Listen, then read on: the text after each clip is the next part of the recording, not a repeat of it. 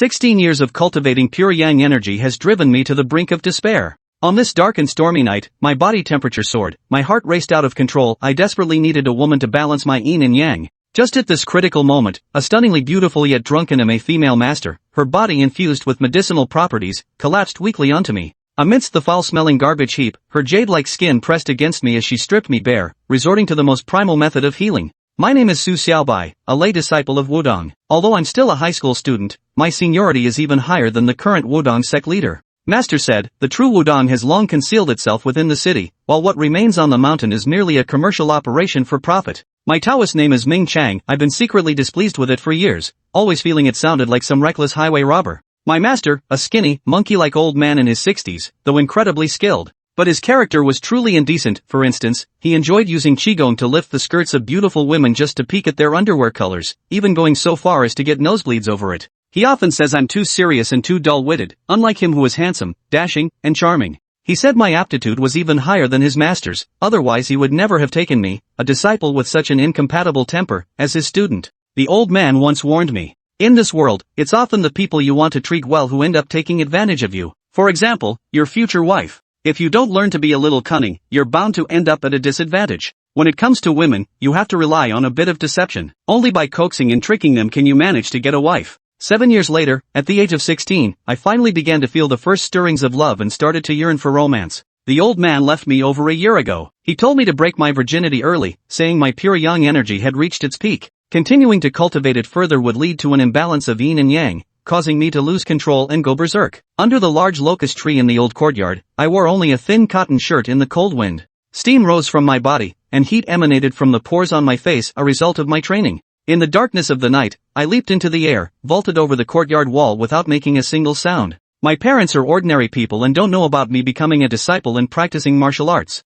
At 9 o'clock in the dead of night, there wasn't much light on the small town streets, and I looked up at the starry sky as I strolled along. Just as I passed a narrow alley, a woman stumbled out from the entrance of a food stall ahead, heading straight toward me. Using Wudong's night vision technique, I could clearly see her face, long hair cascading over her shoulders, very beautiful, definitely not inferior to our high school's most popular girl. Now I understand the standard for judging a woman: a pretty face, smooth hair, large breasts, a round butt, a slim waist, and long legs. This woman was a perfect match. As I stared at her, she looked back at me with drunken, bleary eyes and shouted, "What are you looking at, kid? What do you even know?" Just as I was about to lower my head, the old man's words suddenly echoed in my mind. "Kid, you're just too serious, too straight-laced. A man should still have some play in him." So I looked up a few more times. Isn't that what beautiful women walking on the street are there for? The woman's gaze suddenly turned fierce as she shifted her shoulder and slammed it directly into my chest. Her steps were unsteady, but the force behind them startled me. She was actually a formidable martial artist. My body instinctively dodged as I simultaneously reached out with Wudong's coiling silk hand to grasp her arm, aiming to temporarily subdue her.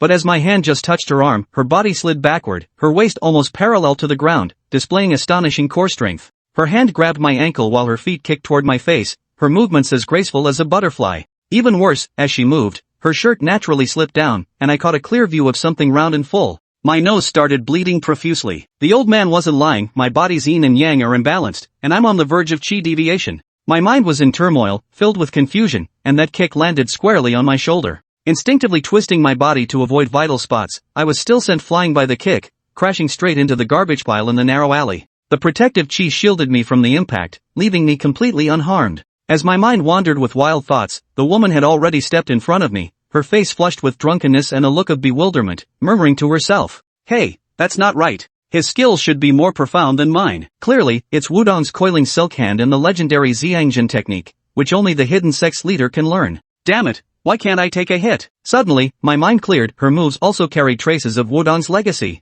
"Junior sister, since we are both disciples of Wudong, this matter is a misunderstanding. Can you teach me this technique to avoid qi deviation?" I hurriedly asked. The woman tossed her hair and snorted, "Who's a Wudong disciple? I'm from Emei. How old are you to dare call me junior sister? Are you 20? I'm 16, I answered honestly. You're only 16? I'm already 19, you'll have to call me senior sister from now on. She let out a drunken burp, then straightened her expression and kicked my calf. State your Taoist name. I touched my nose, and it was still bleeding.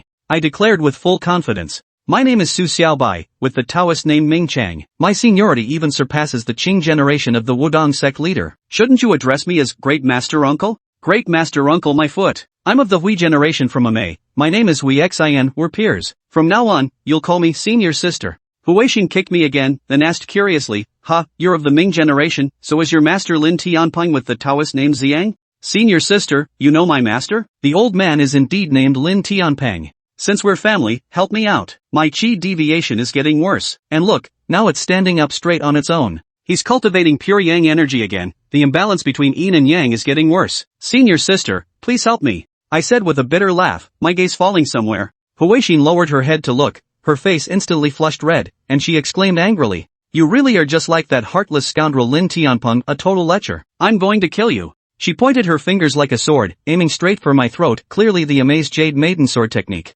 Just as Xiaobai closed his eyes awaiting death, she let out a muffled groan and collapsed limply onto him. 2 round, large mounds pressed firmly against my face. Simultaneously, a fragrance reminiscent of orchids and musk wafted into my nose. I took a deep breath, and my mind momentarily blurred. Oh no, this time was truly troublesome, the old nun had actually drugged me again. This is clearly the legendary lust-inducing powder of the Star-Scatter sect. Huixin's muttered words reached my ears. Next, her eyes took on a faint greenish hue as her body swayed like a serpent, turning to face me directly. Under the cover of darkness, Huixin's hands moved with the grace of a celestial maiden scattering petals, following a certain rhythm, and in moments, she had stripped me bare. Gazing at Huixin's figure, my vision grew increasingly hazy. She was simply perfect. I wondered, is she healing me? Curing qi deviation is truly difficult. It can't even be treated through clothing. How many times has this happened now? One treatment isn't enough? Do we really have to do it 6 times? It's just, senior sister Huixin, you're truly a good person. Xiaobai looked at the bloodstain on his abdomen, feeling a wave of gratitude wash over his heart.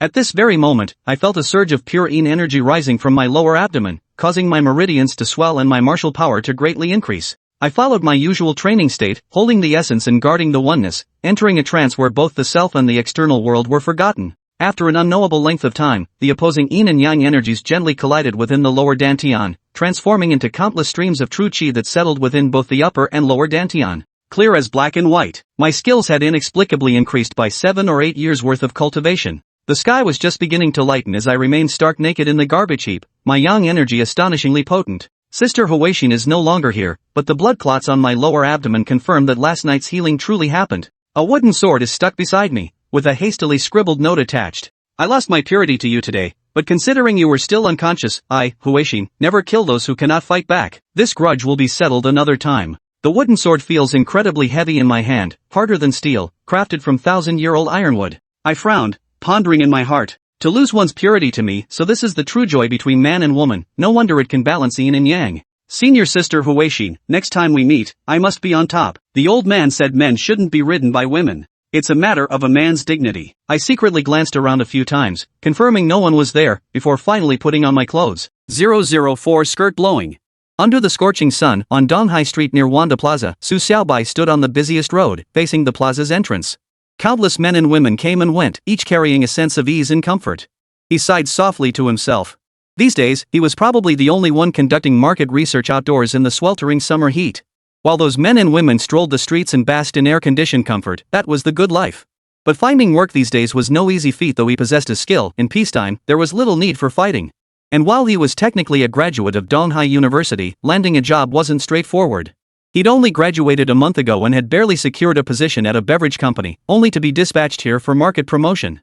Fortunately, Xiaobai possessed a stubborn streak and a manly spirit. He didn't let such things bother him. He understood that only by enduring hardship could one rise above others. If a Wudong disciple couldn't handle this, it would be a direct slap in the face to his master. The Wanda Plaza bustled with crowds. Xiaobai's gaze sharpened as he scanned the sea of legs.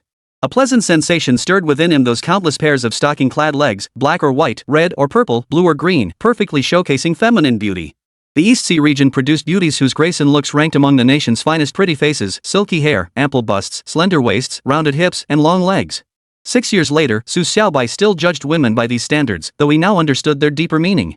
Yet he couldn't help but sigh inwardly. Though countless women passed through here, not one could compare to senior sister Huixin. Yet Huixin had become a distant memory in his heart. 6 years had passed, and it seemed impossible for them to meet again. He'd understood this since entering university. All this time, Huixin had never sought him out, suggesting she'd let go of their past enmity. After all, as a disciple of the Emei Sect, she was destined to shave her head and become a nun. During his university years, he had indeed charmed a few younger female students. Yet after graduation, their paths inevitably diverged. Reality was to blame. Ultimately, his family background was ordinary. After graduation, he was just a white-collar worker, no money, no connections. Even if he showed promise, most women held little interest. Reality was reality. Of course, as a descendant of Wudong, acquiring ill-gotten gains wouldn't have been difficult. Yet he refused such paths. A streak of chivalry ran through his veins, and he didn't wish to reveal his identity not for show, but as a mere inheritance. Thus, throughout his 4 years at university, no one knew of his astonishing martial prowess. As these thoughts crossed his mind, a slender figure passed by. She was a woman around 5 feet 7 inches, with long hair and a pink bow at her temple. She wore a short skirt and white zebra-patterned stockings that reached her knees, revealing thighs as white as milk. Her appearance was quite charming. A small handbag dangled from her bare forearm, lending her an air of ladylike grace. With Su Xiaobai's sharp eyes, even in that fleeting glance, he caught her features, an oval face, large eyes framed by long lashes, and makeup that wasn't too heavy, a detail impossible to hide from a Wudong disciple. Taking a breath, Su Xiaobai blew softly on her skirt. This was merely to confirm his final judgment. After all, she wore a puffy skirt that only revealed her slender waist. He couldn't tell if her hips were sufficiently rounded. Moreover, he wanted to see what kind of underwear she wore, as that could reveal whether a woman was conservative or open-minded. It wasn't until he entered university that he realized his old man had been remarkably prescient. The purpose of blowing up her skirt wasn't to see her butt, nor even her underwear, it was to glimpse life itself. Just like 22-year-old Su Xiaobai, whose goal in finding a girlfriend was nothing more than marriage and children. For that, it was better to find someone relatively traditional. The back of her skirt had lifted proof of Su Xiaobai's mastery over air currents. Ordinary gusts would have flipped the entire skirt up, but that wasn't his goal. He didn't want her to be completely exposed here. The moment the skirt lifted, it felt like a large hand pressed down on its hem, pulling it back into place. The entire sequence unfolded in the blink of an eye. No one witnessed anything. It appeared as though the skirt had merely shifted slightly, unnoticed even by its owner. Yet Su Xiaobai saw everything. Pink panties, slightly conservative in style. Firm, full buttocks. Toned legs. This woman was quite something. So the next moment, he called out directly, "Miss, hello. I'm with Jiadu Beverage Company. We're distributing drinks here today. Look how hot it is, you're sweating from walking. Let me give you a free bottle of water. All you need to do is fill out a quick survey. Would you prefer peach or orange flavor? We have both here, just pick whichever you like." As he spoke, Su Xiaobai picked up a large crate of drinks from the ground and placed it directly on the makeshift service counter. The woman turned her head, stared at him for a few seconds, then shook her head. "I prefer plain water. I never drink sodas. But thank you anyway." After pausing, her large eyes lingered on Su Xiaobai once more before she bit her lip and added, "It's so hot out here. You must be working hard. How about I fill out the survey for you? You don't look very old, just starting your job, right?" Su Xiaobai instantly warmed to her. A woman like this was truly a good person, traditional at heart, beautiful, and kind. If he were to find a girlfriend, this was exactly the kind he should look for. "Yeah, I just graduated from college this year. I'm 22. The company tends to pick on us newbies, but it's fair enough. I just need to tough it out for a year. Next year, I'll be the one picking on the newbies." Su Xiaobai grinned, radiating a boyish charm. Truthfully, he wasn't much of a talker, a classic quiet type. It was just his personality, something he couldn't change overnight. What he didn't realize was how much he'd already changed. After all, old man represented the complete opposite of who he was, sleazy and womanizing, always criticizing him for being too proper and too serious. Influenced by old man, he now found himself doing things like blowing on women's skirts and even striking up conversations with strangers, things he'd never even dared to imagine before. "So you're a senior, huh?" "I'll be a senior next semester after summer break, graduating next year. My name is Lu Ruoyun, a journalism student at Dongda University. Which school are you from?" The girl shot Su Xiaobai a withering glance before covering her mouth and giggling. 005, little miss. Su Xiaobai introduced himself proactively. Truth be told, while he wasn't the conventionally handsome type, he had a well-proportioned build, stood 183 centimeters tall, fair skin, and an intellectual air. Combined with his Wudong heritage, he radiated a natural, effortless charm that instantly endeared him to others. His ever-present sunny smile made him the kind of person who easily made friends. After filling out the form, Su Xiaobai also got a rough idea about Lu Ruoyun. She was a local. Since it was summer vacation, her family lived nearby, so she often came to Wanda Plaza to hang out. This confirmed another thing for Su Xiaobai: she didn't have a boyfriend. Otherwise, she absolutely wouldn't be out shopping alone. "Senior, we really are alumni. You graduated from Donghai University too, what a coincidence. Hey, do you have something cooling on you? Standing next to you, I don't feel hot at all, it's actually refreshing, even more so than air conditioning." Lu Ruoyun straightened her back, her body instinctively shifting closer to Su Xiaobai. This sent a flutter through his heart. It was only him. Anyone else standing under the blazing sun without an umbrella for over 3 hours would have suffered heatstroke long ago. But his Ziyang True Qi could alter the surrounding temperature, making it remarkably comfortable. Just as he was about to speak, his phone rang. Glancing at the number, he froze. It was the police calling, a completely unexpected development. Why would the police be contacting him? He hesitated over whether to answer, but after 3 rings, Lu Ruoyun glanced at him. He finally picked up the phone, feigning calm. Before he could speak, a commanding voice came through the receiver. "You're Su Xiaobai, right?" "Yes, this is Su Xiaobai." "Who's this?" "I don't think I know you," Su Xiaobai asked in a low voice, inwardly wondering why the police were contacting him. He'd kept a low profile all these years and hadn't gotten into any trouble. Could they be trying to give him a good citizen award? But he hadn't done anything particularly good either. "You definitely don't know me. I'm Wu Yonggang from Daxing Street Police Station. This phone of yours is a real pain to reach, always out of service. Anyway, are you free? If you are, swing by our station.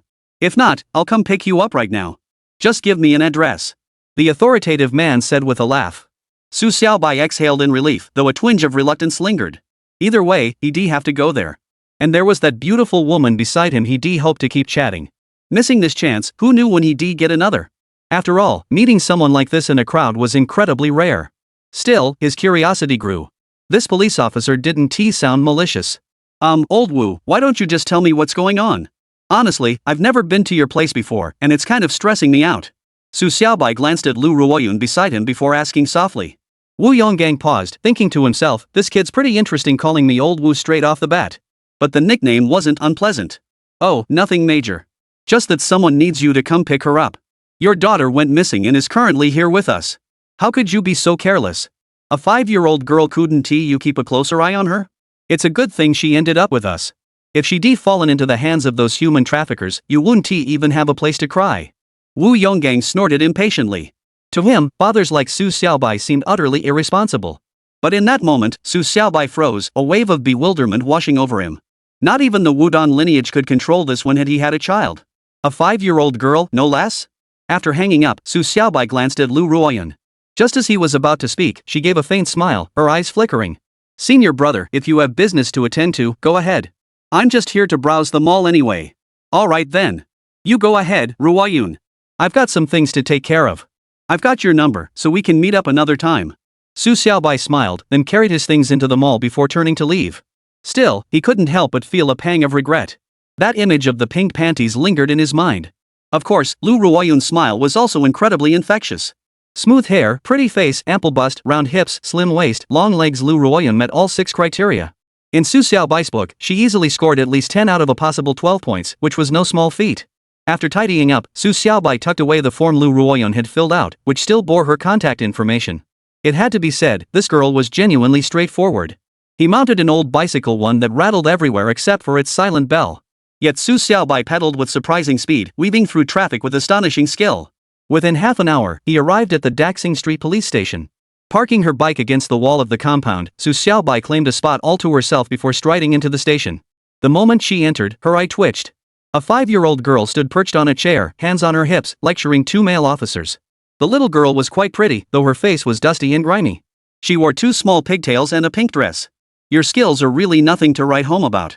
That crook we just caught must have trafficked countless people along the way. He's the real villain here. Yet his fighting ability was surprisingly weak. I can't believe it took you so long to subdue him, causing all this chaos. If I hadn't stepped in, he might have actually gotten away," the little girl said in a babyish voice, pouting her lips and putting on a tough act. Yet Su Xiaobai caught a fleeting glimpse of familiarity in her features. A male officer in his late 40s nodded repeatedly as he spoke. "Young lady, you're quite right. We must strengthen our own training. But your skills are truly impressive. Those 2 fingers earlier, they had the essence of the one young finger. To possess such mastery at your age is remarkable." The officer was a burly man, standing about 1.8 meters tall, with a stern, resolute face. His voice boomed as he spoke, yet his expression held not a hint of amusement, only genuine seriousness. The young girl straightened her back with an air of worldly wisdom, tapped her fingers, and hummed with a touch of smugness. "What kind of eyes do you have? That wasn't any finger technique at all, it was swordplay. Only I delivered it with my fingers. It's just that I'm still young. Give me 5 more years, and with one finger strike, I could pierce a hole right through someone. But if my dad shows up, you'll meet a real master." 6 years ago, he was already the top fighter around. Even an entire army wouldn't stand a chance against him. So this time, you're in for a treat. "Getting to see my dad?" That's your lucky day. 006 becoming a father. Su Xiaobai's eye twitched. That little girl's gestures earlier were unmistakably the Jade Maiden sword technique. Though a basic version, her finger strength was impressive. This stirred something within him. Such a sword style could only originate from Emei. This must be senior sister Huixin's child. He cleared his throat softly. Everyone turned to look at him simultaneously. The little girl blinked her large eyes at Su Xiaobai, then thought for a moment before saying, "You're my dad, right?" The tall male officer raised an eyebrow and smiled at Su Xiaobai. "You're Su Xiaobai? Never would have guessed so young, yet already with such a grown-up daughter. But honestly, your daughter's got some serious skills and even more guts. Looks like brother Su must be quite the fighter himself." As he spoke, he stepped forward and slapped Su Xiaobai's shoulder. His thick, powerful hand carried a hint of force clearly reminiscent of the Shaolin Temple stone-smashing palm technique. But Su Xiaobai paid him no mind. He stepped forward directly, landing right in front of the young girl. Then, gritting his teeth fiercely, he snapped, "When did I have a daughter your age?" The policeman's palm struck empty air. He staggered back, then turned with a flicker of suspicion in his eyes. The little girl straightened her back and continued in her old soul voice, "See? I told you. Your half-baked skills are useless. That move my dad just did? That's the Wudong Void Step. You could train for another 40 years and still never land a hit on him. Actually, by then you'd be too old to move anyway, so forget it. Anyway, this is my dad, the legendary Su Xiaobai, and I'm his daughter, Su Xiaoxiao. My fame will definitely outshine Su Dongpa's sisters someday. Too bad you're just an outer-door disciple of Shaolin. Otherwise, if you begged me, I might even take you as a student." Su Xiaobai finally understood this was undoubtedly Huixin's daughter. But with a personality like hers, she simply couldn't keep anything under wraps. The male officer standing nearby couldn't hold back any longer. He smiled faintly, then walked over to Su Xiaobai, extending his hand. "Brother Su, I'm Wu Yonggang, chief of the Daxing Street Police Station. Your daughter is quite something, isn't she?" Su Xiaobai shook Wu Yonggang's hand once. Wu Yonggang still wasn't satisfied, tightening his grip and once again using the Shaolin stone-smashing palm technique. "Uncle Wu, your stone-smashing palm technique is clearly unmastered. Did your math teacher teach you that move?" Su Xiaobai sighed, gave Wu Yonggang's hand a light squeeze, then smoothly released it. A crisp snap echoed from Wu Yonggang's knuckles. He grimaced and winced, then shook his head. Staring at Su Xiaobai with a look of astonishment, he said, "Brother Su, you're truly formidable. No wonder you've trained your daughter to be like this. Yeah, I never expected it. That little girl might be small, but she actually led the human trafficker straight to us and helped subdue him. That trafficker was pretty skilled. If she hadn't pinned him down with that finger technique, he might have gotten away." The other officer chuckled. He looked young, around 24 or 25, wearing glasses and giving off a scholarly, somewhat delicate vibe. Su Xiaobai ruffled Su Xiaoxiao's hair before asking with a puzzled look, "Uncle Wu, what's going on here? How did a kidnapper suddenly appear? And Xiaoxiao, are you really my daughter?" Wu Yonggang pointed at Su Xiaoxiao and smiled. "Brother Su, you should ask Xiaoxiao about this. Let her tell you. We won't interrupt your father-daughter heart-to-heart. When I came, Mom said you're a guy who seems reserved but has a sly look in his eyes. I think you're just quiet, not really sly. But even if you don't recognize me, it's okay. Mom said as long as I say these 5 words, you'll acknowledge me. Listen carefully, Emei Huixin. Now you should understand, right?" Su Xiaoxiao stood up straight, her expression dead serious. But Su Xiaobai couldn't quite keep up with her again. He reached out and gave her a light tap on the forehead, snorting, "Is that really 5 words?" As he spoke, a faint pang of disappointment suddenly pierced his heart. After waiting 6 long years, he hadn't been reunited with senior sister Huixin, the one who nearly drove him mad, but instead found himself with a daughter. He couldn't even take care of himself properly now. This was truly overwhelming pressure. Thinking of that narrow alley, that pile of rubbish, those soft hands. Su Xiaobai's gaze softened. Su Xiaoxiao, meanwhile, was carefully counting on her fingers, trying to determine whether it was 4 or 5 words. When she looked up and caught Su Xiaobai's expression, she couldn't help but pout and snort, "You really do have a lecherous look in your eyes. Mom wasn't lying to me after all." Su Xiaobai's eye twitched. This girl really was beyond words, far too mature for her age. He frowned and snorted, "So, have you counted how many characters there are yet?" "I'm not counting anymore." Su Xiaoxiao huffed, pouting with a hint of hurt. Then, hands on her hips, she glared at Su Xiaobai. "I can't count properly now because I never had a father's love. You never taught me anything growing up, so I came to Donghai to rely on you. If you keep picking on me, I'm heading straight back to Emei." Su Xiaobai ruffled Su Xiaoxiao's hair, then waved his hand. "Come on, let's head back. We'll talk on the way. I still want to know how you got mixed up with those human traffickers." Wu Yonggang, standing nearby, smiled faintly. "Brother Su, don't take this too seriously. When it comes to raising children, I've got more experience than you. You shouldn't dwell on this. I'll have Xiao Hu drive you back." "Uncle Wu, no need. I have my own car." But I really must thank you both today, you helped me find my daughter. Su Xiaobai shook his head, declining the offer outright. Brother Su, could you please stop calling me uncle? That title sounds really awkward. I'm not that old yet, am I? Wu Yonggang said dryly, a hint of resignation on his face. Then I'll just call you Old Wu. It feels more familiar. Alright, Old Wu, I'm off. We'll catch up another time. Su Xiaobai waved and strode toward the exit. Su Xiaoxiao hurried after him. Her petite frame gave her a slight waddle as she walked, yet her demeanor radiated an astonishing grace. Were it not for the dust covering her face, she would have been the very picture of a delicate little princess. Wu Yonggang and the young officer escorted him to the door. Only then did they realize that by car, he meant a bicycle. Wu Yonggang said nothing, watching Su Xiaobai mount the bike. Su Xiaoxiao turned back to glance at the two of them, then said in a childishly sweet voice, "Don't forget to practice diligently when you get back. I'll come guide you again later." "Rest assured, we'll practice diligently," the young officer bellowed, his voice brimming with cheerful enthusiasm. 007 Face Stomp. On the way back, the old bicycle creaked and groaned with every turn. Su Xiaoxiao kept telling Su Xiaobai about the human traffickers, and he finally understood what had happened. It turned out Su Xiaoxiao had deliberately let herself be captured by the traffickers, which is how she ended up in Donghai without spending a single penny. Once in Donghai, she then tricked the traffickers into walking right into the police station, leading to the current situation. To pull off such a con on human traffickers, Su Xiaoxiao was undeniably a true little devil. Su Xiaobai's mouth twitched. His understanding of Huixin was limited to that one time treating her injuries in the alley. Seeing her coughing up blood had even moved him a little back then. But Huixin had been pretty tough back then, and Su Xiaoxiao definitely took after her in that regard. She had a bit of a tomboy streak. "So, Xiaoxiao, now that you're in Donghai, you'll have to listen to me. You absolutely cannot do dangerous things like this again. That's way too tomboyish, we need to be proper young ladies." Su Xiaobai wore a stern expression, adopting the air of an elder. Truth be told, this was his first time playing the parental role, and he had zero experience. He could only mimic the authoritative tone he remembered his own father using. Su Xiaoxiao flashed her big eyes at Su Xiaobai, then pouted unconcernedly.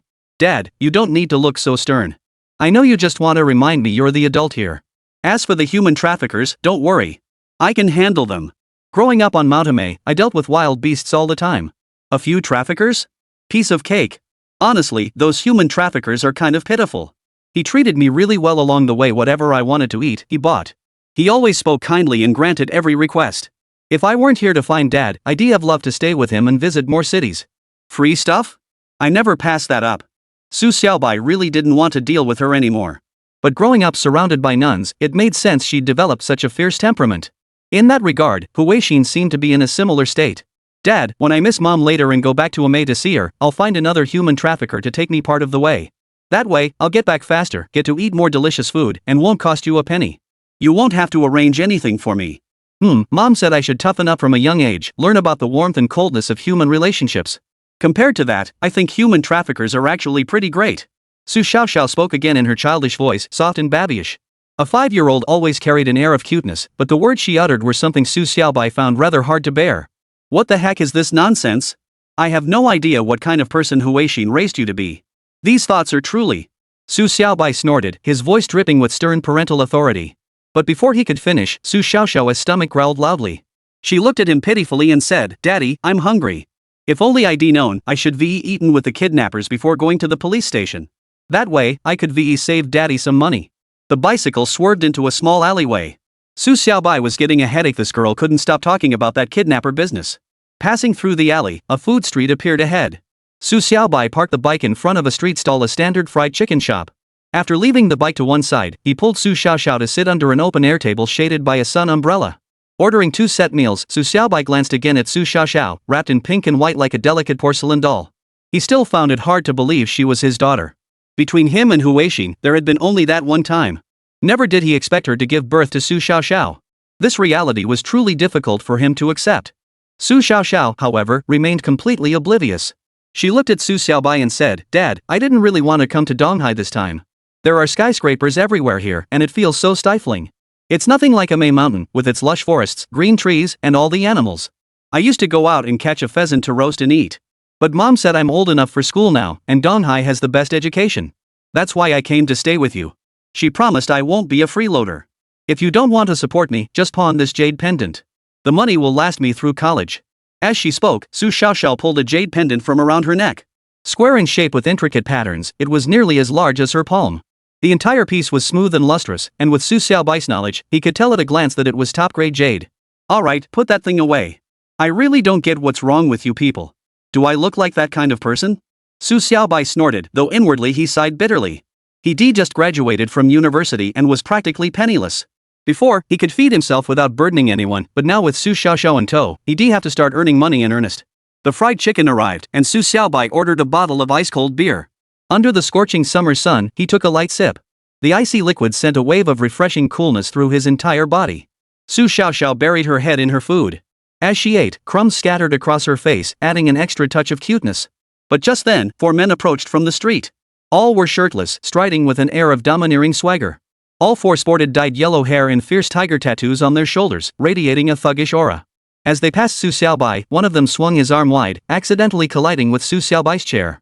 The impact was substantial, yet Su Xiaobai remained as steady as a mountain. His chair didn't even wobble. The blonde-haired thug, however, was sent reeling sideways, stumbling unsteadily and nearly landing on his backside. The blonde turned, glaring at Su Xiaobai with a savage expression. Finally, he bellowed, "Kid, you tired of living? How dare you block my path?" Su Xiaobai didn't even glance at him, continuing to sip his beer slowly. Hearing the rude outburst, he frowned, about to respond, when Su Xiaoxiao suddenly leaped up. Her small frame stood on the tabletop. At just over 3 feet tall, she towered half a head above the blonde-haired man from the table. Lifting her chubby little face, she placed her left hand on her hip and pointed her right finger at him, shouting, "You bumped into my dad and still have the nerve to curse at him? What a lack of manners. This is only in Donghai. If we were in Emei, I'd have tossed you into the monkey den to feed the female monkeys long ago." The blonde-haired thug froze, his face twisting with a mix of anger and humiliation. He snorted, reaching out to grab Su Xiaoxiao by the throat while bellowing, "You little brat. How dare you talk back to me? Just wait till I teach you a lesson." Before he could finish, a small foot kicked him squarely in the face. The foot wasn't large, clad in a black leather shoe with a wavy, anti-slip sole. The impact left a shoe print imprinted on the blonde-haired boy's face as he fell backward, crashing heavily onto the ground. 008 Little adult. Seeing this, the other 3 yellow-haired thugs took a step forward, snarling and swinging their fists at Su Xiaoxiao. Su Xiaoxiao's toes lightly tapped the tabletop, propelling her body upward. Her white skirt billowed, carrying a hint of snowy whiteness. Finally, she extended her foot, stomping directly across the faces of the 3 men. With the grace of a fluttering butterfly, she moved with effortless ease, her stance resembling someone casually walking across 3 faces. In that instant, their faces were stamped upon countless times. Their bodies swayed, spinning out in a circle before crashing to the floor. They couldn't rise for a moment, their faces bearing deep, indelible imprints of her shoe soles. Su Xiaoxiao's body spun mid-air, landing precisely back on the tabletop. She dusted off her hands on hips once more, and declared, "You think you can take on my dad with skills like that? You really underestimate him."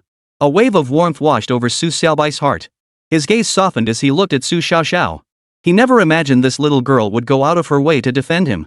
His own daughter truly was the best. A smile spread across his weathered face at the thought.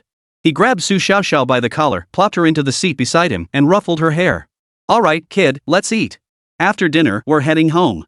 Su Xiaoxiao shook her head, reaching out to touch the 2 small braids at the back of her forehead. Then, pouting her little lips, she muttered under her breath, "Dad, don't mess up my hair. With Mom not here, it's so hard for me to comb it myself.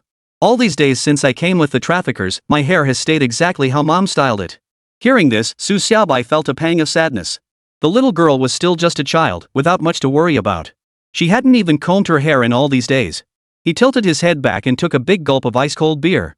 Thinking of Huixin's situation, Su Xiaobai couldn't help but sigh softly. Just then, Su Xiaoxiao, small but wise beyond her years, sighed too. The 2 sighs overlapped, creating an indescribable harmony. The 4 yellow-haired thugs on the ground shook their heads and scrambled to their feet. Though Su Xiaoxiao's martial arts were indeed impressive, she was only 5 years old. Her internal energy was still insufficient to completely incapacitate them. After scrambling to their feet, they gritted their teeth and simultaneously took a few steps towards Su Xiaobai. He whipped his head around, his face a mask of murderous intent. "Don't mess with this old man again, or I'll kill you. My daughter spared you, now get the hell out of here." The voice wasn't particularly loud, but it exploded in the ears of the 4 yellow-haired youths.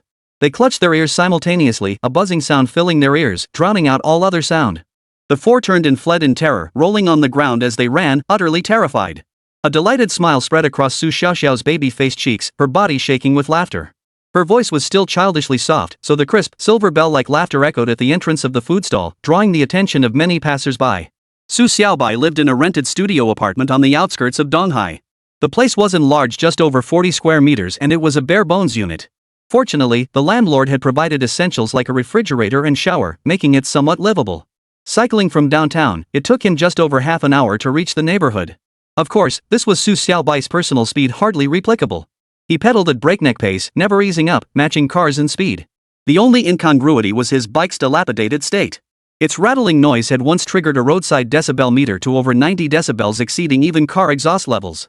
Jumping off the bike, Su Xiaoxiao puckered her lips and rubbed her rear a few times. She then eyed Su Xiaobai's bike as he locked it up. "Dad," she said with a slight pout, "no one's gonna steal a beat-up bike like this. Back in Emei, if anyone dared touch my bike, they'd be begging for forgiveness within an hour." "Xiao, judging by your attitude, you must be a little tyrant in Emei?" Su Xiaobai locked his bike and led Su Xiaoxiao into the building. Su Xiaoxiao, her back straight and wearing that princess dress, followed behind Su Xiaobai like a proud little hen. With childish confidence, she declared, "Of course. Emei is my turf. Anyone who dares cross me? I don't even have to lift a finger. My junior disciples will bring them right to me." "That sounds a bit off to me," Su Xiaobai raised an eyebrow. "Could it be that senior sister Huixin shares your temperament?" With a light tap of her toes, Su Xiaobai's figure shot upward like a gust of wind, ascending the stairs as if gliding through empty space. This was the Wudong Void Step. Su Xiaoxiao scampered after him, her voice ringing out clearly, "Daddy, wait for me." Her petite form swayed like willow branches in the wind as she panted, trailing behind Su Xiaobai. This was the Emei Sect's Wind Willow Step. Su Xiaobai lived on the 6th floor. In an instant, they reached the top floor. Su Xiaobai opened the door and Su Xiaoxiao, panting, stepped inside. She fixed Su Xiaobai with a peculiar gaze and declared, "Dad, Mom's temper is even fiercer than mine.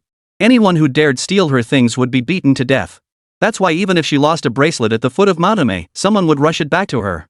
Plus, with her seniority, she's unmatched in the Emei Sect. Now that's real authority." "But Dad, have you unlocked the Ren and Du meridians?" The internal energy surging through you feels vast and overwhelming, almost suppressed. It's even more powerful than Mom's. So even if you stole from her, she couldn't beat you. And your void step has reached perfection. You should be able to turn mid-air now. If you ran, she'd never catch you. Su Xiaobai nodded solemnly. "Even if your mother fought me, I couldn't raise a hand against her. You're still young and don't understand these things." At this point, Su Xiaobai paused, his mind drifting to the old man's words, "Those who bully you are often the very people you wish to be kind to."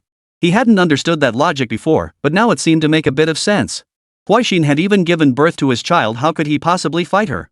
He clicked his tongue, his gaze sweeping around the room. Just as he was about to speak, Su Xiaoxiao jumped up. "Who says I don't get it? Men give way to women, you know. I understood that principle back in kindergarten. But Dad, this place is a real mess, like a pigsty. Single men really have no one to care for them. But don't worry, I'll take care of you from now on. Leave the housework to me. 009 trouble." As she spoke, Su Xiaoxiao rolled up her sleeves, looking ready for a big job, and immediately started tidying up the place for him. Su Xiaobai immediately stopped her, tossing the clutter into a nearby storage room. His movements were lightning fast, and in no time, the room looked noticeably cleaner. Xiao, why don't you take a shower first? You're covered in dust and dirt. It's really not presentable." Su Xiaobai waved his hand dismissively and sank into a chair. Su Xiaoxiao stared at the storage room door, her brows furrowed tightly. Then she turned her gaze back to Su Xiaobai, silent. He could only raise his hands. "All right then, I'll clean tomorrow. You go take a shower first." "No need. I'll handle it myself. You men, when you tidy up, you just move things from east to west, then west to north. After going full circle, nothing's actually changed." Su Xiaoxiao's youthful voice carried a hint of precocious maturity. Just then, Su Xiaobai's phone rang. He glanced at the number and answered it. "Xiaobai, is your assignment done over there?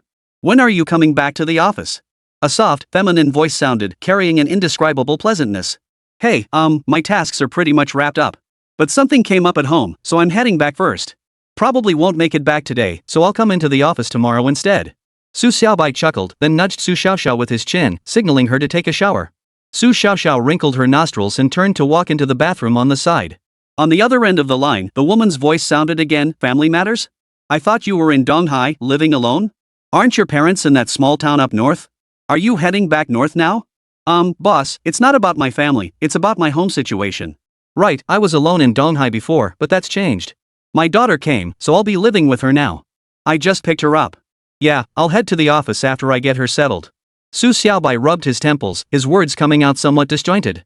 After all, even he felt like he was in a fog about this situation, let alone trying to explain it to someone else. The caller was Yi Qingru, manager of Business Division 3 at Jiadu Beverage Company, Su Xiaobai's direct supervisor. During his time at Jiadu, Yi Qingru had been reasonably supportive of him. "Your daughter? Xiaobai, aren't you unmarried?" Yi Qingrou's voice carried a hint of surprise. Well, it's a long story. Yes, I'm unmarried, but having a daughter is perfectly normal. I am a man, after all. Boss, I'll explain more tomorrow when I get to the office.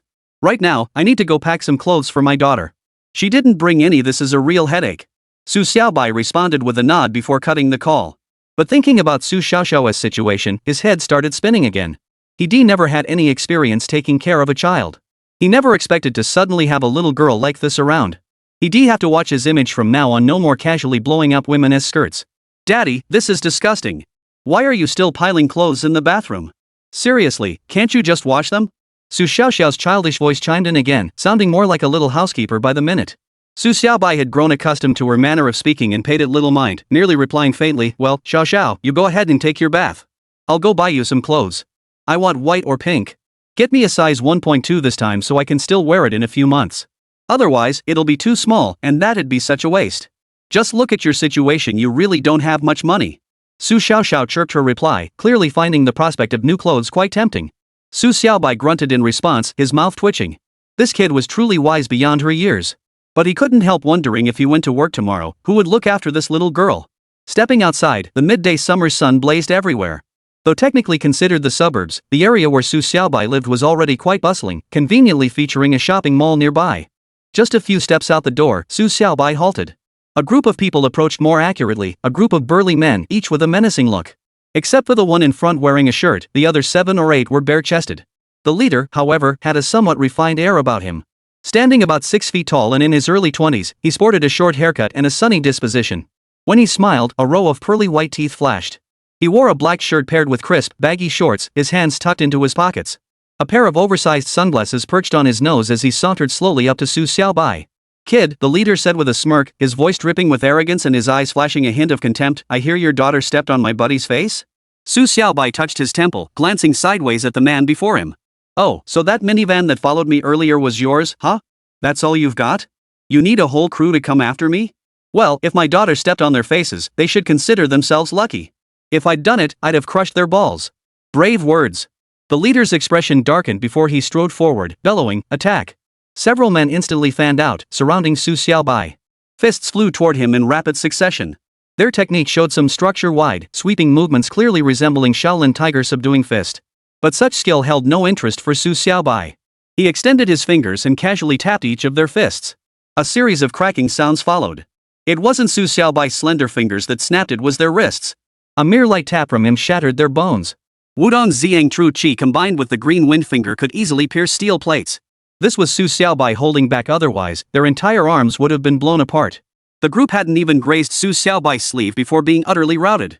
Now they crouched on the ground, clutching their wrists and wailing pitifully. The leader's face had turned ashen. He swallowed hard, his gaze darting across Su Xiaobai's face. Just as he gathered himself to speak, Su Xiaobai shot him a mocking glance. 010 Star Sect. That glance made the man instantly step back. His hands shifted into a defensive stance, the Luohan fist. If the tiger subduing fist emphasized offense, the Luohan fist prioritized defense. Don't you dare, the man barked, though sweat beaded on his forehead clearly from fear. We're Shaolin disciples. Shaolin disciples are everywhere. You can't just bully us like this. Su Xiaobai raised an eyebrow and snorted. Your Arhat fist may seem orthodox, but the internal energy coursing through it carries a distinct chill that's clearly the wooden cauldron True Qi of the Constellation Sect. And your hands are perpetually splayed outward. That opening stance belongs to the Constellation Sect's Divine King Fist. You, a member of the Constellation Sect, dare to impersonate Shaolin? That alone is reason enough for me to deal with you. The man's expression darkened. Su Xiaobai took a step forward light as a feather, still using the void step technique, and in that single stride, he stood directly before the man. The man's form flickered as his hands formed serpentine strikes, lunging directly at Su Xiaobai. His movements were devious and bizarre, his arms supple as snakes. This was indeed not the Arhat fist, but the Divine King Fist, a legacy technique of the Star Sect. As his fist struck out, the scorching heat gradually faded. A chilling coldness spread around them, accompanied by a faint, foul stench. Su Xiaobai's figure swayed, effortlessly evading the punch. He then extended a finger, lightly tapping the man's neck. With that single touch, the man's body went limp. Seizing the moment, Su Xiaobai clamped his hand around the man's throat. Holding the man by the throat, Su Xiaobai's hand trembled ever so slightly. This tremor, seemingly simple, required immense internal strength to execute. Too little force would be ineffective, while too much would kill the man instantly. This technique was known as snake shake. The Xingqiu sect man went limp, hanging like a dead snake in Su Xiaobai's grasp. He casually tossed the man into the green belt beside the residential complex. Then, walking over to him, he crouched down, glaring at the man and snorted, "Spill it." "Who the hell are you?" "Sir, no, master. Your martial prowess is legendary, unmatched in the martial world. Please don't bother with someone like me. I didn't recognize a mountain when I saw it." The man spoke with panic, his voice thick with unspeakable tension. But before he could finish, Su Xiaobai cut him off. "Enough with the act. You didn't come here for me. You came for my daughter, didn't you? I know the Star Sect has always been full of spineless sycophants, sucking up since time immemorial. I doubt you can withstand another shake from me. This snake shake technique is my own creation, no sect affiliation. So don't even think about countering it." As he spoke, Su Xiaobai extended his hand. The Xingshu sect man reluctantly retracted his neck. His body remained as limp as a snake, utterly helpless. Yet he managed a dry chuckle. "Sir, I'll tell you what I need to. Please stop shaking me. That last move sent your internal force straight through my Dazui acupoint. I won't recover for a week or two. Sir, my name is Zhou Xing. I'm just an ordinary outer door disciple of the Star Sect, having learned only a few moves of the Divine King Fist. This time, we did indeed come for your daughter, but it wasn't my idea. It was ordered by one of our Star Sect's inner door disciples. Our people have been lurking around Emei for 6 years, constantly observing the Emei Sect's movements. But with the old demon Jiku and sister Huixin of Emei around, we couldn't find a single opening. We were just sitting on our hands all day. This time, we finally spotted the young lady heading toward the East Sea, so we followed her all the way. But we never expected her to choose such a rugged way of traveling. Our thinking couldn't keep up, and we couldn't find her until we arrived at the East Sea. Only then did we learn she'd gone to the police station, and then you took her away. We never imagined your martial arts skills surpassed even those of Master Jiku." Su Xiaobai scratched his nose, glancing at Zhou Xing with a puzzled expression. "What exactly were you two after when you were tailing Xiao Xiao?" "This is a long story. 6 years ago, our Star Sect's leader, Elder Ding the Great Elephant, was falsely accused by Emei's Jiku of using the desire-inducing powder on Sister Huixin. Jiku then tracked us down to the Star Sect and gave Elder Ding a thorough beating. Had Elder Ding not summoned countless poisonous insects using the Divine Wood King Cauldron, he might have been killed by Master Jiku long ago. Even then, Master Ding was forced to cede a company to Master Jiku as compensation. Burning with resentment, he secretly planted spies within Emei to plot revenge. But for 6 long years, we found no opening until Xiao Xiao was born. Only then did we set our sights on her." Zhou Xing recounted the entire affair. The Star Sect truly lacked backbone. After hearing this, Su Xiaobai's expression darkened. Su Xiaoxiao was indeed bold. She hadn't even realized the Star Sect had her in their sights. Fortunately, she'd escaped unscathed, which was a rare stroke of luck. Yet Su Xiaobai began to piece together the events of 6 years prior. When Huixin had wriggled like a snake during their struggle and mentioned the desire-inducing powder, it was almost certainly Jiku who had framed Ding Daxiang. This proved Jiku was no kind-hearted old nun. Huixin's temperament was entirely predictable. This realization cooled Su Xiaobai's desire to see Huixin. Such a woman was truly terrifying. She'd even schemed against her own disciple just to cause trouble for Ding Daxiang. Zhou Xing watched Su Xiaobai's face, holding his breath. After a moment, Su Xiaobai finally glanced at him. Zhou Xing immediately cried out, "Master, please don't kill me. I'm a native of the East Sea and have some influence here. I'll follow your every command from now on. Whatever you ask me to do, I'll do it even if it means climbing mountains of knives or plunging into cauldrons of boiling oil. Enough. If you truly had such backbone, you wouldn't have crumbled at my first shake. When did the Xingshu sect ever produce a real tough guy? You're nothing but a spineless coward." Su Xiaobai snorted. Zhou Xing chuckled in response. "You're absolutely right, sir. I am spineless. But since you're in Donghai, you'll always need someone to look after things. I've established an organization here called the Xinggang. We can handle your daily affairs. Plus, we own several businesses. We can put your name on them, and you can collect a monthly income. What do you say, sir? Don't try to cozy up to me. Since when am I your boss?" Su Xiaobai snorted, then paused before adding, "Fine, I'll spare your life this time. But if you ever dare to scheme against Xiao Xiao again, I'll kill you myself. 011 charm." As he spoke, Su Xiaobai jabbed his index finger into a nearby tree trunk. The entire digit sank deep into the wood, making Zhou Xing's eyes bulge. Yet, his smile only grew wider. "All right, get up. Give me your phone number. I'll call on you for tasks in the future. Also, keep your men in line. If anyone from the Xingshu sect still hasn't given up, just give me a call. I'll come and finish them off." Su Xiaobai stood up abruptly, snorting in annoyance. He turned to head outside, but after taking just 2 steps, he remembered something. He spun back and delivered a kick to Zhou Xing, sending him flying 2 meters away. Zhou Xing didn't dare move a muscle. Even lying on the ground, he stayed put until Su Xiaobai's figure vanished from sight. Only then did he dare to stand up. After standing up, he swayed slightly and let out a soft "ha." "My cervical vertebrae move freely now?" That old man was truly formidable. Such internal energy was boundless and peerless. Though I was just a bit player in the Star Sect, I couldn't fathom how skilled Ding Xiang had become. But considering he dared to lay hands on a young girl now, he must be no less than Jiku. That old nun Jiku was truly monstrous. After this rambling monologue, he stepped out of the green belt and kicked the man crouched there clutching his wrist. "Let's go," he barked. "I'll tend to your injuries back at the base. From now on, keep your wits about you and stay clear of this old man." "Brother, should we still capture that girl?" "What's there to catch?" "Catch your ass.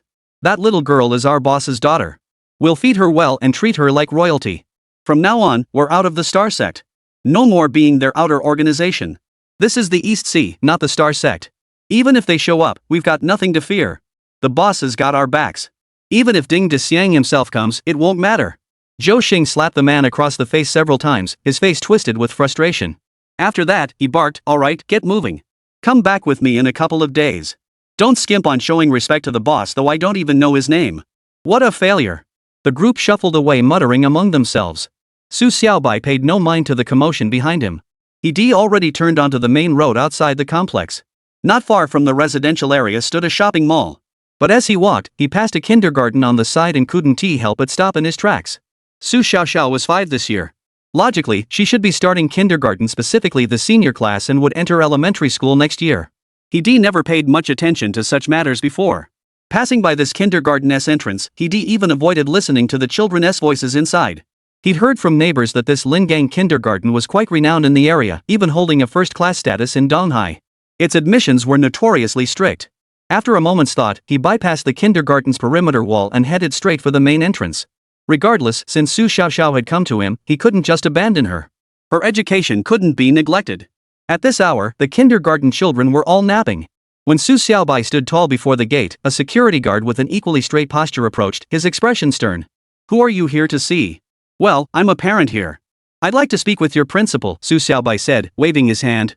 As a martial arts expert, his presence carried natural authority. The guard hesitated before nodding. "Please wait a moment. I'll call the principal to confirm if she has time to meet with you." But Su Xiaobai could tell from the guard's demeanor that his chances weren't looking good. He frowned, then pulled out his phone and dialed Zhou Xing's number. Since Zhou Xing was the local big shot, he might have connections in this area. After the phone rang for what felt like an eternity, Zhou Xing finally answered, his voice tinged with icy coldness. "This is Zhou Xing. Who are you?" "Zhou Xing, it's Su Xiaobai." "Yeah, the guy who just beat you up." Su Xiaobai said coldly.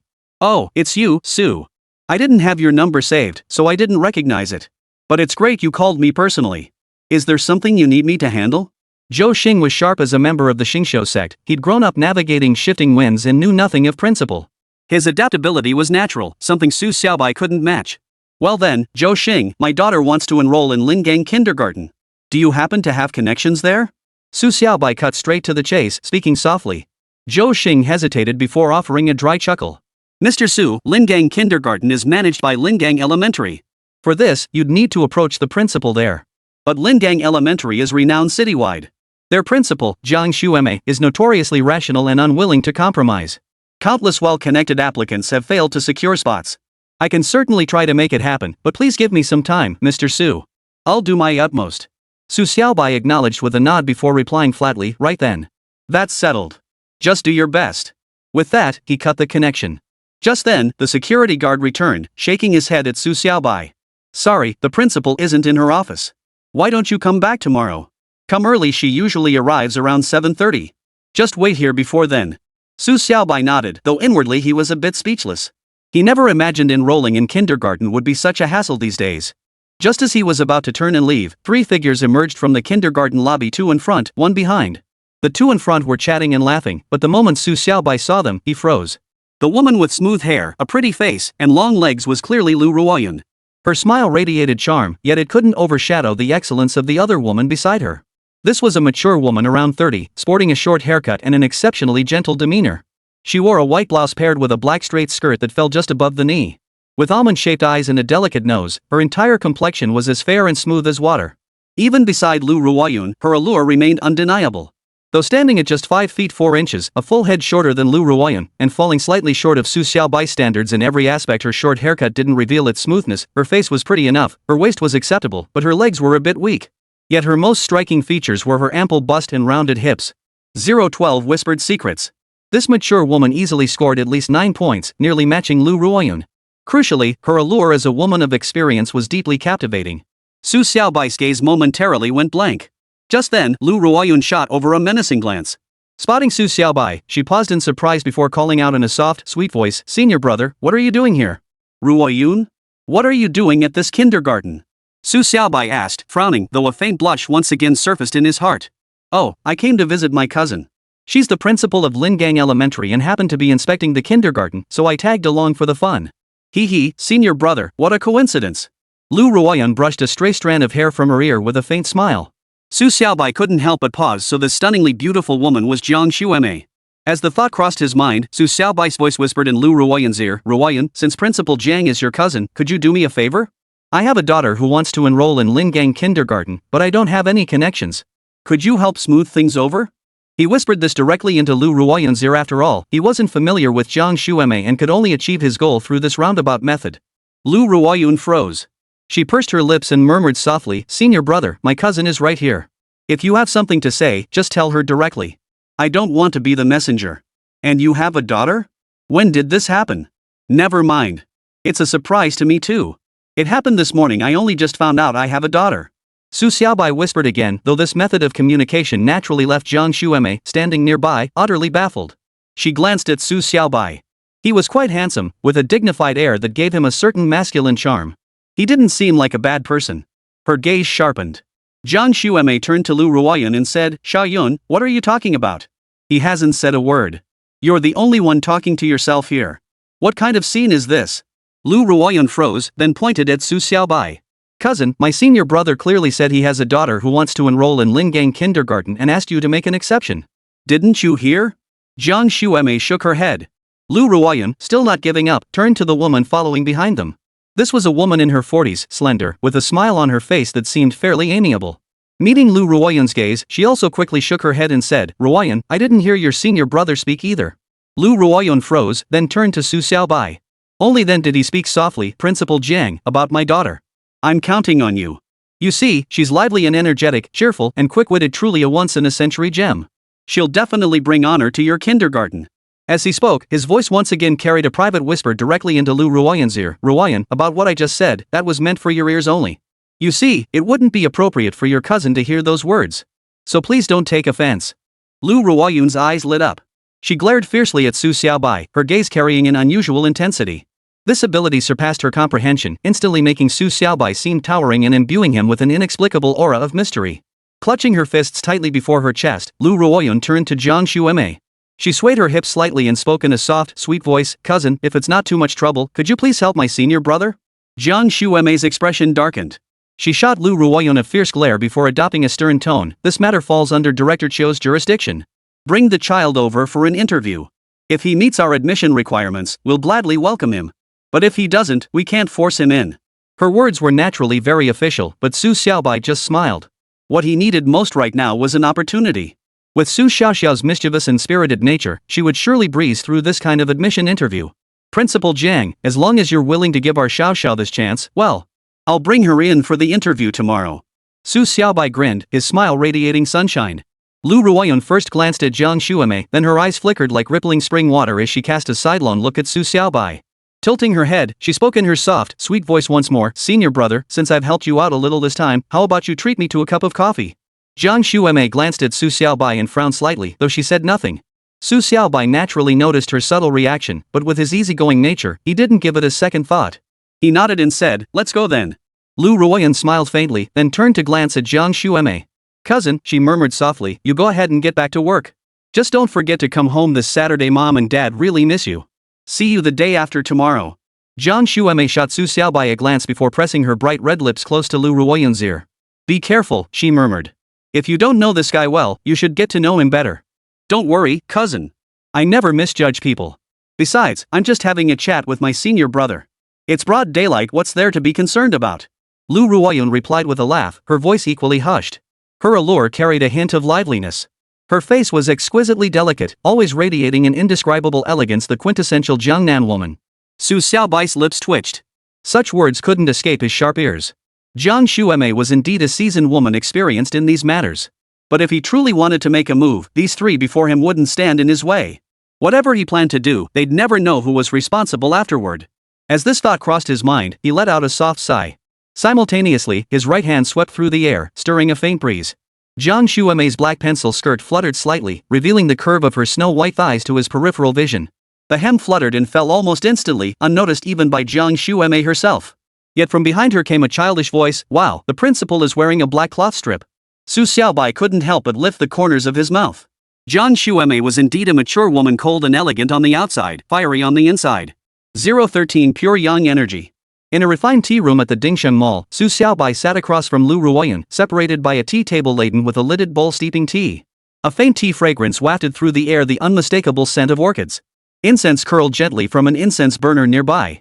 Lu Ruoyan was brewing the tea, her delicate hands cradling the sides of the porcelain bowl. Her snow-white fingers, slender and graceful, formed a perfect contrast against the white porcelain, complementing each other beautifully. Su Xiaobai, however, couldn't sit still. He had come to buy clothes for Su Xiaoxiao and naturally had little interest in sitting here drinking tea. This also revealed Lin Tianping's slight dissatisfaction with him. He was indeed a bit slow-witted, but after experiencing Huixin's situation in years of refinement, he had improved considerably and was no longer quite so dense. "Ruoyun, we won't need to drink tea. I still need to buy a couple outfits for my daughter. If you have something to say, just get to it." Su Xiaobai cut straight to the point. "Senior brother, why the rush? Finish this cup of tea, and I'll tell you what's on my mind." Lu Ruoyan pursed her lips lightly, her delicate features radiating an indescribable joy. As she spoke, Lu Ruoyan poured the tea from the teapot into a shared cup, then into the teacup before Su Xiaobai. The tea was scalding hot, yet without hesitation, Su Xiaobai picked up the cup and downed the entire contents in one gulp. The burning liquid slid down his throat. An ordinary person would have jumped up in pain, but Su Xiaobai showed no reaction whatsoever, as if he were drinking a glass of cold water.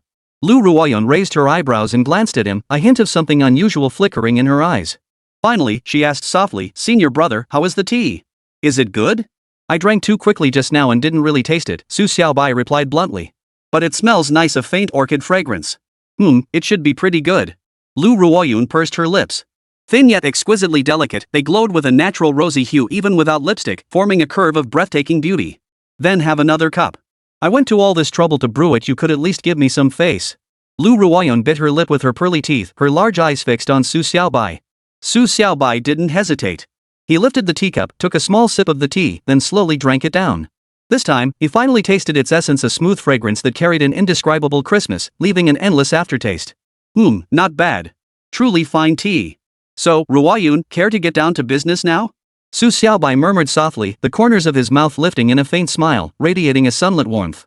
Lu Ruoyun's eyes sparkled, their depths like a flowing spring. Finally, she murmured softly, "Senior brother, you truly are extraordinary. Not only can you alter the temperature around your body, but you just drank such scalding tea. Do you know magic? Earlier, when you spoke, only I could hear you. Was that a control-type spell?" Su Xiaobai shook his head and snorted impatiently. "You're overthinking it. I'm just an ordinary person. I don't know any magic. But I remember what you did for my daughter today. Someday, I'll definitely take my daughter out for a proper meal to thank you. Senior brother, don't be shy. I know you're capable." Lu Ruoyan lowered her head, leaned forward slightly, and whispered close to Su Xiaobai. After that, she changed the subject. "Senior brother, I know this kind of thing can't be overheard. It's a real secret. Rest assured, it's just between you and me. It won't reach a third person's ears. But, senior brother, I want to learn this kind of magic. Could you take me as your disciple?" Su Xiaobai shot Lu Ruoyan a speechless glance. Her wild imagination was overwhelming. Still, considering Su Xiaoxiao might need her help in the future, he patiently shook his head. Ruoyun, it's not what you think. I don't practice magic, and I don't plan on taking apprentices. You know, in this world where technology reigns supreme, there's no such thing as magic. I just used a few special little tricks. Don't make a big deal out of it." Lu Ruoyun wore a look of utter disbelief. She shook her head forcefully, her long lashes fluttering as she lowered her voice again. "Senior brother, even if you say that, I absolutely won't believe it. Just take me as your disciple. From now on, I'll handle everything for you." "Alright, this truly isn't magic, and you couldn't learn it anyway. It requires starting from childhood, when the body is most pliable, to reshape the internal organs. Only then can one open the rin and do meridians, cultivate supreme inner strength, and use that power to condense sound into threads that enter your ears. That's the real secret transmission of sound. Without over a decade of training, it's impossible to master. At your age, it's simply too late to start." Su Xiaobai raised his eyebrows as he spoke, leaving Lu Ruoyan stunned. Then, her face lit up with wild excitement. "Senior brother Xiaobai, you mean this is martial arts? That's fantastic. Please take me as your disciple. Even if I can't master the highest level techniques, just knowing a few flashy moves would be great. They're perfect for bluffing people anyway. What kind of talk is that? If I took on a disciple, would I just let them show off empty moves? They might not care about the embarrassment, but I certainly would. Enough. Don't say another word. I have no interest in taking disciples right now. Su Xiaobai shook his head firmly. He genuinely lacked the patience for disciples, and as a Wudong heir, it made no sense to take a female disciple. It went against the rules.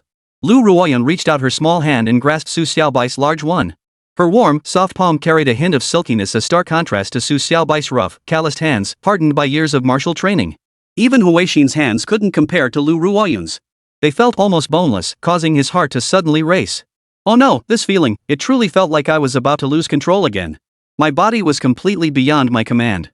But from what I understood, this should be a natural reaction for a man when his heart stirs. Yet, for so many years now, aside from that one time with senior sister Huixin and a few incidents back in university, I hadn't been with a woman in ages. It seemed my pure yang constitution had been cultivated back into being. This is truly disastrous. After opening my Ren and Du meridians, my cultivation of the Ziyang True Qi reached the pinnacle. According to the old master back then, within the Wudong lineage, only 2 individuals had ever mastered the Ziyang True Qi to its ultimate level, counting me. That makes 3. And I'm far younger than those 2 historical predecessors. My body simply can't handle this. If I don't find a way to harmonize yin and yang soon, this pure yang energy channeling into my dantian will only make me more impulsive. I have no idea who created this purple yang true qi. It's damn strange. It must have been some old geezers who came up with it, without a shred of consideration for young people. Who could possibly handle this? Su Xiaobai's mind churned with complaints. Finally, his hand twitched and withdrew from that irresistibly delicate little hand. If he'd held on any longer, he'd have definitely lost control. 014 Yi Qingru. Senior brother. No, master. Please take me in. Even as a nominal disciple. No, just teach me 2 or 3 moves. I could impress people back at school. Lu Ruoyun swayed her body, speaking in a rather coquettish tone, radiating an air of enchanting charm. Her demeanor was pure, unadulterated flirtation. Su Xiaobai wore a stern expression as Ziyang True Qi circulated slowly through his body, completing a full cycle via the Ren and Du meridians. The temperature around him suddenly dropped, causing Lu Ruoyun to shiver involuntarily. Ruoyun, I can teach you a few moves. But please, don't call me master, it feels too weird. You know what I mean, right? Su Xiaobai spoke earnestly, his voice carrying a hint of quiet authority. Lu Ruoyun paused, her cheeks flushing as a faint ripple of emotion flickered in her eyes. She responded softly through a nasal tone, Senior brother, I understand what you mean. But, what exactly is the story with this daughter of yours? It's a long story. I haven't figured it out myself. Anyway, she's my daughter, and that's that. Su Xiaobai nodded in agreement, then shifted gears. Alright, Ruoyun, I'll give you my home address later. You already know my company address. If you need anything, feel free to call or just drop by. That's all for today. I need to go buy my daughter a couple of outfits. As he spoke, Su Xiaobai stood up. Lu Ruoyun reached out again, her delicate hand wrapping around his large one. Pressing her thin lips together, she said, Senior brother, you promised you absolutely have to teach me a few moves. Don't worry, I won't forget. But this kind of thing doesn't happen overnight. You need to be mentally prepared. Su Xiaobai slipped his hand free from hers without showing emotion, then smiled and said, alright. With that, he turned and walked away. Before leaving, he settled the bill. Never letting a woman pick up the tab was one of his principles. Lu Ruoyun watched his retreating figure, her lips curving once more into a smile. Her eyes crinkled into crescent moons, her expression both beautiful and alluring. She murmured softly, how intriguing. Senior brother truly is a master. The only pity is he already has a daughter.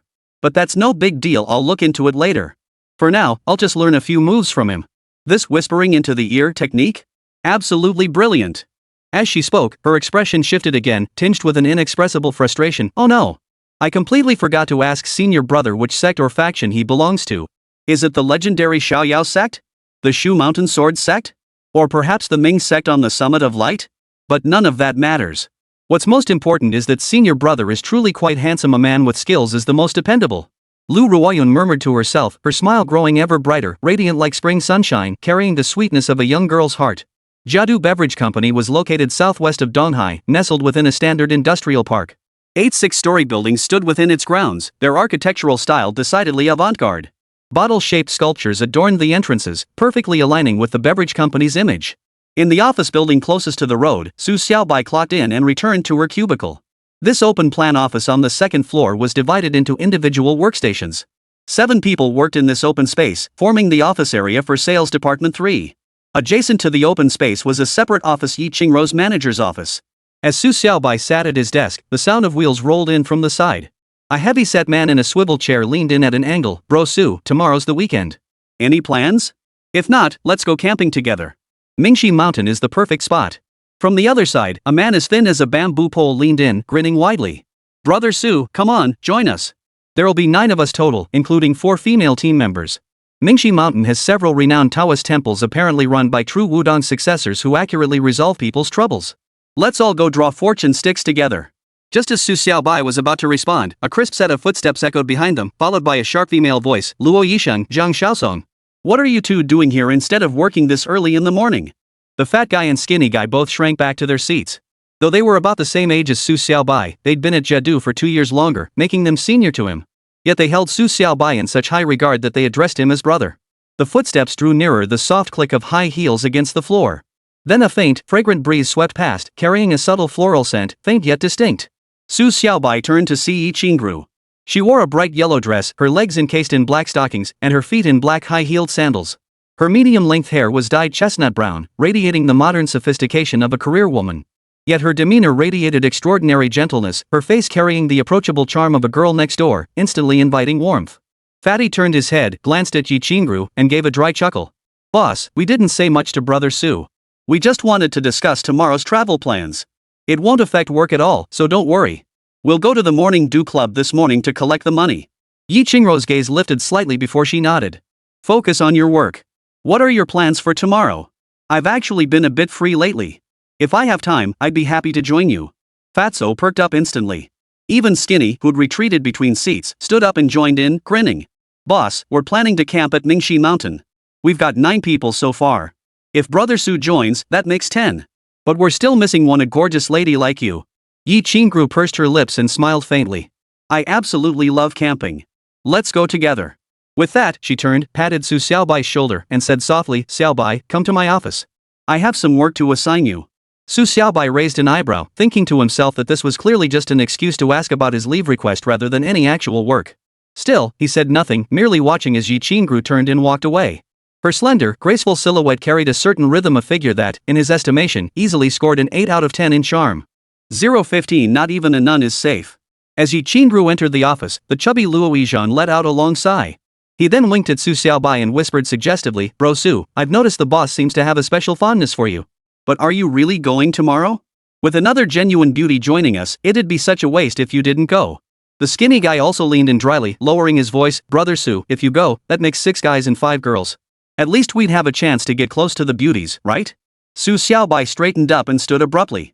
Finally, he shook his head. No interest. I won't be going. You 5 men and 5 women perfectly matched. I'm staying with my daughter. Can't go anywhere. As he spoke, he walked toward Yi Qingrou's office. Behind him, the chubby Luo Yisheng and the skinny Zhang Xiaosong stood with expressions of utter shock, their mouths gaping wide open as if they could fit an egg inside. Watching Su Xiaobai push open Yi Qingrou's office door and walk in slowly, Zhang Xiaosong stammered, Old Luo, did I hear that right? Brother Su mentioned his daughter?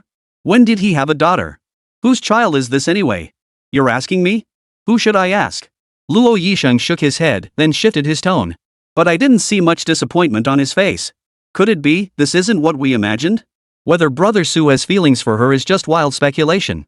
You tell me, what right do 2 geeks like us have to judge such matters? If we really understood women, we wouldn't have grown up without ever holding a woman's hand. Zhang Xiaosong sighed, his mouth still wide open. Luo Yisheng paused, then nodded. You're right. But the news about Brother Su having a daughter is just too explosive. We absolutely have to grill him about it later. Yi Qingrou's office wasn't large, just over 20 square meters, but it was tastefully decorated with many distinctly feminine touches. Su Xiaobai sat in a chair at a pure white desk, observing Yi Qingru leaning back in her high-backed chair with her arms crossed. He raised an eyebrow slightly. So, boss, if you have something for me to do, just say it. But about the outdoor beverage distribution, I think we've done enough.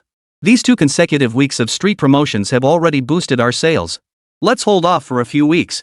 Yi Qingru crossed her arms, though her chest wasn't particularly ample, so no matter how she clasped them, there was no hint of strain. Yet her brows held a touch of reproach. Hearing Su Xiaobai's words, she pursed her lips, let out a soft sniff, and finally murmured, keep pretending. Go ahead and pretend. Su Xiaobai froze, utterly baffled. Boss, what am I pretending? Is what I said wrong? You owe me an explanation about your daughter, don't you?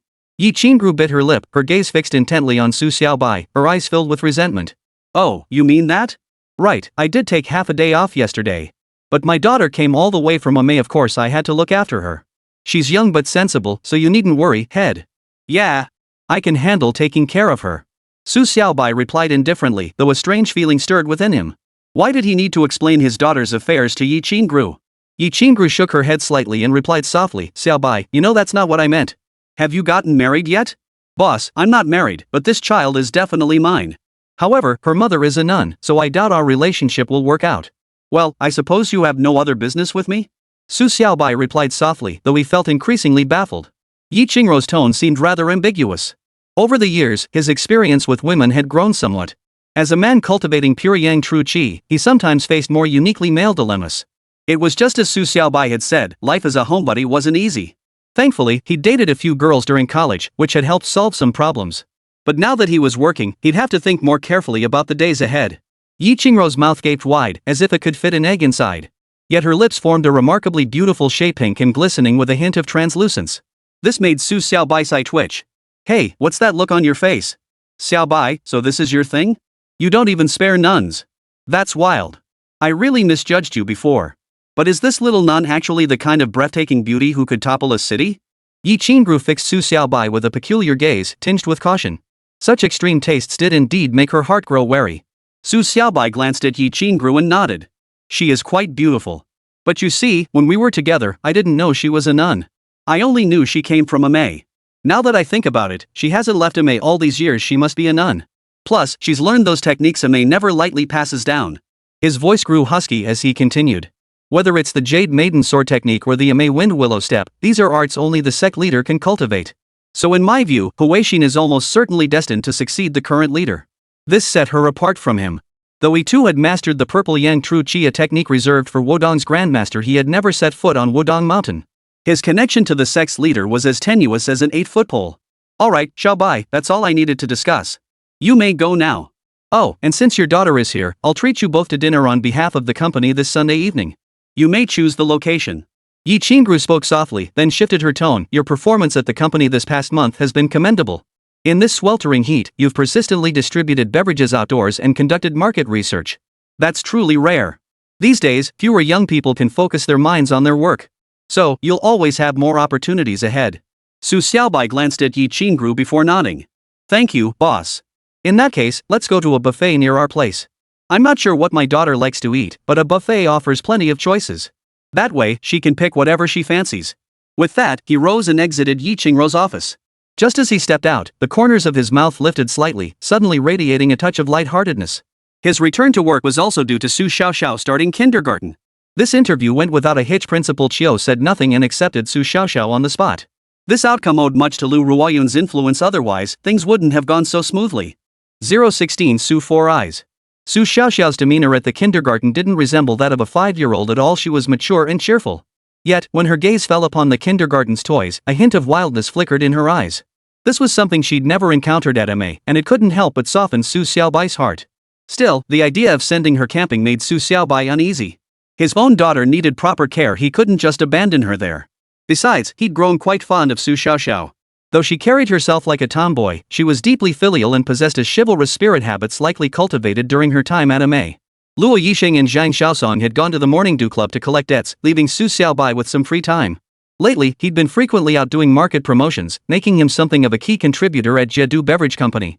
After all, in this sweltering heat, no one would willingly take on such work, especially for 2 whole weeks straight. The phone on his desk rang.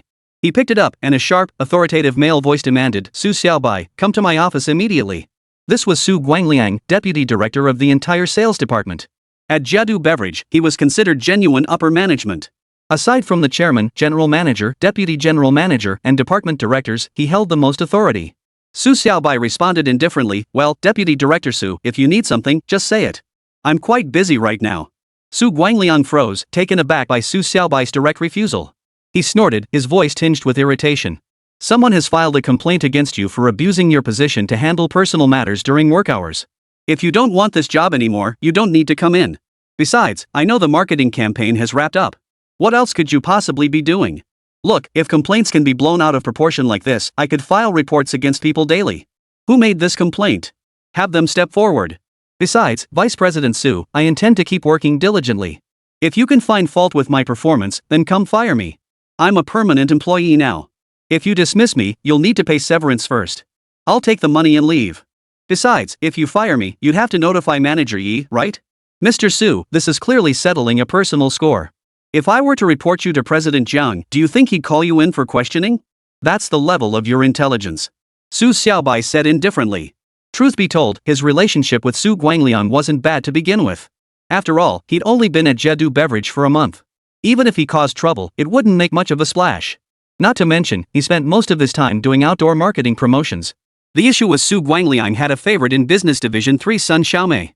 Before Su Xiaobai arrived, Sun Xiaomei had always acted high and mighty, constantly threatening to quit and giving everyone the cold shoulder. She wouldn't even give Huixin the courtesy of respect. That changed after Su Xiaobai arrived. After he put her in her place a few times, she became much more compliant. It was precisely this that made Huixin take notice of him. Even when she saw him, she couldn't help but feel a little softer inside. From this perspective, women really are spoiled into submission. But precisely because of this, Su Xiaobai had earned Su Guangliang's resentment.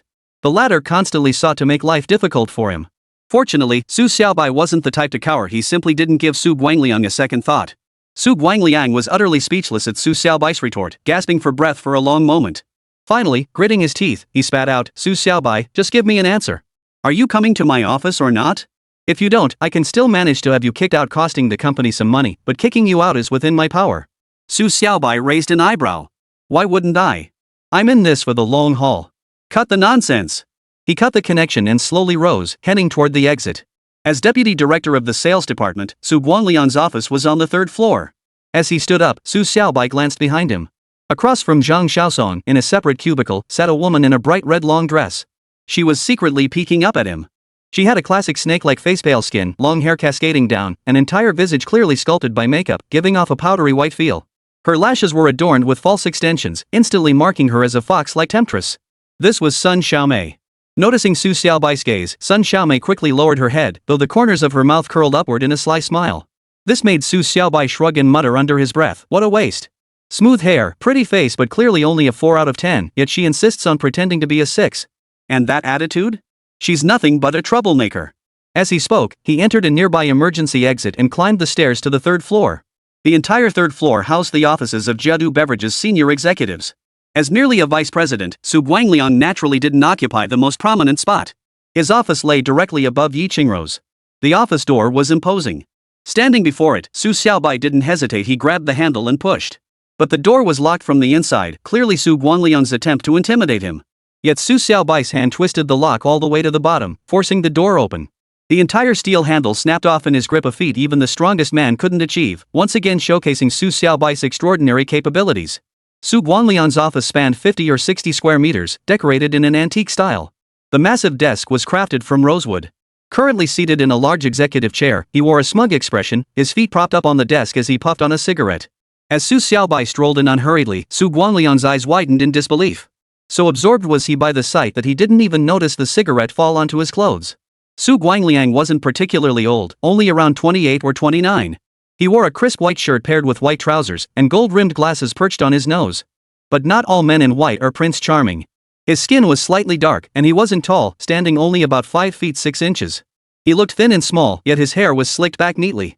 At Jedu Beverages, many privately called him Four-Eye Su. "Su Xiaobai, how did you get in here?" Su Guangliang leapt to his feet, glaring at Su Xiaobai. At that very moment, the cigarette butt burned a hole through his shirt sleeve, searing his skin. Su Xiaobai blew a soft breath, and the red cigarette tip instantly flared up, even sending up wisps of blue smoke. The shirt was completely set ablaze, while Su Guangliang let out a piercing scream as a black cigarette burn mark seared into his arm. 017 Shirtless Play. "Deputy Director Su, what are you doing? How did you set yourself on fire? Need help?" Su Xiaobai placed the doorknob on the desk and asked with concern. "Quick, put out the fire." Su Guangliang yelled. His already sallow face had turned even darker from the smoke, and even his eyebrows were singed. Su Xiaobai grabbed Su Guangliang's shirt and yanked it off, tossing it to the floor. He stomped on it several times until the flames finally died down. But as he bent down, he blew a soft breath. Su Guangliang's eyebrows dissolved into countless black threads that rolled off his face. His forehead suddenly became smooth as a wild field, making him look like an egg, no, more like a taro root. Su Guangliang, now bare-chested, let out a slight sigh of relief before plopping down into a chair. His chest still bore numerous bite marks clearly left by a woman accompanied by smudges of lipstick. The faint purple hue of the lipstick suggested it belonged to someone specific, and Sun Xiaomei happened to be one of the few who wore it. Su Xiaobai shot Su Guangliang a glance, cleared her throat softly, and finally sat down in a chair. With a serious expression, she asked, "Deputy Director Su, what exactly did you call me here for?" Su Guangliang snorted, ran a hand through his hair, and then said sternly, "Why didn't you return directly to the company after yesterday's marketing event?" Su Xiaobai considered his response before replying, "Deputy Director Su, I've already reported this matter to my direct supervisor. If you have concerns, you can address them directly with my boss. I don't think such a minor issue warrants you making such a big deal out of it. You were absent without leave for half a day. According to company policy, that warrants a formal reprimand. Though you were hired as a full-time employee right away, if you fail your year-end evaluation, the company reserves the right to terminate you. You understand that, correct?" Su Guangliang glared at Su Xiaobai, adopting that haughty demeanor again. Combined with his bare-chested appearance and even his eyebrows missing, it created an inexplicably comical effect. Su Xiaobai nodded. "I know that. But the company regulations state that requesting leave from your direct supervisor is sufficient. Plus, I recall a company policy, 1 week of fieldwork earns 1 day off. I've worked 2 weeks straight, sacrificing a Saturday and Sunday, that's 4 days leave. So even taking half a day off is fair. Mr. Su, you're nitpicking this minor detail just a vent for Sun Xiaomei, aren't you? Watch out, you might get yourself in trouble." With that, he stood up and headed straight for the office exit. Su Guangliang leaped up behind him, bellowing, "Su Xiaobai, stop right there. Showing such disrespect to your superiors? I'll have you fired." He rushed after Su Xiaobai, reaching out to grab his arm, clearly blinded by rage. Su Xiaobai opened the door, paused, and let Su Guangliang grab his arm.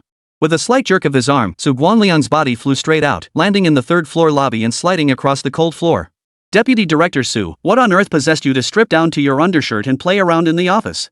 Su Xiaobai's voice rang out at the perfect moment. Though not particularly loud, it exploded across the entire third floor, causing countless office doors to swing open simultaneously. The layout of the entire third floor at Jedu Beverage Company was cleverly designed. A spacious lobby occupied the center, furnished with several sofa sets and snack stations, serving as a bright and airy break area. The surrounding offices were clustered around this central space. So when all the office doors swung open at once, countless pairs of eyes peered out from within. Only then did Su Guangliang realize he wasn't wearing any clothes. And somehow, though he'd been sliding forward face down, after coming to a stop, he'd inexplicably flipped over, landing on his back. Every bite mark and lipstick stain on his body was now on full display. Su Xiaobai, seated by the doorway, blew another breath of air, a faint smile playing on her face. The office doors opened to reveal at least a dozen rooms, most of which belonged to people of higher rank than Su Guangliang. Among them was Jiang Minglu, the director of sales operations. He was around 50, fair-skinned, slightly overweight, and not very tall, about 5 feet 8 inches. A faint smile was always present on his face. Seeing Su Guangliang's state, he couldn't help but exclaim, "Su Guangliang, what the hell are you doing? This is the company, not your home. Playing around like this in the office, don't you feel embarrassed?" A wave of low chuckles rippled through the room, punctuated by several female voices.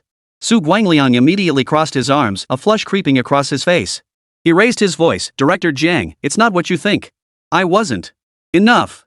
Get back to your office immediately." Jiang Minglu cut him off with another sharp command. Though known as the Smiling Tiger among Jedu Beverage employees, his anger carried formidable authority. Moreover, Jiang Minglu was a true veteran at Jedu Beverages. He had joined founder Teng Tianming from the very beginning, helping build the company from the ground up. That was how he became the business department director, effectively the 5th highest-ranking executive at Jedu.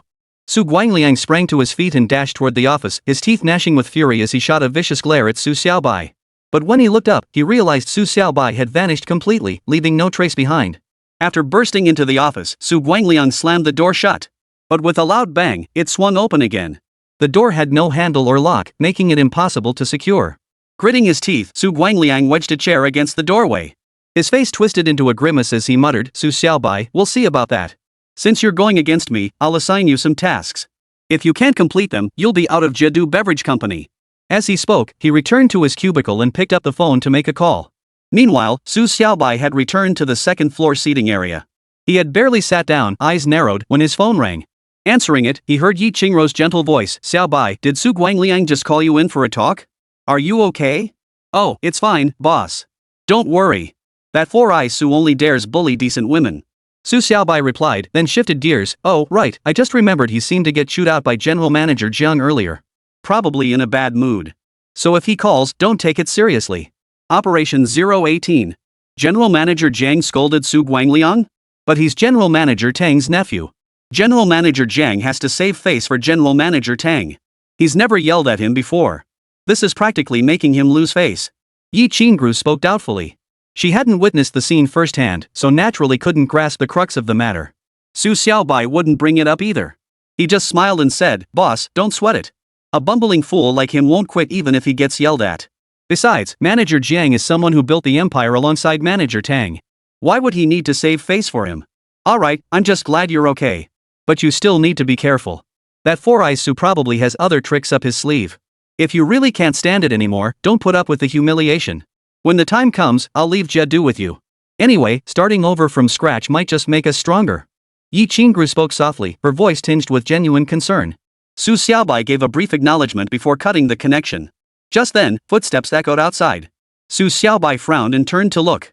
Two sets of footsteps approached, one light, one heavy, both carrying a hint of panic. Luo Yixing and Zhang Xiaosong limped in from outside, both bearing injuries, their faces red and swollen, arms puffed up from blows. They made their way inside. Spotting Su Xiaobai, they grimaced slightly and slowly approached him. Su Xiaobai frowned and asked, "What happened?" "Brother Su, don't even ask. We went to the Morning Dew Club to collect money, but their security beat us out. It's infuriating. They're nothing but a bunch of bullies." Zhang Xiaosong blurted out, spitting a mouthful of blood as he spoke. Luo Yixing's eyes welled up with tears as he collapsed into a chair, his massive frame trembling uncontrollably, clearly spent. "Brother Su, there were 8 of them. They took us down in no time. We didn't even get to see their boss. This is pure bullying. I've never been hit by anyone except my parents in my whole life. We can't just let this slide." Luo Yixing was sniffling and teary-eyed. These two still had a fiery spirit about them, and they were clearly feeling quite impulsive. "Alright, I understand. But you didn't report it to the police?" Su Xiaobai's gaze flickered as he spoke calmly, though his eyes held a burning intensity. "We did. The cops came, took statements, and left. I heard this Dewdrop Club has some seriously powerful backers in Donghai. So chances are, this case won't go anywhere. The police even suggested we sue. We've been supplying drinks to that club for over 2 years now, hundreds of thousands every month. Sure, we stopped recently, but we still haven't gotten back that 8 or 9 million. It's infuriating. And if we go to court, it becomes the company's problem. It has nothing to do with us." Zhang Xiaosong spoke with a rather dejected tone. Su Xiaobai reached out, patted their shoulders, and waved his hand. "Alright, you two head to the hospital. Get those wounds bandaged up. Our company has a designated hospital nearby anyway. This counts as a work injury, so the company will cover the costs. As for the rest, I'll handle it for you." Luo Yixing and Zhang Xiaosong visibly relaxed. They'd always known Su Xiaobai was tough, but never quite grasped the extent. Hearing this, Luo Yixing gritted his teeth, patted his chest, and declared, "Bro Su, if you're going to collect that debt, I'm coming with you. I can cheer you on from the sidelines. Enough with the bravado. You're both in bad shape." Su Xiaobai waved them off, then shifted his tone. "You've called me brother 4 weeks now. If I don't help you save face, that wouldn't be right. Go ahead. Leave the rest to me. Brother Su, just be careful. If it really doesn't work out, it's fine. At least we tried our best," Luo Yixing murmured. Only then did he and Zhang Xiaosong get up and head out, glancing back every few steps, clearly uneasy. On the other side, Sun Xiaomei slowly lifted her head.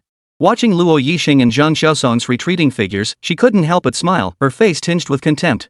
She let out a low snort. "Serves you right.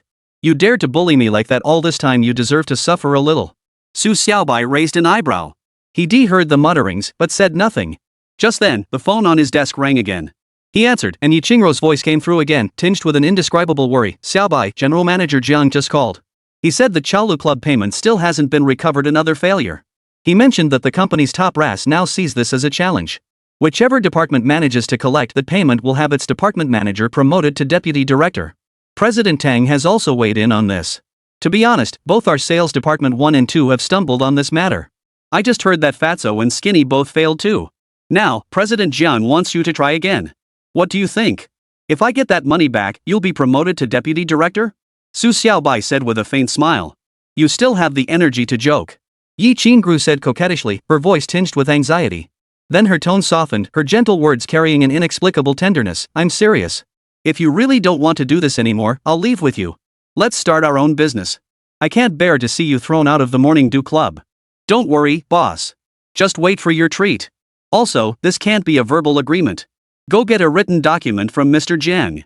If he agrees, I'll go collect the money tomorrow morning." Su Xiaobai spoke softly, her voice carrying an unmistakable confidence that left Yi Qingru momentarily stunned. Finally, she clenched her jaw and said, "Fine. I'll go get a written document from Mr. Jiang." According to him, Mr. Tang said anyone daring to sign a military pledge would receive a huge reward from the company. "And tomorrow, I'll go with you. Worst case, I'll just get beaten up by them too." "Enough. Why are you getting involved? Just focus on your own tasks. Keep a close eye on that scumbag Su Sai, don't let him stab us in the back," Su Xiaobai declared firmly before cutting the call. 019 Military Pledge. Sun Xiaomei rose from her seat, swaying her hips like a water snake as she walked toward the exit. A strong scent of perfume wafted toward him, accentuated by her 16-centimeter stilettos, making her look like a nightclub hostess. Passing Su Xiaobai, she glanced back with a nasal snort, her eyes narrowed as she walked away. But just as she exited Business Division 3, Su Xiaobai's lips curled upward. His gaze fixed on her retreating figure as he exhaled sharply. The breath lifted the hem of her dress. The bright red skirt ripped open from behind, sliding down her body. Sun Xiaomei's shrieks followed as she stumbled forward, her foot catching on the pile of fabric. It must be said, Sun Xiaomei was dressed quite provocatively. The minimal lingerie beneath was extremely eye-catching, barely more than strips of fabric. That Su Guangliang had taken notice of her meant she naturally possessed certain assets. While these assets were several tiers below Yi Qingrou's, they were still pleasing to the eye. A collective gasp rippled through the crowd. Clearly, countless eyes were secretly watching her. This woman never forgot to sway her hips as she walked, flaunting her charms, naturally drawing the secret glances of many men. As she hit the floor, Sun Xiaomei's body trembled. That crisp sound, tinged with a hint of fleshiness, drew another wave of gasps. Su Xiaobai, however, turned his head. He had no interest in watching Sun Xiaomei. Besides, he was the one responsible for this whole situation. A smirk touched his lips as he propped his hands behind his head, leaning back against the seat. His expression held an indescribable charm. Sun Xiaomei shrieked again. Finally, she scrambled to her feet, clutching her skirt, and dashed into the restroom as if fleeing, though her snow-white skin had already been glimpsed by many. Su Xiaobai tidied his desk, then stood up and headed outside. It was lunchtime, and Jiadu Company provided meals for employees. He was off to eat. Just then, the door to Yi Qingrou's office opened. She stepped out, her movements meeting Su Xiaobai's path as if they'd rehearsed it countless times. "Xiaobai, lunch? Let's go together," Yi Qingrou said, almost to herself, a hint of amusement in her eyes. That neighborly girl charm was becoming more and more apparent. This was the kind of woman who made people feel truly comfortable, a world apart from the likes of Sun Xiaomei. Su Xiaobai grinned, gave a slight nod, and the two turned into the stairwell of the emergency exit. The cafeteria of Jiadu Corporation was located on the ground floor of a building in the center of the campus. It was quite spacious and offered a generous selection of dishes. Su Xiaobai and Yi Qingru found a spot to sit, each carrying a stainless steel tray. Su Xiaobai's tray held a piece of braised pork belly, a serving of greens, and a portion of stir-fried pork liver, accompanied by a bowl of egg drop soup. His rice portion was piled high, reflecting his hearty appetite. Yi Qingru lowered her brows, her long lashes fluttering. Finally, she picked up the steamed chicken leg from her plate and placed it atop Su Xiaobai's rice mound. "Xiaobai," she said softly, "I'm dieting lately, so I need to eat lighter. You can have the chicken leg." Su Xiaobai eyed her up and down before raising an eyebrow. "Boss, you're already this thin, do you really need to lose more weight? At your height, 5 feet 6 inches, you're barely 195 pounds. If you get any skinnier, there won't be much to look at. Women need a little meat on their bones to be pleasing to the eye." "Really?" Yi Qingrou's eyes widened, a hint of brightness flickering within them. Just as Su Xiaobai was about to speak, the restaurant fell suddenly quiet. He turned to see Su Guangliang and Sun Xiaomei walking in side by side. Sun Xiaomei's face was dark and sullen, radiating displeasure, while Su Guangliang wore a grim expression, as if someone owed him a mountain of debt. Yi Qingru furrowed her brow and muttered under her breath, "What's with these two? Why are they putting on such a show?" Su Xiaobai didn't respond. A flurry of whispered gossip drifted from the side. "Did you hear? Vice President Su was wild today, stripping in the office, getting kissed and bitten all over. Pretty scandalous. Heard it too. He even danced in the third-floor lobby in front of a bunch of people. President Zhang gave him a stern scolding on the spot. Honestly though, he can do whatever he wants in private, but to be so brazen in public? That takes some nerve. But thinking about it, you can't really blame him. That Sun Xiaomei really does have a killer body. And most importantly, she's got that sultry vibe. Earlier when she was walking, her skirt slipped down, and she basically wasn't wearing anything underneath." The murmurs of gossip reached Yi Qingrou's ears. A hint of confusion flickered in her eyes before she glanced at Su Xiaobai. Su Xiaobai replied indifferently, "Boss, no need to look at me. Those two won't be able to hold their heads up in the company after this." "Oh, have you signed the pledge yet?" Hearing the term pledge, Yi Qingru set aside her gossipy thoughts and nodded. "I signed it. I signed it in front of President Tang and President Zhang. If I can actually recover this money, I'll become the deputy director of the business department." It's perfect timing since Deputy Director Liu has reached retirement age and just stepped down, leaving a position open. Plus, President Tang said I'd get a 200,000 yuan bonus. If you pull this off, the deputy director position is mine, and the money is yours. Su Xiaobai froze, then nodded. Boss, honestly, I'm really short on cash right now. Raising a daughter is no joke. Since that's the case, I'll take the money. Once you become deputy director, we won't have to worry about 4-eyed Su giving us a hard time anymore. But let's be real that 4-eyed Su is definitely going to have a rough time from now on. Did you do this? Huixin leaned forward, her voice resonating in her throat with a uniquely husky tone that carried an indescribable allure. Paired with her rosy lips and pearly teeth, it momentarily brought a flash of radiance back to Su Xiaobai's eyes. Su Xiaobai chuckled but offered no reply. Huixin pursed her lips, then smiled faintly before lowering her voice again. You're such a delight. After this, I reckon Sun Xiaomei won't feel comfortable staying at the company. Su Guangliang will probably reassign her to a new position. Su Guangliang and Sun Xiaomei carried their trays and slowly made their way to the seats near the window. They sat facing each other. At that moment, Su Guangliang raised his eyebrows and looked at Su Xiaobai. His gaze held a hint of sinister coldness, yet it also contained a trace of smug satisfaction. 020 Morning Dew Club. Zhang Minglu entered the dining hall just then. After getting his food, he spotted Huixin and Su Xiaobai sitting together and forced his way over. Xiao Yi, you've made a solemn promise this time. Any leads on collecting the debt? Zhang Minglu cut straight to the point before shifting his tone. Dawn Du Club has intricate backers. Be cautious. Su Guangliang's father is likely a minor shareholder there. If you need assistance, I can arrange for 2 people to help you through the back channels. Huixin shook her head. Mr. Jiang, it's unnecessary. This time, it's not me going to collect the money, it's Xiaobai. He has the confidence to handle it. Zhang Mingliu's gaze shifted to Su Xiaobai's face. He smiled and said, You must be little Su? I've heard you've been handling outdoor marketing promotions lately. In this scorching heat, no employee has ever managed to endure 2 full weeks under the sun like you have. Our company's market share has grown significantly lately, and you deserve immense credit for that. I'll personally recognize your contributions on behalf of the company. An employee as outstanding as you mustn't be poached by our competitors that would demoralize our entire team. Rest assured, the company would never unfairly target a frontline employee like you. His voice rose slightly on that last sentence, echoing throughout the restaurant. Su Guanliang's face flushed with embarrassment. This was clearly backing Su Xiaobai. Su Xiaobai smiled faintly. Thank you, Mr. Jiang. With your backing, I feel much more confident. Rest assured, I'll bring back the money from the Morning Dew Club tomorrow. Excellent. If you truly recover the funds tomorrow, I'll discuss with President Tang and award you a bonus of no less than 100,000 yuan. This 9 million yuan debt has been overdue for nearly 2 years. We've suspended supplies to them for several months now, yet they show no concern whatsoever. Zhang Minglu slapped his thigh emphatically, his face flushed with excitement. Su Xiaobai gave a faint nod. Just then, Sun Xiaomei pulled out her chair and stormed out of the restaurant, her hips swaying rhythmically as she walked. Su Guangliang shot Su Xiaobai another dark look before rising to chase after Sun Xiaomei. Neither of them finished their meal. Zhang Minglu glanced back at the departing pair, then his lips twisted slightly. In this world, some people just can't find their place. Little Su, you keep up the good work. Su Xiaobai remained silent. Huixin gave him a knowing glance, her small foot gently brushing against his calf beneath the table. With a faint smile, she added, Rest assured, Mr. Jiang. Xiaobai is dependable. He'll certainly do a good job. The soft sensation of that small foot made Su Xiaobai's heart skip a beat. Lately, the pure yang energy within him had grown increasingly potent. Since graduating, he hadn't touched a woman, and his body naturally responded with these primal urges.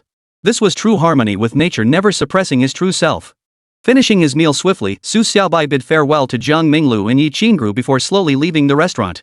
The flutter in his heart grew more pronounced, prompting him to think privately, this pure yang energy is truly exhausting. If he were to get close to her again, who knows what might happen.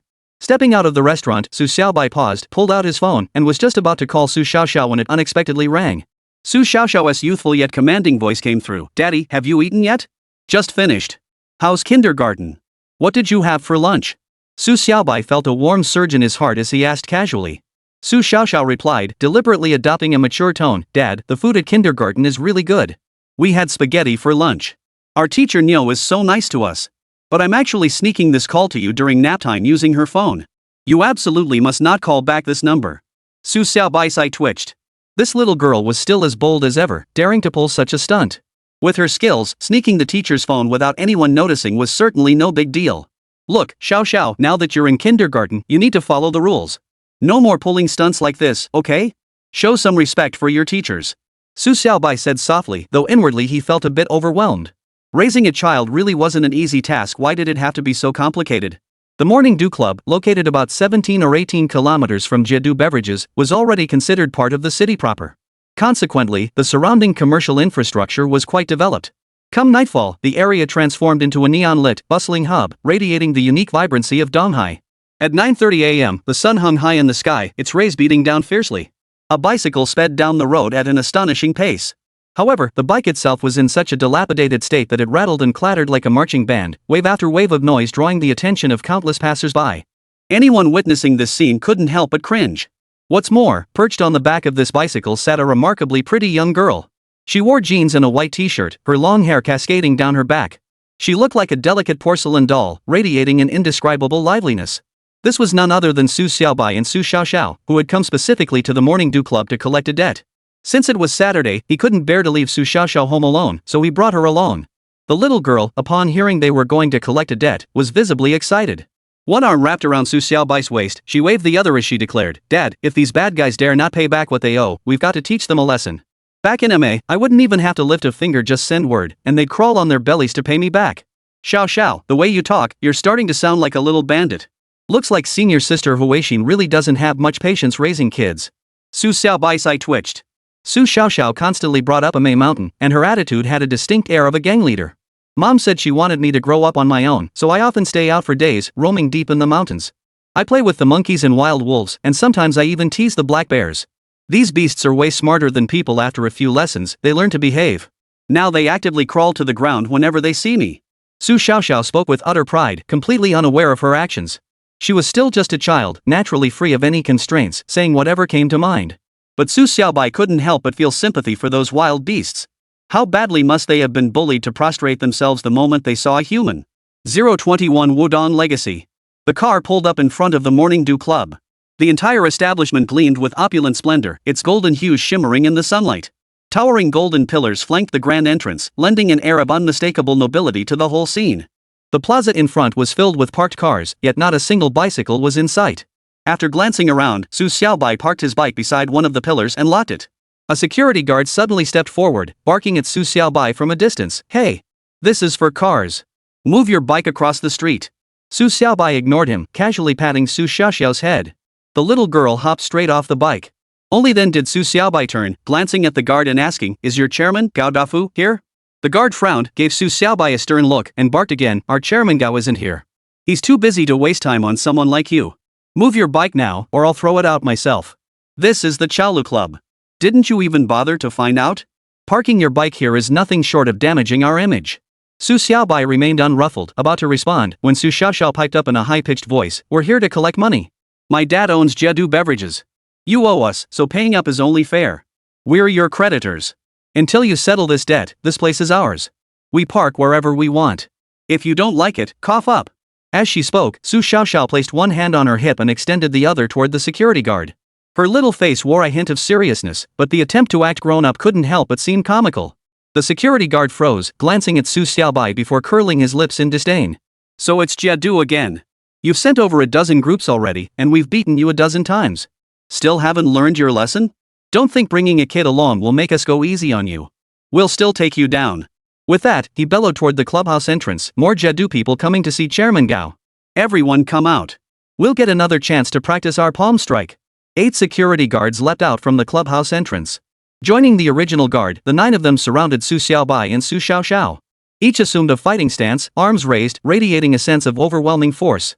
Su Xiaobai's eyes narrowed, ready to teach these guys a lesson.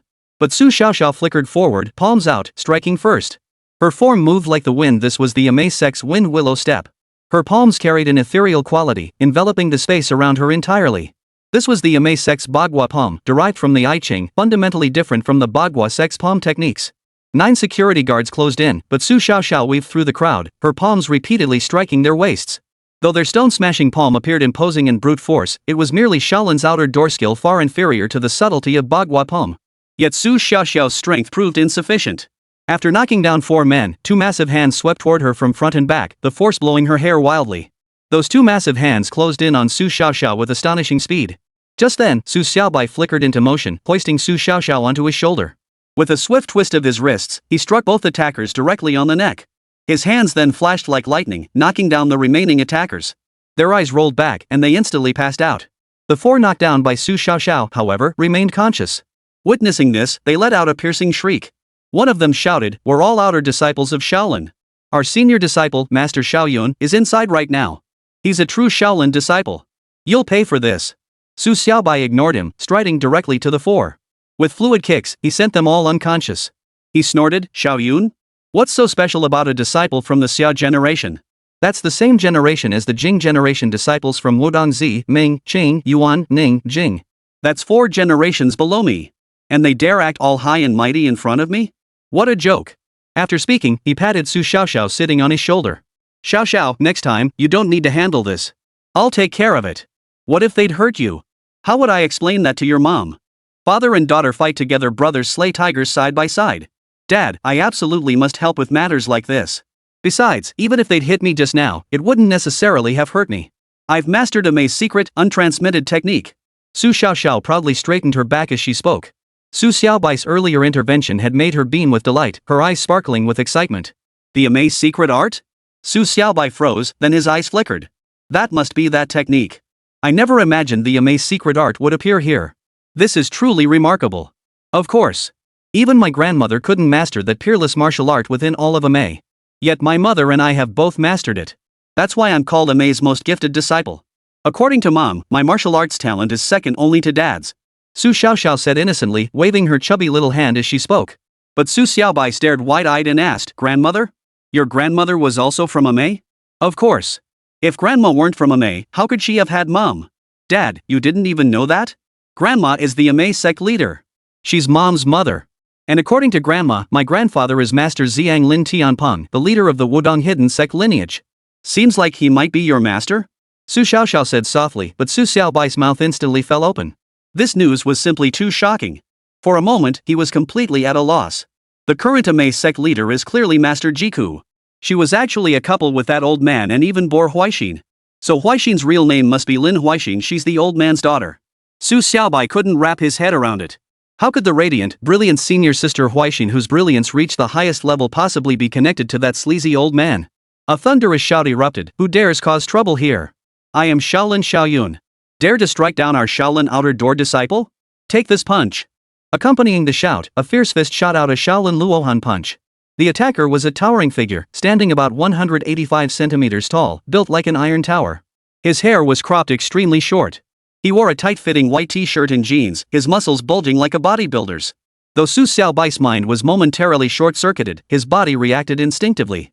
With a slight twist, he executed the void step, sliding sideways several meters.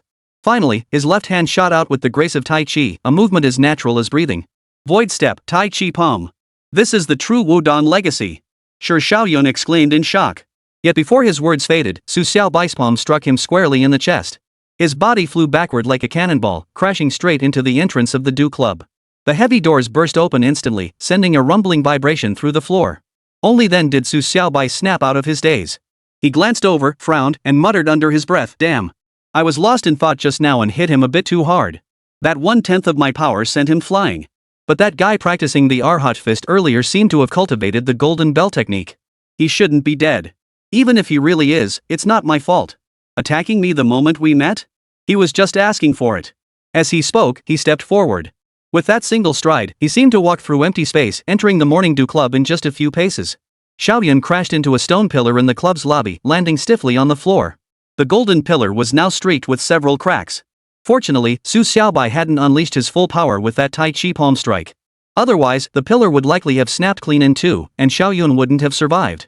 Seeing Su Xiaobai walk in, Xiaoyun opened her eyes wide before struggling to lift her hand. "Esteemed senior brother," she said, "to have mastered Tai Chi palm to such a degree, you must be a core disciple of Wudong. I don't know how my junior brothers and sisters offended you. Please spare them. I'm willing to apologize." Su Xiaobai's gaze swept across the entire lobby. At this hour, few people remained in the Morning Dew Club, though over 20 security guards still stood along the lobby's sides. Seeing Xiaoyun already beaten down, however, they naturally dared not approach. They bear no grudge against me. I'm here on behalf of my company to collect a debt. The Morning Dew Club owes our Jiadu Beverage Company over 9 million in unpaid goods. It's long overdue. You've delayed payment for 2 years and beaten every one of our collectors to a pulp. Who gave you the right to bully the weak? As Shaolin outer disciples, self-discipline should be your first priority. Besides, your generation isn't even qualified to call me senior brother, the gap is too vast. It'd be more appropriate to have one of your Shaolin Xian generation elders come out to speak. Su Xiaobai snorted, his expression darkening with a murderous aura. Then his tone shifted abruptly. So? Gao Dafu can come out now, right? Xiaoyun froze, glancing at Su Xiaobai, and Su Xiaoxiao perched on his shoulder before cautiously asking, Senior brother, may I inquire about your Taoist name? Su Xiaobai straightened his posture, declaring proudly, easy enough. Wudong's open spear. 022 The Hidden Sect lineage. It was only at this moment that Su Xiaobai realized the old man had a point. His seniority truly reached unimaginable heights. In this world, there were indeed few whose seniority surpassed his. Figures like the old man and Emei Sect were likely among the last remaining relics of a bygone era. A disciple of the Ming generation? Xiaoyun's mouth fell open as he stared blankly at Su Xiaobai. Sweat instantly beaded on his forehead. He twitched his eye and stammered, so you are the sole true disciple of Wudong's master Ziyang, the venerable master Mingqiang. My seniority is indeed far too low. How about this? I'll have our Shaolin's highest-ranking senior master in the East Sea come see you. This is Grandmaster Yuan Ming from our Shaolin Hidden Sect's Arhat Hall. A junior disciple of the Yuan generation? Wait, no, I'm here for money today. Why would I see Yuan Ming? Get Gao Dafu out here. If he refuses, I'll take action. After all, I've already taken goods worth nearly 9 million from this place. The outcome will be the same either way. Su Xiaobai clicked his tongue, speaking with a touch of swagger. To him, disciples of the Yuan generation were 2 generations his junior, and he certainly didn't hold them in high regard. The Shaolin hierarchy followed the pattern Xi, Xian, Wu, Yuan, Tong, Xiao. By this reckoning, Su Xiaobai was on the same level as the Xian generation masters. Even the Wu generation masters had to address him respectfully as senior master, let alone those of the Yuan generation. Xiaoyun nodded, though his face was streaked with blood. The back of his head had been cracked open, and even his back was now a bloody mess. Su Xiaobai glanced at him, then placed his fingers on over a dozen points along Xiaoyun's body. The surging Ziyang True Qi suppressed the injuries within him. After 5 minutes, Xiaoyun finally regained some strength. He stood up, glancing at Su Xiaobai with a hint of fear. Thank you, Senior Master Mingqiang. Gao Dafu was sleeping in a room on the 5th floor. I'll go wake him up. But you're right, Senior Master Yuan Ming coming to see you is indeed inappropriate given the generational gap. It's just that in our Shaolin Hidden Sect, the venerable masters of the Xin generation are few and far between. I have no idea how to find them, so I couldn't notify them. All this can only be arranged by Senior Master Yuan Ming. Su Xiaobai waved his hand dismissively. Alright, that's settled. Go fetch Gao Dafu first. What kind of nonsense is this? He owes money and still sleeps here? If he comes down later, I'll just kill him with a single finger strike. Xiaoyun gave a dry chuckle. His tall frame bent slightly, radiating an inexplicable reverence. Finally, he murmured, Grandmaster Mingqiang, Gao Dafu is a patron of our Hidden Sect lineage and serves as one of our nominal elders. He holds a status equivalent to a disciple of the Yuan generation. That's why we're here protecting him. The Hidden Sect's long-term development relies on patrons like him. Gao Dafu generally acts within bounds. He hasn't done anything extreme. But he owes money to Grandmaster's company and refuses to pay. That's clearly wrong. Even if Grandmaster hadn't mentioned it, I'd still report this to Grandmaster Yuan Ming to deal with him. But could Grandmaster please spare his life? Bring him down first. I'll gauge his attitude. I know his death would be a blow to your reputation. But these past days, I've kept hearing about the Hidden Sect lineage. What exactly is going on? Su Xiaobai nodded, growing increasingly authoritative. Though the old man had always taught him martial arts, he'd never shared much about Wudong's affairs. Xiaobai knew only the daily routine's deeper secrets, like the Hidden Sect remained a mystery to him. Xiaoyun paused, then shook his head thoughtfully. Grandmaster Mingqiang, you see, I'm merely a disciple of the Xia generation. I know only that I come from the Hidden Sect and some daily matters among the various schools. When it comes to secret matters like the origins of the Hidden Sect, I truly have no knowledge. If you wish to ask, wait until Grandmaster Yuan Ming arrives. You can ask him then. Su Xiaobai waved him off dismissively. After a moment's thought, he sat down on a nearby sofa. A waiter, quick to read the situation, promptly poured 2 cups of tea. Meanwhile, the 20-plus security guards followed Xiaoyun en masse toward the elevator, clearly intent on gathering information about Su Xiaobai. But such a large group couldn't all fit into the elevator. So Xiaoyun held most of them back, taking only 5 people inside. Su Xiaoxiao leaned back on the sofa, crossed her legs, and shot Su Xiaobai a rather old-fashioned look. She murmured, Dad, I never imagined this place was Shaolin territory. It's strange Grandpa never told you about the Hidden Sect. Too bad I don't know either. I never paid attention to these things. If I'd known, I would have asked Grandma about it, so you wouldn't get tricked. Enough. When have I ever been deceived? Su Xiaobai felt a mix of amusement and exasperation. After a moment's thought, he shifted his tone. The old man didn't tell me these things, I suppose because he himself doesn't want to get involved in this mess. In his world, perhaps chasing women matters more than wudong. Su Xiaoxiao froze. She didn't quite grasp the meaning behind Su Xiaobai's last remark, but with her childlike innocence, she didn't press further. Her gaze swept around the room. The lobby of the Chaolu Club was exquisitely decorated, opulent to the extreme. Against one wall stood an enormous fish tank, filled with tropical fish. A giant golden arowana glided back and forth, its long tail trailing behind, creating ripples of golden light. Wow, Daddy, that fish is so beautiful. I have to take a closer look. Su Xiaoxiao hopped off the sofa, her eyes fixed intently on the enormous aquarium. The wall, spanning over 100 square meters, had been hollowed out to create the tank, making it a truly spectacular sight. Excellent taste. That aquarium cost me tens of millions to build. Uncle sure really has an eye for things, boomed a deep, resonant voice. A figure emerged from the elevator. It was a man, or rather, a man as wide as a door panel. Standing alone in the elevator, he filled the entire space, leaving everyone else, including Xiaoyun, pressed tightly against the sides. Standing about 5 feet 9 inches, his immense width made him resemble a solid cylinder. His round face, however, carried an inexplicable charm. With that build, he wore a white suit and sported a thick gold chain around his neck, the very picture of a nouveau riche. He smiled faintly, his eyes narrowing to slits. Su Xiaobai turned to look, expressionless. Su Xiaoxiao, however, responded, "That's wonderful. This fish must taste absolutely fantastic. Little disciple, help me stew it later. I must try its flavor." Fatso's eye twitched, but he dared not respond. At that moment, Xiaoyun stepped forward from the side, bowing slightly to Su Xiaobai. "Grandmaster Mingqiang, this is Gao Dafu, our Hidden Veins honorary elder. His Dharma name is Yuenga." Gao Dafu promptly bowed to Su Xiaobai, his face beaming with smiles. However, given his massive frame, he couldn't actually bend his waist.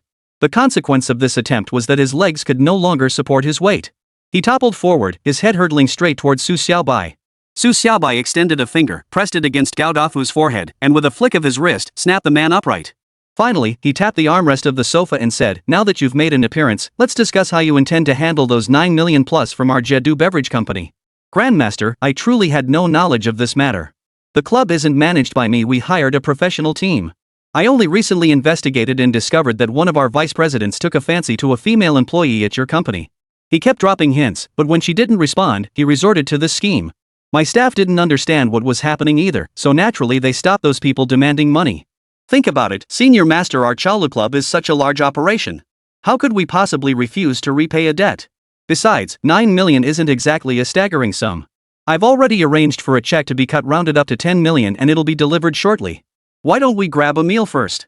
I've been eager to learn some of Wudong's secrets from you, Senior Master." Su Xiaobai shot Gao Dafu a glance before shaking his head. Just as he was about to speak, Su Xiaoxiao cut in, "You're nothing but a big puffed up face pretending to be something you're not. You couldn't even say yes when I asked for a fish. What could you possibly offer us? Besides, your martial arts are utterly mediocre. If you want to exchange moves with my dad, you wouldn't last a single exchange." "No, Master, I'm not a big puffy face, my face isn't big at all. And I'm genuinely chubby, no need to pretend.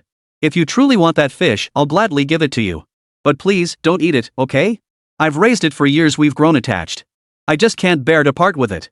Gao Dafu spoke with a pained expression, his gaze fixed on the golden dragonfish in the tank, his eyes brimming with reluctance. Su Xiaoxiao was momentarily taken aback.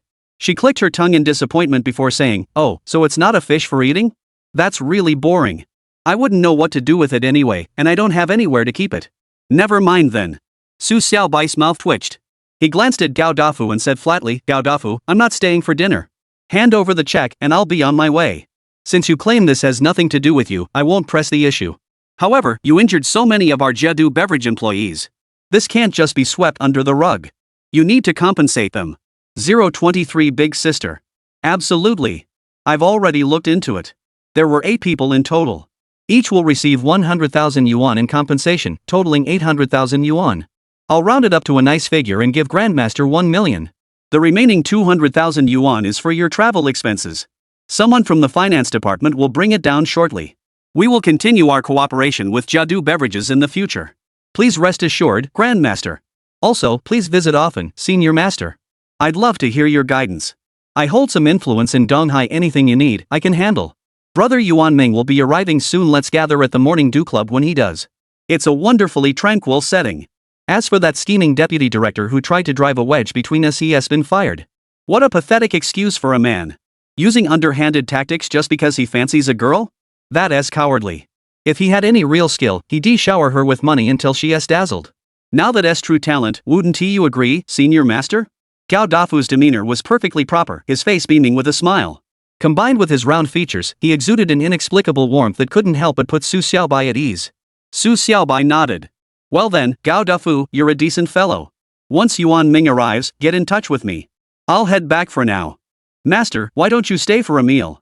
Otherwise, I'll feel uneasy, like I haven't properly hosted you, Gao Dafu said with a hint of reluctance. Just then, the elevator lights flickered to life. A slender man emerged, carrying a black briefcase and clutching a checkbook holder. He hurried over to Gao Dafu. Xiao Yun took both items, dismissing the man with a wave. He then handed the checkbook to Su Xiaobai, who flipped it open. The check inside was made out for 10 million. Xiao Yun promptly opened the black briefcase, revealing stacks of cash inside a dazzling sight. Su Xiaobai nodded, stood up, and patted Gao Dafu on the arm. Gao Dafu, you've been a true friend in this matter. I'll be on my way now. Let's stay in touch. With that, he turned and walked toward the exit. Su Xiaoxiao jumped off the sofa and followed behind him. Before leaving, she glanced back at the golden dragon fish in the massive aquarium, smacking her lips with a hint of reluctance. Watching their figures disappear, Gao Dafu wiped the sweat from his forehead and muttered to himself, that little tyke kept staring at my fish. It's a rare species I spent tens of millions to acquire, the only one of its kind in the world. I treat it like a precious treasure. If it ever went missing, I could never replace it. Xiao Yun nodded. Senior Gao, Senior Ming Xiang is truly a master of high standing. Fortunately, Grandmaster Yuan Ming arrives tomorrow. He will naturally handle communications with Senior Ming Xiang. However, according to Shaolin's rules, disciples of the hidden sect lineage are bound to each other. Thus, Ziyang Jinlun's disciple is effectively my sect's senior master. Fortunately, this great grandmaster isn't easily provoked, otherwise, the pressure on me would be overwhelming. Gao Dafu nodded. He's not very old. Xiao Yun, you fought him before, how skilled is he, really? Xiao Yun pondered seriously before replying with a grave expression, he's likely formidable, a single palm strike could shatter me. Though my skills rank fairly well among the Xiao generation disciples, within the Shaolin hidden sect lineage, they're nothing special. I couldn't discern much from him. He's truly a master. By then, Su Xiaobai had already stepped out of the Morning Dew Club. He found his bicycle, slipped the check into the box, placed it in the front basket, and hopped on. Finally, he said casually, Xiao, we've got money now. It's Saturday today. I'll take you to the amusement park for some fun. Amusement park? Su Xiao froze, then let out a soft gasp. Dad, honestly, I've never been to an amusement park in my whole life. Emei has everything else, but places like this? None. So I've had to hang out with the beasts instead. Her childish voice carried an indescribable longing and yearning, finally sounding like a real kid. Su Xiaobai's heart softened. This child, after all, was truly pitiful. Growing up among nuns, her personality naturally developed a bit of a wild streak. Come to think of it, he hadn't been much of a father either. But if this had been 6 years ago, even knowing Huixin was pregnant, Su Xiaobai probably wouldn't have reacted at all. Back then, just like the old man said, he was a thick-headed fool, obsessed solely with becoming the world's greatest martial artist. He cultivated pure yang energy within himself, yet harbored not a single thought about relationships between men and women. Mounting his bicycle, the clanging of gongs and drums echoed once more.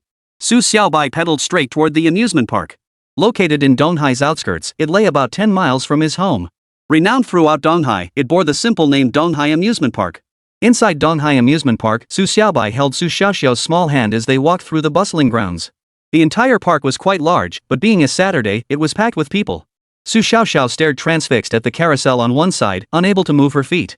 With the innocence of a child her age, she naturally held no immunity to such toys. Su Xiaobai, clutching nearly 1 million yuan in cash, felt confident enough to buy Su Xiaoxiao 10 rides without hesitation. Overjoyed, Su Xiaoxiao leaped into his arms, planted a kiss on his cheek, and cooed, Daddy, I'm off to play. You're the best. You really are my real daddy. Watching Su Xiaoxiao's retreating figure dart away like a bird, Su Xiaobai touched his cheek. In all his years, this was the first time a woman had kissed him there. Though she was merely his daughter, a little girl just starting kindergarten, his heart felt warm. Sitting on the edge of a flower bed, Su Xiaobai watched the carousel. Su Xiaoxiao sat quietly on a pink pony, looking exceptionally happy. Her lips curved upward, a rare display of calm. In this moment, she shed all traces of her usual little tyrant demeanor. After 5 full rotations, Su Xiaoxiao's excitement peaked. She suddenly crouched low and leaped from one pony to another, executing the graceful Emei wind willow step with masterful precision, though this maneuver sent a wave of shock through the gathered parents watching nearby. Su Xiaobai's face darkened.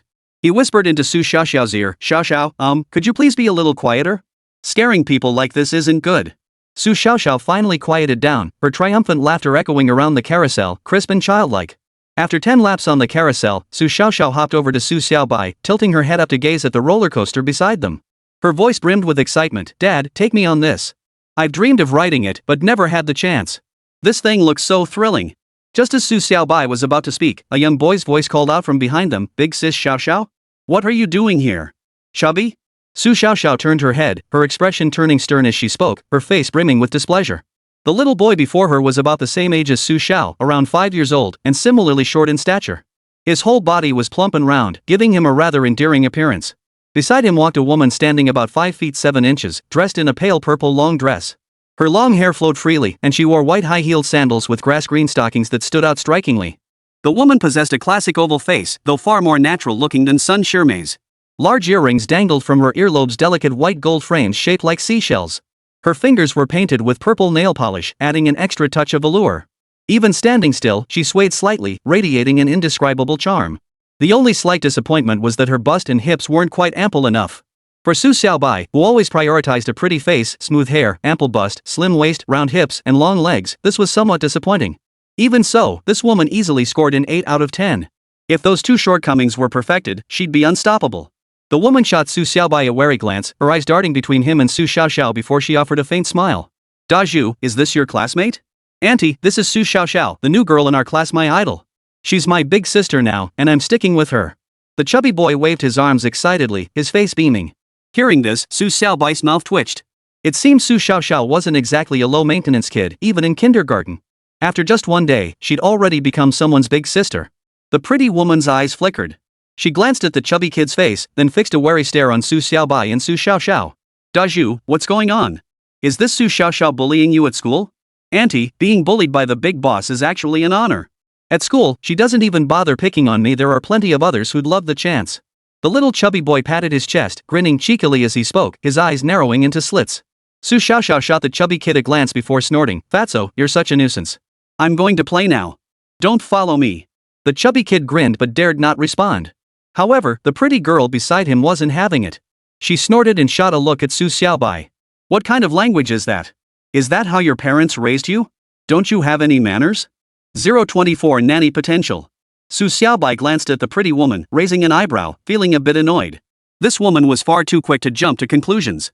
Such a minor childish dispute, and she dragged it into a lesson on manners?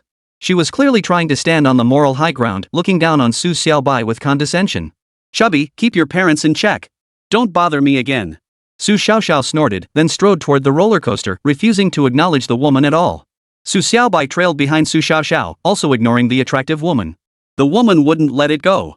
She pointed at Su Xiaobai's retreating back and demanded in a spoiled tone, "What kind of parent are you? Stop right there. How dare you bully my Da Zhu? Do you even plan to keep hanging around Donghai?" The chubby kid immediately blocked the woman, shouting, "Auntie, stop it. If you keep this up, I won't go out with you next time. This is so embarrassing. I just got a tiny spot near the big boss, and if you keep this up, the whole class will shun me." The glamorous woman tried to push forward, but the chubby kid yanked her arm hard. He then called out to Su Xiaoxiao from a distance, "Big sis, go ahead and have fun. My auntie just doesn't know how the world works. I'll report back to you after school starts. Please don't kick me out of our group." Su Xiaoxiao flicked her hand behind her with dramatic flair, not even glancing back as she boarded the roller coaster. Su Xiaobai turned to glance at the glamorous woman, his eyes cool yet fixed on her with an intense aura that carried a hint of menace. The chill that ran down her spine made her freeze, unable to move for a moment. He raised an eyebrow and snorted, staying by Su Xiaoxiao's side. Yet inside, he couldn't help but feel a touch of amusement. The swagger this girl displayed was downright fierce. She was the real deal, a true boss. In fact, she seemed even more imposing than he felt. The pretty woman finally regained her composure. Still trembling, she stole a glance at Su Xiaobai's retreating back before exhaling in relief. Turning back, she glared at the chubby boy, clenching her pearly white teeth in fury. "Da Zhu, why are you siding with outsiders? I'm your aunt. How dare you side with an outsider? You have no respect for elders." "Auntie, my elbows definitely don't point outward. That's my big sister. I always listen to my big sister. Come on, let's go play on the trampoline. We didn't get enough earlier." "Auntie, if you're going to nitpick with us kids, doesn't that make you a bit too petty?" The chubby kid argued passionately, darting off to one side with his usual cheerful energy. But the pretty woman's lips twitched, her face darkening. Gritting her teeth, she snapped at the little rascal, "You've got no respect for elders. Your sister really failed at raising you. No, I can't back down. I have to ride the roller coaster once too. Da Zhu, you're coming with me." Ha! The chubby kid stared at the pretty woman, then shook his head vigorously, his face tense. His expression turned pale as he stammered, "Auntie, can I not go? I'm scared. That thing is way too tall. I can't do it. No way. If those two dared to ride it, why can't we? If you want others to respect you, you have to show them you've got what it takes. If they dare look down on us, we'll ride it right in front of them." The elegant woman clenched her teeth as she spoke. Yet when her gaze fell upon the roller coaster, a distinct flicker of nervousness flickered deep within her eyes. Still, she grabbed the little chubby boy's hand and strode purposefully toward the ride. Her white high heels featured slender, elongated heels soaring over 10 centimeters high. The shoes featured a delicate strap design, with two slender straps wrapped several times around her calves, exuding an air of dainty elegance. On the other side, Su Xiaobai and Su Xiaoxiao had already boarded the roller coaster. Sitting side by side, they gazed up at the towering structure. Perched hundreds of meters high, many riders on the coaster looked visibly pale. Su Xiaoxiao shifted her hips, a hint of impatience in her demeanor, yet still calm and commanding. Su Xiaobai observed her state before shifting his gaze back to the chubby boy. Seeing the pretty girl lead him onto the coaster and sit behind him, he raised an eyebrow. This was utterly implausible given her demeanor. She seemed incapable of such reckless behavior. The chubby boy fared even worse, sitting with eyes tightly shut, utterly petrified. The roller coaster began its ascent, and waves of screams erupted around them. Su Xiaobai rubbed his nose in exasperation.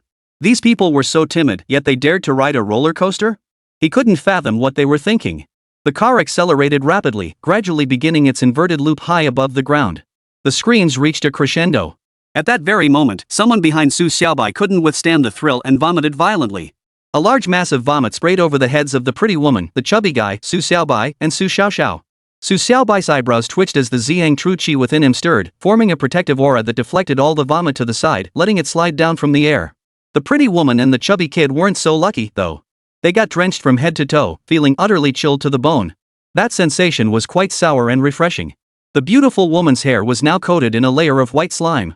Though she had managed to endure the roller coaster's violent turbulence, the sudden drenching triggered her own wave of nausea. Fortunately, Su Xiaobai's protective aura shielded him and Su Xiaoxiao, ensuring all the vomit splattered onto the ground. Seeing this, Su Xiaoxiao reached up to touch her head and said, "Dad, thank goodness you were here. Otherwise, I would have been drenched in that sour stuff.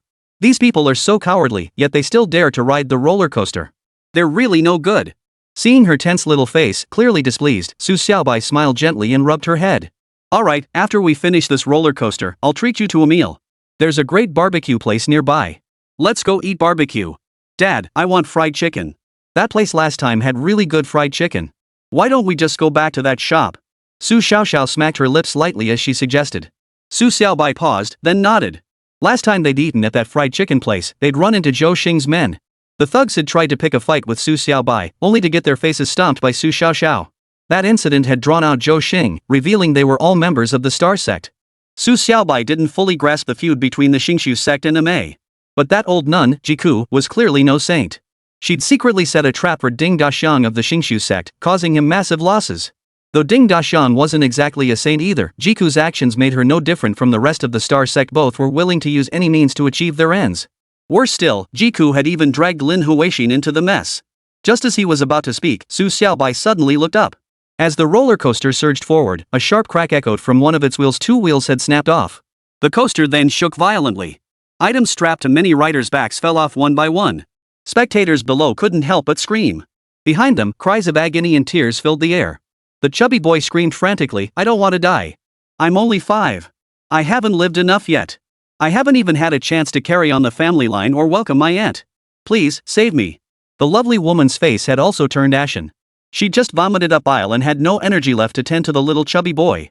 But feeling the roller coaster swaying violently, she clenched her fists and screamed, her hand clutching Su Xiaobai's shoulder tightly, as if afraid she might fall. Su Xiaobai sensed the situation and shook his head. Then, the Ziyang True Qi surged within him, suppressing the roller coaster. This forced the ride to cling tightly to the tracks, preventing any deviation. Otherwise, it would have plummeted straight into the air. Fortunately, with only a dozen seconds left before the ride ended, the car spun around, suddenly righted itself, and slowly coasted out onto level ground. As the coaster came to a complete stop, staff rushed over to inspect it. Many passengers began streaming out, but the lovely woman still clung to Su Xiaobai's shoulder, eyes shut tight, shrieking and gasping. It must be said, her voice was remarkably clear and crisp, carrying a certain ethereal quality that seemed perfectly suited for certain yin-yang complementary occasions. Su Xiaobai's gaze swept across the roller coaster's base, spotting 2 wheels on the ground. He turned to the lovely woman, released his shoulders from her grip, and finally patted her cheek. It's safe now. You can let go of me. Her skin felt smooth and velvety to the touch, with a faint, cool sensation beneath the softness. It was incredibly soothing, stirring something within Su Xiaobai. This chill seemed capable of suppressing the pure yang energy within him.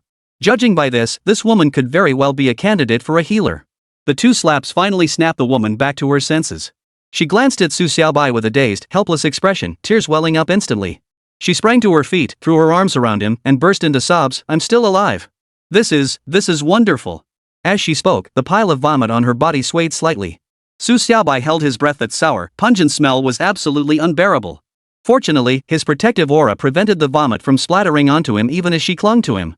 His mouth twitched. Su Xiaobai shuddered, then took a step back, gently pushing the woman away.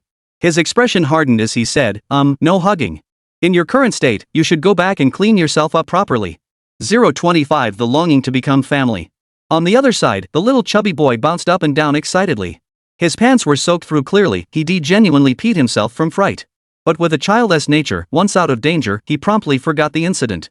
He circled around Su Xiaoxiao, though he didn't dare to hug her like the pretty woman had done. Su Xiaoxiao shot the chubby kid a glance and snorted, "Chubby, stay away from me. You reek of sour sweat, and that's not all. You're such a wimp, staring yourself into wetting your pants over something so trivial." The little chubby boy grinned widely. "Big sis, I'm just a scaredy cat. Besides, I sometimes wet the bed during nap time at school too. It's normal, no big deal." Su Xiaobai waved at Su Xiaoxiao. "Xiaoxiao, let's go. I'll take you to get something to eat." As he spoke, he glanced back at the attractive woman. Her purple dress clung tightly to her body, but the dark color hid any obvious signs. With Su Xiaobai's sharp eyes, however, he could tell she really had peed herself. Yet, a faint, peculiar scent lingered on her, making him frown slightly. This woman seemed rather interesting. Su Xiaoxiao hopped over to Su Xiaobai's side, took his hand, and pulled him forward. As they walked, she whispered, "Dad, did you just suppress the roller coaster with your protective aura? You have keen eyes to observe so closely in that situation." Su Xiaobai praised Su Xiaoxiao, his heart swelling with pride. Su Xiaoxiao raised her eyebrows. "Of course. Dad, I wasn't really worried. With your void step, even if the roller coaster had flown off the tracks, you could have carried me to safety. But then, no one would have saved the rest of the passengers. I never imagined your Ziyang True Qi had reached such a level you could project it outward to pin the coaster to the tracks. That's incredible. You're definitely a true Grandmaster level expert. Truth be told, those mere 2 minutes drained every last ounce of Ziyang True Qi from my body. Look at my soaked back. Half a year ago, I couldn't have projected my Qi like this. Now, while I can, it's only because the Ren and Du meridians opening amplified it, and it won't last long. If it went beyond 5 minutes, I wouldn't have been able to save these people." Su Xiaobai sighed, his mind drifting back to the old man. Once, his dream had been to become the world's greatest martial artist. Times had changed, and he still walked the path of martial arts, but the old man hadn't offered him any advice in ages. Everything now depended on himself. Su Xiaoxiao's small hand clasped Su Xiaobai's large one, declaring with immense pride, "That's good enough. Dad, I've never seen a master whose chi can leave their body before. You're one of those legendary figures. With you being so powerful, I can walk tall from now on. Even Grandma Jiku won't be able to control me. If she tries to drag me back by force, you just beat her up." Su Xiaobai froze, then shuddered. Something about Su Xiaoxiao's words felt off. After careful consideration, he frowned and said sternly, "Xiaoxiao, you don't think Abbess Jiku still doesn't know you came to the East Sea, do you?" "Of course," Su Xiaoxiao replied. But mid-sentence, she abruptly stopped, then shook her head forcefully. "No, she definitely knows." Su Xiaobai fixed her with a gaze thick with murderous intent. Su Xiaoxiao shrank back, her voice dwindling. "Dad, you don't understand. Grandma would never let me leave. If she knew I was coming to Donghai, she'd tie me to the house. That's why Mom snuck me out. Truthfully, these past few days, my heart's been in my throat, terrified she'd suddenly show up. After all, she's a genuine top-tier master. Her Jade Maiden sword technique has reached perfection, and her internal energy is profound. I was afraid you wouldn't be able to defeat her. But after today's showdown, I'm finally at ease. Not only have you opened your Rin and Du meridians, but you can also project your true energy outside your body. That's incredibly powerful." Su Xiaobai froze, then clenched his fist. If anyone else had spoken like that to him, he'd have knocked them out cold. This was too intense. No wonder she didn't follow conventional paths traveling with human traffickers. From this perspective, Lin Huixin really wasn't an ordinary woman. Mounting her bicycle, Su Xiaobai pedaled toward the fried chicken shop with Su Xiaoxiao in tow. Barely a few hundred meters into their journey, the roar of an engine echoed behind them as a Mercedes-Benz sports car sped toward them. The sports car's window rolled down, revealing the chubby kid's round face beaming like a flower. Finally, he waved at Su Xiaoxiao and said, "Big sis, hop in. I'll drive you back." It'll be faster this way. Su Xiaoxiao shook her head. Chubby, I don't like being crammed in with smelly people. Besides, your car probably couldn't even keep up with my dad's. The chubby kid chuckled without reply, but the attractive woman driving raised an eyebrow. She still looked disheveled, her head throbbing. Though she'd impulsively hugged Su Xiaobai earlier, she had not truly accepted him as a friend. Deep down, she still looked down on him. Especially now, seeing Su Xiaobai riding that old bicycle that rattled like a drum, a hint of contempt flashed in her eyes. Daju, buckle up. We're leaving. Some people just don't know a good thing when they see it. We don't need to bother with them. Next time you make friends, use your eyes. What kind of future can someone who can't even afford a new bicycle have? The stylish woman said, her eyebrows raised. Yet at that moment, her refined appearance seemed slightly comical due to the throbbing headache. No sooner had she spoken than her foot pressed the accelerator. The car roared forward, accelerating with the explosive power of a Mercedes-Benz, its speed surging straight to 100 miles per hour. However, this stretch of road was littered with traffic lights and bustling with pedestrians. So, barely had she started off when she had to slam on the brakes. Su Xiaobai paid no attention to the attractive woman. The incessant clanging of bells and drums followed the speeding Mercedes like a shadow. Even when she hit 100 miles per hour, Su Xiaobai's bicycle kept pace. The chubby kid watched Su Xiaoxiao whiz past him like a gust of wind, his mouth agape in astonishment. Wow! That bike's fast. Of course it is, little chubby. Your auntie really hasn't seen much of the world. Don't let my dad's bike fool you. It may look beat up, but it's the only bicycle in the world that can outrun a car. There's only one like it, and you couldn't buy it even if you wanted to. Su Xiaoxiao tugged at Su Xiaobai's clothes, standing up straight as she spoke. Her crisp voice carried a hint of childish innocence. Before the chubby kid could say anything else, Su Xiaobai's bike had already overtaken the Mercedes coupe, leaving it in the dust. The pretty woman gritted her teeth, staring at Su Xiaobai's retreating figure. She slammed the accelerator again, but Su Xiaobai's silhouette grew ever more distant until it vanished into the distance. Auntie, you're so weak. You can't even catch a bike, the little chubby boy said softly, a hint of amusement playing on his face. Then he changed the subject, but it's no surprise. Big sister's dad, now that's a real pro. I wish I had a dad like that. But my mom doesn't have a man anyway. I should get her to pursue the boss lady's dad. If my mom and the boss lady's dad become family, then I can hang out with the boss lady all the time.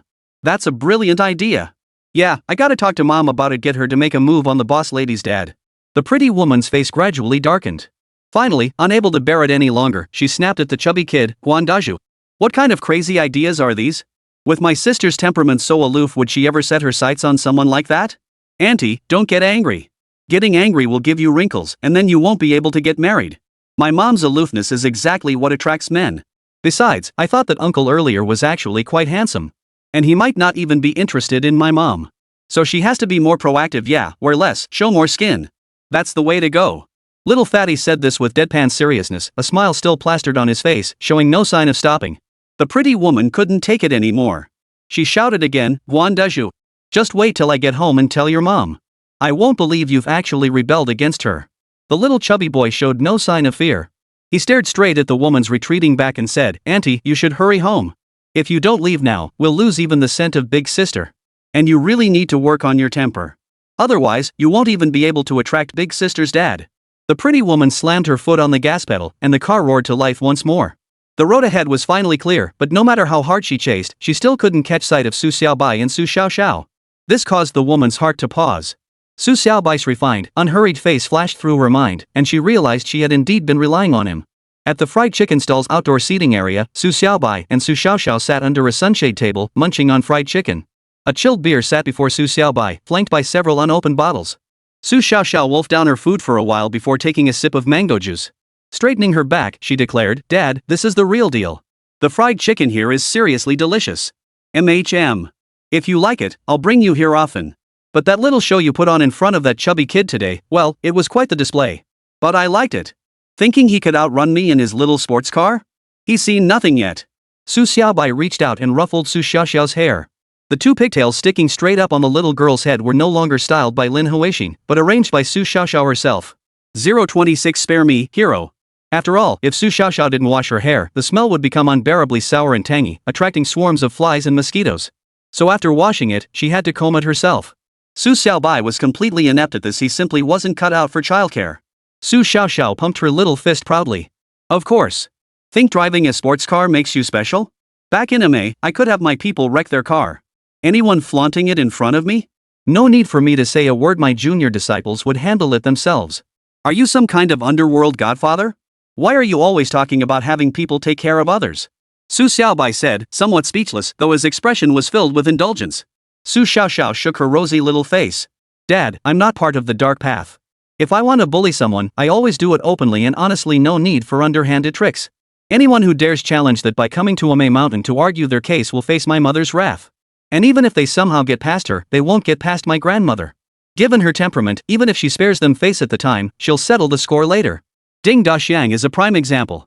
Su Xiaobai fell silent. It seemed clear now from Jiku to Lin Huixin, and now Su Xiaoxiao they all shared the same lineage of character, utterly straightforward and brutal. Most crucially, as Su Xiaoxiao had said, on Emei's turf, they didn't need to play by any rules. No one could touch them. As they spoke, an indescribable scent suddenly filled the air, a cold, damp stench tinged with a hint of blood. The blazing sunlight before their eyes seemed to flicker, as if a dark cloud had suddenly obscured the sun. Yet when she lifted her gaze, the sunlight remained unchanged. Only across the street from the food stall, a massive, obese figure had materialized. The man was exceptionally tall, around 188 centimeters. At first glance, he didn't appear excessively fat, but upon closer inspection, he resembled a mountain of flesh. His entire body was pale, giving him the appearance of a white baby elephant. Yes, like a baby elephant, one that had just outgrown infancy, radiating raw, primal strength. His face was dark and sullen, eyes small and narrow, now slitted like slashes of light, fixed intently on Su Xiaobai. This peculiar aura emanated from him. Su Xiaobai glanced at him, sensing the energy within. The Ziyang True Qi stirred within him before he addressed Su Xiaoxiao. Xiaoxiao, stop eating. Such fine food, and this fatso is wasting it. Dad, I recognize this scent. He must be from the Xingqiu sect. How shameless. Standing upwind, he secretly scattered poison earlier. All our food is ruined. Su Xiaoxiao pressed her lips tightly together, her voice tinged with grievance. Su Xiaobai scratched his nose. No big deal. I'll make him pay for this later. Messing with our food? That's unforgivable. He didn't even bother to hide his words from the fat man, speaking so boldly that the latter snorted. He strode over to Su Xiaobai, stood before him, and looked down at him. You're Su Xiaobai? The one who snatched Zhou Xing away? So it seems you've come seeking revenge today? Su Xiaobai glanced at the fat man. Up close, he resembled a miniature elephant mighty as a mountain, his shadow engulfing the surrounding area. Daring to bully our Star Sect disciples? That is absolutely unforgivable. I'll take you back to meet the Star Sect elder. This little girl must be Lin Huixin's daughter? Then she must come with us. Let's see what Lin Huixin has to fight me with this time. The fat man tilted his head back, extending his right hand and giving it a sharp shake. The tips of his right fingernails glowed with a sickly green sheen. As he shook his hand, wisps of green powder drifted into the air. A searing, acrid scent mingled with the sunlight and surged toward Su Xiaobai. But Su Xiaobai and Su Xiaoxiao's figures flickered and vanished from their spot. Simultaneously, Su Xiaobai's voice echoed faintly, Fatso, if you're after me, fine, I couldn't care less. But if you dare lay a finger on my daughter, you're asking for death. Fatso curled his lips in disdain, about to retort, when his body jolted violently. He was sent flying backward, landing once more in his original spot, only now, a trickle of blood seeped from the corner of his mouth. Su Xiaobai's figure slowly materialized where he'd been, though this time Su Xiaoxiao was perched on his back, her tiny arms wrapped tightly around his neck. The fat man wiped the corner of his mouth. The trickle of blood instantly turned from bright red to deep black. He smiled, his narrowed eyes flashing with a hint of ferocity. Finally, he raised his eyebrows and declared, I'm Ding Liuxiang of the Xingqiu sect. On Emei's turf, we dared not touch this little brat because of that old hag Jiku. But in the East Sea? You can't protect her. You're Ding Daxiang's son? Su Xiaobai asked indifferently, his gaze lingering on Ding Liuxiang with a hint of disdain. That's right. I'm the sixth son of the Ding family. I'm no fool like Zhou Xing. My divine king fist has reached the 5th level, and my Ding True Qi has also reached the 5th level. Take this punch. Ding Liuxiang bellowed, stepping forward. The ground trembled beneath his step, as if a colossal elephant trampled over it. Beer bottles on the tables outside the fried chicken shop clinked sharply. In the next instant, Ding Liuxiang's fist flashed before Su Xiaobai's eyes. It must be said, Ding Liuxiang's movements possessed a lightness utterly mismatched by his bulk. His fist was fierce, yet his form was nimble, like a fat man dancing ballet. Moreover, his true qi was profoundly deep, far beyond anything Zhou Xing could match. With Zhou Xing's strength, his wooden cauldron true qi could at best reach the 1st level. This punch stirred up gusts of wind, carrying a faint, foul stench. Tiny specks of blue powder floated in the air. Members of the Constellation sect always carried deadly poisons, which they neutralized with their own wooden cauldron true qi, preventing self-poisoning. The hammer-like fist slammed toward him. Su Xiaobai grunted, his own fist shooting forward to meet it head-on. The two fists collided with no audible sound, yet Ding Liuxiang's massive frame shuddered violently, followed by a muffled groan. Su Xiaobai's punch appeared fierce yet contained a subtle softness, radiating an underlying sense of overwhelming power. Using softness to overcome hardness, he suppressed Ding Liuxiang's fist force. However, upon impact, an unparalleled, domineering internal force surged through his punch, dealing Ding Liuxiang a hidden blow. Ding Liuxiang's massive frame staggered back 5 or 6 steps, each retreat leaving a shallow footprint in the ground. Unable to withstand Su Xiaobai's punch force, he could only channel it outward. Even so, 2 streaks of blood spurted from his nostrils, his face turning even paler. A single punch had inflicted significant injury. This was the Tai Chi stance from the Wudong Four Forms. And that internal force dominant and vast was the Wudong Ziyang True Qi. Ding Liuxiang's face turned green. Finally, he stared at Su Xiaobai and screamed, "You're from Wudong." Just as Su Xiaobai opened his mouth to speak, Ding Liuxiang spun and fled. His figure blurred like the wind, fleeing without a fight. His form became indistinct to the naked eye, his speed as if he'd been injected with adrenaline. As he fled, Ding Liuxiang's shrill voice pierced Su Xiaobai's ears, "You're bullying me." Wudong Ziyang True Qi. This is the secret art never passed down by Ziyang Jinren. With Ziyang Jinren here as our guardian, you didn't even utter a sound. This is outright bullying. Su Xiaobai's form flickered, his entire body moving as if walking through empty space as he pursued. This was the void step in terms of refinement. It was undoubtedly one of the world's most exquisite lightness skills. Moreover, his figure was utterly impossible to track. Su Xiaoxiao muttered from behind him, "Dad, we absolutely have to catch him. He messed up our food and thinks he can just run away without paying for it? Not so fast. And he's Ding Dexiang's son, how dare he try to grab me? That's unforgivable. We're going to teach him a lesson and chop him up into little pieces." Ding Liuxiang's figure darted into a small grove. Deep within the grove lay a large river. He clearly intended to use it as an escape route. Su Xiaobai's body suddenly took several steps through the void. His feet never touched the ground, he walked on air. Instantly, he stood before Ding Liuxiang, his right hand darting toward the man's throat. Ding Liuxiang bellowed in alarm. The next instant, his knees buckled, forcing him to his knees. He dared not move a muscle. Kneeling, he bellowed, "Spare my life, great hero." Su Xiaobai glanced at Ding Liuxiang expressionlessly before setting Su Xiaoxiao down from his back. Raising his eyebrows, he said, "Xiaoxiao, what should we do with this guy?" "Kill him." Su Xiaoxiao snapped viciously, then shifted her tone, "Daddy, the Xingqiu sect are all spineless cowards.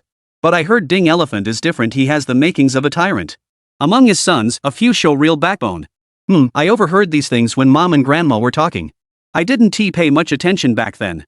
If I'd known, I would listen more carefully to judge for myself. Ding Liuxiang jumped in fright, instantly lifting his head. With a pained expression, he pleaded to Su Xiaobai, "Big brother, no, sir. Please spare me. I'm such a fool. I'll never dare set foot in the East Sea again. I can compensate you. How about 50,000? Su Xiaobai waved his hand dismissively. "Money's no issue for me now. Don't even bring up compensation. But you dared come to Donghai to make a move on my daughter? This can't just be swept under the rug. I'll shatter your dantian, seal your internal energy, and turn you into an ordinary person. 027 chance encounter. Sir, I'll sell myself into slavery. I'll be your ox or horse. If you make me an ordinary person, I'd rather die." Ding Liuxiang continued his pitiful plea, tears streaming down his face. Su Xiaobai's eye twitched as he glared viciously at Ding Liuxiang. But Su Xiaoxiao, standing beside him, waved her hand. "Dad, why not just let him go? This guy won't cause any trouble. But he owes us at least 50,000. He ruined half our fried chicken, and he needs to pay for that." Ding Liuxiang felt tears welling up. Su Xiaobai's combat skills had surpassed his comprehension, leaving him with no room for defiance. Killing someone like this would be no trouble at all. Young Miss Su is truly magnanimous. I'll transfer the money immediately. Please give me your account details, Su sir. As long as you remain in Donghai, I swear I'll never set foot here again. I'll also cease meddling in your affairs with the Star Gang. But Master Su, I'm the 6th son of the Ding family. My standing at home isn't exactly high, so sometimes my word doesn't carry much weight. My older brothers won't listen to my arrangements. 9 times out of 10, they'll still come looking for trouble. Don't blame me for that, though. Their judgment is just, well, limited. Also, Su, I've always been a lone wolf with no real backup. But my brothers? They've got some powerful followers. You'd better watch your back. Ding Liuxiang knelt upright, his expression finally relaxing. Yet that round, pale face remained perpetually smiling, giving him an endearingly simple look. Su Xiaobai waved his hand dismissively. If the Xingqiu sect keeps being so unreasonable, I won't hesitate to march straight in. When that happens, I'll wipe out the entire Xingqiu sect including you, Ding Dexiang. As he spoke, he gave Ding Liuxiang his bank account number. Ding quickly pulled out his phone and transferred the funds. Su Xiaobai received the money almost instantly. Only then did he pat Ding Liuxiang on the shoulder and say, "Alright, I'll let you off this time. But if there's a next time, I'll kill you with a single finger." Su Xiaoxiao hopped over to Su Xiaobai's side, taking his large hand in hers. She shot a glance at Ding Liuxiang and added, Fatso, when you return, relay my father's words to Ding Daxiang. Crossing my father is far more terrifying than crossing my grandmother. All these years, Ding Daxiang has endured hardships and worked tirelessly, perhaps believing his skills now rival my grandmother's. But compared to my father? He's still light years behind. Yes, Miss Xiao is absolutely right. Master Su's skills have reached the pinnacle of perfection. Take one more step forward, and he might break through to the Grandmaster realm. I believe there are very few in this world who could surpass Master Su. Ding Liuxiang nodded, his expression one of deep agreement. This flattery had reached the pinnacle of its art, utterly seamless. This was the true skill of the Xingqiu sect. Su Xiaobai turned and walked away without acknowledging Ding Liuxiang. He wasn't the type to get carried away by flattery. Only after Su Xiaobai and Su Xiaoxiao's figures had faded into the distance did Ding Liuxiang exhale a long breath. Slowly rising from the ground, he gave his body a shudder and murmured with a sigh, who would have thought Lin Huixin's man would be in the East Sea and so powerful at that? This is the true legacy of Wudong. It's said that among the major sects of the hidden sect lineage, Wudong stands as one of the most formidable. Master Ziyang roams the martial world, always laughing and joking among mortals, as elusive as a dragon seen only in glimpses. Who would have thought he'd secretly taken on such a disciple? And his skills, they might even surpass Master Ziyang's own. Truly terrifying. After this muttered soliloquy, Ding Liuxiang shuddered once more before turning and departing. Despite his tall, stout frame, he moved with surprising agility, his stride swift and purposeful until he vanished from sight. Su Xiaobai then led Su Xiaoxiao back to the fried chicken shop entrance, where they resumed their meal. This time, no one came to disturb them. After finishing the fried chicken, Su Xiaoxiao leaned back in her chair with a satisfied look, rubbing her belly as she said in a sweet voice, Dad, let's go home. I've never eaten anything this delicious before. The scenery at Emei is beautiful, but the food is just too bland. Luckily, I have a bit more freedom. If I had to stay in the temple every day, I'd only get vegetarian meals, utterly boring.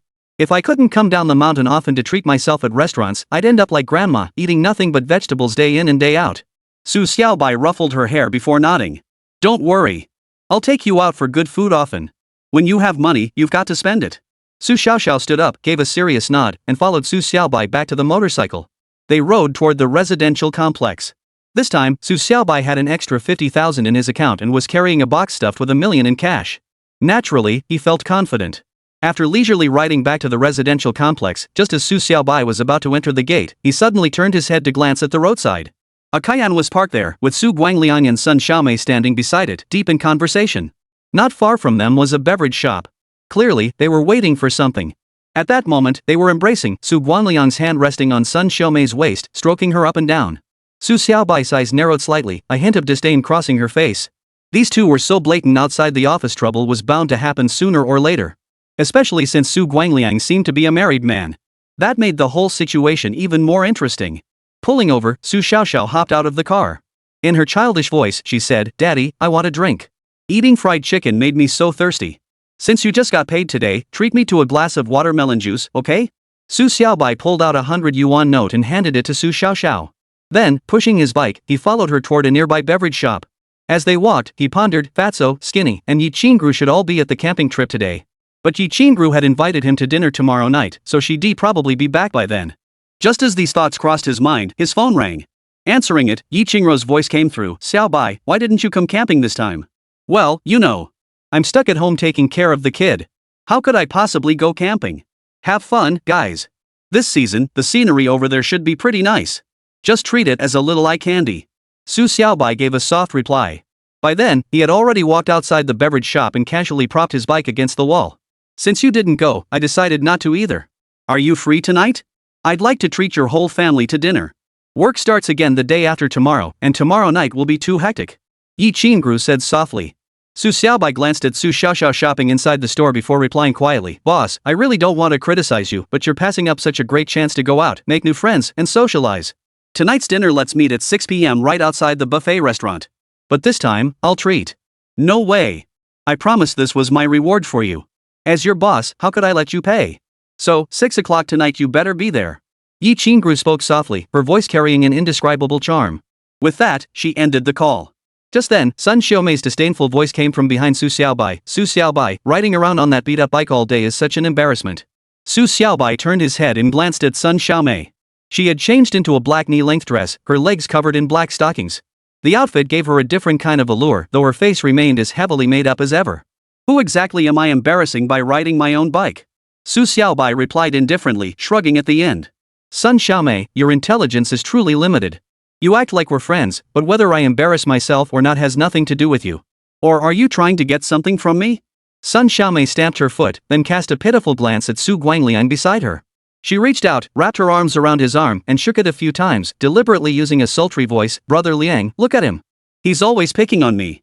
Su Guangliang patted Sun Xiaomei reassuringly, gave her a nod, then lifted his head to glare at Su Xiaobai. The hatred in his eyes burned brighter. Su Xiaobai, you've got some nerve. But this isn't over between us. Dare to mess with me like that? Just wait. I'll have you taken care of. Su Guangliang pointed at Su Xiaobai, his face brimming with arrogance. I'll be waiting to see that happen. Su Xiaobai smiled faintly, then shifted his tone. Mr. Su, you should be careful on your way back too. Don't trip on the road or fall off your bed while sleeping at home. Just then, Su Xiaoxiao turned around carrying a drink. Hearing Su Xiaobai's words, she looked suspicious, waving her cup and glancing at Su Guangliang and Sun Xiaomei.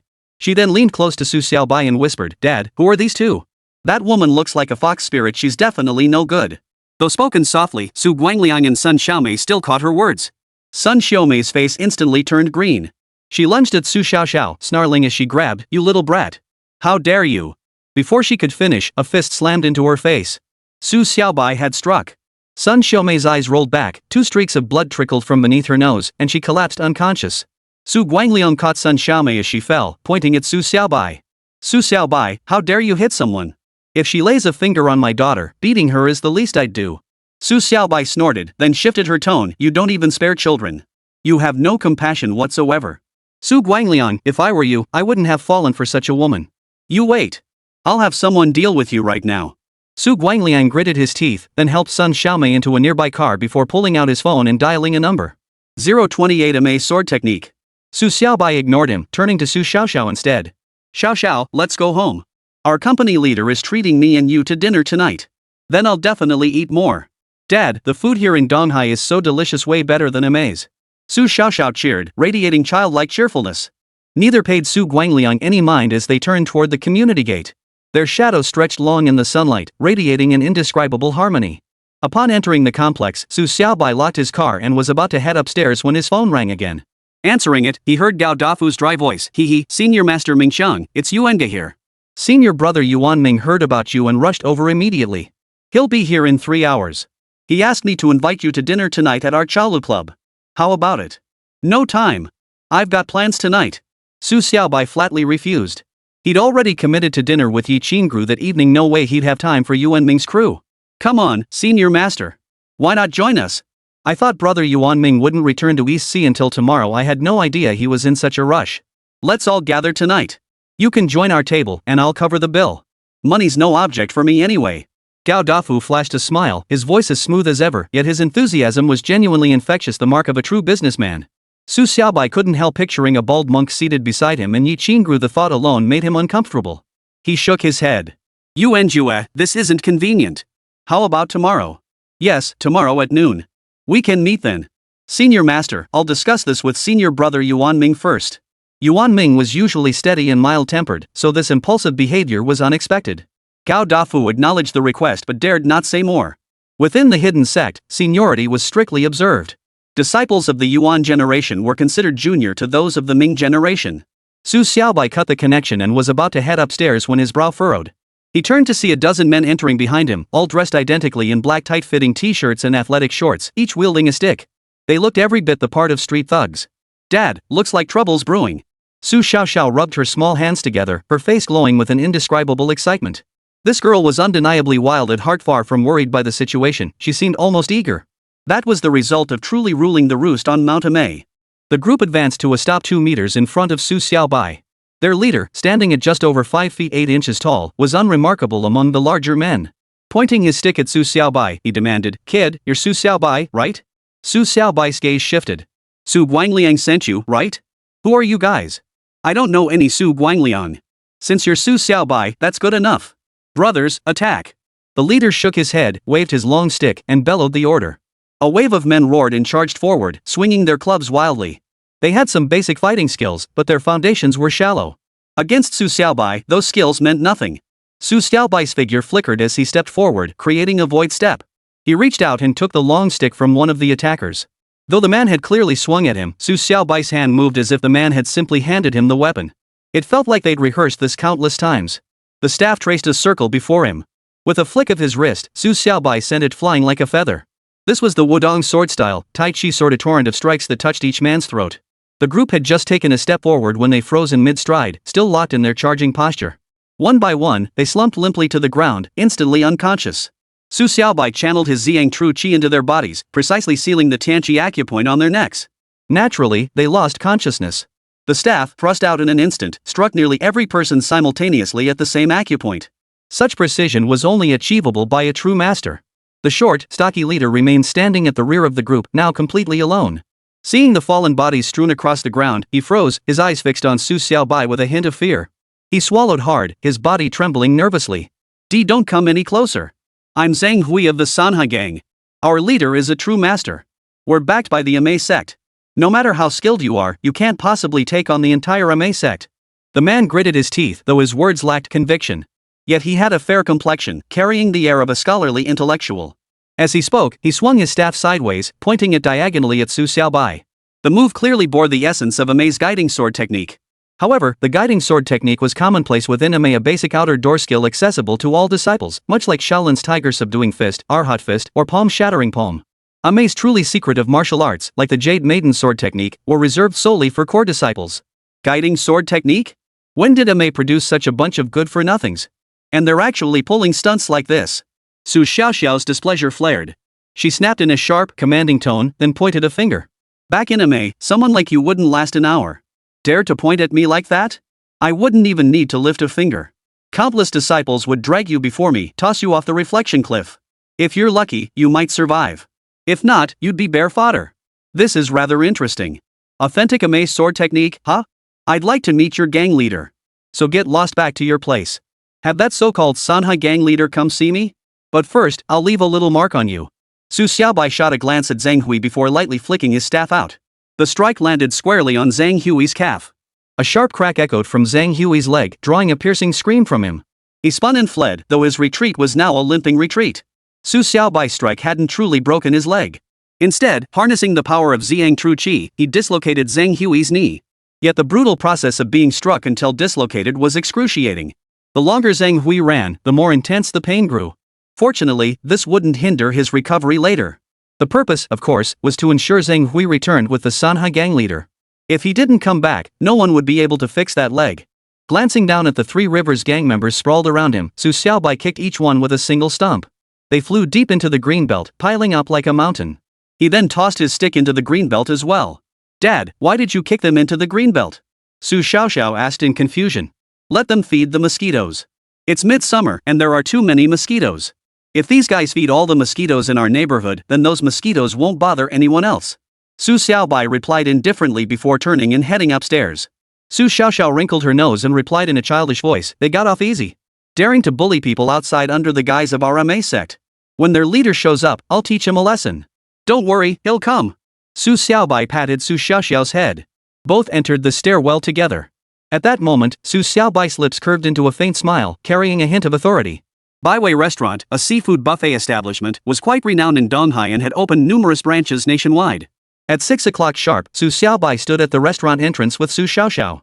Neon lights flickered, bathing the entire city of Donghai in a seductive nighttime glow.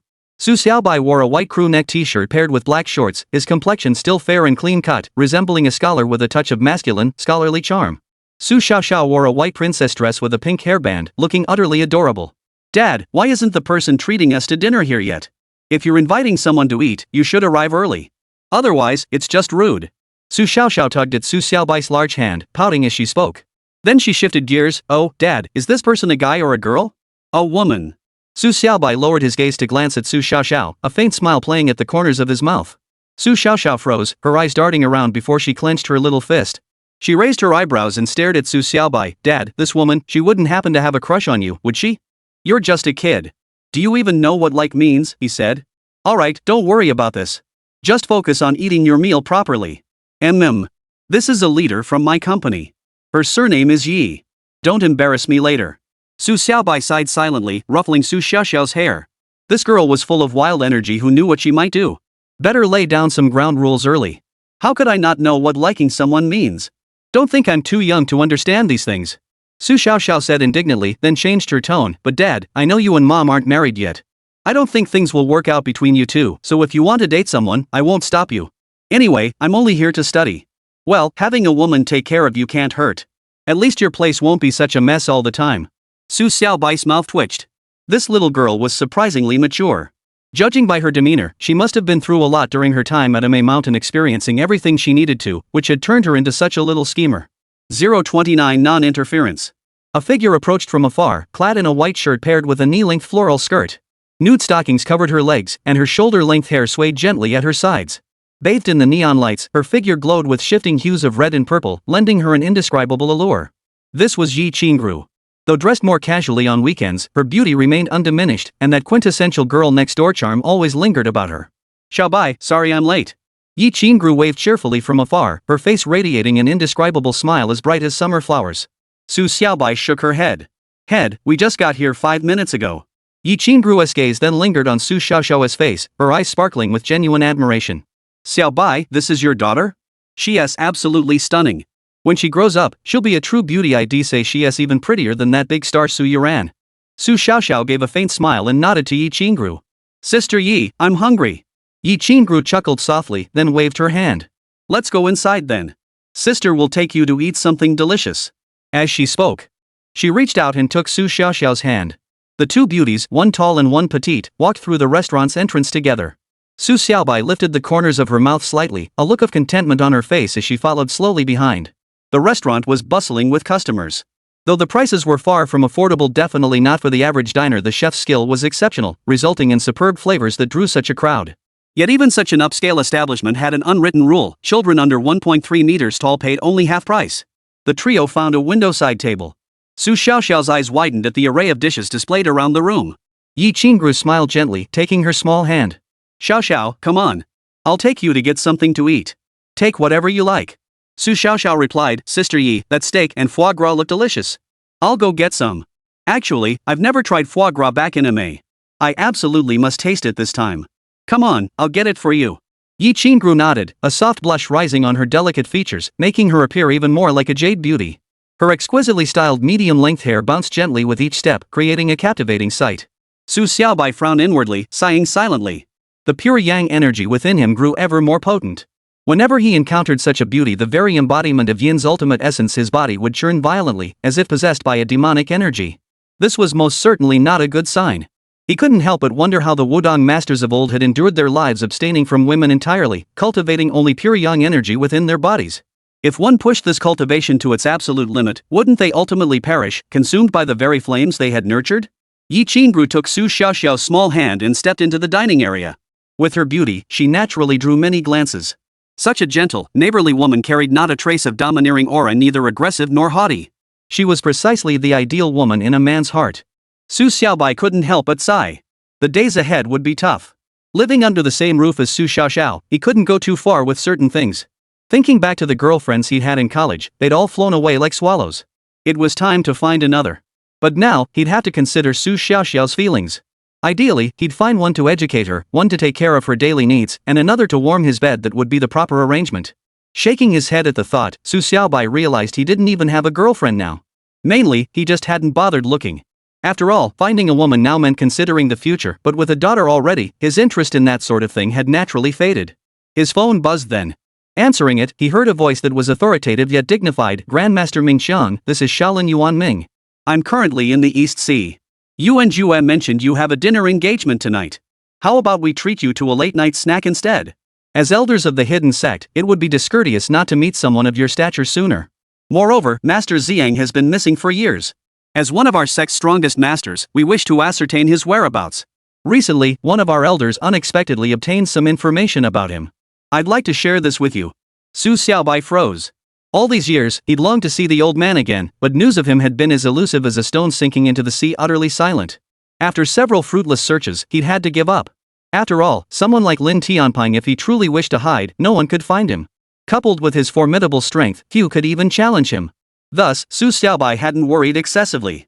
Hearing sudden news about the old man sent a jolt through Su Xiaobai. His voice grew solemn. What did you say? You have news about the old man? Where is he now? Senior Master Ming Xiang, these matters are difficult to discuss over the phone. Perhaps we should meet in person? When would be convenient for you? I'll be at your disposal. Yuan Ming adjusted his posture. Standing before Su Xiaobai, his seniority was undeniably low, and he had little to fall back on. Su Xiaobai exhaled deeply before replying softly, "All right then. 9 o'clock tonight. Meet me near my residential complex. There's a barbecue stall there. We'll meet up there." Yuan Ming responded with evident enthusiasm, "Understood. Yuan Jue and I will head out now and wait for you there. It's barely past 6. Why are you going so early?"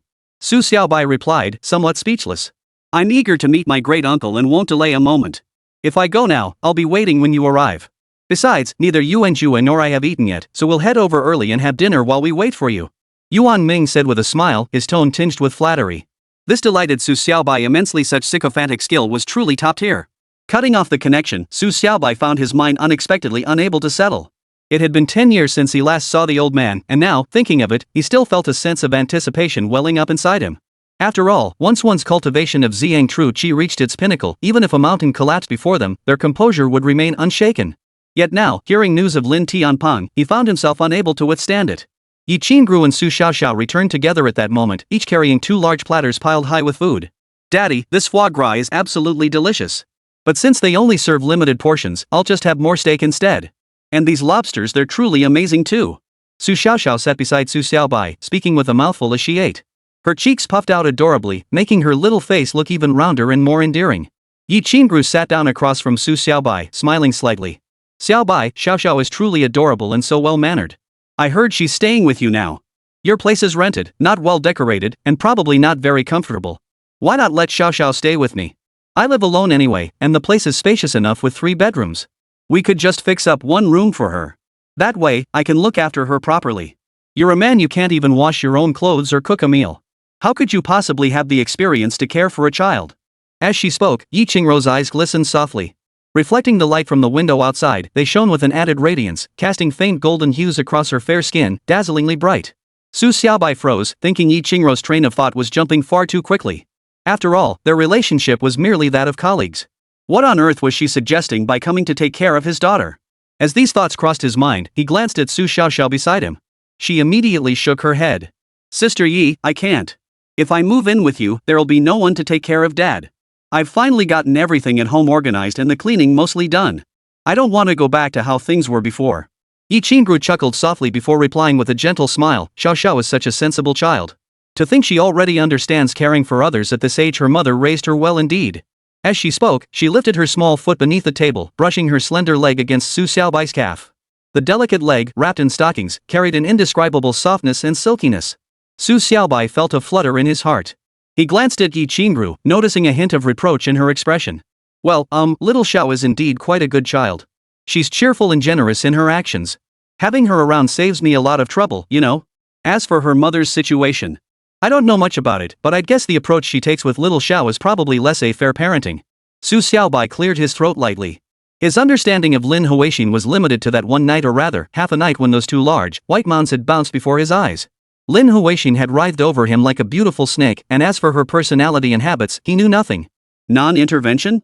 Yi Qingru paused, her surprise evident as she asked. Su Xiaobai nodded.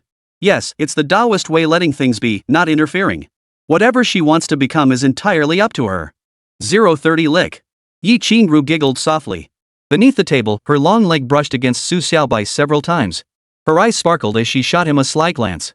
"Xiaobai, so you're saying little Xiaoxiao's mom basically doesn't care about her at all, right?" Su Xiaoxiao didn't even lift her head as she replied, "Sister Yi, you don't need to ask my dad. He really doesn't understand my mom. What happened between them back then was just a misunderstanding. My mom is the kind of person who only supports me and makes sure I'm fed and clothed. She doesn't interfere with anything else. Everything I've learned, I learned from those senior disciples on Mount Emei." Yi Qingru paused, then sighed softly. "What an extraordinary woman. I'd love to meet Xiaoxiao's mom. To think such an approach could raise such an outstanding, sensible daughter." Su Xiaobai was speechless. But at that moment, he couldn't take Yi Qingru's playful leg tugging anymore and stood up abruptly. "I'll go get some food. You two start eating. Oh, and boss, I'll cover this meal. I'm not used to letting women pay." "No way. We agreed you handle collecting payments, I handle hosting. This time, I'm not treating you personally, but on behalf of everyone in Business Division 3. Yi Qingru insisted stubbornly, then shifted gears. "By the way, what's the situation with the Morning Dew Club? Did you go? I went. This morning. They paid up pretty quickly. I got their check and I also recovered the medical expenses for the fat guy and the skinny guy 10,000 each. Su Xiaobai nodded in acknowledgement before turning to leave. Yi Qingru's eyes widened instantly, her gaze flickering with astonishment as she stared fixedly at his retreating figure, murmuring to herself, "Good heavens! That was so cool. How did Xiaobai pull that off? The people at the Morning Dew Club are notoriously difficult to deal with. How did they suddenly cooperate like that? Sis Yi, don't overthink it. Only my dad could pull this off. Anyone else would have never gotten that money back. I went with him this morning, and those guys tried to attack us right then and there. But Dad gave them a serious beating." Su Xiaoxiao finally lifted her head. She'd nearly finished everything on her large plate. Despite her young age, she already had an adult's appetite. Yi Qingru bit her pearly lip before murmuring softly, "Xiaobai really is impressive. He can handle anything and does it well. That kind of man is the most charming." Su Xiaoxiao proudly straightened her back, clenching her little fists. Finally, she lowered her voice, "Sister Yi, if you're trying to pursue my dad, you won't stand a chance in your current state." Yi Qingru froze, shooting Su Xiaoxiao a wary glance before leaning close to the table, her voice hushed. "Xiaoxiao, what do you mean?" Su Xiaoxiao's wide eyes darted at Yi Qingru as she said innocently, "Sister Yi, don't think I don't see it. If you weren't interested in my dad, how could you be so nice to him? But, you don't mind? No matter what, you'll definitely side with your mom, right?" Yi Qingru asked cautiously, her voice tinged with unease, a feeling akin to a mistress caught in the act of infidelity. Su Xiaoxiao nodded. "Of course I'll stand with mom. But Dad and Mom never actually got married, and there was never any real emotional foundation between them. Dad's such a blockhead, he never takes the initiative. Given his personality, it's hard to imagine him truly being with Mom. And I don't want to see my dad always alone. You seem like a good match, at least better than that son Xiaomei. You're gentle and capable. If you can be my dad's boss, you must have real talent. I'm sure he'd like that. But, you need to change your approach." "How?" Yi Qingru asked directly, not even bothering to inquire how Su Xiaoxiao knew son Xiaomei at that moment. Su Xiaoxiao, speaking like someone who'd been there before, first stole a glance at Su Xiaobai. Then, with a guilty conscience, she replied, "You have to take the initiative. Back in Emei, at a foot massage shop near the mountain base, I often heard this saying, when a woman pursues a man, it's like a thin sheet of paper, one lick and it's gone. Someone once said that lick is the key. I was young then and didn't understand it, but I'm sure Sister Yi gets it." Yi Qingru pondered for a moment, then her cheeks suddenly flushed crimson.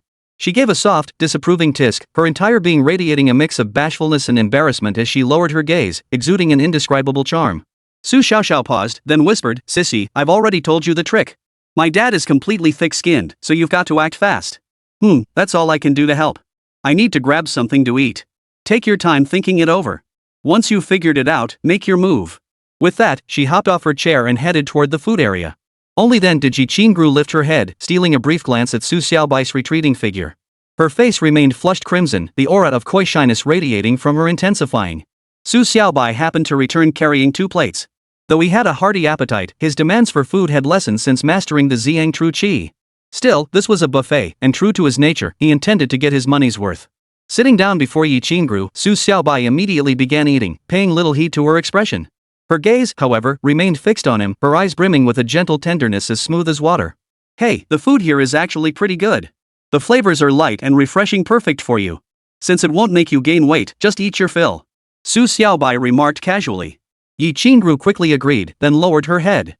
But as she recalled Su Xiaoxiao's words, her face flushed even redder, like a piece of crimson cloth, radiating an overwhelming blush. The atmosphere grew tense. Su Xiaobai remained silent, while Yi Qingru dared not speak.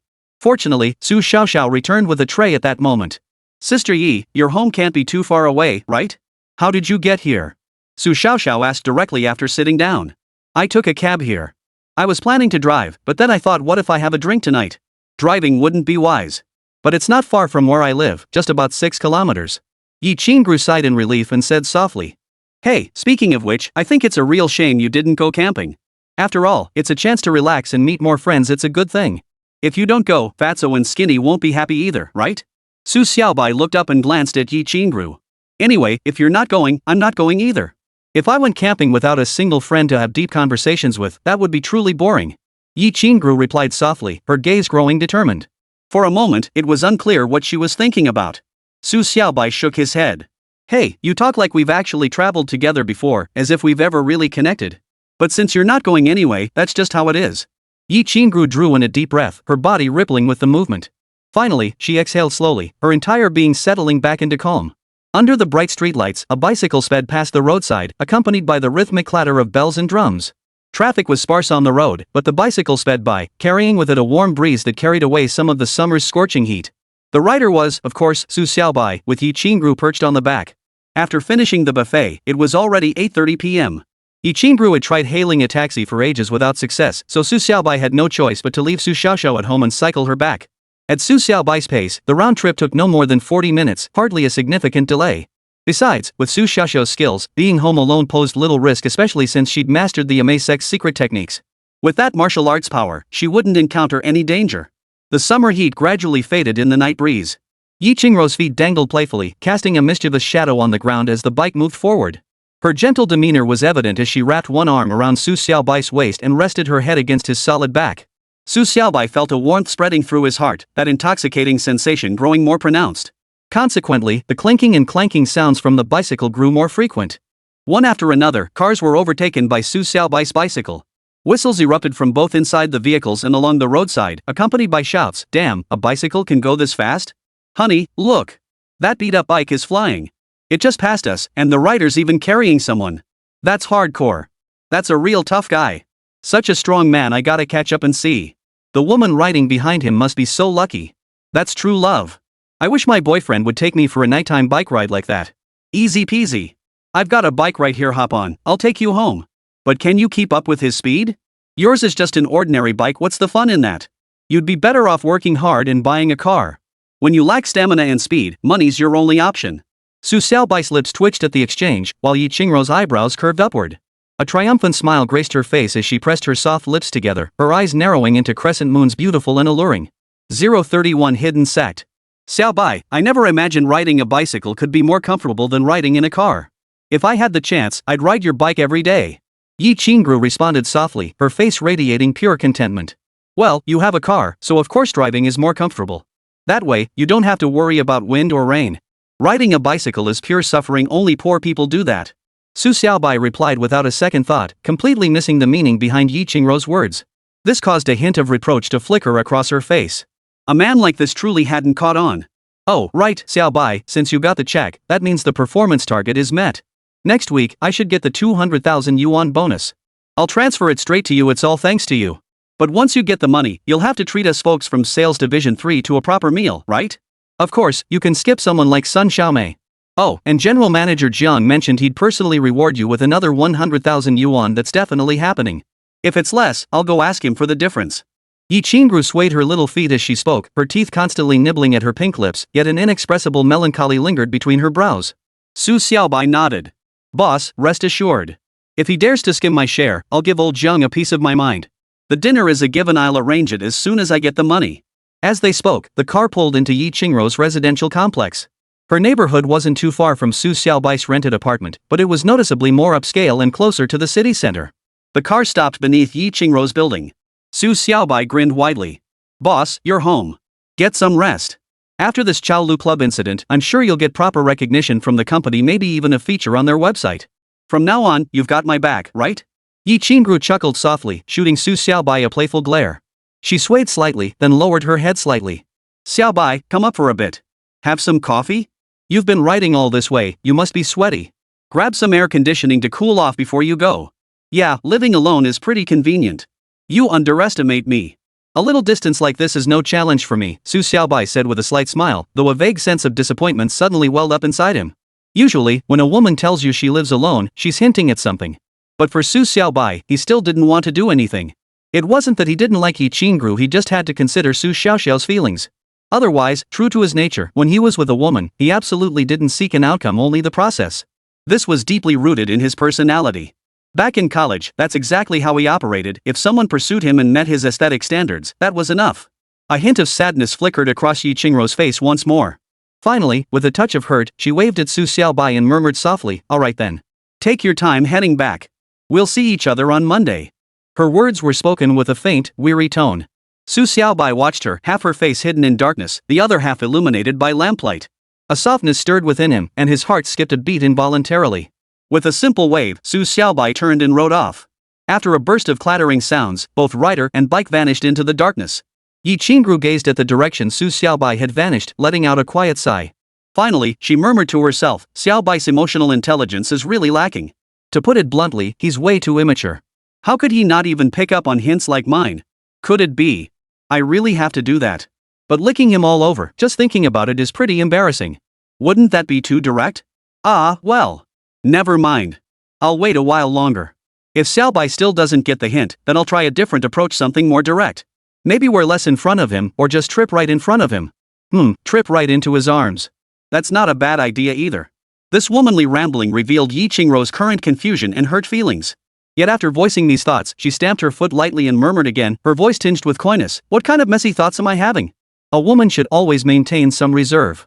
With that, she turned and walked into the building. Her steps were light and quick, like a young girl in love.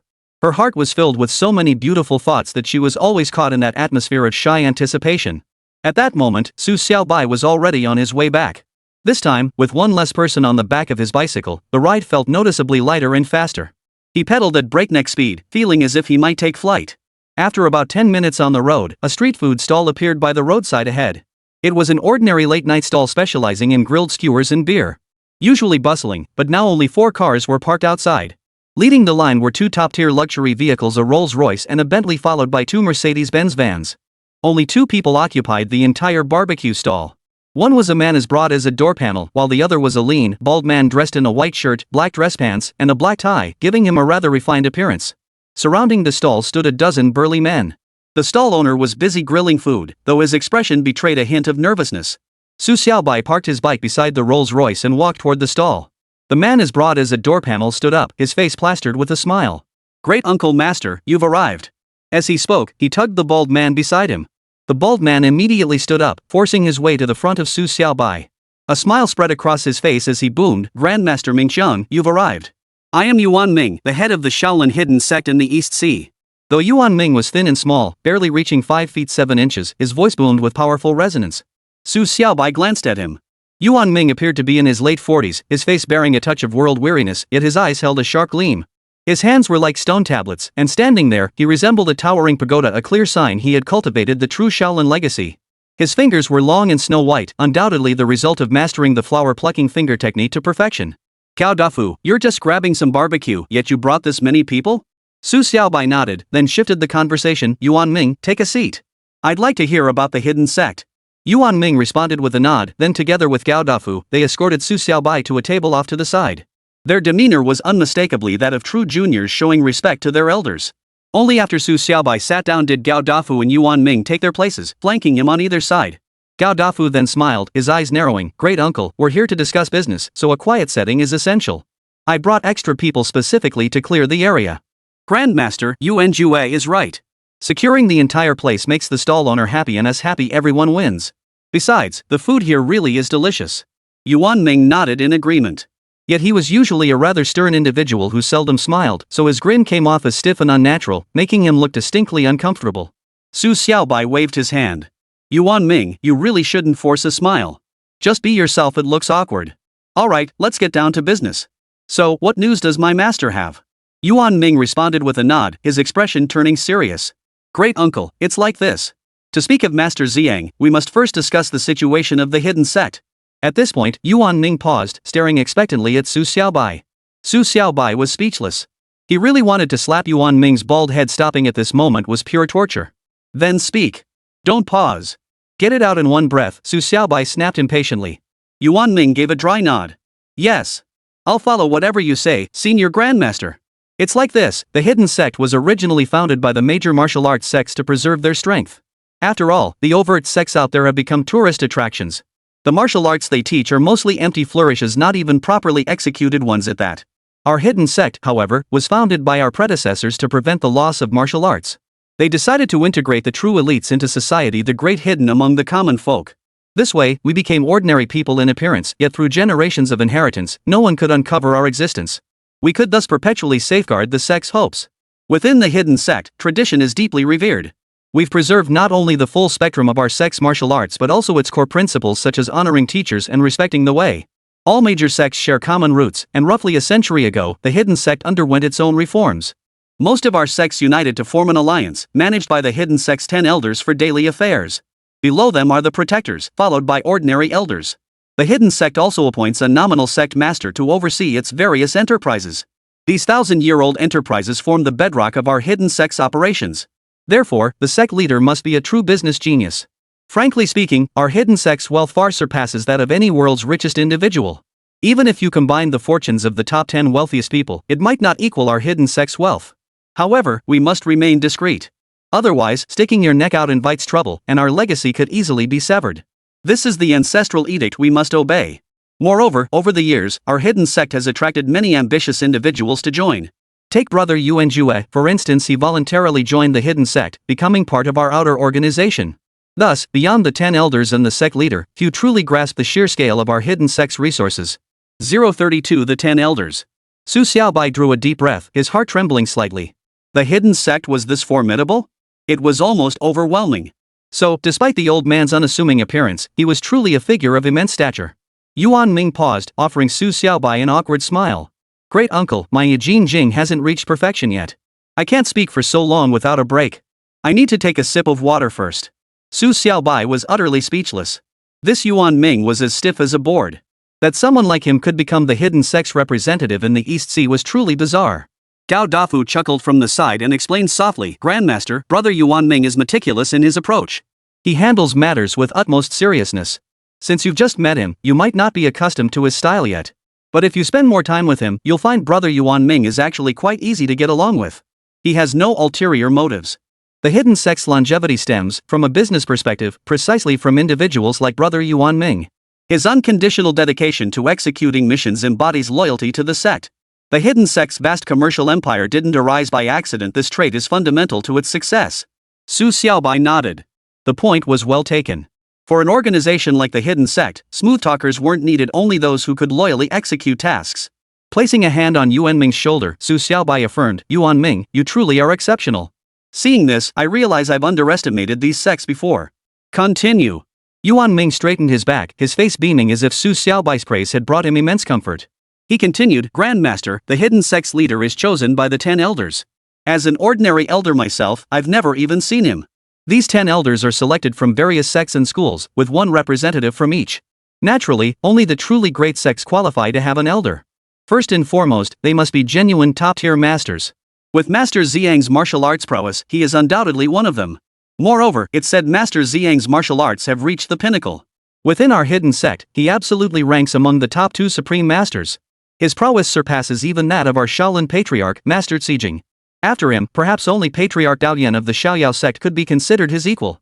Yet for years, Master Ziyang's whereabouts remained unknown. Several months ago, however, one of our hidden sect elders traveled to the United States on a mission. There, he unexpectedly discovered a note personally left by Master Ziyang. Written with Ziyang True Qi, each stroke concealed the Tai Chi sword art of Wudong, making it unmistakable. The note stated that his position as an elder within the hidden sect would be inherited by Grandmaster Mingxiang. He would not be returning anytime soon. Beyond this, we received no further information. Clearly, Master Ziyang either did not wish to be found or was likely engaged in some secret mission. Su Xiaobai froze for a moment. Though the news about the old man was sparse, he pondered it. Given the old man's character, going to America was most likely just another excuse to peek up women's skirts. America was far more open, teeming with blonde beauties. The old man must be thriving there like a fish in water. What truly surprised Su Xiaobai, however, was that the old man was one of the hidden sect's 10 elders. Those were genuine masters of the highest caliber. For someone as sleazy as the old man to have infiltrated such a group seemed utterly mismatched. Master Mingxiang, this is the token of the hidden sect's 10 elders. After receiving the note, that elder returned, and the 10 elders held a secret meeting. Many dismissed it at first, but days later, this elder token arrived sent by express delivery from Master Ziyang. Only then did the 10 elders decide to comply with his wishes. This time I traveled abroad because Grandmaster Zijing summoned me. I went to retrieve the elder's token and brought it to you on my way back. Grandmaster Zijing stated that from now on, you are one of the 10 elders. However, to truly become one of the 10 elders, you must possess the strength to match the position. Therefore, someone will come to evaluate you in the near future. Should you pass the evaluation, then senior uncle will receive the treatment befitting a 10 elders member. Otherwise, it will merely be a nominal title without any real authority. But who the evaluators will be and when they will arrive, these are matters beyond my knowledge. After all, I am but an ordinary elder, ranking below the protectors. As Yuan Ming spoke, he handed over a circular badge. It resembled a pocket watch about the size of an egg, entirely black, with a black chain attached to its back. At the center of the badge was a golden emblem, a sword exquisitely crafted. Su Xiaobai took it. The badge felt substantial in his hand, likely solid gold. Such a piece alone would be worth a fortune, though he paid it little mind. He simply hung it around his neck, letting it dangle over his clothes as if it were merely an ornament. Yuan Ming glanced at it, his expression momentarily blank. Finally, his mouth twitched as he said, "Great uncle, you really must take good care of this. This emblem is crafted from black gold and pure gold. The black gold used for this chain alone could buy a Rolls-Royce. Plus, it has a chip embedded on the back that can replace your ID. It's linked to your bank card, transit pass, gas card, and more. It's cutting-edge tech, extremely costly to produce. If you lose it, it can't be replicated." Lost?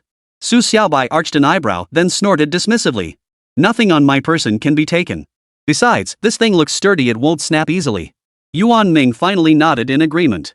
"Senior Grandmaster, just keep it safe. That's all I know about the hidden sect. For anything more confidential, you'll have to ask the protector, the sect leader, or even the 10 elders." Gao Dafu, standing nearby, exhaled in relief. He then picked up 2 iron trays laden with freshly baked goods and placed them directly before Su Xiaobai. "Grandmaster, since you're here, please have some food. I must say, the fare here is truly delicious, quite different from our Chaolu Club, with its own unique flavor." Gao Dafu grinned broadly as he spoke. Then he paused, as if remembering something. Reaching into his pocket, he pulled out a card and handed it to Su Xiaobai. "Oh, right, Senior Grandmaster. This is our Morning Dew Club's VIP card, the highest tier. Only 5 were ever issued. You can enjoy complimentary access to all areas and services at our club." Su Xiaobai glanced down. The card was crafted from pure gold, gleaming brilliantly. He raised an eyebrow. "What's the story here?" "Senior Master, the Dewdrop Club is my territory, my own business. You often come for meals, which helps boost our popularity. This is just a token of support for us juniors. I absolutely had to give you one." Gao Dafu beamed as he spoke. The man's flattery skills were truly top-notch, presenting a gift while making it sound like he was receiving some great honor. Su Xiaobai nodded in satisfaction, slipped the card into his pocket, and returned to his meal. It must be said, Gao Dafu was a master at setting the mood. When sharing barbecue with him, his anecdotes were always captivating. Yuan Ming, however, was the epitome of quiet sincerity. From start to finish, he hadn't uttered a word, simply eating with his head down.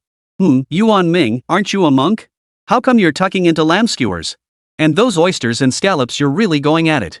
Su Xiaobai shot Yuan Ming a sideways glance, his tone tinged with puzzlement. Yuan Ming replied with solemn earnestness, "Grandmaster, our hidden sect lineage has no such rule. Without meat, the body loses strength, making certain martial arts impossible to perform. Those meat abstinence rules are really just for show to make others think we're truly virtuous monks. But in truth, this world has long passed the era of being unable to afford meat." Su Xiaobai pondered this for a moment. The more he thought about it, the more sense it made.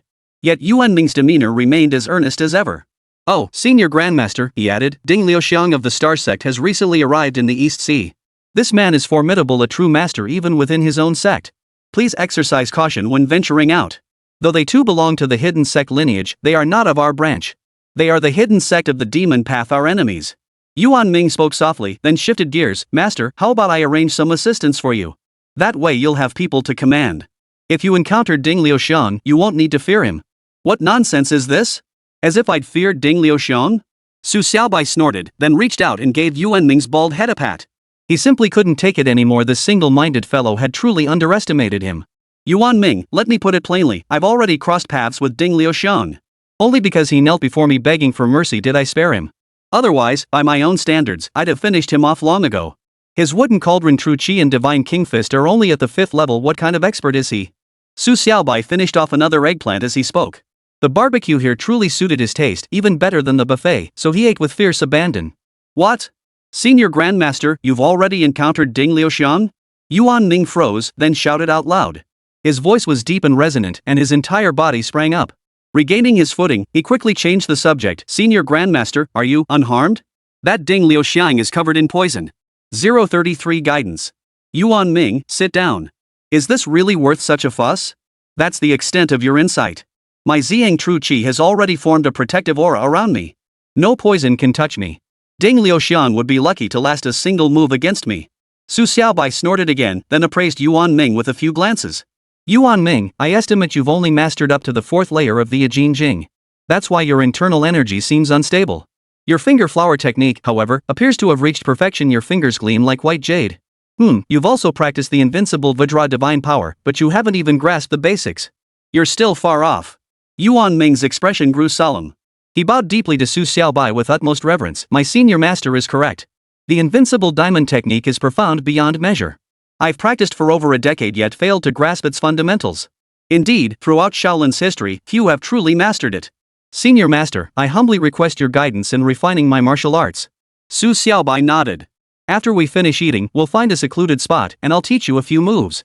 Since you shared so much with me today, consider this my way of thanking you.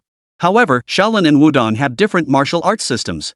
I can only exchange a few techniques with you, the rest is up to your own understanding. Yuan Ming's face lit up with joy. He performed a standard junior disciple's bow toward Su Xiaobai and solemnly said, Your willingness to instruct me is a great honor. Within our hidden sect, many aspire to receive guidance from the 10 elders, yet few are granted such an opportunity. The 10 elders rarely show themselves, and each has their own disciples. Take Abbess Jiku of Emei, for instance. She hasn't seen outsiders in ages, focusing solely on teaching her disciples. I hear her disciple, senior disciple Huixin, has already cultivated to the master realm, her cultivation no less than Abbess Jiku's.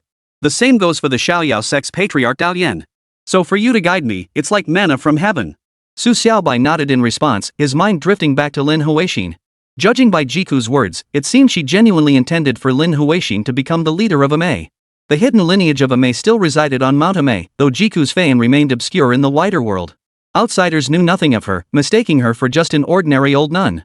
The barbecue was finished quickly. Su Xiaobai mounted his bicycle and headed off to one side. Gao Dafu settled the bill. Judging by the thick wad of cash, at least 10,000 yuan, the barbecue stall owner was grinning from ear to ear.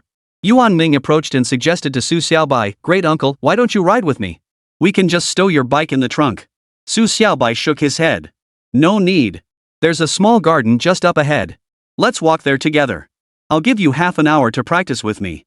Gao Dafu grinned and chimed in, Master, can I tag along too? My skills are nothing special, I can't even beat Xiao Yun. This would be perfect to learn a few moves from you. Come along then. But the others shouldn't follow, that would be too conspicuous. Su Xiaobai nodded, then rode his bike forward. Gao Dafu waved to the people standing behind him, quickly climbing into the car. Yuan Ming followed suit, and the two started the engine, driving off. The remaining group entered the Mercedes-Benz van and headed in the opposite direction. Xiao Yun wasn't among them, he hadn't come today. Clearly, he had little interest in tagging along for something like this. Not far from Su Xiaobai's residential complex lay a small green space. Though modest in size, it was well maintained, lush and verdant, concealing a hidden world within. A small stream meandered through the grounds, attracting many who came to cool off during the summer. At this hour, however, the park was nearly deserted. Su Xiaobai parked the van by the riverbank and stood beneath a large willow tree, his entire figure concealed in the darkness, save for a pair of eyes glowing faintly green. Yuan Ming and Gao Dafu stood before him, silhouetted by the faint glow of distant streetlights. They stared intently at Su Xiaobai, who beckoned to Yuan Ming with a finger. Yuan Ming, he said, use your most formidable martial arts to strike me. Great uncle, that might not be wise. My plum blossom finger technique has reached the point where even a falling leaf can wound. If I were to injure you, it would be like a junior rebelling against his senior. Yuan Ming shook his head, his expression earnest. Su Xiaobai tapped Yuan Ming lightly, exasperated. Yuan Ming, you're something else. If you could truly hurt me, you'd be Shaolin's greatest master. Alright, come at me. I'll take it. Only then did Yuan Ming gather his breath, his internal energy surging within. He stepped forward with a stride so vast it seemed to tear the night apart. Simultaneously, his 10 fingers shot upward like blossoming flowers, their snow-white tips radiating a faint glow that illuminated the darkness. Threads of internal force emanated from each finger, darting toward Su Xiaobai's entire body. Su Xiaobai stood utterly still, extending his right hand forward. His fingers moved like the wind, kneading finger to finger, though he employed the Wudong Qingfeng finger technique. Though just a single finger strike, Su Xiaobai's finger collided with all 10 of Yuan Ming's fingers in succession. Yuan Ming's body jolted as the internal energy within his I Jing Jin was disrupted by the impact of the Ziyang True Qi, causing his previously fluid movements to falter momentarily. Su Xiaobai called out, Yuan Ming, technically speaking, Shaolin's plum blossom finger should be the pinnacle of finger techniques. It surpasses Wudong's green wind finger and is only slightly inferior to the Yin-yang finger. Yet I broke your plum blossom finger with the simplest finger force. Though your technique is perfected, your application falls short. Adapting skills to the situation, that is the essence. Yuan Ming's eyes brightened, a thoughtful expression flickering across his face. He stepped forward once more, raising his flower-plucking finger again. This time, however, the sky was filled with finger shadows. Of course, the finger shadows couldn't truly fill the sky. Yuan Ming's speed hadn't yet reached that level. These were all illusions. His fingers resembled blooming flowers, creating this visual deception. Su Xiaobai didn't even glance at them. With a few swift Qingfeng finger strikes, he once again shattered Yuan Ming's plum blossom finger. Of course, if he truly wanted to defeat Yuan Ming, he wouldn't need to go through such trouble, he could just overwhelm him with brute force. But this was meant to be instruction, so he patiently continued feeding him moves. Yuan Ming's eyes grew increasingly bright as his movements accelerated. His figure began to shift, circling around Su Xiaobai.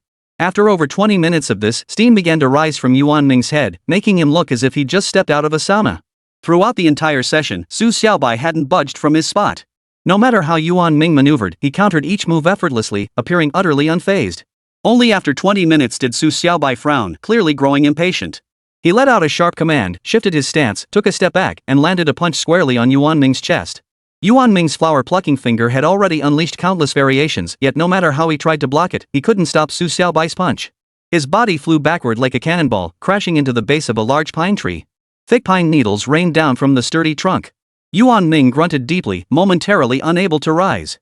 A stifling pressure gripped his chest, and a trickle of blood seeped from the corner of his mouth. Gao Dafu reacted swiftly, stepping forward to stand beside Yuan Ming.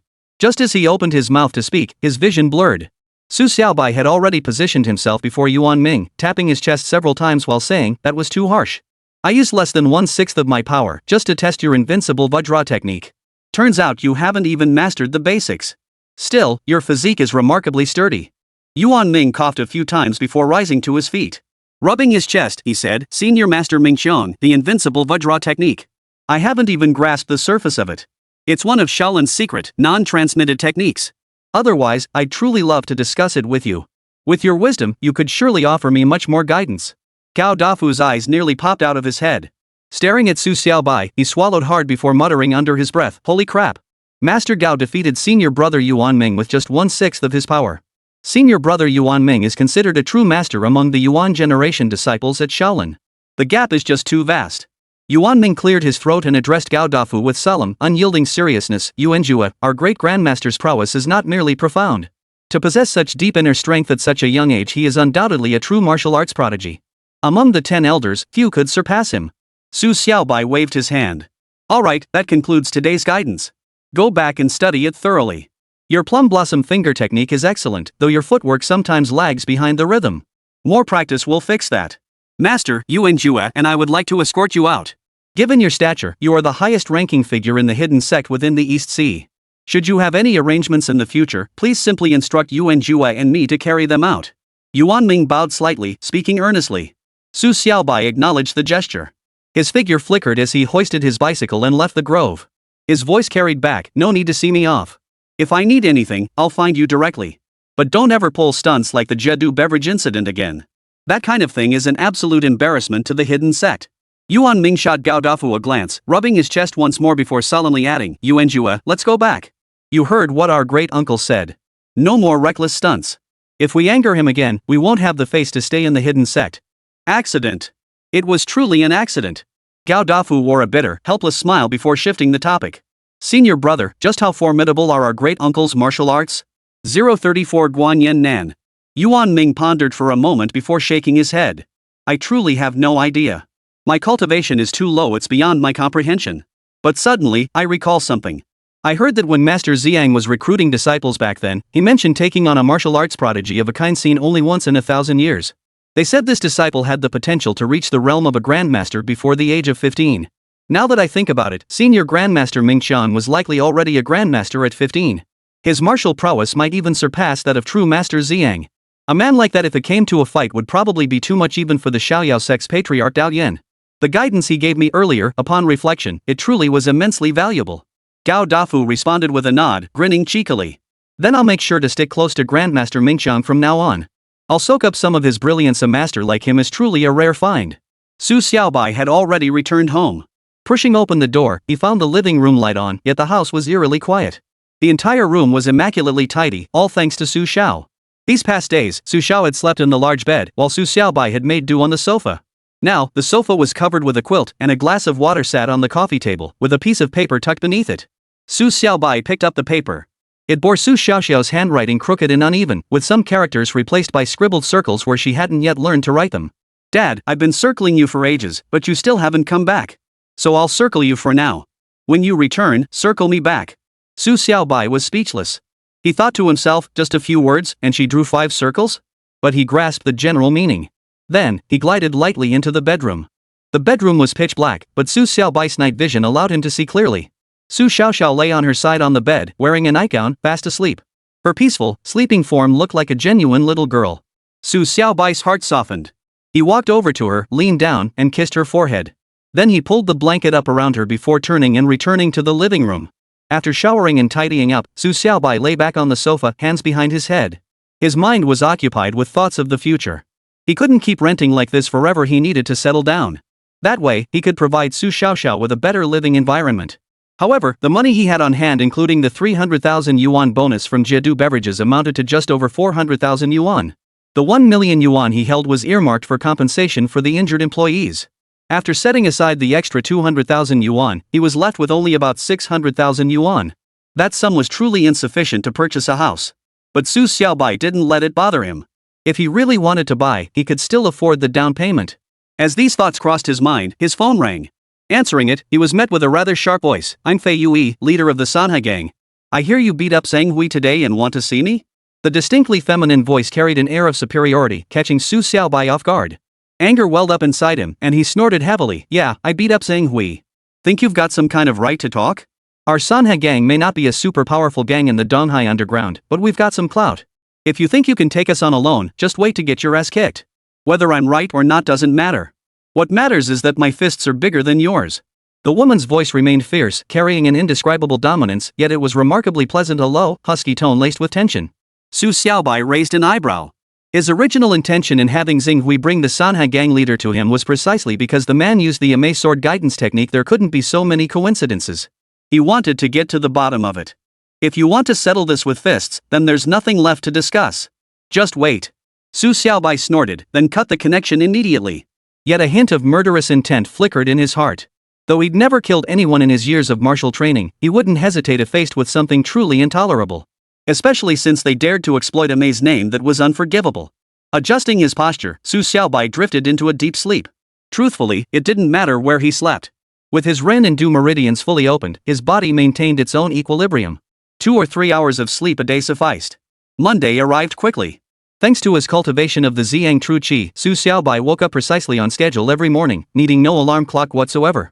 After Su Xiaoxiao finished getting ready, the two ate the breakfast Su Xiaobai had bought and then headed out the door. After dropping Su Xiaoxiao off at the kindergarten gate, Su Xiaobai ruffled her hair a few times and whispered, "Xiaoxiao, be good. Don't sneakily use Teacher Nio's phone to call me like last time. That's disrespectful to your teacher." "Dad, don't worry. I won't be like I used to. Plus, there's so much fun stuff at school now. I've already formed a little gang, and we spend all day finding ways to have fun together. I won't be calling you anymore." Su Xiaoxiao waved her hand and skipped into the kindergarten, her two little pigtails swinging back and forth behind her, radiating an indescribable cuteness. Taking a deep breath, Su Xiaobai felt his heart grow even softer. The more time he spent with his daughter, the stronger his bond with her became. But Su Xiaoxiao was truly a handful. She'd actually formed a gang at kindergarten and become their leader.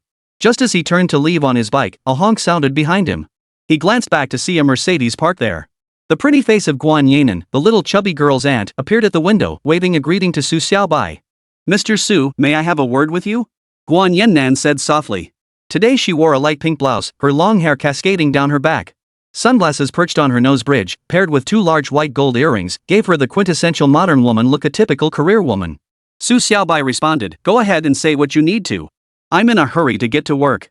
Guan Yanan nodded. "Mr. Su, I think you need to rein in your daughter. She's formed some kind of clique at school, acting like some kind of gang leader. Our Daju is always trailing after her. This kind of influence will easily corrupt him. If you don't want to manage your daughter, I'll have no choice but to apply pressure to the school." Su Xiaobai shot Guan Yanan a glance, raised an eyebrow, and replied in a low voice, "Miss Guan, is it? You should focus on keeping your own little fatty in line. As long as he doesn't stick to her, no one can corrupt him. This isn't something you need to bring to me. Can you even speak properly anymore?" Guan Yanan's expression darkened, her voice hardening as she glared at Su Xiaobai. Su Xiaobai shrugged. "Aren't I speaking politely right now? To put it plainly, this is still little Chubby's problem. Otherwise, why would you be the only one coming to talk to me?" With that, he ignored Guan Yanan and rode off on his bike. Guan Yanan gritted her teeth, glaring at his retreating figure before snorting. Finally, she added in a sharp tone, "Just you wait. I'm reporting this to the school administration right now. You'll bear full responsibility for the consequences." Su Xiaobai waved behind him, stubbornly ignoring Guan Yanan as he walked away. To him, school matters were entirely up to Jiangsu Emei. As long as Lu Ruoyun was around, everything was negotiable. Jiadu Beverage Company. When Su Xiaobai arrived, it was barely 8:30 a.m. The entire office was deserted. He brewed a cup of tea first, then sat down in a chair. The black box sat on the desk, containing 800,000 yuan in cash compensation for those who had been dealt with by the Du Club. Su Xiaobai wouldn't touch a penny of it. Though no one would know if he kept it, he never did anything that violated his conscience. The click-clack of high heels echoed behind him, followed by Yi Qingrou's voice, "Xiaobai, you really are always the earliest employee to arrive." Su Xiaobai turned his body, maneuvering his wheelchair to face Yi Qingru. She was dressed in a business outfit, a white shirt paired with loose-cropped pants that revealed a sliver of her pale calf. She wore 10-centimeter black stilettos and carried a handbag in her right hand, looking exceptionally sharp and efficient. "Hey, you're not late either. By the way, here's the check the Morning Dew Club owes us. I'll hand it over to you. Also, should they be able to resume supply by now?" Su Xiaobai nodded, his voice tinged with ease. Yi Qingru was exquisitely beautiful, a sight that was truly pleasing to the eye, something that always lifted one's spirits. Yi Qingru stepped beside Su Xiaobai and took the check he offered. After glancing at it, she paused in surprise. "Xiaobai, the Morning Dew Club only owed us a little over 9 million. Why is this for 10 million? After all this time, they must owe some interest, right?" "No worries. I've already retrieved the check.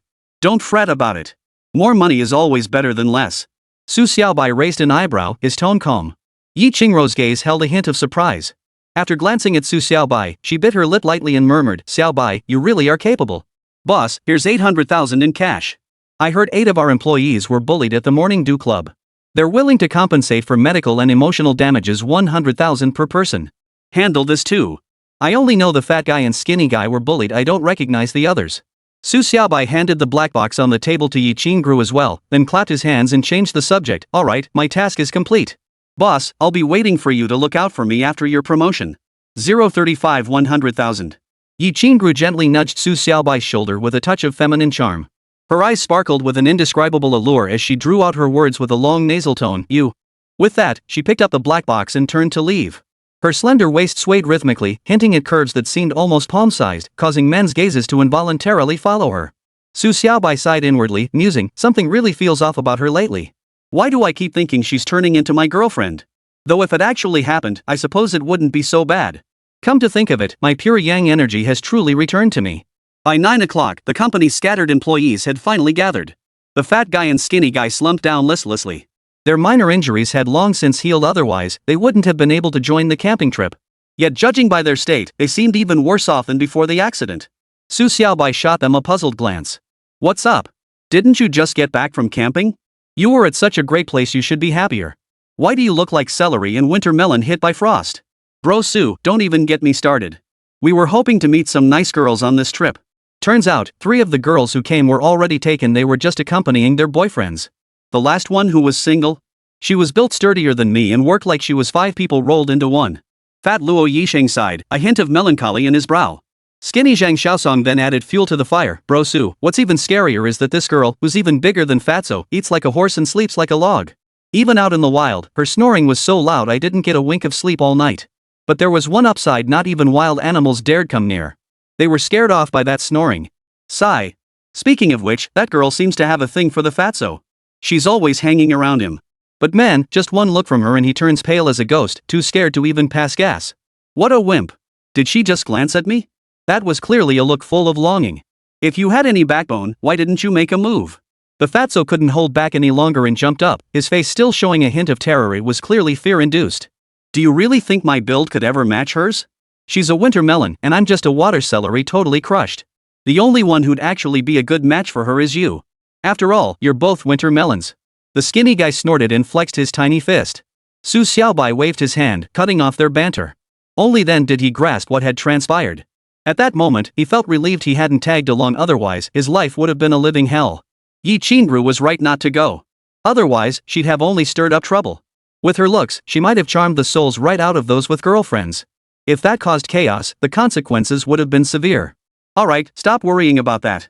I've already recovered the money from the Morning Dew Club, and I even secured some medical compensation for you.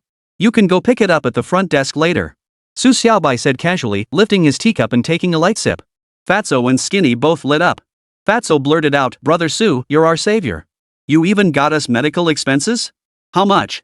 5,000? What are you talking about? 3,000 is more than enough. After all, this is a work injury. Getting the company to pay up is what matters most. With 3,000, I'm perfectly satisfied. The skinny guy slapped the fat guy on the back, grinning broadly with a faint glow on his face. Then he changed the subject.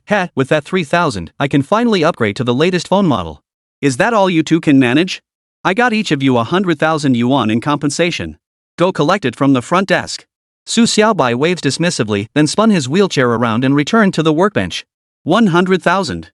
The fat guy and skinny guy jumped up simultaneously, only to realize something was off. They covered each other's mouths, eyes wide as they stared at Su Xiaobai, their faces filled with confusion. Su Xiaobai nodded silently. The pair immediately turned and sprinted toward Yi Qingrou's office. For them, 100,000 yuan was a fortune. Getting beaten up for that much money? It was a deal too good to pass up.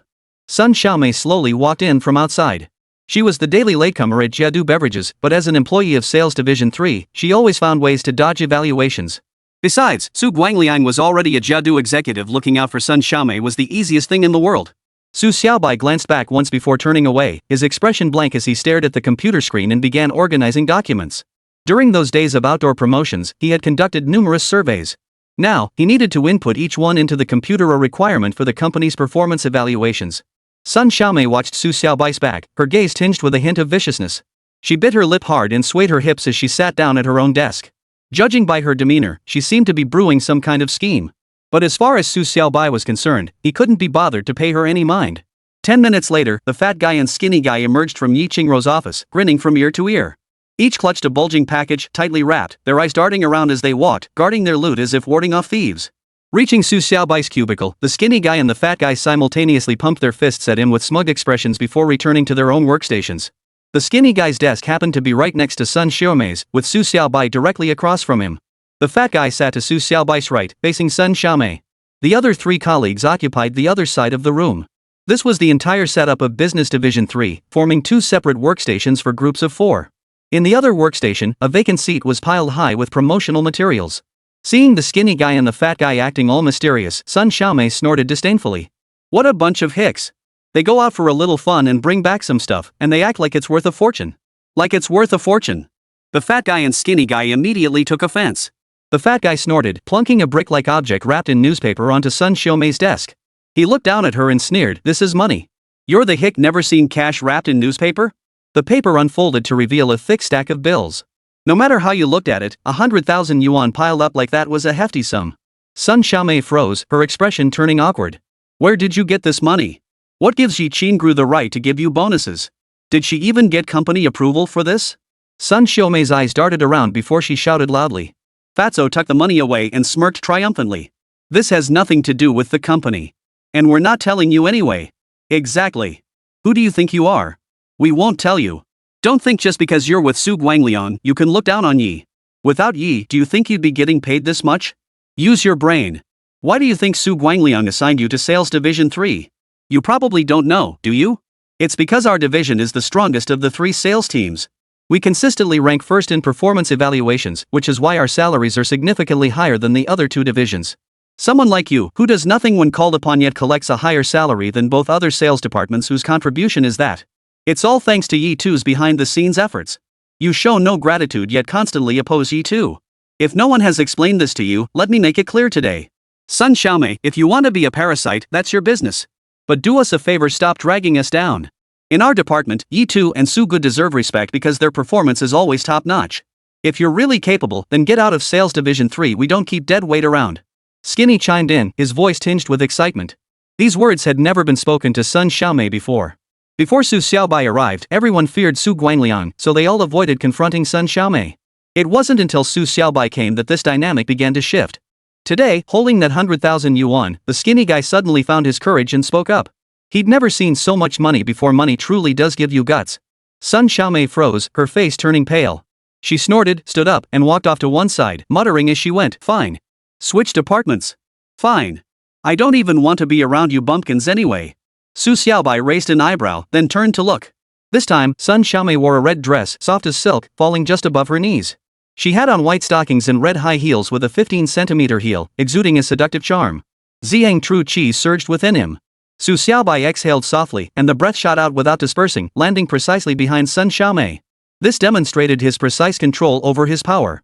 Sun Xiaomei's skirt fluttered upward, covering her head.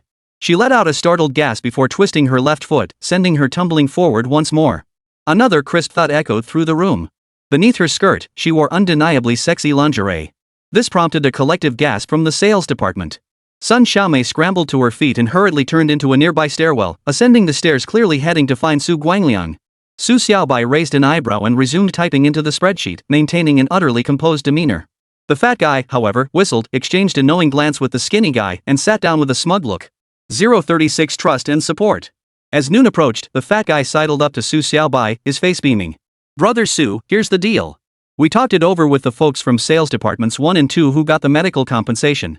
You're the one who fought for justice on our behalf, so we've decided to treat you to dinner. 1 day per person, 8 days total. There are just 8 of us, plus you, and ye 10 people total. Don't refuse us on this. It's our way of showing our appreciation. After all, without Brother Su, we wouldn't have gotten a single penny. We actually considered pooling money for you, but figured you probably wouldn't accept it.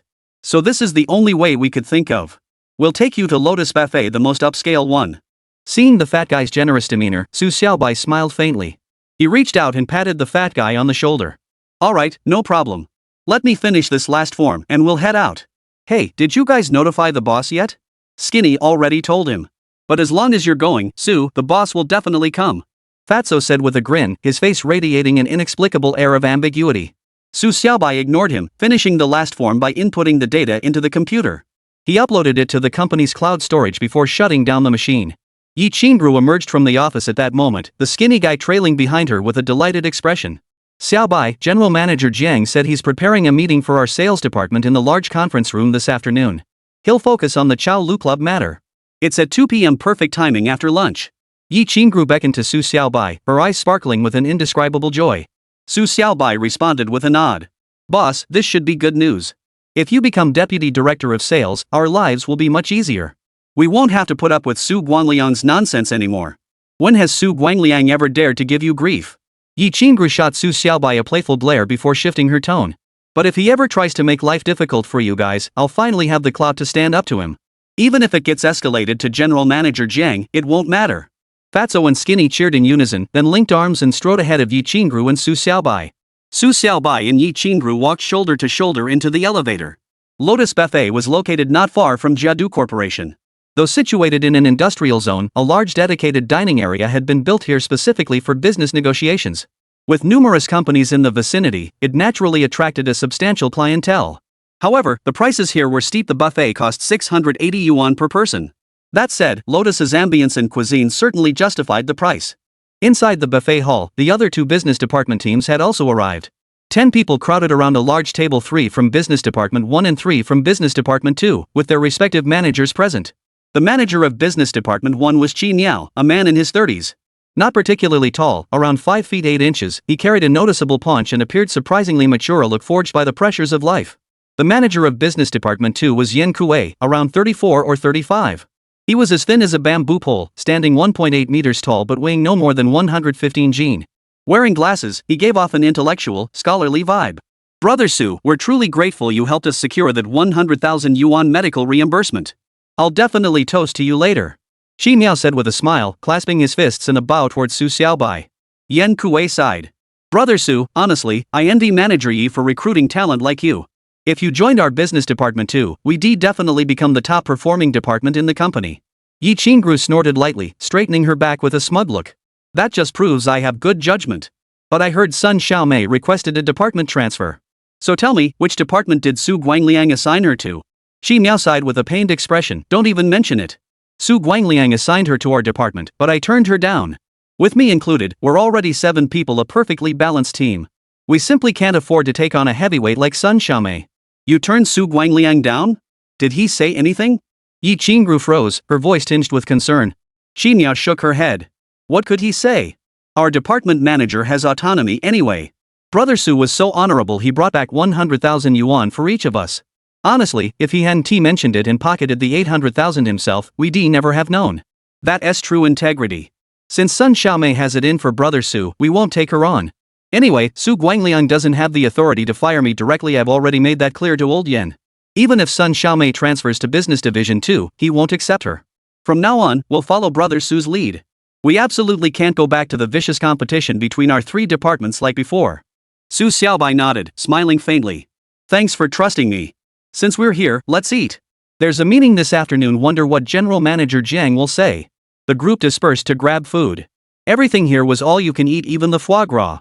That was the real reason for the steep price tag. Carrying large platters back to their seats, some also brought bottles of wine.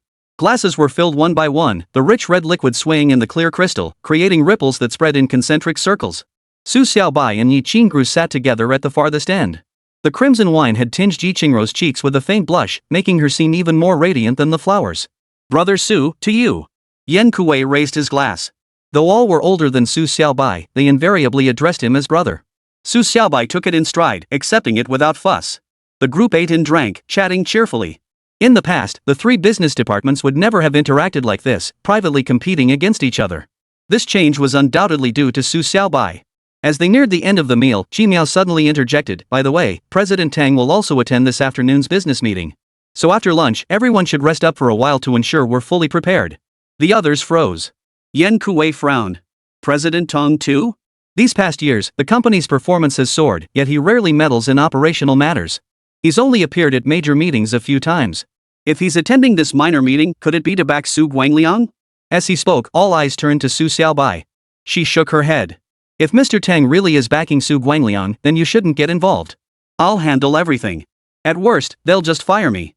You just focus on doing your jobs well. Yi Qingru stood tall, her expression resolute. Xiaobai, I won't stand by. I'll stand with you through thick and thin. If it comes to it, we'll quit together. I absolutely refuse to let President Tang bully you. Right. And us too. We'll quit if we have to. He can't support his nephew Su Guangliang while breaking our spirits. Brother Su, someone like you deserves our loyalty through thick and thin. A large group spoke in unison, each brimming with passion. Su Xiaobai smiled faintly, then raised his glass. Well, these are all just speculations. We'll see how things unfold. Here's to all of you. Thank you for your support. Let's finish this round and head back. The group raised their glasses in unison and downed the red wine in one gulp. The large conference room of Jiadu Beverages occupied a substantial area on the east side of the second floor. The entire sales department, 23 people in total, sat on either side of the conference table, 7 from Department 1 and 8 each from Departments 2 and 3. At the head of the table sat 2 men, Zhang Minglu and another man in his 50s. The man looked refined, with the air of a doctorate holder. He wore gold-rimmed glasses and a tailored suit, exuding elegance. His face bore a gentle smile. This was Tung Tianming, the owner of Jiadu Beverages. Su Guangliang sat directly below Tung Tianming, with Qi Miao positioned beneath him. Yi Qingru and Yan Kuei sat across from them, while all the other employees of the business department occupied the seats further back. Su Xiaobai occupied a corner seat at the far end of the conference table, a spot few noticed. Not one to seek the limelight, he preferred not to sit too close to the action. Zhang Minglu cleared his throat lightly. We've gathered here today for a brief department meeting. The purpose is simple, to briefly summarize our recent work. The sales department has performed exceptionally well lately. Our business growth rate this month has surpassed last month's, and this achievement is inseparable from everyone's hard work. There's another matter. As you all know, the debt owed to our company by the Chaolu Club has been exceptionally difficult to collect, a challenge you've all experienced firsthand. This time, however, an outstanding employee from Business Division 3 managed to resolve this issue remarkably smoothly. This outcome truly surprised me. Earlier, Manager Yi from Sales Division 3 made a solemn promise to me: if his division could recover this debt, I would promote him to Deputy Director of the Sales Department. Since this goal has been achieved, effective immediately, Manager Yi is now Deputy Director. President Tang is here today and will personally present the certificate to Director Yi. Tung Tianming smiled faintly. Standing at around 5 feet 9 inches, he still looked dashing despite being in his 50s. I've witnessed the contributions each of you has made to Jiadu Beverages. Director Ye's achievement this time was truly significant. Not only did he recover the overdue payment, but he also re-established our relationship with the Chaolu Club. We've now resumed supplying the Chaolu Club, and this entire accomplishment belongs to Business Department 3. I will now present Director Yi with his appointment certificate. Tung Tianming stood up, holding a large crimson certificate in his hands. Yi Qingru rose to her feet, swaying her slender waist as she approached him. 037 offering herself. Su Xiaobai glanced at the scene before lowering his head. These developments were entirely within his expectations, and he felt little enthusiasm. His gaze drifted to his phone, where a text message had arrived. He opened it to find an unfamiliar number. The message read, "Su Dad, this is Guan Yanan, Daju's aunt. I'd like to talk with you." Su Xiaobai curled his lips and replied, "There's nothing to discuss between us. Besides, weren't you planning to file a complaint against me at the school?" Our Xiao Xiao is an exceptionally sensible girl. I truly have nothing to persuade her about. Just then, someone nudged him with their elbow. He turned to see the fat guy sitting beside him, motioning toward him with a nod. Jiang Minglu was speaking. As I mentioned earlier, Director Yi has been promoted, leaving the position of Manager of Business Division 3 vacant. Director Su intends to recommend Sun Xiaomei for the role. Any objections? Yi Qingru shook her head, standing tall and straight. Mr. Tang, Mr. Jiang, I disagree. I recommend Su Xiaobai.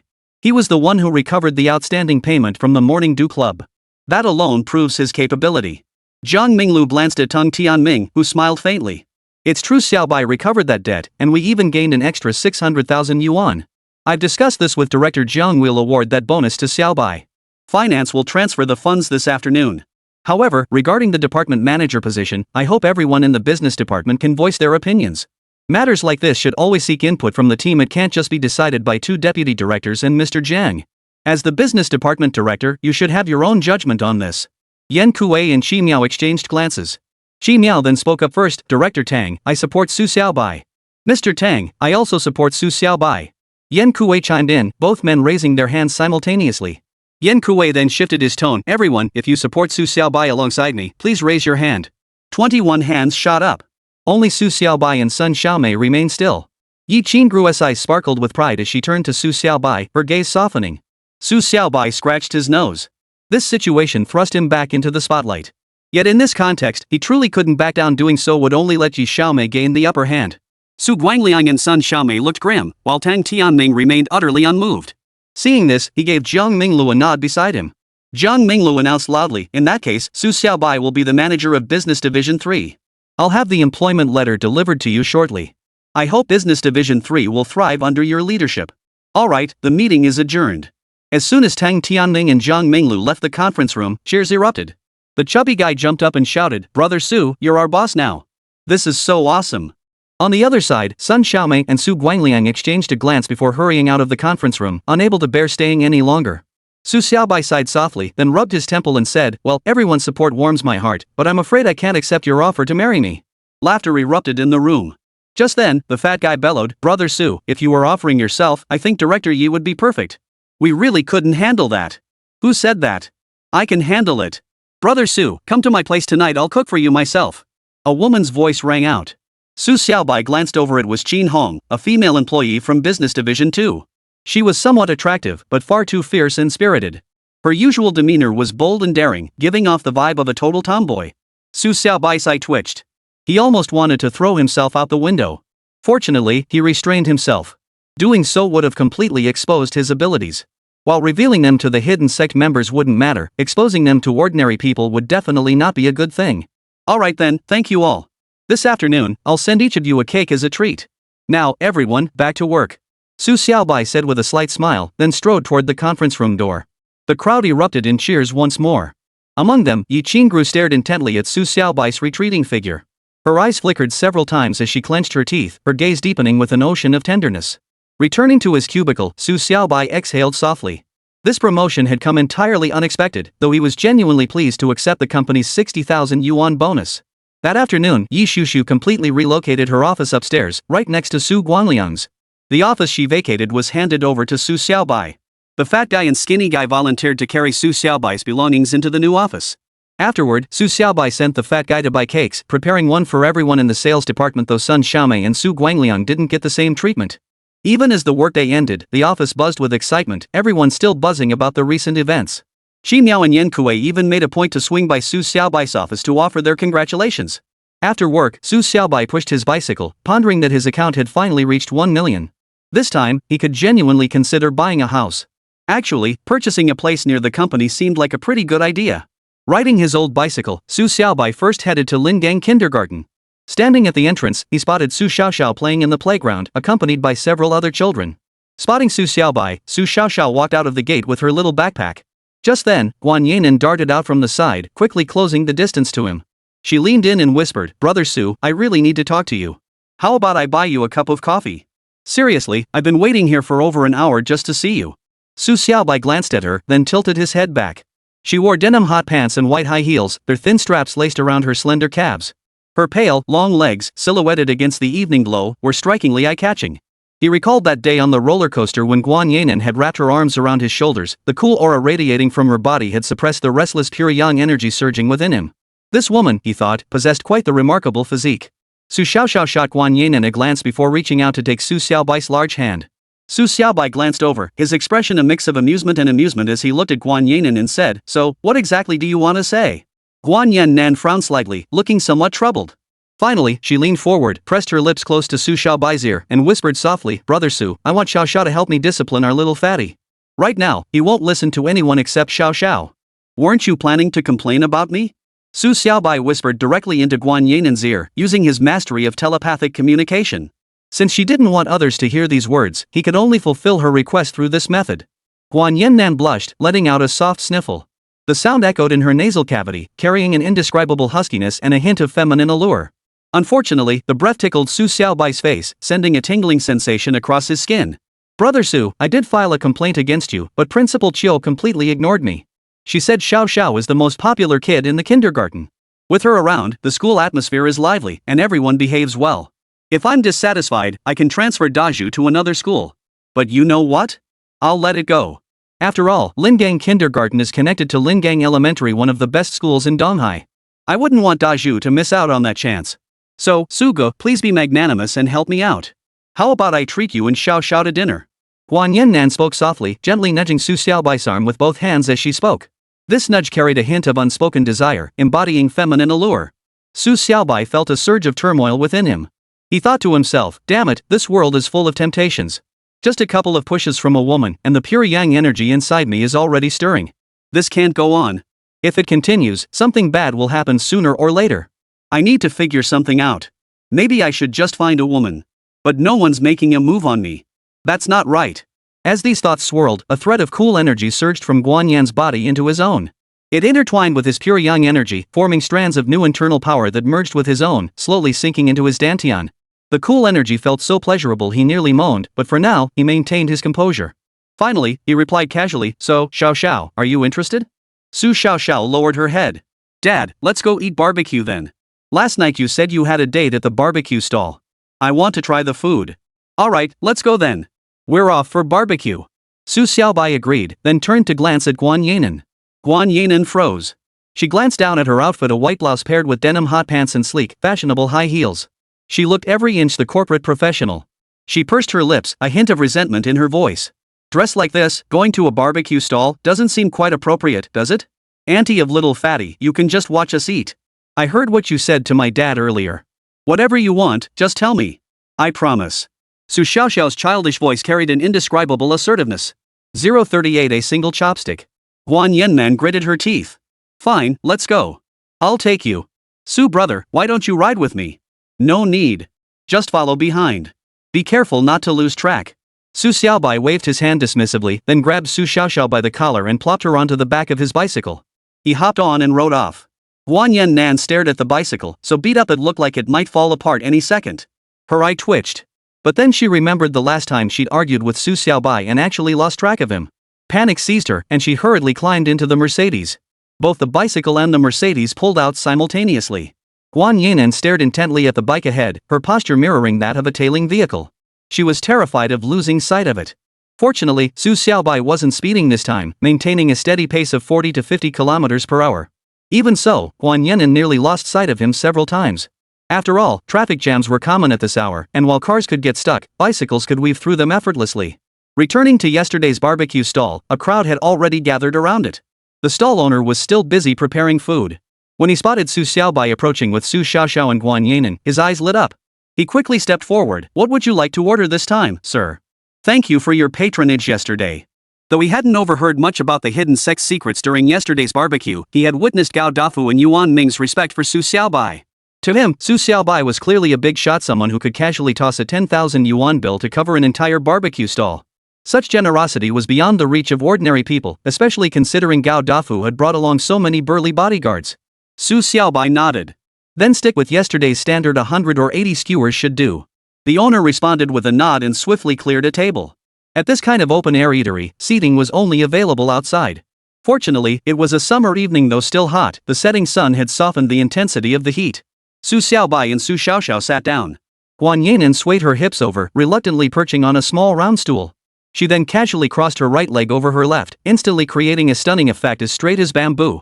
Her legs were exceptionally beautiful, snow white and slender. Paired with those high heels, they added an extra touch of feminine allure. Frowning, Guan Yinan pulled a napkin from her handbag and wiped the tabletop before speaking softly. Brother Su, my point is simple. I want Xiao Xiao to keep an eye on Daju. He's about to start elementary school and needs to learn some basics. I recently signed him up for 3 classes: Chinese, math, and English, but he refuses to go. He insists on playing with Xiao Xiao instead. No one else can get through to him about this. Only Xiao Xiao can handle it. Su Xiaoxiao shot Guan Yinan a glance, lifting her little face as she said, not to criticize you adults, but you always think cramming more studying down our throats is for our own good. Honestly, if we're truly bored of playing, we'll naturally want to study. Anyway, I'll take care of this. I'll talk to little Fatty and make sure he studies properly. Thank you so much, Xiao Xiao. I'm counting on you. Guan Yinan's face lit up, a smile curving her lips.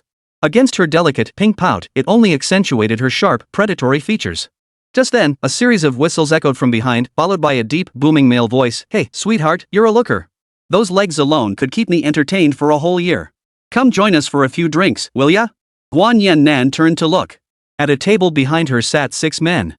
The leader was a burly fellow with a prominent belly, his entire figure dark and imposing.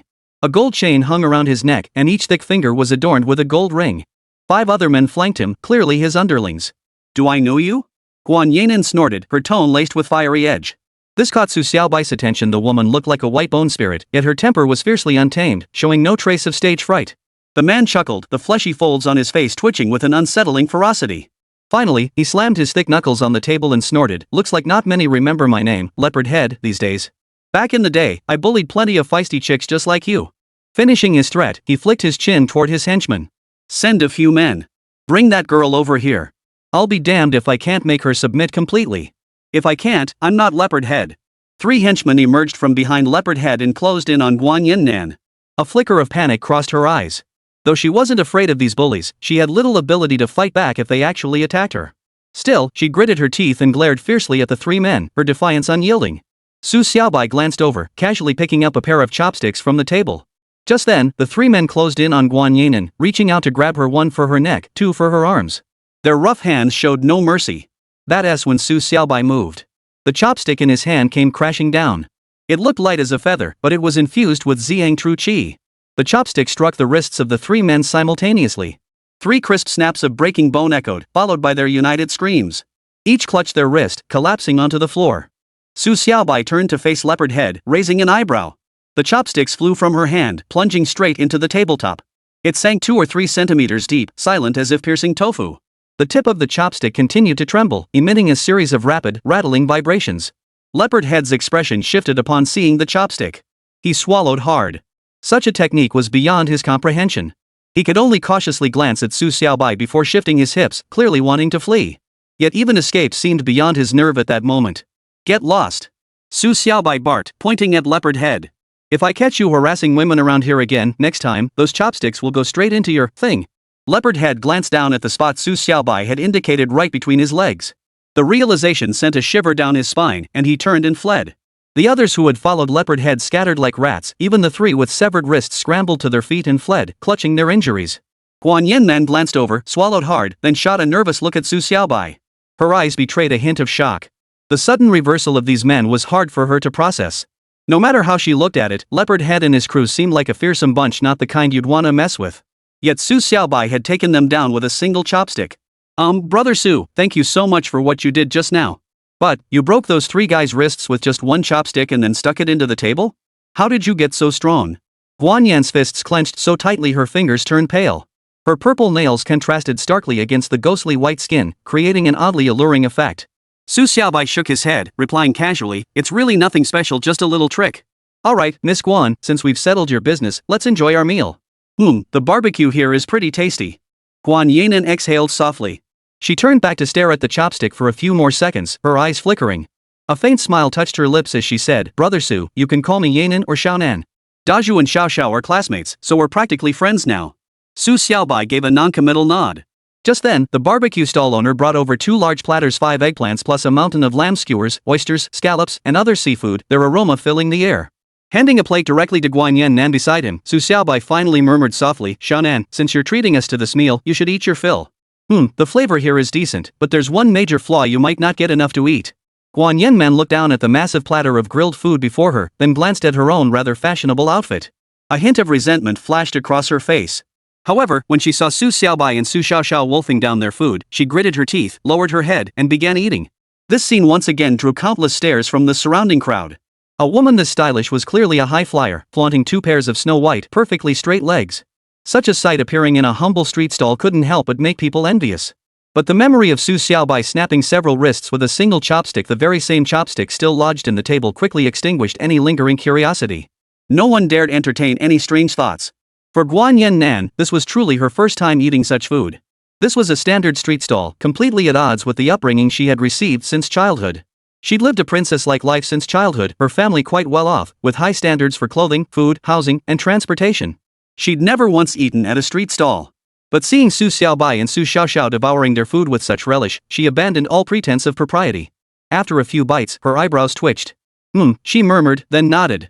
Seriously, Su, these things look filthy, but they taste amazing. Totally different from teppanyaki or oven-baked stuff. Are you an alien? Su Xiaobai asked irritably without looking up. Guanyin Nan shook her head firmly. No. I've never eaten this stuff since I was little. My family was strict, they always forbade me from eating street food. So as I grew up, I just never touched it. It became a habit. Maybe no one's watching me now, but I still can't bring myself to try it. 039 Fei Yui. Su Xiaobai froze. He glanced at Guanyin. This girl seemed modern, stylish, and carried an air of sophistication. He hadn't expected her life to be so unremarkable. It seemed every family had its own set of problems. They ate quickly, plating dish after dish. By the time they reached 50 or 60 plates, they finally paused.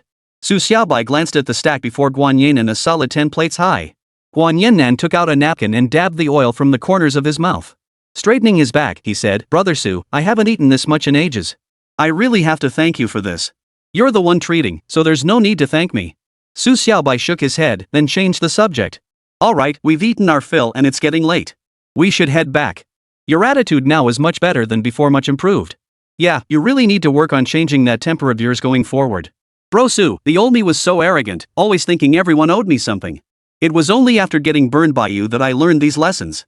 Really, Bro Su, I'm genuinely grateful to you. Next time, I'll treat you to some skewers. Guanyin Nan bit her lip, her thin lips curving slightly. Bathed in the lingering glow of neon lights, her entire figure was tinged with a hazy radiance, creating an exceptionally beautiful sight. Alright, if you've come to this realization, that's real progress. Come on, next time I'll treat you to skewers. I didn't even get to drink today, what a shame. Next time, we'll definitely get some alcohol. Su Xiaobai nodded in agreement before standing up. Guanyin rose as well. Standing at around 5 feet 7 inches, the height of her heels made her nearly the same height as Su Xiaobai. The three reached the roadside. Guanyin slid into the Mercedes, rolled down the window, and glanced back at Su Xiaobai. Brother Su, I'll be heading off now. Being near you earlier felt so comfortable, not at all hot. But the moment I got in the car, it's like stepping into a sauna. Su Xiaobai shook his head. Drive safely. Bye, Auntie. Su Xiaoxiao waved her hand, her face radiating a touch of cuteness. This girl was quite sensible, speaking when she should and remaining silent when she shouldn't. The Mercedes drove off. Su Xiaobai hoisted his bicycle and began pushing it forward. With a swift swing of her legs, Su Xiaoxiao hopped right onto the back seat.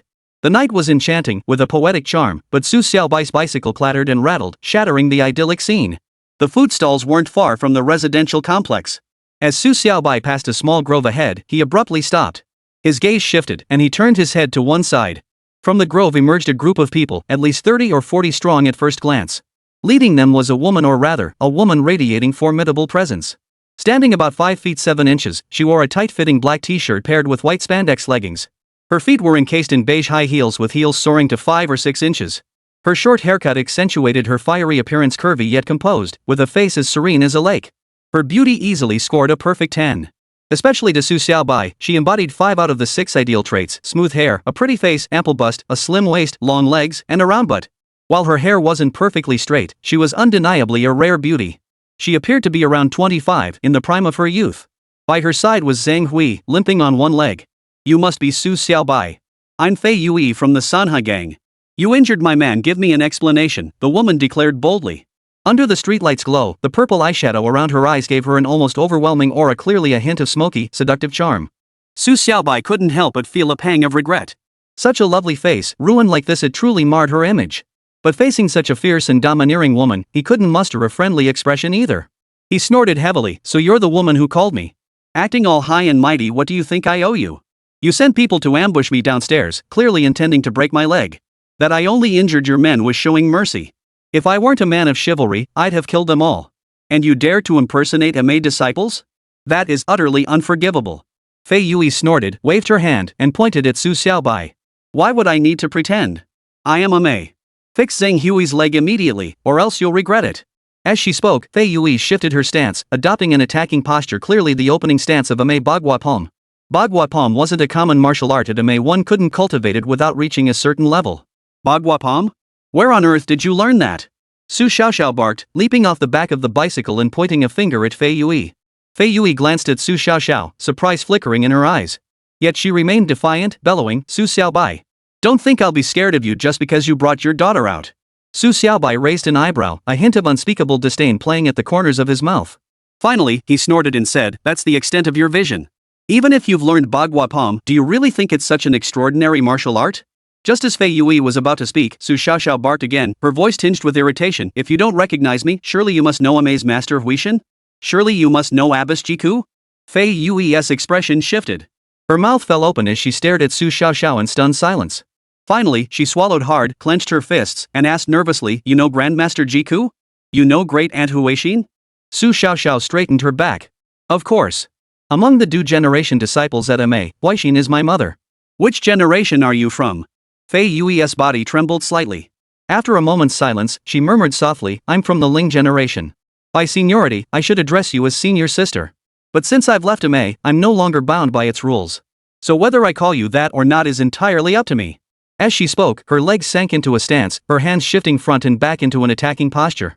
The stance made Su Xiaobai's eyes narrow slightly. Finally, he stepped forward, both palms thrusting out, palm meeting palm. Su Xiaobai's figure moved like a streak of light, traversing the void as if walking on air. His palms flickered, unleashing a swarm of palm shadows. This was the Wudong Tai Chi palm, one of the 4 Tai Chi forms, a technique only the most orthodox disciples could master. Fei Yui shifted, tracing an 8 trigrams pattern before her. Yet as her palms clashed repeatedly with Su Xiaobai's, strands of purple Ziyang True Qi surged into her body, stiffening her slightly. At that instant, Su Xiaobai's palm struck her chest. Her form shot backward like a cannonball, crashing into a large tree 10 meters away. The tree swayed violently as if struck by a hurricane, its crown shaking violently and showering countless leaves. Yet Su Xiaobai stood there, withdrawing his hands with the detached air of a master, then casually wiped them without a trace of effort. He mused inwardly, "Seems I really did hit the wrong spot. A woman's chest is off limits.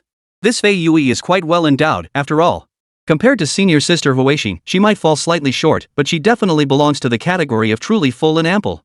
Thinking back to senior sister Huixin's lively, spirited figure back then, truly unforgettable. Fei Yui clutched her chest as she rose to her feet.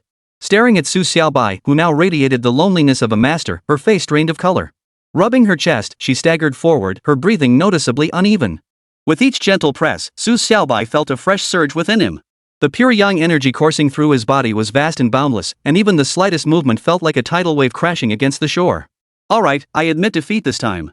I never imagined the East Sea harbored such a master. This is the authentic Wudong lineage, the Tai Chi palm from the 4 forms of Tai Chi. Only the Grandmaster's successor may practice it. But I beg you, please help Zhang Hui. His leg is beyond repair. Without treatment, his life may be ruined forever." Fei Yui bit her lip as she spoke, stepping forward to stand before Su Xiaobai. Zhang Hui's body trembled. He stared at Fei Yui, his eyes reddening. Finally, he shook his head firmly. "Boss, you've never begged anyone before. You don't need to beg for me. Even if I lose a leg, it's no big deal. As long as you're here, that's enough for our Sanha gang. You'll always be our big sister in our hearts. This whole mess is my fault. I shouldn't have acted blindly. I just got tempted by the term Su Guangliang offered. Never expected to run into a tough guy like Mr. Su. But none of this has anything to do with you." Fei Yui glanced at him, waved her hand dismissively, and declared with fierce resolve, "Enough. Your family to the Sanha gang, my family. What's a little hardship for you? Remember, no whining. Be stronger from now on. If we want the Sanha gang to become the strongest underground organization in the East Sea, we need to stand together." Su Xiaobai watched the brotherly bond between them and raised an eyebrow. Then he pointed a finger and said, "I never mentioned he lost a leg. You jumped to conclusions? Fei Yui, I summoned you primarily to verify the Emei lineage. It seems you truly are of Emei. Recognizing the Wudong inheritance is no small feat. Judging by this, you must have been part of the hidden sect lineage before. I'm rather curious, why did you leave Emei? The hidden sect? Fei Yui's eyes lit up with a flash of brilliance. She immediately covered her chest and stepped before Su Xiaobai, staring at him intently with a look of tension. You're from the hidden sect? Hey everyone, if you're enjoying the read, drop a review, leave a comment, and toss in a little tip. The more support I get, the faster the updates. I promise the plot will only get more thrilling. And those hot little tips can get even more sizzling. Wah aha! 040 hatred. Su Xiaobai tugged at the black badge hanging from his chest and snorted with obvious disdain. What? Got something to say? But inwardly, he mused, if she doesn't even recognize this token of the 10 elders, Fei Yui probably isn't a big shot in the hidden sect. Fei Yui gritted her teeth. Master Su, I beg you help me. I joined Emei solely for revenge, but in the end, Emei offered me no hope of vengeance. I had no choice but to leave. All these years, every struggle I've endured in the East Sea has been for revenge. But my enemies are powerful. Even if I fought for another decade, I might never succeed. Su Xiaobai shook his head. Enough. I have no interest in your story, nor do I know you. Since you've already left Emei and Abbas Jiku hasn't pursued this matter, I naturally won't interfere either. At that, he turned and barked at Zhang Hui. Zhang Hui, come here. Zhang Hui limped over to Su Xiaobai. Even this short distance left him drenched in sweat, a clear sign his leg injury had worsened these past days. This dislocation was no ordinary sprain. The more he walked, the more excruciating the pain became, eventually turning into a bone-deep agony that made him wish he could cut off his own leg.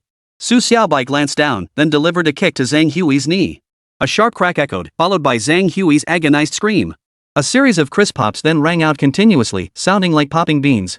After 100 such pops, the sound finally ceased. Zhang Hui was drenched in sweat, his face pale and radiating an indescribable weakness. Alright, try walking again? Su Xiaobai nodded. Zhang Hui cautiously took a step forward, wincing as his foot landed. His expression eased, and he took a few more steps. After just a few paces, he burst into an excited cheer. Big sis, my leg doesn't hurt anymore. It's really healed. Su Xiaobai waved her hand dismissively. Over these past 2 days, your leg has twisted nearly 100 times, making over 100 pops. If you'd kept walking, every tendon in your leg would have snapped. You're a tough one, enduring that kind of pain. Zhang Hui turned back, bowed slightly to Su Xiaobai, and cautiously addressed him. Master Su, I was indeed in the wrong about the earlier incident. You're a magnanimous man. I'd like to repay your great kindness by taking care of that Su Guangliang for you. Rest assured, I'll handle this matter. Alright, your issue is settled. Now go back. And don't block people around here anymore. Su Xiaobai waved his hand dismissively before turning to leave. Su Xiaoxiao hopped onto the back of the bicycle, glancing back at Fei Yui, who stood there looking rather dazed and disoriented. With a rather childish tone, she called out, Fei, since you're somewhat tolerable to look at, I'll give you a heads up, try not to use the Emei name for your business dealings outside. Otherwise, Abbas Jiku definitely won't let you off the hook. Fei Yui lifted her head to meet Su Xiaoxiao's gaze, drew a deep breath, and bowed slightly. Thank you for the reminder, Junior Master Sister. I'll be more careful about such matters in the future. After speaking, she turned to Su Xiaobai once more and pleaded, Master Su, my request isn't born of pride or ambition. I beg you, please help me. In this world, you do what you're capable of. I have no time to avenge you. Go back. Su Xiaobai didn't even turn his head, his voice thinning to a thread as he used his secret transmission technique to send the words directly into Fei Yui's ear. The creaking of the old bicycle grew fainter as it faded into the distance. Fei Yui collapsed onto the ground, her entire body suddenly drained of strength. Zhang Hui approached, a flicker of reluctance crossing his face. Finally, he murmured softly, Big sister, we should head back too. Master Su has his reasons for refusing to help. But we brothers will stand behind you, following your every command. Your vengeance is ours. Fei Yui shook her head, then lifted her gaze to the distant landscape. A long sigh escaped her lips. Zhang Hui, you don't understand the kind of enemy I face. Only someone like Su Yi might have a chance to help me avenge this.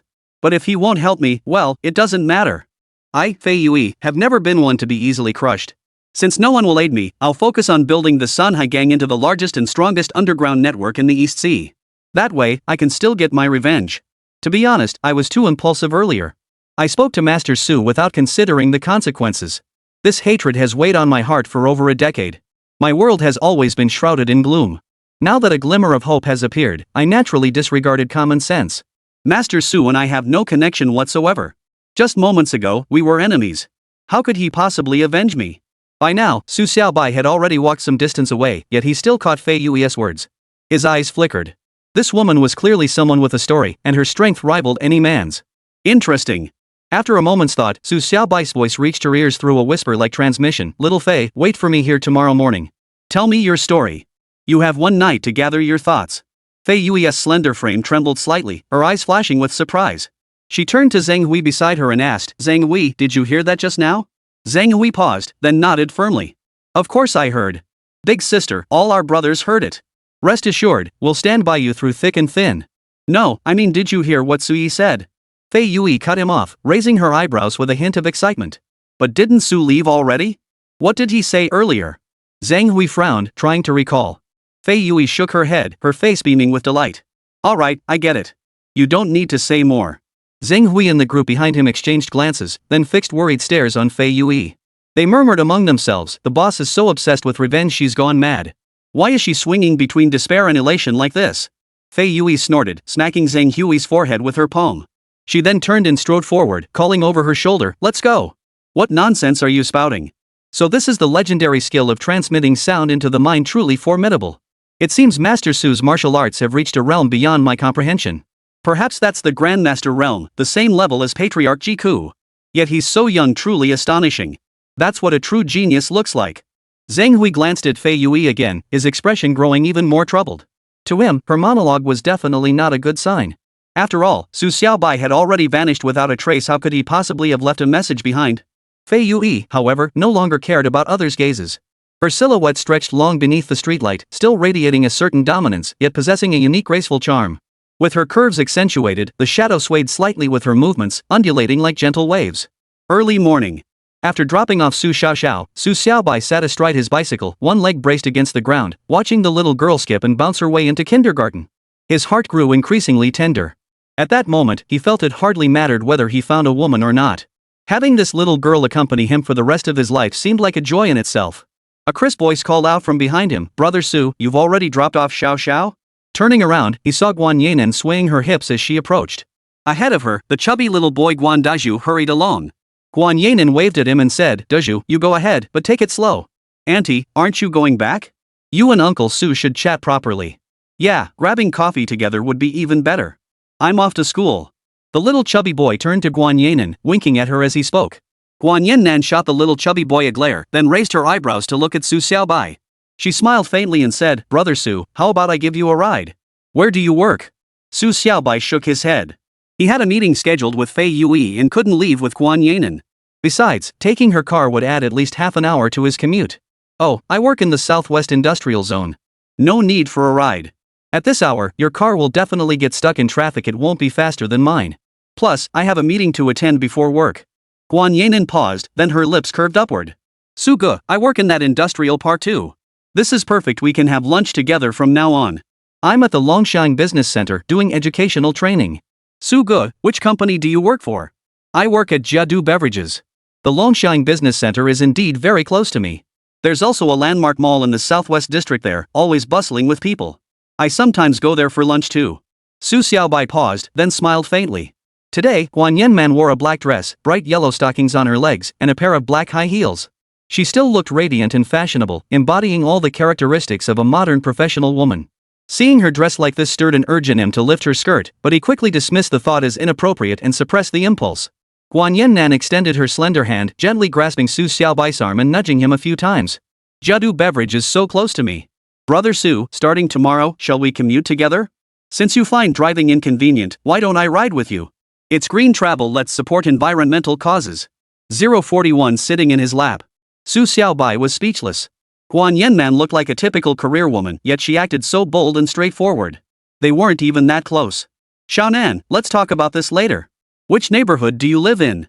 Su Xiaobai responded non-committally. At that moment, waves of perfume wafted from Guan Yannan, carrying a subtle, lotus-like freshness. I live in Lijianjuan.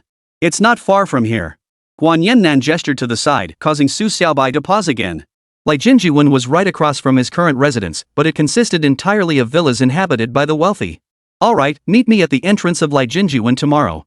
I've got things to attend to now. Su Xiaobai waved goodbye, thinking how incredibly fortuitous this was. He couldn't even muster the energy to refuse.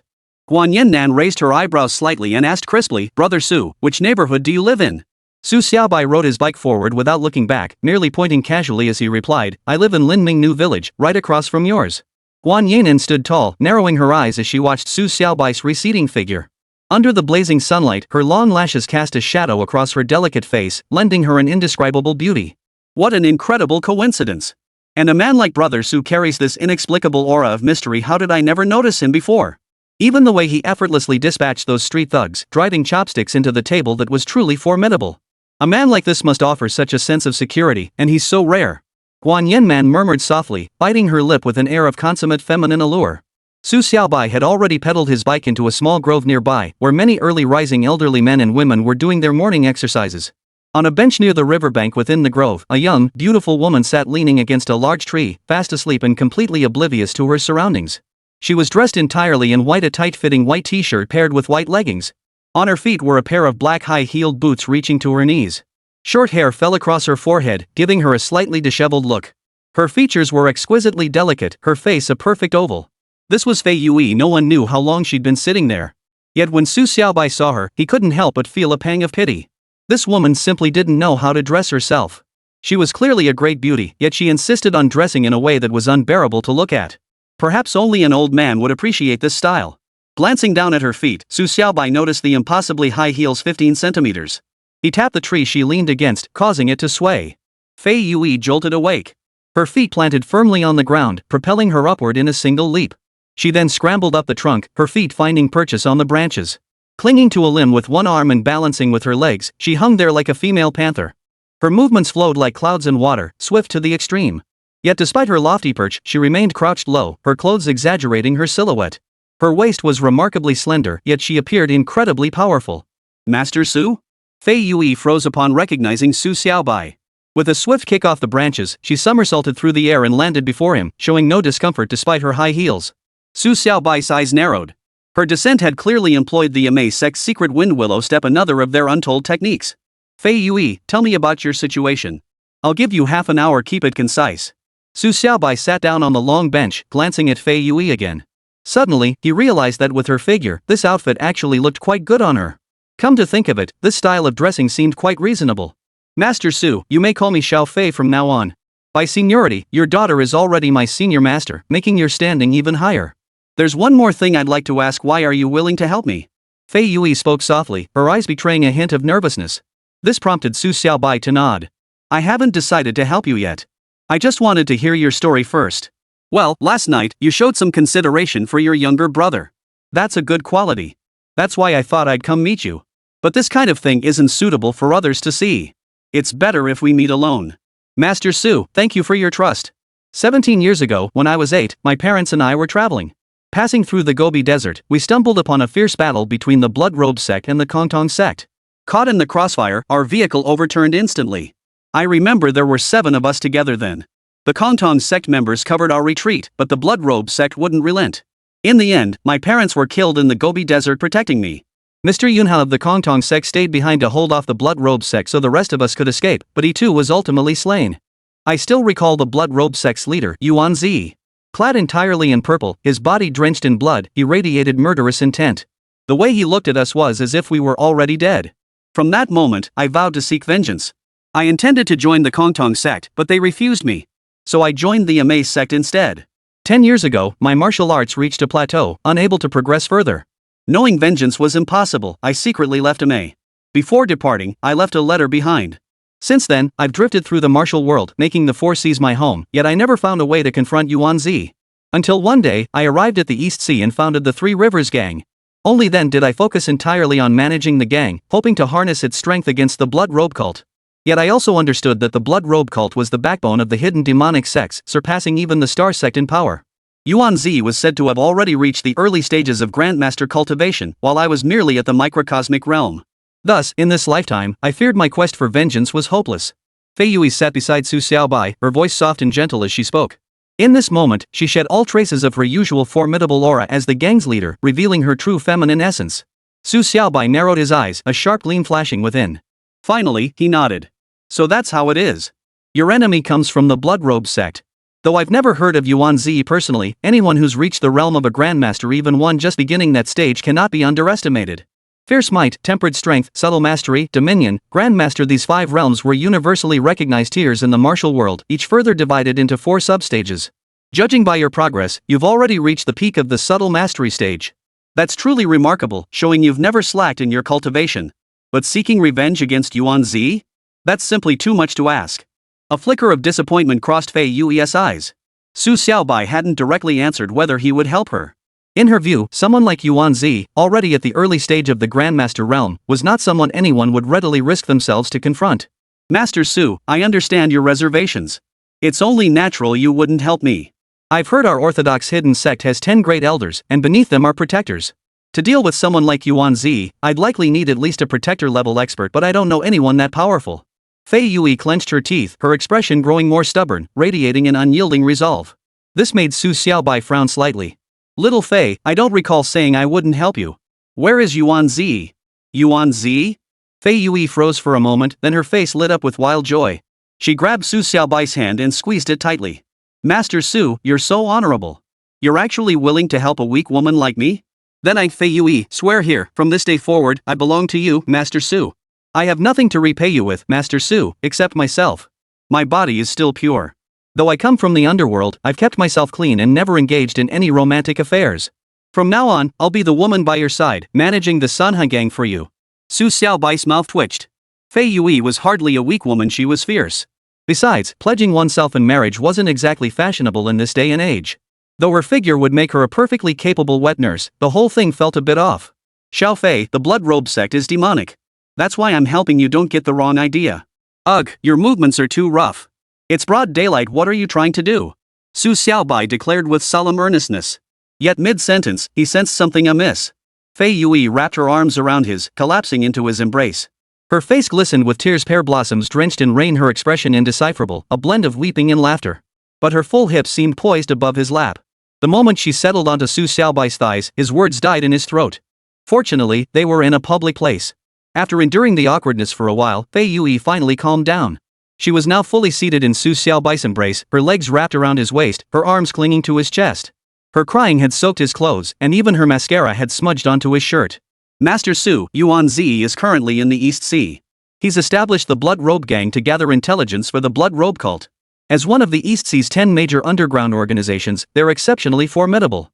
Locating him won't be difficult. However, he himself is a master at the initial stage of the Grandmaster realm, and he's surrounded by other skilled fighters. Rumor has it he has at least one other Grandmaster level expert by his side, and numerous control realm masters. So if you plan to take him down, I'll lead the Sanhai gang brothers to support you. There's no rush with this matter. We can always wait until Yuan Zi is alone. Then, Master Su, you can make your move. Fei Yui spoke softly, her gaze drifting slightly, betraying a hint of unease beneath her calm exterior. No matter how bold or carefree she might be, sitting so directly in a man's embrace still made her feel awkward. Her head remained pressed against Su Xiaobai's chest, unable to lift it. 042 The flamboyant fat man. Su Xiaobai narrowed his eyes and thought before nodding. You needn't worry about that. Just give me the Blood Robe Gang's address. I'll meet with Yuan Zi later and decide on our next move. If he's easy to handle, I'll deal with him directly. If not, we'll find another way. Fei Yui gave Su Xiaobai the Blood Robe Gang's address, yet she still didn't leave his embrace. By now, Su Xiaobai's body was already stirring. The pure yang energy cultivated from his Ziyang True Qi surged, causing immense changes within him, changes Fei Yui was well aware of. Instead of pulling away, she wriggled her hips. Su Xiaobai gritted his teeth, his mind racing. He had to admit, Fei Yui's outfit offered a unique kind of pleasure for a man. Only through this kind of contact could one truly appreciate how snug and sheer was the right path. Xiao Fei, you can leave now. I'll remember this. If you keep this up, I'll truly lose my mind. I won't even need to go to work anymore. With all these old folks hanging around me, what else could I possibly do? Su Xiaobai felt Fei Yui coil around him like a beautiful serpent. Her hips truly surpassed Huixin's in form, and he realized this trait made her perfectly suited to be a wet nurse, or rather, someone dedicated solely to sleeping beside him. This lifetime, his connection to women from Emei Mountain ran deep indeed. Fei Yui slowly slid off Su Xiaobai and sat to one side, her snow-white face flushed crimson. Yet she met his gaze with courage, a woman who loved fiercely, hated fiercely, and owned her actions. Her words carried the weight of a man's oath. So despite her embarrassment, she still considered herself as something. Su Xiaobai drew a deep breath, forcing the surge of Ziyang True Qi within him to quell the flutter in his heart. After a moment of calm, he rose and said, "All right. Go back and wait for my news. I'll rest a while before leaving. Master Su, why don't you come back with me? My rented place isn't far, it's in Jinjuan. Are you sure you'll be alright like this?" Fei Yui murmured softly, her gaze lingering between Su Xiaobai's legs. Su Xiaobai sighed. I was fine before, but with you staring like that, it really is becoming a problem. Master Su, I won't look thin. But the Blood Robe Gang ranks among Donghai's top 10 underground organizations. If Yuan Zi is killed, the remaining members won't pose much threat. She brought only 5 people to Donghai, the core of the Blood Robe Gang. Eliminate them, and our Sanhai Gang can absorb the Blood Robe Gang, expanding our influence. Fei Yui's gaze drifted away as she licked her lips with her tongue. Her lips were a vivid red, full and plump, adding an extra touch of sensuality. Even if you absorb the Blood Robe Gang, you'll struggle to make a real impact. After all, you lack true masters to anchor your operations. Only with a Grandmaster level expert could the Three Rivers Gang truly flourish. Su Xiaobai shook his head. He dared not linger any longer. Though Fei Yui no longer looked at him, her gaze now carried a more lethal edge. It had to be said this was a woman born to captivate men. Rising to his feet, he walked toward the edge of the grove. His gait was slightly unsteady, his legs spread wide apart. Yet his void step was subtle, a step born of emptiness, and he moved with remarkable speed, so swift that others couldn't detect anything unusual. Fei Yui watched Su Xiaobai's retreating figure, her eyes narrowing. A faint, almost resigned smile touched her lips. It was the first time in years she'd smiled so genuinely. Before, no matter what, she'd always kept a stern face, projecting an aura of cold, formidable strength. That was only because the hatred in her heart had sustained her. Today, Su Xiaobai's promise had washed over her like a wave of languid ease. It felt as though a dream held for countless years had finally come true, leaving her adrift, as if all her burdens had suddenly lifted. This sensation made her eyes sparkle with a rare brightness. Dad, Mom, now there's hope for your vengeance. I know you always wanted to see me grow up, smoothly progress through middle school, high school, and university, then marry and have children. After what happened to you, I never went back to school. This lifetime, I might never marry, but I will definitely have children. Grandpa Su gave me hope and avenged you. No matter what, I promise to spend my life with him, to bear him a whole brood of little Sus. Still, I won't yearn for certain things. Gains always come with losses. I hope you understand. No matter what, if there is a next life, I still want to be your daughter. I want to watch you grow old, watch you be laid to rest, not like this time, or I could only watch you collapse before me, powerless to fight back. Fei Yui murmured softly, her eyes glistening with tears. In the sunlight, they shimmered with a crystalline quality. In this moment, though still heavily made up, she radiated an almost childlike innocence. From nearby came the murmurs of several older women. Oh dear, that girl seems to have been crying. Did she just have a fight with her boyfriend? Seems likely. She's so pretty, wouldn't she make a perfect wife for my son? Young people these days are so strange, crying over nothing. Love and romance? In the end, having a bunch of kids is what really matters. Fei Yui heard these remarks, and the corners of her mouth lifted even higher, her eyes sparkling with more vitality.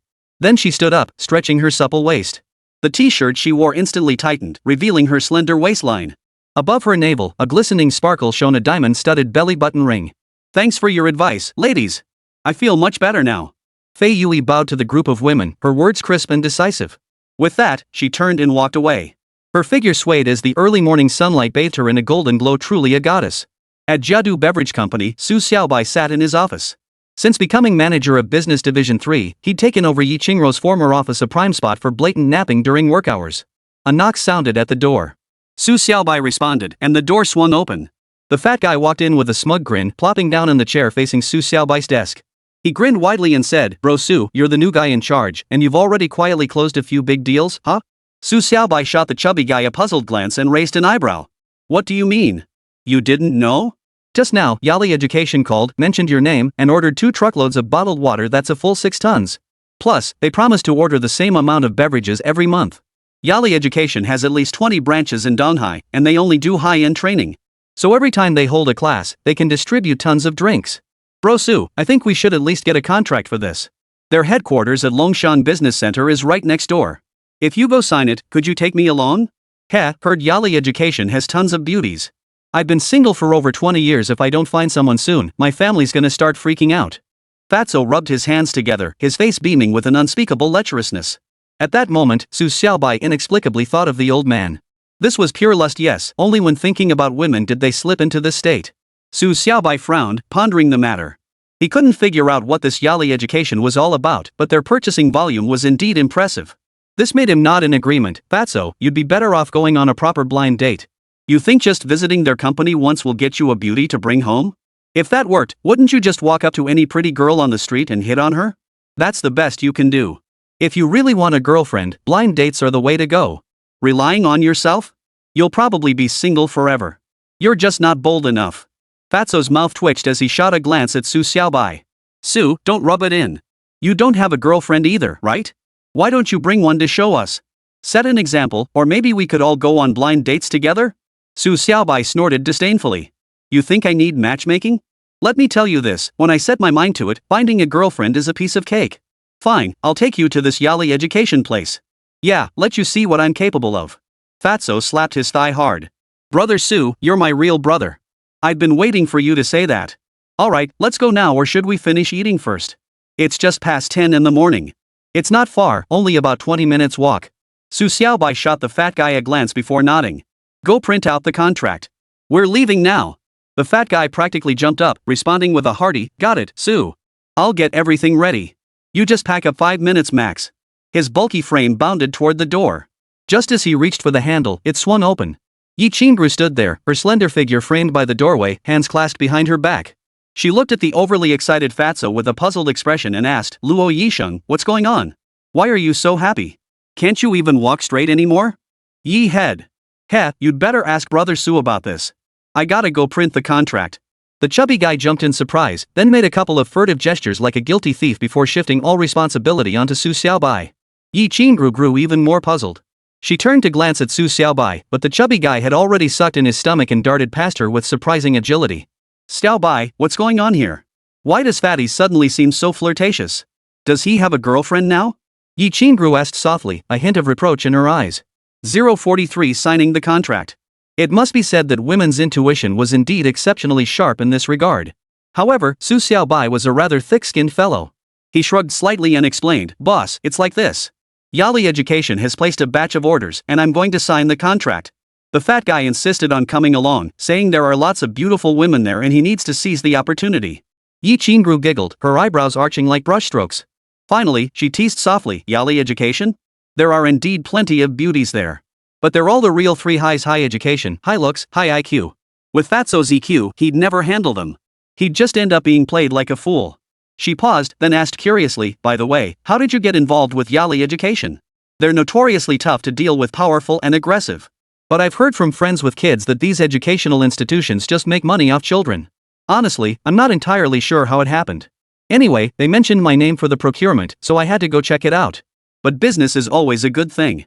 Su Xiaobai gathered her things, then shifted her tone, Boss, I'm off. If anything comes up at the company, you handle it. And if Su Four Eyes acts up, just wait for me to come back and deal with him. Yi Qingru nodded. She then brought her hands forward from behind her back, revealing a thermos cup she held. She handed it to Su Xiaobai and murmured in a nasal tone, Xiaobai, go ahead. Take this with you. It's silver ear fungus and lotus seed soup I stewed. It'll help beat the heat. Su Xiaobai paused, struck by Yi Qingru's domesticity. From this alone, she was clearly the type cut out for home life, quite the bourgeoisie. Taking the thermos, Su Xiaobai replied, Chief, thank you. Honestly, you really are quite the homemaker. Whoever marries you will definitely have a good life. As he spoke, he unscrewed the thermos and poured himself a cup of the soup. Watching the thick, viscous liquid flow slowly, he noticed a few goji berries scattered within, a feast for the eyes, nose, and mouth. He took a small sip. The lotus seeds were tender, the silver ear fungus sticky and refreshing, and the sweetness perfectly balanced. Truly a dish crafted by a skilled hand. This was a woman who understood life. Yi Qingru watched as Su Xiaobai finished the bowl of soup in a few bites, a faint smile curving her lips. Her willow leaf eyebrows added a touch of delicate softness to her features. Hey, your cooking skills are truly unmatched. I'll head out now and finish the rest later. Su Xiaobai tightly closed the thermos and placed it on the desk.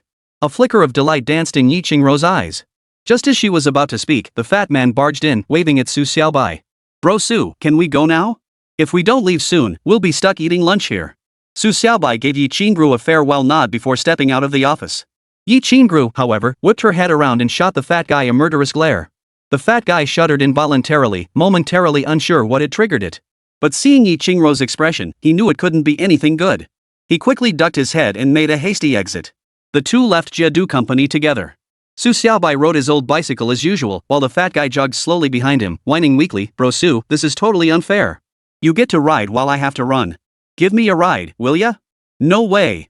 I never give men rides. Why don't you just hail a cab? It's only a few minutes anyway. Su Xiaobai shook his head, refusing with righteous indignation. Bro, let's just walk together then. It's only about 20 minutes. No big deal without the bike. The fat guy jogged along behind Su Xiaobai's bicycle, panting heavily. Truthfully, Su Xiaobai wasn't cycling particularly fast, but the fat guy's imposing frame made it exhausting. In this heat, walking will leave you drenched in sweat. That's not good for the client. Besides, you want to see the beauties, right? Do you think they'll have a good impression of you covered in sweat? Su Xiaobai said casually. That last line suddenly perked up the fat guy. He yelped and dashed to the roadside, calling out from afar, "Bro Su, I'll just take a cab then." At the main gate of Jiadu Beverage Company, taxis were plentiful. The moment the fat guy steadied himself, one pulled up. He slid inside, exhaled a sigh of relief, and then gave the driver directions. Su Xiaobai watched the taxi speed away. His own pace quickened, keeping pace effortlessly alongside the vehicle. He seemed to glide without exertion, only the crackling sound echoing faintly behind him. The Dragon Elephant Business Center was reached in 5 minutes. Su Xiaobai locked his bike by the roadside and stepped into the mall. The business center could be accessed directly through the Dragon Elephant Shopping Mall, where the air conditioning was set low, creating a pleasantly cool environment. The fat guy trailed behind Su Xiaobai, humming contentedly before wiping his face. "Bro Su, give me a minute. I'm heading to the restroom to splash some water on my face and freshen up. Otherwise, looking like this all greasy and shiny, those pretty girls will mistake me for a delivery guy." Su Xiaobai gave a non-committal grunt before leaning against a nearby wall. Truth be told, the fat guy did have a fair, clean-cut appearance, like an inflated doll, certainly not the look of a delivery guy. Fatty spent a full 15 minutes in the bathroom.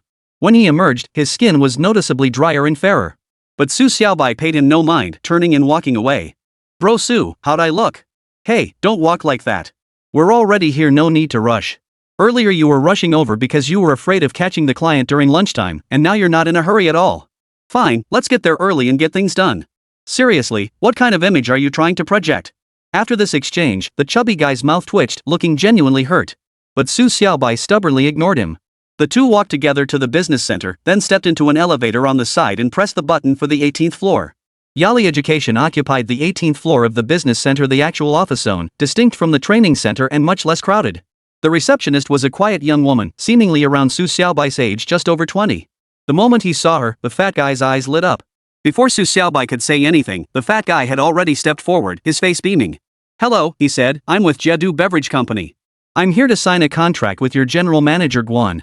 We have an appointment."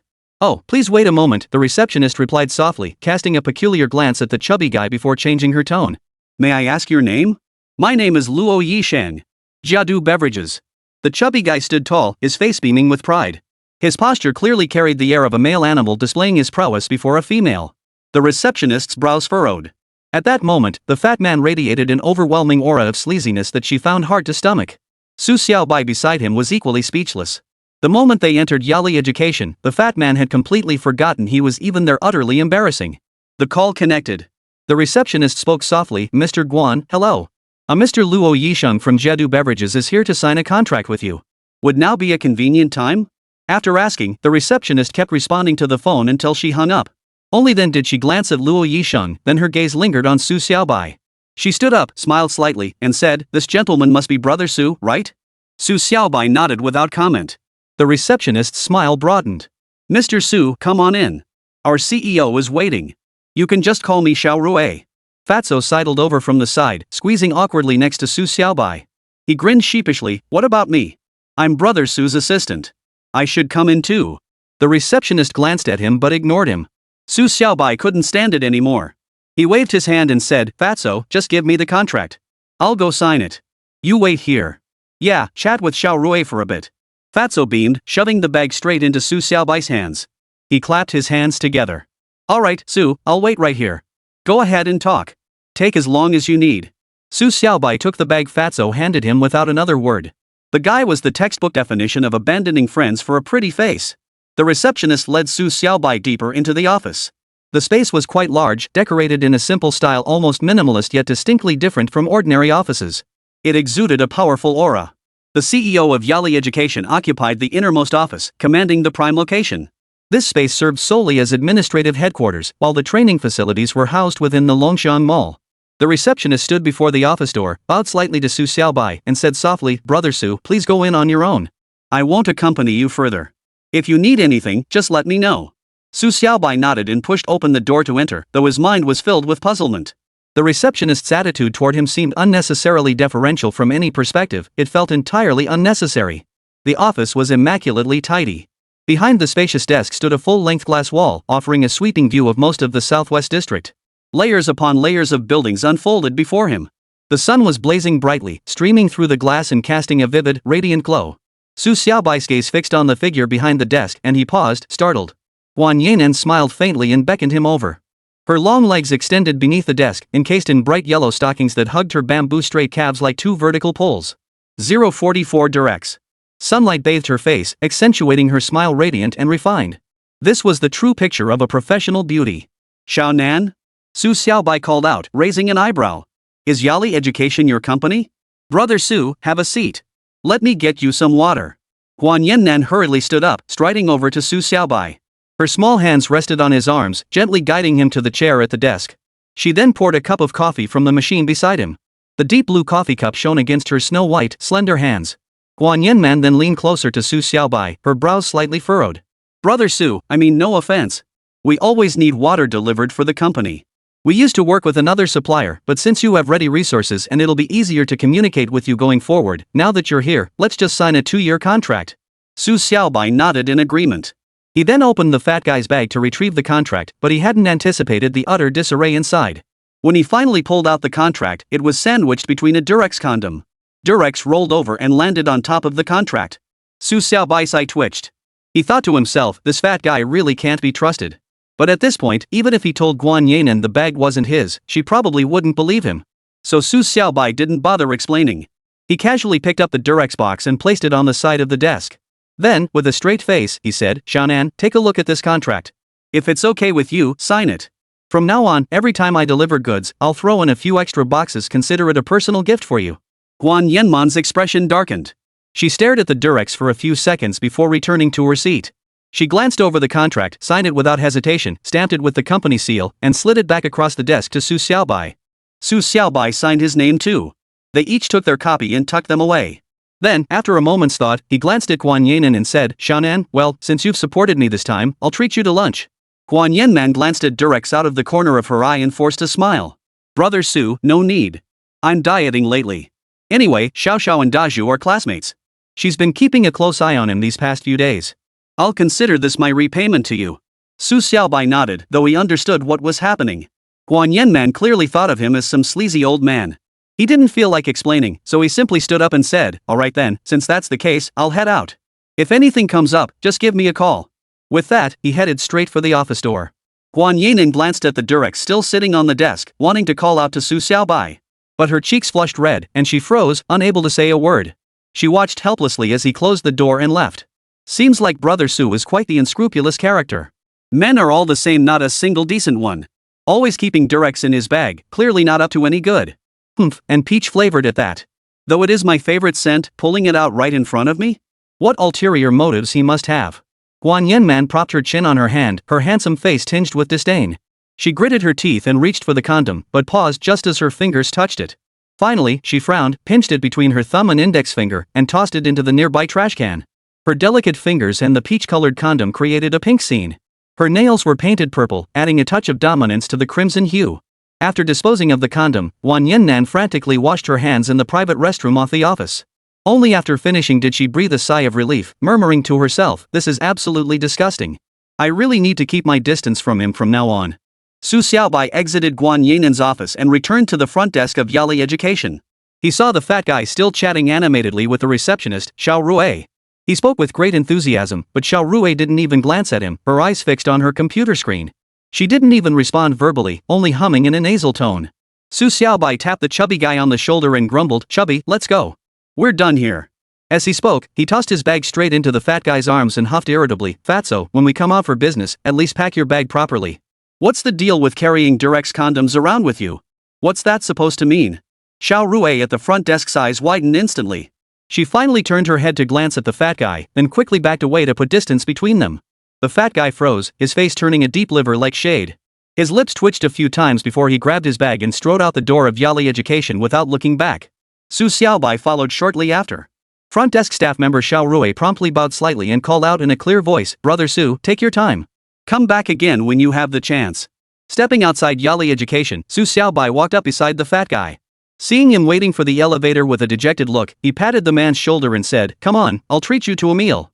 Brother Su, do you think I've completely ruined my image in Xiao Rui's eyes? The fat guy sighed, his voice tinged with resentment. No way. Su Xiaobai shook his head firmly. The fat guy perked up, looking at Su Xiaobai. Really? Of course not. You never had much of an image with Xiao Rui to begin with. How could it possibly plummet? Think about it when you talk to her, has she ever even looked at you properly? Su Xiaobai said indifferently, then added a final jab. Honestly, what can I even say about you? You act completely out of character when it counts. Like when I asked you to grab a contract for a client and you brought back a Durex condom instead. How do you expect the CEO to view our Jidu beverage? It was only then that Su Xiaobai remembered the Durex condom the fat guy had left behind on Guanyan's desk. But he had no intention of retrieving it, he had absolutely no use for that thing. Fatso shivered. Just then, the elevator arrived. Su Xiaobai stepped inside, and Fatso hurried after him. Finally, he asked nervously, Brother Su, you absolutely can't tell ye about this, or I'll never hear the end of it. I saw Xiao Rui earlier and my brain just short-circuited. I totally forgot that thing was in my bag. Oh crap, the boss won't call to complain, will he? My business card even has a complaint hotline printed on it that's Su Sai's direct line. Relax. Yali Education wouldn't stoop to that. Just try to be more reliable in the future. Su Xiaobai snorted, his tone clearly annoyed. Fatso wiped the sweat from his brow, breathing a sigh of relief once more. Finally, he cautiously asked, Brother Su, did they sign the contract? Signed. Su Xiaobai replied. They signed? They saw Durex and still signed? The fat guy sighed. Seems like Manager Guan must be a man too, only men understand other men. He then changed the subject, Xiao Rui really is a great girl. Too bad, after being influenced by Durex, she basically won't give me the time of day anymore.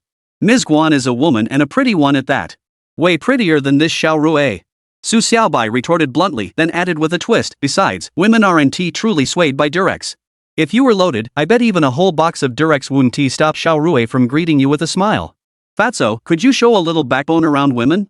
Let me put it plainly, Xiao Rui might be a good girl, but you don't need to hide your feelings about that stuff between men and women. It doesn't make you look nobler. You need to change your act, stop being such a bootlicker. It's pointless. Fatso froze, then leaned close to Su Xiaobai. Bro Su, you're saying Manager Guan is a beauty? What a shame. If I'd known, I'd have gone in with you to sign the contract, at least I could have seen a top-tier beauty. Su Xiaobai had completely lost the will to speak. Just then, the elevator reached the first floor. He strode toward the mall, which wasn't crowded after all, it was work hours, and people weren't free to wander around. They found a noodle shop. Su Xiaobai ordered 2 bowls, 1 yellow croaker noodles, 1 pork belly noodles and added a few dim sum dishes. The fat guy kept quiet now, though his face still wore regret. He always had this persistent fascination with beautiful women, but he never managed to strike up a conversation with one. The noodles arrived quickly. Just as Su Xiaobai took a few bites, the fat guy's phone rang. He pulled it out, glanced at the screen, and answered immediately. Skinny, what's up? He asked smugly. Brother Su's treating me to lunch today. I'll head back after I finish. What? Four Eyes is looking for me? Someone complained that I brought condoms to a client meeting? He wants to fire me? Yi Tu is negotiating with him? The fat guy exclaimed in alarm. After hanging up, he gritted his teeth and glanced at Su Xiaobai. Brother Su, someone really did report me to Su Sai. Was it Yali Education who reported me for bringing Durex? Su Xiaobai pondered for a moment, furrowing his brow as he asked, besides Yali Education, which other clients have you visited? If it was Yali Education, they probably wouldn't report you. They don't even know that Durex is yours, they probably think it's mine. If anyone were to report, it'd be me. Honestly, I don't even know what to say to you. Why do you have to bring a Durex with you to every single client meeting? And it's not just that you brought it, you had to make sure they saw it. With your level of intelligence, I really don't know what to say. Fatso scratched his head, then thought for a moment and said, oh, I remember now. A couple days ago, I went to my Z gym to sign a contract with them. I thought there were a lot of hot girls there, so I figured I'd try my luck. But when I was signing the contract, the Durex accidentally slipped out. Honestly, I only had that one in my bag, the peach-flavored one. Don't believe me? I'll show you, Brother Su. As he spoke, the fat guy rummaged through his bag, but couldn't find the Durex. This startled him, and he looked up at Su Xiaobai. 045 The car was stolen. Su Xiaobai stared at him, utterly speechless. Alright, stop looking. I dropped it in Director Guan's office at Yali Education earlier. I really didn't want to retrieve it, so I just left it there. Forget about it. Let's eat first. After dinner, we'll figure this out. Since Su Four Eyes already knows, let's see if we can get my Z Fitness to drop the complaint. As long as they don't file it, this whole thing is over. With that, he lowered his head to eat.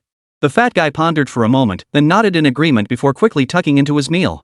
After finishing the noodles, Su Xiaobai settled the bill and left the Dragon Elephant Mall with the fat guy. But when they reached where he'd parked his bike, they discovered it was gone. Yes, even that beat-up old bicycle had been stolen. Su Xiaobai let out a murderous snort, raised his eyebrows, and scanned the area coldly. Dare to steal my bike? This isn't over. Brother Su, your bike was already falling apart. Losing it is no big deal, just buy a new one. These days, bikes get stolen easily, but getting them back is tough. Besides, people don't even steal bikes anymore, they're worthless. That your beat-up old thing got stolen is just weird. Fatso tried to reason with Su Xiaobai, but the man ignored him. After a moment's thought, he pulled out his phone and dialed Fei Yue. As soon as it rang, he barked, "Xiao Fei, my bike got stolen outside Longsheng Mall. Get your people on it. Find out who took it. I'm gonna dump that thief in the sea to feed the turtles." Fei Yue replied, "Understood, Su. Leave it to me." Su Xiaobai ended the call. After a moment, he pulled out his phone again and dialed Zhou Xing's number. He repeated the same words. Only then did he calm himself down and hail a taxi by the roadside. After returning to Jedu Beverages with the fat man, he had barely settled into his office chair when Yi Qingru strode in, her brows deeply furrowed, a hint of worry in her expression. Seated in the chair across from his desk, Yi Qingru shot Su Xiaobai a reproachful glance. Su Xiaobai unscrewed the lid of his thermos, poured himself a cup of silver ear fungus and lotus seed soup, then spoke deliberately, "Boss, I know you're upset about Fatso. That guy carries a Durex wherever he goes. I have no idea what's going on in his head.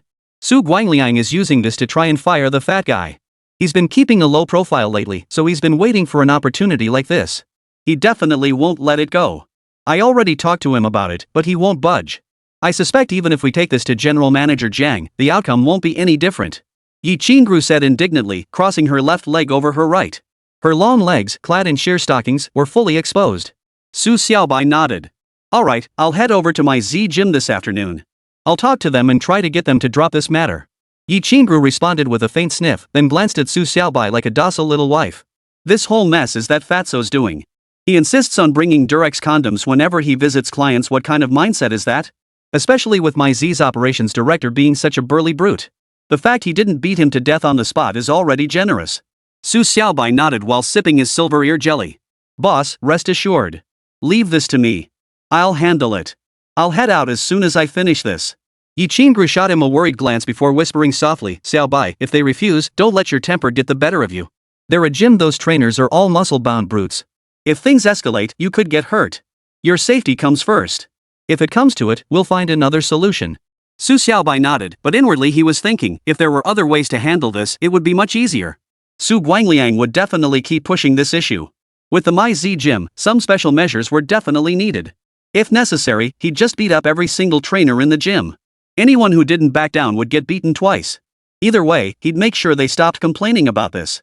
After finishing the entire thermos of silver ear fungus and lotus seed soup, Su Xiaobai licked her lips contentedly and handed the empty thermos to Yi Qingru. "Boss, I'm done. I won't wash the thermos, you handle that." "Seriously, this stuff really beats the heat." Yi Qingru responded cheerfully, taking the cup with a smile. "Glad you liked it. Alright, get back to work. About my Z, should I go with you? I feel it's unsafe for you to handle this alone. I could assist you." Su Xiaobai shook his head, his tone calm. "Don't worry, boss. This little thing is no big deal. I'll handle it in minutes. You stay at the company and keep an eye on Su Si. Don't let him stir up any new trouble." He paused. "Oh, and here's the contract with Yali Education. It's signed. We'll deliver goods for 2 years first." With that, he headed outside. But without his bike, getting around was suddenly a real hassle. Hailing a taxi by the roadside, Su Xiaobai gave the driver the address for My Z Fitness. The driver proved quite talkative, chatting non-stop about gyms throughout the ride, occasionally throwing in a few raunchy jokes. My Z Gym was located in the heart of Donghai City, with over a dozen branches across the city. The one Fatty had mentioned was their flagship location. The gym wasn't crowded. Su Xiaobai walked up to the front desk, tapped the counter lightly, and asked flatly, "Is Hu Juanxiang here?" The receptionist was a beautiful woman, though her physique was distinctly muscular. Without even glancing at Su Xiaobai, she bellowed into the interior, "Hu Juanxiang. Someone's here to see you." A deep voice boomed from inside, followed by the emergence of a burly man. Though roughly the same height as Su Xiaobai, this man resembled a gorilla, broad, powerful, and imposing. Hu Juanxiang stood before Su Xiaobai, eyes fixed on him. "You wanted me?" Su Xiaobai eyed him up and down. He wore a tight black tank top paired with form-fitting shorts, barefoot, which only amplified his gorilla-like appearance. "I'm from Jiadu Beverage Company. I'm here to discuss the matter concerning Luo Yisheng. Your complaint has caused him significant distress, so I'd like you to withdraw it." Su Xiaobai got straight to the point. Hu Juanxiang raised an eyebrow, smirking dismissively. "Withdraw the complaint? Why should I? Let me tell you, that fat pig kept ogling around our gym, staring at Xiao Jing the longest. You think I'd just let him off? Who is Xiao Jing? Su Xiaobai asked calmly, though a flicker of suspicion crossed his mind. This matter seemed to have hidden layers. Hu Juanxiang paused, then gritted his teeth. Xiao Jing is a client here and the girl I'm pursuing. As he spoke, he grinned, revealing a row of pearly white teeth that looked rather frightening. Su Xiaobai, however, showed no reaction whatsoever. He merely nodded and said, "So you're not willing to withdraw the complaint? Then it seems we'll have to take matters into our own hands? Take action?" Hu Juanxiang eyed Su Xiaobai up and down with disdain. "With your skinny arms and legs, you think you can take me on? Alright then, I'll stand right here. You've got 10 minutes. If you can take me down, it's like I never came. If you can't, then you'll do as I say, withdraw the complaint. What do you say?" Su Xiaobai said calmly, then shifted his tone. "Of course, if you don't feel confident, you can call everyone in the gym no matter how many of you show up. Do I need anyone else's help?" Hu Juanxiang bellowed, then cracked his neck and assumed a boxer's offensive stance, glaring fiercely at Su Xiaobai. Finally, he changed his tone. "Fine, I'll fight you. If I can't knock you down, I'll do as you say. If I knock you down, you'd better get the hell out of here." With that, he stepped forward, his right fist erupting like a cannonball, aimed squarely at Su Xiaobai's nose. The blow was fierce and powerful, the fist as wide as a bull, carrying explosive force. The front desk attendant finally looked up at that moment. Her eyes widened, and she gasped. But Su Xiaobai merely glanced at her, gave her a smile, and paid no attention whatsoever to the heavy punch bearing down on him. Hu Juanxiang snorted, his punch growing even more ferocious. Yet as it neared Su Xiaobai, the latter extended his right hand, fingers splayed, and gently grasped the fist. To Hu Juanxiang, it felt as though his punch had struck a pile of cotton. Not a ripple of resistance stirred. He tried to pull his fist back, but couldn't. No matter how hard he strained, Su Xiaobai's seemingly effortless hand clamped down like iron pincers, making him weaker the more he struggled. Su Xiaobai turned back then, smiling at Hu Juanxiang. "You want your hand back, huh? Here you go." Hu Juanxiang yanked hard, sending his entire body reeling backward. He landed squarely on his butt, the solid impact of his buttocks against the floor producing a crisp thud that made the front desk staff chuckle. "I'll beat you to a pulp." Hu Juanxiang roared, his eyes blazing with fury. As he scrambled to his feet, his form flickered and his right leg shot out. That thick, muscular thigh swept horizontally toward Su Xiaobai's head. The receptionist gasped again. Su Xiaobai glanced back at her, flashing a toothy grin before casually extending his left hand, raising it to block the incoming leg. Hu Juanxiang's leg collided with Su Xiaobai's hand, still feeling like hitting a pile of cotton. This time, however, it carried a faint rebound force, causing his body to tilt sideways and crash back to the floor. "You have 7 minutes left to attack me. Why not consider bringing your colleague along? That way, you won't lose with a grudge in your heart." Su Xiaobai said softly, a hint of seriousness on his face. 046 submission. Hu Juanxiang gasped for breath, scrambling to his feet. He glared at Su Xiaobai through clenched teeth. "I refuse to accept this. It's unfair. You promised to stand still and let me hit you, yet you still moved. If you truly want my respect, you must keep every limb completely still. Otherwise, I won't withdraw my complaint." Su Xiaobai thought it over carefully before nodding. "Fair enough. Alright, let's do this again. But you have to agree to one condition. When you call Su Guangliang, you must say you made a mistake." This whole thing was a false accusation against Luo Yisheng. Hu Juanxiang shrugged his shoulders and growled, "Fine. I'll agree. But you have to stand completely still. I'm starting now." On the other side, the front desk staff at Emei Sect Fitness couldn't bear to watch anymore. She shot Hu Juanxiang a disdainful look before clenching her small fists. Fortunately, the gym wasn't crowded at this hour, and since this was right by the entrance, no one else was watching besides Hu Juanxiang and the front desk staff. Hu Juanxiang roared, launching a direct kick toward Su Xiaobai's face. The receptionist covered her mouth with both hands, her expression tinged with reluctance. Su Xiaobai glanced back at her for the third time and flashed a grin. That hairy, sweaty foot slammed hard against Su Xiaobai's face. However, Su Xiaobai's Ziyang True Qi had formed a protective aura, causing Hu Juanxiang's foot to halt just 2 centimeters from his face. A sharp crack of breaking bone echoed. The receptionist couldn't hold back any longer, letting out a gasp before rushing to Su Xiaobai's side, her gaze filled with concern. Hu Juanxiang withdrew his foot and stood upright. Su Xiaobai sighed softly and declared, "It's broken. I hate it when people kick me in the face. Sure, I don't rely on my looks for a living, but a man's face is his pride. Kicking me like that? No wonder your foot snapped." At that very moment, Hu Juanxiang let out a piercing scream. His body swayed, and he collapsed onto the ground. Clutching his foot with both hands, he wailed, "It hurts. My foot is broken." Su Xiaobai raised an eyebrow slightly and replied indifferently, "Well? Can you still fight? Need someone to help you? If you can't fight, then admit defeat now." Hu Juanxiang sat there, raising his eyebrows to glance at Su Xiaobai, his face streaming with tears. Seeing such a burly, muscular man, one wouldn't expect his spirit to be so fragile. "You're bullying me. Hu Juinxiang's face twitched as he spoke. Yet seeing such a burly man put on this display made it all the more unbearable. Su Xiaobai's mouth twitched. Finally, he shrugged. Alright, looks like you've already conceded. That's it then. I'm leaving. You can call Su Guangliang right away. Hu Juinxiang snorted. No way. I refuse to fight. Think you're so great just because you can? Su Xiaobai smiled faintly, though his gaze grew dark as he fixed it on Hu Juinxiang. Ziyang True Qi surged within him, a threat of icy pressure bearing down on the man. His voice remained calm. I detest people who go back on their word. Someone like you has little worth in life. Better to just end it. Just as Hu Juinxiang tried to protest, Su Xiaobai's icy stare made him shiver. In that moment, he felt like a rabbit facing a lion. Overwhelmed by a terrifying sense of helplessness, he cried out, "Fine. I'll call him right now. Is that good enough?" As soon as he finished, he fumbled for his phone and dialed a number. Su Xiaobai snorted, "Why didn't you do that sooner?" The receptionist beside them stared at Su Xiaobai with bright eyes, leaning in boldly. "Hey, handsome, can I add you on WeChat?" Su Xiaobai glanced at her. She was pretty enough, but he'd seen too many beauties to be easily impressed. At best, she was a 5 out of 10, so he remained aloof. The receptionist cleared her throat softly.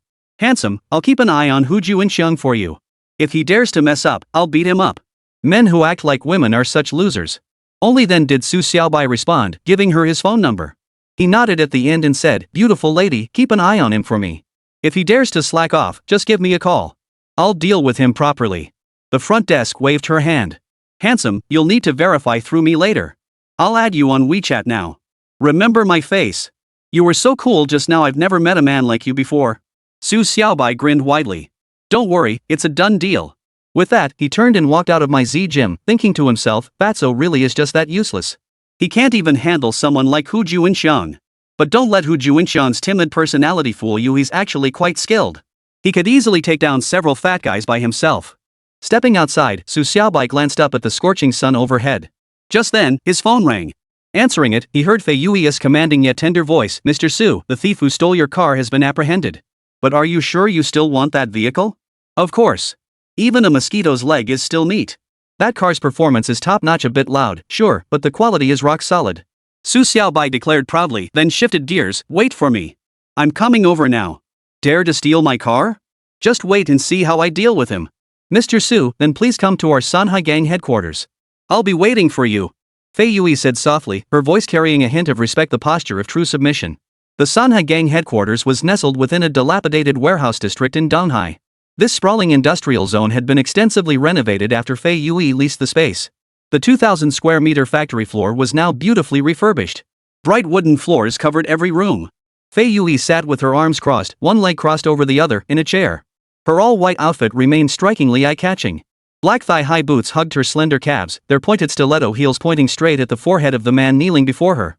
Leopard head, Fei Yui gritted her teeth, her gaze fierce as she fixed it on the man sporting a thick gold chain around his neck. "What exactly were you after when you stole Suye's car?" This man was none other than Leopard Head, who had tried to harass Guan Yin at the food stall, only to be soundly beaten by Su Xiaobai. Flanking Leopard Head stood 4 burly men, each gripping a gleaming iron rod, their eyes fixed on him with murderous intent. "Mr. Fei, I already explained I just wanted to borrow a bike. Honestly, that's all. Please let me go." Leopard Head mumbled, head bowed. He dared not lift his gaze, knowing the stiletto heel hovering inches above his forehead would pierce him if he dared look up. "Don't feed me that nonsense. Do you think I'm stupid?" Fei Yui snapped, then shifted her tone. "You say you wanted to steal Master Su's bike because it's old and beat up. But out of all the nice bikes around, you had to pick the worst one? You claim you had no ulterior motive. Do you even believe that yourself?" "I don't care if others believe it, I do." Leopard Head gritted his teeth, looking like he was ready to stand his ground. Then he shifted his tone. "Besides, Fei boss, no matter what, I'm part of the Blood Robe gang. Your Three Rivers gang might be big, but compared to us, it's nothing." "Treating me like this? The Blood Robe gang won't just stand by and watch." Fei Yui raised an eyebrow at the side. Before Leopard Head could finish, a club came crashing down, smashing squarely into his backside. Leopard Head let out a wail, his body lunging forward. His forehead slammed into the high heel of Fei Yui's shoe, instantly forming a crimson dot. His body twitched uncontrollably. "Madam Fei, stop hitting me. I'll talk, okay?" Leopard Head yelped. At heart, he wasn't made of steel. Fei Yui raised an eyebrow, about to speak, when Zhang Hui came trotting in. The room was vast and empty, spanning hundreds of square meters, making Fei Yui appear minuscule as she sat in the center. Zhang Hui leaned close to Fei Yui's ear and whispered, "Big sister, Master Su is here." Fei Yui nodded, rose immediately, and finally gave a meaningful glance to someone beside her. Cut off his left hand, she said coldly. Then throw him out. Fei boss, I'll tell you everything. Don't cut off my hand. Leopard Head yelled, but before he could finish, his mouth was violently covered. Fei Yui strode toward the main gate. Just then, Su Xiaobai emerged from the factory courtyard. Seeing her fiery demeanor unchanged, he smiled faintly. Little Fei, your efficiency is impressive. So, did you steal my bike? Master Su, it's Leopard Head.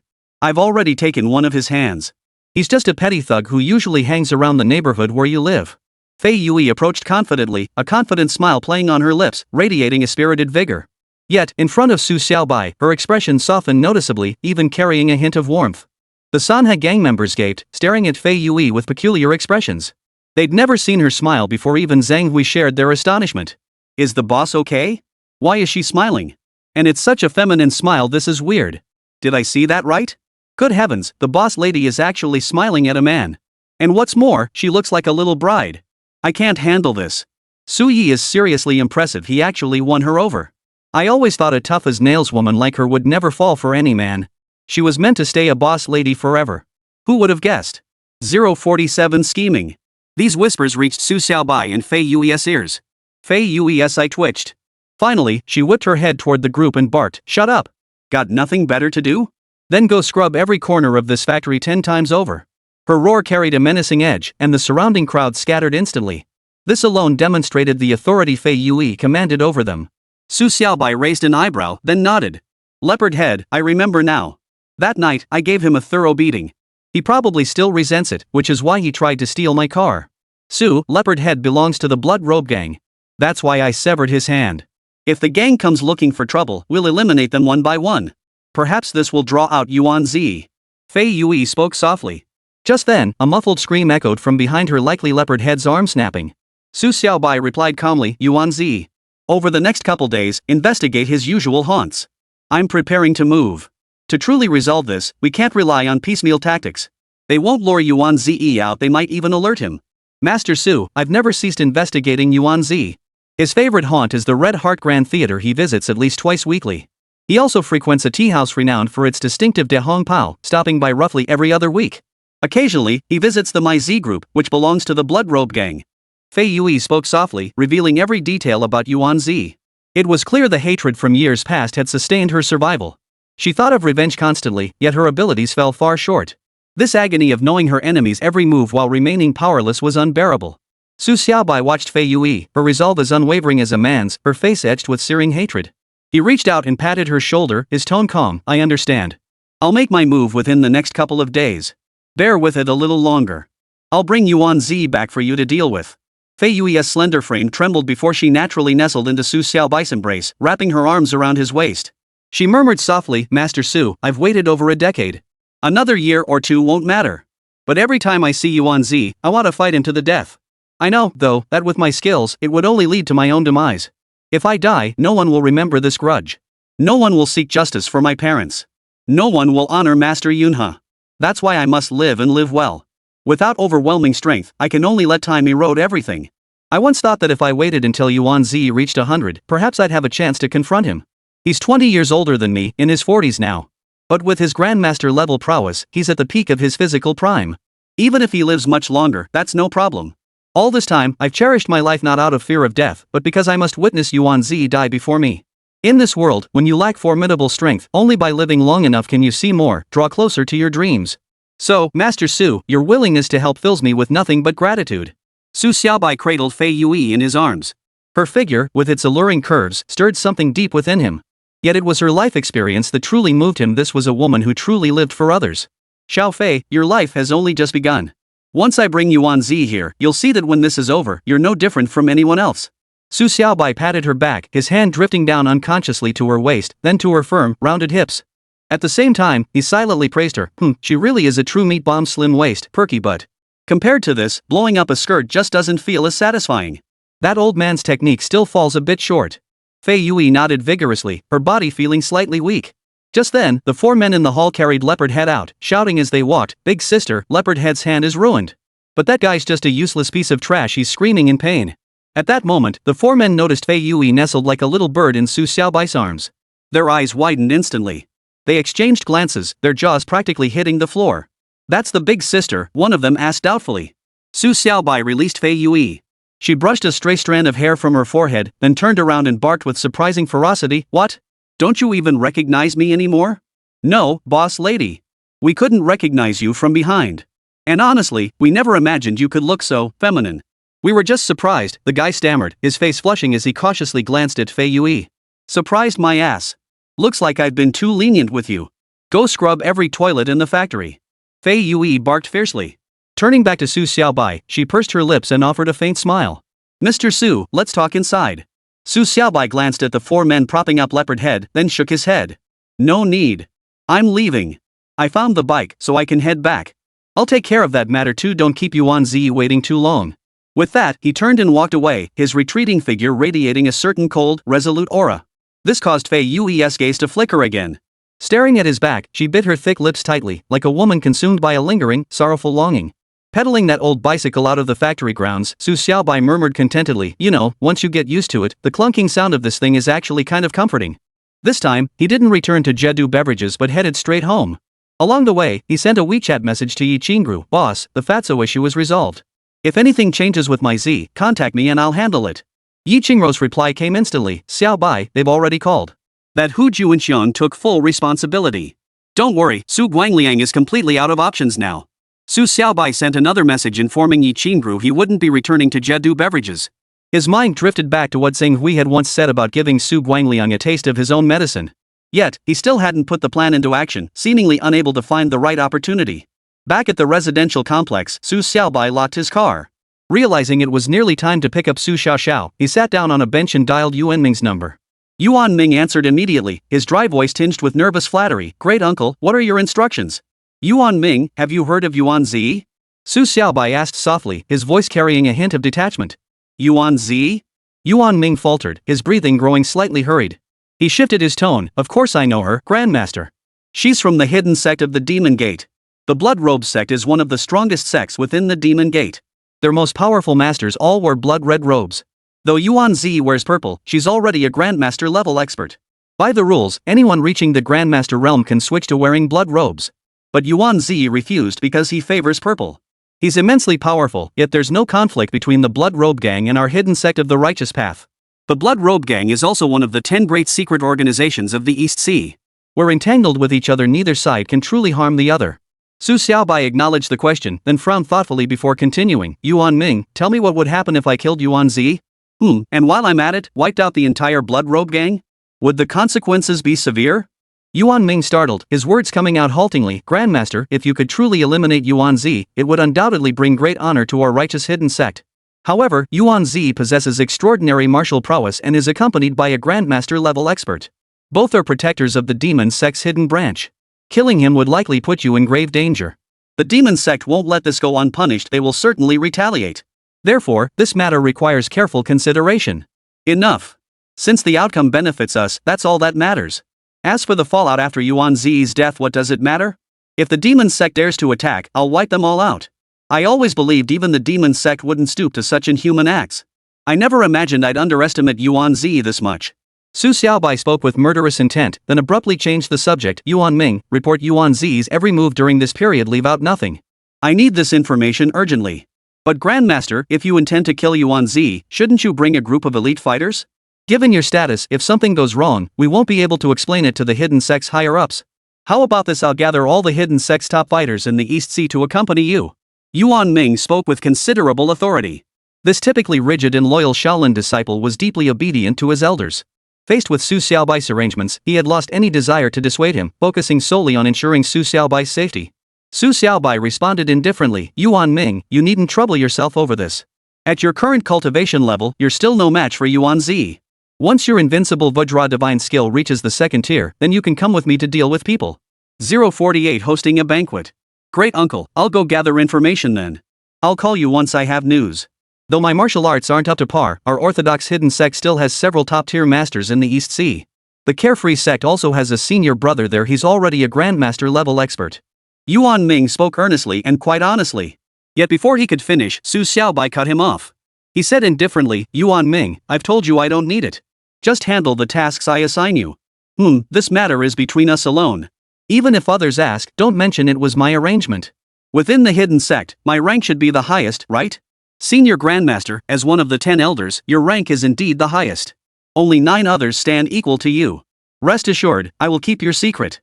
Even if the other 9 elders asked me, I would never reveal it.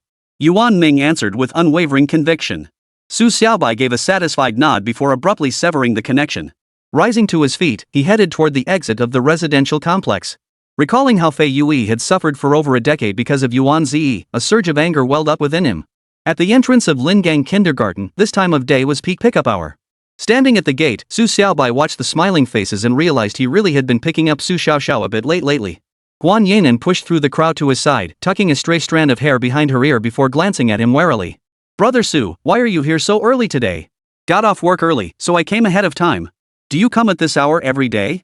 Su Xiaobai replied, his gaze lingering briefly on Guan Yinan's face. Her eyes were still bright and her teeth pearly white. Her long hair framed the white gold earrings dangling from her earlobes, making her beauty breathtaking. Yes, I come at this time every day. Our Daju has evening classes now, so I have to drive him to class. Lately, after Xiao Xiao gave him a little pep talk, he's been much more motivated. Guan Yinan nodded, her gaze carrying a hint of calmness. Her demeanor was noticeably more distant than before. Su Xiaobai glanced at her, understanding the situation. Because of that Durex incident, his relationship with Guan Yinan had hit rock bottom. But he didn't care much. He certainly wasn't short on women right now. While no one had actively pursued him yet, things with Fei Yui were starting to get interesting. The kindergarten children filed out in orderly lines, each picked up by their parents. Su Xiaoxiao stood at the very back of the crowd, her gaze lingering on the school playground. Clearly, she had grown accustomed to waiting for Su Xiaobai and hadn't considered leaving the school grounds. 6 or 7 other children remained with her, including little Chubby. Despite their parents' calls, these youngsters refused to leave, clamoring to play a little longer. Children this age were naturally spoiled rotten at home, so the adults indulged them. In no time, the pickup line at the kindergarten entrance had dispersed. Guan Yinan waved at little Fatty and called out, Daju, let's go. We still have class. Auntie, I want to play with little miss for a bit. Wait outside, her dad isn't here yet. Little Fatty glanced back with a hint of impatience, then spotted Su Xiaobai and exclaimed, oh. Su dad's here. Only then did Su Xiaoxiao turn to look. Spotting Su Xiaobai, a smile spread across her chubby little face. She waved her hand and said, alright, let's go then. We won't play today. Let's head home early and play again after school tomorrow. The group of kids emerged. Little Fatty followed Su Xiaoxiao to stand before Su Xiaobai. Just then, Guan Yinan grabbed little Fatty's hand and whispered in his ear, Daju, let's go. We have to go to class. And Xiaoxiao's dad is too irresponsible. Don't hang out with him anymore, or he'll lead you astray. The little chubby boy froze, glancing at Guan Yinan with confusion. Auntie, if a man is too proper, is he even a man? And Su dad didn't do anything to you, right? What do you know? Guan Yinan shot a sly glance at Su Xiaobai before whispering again, come on, let's go.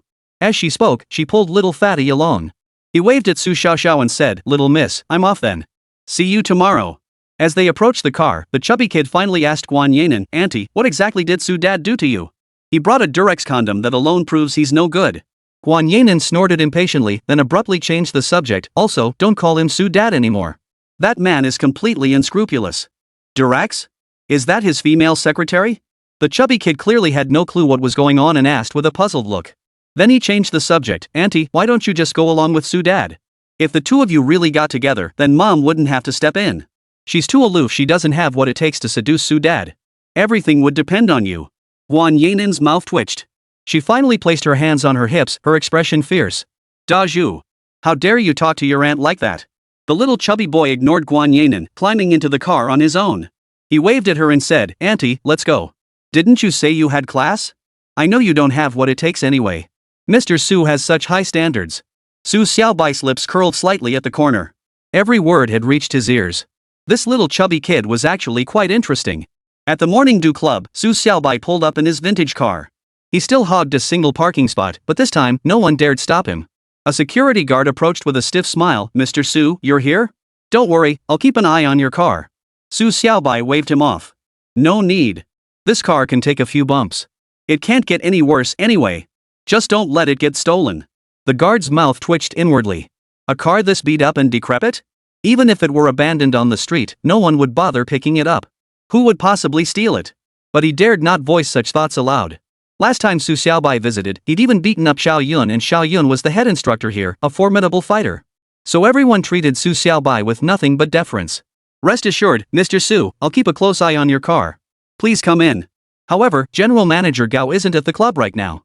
Shall I have head instructor Xiao Yun accompany you? The security guard patted his chest reassuringly. No need. I'm just here to treat my colleagues to dinner. No need for company. Su Xiaobai waved him off and strode into the lavishly decorated clubhouse. This visit was specifically to treat the entire sales department to a meal. After all, having been promoted to manager, he felt it was only proper to show his appreciation. Besides, Xi Miao, Yan Kue, the fat guy, the skinny guy, and the other 4 had treated him to meals for 8 consecutive days. Returning the favor was only right. Even though ED secured them 100,000 yuan in medical compensation, that was a separate matter. Necessary social courtesies still needed to be observed. Today happened to be Saturday, so Su Xiaobai left Su Xiaoxiao at home alone. He had ordered takeout for her, though this girl's favorite food was Korean fried chicken, so he'd ordered 2 large boxes. The Morning Dew Club wasn't just a restaurant, it also offered entertainment facilities. Yet its decor was extravagantly luxurious, embodying classic European palace style. Given Gao Dafu's character, the chefs hired here were truly top-tier masters, so the dishes combined the flavors and innovation of both hotel cuisine and restaurant fare. Xiaoyun approached from the side, beaming as she addressed Su Xiaobai, "Great Uncle Master, you've arrived. Last time when Great Uncle Master Yuan Ming came, I was out on a business trip and couldn't accompany him. Otherwise, I truly would have wanted to meet you and hear your teachings." Su Xiaobai produced the gold-plated card, then waved his hand dismissively. "Alright, I'm here to treat my colleagues to a meal. There are 22 of us in total. Set up 2 tables. I won't order specific dishes, just serve whatever you think is best." A wry smile touched Xiaoyun's lips as he shook his head. "Master, there's no need to flash that card. I wouldn't accept your money anyway. Rest assured, since you're hosting, I'll serve only the finest dishes. As for the Morning Dew Club, it's quite renowned in the East Sea, consistently ranked among the top 10 restaurants by food connoisseurs. Alright then. Arrange a private room for us. If anyone comes looking for me shortly, have them brought in 21 people total." Su Xiaobai replied indifferently.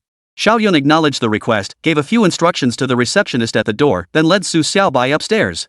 The second floor was even more elegant. He deliberately chose the largest private room, acting with considerable attentiveness. Minutes later, footsteps echoed outside the door, followed by the fat man's exaggerated exclamation, "Holy crap! The Dew Club! I've been dreaming of eating here, but the per-person bill is always over 4 figures, and you need reservations way in advance. I only came here once with Skinny to collect a debt, but we didn't even get past the front door. Brother Su, you've got some serious connections. This place is absolutely lavish. I've never seen anything this luxurious before." The skinny guy chimed in. Yi Qingrou's voice cut in just then. "You two, could you at least try to maintain some decorum? Don't embarrass Xiaobai." As she spoke, a large group entered.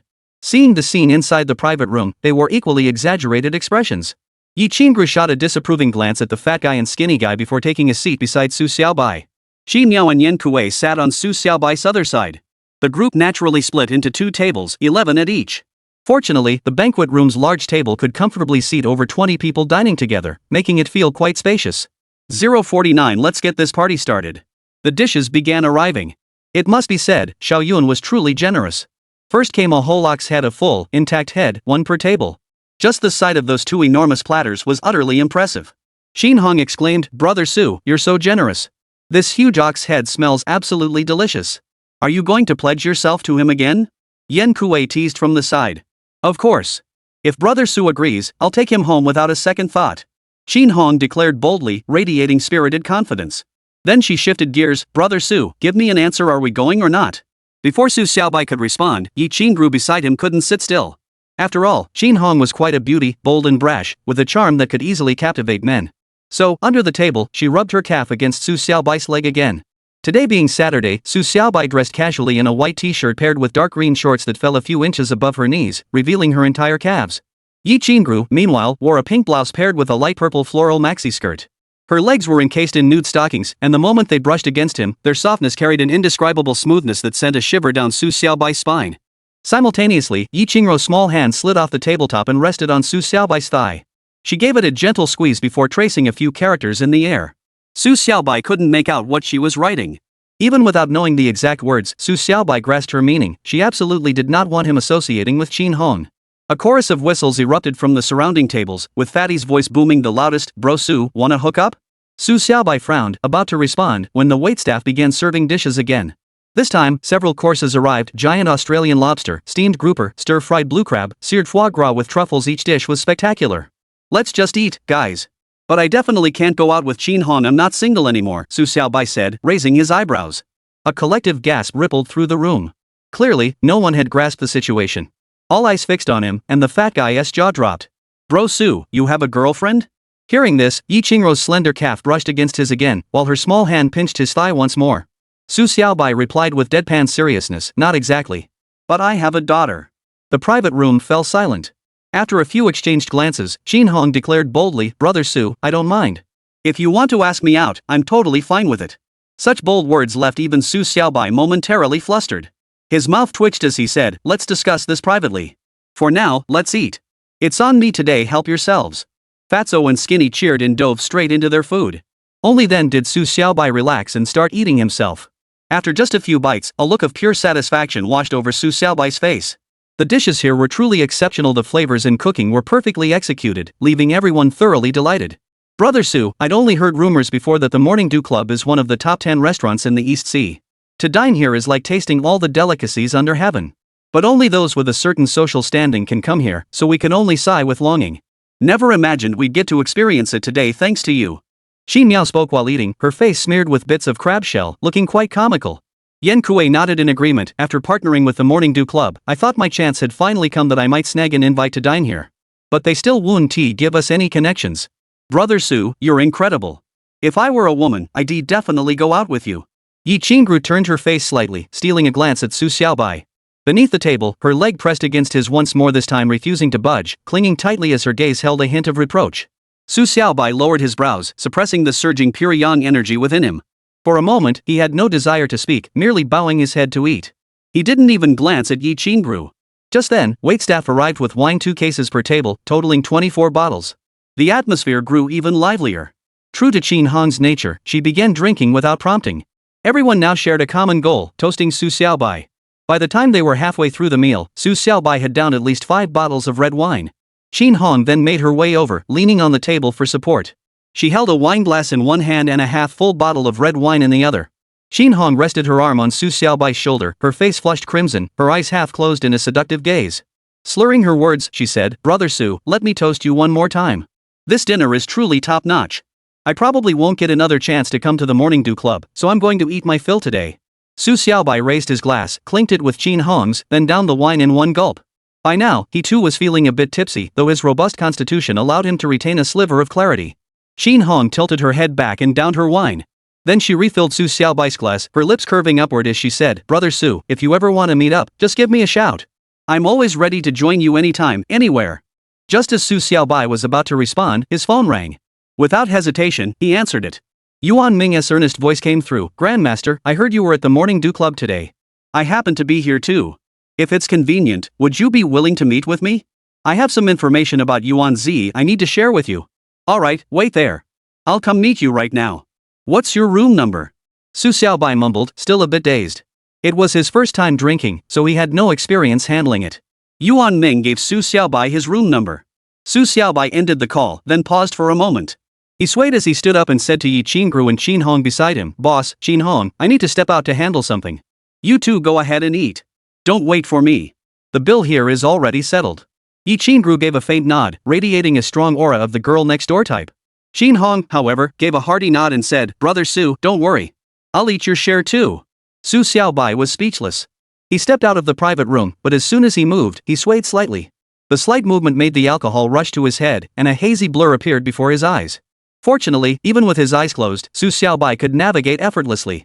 His heightened senses allowed him to function normally without sight, and in combat, he could rely entirely on instinct. Yuan Ming was also on the second floor, at the end of the hallway directly outside Su Xiaobai's private room. He turned left and entered the first room. Standing outside the door, Su Xiaobai glanced up at the room number before pushing the door open. This private room was much smaller, but its decor was exceptionally simple. Yuan Ming sat at the dining table, which held 6 or 7 dishes, each very light in flavor. Spotting Su Xiaobai enter, Yuan Ming promptly rose and stepped forward, his face breaking into a broad smile. Great Uncle Master, you've arrived? Yuan Ming, you really know how to enjoy yourself, eating alone like this. Su Xiaobai belched, reeking of alcohol. Great Uncle, you've had too much to drink.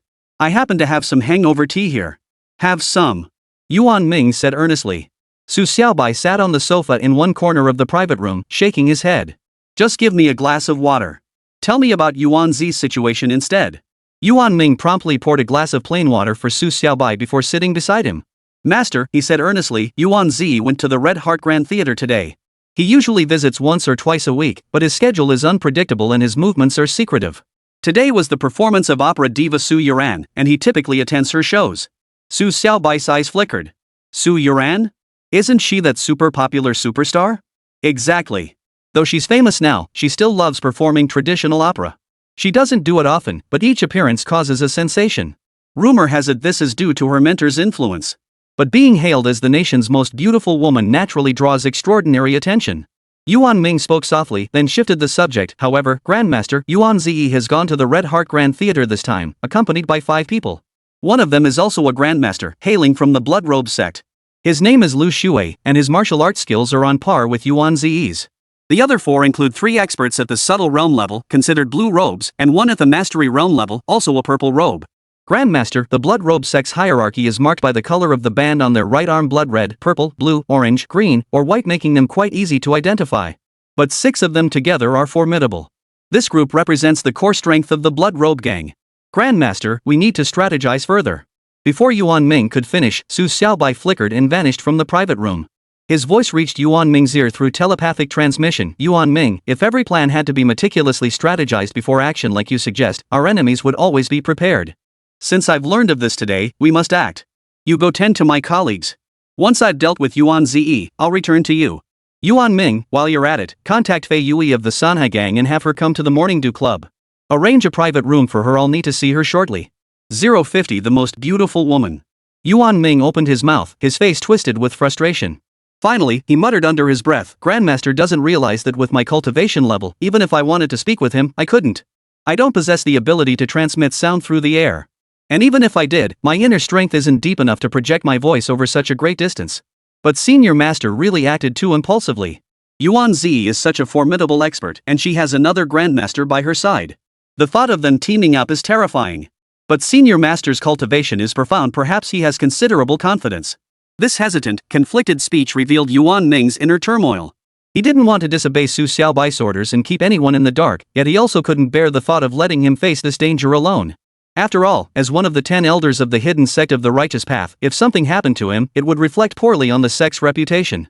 As these thoughts swirled, he gritted his teeth and murmured with a frown, but this Sanhai Gang's Fei Yui, the name sounds familiar. Where have I heard it before? Oh, I remember now. She's one of the individuals the Emei Sect elders instructed us to monitor closely. She was a true disciple who had defected from Emei. Abbess Jiku had specifically instructed that if she dared use Emei martial arts to harm others, our hidden sect was to deal with her. This time, Senior Master Ming Chun specifically mentioned Fei Yui. It seems he's taking responsibility for this matter. Since we can't touch Fei Yui now, I'll follow Senior Master's instructions and have Fei Yui come over once. Su Xiaobai remained oblivious to Yuan Ming's inner turmoil. His figure moved like a gust of wind as he walked down the street. By midday, the sun blazed overhead. Su Xiaobai appeared to stroll leisurely down the street, even stumbling slightly as if drunk, yet his pace was astonishingly swift. His void step allowed him to cover immense distances with a single stride, though no one noticed this peculiarity. In truth, his walking speed now rivaled that of a car. With his Ren and Du meridians now fully unblocked, his internal energy flowed ceaselessly. The Ziyang True Qi, deep and enduring, left him feeling no fatigue whatsoever. The heart of Red Grand Theater wasn't far from the Morning Dew Club. After about 10 minutes, Su Xiaobai turned a corner onto a street, where an antique-style theater came into view. 5 stories tall, it exuded a sense of historical weight. Taking a deep breath, Su Xiaobai strode into the Red Heart Grand Theater. Today, due to Su Yuran's performance, the venue was completely packed. All official tickets were sold out, with scalpers now controlling the remaining seats. Hearing prices had skyrocketed to 7 or 8,000 yuan, Su Xiaobai couldn't help but frown. Then, after a moment's thought, his figure flickered. He passed by a scalper, his right hand moving lightly. This was the Wudong silk wrapping palm. When he withdrew his hand, a ticket appeared in his palm. The entire process had been utterly undetected. Straightening his clothes, though he wore baggy shorts and sneakers, he stood tall and strode toward the entrance. The ticket inspector gave Su Xiaobai a curious glance. His attire and the lingering scent of alcohol made him stand out, but since he had a ticket, the staff member merely frowned and let him pass without comment. Su Xiaobai entered the Grand Theater, which was now nearly full. Though it was broad daylight, the auditorium was pitch black, illuminated only by stage lights. His gaze swept around the room. 6 private boxes were arranged at the very front. Given Yuan Zi's status, she should be in one of them. Su Xiaobai's ticket was for the 5th row, not far from the boxes. Yet he didn't rush to act. Instead, he sat down and began circulating the Ziyang True Qi within his body, intent on locating Yuan Zi. Every sound within the theater flowed into his perception, from distant to near. Even the softest whispers reached his ears. It was then that he furrowed his brow and glanced toward the boxes. Of the 6, only one remained utterly silent, while the others buzzed with conversation. This particular box was situated at the far right of the theater, adjacent to a VIP exit, also the route used by performers and staff to leave. Judging by this, Yuan Zi might very well be there. However, making a move in front of so many people in the theater was definitely not a good idea. Waiting until the curtain call, following her out through the VIP exit, would be a much better opportunity. At this thought, Su Xiaobai lowered his brows slightly, slipping into a state between sleep and wakefulness. The Ziyang True Qi coursing through his ren and du meridians brought an unusual calm. Truth be told, he had been stuck at the Grandmaster realm for many years.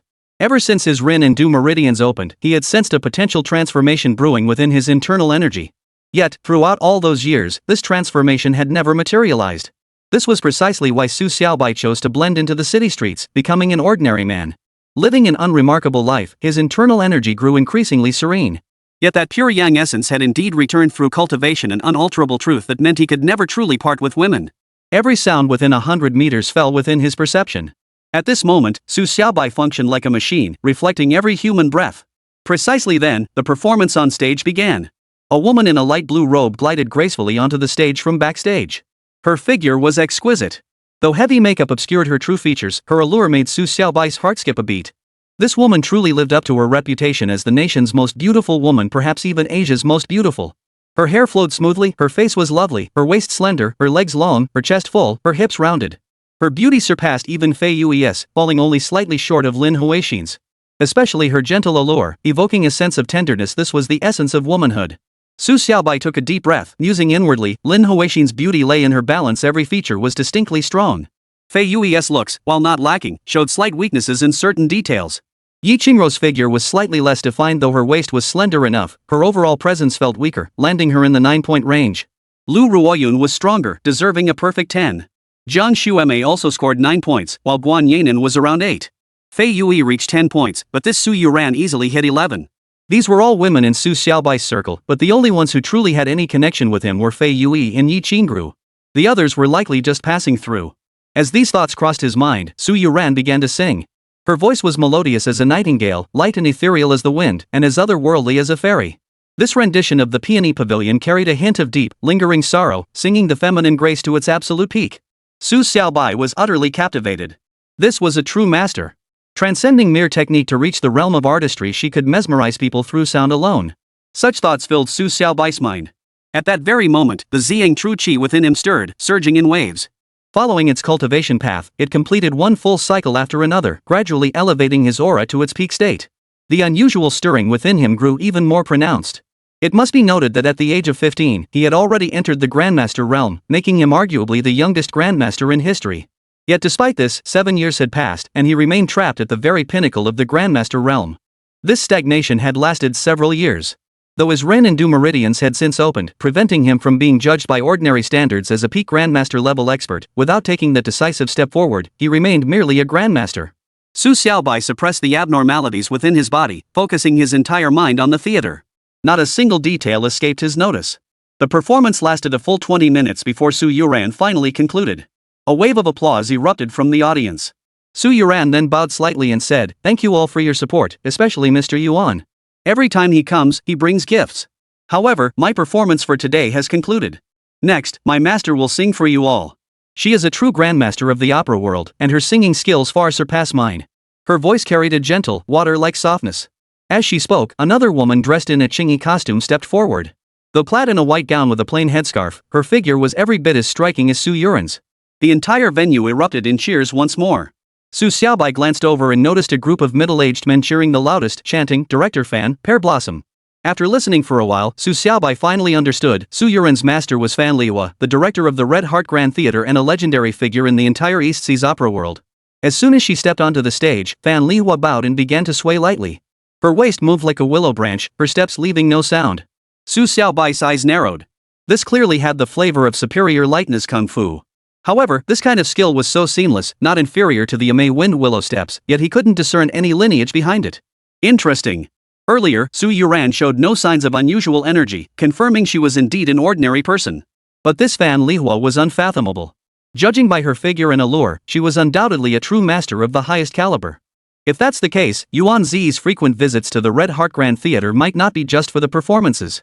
Then this Fan Lihua, perhaps she's also a master from the Demon Sect. Su Xiaobai pondered silently as Su Yuran quietly withdrew. Fan Lihua began her performance, first singing several short tunes. On stage, she displayed her supple, graceful form to its utmost perfection, leaving the audience spellbound. Her voice, in particular, was like celestial music carrying an otherworldly, demonic allure that seemed to resonate deep within the soul. The venue fell into absolute silence as every breath was held, unwilling to disturb such exquisite, transcendent tones. Half an hour later, Fan Lihua exited the stage, presumably to rest. It was then that the real show began. Yet, at that very moment, the door to a private room by the side passageway opened, and 6 figures slowly made their way toward the VIP entrance. Su Xiaobai's eyes flickered. He sensed Fan Lihua's presence, faint and elusive. His figure flickered, stepping through the air. His toes lightly tapped the seat, propelling him forward at his absolute peak speed. Under the cover of darkness, he flashed through the air and landed directly beside the stage. 051 capturing Yuan Zi. The VIP passageway door was about to close. Without pausing, Su Xiaobai tapped his toes once more and threw himself into the passageway. From start to finish, no one detected his presence. This was truly masterful martial arts. The passageway was about 3 meters wide, illuminated by spotlights along the ceiling. Beyond it lay floor-to-ceiling glass panels, now flooded with midday sunlight that cast bright patches across one wall. No sooner had he steadied himself than 2 of the 6 figures ahead seemed to sense something. They instantly turned their heads. The other 4 only then sensed something amiss and turned to look. But at that very moment, Su Xiaobai moved. His figure flickered as his foot touched the wall beside him. Like a soaring eagle, he leaped over everyone, his hands darting out. This time, he used his fingers as swords, employing the Tai Chi sword technique from the Wudong Tai Chi 4 forms. The strikes flowed relentlessly like drizzling rain, their momentum unceasing. Fingers of sword energy radiated from Su Xiaobai's fingertips. His Ziyang True Qi could now emanate outward, giving the energy a bone-chilling coldness as it slashed directly at the 2 figures before him. These 2 possessed profound internal strength, clearly masters at the Grandmaster realm. One man appeared to be around 40, with long hair and a rather scholarly demeanor. However, his lips were unusually thin, a feature typically associated with women, suggesting refinement, but on a man, it carried a hint of coldness. The other man appeared to be about 60, tall and imposing. Both were dressed in immaculate suits, though their garments bore no distinctive insignia. Their reactions were lightning fast. The man in his 40s launched a punch while the other swiftly drew a blade from his waist, a flash of steel cutting through the air. The entire sequence unfolded in an instant. Su Xiaobai exchanged several blows with them, deploying his Tai Chi sword form to break through their defenses. Yet, as masters of their craft, the man and sword, though on the defensive, successfully parried the onslaught.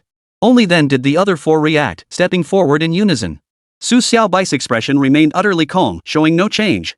His body shifted, executing the void step to retreat a step. With a flick of both hands, he struck backward. The Tai Chi palm force, infused with dense Ziyang True Qi, struck like a bamboo splitter, directly sealing the chests of the 4 men. The 4 grunted and collapsed instantly, their heart meridians severed by Su Xiaobai's strike. Only then did the man in his 40s roar, his eyes flashing with savagery, void step. That's Wudong's legacy. Our blood robe gang has no quarrel with Wudong. Why come to kill me? Why? There's no need for why. The Wei and the demon cannot coexist. If I want to kill you, all I need is a fist stronger than yours. Su Xiaobai roared, echoing Fei Yui's words. In that moment, a surge of boldness filled his heart. After so many years of cultivation, he had rarely fought to the death. This was his first time. Though large-scale slaughter had faded from modern society, conflicts between hidden sects never ceased. You dare face 2 grandmasters alone? I can't tell if you're reckless or just plain foolish. Yuan Zi will kill you today. Only Ziyang True Immortal himself could spare us. No one else has that authority. This is our territory. The man in his 40s roared, then stepped forward. A faint crimson aura radiated from his body, bathing the surroundings in a blood-red glow. This was the blood robe sect's internal cultivation technique, the blood robe divine art. Strands of blood-red mist dispersed as Yuan Zi's palms swept toward Su Xiaobai. The surrounding space seemed to form a crimson cocoon. Su Xiaobai's gaze sharpened as he channeled the Ziyang True Qi without reservation. The energy surged from his fingertips, transforming into a long, sweeping sword qi that descended in a single strike. Sword qi. On the other side, the man in his 60s shouted in disbelief. Earlier, Su Xiaobai's sword energy had only extended a few centimeters from his fingers, barely noticeable to the average person. But now, as the sword energy surged forth in all directions, its true nature was plain for all to see. Yuan, step aside. Wu Yang's Ziyang True Qi is precisely countered by our blood robe divine skill. Moreover, this man's martial prowess has reached the realm of transformation. He stands at the peak of mastery, likely having even opened the run and do meridians. We are no match for him. Quickly, let the holy maiden take the field. The man in his 60s bellowed again, his form blurring like a gust of wind. His sword emitted tendrils of blood energy as he slashed towards Su Xiaobai. Su Xiaobai's lips curled upward. He unleashed his full power, sending out several sword chi strikes simultaneously. After deflecting a few, the man's sword trembled violently. A thread of sword energy pierced directly into his Tianqi acupoint. The man grunted, a spray of blood erupting from his neck as he collapsed forward onto the ground. At that moment, Yuan Zi let out a piercing shriek that echoed through the air. Simultaneously, his figure flickered as he darted toward one side of the passageway entrance. His entire body exploded in a massive cloud of blood mist, filling the entire passageway. This was clearly retreat without a fight. A hint of scorn played at Su Xiaobai's lips, yet something stirred within him. He turned his head to look. From beyond the VIP passageway's doors came a faint sound, subtle, yet it did not escape his attention. His figure flickered, vanishing into the blood mist. The cloud began to churn violently, like boiling water. Within moments, the mist dispersed, revealing Yuan Zi standing there, dazed. Su Xiaobai's finger was pressed firmly against Yuan Zi's forehead. From the other side of the passageway entrance, a figure flashed in, appearing almost like a ball of white light. Su Xiaobai turned to look. Fan Lihua hadn't yet removed her makeup, only taking off the ornaments from her hair. Her jet black hair cascaded down, reaching her waist. Her face remained heavily made up, snow white, her phoenix-like eyes arched upward, holding a hint of murderous intent. Her entire being seemed like a drifting dandelion, invisible to ordinary eyes. Su Xiaobai grabbed Yuan Zi by the throat, gave him a couple of sharp shakes, and simultaneously channeled strands of purple Ziyang True Qi to seal all his acupoints. Only then did he turn to Fan Lihua with a faint smile. Sunlight spilled across his face, lending his grinning expression an added touch of masculine vigor. At last, he called out, "You're too late." With that, he stepped forward and crashed through a floor-to-ceiling glass window. These windows were originally solid and unbroken, but Su Xiaobai's Tai Chi sword momentum shattered them with a single, light collision. The theater was located on the second floor of the building. Su Xiaobai, carrying Yuan Zi, flashed through the air, his entire being appearing as ethereal as a celestial being. Fan Lihua stood before the shattered glass, her voice gathering into a thread that carried outward, Wudong Void Step. Ziyang True Qi. You are the disciple of Wudong's Ziyang True Master. Release Yuan Zi, or I will slay several disciples of the orthodox hidden sect. Su Xiaobai abruptly halted, his momentum carrying him to the exterior wall of a building. He reached out and grabbed a protruding window frame. Turning to face Fan Lihua, his voice reached her ears through telepathic transmission. Fan Lihua, I'm not afraid of you. I simply don't wish to kill more. In my view, whether it's the orthodox hidden sect or the demon sect hidden sect, in such a peaceful and prosperous society, both exist for the sake of and survival. If you dare touch a disciple of the orthodox hidden sect, I'll slaughter every last member of the demon sect hidden sect. You're merely at the late stage of the Grandmaster realm, not yet reaching the great perfection. I've already opened the run and do meridians. To kill you wouldn't take 100 moves. You pose no threat to me. Fan Lihua, use your head. If you truly provoke me, I won't care about any rules. I came to kill Yuan Zi this time solely because of what happened at Kongtong back then. He killed many who shouldn't have been killed. Yin He died back then, but Kongtong didn't retaliate. So naturally, I won't either. But those innocent lives? They absolutely cannot be trampled upon. If you want to fight, then fight. But I guarantee you won't walk away alive. With that, his figure flickered and vanished from the spot, though wisps of alcohol still lingered around him. Fan Lihua paused, a hint of amusement flickering in her eyes. She murmured to herself, this man is barely in his 20s, yet he feels genuinely dangerous. In his presence, I feel profoundly powerless. To slaughter so many of the Blood Robe sect in mere minutes, his Ziyang True Qi is vast and boundless, a clear sign his Ren and Du meridians are fully connected. I truly am no match for him. Even among our hidden sect's 10 elders, few could rival his prowess. If he truly intended to eliminate all our hidden sect's high-ranking members, he certainly possesses the capability. At his level of cultivation, ordinary weapons pose no threat, even firearms are useless. When did Master Ziyang take on such a disciple? It seems this man isn't one of those rigid righteous disciples who would rush to exterminate us. Still, I must alert the hidden sect's leadership. Another figure like Daoyan has emerged, and this one's prowess might even surpass his. Such a talent should be courted earnestly.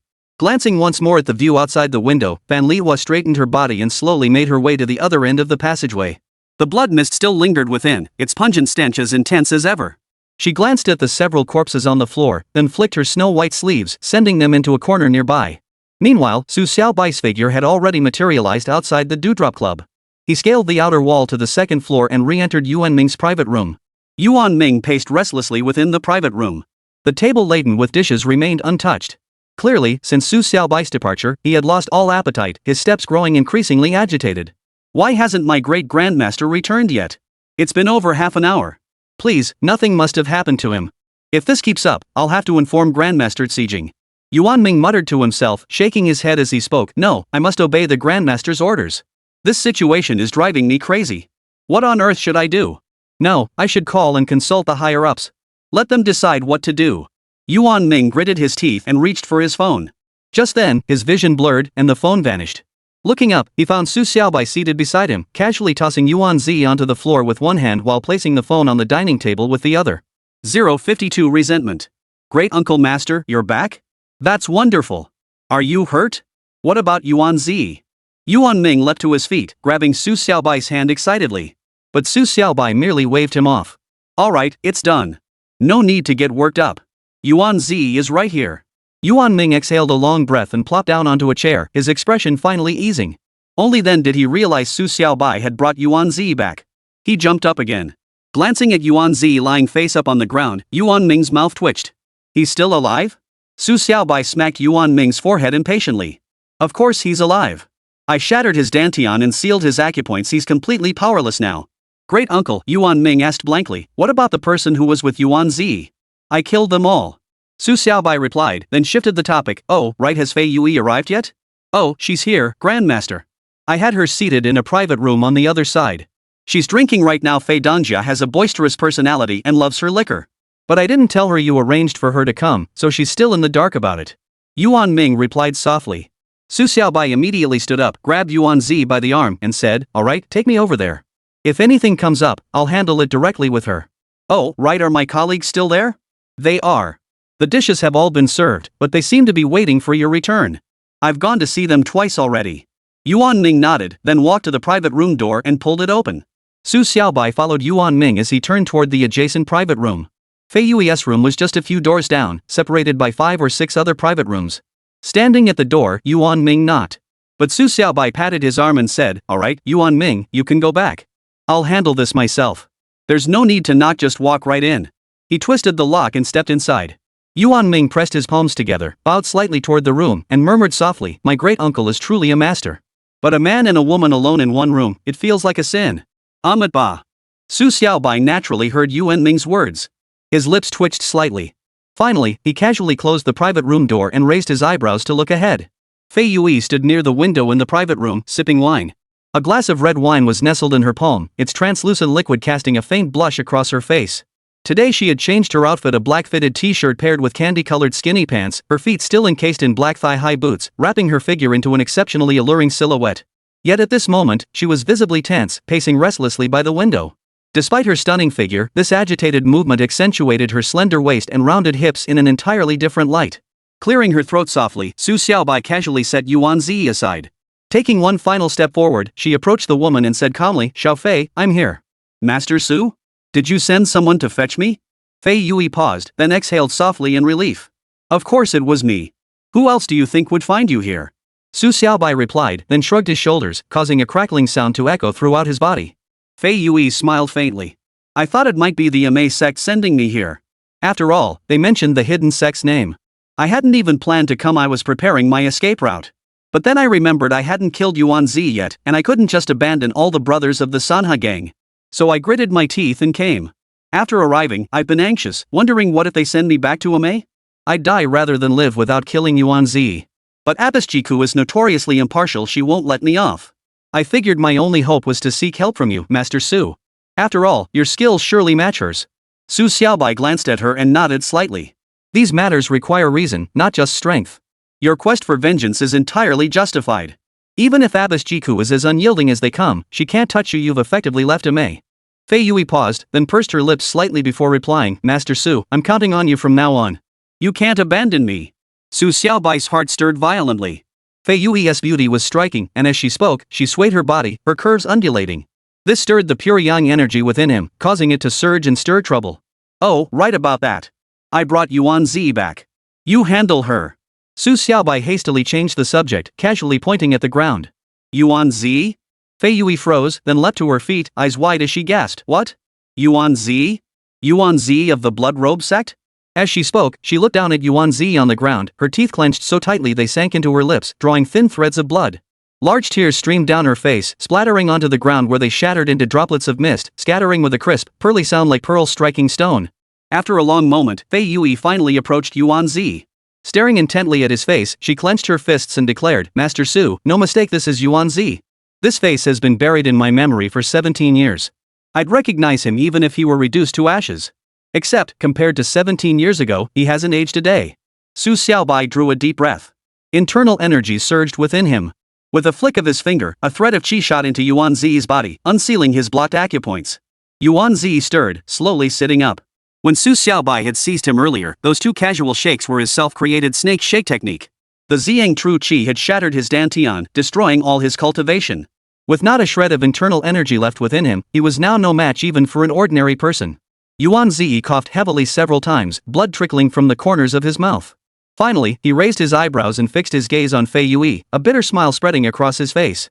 "So it was for this woman that you slaughtered all the masters of our blood robe gang. A top-tier expert with both Rin and Du meridians unblocked. Truly, there are probably few such in this world. Truthfully, I have no idea what I ever did to offend this woman. Now that my dantian is shattered and my cultivation lost, it seems she won't let me live. At least let me die knowing why." Su Xiaobai glanced at Fei Yui but remained silent. Fei Yui gritted her teeth and snorted, "17 years ago, when I was 8, I witnessed you leading the Blood Robe Sect ambushing Kontong Sect masters in the Gobi Desert. You remember that, don't you? 17 years ago?" Yuan Zi froze, then frowned thoughtfully before nodding. "Correct. 17 years ago, we received intelligence that the Kontong Sect had obtained a 1,000-year-old yellow spirit root. At that time, I was on the brink of breaking through to the Grandmaster realm. So we ambushed them in the Gobi Desert. In that battle, Kontong's Yunhe led the force. His strength was on par with mine. To lure him into a trap, I exploited a small tourist group passing by, using them to pin him down. That's how I ultimately secured the yellow spirit root. It was precisely because of that yellow spirit ginseng that I spent 5 years breaking through to the Grandmaster realm. So you are the descendant of Kontong Sect's Yunhe. Had I known this, I would never have done that deed. Even after breaking through to Grandmaster, I remained stuck at the initial stage, unable to advance a single inch." Fei Yui shook her head. "I am not a descendant of Master Yunhe of the Kontong Sect. I am the descendant of those two people from the tour group you used as bait. You killed my parents. This is a blood feud." Yuan Zi froze. He thought dying at the hands of a descendant of Kontong Sect's Yunhe would be fitting, but never imagined Fei Yui was the descendant of those two tour group members, just ordinary passers-by. Dying at the hands of a random stranger was something he found particularly hard to accept. For a moment, he sat there, stunned and motionless. Su Xiaobai touched his temple, then addressed Fei Yui, "Little Fei, you handle him. I'm heading back." "All right. Once you've dealt with him, have Yuan Ning take care of his funeral arrangements. Then you can leave." Fei Yui shot Su Xiaobai a sultry glance, her eyes narrowed to slits, her cheeks flushed crimson. This look suddenly reminded Su Xiaobai of that year, when he'd watched Lin Huixin in the narrow alley. Her expression was identical. It seemed to be the look a woman wore when stirred by passion, sending a shiver down Su Xiaobai's spine. "Master Su, once I've settled matters with Yuan Zi, I'll come find you. You must wait for me, okay?" Fei Yui murmured softly, her voice winding and twisting with a lingering charm. Su Xiaobai waved her off and strode toward the door. Just then, Yuan Zi gave a bitter laugh. "Who exactly are you?" she demanded. "Before I die, I want to understand." His footsteps halted. Turning back, Su Xiaobai glanced at Yuan Zi and said, "My name is Su Xiaobai. I am a disciple of Wudong. Master Ziyang is my teacher." With that, he stepped out of the private room. Yuan Zi sat frozen, finally letting out a faint sigh. She lowered her brows and murmured, "So it was a master from Wudong. To lose to such a person, I have no regrets. But that Kontong disciple didn't react while he struck first. That truly leaves me bitter." 053 Drunkenness. A faint, indescribable aura of menace shimmered across Fei Yui's lovely face as she spoke coldly. "This resentment, I've endured it for 17 years. From 8 to 25, I never gave up. How many 17-year spans does one have in a lifetime? Yuan Zi, come to think of it, I should thank you for introducing me to Master Su during the prime of my youth." Yuan Zi responded with a faint nod, still seated cross-legged with lowered brows. "Then come. Kill me, and we'll both be free." Fei Yui drew a deep breath, her gaze lingering on Yuan Zi. "I thought seeing you might make me want to tear you apart alive to vent 17 years of hatred. But sitting before me now, I realize my resentment isn't that deep. Killing you will suffice." With that, she stepped forward. In one swift motion, she extended her slender finger and pressed it directly against his forehead. That finger was unmistakably the nining finger of Emei, a thread of internal energy piercing into his body. Yuan Zi's pupils dilated. A look of utter bewilderment spread across his face as he murmured in astonishment, "This is the orthodox Emei technique. As he spoke, his head fell forward. For a moment, all sound ceased, yet the look of bewilderment remained frozen on his face. Fei Yui collapsed onto the floor, staring at Yuan Zi, who remained seated across from her. Suddenly, she began to weep, tears streaming down her smooth cheeks, soaking her clothes, though she seemed utterly oblivious. Meanwhile, Su Xiaobai hesitated, then turned away from Yuan Ming's private room and headed back to the host's banquet hall. As soon as he entered, the entire group turned their attention to him. The fat man bellowed, "Brother Su, you're finally back. Come on, let's have a drink." "Yeah, let's have one. Su, we've been waiting for you forever." The crowd began to cheer. They were all pretty drunk by then, their faces flushed and necks red, practically intoxicated. Xin Hong was especially direct, rising to hand him a cup of liquor, clearly intending a clinking toast. Su Xiaobai jumped in surprise. He glanced at Yi Qingru first, then quickly grabbed the cup. Without a second thought, he tipped it back and downed it in one gulp. After that, people took turns toasting him, and Su Xiaobai drank nearly 10 cups in a row. Everyone in the room began swaying unsteadily. Su Xiaobai started feeling a bit hazy too. Fortunately, his cultivation was deep enough to prevent him from truly passing out, though even walking became shaky. The aftereffects of that red wine were quite potent. "Alright, everyone, call it a night. That's enough for today." Su Xiaobai bellowed, his legs buckling as he stumbled and collapsed into a nearby chair. "Brother Su, the food tonight was absolutely amazing, plentiful portions and such variety. Never in my life have I tasted anything this delicious." Fatso slurred, leaning against the wall as he made his way out. The group began discussing the meal once more, each heaping praise upon it as they supported one another toward the exit. Yi Qingru approached Su Xiaobai with a look of concern. She had drunk the least tonight, less than half a bottle of red wine, so her cheeks were merely flushed, and she showed no signs of intoxication. "Xiaobai, are you okay?" Yi Qingru crouched down in front of him, leaning forward as she asked softly, her voice growing gentler. Su Xiaobai shook his head. "My head? I'm fine. This little bit of wine is no problem for me. You didn't drive today, right? Come on, I'll walk you back." As he spoke, he stood up and swayed toward the exit. But his direction clearly led deeper inside. Yi Qingru rose and grabbed his arm, ending with a somewhat helpless wry smile. "Forget it. You're this drunk. Don't bother driving me. How about I take you home instead?" Su Xiaobai turned back, glancing at Yi Qingru. A faint feminine fragrance drifted into his nostrils. He inhaled deeply, then looked at her standing there quietly, like a white lotus. A sudden, intense heat surged through him. Without hesitation, he pulled her close, one hand sliding down her back, giving her buttocks a few firm squeezes. Yi Qingru's body tensed, her cheeks flushing deeper. Yet she didn't push Su Xiaobai away. Truth be told, her feelings for him had never truly faded. His embrace and touch made her legs grow weak. It really had been ages since he'd touched a woman. Was he hallucinating? Yet the sensation felt so real. Who would have thought? Her figure was actually quite nice. That butt was perky too. Not nearly as bad as she looked. Su Xiaobai murmured to himself, which made Yi Qingru chuckle inwardly. She slipped one arm around his back, supporting his waist as she guided him toward the exit. "Xiaobai, I'll walk you home. I know you live nearby, and I didn't drive today anyway. I'll just hail a cab to your place." Yi Qingru murmured softly. Fortunately, Su Xiaobai was using the void step while walking, so she didn't have to exert much effort, merely guiding his direction. As they exited the private room and headed toward the elevator, Yuan Ming emerged from the side. Seeing the situation, he immediately stepped forward, reaching out to steady Su Xiaobai. Finally, he murmured softly, "Great uncle, why not rest here a while before heading back? Having this young lady escort you home would be too much of an imposition." Su Xiaobai ruffled Yuan Ming's shaved head and raised an eyebrow. "Yuan Ming, I notice your bald head is even shinier." You're right. I'll lie down here for a bit then." Yi Qingru hesitated for a moment before nodding. "Alright, Xiaobai, you rest here. I'll go to your place. I can look after Xiao Xiao. What's your address?" "Oh, right, Xiao Xiao is at home too. Head, this is really putting you out." Su Xiaobai slurred, then gave Yi Qingru his home address. Yi Qingru gently wiped the sweat from Su Xiaobai's forehead before scolding playfully, Next time you're treated to drinks, don't just accept everything offered. If someone gives you alcohol, you just drink it without considering there's a child at home." Su Xiaobai grinned widely.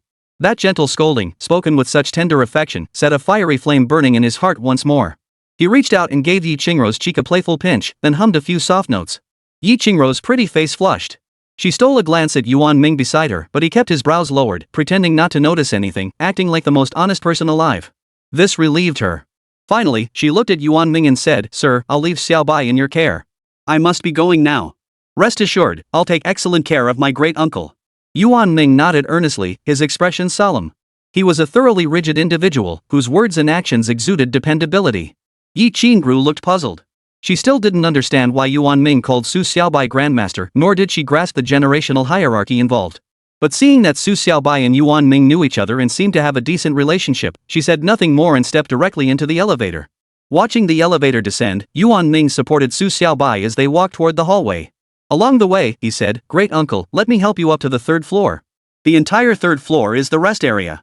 "Oh, right, Fei Yui came looking for me earlier. Should I bring her up to the third floor too?" "Oh, little Fei. Bring her up." Su Xiaobai responded, then began walking with a light, unsteady gait, leaning heavily on Yuan Ming's support.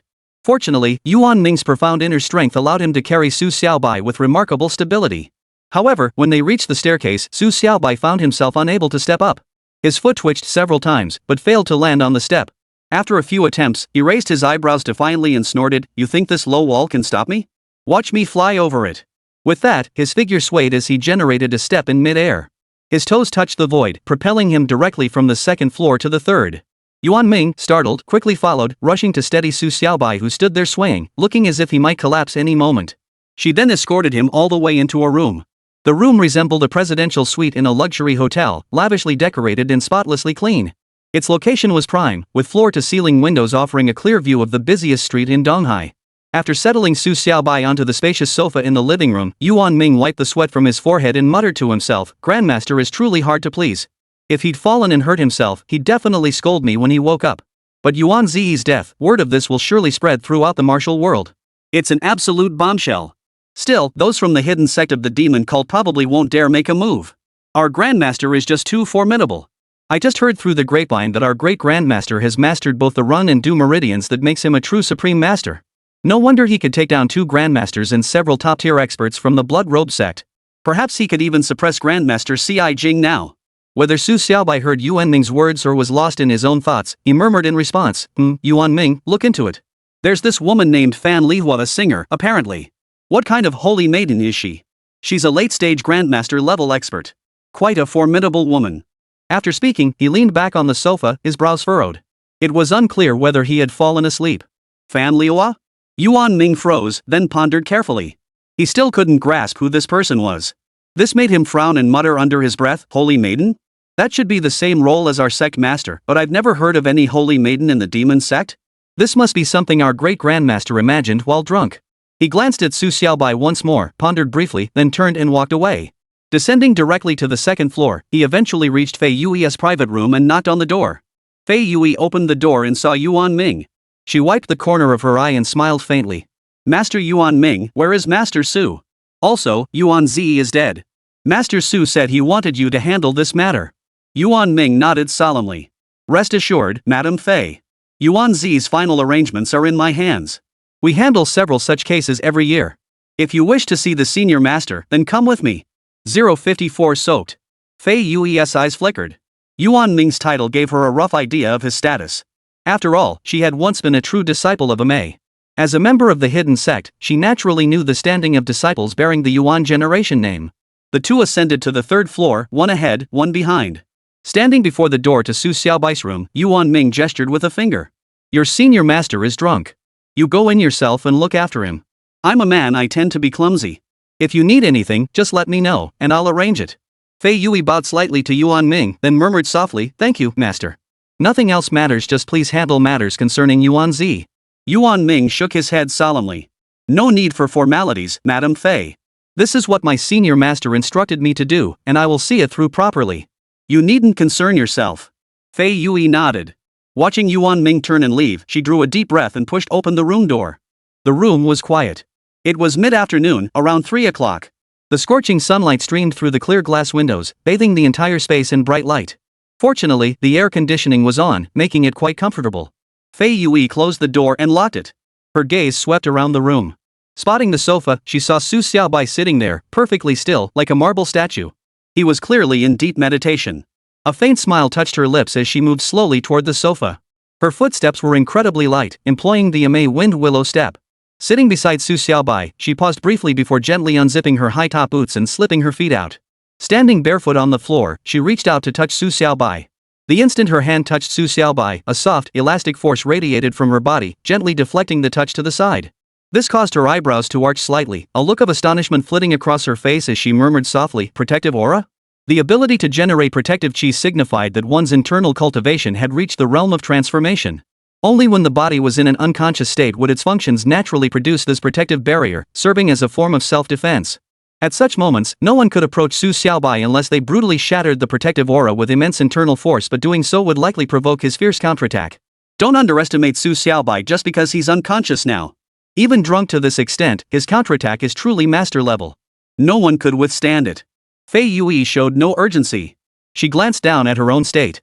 Her tight black t-shirt clung to her body, revealing hints of her form through the fabric, making it quite uncomfortable to wear. Her gaze swept around the room before she gently swayed her hips toward the bathroom off to the side. At that moment, an indescribable softness radiated from her, as if she had shed all burdens and regained the vibrant hues of life. Just like her days at Emei Mountain. Though she trained in martial arts fueled by hatred, she hadn't yet been consumed by sorrow. Back then, she carried the lightness of youth, playing with her senior and junior sisters. She wasn't fierce or violent, then only radiant sunshine. This was another reason she ultimately left Emei Mountain, a truth she kept hidden from everyone, for she feared such a life would erode her vengeance.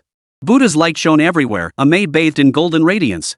Living long in such an environment, she feared she might truly forget the blood feud against her parents. That would render her time at Emei utterly meaningless. Her martial arts training was solely for vengeance. If Emei's serenity caused her to forget that hatred, it would be a life she absolutely refused to live. Thus, she ultimately left Emei, drifting through the martial world in search of a path to revenge. Her journey eventually led her to the East Sea, where she founded the Three Rivers Gang. As the water flowed over her body, Fei Yui softly began to sing a song. Suddenly, she remembered that this was a song her mother had often sung to her when she was little. Only, before now, she had never recalled it. Tonight, after settling all her grudges, she finally recalled that this song had always remained deep within her heart. She realized there was still such a memory, forever beautiful. Beyond hatred, there had been such a sunlit, radiant past. Memories fade like smoke. What she could recall, beyond the hatred, was that true beauty had existed. Perhaps this was what life truly was. When Su Xiaobai awoke, it felt as though not much time had passed. Yet within his body flowed strands of formidable Ziyang True Qi.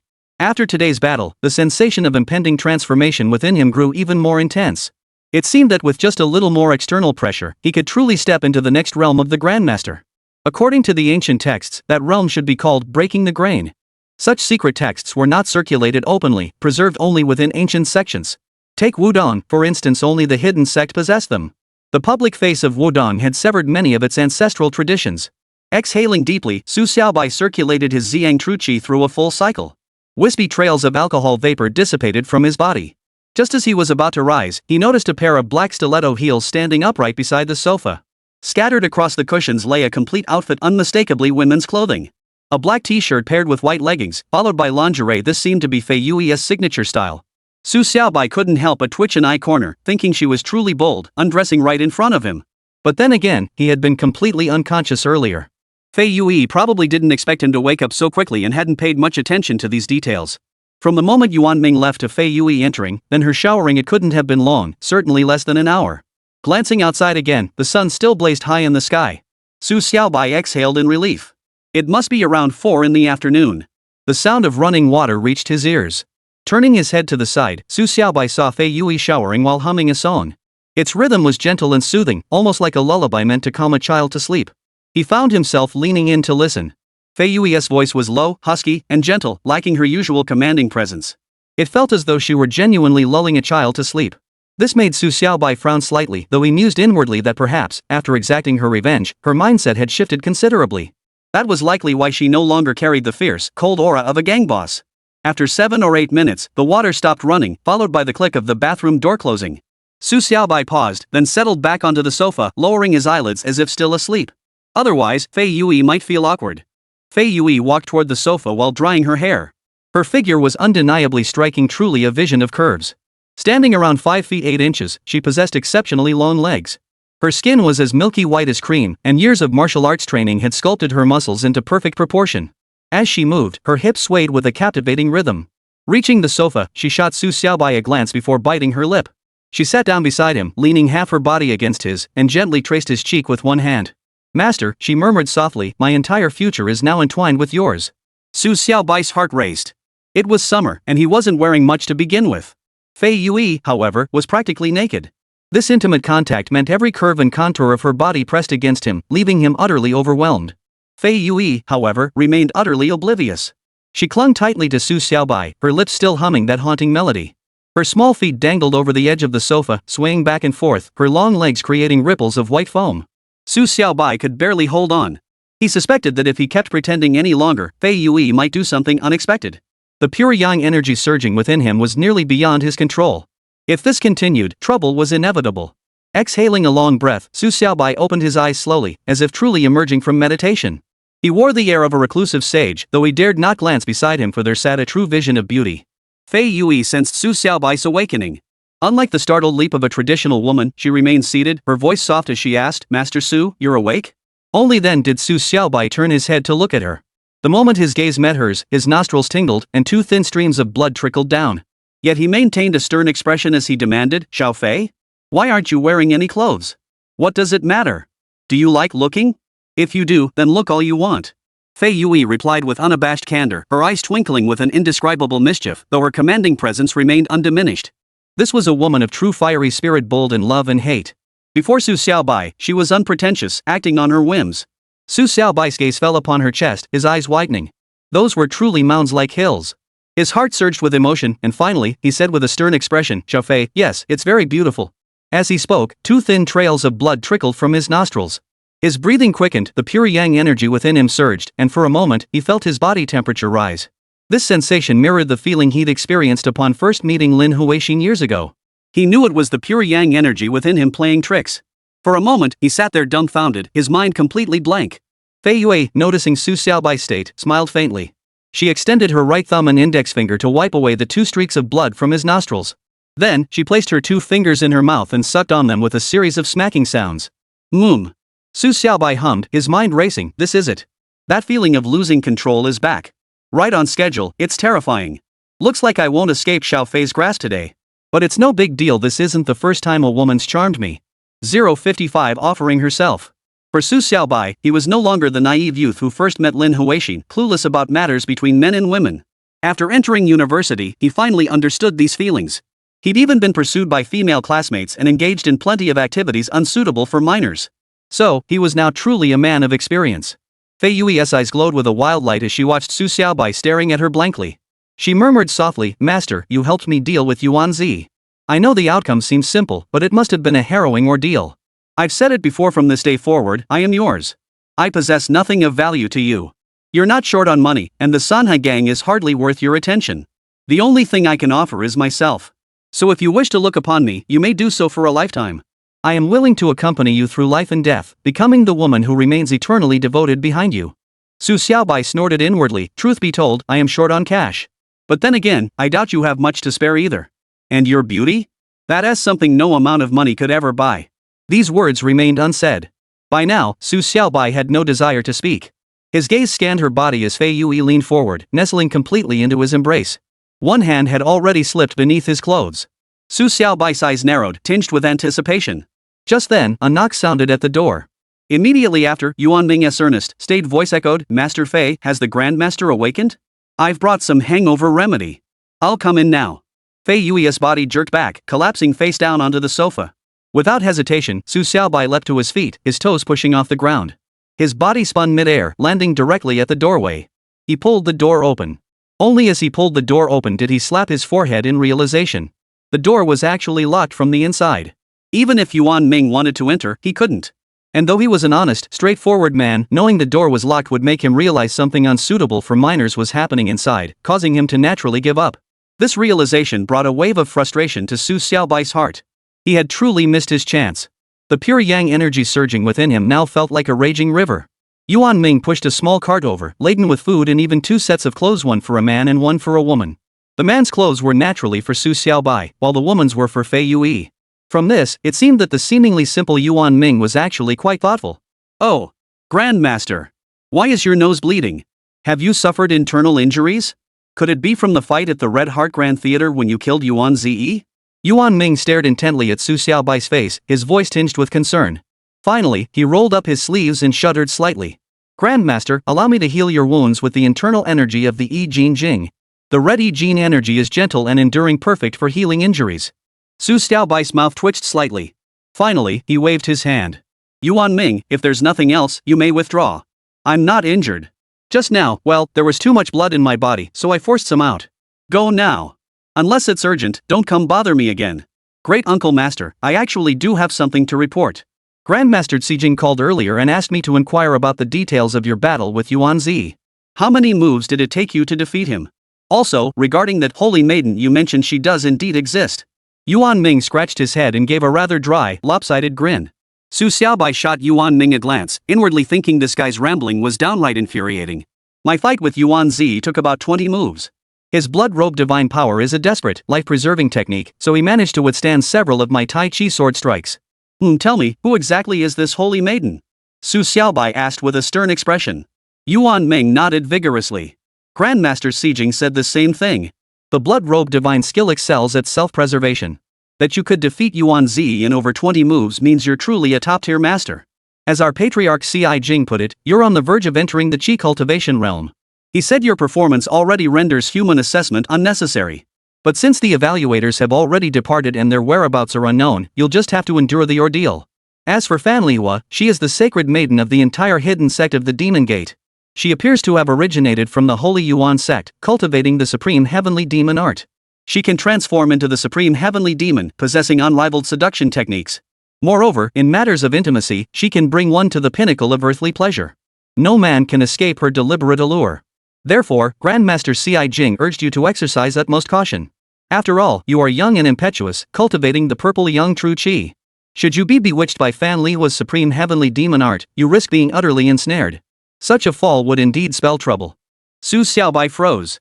The Holy Yuan Sect was a major orthodox demonic sect, its renown surpassing even the Blood Robe cult and the Constellation sect. This was a true hidden sect. Great masters concealed themselves in plain sight, their lineage even more ancient than Wudong's. Yet at Ziyang's words, the corners of his mouth twitched slightly. Alright, I understand. Yuan Ming, is there anything else? Oh, Grandmaster, there's one more thing. As I mentioned earlier, you were originally set to become one of the hidden sect's 10 elders without needing any assessment. But now that the assessors have arrived, there's nothing we can do about it. Grandmaster Ziyang mentioned that the person arriving this time should be from Kongtong. It's Grandmaster Wangji of Kongtong, ranked 10th among the 10 elders. He has a rather difficult temper. Grandmaster Ziyang asked me to remind you to bear with him if you can. After all, he is an elder of Kongtong, a generation senior to you. Yuan Ming spoke with solemn earnestness. Su Xiaobai acknowledged with a nod, understood. But frankly, I hold little regard for the Kongtong sect. When Yuan Zi killed Yunhe, this Wangji didn't lift a finger.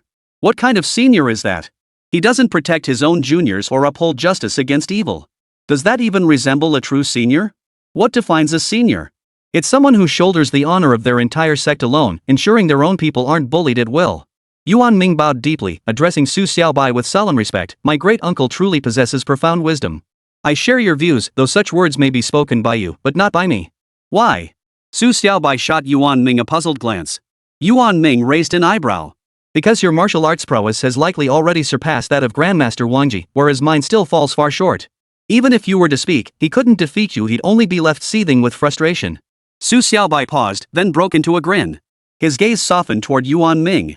Nodding, he said, Yuan Ming, I must say, you're growing on me more and more. Alright, you may go. I've sobered up and will be leaving shortly. Yuan Ming bowed slightly, then slowly backed away, his figure as steady as a pine tree. Su Xiaobai closed the door, hesitated, and this time didn't lock it. He pushed the cart straight into the living room. Just then, Fei Yui lifted her head from the sofa. She was sprawled across the wide sofa, her snow-white body resembling a mermaid, radiating feminine perfection.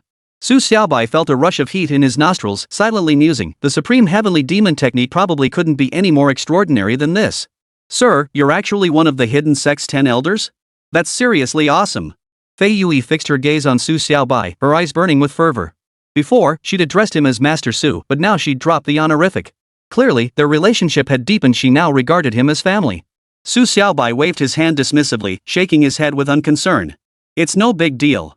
I don't even think being one of the 10 elders is particularly useful. Fei Yui pressed a button between the sofas, her body spiraling through the air like a young swallow returning to its nest. She plunged into Su Xiaobai's embrace, wrapping her legs around his waist. Su Xiaobai held her close, enveloped in her sweet fragrance. Master, I don't know what use the 10 elders have either, but at least I understand this, the hidden sect is a true colossus. For you to become one of its 10 most powerful figures, you must be useful. Fei Yui clung tightly to Su Xiaobai's neck. In this position, well, one could imagine what lay directly before him, a full, mountainous expanse. Master, shall we continue? Fei Yui bit her lip, the scar from a previous wound adding a wild edge to her appearance. Su Xiaobai hesitated, then shook his head. Forget it. Another time. The timing and place aren't right. Besides, I have a daughter at home. We'll schedule another time. You live in Lijianju and anyway it's not too far. Fei Yui's eyes flickered with an indescribable mix of emotions. She then gently kissed Su Xiaobai's cheek, her voice tinged with lingering affection as she murmured, Master, hearing you say that makes my heart so happy. It's as if you've already agreed. From now on, I'll be your woman. Su Xiaobai felt a warmth in his heart. Fei Yui's clingy devotion before him resembled that of a young girl newly awakened to love, surrendering herself completely to him. Such actions truly satisfied a man. Such a figure, not dressed in those clothes, seemed like a real waste. Su Xiaobai thought to himself. Finally, his figure flickered, placing Fei Yui on the sofa before turning and leaving. As he turned, 2 fresh streaks of blood trickled down his nostrils. The secrets he had just witnessed stirred unease within him once more. 056 The lipstick mark on her face. The moment he stepped out the door, Su Xiaobai felt a pang of regret. He desperately wanted to go back, pin Fei Yui down on the sofa, and have his way with her. Given his nature, he certainly didn't care for the female-dominant dynamic. He played the cool guy a bit too hard just now. To maintain his image as a master, he actually passed up this opportunity. Su Xiaobai muttered to himself, ending with a sigh, but next time, I absolutely have to resolve this. Otherwise, this pure yang energy keeps surfacing and messing with me. When I truly face the supreme heavenly demon technique, will I even have the strength to fight back? As he spoke, he stepped into the elevator on the side. When it reached the first floor, Su Xiaobai walked out the front door of the Do Club and noticed the security guard crouched beside his bicycle, faithfully keeping watch. Spotting him emerge, the guard sprang to his feet, beaming. Master Su, you're out? I gave your bike a thorough wipe down, it's spotless now. And I fixed the chain too, so no more rattling noises guaranteed. Su Xiaobai paused, glancing at the bike beside him. Though still battered, it was undeniably cleaner. Many once grimy spots now gleamed, and the chain had indeed been replaced with a new one. But this meant he'd lose that distinctive clanging sound when riding. This was truly a case of having too much time on one's hands. Su Xiaobai sighed inwardly. He had grown completely accustomed to that clattering sound. Still, the security guard meant well, so he couldn't really complain. Patting the guard on the shoulder, Su Xiaobai nodded. Not bad. You really put thought into this. What's your name? The guard instantly straightened his posture and saluted Su Xiaobai. Sir Su, my name is Wang Ermao. You can just call me Ermao from now on. Ermao, keep up the good work. I'll speak with Xiao Yun and arrange a more important position for you. Su Xiaobai said indifferently, his gaze briefly sweeping over Wang Ermao's hands. His hands were thick and sturdy, resembling bricks. Su Xiaobai's tone shifted. Ermao, it seems your shattering steel palm has reached mastery. But this is merely Shaolin's outer door skill, however formidable, it has its limits. You'd do well to learn Shaolin's lightness technique, floating on water like a reed. Only then can you advance and retreat with ease. But floating on water like a reed is a true inner door skill of Shaolin, rarely shared outside. If you wish to learn it, you'd have to become a monk. Or else, you might consider mastering another lightness skill instead. Wang Ermao's eyes lit up. He nodded vigorously, then glanced around cautiously before whispering, Master Su, Master Xiaoyun wants to send me to Shaolin. We're all considered outer door disciples now, but I don't want to become a monk. I still want to marry a wife. So, Master Su, could you take me as your disciple? Take you as a disciple? Su Xiaobai shook his head flatly, then shifted his tone. My martial arts truly aren't suited for you. Mainly, your aptitude isn't up to par. You're only fit for cultivating outer door skills. I think you could cultivate the invincible Vajra technique. Even if you join Shaolin, it doesn't mean you can't marry. Here's what we'll do, you'll apprentice under Yuan Ming. That way, you'll learn authentic Shaolin martial arts. But if you ever face any difficulties later, you can tell me. I'll do my best to offer some guidance. Wang Ermao beamed with delight. Scratching his head, he said, then I'll take Master Su's advice and join Shaolin. If Shaolin won't let me marry, I'll come running to Master Su. I'm sure I'll always have food to eat following him. Su Xiaobai was speechless. He thought to himself, this Wang Ermao certainly has a strong aura of the martial world, yet he's deeply loyal. Such a man would be well suited for a clandestine organization like the Sanha gang. Alright then, go find Yuan Ming first. I gotta go. Su Xiaobai waved his hand, then mounted his bike and rode off without looking back. Take care, Su. Wang Ermao called out, waving after Su Xiaobai.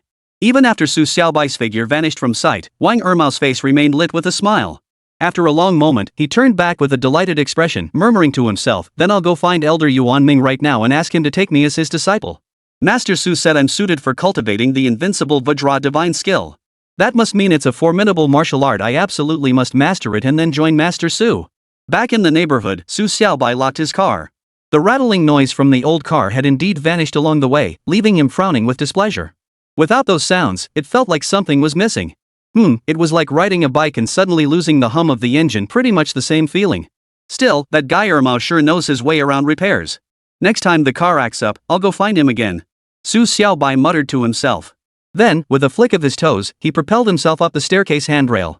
In the blink of an eye, he reached the 6th floor, where he fumbled for his keys and unlocked the door. Inside the room, a large play mat covered the floor, primarily for Su Xiaoxiao to rest on. At that moment, Huixin sat cross-legged at one end of the mat, while Su Xiaoxiao sat at the other. The two were tossing a ball back and forth, chatting as they played. Xiao, what color does your dad like?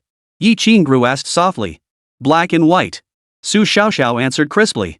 Just then, Su Xiaobai stood at the doorway. Huixin happened to be facing him, and her floral skirt covered her legs and feet, giving her a rather flowery appearance. Xiaobai, you're back? Huixin murmured softly, her gaze gentle as water. Su Xiao immediately leaped up from the floor and jumped straight into Su Xiaobai's arms, exclaiming cheerfully, Daddy, you're back? That's wonderful. Oh. What's this lipstick mark on your cheek? Could it be from Sister Yi? Huixin gave a soft snort as she approached barefoot. Her delicate, slender feet, adorned with pink nail polish, looked even more exquisite. After studying Su Xiaobai's face for a few moments, a hint of reproach flashed across her own. My lipstick is always pink. The one on Xiaobai's face is dark red. So this definitely isn't mine. Su Xiaobai wiped his cheek with his hand. He recalled that when Fei Yui had kissed him earlier, she really had forgotten to wipe off the lipstick. But he didn't dwell on it, merely frowning as he said, I was drunk earlier. Honestly, I have no idea what I did. Dad, it's definitely because you're so handsome that some women just can't resist kissing you. Su Xiaoxiao nodded emphatically, then shifted her tone, but Dad, you didn't lose out, right, Sister Yi? Huixin pondered for a moment before nodding. In matters like this, men definitely don't lose out. Oh, and Xiaobai, that lunch must have cost a fortune, right? I peeked at the menu for the Dewdrop Club. With the wine, those two tables easily ran over 70 or 80,000. You really got ripped off. Su Xiaobai shook his head. Dad, don't worry about it. Once I said I treat everyone, I had to follow through.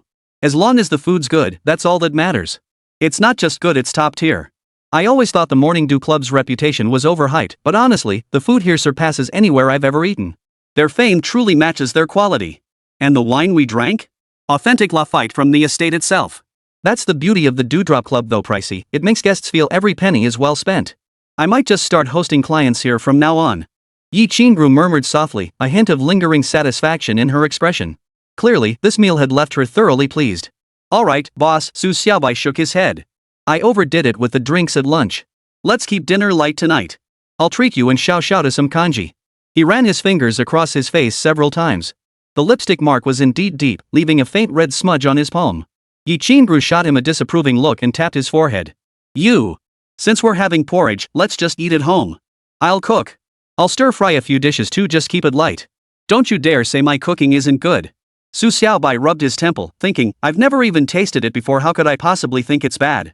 Of course, he couldn't say that to Huixin's face. He just smiled and nodded. Chief, I believe your cooking skills are definitely not lacking. How could your food not be delicious? Compared to the chefs at the Morning Dew Club, my cooking would probably be awful, Huixin murmured, her pink lips pressed together, though a hint of amusement flickered in her eyes. Su Xiaobai shook his head. Not necessarily. Home-cooked meals have their own charm, just like hotel cuisine has its appeal. And fancy dishes aren't always better, home cooking tastes far superior. Huixin's face lit up with delight. Then I'll go cook. You take Xiao out for a walk around the neighborhood. Dinner will be ready in an hour. With that, she stepped out of the room, slipping on a pair of slippers beside the door. Fortunately, since Su Xiao had arrived, she'd kept the place reasonably tidy. That girl loved cleanliness, so she kept the modest apartment tidy and organized. Even Su Xiaobai felt like they'd been living in a doghouse before. Huixin's figure swayed gracefully as she walked into the kitchen, her waist gently swaying. Su Xiao peeked sideways at Huixin's retreating figure, then stuck her tongue out at Su Xiaobai. Pointing a finger at his face, she whispered, Dad, if you do this again, at least tidy yourself up a bit. Don't let Sister Yi catch you looking like that. Otherwise, you won't be able to explain yourself. Su Xiaobai twitched his lips, glaring at Su Xiao with exasperation. Do I even need to explain myself to her? She's not my wife, and she's not even my girlfriend yet, is she? 057 Father and daughter.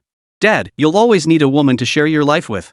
In my opinion, Sister Yi is perfect, gentle, virtuous, and she can cook. You need someone to take care of you. Su Xiao said with childish earnestness, then sighed like a grown-up. Dad, if one day I return to Emei and you've turned back into a shut-in, you'll still need a woman to look after you. Actually, Principal Jiang isn't bad either. She's not married either, though she is a bit older than you. Come to think of it, she's already 38 years older than you. That's not quite suitable for a lifelong partner. Sister Yi is only 3 years older than you. A woman 3 years older is like holding a gold brick. You should consider it. Su Xiaobai really didn't want to talk anymore. This little girl was acting like a miniature adult, which made him frown and clear his throat. Alright, what kind of nonsense is this? Come on, I'll take you downstairs to play and grab some drinks on the way back. Then I want peach juice. Su Xiaoxiao immediately piped up, instantly reverting to her little girl self. Su Xiaobai held Su Xiaoxiao's small hand as they slowly walked out the front door. Descending the stairs, a sudden pang of melancholy stirred within him. What if one day Su Xiaoxiao really had to return to Emei? What would he do then? Xiaoxiao, when are you going back to Emei? Su Xiaobai asked softly. No matter what, Su Xiaoxiao was Lin Huixin's precious treasure. She couldn't possibly let her tag along with him forever. Dad, I don't really want to leave either. Being with you makes me feel like I'm filled with strength. You're like a gas station for me, giving me endless energy. But Mom told me to come study here, and I guess I'll have to leave after finishing elementary school. Su Xiaoxiao shook her little head, her face clouded with displeasure. That still leaves 6 or 7 years. Su Xiaobai nodded, then reached out to ruffle Su Xiaoxiao's hair. A wave of warmth washed over him.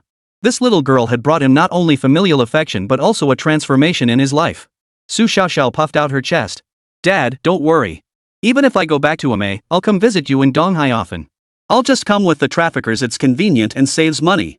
Could you please stop mentioning those human traffickers? Su Xiaobai snorted impatiently. Then his tone shifted, if you keep obsessing over them, I'll have every last one of them wiped out. With the hidden sect's power, eliminating an organization like that would be a piece of cake. Su Xiaoxiao clamped her mouth shut, but after barely a minute, she couldn't hold back. She tugged at Su Xiaobai's arm and asked, Dad, I won't say anything. But that lipstick mark on your face, whose is it? Enough about that. You should focus on your studies. By the way, how's that little chubby kid been lately? Su Xiaobai shook his head. Fei Yui's business really wasn't something to discuss with a child. Su Xiaoxiao pouted. Chubby's been pretty obedient lately. But his aunt won't let him near me. Luckily, he didn't listen to her and still snuck in to tell me some family stuff. Speaking of which, that aunt of his seems to be bad-mouthing you behind your back. She says you always carry around some sleazy stuff and that you're no good. She really has no taste. A man like Dad, even Sister Yi likes him, yet she's so picky. Good thing you didn't date her. By the time they finished talking, they'd already walked out of the residential complex. Across the street was a supermarket, and the two of them went inside. Su Xiaobai understood perfectly well that Guan Yanan naturally wouldn't have a favorable impression of him. Ever since that Durex incident, she'd kept her distance from him. Thinking about it, it was only natural. No one would want to hang out with a guy who threw a condom at them during their first proper meeting. Su Xiaoxiao picked out a large bottle of peach juice in the supermarket while Su Xiaobai selected some snacks. After paying, Su Xiaobai glanced at the time and led her toward a small grove of trees nearby. The sun was sinking toward the west, and dusk was settling in. Bats began gliding through the air, chasing mosquitoes. They sat down on a long bench near the riverbank in the grove. An elderly woman sitting nearby smiled at Su Xiaoxiao and greeted her. Oh, you're such a pretty little thing, kid. But sitting here like this, you're just feeding the mosquitoes. I'm not afraid. Mosquitoes won't dare bite me. Su Xiaoxiao declared, standing tall. They won't bite you? The woman paused, then chuckled. Your dad will swat them away for you, right? Yes. Wherever my dad is, mosquitoes stay far away. Su Xiaoxiao nodded earnestly, a hint of indescribable pride shining in her eyes. Su Xiaobai smiled faintly. Where the Ziyang True Qi enveloped, it drove away both heat and cold naturally, no mosquitoes would dare approach. This little girl is such a delight. The aunt clapped her hands in admiration before turning to leave. Su Xiaoxiao sighed. Dad, the adult world is so complicated. I was telling the truth, but why didn't anyone believe me? Perhaps in this world, only by becoming like everyone else can one be more readily accepted. Su Xiaobai murmured softly. In that moment, he suddenly understood why the hidden sect emphasized that the truly hidden dwell among the common folk. Such concealment meant blending in with everyone else, becoming less conspicuous. Only by being inconspicuous could one survive more easily. Otherwise, standing out would make one an easy target. Legends speak of countless gods and Buddhas vanishing into thin air, while ordinary people endured through generations. This principle of embracing commonality and discarding differences, the founder of the hidden sect must have possessed profound wisdom. The two, one tall, one small, remained silent, gazing blankly at the river. The setting sun bathed the entire waterway in crimson hues, its fading glow rippling softly upon the surface. After an unknown span of time, Su Xiaobai's phone rang. Answering it, he heard Yi Qingrou's gentle voice, Xiaobai, dinner's ready. Come back and eat. It's so hot outside, staying out this long is just feeding the mosquitoes, isn't it? Got it, we'll be right back. Su Xiaobai replied softly. He glanced at Su Xiaoxiao and raised his eyebrows. Xiao, let's go home. Su Xiaoxiao took Su Xiaobai's hand, and the two walked toward the edge of the grove. At this hour, a dozen or so middle-aged women were gathered there, dancing to lively music in a lively square dance. As they rounded the edge of the grove, a figure stumbled toward them, blood streaming down his face. Passing Su Xiaobai, he paused abruptly, then stopped behind him. Master Su, he cried. Save me. Su Xiaobai turned to glance at him, frowning. Who are you? Me. Su Yi, it's Zhou Xing. The blood-soaked man wiped his face with his hand. Only then did Su Xiaobai recognize him as Zhou Xing, the leader of the Xing gang. Just as he was about to say something, 5 men approached from ahead, each radiating a murderous aura. The leader, wielding a stick, stood before Su Xiaobai and pointed it at Zhou Xing, bellowing, Zhou Xing, get out here. I'll beat you to death. Zhou Xing shot a glance at Su Xiaobai, his confidence suddenly surging. He stood tall and declared, Changji, give a man a break. I've never wronged you, why must you push me to the brink? Do we need to explain ourselves to you when we're doing blood robe gang business? Changji snorted, his face twisted with contempt. Then his tone shifted. Leopard Head is one of us. You secretly investigated him and cost him a hand. That debt is yours to pay. Changji sported long hair and a thick beard, giving him a menacing appearance. His eyes gleamed fiercely through his locks. Zhou Xing snorted. Changji, I didn't chop off Leopard Head's hand. Blaming this on me is utterly ridiculous. Besides, if Leopard Head provoked someone he shouldn't have, that's his problem. Does your blood robe gang think it can cover everything up? As one of the 10 major organizations of the East Sea underworld, even if we did cover it up, you wouldn't have the power to resist. No one can save you today. I know it was the Three Rivers gang's Queen of Flowers who severed Leopard Head's arm. Our blood robe gang will naturally seek revenge from her, but don't even think about escaping. Changji barked, his gaze growing even more vicious. Only then did Su Xiaobai grasp the situation. Apparently, the blood robe gang's rank-and-file members were still unaware that their top expert had been eliminated. He extended a hand, pointing at Changji. Changji, I sent Zhou Xing to investigate Leopard Head. He's my man. You can leave now. Poof. Your blood robe gang is no longer one of the 10 major organizations of the East Sea underworld. From here on out, you're basically going to split apart.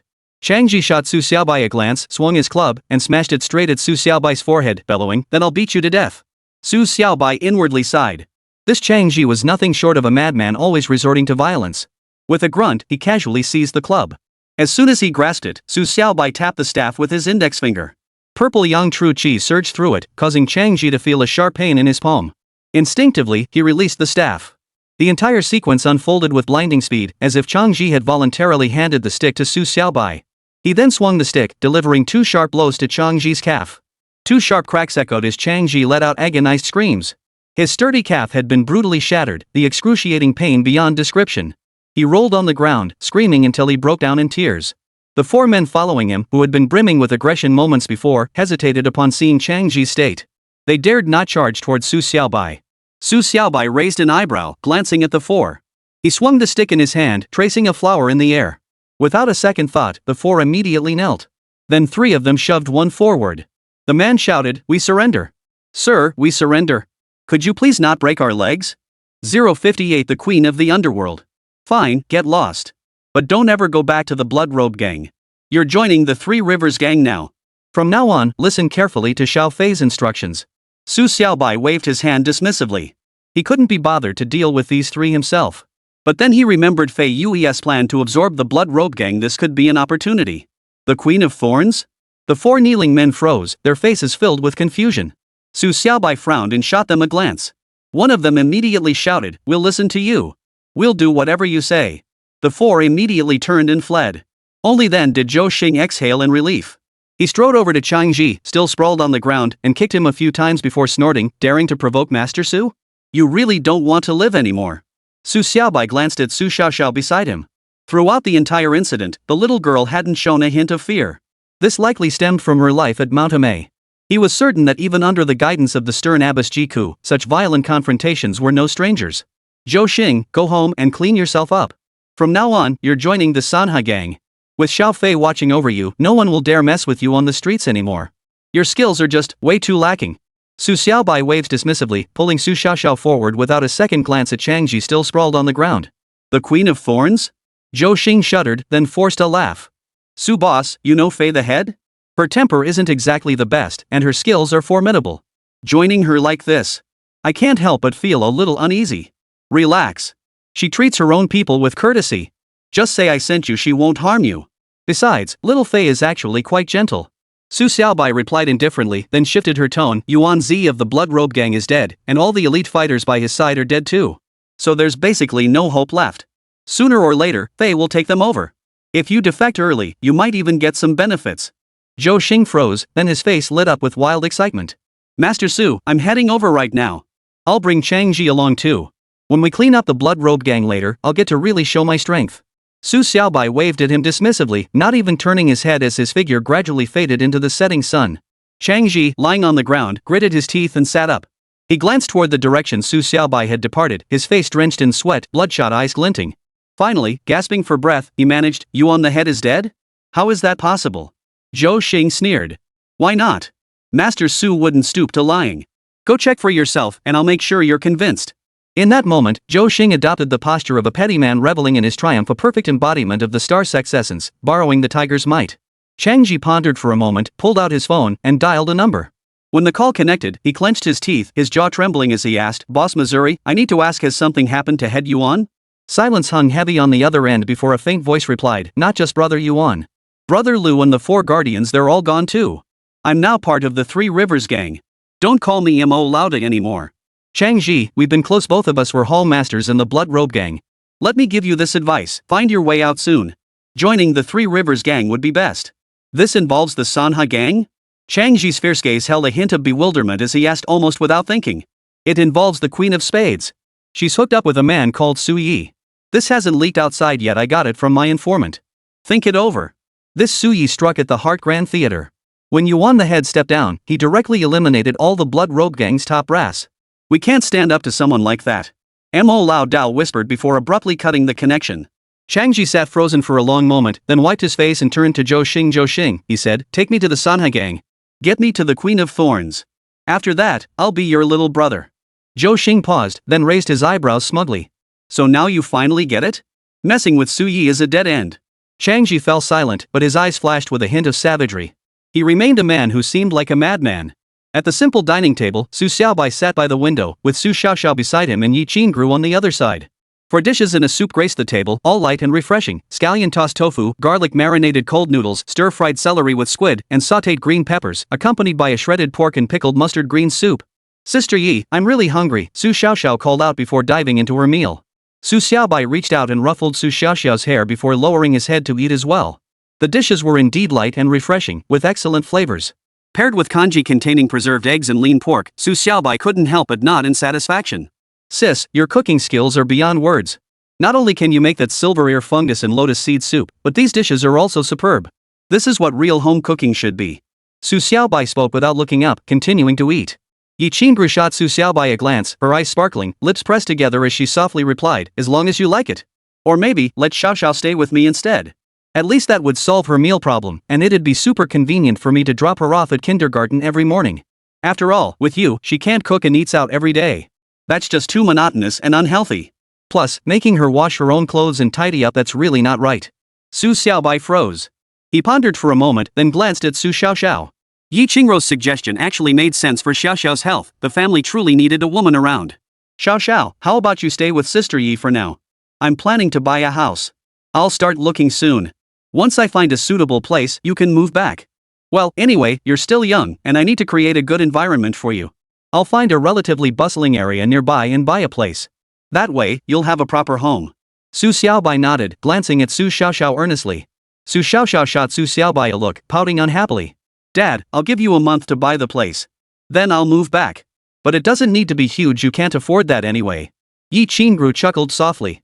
After a moment's hesitation, she fixed her gaze on Su Xiaobai and said, if you want to buy a place, I have a few 100,000 yuan sitting idle. I might as well lend it to you. Pay me back whenever you can afford it. Su Xiaobai was taken aback. These days, few people were willing to lend money to others, especially women. This once again showed that a woman like Yi Qingru was truly a wise and supportive partner, exactly the kind suited for building a life together. Not yet, Su Xiaobai replied. I'll figure something out. I should be able to scrape together a down payment. Keep an eye out for me too. If you see a suitable place, let me know. He waved his hand dismissively. His current funds were sufficient, and if push came to shove, he could always borrow from Gao Dafu. But he would never borrow from a woman. Oh, you. If I lend you money, I'll charge interest. Yi Qingru murmured in response, then shifted gears. I think our neighborhood is pretty nice. You should go take a look. Su Xiaobai nodded. Alright, once I find a place, we'll go together. Bring Xiao Xiao along too, her liking it matters a lot. Dad, just get me a hammock. I don't need anything else. Su Xiaoxiao nodded and continued eating her porridge, though her eyes darted between Su Xiaobai and Yi Qingru out of the corner of her eye. After the meal, Yi Qingru volunteered to wash the dishes. Standing gracefully before Su Xiaobai and Su Xiaoxiao, she said, Xiaobai, let Xiaoxiao tidy up. We'll head back together, we'll take a taxi. Wait, I'll ride my bike to take you both. It'll be quicker that way. Su Xiaobai offered.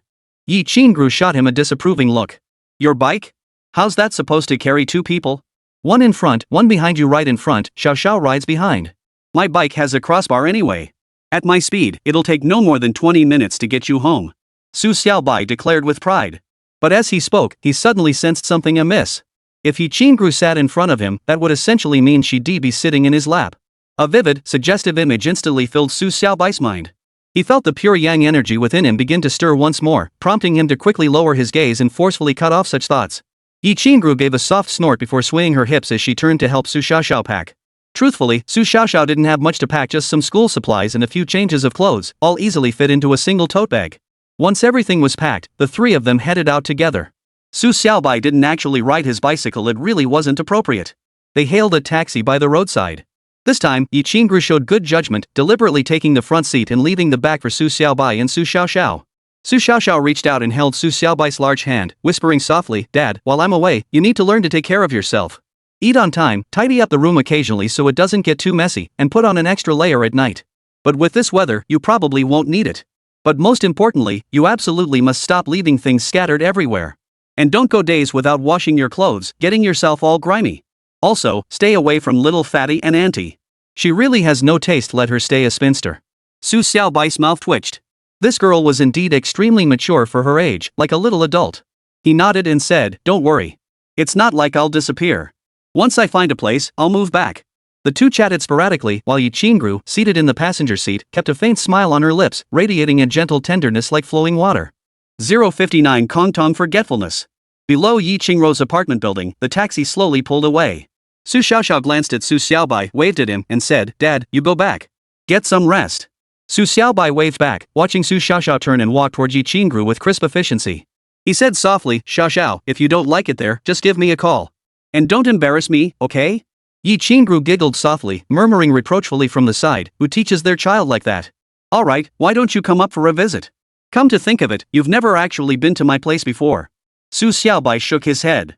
I didn't prepare anything today, so I won't come up. If I visit your place, I should bring a gift.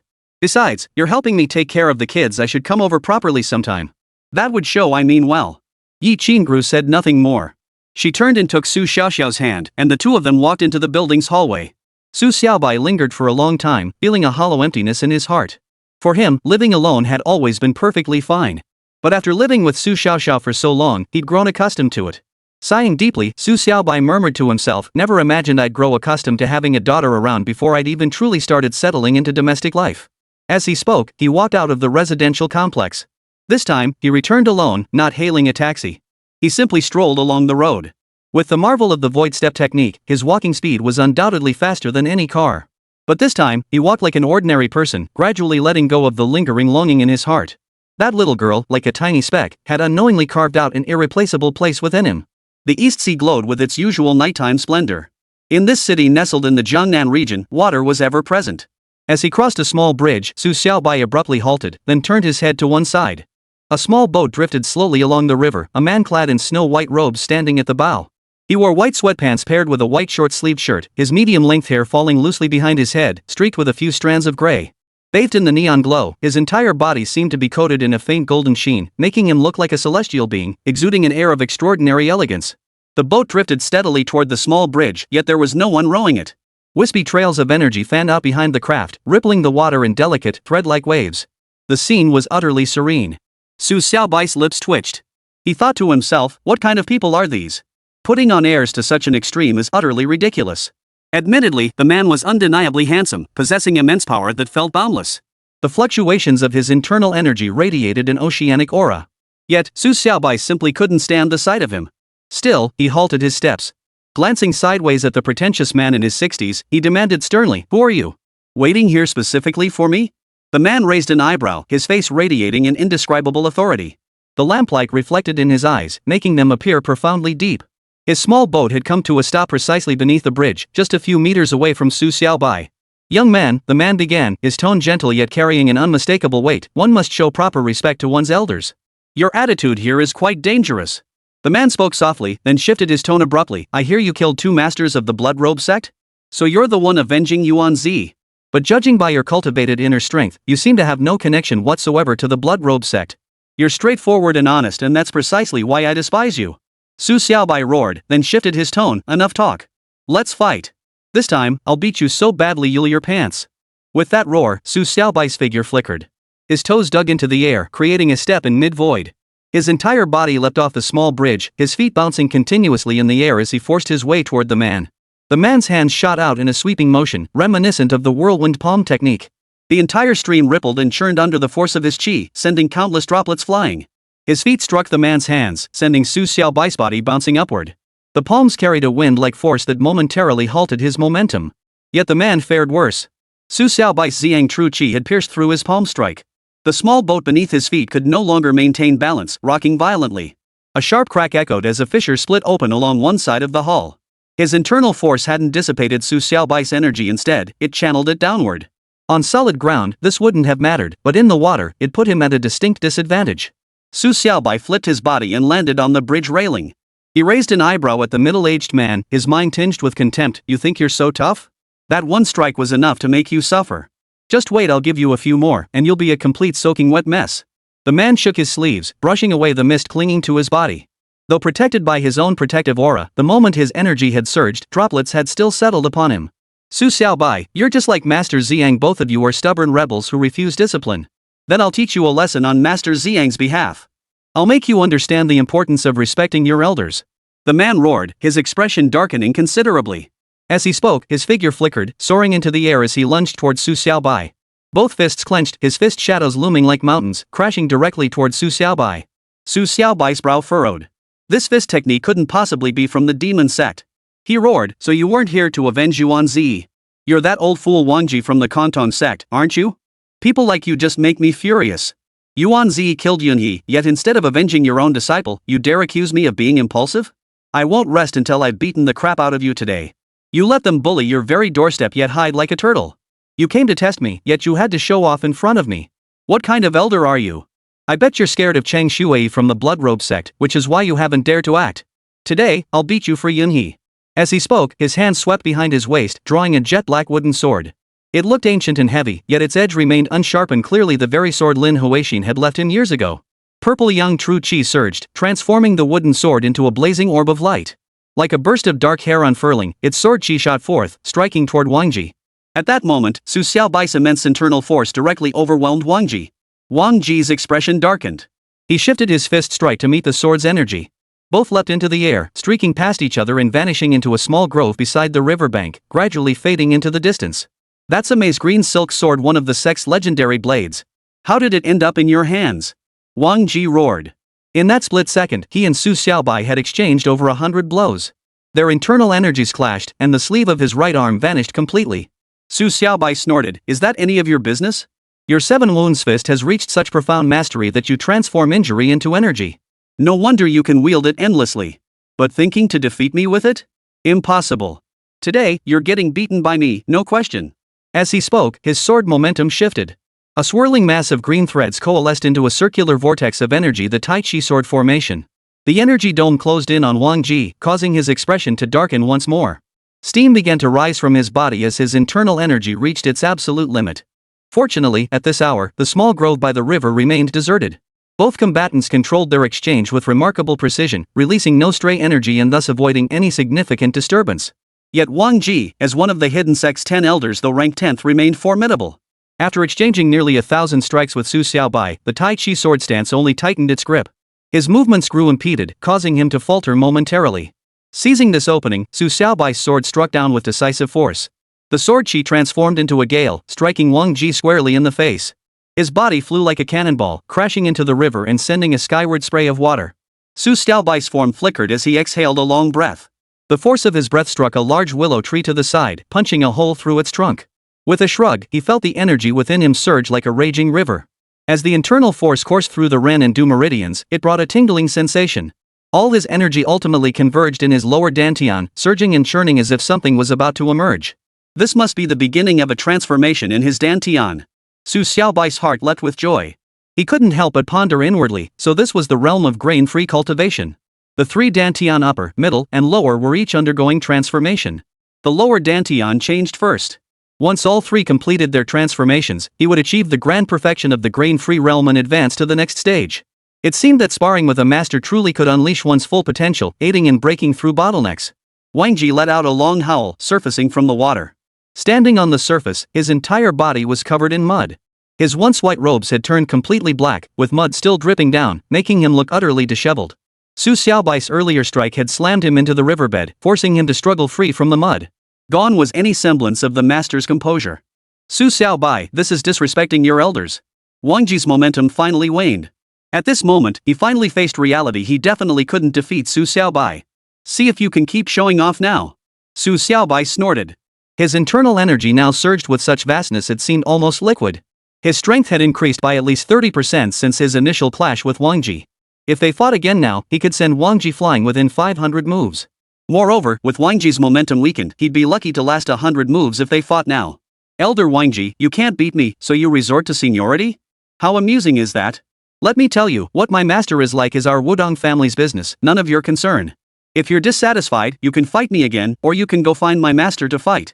Besides, I've never cared about seniority. I only care about what's right. Yunha has been dead for so many years, and you've shown no reaction. A heartless person like you wouldn't even survive 2 episodes in a TV drama. Also, you came here today to evaluate me. If you're not satisfied, I really don't care about joining the hidden sect. Su Xiaobai snorted, pointed at Wang Ji, and unleashed a torrent of insults. After his tirade, he shifted gears. Are you still going to test me? If not, I'm heading home to sleep. 060 sunk to the river bottom again. Wang Ji's mouth twitched, his face turning ashen. But with mud splattered all over his face, he kept wiping it away with his hands. Su Xiaobai, do you think the hidden sect absolutely needs you? Someone as disrespectful to elders as you truly isn't suited for the hidden sect. I'll report back to the Elders Council. You'll only be a nominal elder, stripped of any real authority. Wang Ji's face darkened as he glared at Su Xiaobai with malice. Su Xiaobai, however, shrugged indifferently. Whatever you say. I don't even care about the title. If this elder's token hadn't been left by my master, I wouldn't have wanted it in the first place. But if you ever beg me to come back, I won't return. You truly are a disciple of Lin Ziyang, even more reckless than your master. Think the Elders Council will beg you to return? Not a chance. Wang Ji snorted, his expression darkening. With the mud caked across his face, he looked like a wrapped salted egg. Su Xiaobai raised an eyebrow, glaring at him with murderous intent. I hate it when people talk about the old man. Though I don't care for him either, I can speak of him, others can't. Apologize, or I won't mind slamming you back into the riverbed. His lower dantian began to surge, the internal energy within growing viscous. With just a little more stimulation, this transformation would likely conclude, marking his true entry into the fasting realm. Thus, he didn't care about offending Wang Ji after all. Exchanging blows with him a few more times would be a rare experience. It was well known that peak Grandmaster level experts rarely engaged in combat these days. Even if Su Xiaobai wanted to find someone to fight, it would be difficult. That Fan Liwa from the Holy Yuan sect might be an option. She practiced the peerless heavenly demon art, something Su Xiaobai had never encountered before. Wang Ji raised his eyebrows, maintaining his haughty demeanor. He shook his head firmly. I never apologize to others. I am one of the 10 elders of the hidden sect. You merely hold a nominal title. To demand my apology, your rank is insufficient. Moreover, you are my junior. In this world, how could an elder ever apologize to a junior? Su Xiaobai drew in a deep breath, grinning widely. I couldn't care less about being some kind of elder. Why would I give a damn about someone like you? If you're looking for a beating, I'll just give you another one. With that, he stepped forward. Internal energy surged within him, creating a tidal force. That single stride created a void walking step, propelling his figure directly before Wang Ji. Su Xiaobai even sheathed his green silk sword, his hands forming the Tai Chi stance as he forcefully struck out. The Tai Chi palm carried immense pressure, strands of Ziyang True Qi transforming into gale force energy, relentlessly bearing down on Wang Ji. Wang Ji gritted his teeth and unleashed the 7 wounds fist once more. This time, his footsteps shifted slightly as he walked upon the river's surface. With each stride, the aura emanating from his body grew stronger. Their fists collided, sending shockwaves rippling through the air. Wang Ji was forced halfway into the water. His eyes widened in shock as he gasped, "How is this possible? He's grown stronger again." Su Xiaobai gave him no chance to speak, unleashing Tai Chi palms relentlessly.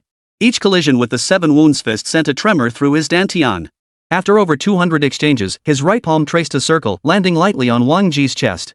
Wang Ji's body was hurled like a cannonball into the riverbed once more. Bubbles rose on the surface, forming a whirlpool right before Su Xiaobai's eyes. Minutes later, ripples stirred the river's surface once more. Waves surged as Wang Ji's figure reappeared, this time in far worse shape, his entire body nearly submerged in mud, only his eyes peeking out, brimming with an indescribable sense of grievance. Su Xiaobai tensed, ready to strike again, but Wang Ji immediately took a step back, creating distance between them. Raising his hand, he declared, "I apologize. I won't speak of Master Ziyang again. This was my fault."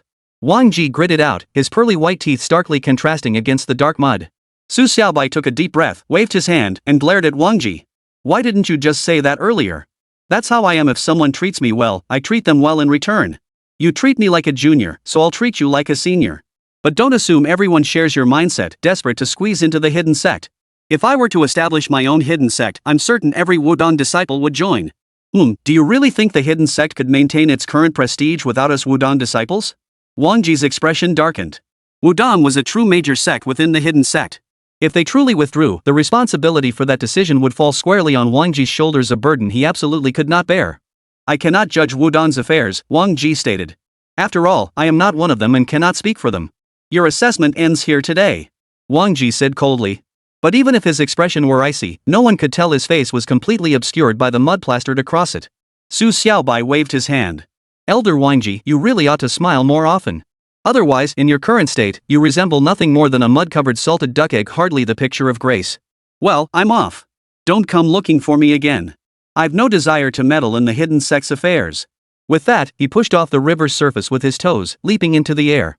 He took a few steps through the void before landing on the bridge. Turning back to glance at Wang Ji one last time, Su Xiaobai flashed a grin before his figure flickered and he strode forward.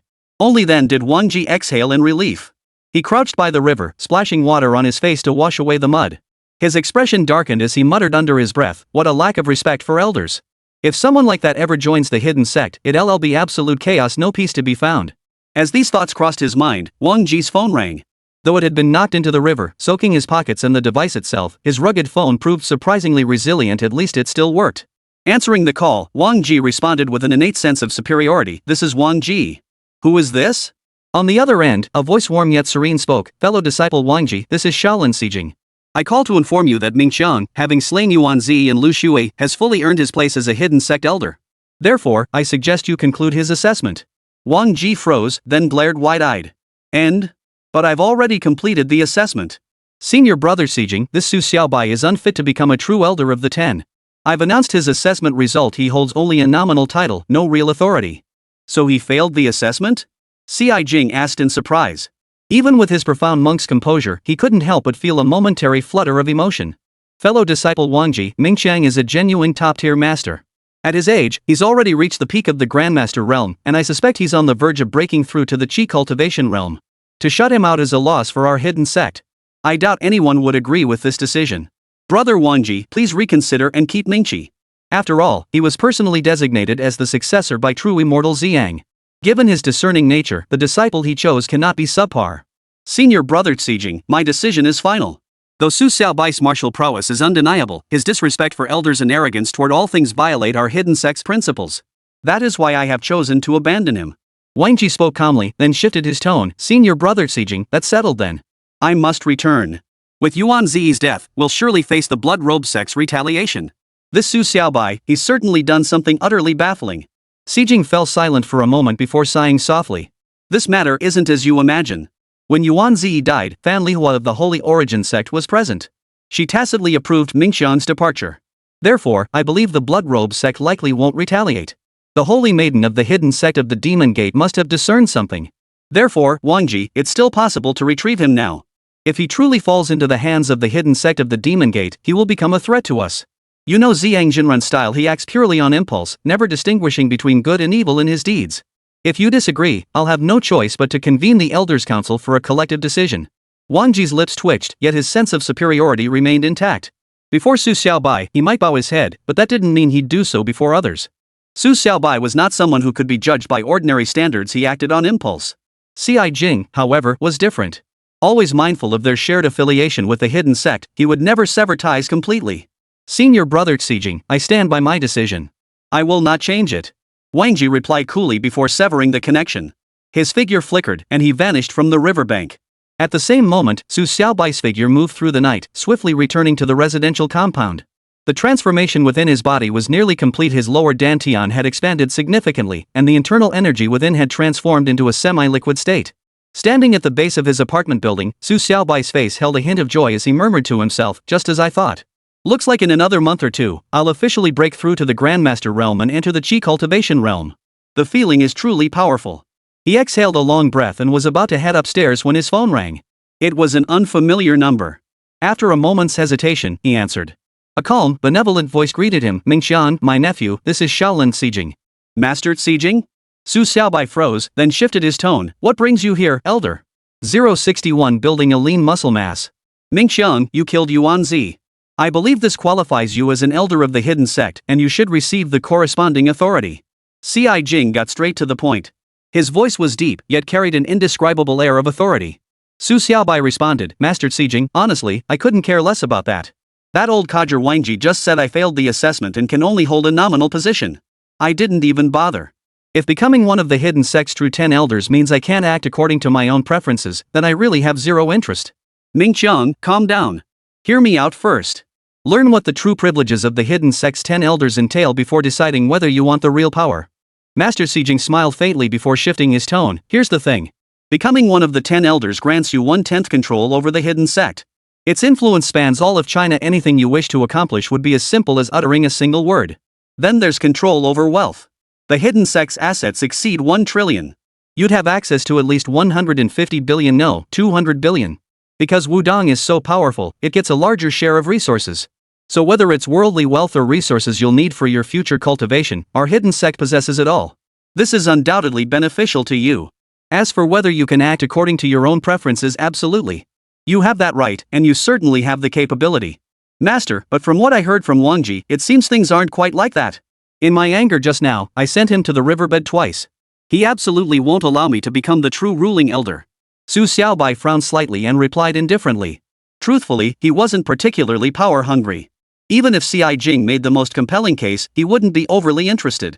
His sole interest lay in that 200 billion fortune. What? You knocked Wang Ji to the riverbed?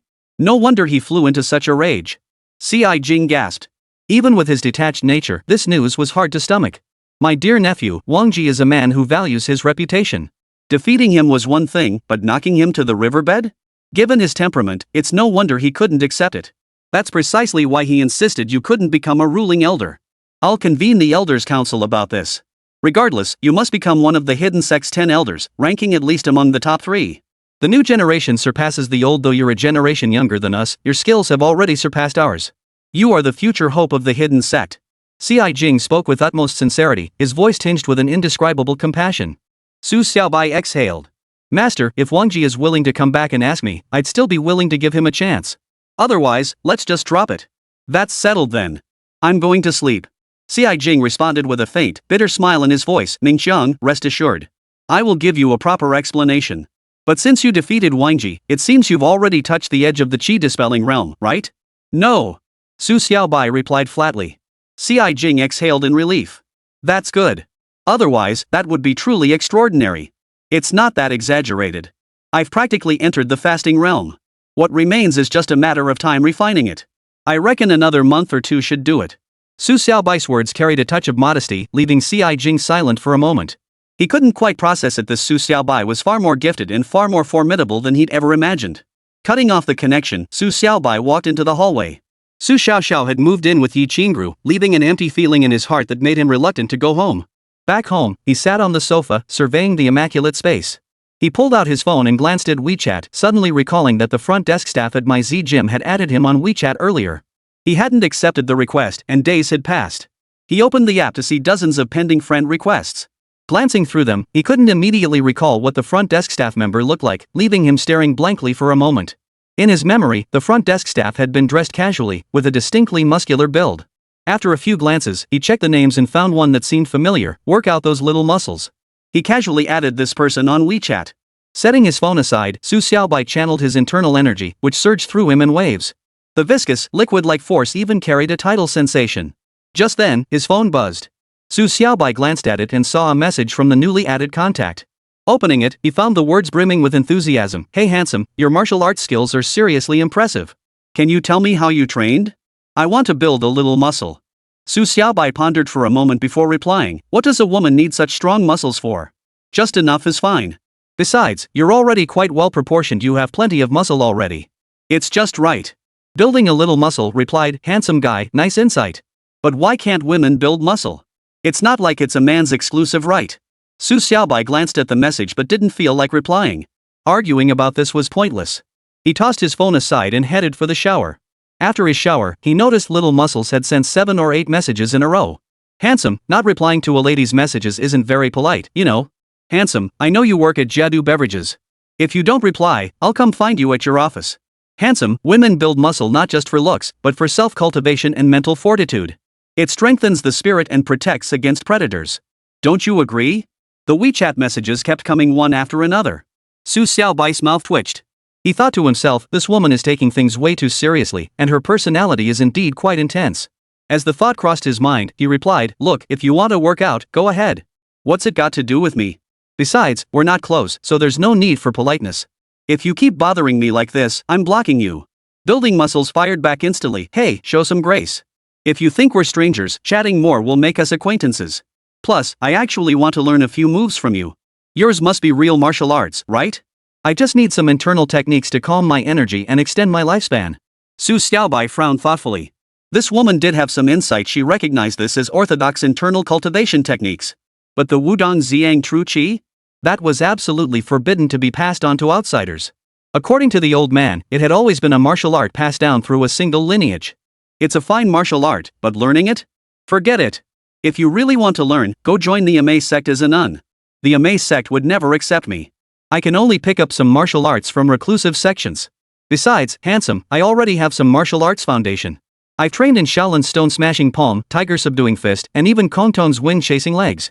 If I weren't worried about ruining my figure, I'd even want to learn the golden bell shield. Reading this WeChat message, Su Xiaobai's mouth twitched. His mind automatically conjured an image, a ridiculously muscular tomboy lying on the ground, practicing smashing rocks with her chest. That's the real use of the golden bell cover, right? Beautiful lady, if you have a foundation, that's fine. My internal cultivation techniques are never passed on to outsiders, they've always been passed down through a single lineage. Handsome, that's perfect. If you pass it on to just one person, me, then it'll be a single lineage, right? Rest assured, I'll guard the sect's legacy fiercely and spread its martial arts far and wide. Hey, sweetheart, stop imagining things. I'm still young and not thinking about taking disciples. Maybe in 40 years? Besides, my lineage passes only to males, no females allowed. Handsome guy, what if I'm both male and female? Modern technology makes that easy. And rest assured, I can wait 30 or 40 years until you're ready to take disciples. Su Xiaobai stopped reading at this point. He didn't feel like talking anymore and immediately blocked the WeChat contact named woman who worked out a ton of small muscles. Lying on the sofa, Su Xiaobai pondered for a moment, suddenly finding the whole situation rather amusing. Su Xiaoxiao was gone, leaving that big bed empty, yet he insisted on sleeping on the sofa.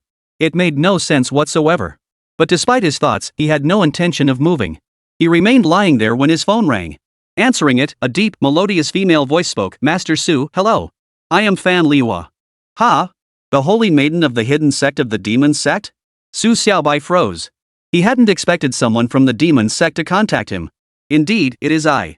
I am a second-generation disciple of the Holy Yuan sect and one of its strongest masters. However, since Master Su killed Yuan Zi and Lu Shui, the leader of the Bloodrobe sect, Cheng Shui wishes to repay you in kind. Fan Lihua spoke softly, her voice carrying a magnetic quality that made one want to listen longer, even stirring a faint urge to see her in person. Then let him come. Do I need to fear Cheng Shui? If he dares to show his face, I'll make sure he never leaves the East Sea alive. Su Xiaobai snorted, his voice radiating overwhelming confidence. Fan Lihua smiled faintly, yet her smile carried a hint of icy coolness. Paradoxically, this very chill evoked an unusual sensation, stirring an inexplicable urge within others. Fortunately, Su Xiaobai's Ziyang True Qi was so pure and righteous that it could suppress such external temptations. After all, Fan Lihua was an enemy. If someone like Yi Qingru or Fei Yui had spoken to him like that, the pure young energy within him would surely have stirred up trouble. 062 The power to change the world. Master Su, you naturally fear no one like Chang Shui. You even drove Kong Tong Wangji into the riverbed, let alone Chang Shui. As fellow elders of the Hidden Sect, I admire your unrestrained style, settling scores with reckless abandon.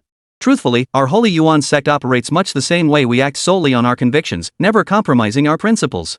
Moreover, in this modern age, we've gone underground, so we naturally refrain from needlessly taking lives. Thus, the lines between righteousness and wickedness are no longer as rigidly defined as they once were. Take Wang Ji, for instance. He's hardly a paragon of virtue, often oppressing the weak. The number of lives he's taken far exceeds mine.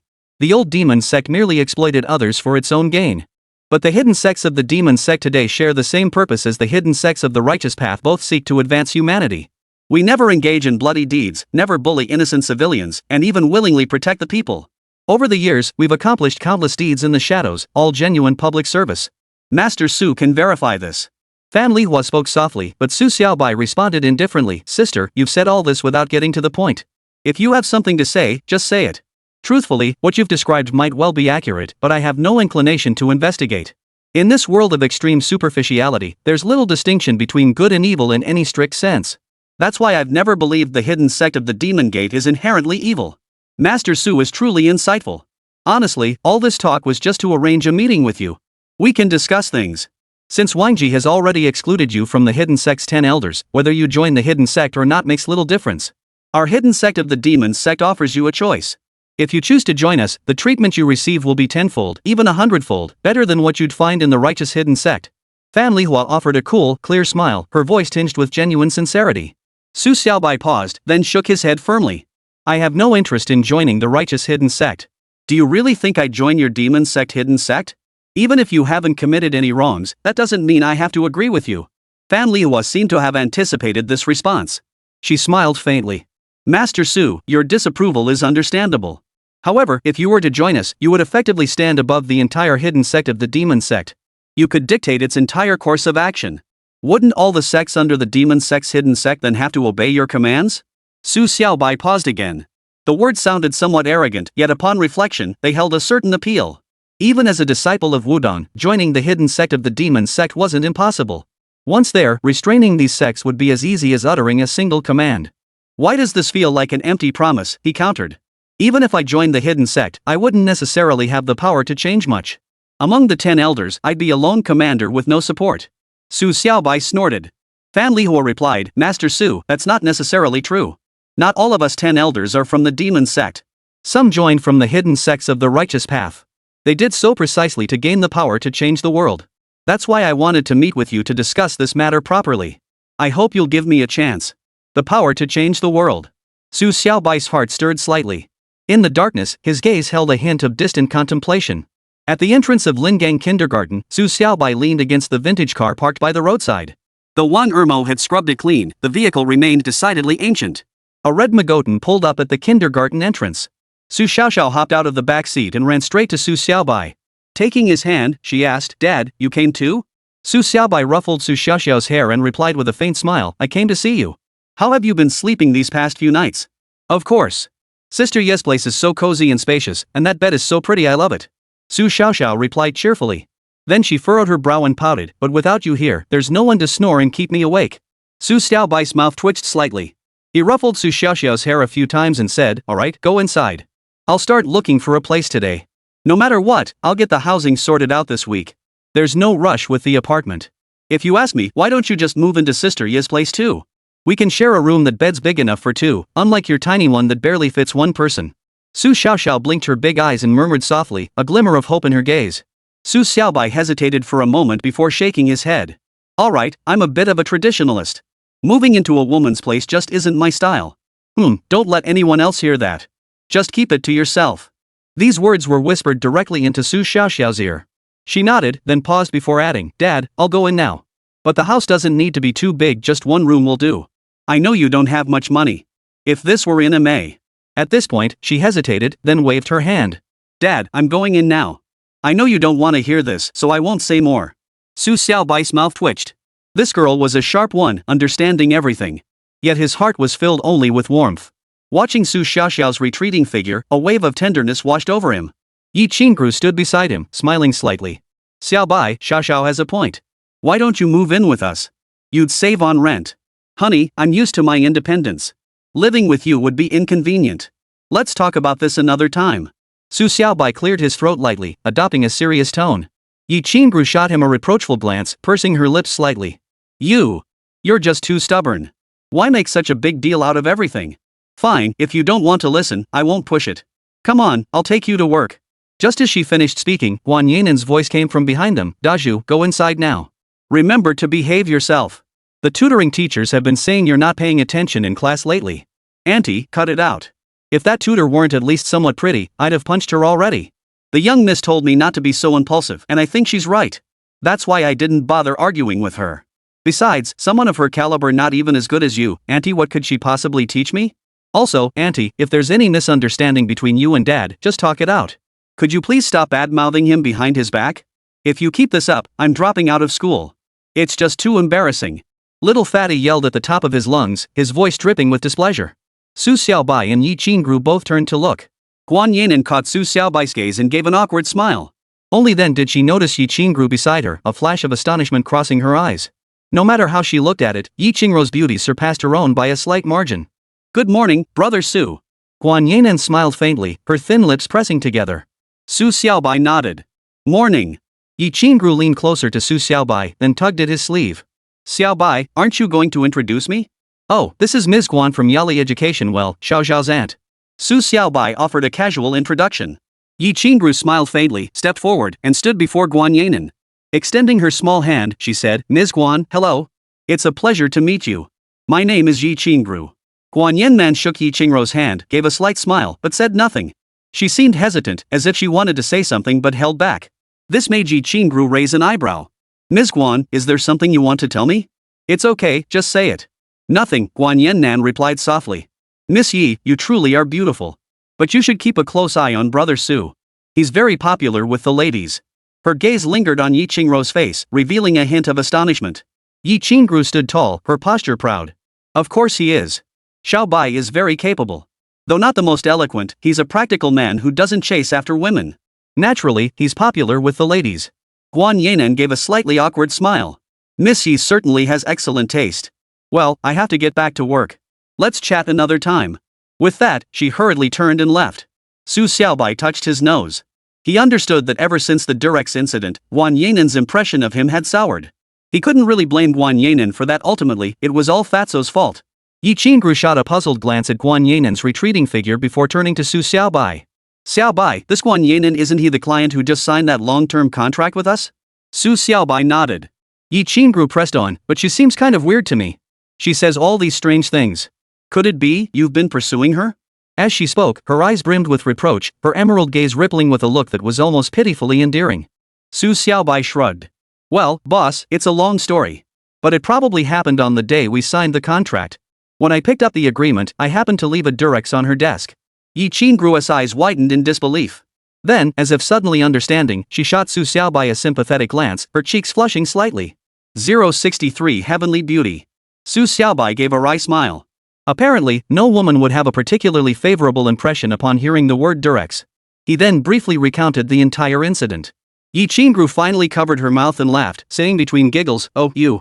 No wonder she misunderstood. Bringing Durex to a contract signing? What kind of desperate person would do that?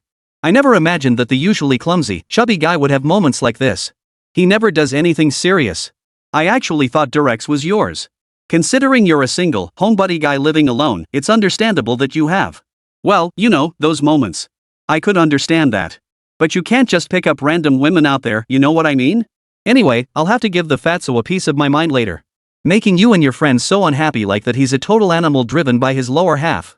It's just unacceptable. Su Xiaobai was speechless. He thought to himself, Yi Qingru must be practicing that old saying about siding with family over reason. When it comes to him, everything's fine, but when it's the fatso, suddenly it's unacceptable. Yi Qingru remained oblivious. By the time she finished speaking, her cheeks were flushed crimson. She shot Su Xiaobai a lingering glance before murmuring softly, let's go to work. Leave your car in the complex. Boss, I have a meeting to attend. I might be late to the office today. You go ahead. Oh, and Xu Yan hasn't made a move lately. Is he brewing something? Su Xiaobai shook his head. He had an appointment with Fan Lihua and naturally had to meet her. Yi Qingru took a deep breath, then shook her head thoughtfully. Su Sai seems to be keeping a low profile lately. But did you know Sun Xiaomei transferred from the operations department to marketing? She's even become the assistant to the marketing manager. Let her be. As long as she's not in our sales department, it's fine. Anyway, Su Sai is President Tun's nephew. Unless he commits a major offense, he won't actually get fired. So I think he must be feeling pretty resentful. But there's no need to worry about it. If he really pushes everyone in our entire sales department out, the company's operations would be paralyzed for quite some time. Su Xiaobai shook his head, then changed the subject. Boss, I'll head out now. You should hurry to work too, traffic's really bad at this hour. Yi Qingru nodded in response. Then, as if remembering something, she turned back, retrieved a thermos from the car, and handed it to him. I made some mung bean soup. Take it with you for the ride. It gets hot when you're cycling. Stay safe. Su Xiaobai clutched the thermos tightly in his hand, offering a faint smile before riding off. Yet deep within, he felt a softness he couldn't quite put into words. Yi Qingru was the epitome of a devoted wife and mother in every way. Such thoughtful gestures made him feel deeply cherished. So it seemed she really did have feelings for me. She got along well with Xiao Xiao too, and would be more than capable as a nanny. But she hadn't made the first move, and I wasn't exactly gifted at pursuing women. I'd just wait until she took the initiative. Su Xiaobai mused inwardly, once again echoing Lin Ziyang's helplessness from years past. This guy was absolutely thick as a brick. Donghai Villa, situated near the heart of Donghai City, was an antique-style building occupying a substantial area. Su Xiaobai parked his bike at the entrance and glanced up. The plaque above the main gate bore the characters East Sea Villa. Su Xiaobai raised an eyebrow, thinking to himself that this was just a small, enclosed building, not a trace of a villa to be seen. 2 rows of security guards stood at the entrance, 4 in each row. They looked fierce, radiating an indescribable aura of authority. When they saw Su Xiaobai park his bike beside the building, all 8 pairs of eyes turned toward him simultaneously. You must be Mr. Su? Director Fan has reserved a spot for you. Please proceed inside. A security guard bowed slightly toward Su Xiaobai, his voice tinged with respect. Su Xiaobai acknowledged the greeting and followed the security guard inside. As they walked, the guard continued, Mr. Su, Donghai Villa typically requires reservations a month's advance. Booking is standard. Without one, entry is strictly prohibited. Of course, certain VIP clients enjoy special privileges. Stepping through the main gate, the view suddenly opened up. The entire first-floor lobby truly evoked the feel of a mountain retreat. A sea of greenery blocked the view, interspersed with numerous rockeries. In a prime location like Donghai, where every inch of land was worth its weight in gold, dedicating the entire first-floor lobby solely to recreating a mountain retreat felt downright extravagant. Winding past the plants, a surprisingly large pond appeared on one side. Pavilions dotted its banks, with small bridges and flowing water, the quintessential mountain retreat ambience. In one of the small pavilions, a beauty with waist-length hair sat quietly. She wore a long black dress, her entire presence radiating an ethereal aura, as if untouched by the mundane world. Standing at about 5 feet 6 inches, she appeared slender yet possessed a figure that rivaled Fei Yui's.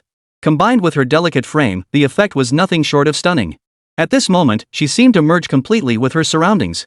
Even sitting still, she commanded attention, making it impossible to look away. This was the true embodiment of a top-tier beauty, representing the pinnacle of allure. Hearing footsteps, the woman turned her head. Spotting Su Xiaobai, she rose gracefully, her long dress trailing to her calves, revealing a sliver of ankle. She wore a pair of wedge sandals, exuding effortless ease. Master Su, hello. I'm Fan Lihua. I'm delighted you honored us with your presence, Fan Lihua said softly, her gaze holding a hint of pure emotion. Her age was hard to gauge, she appeared to be 18 or 19. Yet Su Xiaobai knew that as Su Yuran's master, she couldn't be much younger than Su Yuran herself, if at all. Principal Fan, I never imagined you'd look like this without makeup. Su Xiaobai remarked with genuine surprise. With her natural beauty revealed, Fan Lihua's allure now rivaled Lin Huixin's, reaching a level of perfection. This was the first time he'd encountered a beauty who could stand shoulder to shoulder with Lin Huixin. Her hair flowed smoothly, her face was delicate, her chest ample, her waist slender, her hips rounded, and her legs long. All 6 features stood out remarkably. This was the true pinnacle of beauty in Su Xiaobai's eyes, a heavenly beauty whose grace could make fish sink and geese fall. Fan Lihua arched her eyebrow. Perhaps she seldom smiled in daily life, for her entire aura carried a cool, distant quality. Yet her gesture and gaze held a fiery intensity and indescribable emotion, like a burning passion for life itself. This stark contrast, passion and chill, formed the very essence of her allure, stirring unease in Su Xiaobai. Perhaps this was the true mystery of the supreme heavenly demon art. Master Su speaks well, she replied. This is my true appearance without makeup. Yet most admire my stage persona, one that showcases a woman's utmost allure. What do you think, Master Su? Fan Lihua pursed her lips and spoke softly, her phoenix-like eyes slightly raised as if she had something to say but held back. Yet her expression remained icy, inevitably stirring a hint of wicked desire in one's heart. I find both equally beautiful, Su replied. Director Fan is the most stunning woman I've ever seen, especially her unique allure unmatched by any other. But I didn't come here today to discuss Director Fan's appearance. Your own beauty needs no elaboration, it's universally acknowledged. Su Xiaobai acknowledged with a nod, cutting straight to the point. His Ziyang True Qi surged relentlessly within him.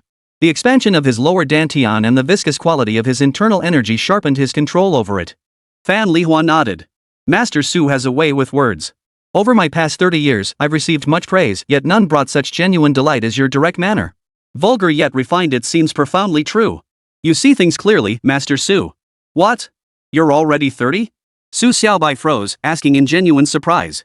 The woman before him wore no makeup, truly bare-faced, yet she genuinely appeared 18 or 19. Fan Lihua smiled coolly. Indeed, I am 30. Today happens to be my 30th birthday. Sharing a cup of tea with you, Master Su, is the most meaningful birthday gift I could receive. Su Xiaobai took a deep breath. This woman's expressions and speech were utterly unforced, completely natural and effortless. Moreover, her ability to maintain such a youthful appearance must be the result of the supreme heavenly demon cultivation technique. Happy birthday, Director Fan. I didn't bring a gift today, but I'll make it up next time, Su Xiaobai replied indifferently. Fan Lihua gestured with her hand, then sat down alongside Su Xiaobai. On the stone table within the pavilion lay several small pastries and a tea tray. She began brewing the tea immediately, saying as she worked, Master Su, the water in the teapot seems insufficient.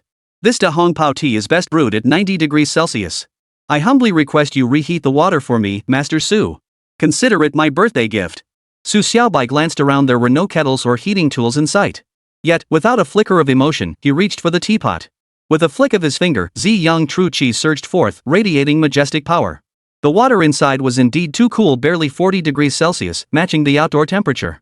Yet within 10 seconds, steam began rising from the kettle.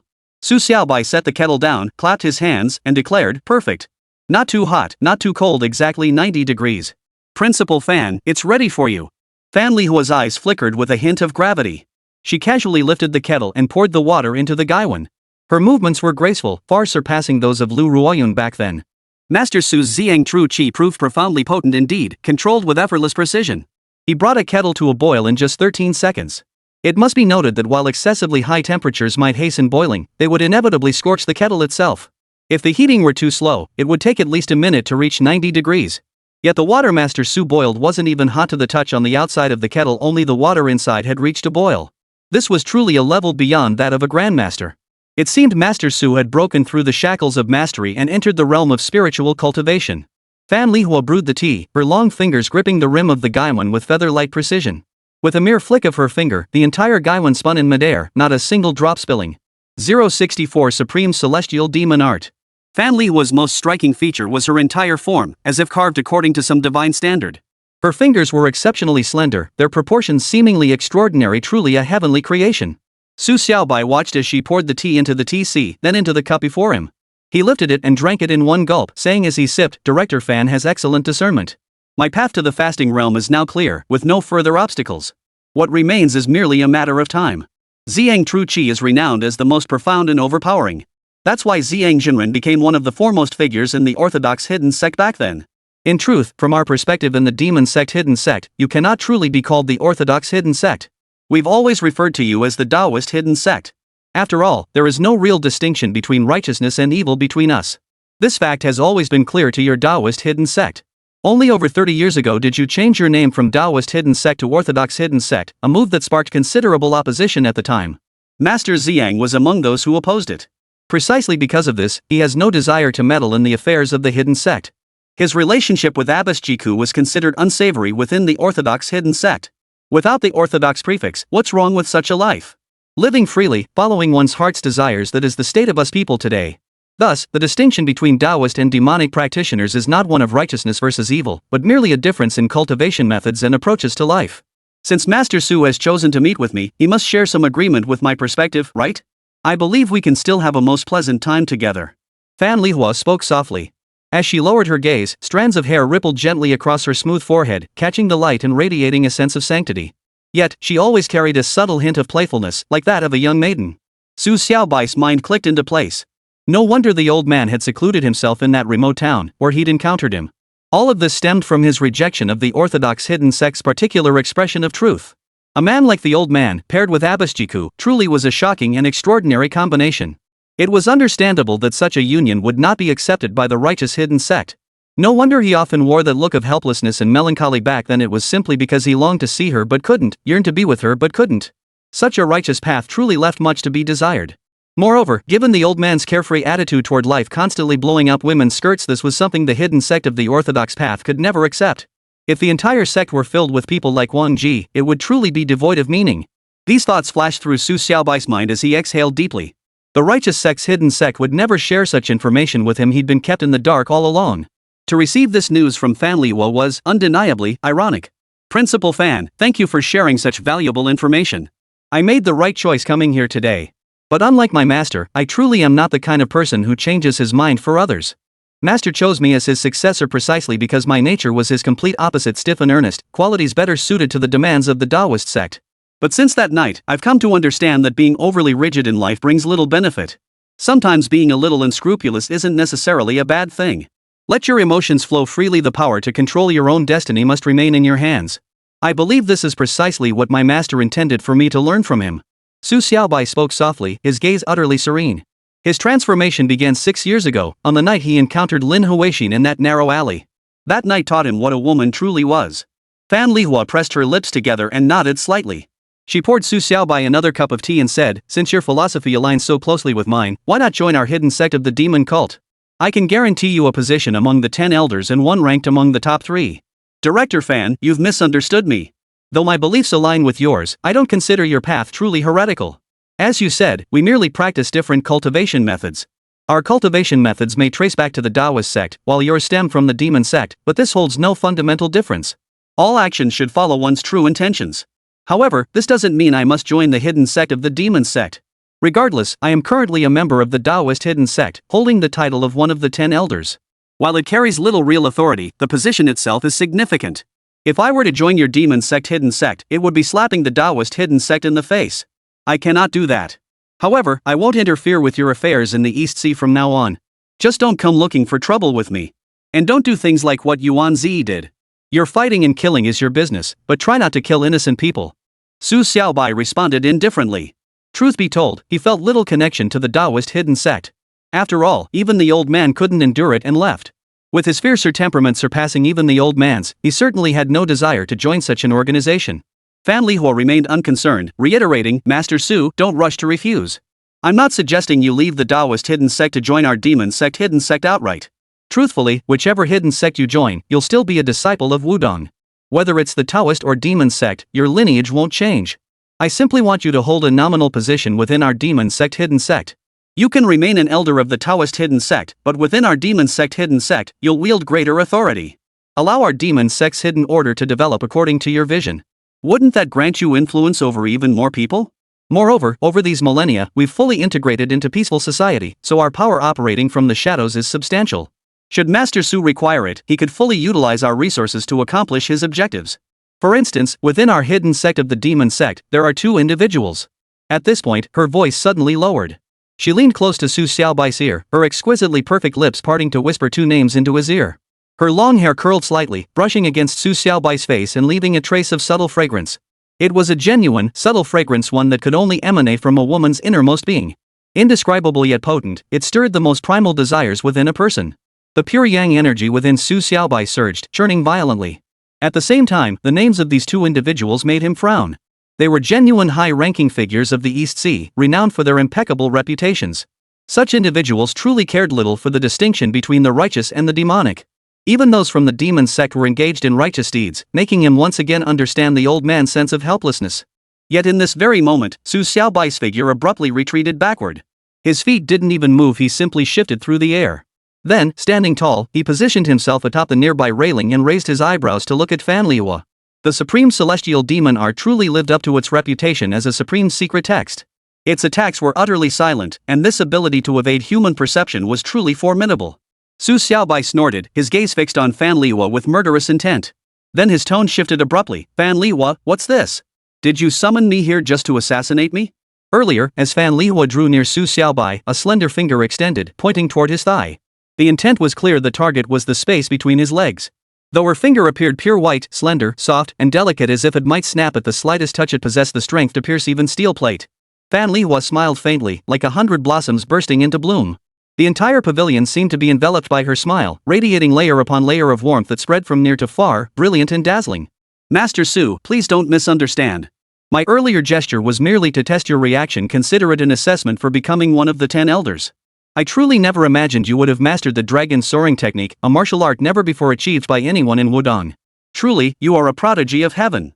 Legend holds that the dragon soaring technique can only be grasped after mastering the void step to its ultimate level. It appears in no written texts, and even oral transmission is impossible. Only a few incomprehensible principles exist. Yet here you are, Master Su, having cultivated it. Fan Lihua murmured softly, her eyes brimming with astonishment. Su Xiaobai snorted. If your finger strike hadn't been devoid of any killing intent just now, I would have already fought you. But I didn't expect you to know quite a bit about our Wudong traditions. After thousands of years of mutual study, the Taoist and demonic schools naturally understand each other well. The dragon soaring technique is renowned as one of Wudong's most formidable lineages. It's only natural we'd be familiar with it. Fan Lihua smiled faintly, then shifted her tone. Master Su, that finger technique you just used, even if it had landed, it would only have solved your problem. Judging by your condition, you must have been secluded for quite some time. I'd wager you're in need of a woman. Su Xiaobai's mouth twitched. Fan Lihua's insight was truly sharp. She could even discern that.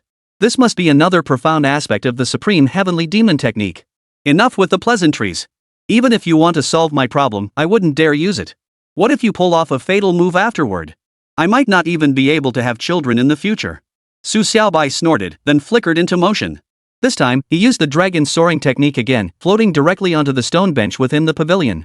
Fan Lihua murmured softly, among all the martial arts masters in this world, only Master Su could stir my heart. So even if we were to truly be together, rolling clouds and overturning waters, I could never bring myself to strike a fatal blow against Master Su. Even while discussing such an intimate matter, Fan Lihua showed no trace of embarrassment. Instead, she remained as pure and flawless as ever, her expression still cool and composed. After speaking, she shifted her tone. Master Su, I've laid out my conditions. What are your thoughts? I recall the hidden sect of the demon cult already has 10 elders. If I join, wouldn't that make 11? Su Xiaobai pondered briefly before murmuring softly, though the pure yang energy within him seemed increasingly uncontrollable. Fan Lihua nodded. Correct. But our hidden sect's rule is simple: last place gets eliminated. It's the same principle as modern corporate management. If you perform worse than others, naturally someone else will take your place. As long as Su Sir challenges an elder and defeats them, he can take their position. However, the top-ranked elder is elected by consensus. Beyond martial prowess, they must possess corresponding virtue and authority. That person cannot be challenged, but all other elders are fair game. Su Xiaobai's eyes flickered before he remarked indifferently, the top-ranked elder must belong to your holy origin sect, right? 065 time boils rain. Master Su is truly insightful. The top-ranked elder of the hidden sect of the demon sect is my master. As the foremost sect within the hidden sect, our holy origin sect bears greater responsibilities. Therefore, if Master Su joins the hidden sect, I can persuade my master to support most of your decisions. Fan Lihua spoke softly, her gaze drifting. Su Xiaobai narrowed his eyes and thought before grinning. So then, I can challenge Chang Shui? Of course. I know Master Su wouldn't pass up such an opportunity. However, Chang Shui ranks only 4th within the hidden sect of the demon sect. Challenging him would truly reveal your true strength. Fan Lihua nodded, then poured another cup of tea for Su Xiaobai. Su Xiaobai shook his head. What level do I need to demonstrate? Worst case, I'll just challenge him again later. Honestly, I never wanted to join the hidden sect of the demon sect. But just holding a nominal position while wielding real power without affecting my ties to the hidden sect of the Taoist sect, especially when I can beat the crap out of Chang Shui in broad daylight? A deal this sweet? I'm definitely in. Fan Lihua exhaled in relief. She then retrieved a box from the side and presented it to Su Xiaobai, her gaze briefly flickering over the Tao sect hidden sect's 10 elders order hanging around his neck. Master Su, this is the elder's badge of our hidden sect of the demon sect. We had one custom made for you in advance. You can use it now. It already has the corresponding permissions. Besides accessing the hidden sect's resources, you can also mobilize wealth of no less than $300 billion. This is equivalent to the authority of the second elder. This token contains a list of all enterprises affiliated with our hidden sect, along with contact persons in every city. Your unique identification number is also stored within. Simply state this number when making calls, and you may accomplish any task you desire. Fan Lihua spoke softly, her long fingers resting on the wooden box. Her delicate nails, painted a deep red, carried an indescribable allure. The entire box exuded a subtle fragrance, a scent only truly aged wood could emit. Its amber-like hue and translucent, glass-like texture made it exceptionally valuable. Su Xiaobai sighed, glancing at the box with a touch of admiration. The demon sect truly outdoes the Taoist sect in generosity, handing over a $300 billion credit line outright. Well, since that's the case, I'll accept it. Truth be told, I could use the money these days. Fan Lihua withdrew her fingers slightly, her long nails tapping lightly on the stone table. Finally, she replied, Master Su, I shall issue the challenge to Cheng Shui in your name. Once the challenge date is set, I'll notify you. No problem. If Cheng Shui wants to come to the East Sea to deal with me, I won't wait for him. I'll go find him myself. This time, I won't stop until I knock his teeth out. Su Xiaobai snorted, then shifted gears. Oh, and I'm short on cash right now. Transfer me 10 or 20 million so I can get by. Supporting a family isn't easy. Fan Lihua paused, then pursed her lips. Of course. There's a card in the box with 20 million. As one of the 10 elders of the hidden sect of the Demon Gate, Su Yi naturally receives a salary. And his annual pay? That's definitely in the hundreds of millions. This 20 million is merely an advance. Su Xiaobai nodded, though a growing sense of unease crept into his heart. The hidden sect of the Demon Sect truly knew how to play the game in this regard. The hidden sect of the Taoist sect fell far short. I haven't even challenged you yet, and you've already given so much. Aren't you afraid I'll take the items and renege on the deal? Su Xiaobai asked softly, his gaze fixed intently on Fan Lihua. With Master Su's skill, he managed to kill Yuan Zi and Lu Shui in that situation. That proves he's a true peak master, fully qualified to be one of the 10 elders. Moreover, you've even sent Kongtong Wangji crashing into the riverbed twice, further proof of your prowess. These 2 points alone are sufficient. It's merely a matter of ranking order. And if Master Su truly intended to take the items and flee, it wouldn't matter. Though valuable, given his temperament, once he had the items, he'd surely feel too embarrassed to press the matter further. Consider it a toll for passage well worth it.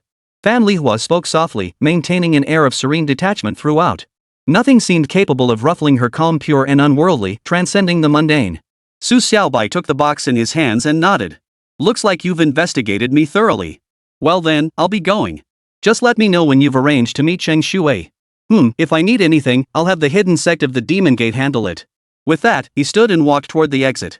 Fan Lihua rose, her form flickering as she leapt over the railing. Mid-air, she contorted her body into a series of impossible poses, as if her limbs were made of nothing but air, truly the heavenly demon of the skies. After several fluid twists, she landed directly before Su Xiaobai. Master Su, since you're here, why not stay for a meal before leaving? Our food is exceptionally delicious, Fan Lihua murmured softly. Yet standing there, she appeared utterly fragile, as if a mere breeze could knock her over. It's still way too early for that. I won't be eating. Honestly, being around you makes me want to devour you. If this keeps up, I won't be able to hold back, and that's not a good sign. The supreme heavenly demon art, I've never encountered it before. It must be an incredibly difficult technique to master. The Holy Yuan sect being the foremost demonic sect in the realm certainly makes sense. Su Xiaobai shook his head. His figure flickered, lifting him into the air.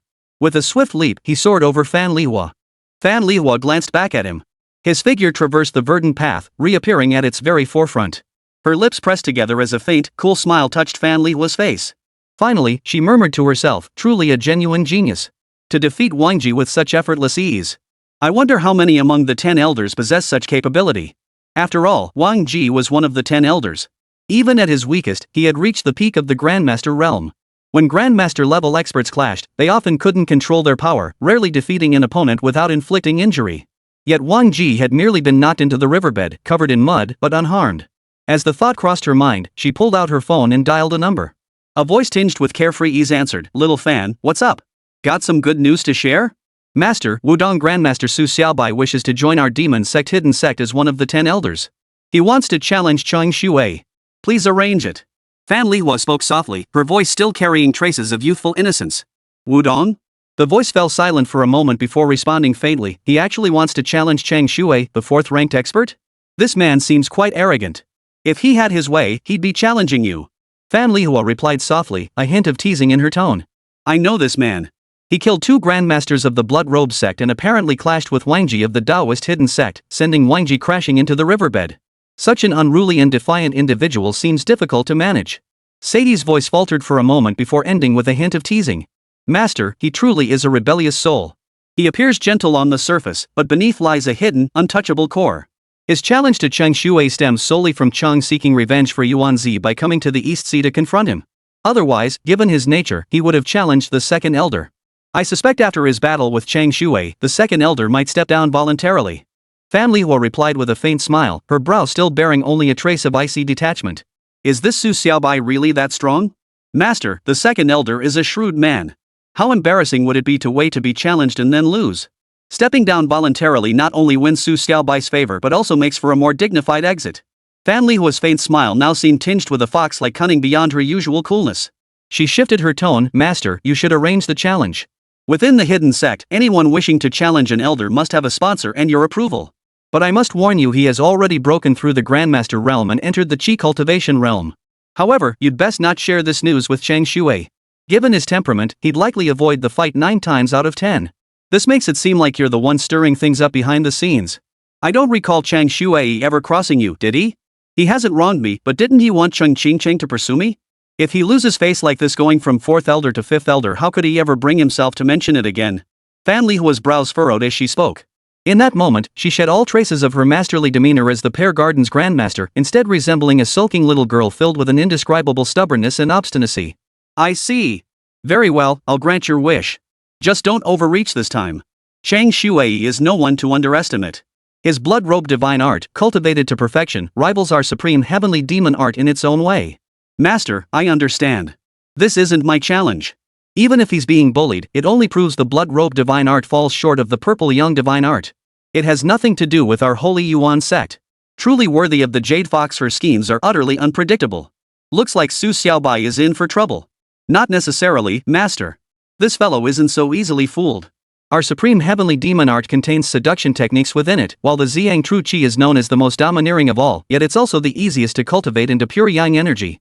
In other words, Ziyang True Qi and the supreme heavenly demon art are the most complementary martial arts between a man and a woman, mutually reinforcing each other. He's also the most susceptible to beauty traps, yet in my presence, he remains completely unaffected.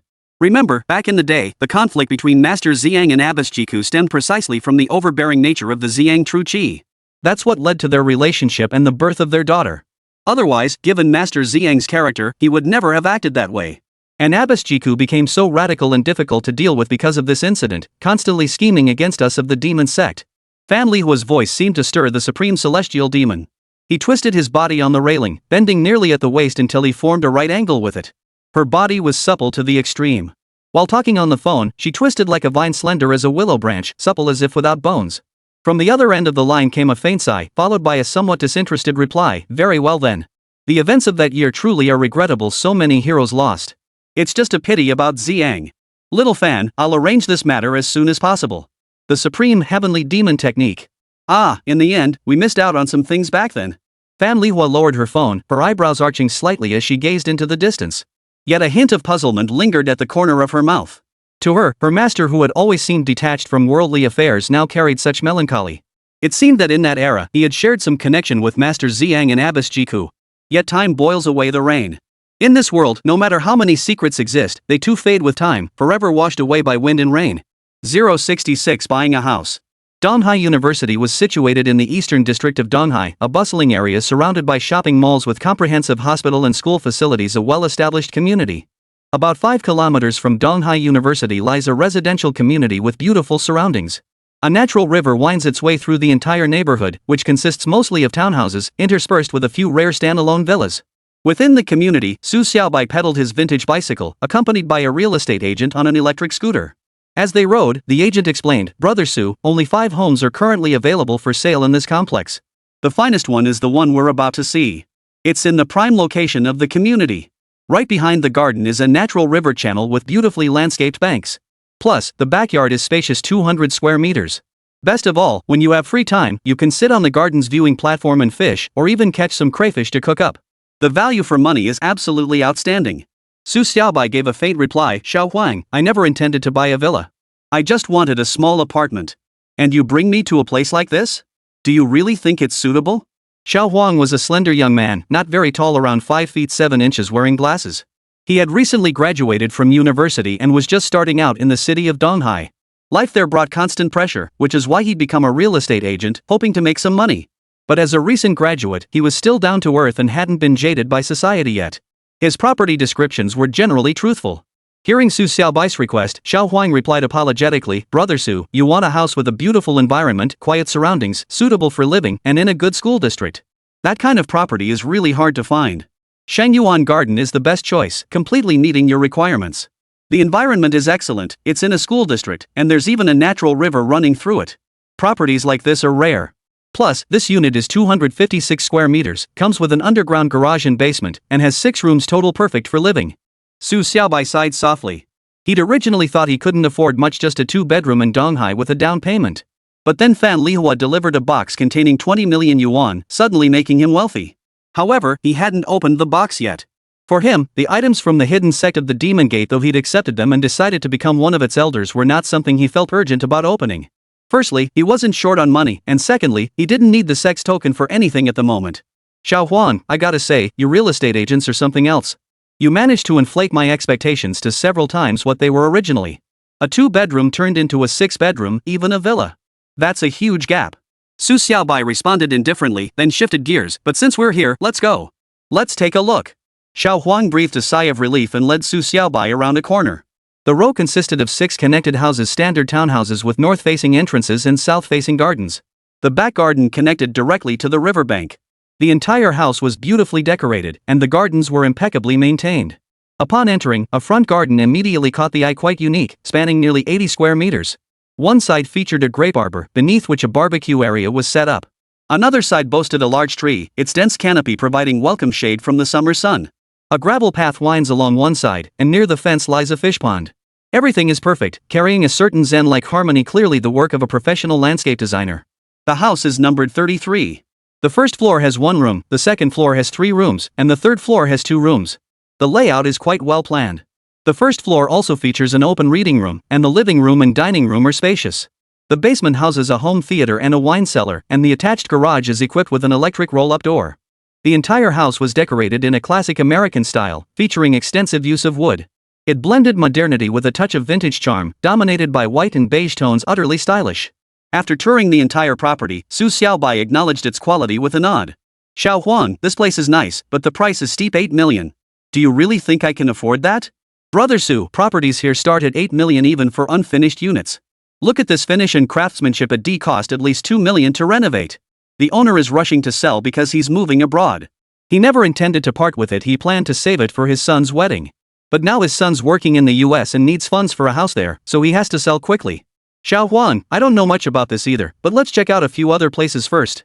I need to compare options. Su Xiaobai shook his head and said casually. Alright then, Brother Su. Let's head over. Even if we don't buy, it's no big deal. Just looking around might help us find a place we like.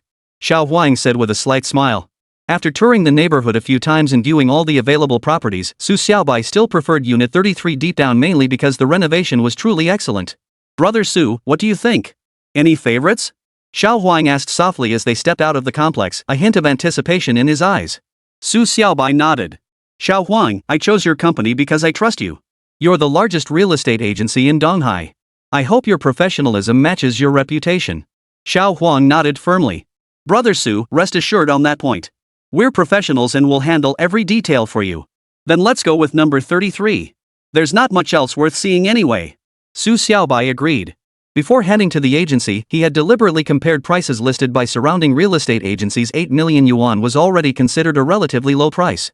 Xiao Huang beamed with delight and quickly replied, Brother Su, shall we sign the contract now? I'll arrange for the landlord to come out. You just need to pay a deposit first, and we can start processing the paperwork. Come on, let's head straight to our office to sit down. Su Xiaobai nodded. Though he hadn't opened the box Fan Lihua had given him yet, he knew he'd have to spend the money inside. After all, as an elder of the hidden sect of the demon cult, once he got his hands on the money, he had to spend it. Of course, this house was primarily for Su Xiaoxiao. Otherwise, given his own temperament, he would never have considered buying property. On the way, Xiao Huang called the landlord. The landlord, Zhang Yi, sounded quite pleased to receive the call and promised to come over immediately. Xiao Huang's real estate agency wasn't far from Shangyuan Garden. Su Xiaobai rode his bicycle while Xiao Huang took his electric scooter, and they arrived within 10 minutes. Zhang Yi was already there, waiting in the conference room. The real estate agent's eyes lit up when they saw Su Xiaobai. Clearly, someone of his age buying a villa outright was a true tycoon. Zhang Yi was in his 50s, with a large belly, not very tall, and a pale complexion. He had an air of superficiality about him, and his eyes darted constantly, making him seem quite unreliable. Xiao Huang had come with his supervisor, the branch manager of the agency. The manager addressed Zhang Yi directly, Mr. Zhang, it's like this. Mr. Su has taken a liking to your property. He'll pay a deposit today, and then we can proceed with the subsequent paperwork. Please bring out the property deed so we can review the relevant paperwork. Oh, and as Mr. Su mentioned earlier, he intends to pay the entire purchase price in one lump sum. Would you be open to a discount? Zhang Yi reached up to rub his belly. His hands were short, and the more you looked at him, the less educated he seemed. But he was surprisingly straightforward. He waved his hand and said, if he pays 1,000,000 yuan deposit today, I'll knock off 200,000 yuan. I'll sell it to him for 7.8 million. As he spoke, he pulled the property deed and his ID from his bag and handed them to Xiao Huang and the store manager. Su Xiaobai nodded. Mr. Zhang, you're straightforward. I'll be straightforward too. I'll pay the million. I'll transfer it to you shortly. Write me a receipt. The manager, a sharp-looking man in his 30s, hesitated upon hearing Su Xiaobai's offer before shaking his head. Mr. Zhang, the rules for property transactions never allow 1,000,000 yuan deposit. Since Mr. Su is clearly sincere, let's settle for 200,000. Otherwise, this would be considered a violation of regulations. Zhang Yi shook his head. Many people are interested in this property. I'm not worried about selling it. I'm only willing to lower the price because Mr. Su offered to pay in full up front. That's a significant advantage. Plus, paying 1 million now can be applied toward the final purchase price later. Just tell me, do you agree or not? If you agree, we'll sign the contract. If not, I'll find another agent to sell it. Su Xiaobai responded indifferently, fine, no problem. I accept. I'll transfer the money via mobile now. Just give me your account details. This time, Xiao Huang and the store manager didn't intervene. Su Xiaobai transferred the money directly to Zhang Yi's account. Zhang Yi wrote a receipt and the two signed the pre-sale contract. After signing the contract, Su Xiaobai sighed inwardly. The 1,000,000 yuan he'd painstakingly saved had vanished into thin air. All he had left on him now was a few hundred yuan in loose change. Zhang Yi scratched his head and grinned at Su Xiaobai. Mr. Su, you're truly generous. We'll come back for the official transaction once we have news here. Anyway, once I receive the money, the house is yours. Su Xiaobai nodded, glancing at Xiao Huang and the store manager. Thank you both for your hard work. I'll head out now. Call me if there's any news. Once the property transaction is complete, your commission won't be shortchanged. Xiao Huang and the manager were overjoyed. They escorted both Su Xiaobai and Zhang Yi out. 067 Speed Racing. Zhang Yi drove a Porsche Cayenne. Spotting Su Xiaobai riding a bicycle, a classic old model, that his eyes flickered. Finally, he waved and said, Mr. Su, how about I give you a ride? My car's faster. Su Xiaobai shook his head, unconcerned. Not necessarily. Your car might not actually outrun mine. Zhang Yi chuckled, then fixed his gaze on Su Xiaobai, raising his eyebrows with a fierce look. Care for a race? Su Xiaobai eyed him sideways, thinking, racing you would be like bullying a kid. But today, having just bought a house, he was in a good mood. After all, this finally fulfilled Su Xiaoxiao's wish. Though neither Su Xiaoxiao nor Yi Qingru had seen the place yet, and he certainly wouldn't have bought such a large home when he was broke, now that he had the money, he figured it would be a nice surprise for them. With that thought, he agreed, fine, let's race. If I win, you'll knock 200,000 off the price, right? Zhang Yi raised an eyebrow, his expression dismissive. If you win, I'll sell it to you for 7,500,000. We'll start from here and meet at the gate of Donghai University, 5 kilometers away. Su Xiaobai glanced at Xiao Huang and the shop manager. You both heard that. Get it written into the contract right now and have Mr. Zhang sign it so he can't back out later. Zhang Yi, Xiao Huang, and the store manager all twitched their lips. None of them took Su Xiaobai seriously. With the Cayenne's performance, it could outpace not just a bicycle but even an ordinary car. If the race were shorter with rough terrain, a bike might stand a chance against the Cayenne. But this 5-kilometer stretch had perfectly smooth roads. Su Xiaobai didn't stand a chance. Zhang Yi lit a cigarette, raised his eyebrows, and said, Xiao Huang, grab a pen. I'll write up a contract so brother Su doesn't think I might renege. If you really beat me, the house price is 7.5 million. Xiao Huang quickly fetched a piece of paper and handed it to Zhang Yi. Zhang Yi wrote a pledge, handed it to Xiao Huang, then turned his gaze to Su Xiaobai, exhaling a smoke ring as he said, Brother Su, what do you say? Shall we race now? Su Xiaobai's face remained stony, his expression deeply sullen. He thought to himself, calling me brother really puts me at an advantage. With my seniority, you're clearly junior to me. Of course, Su Xiaobai wouldn't voice these thoughts aloud. He saw no need to flaunt his seniority in front of ordinary people. Especially since Zhang Yi clearly didn't understand the significance of such distinctions. Su Xiaobai took the pledge document handed to him by Xiao Huang, glanced at it briefly, then nodded. All right, let's get started. I'll wait for you at the entrance of Donghai University. Zhang Yi's car roared to life, the imposing Cayenne surging forward. Su Xiaobai, however, remained unhurried. With a powerful push of his legs, his bicycle shot forward, reaching breakneck speed. Within seconds, the bicycle caught up alongside the Cayenne, Su Xiaobai riding side by side with the SUV. Mr. Zhang, your pace is rather slow, isn't it? Well, I won't wait for you then. See you at the entrance of Donghai University. Su Xiaobai said with a slight smile, then pushed off with his legs, sending the bike shooting forward. The road to Donghai University was a straight stretch, passing right through Shangyuan Garden, so Su Xiaobai knew the route well. Zhang Yi glanced at Su Xiaobai speeding ahead, then checked his own speedometer already hitting 100 miles per hour. Yet even at that pace, he couldn't catch up. A traffic light appeared ahead, halting many vehicles in their tracks. Zhang Yi's face darkened as he slowed to a stop. Fortunately, the road to Donghai University only had 2 traffic lights, which worked in the car's favor. Meanwhile, Su Xiaobai had also stopped at the front of the line, waiting for the light to change. Glancing back at Zhang Yi's car, Su Xiaobai raised his eyebrows and smiled. From here on, he intended to give Zhang Yi no further opportunities. The green light flashed. Su Xiaobai's bike glided forward like a boat skimming across water, effortless and smooth. No matter how hard Zhang Yi tried to chase, the gap only widened. Minutes later, when Zhang Yi reached the gates of Donghai University, Su Xiaobai was perched on his bike, one leg propped on the ground, happily munching on a box of fried chicken. Spotting Zhang Yi's car, Su Xiaobai waved at him. Zhang Yi snorted, his expression sour. Su Xiaobai waved back. Mr. Zhang, I won. Don't forget about that promised 7.5 million. Hearing this, Zhang Yi's expression darkened further. Without a word, he spun his car around and drove off in the opposite direction. Su Xiaobai didn't mind. After finishing the fried chicken, he thought for a moment and headed toward the Jedu beverage factory. In truth, Shangyuan Garden was still some distance from Lingang Kindergarten. But riding his bike at Su Xiaobai's pace, it would take no more than 20 minutes, so it wouldn't delay anything. By the time Su Xiaobai arrived at Jedu Beverages, it was nearly noon. After all, viewing all those properties had taken considerable time. Stepping into the office, Su Xiaobai had barely sat down when the fat guy followed him in. Looking tense, he blurted out, "Brother Su, 4 Eyes pulled another dirty trick." What happened?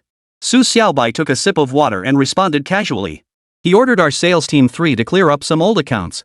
He gave us 3 tasks, and these are some seriously tough debts to collect.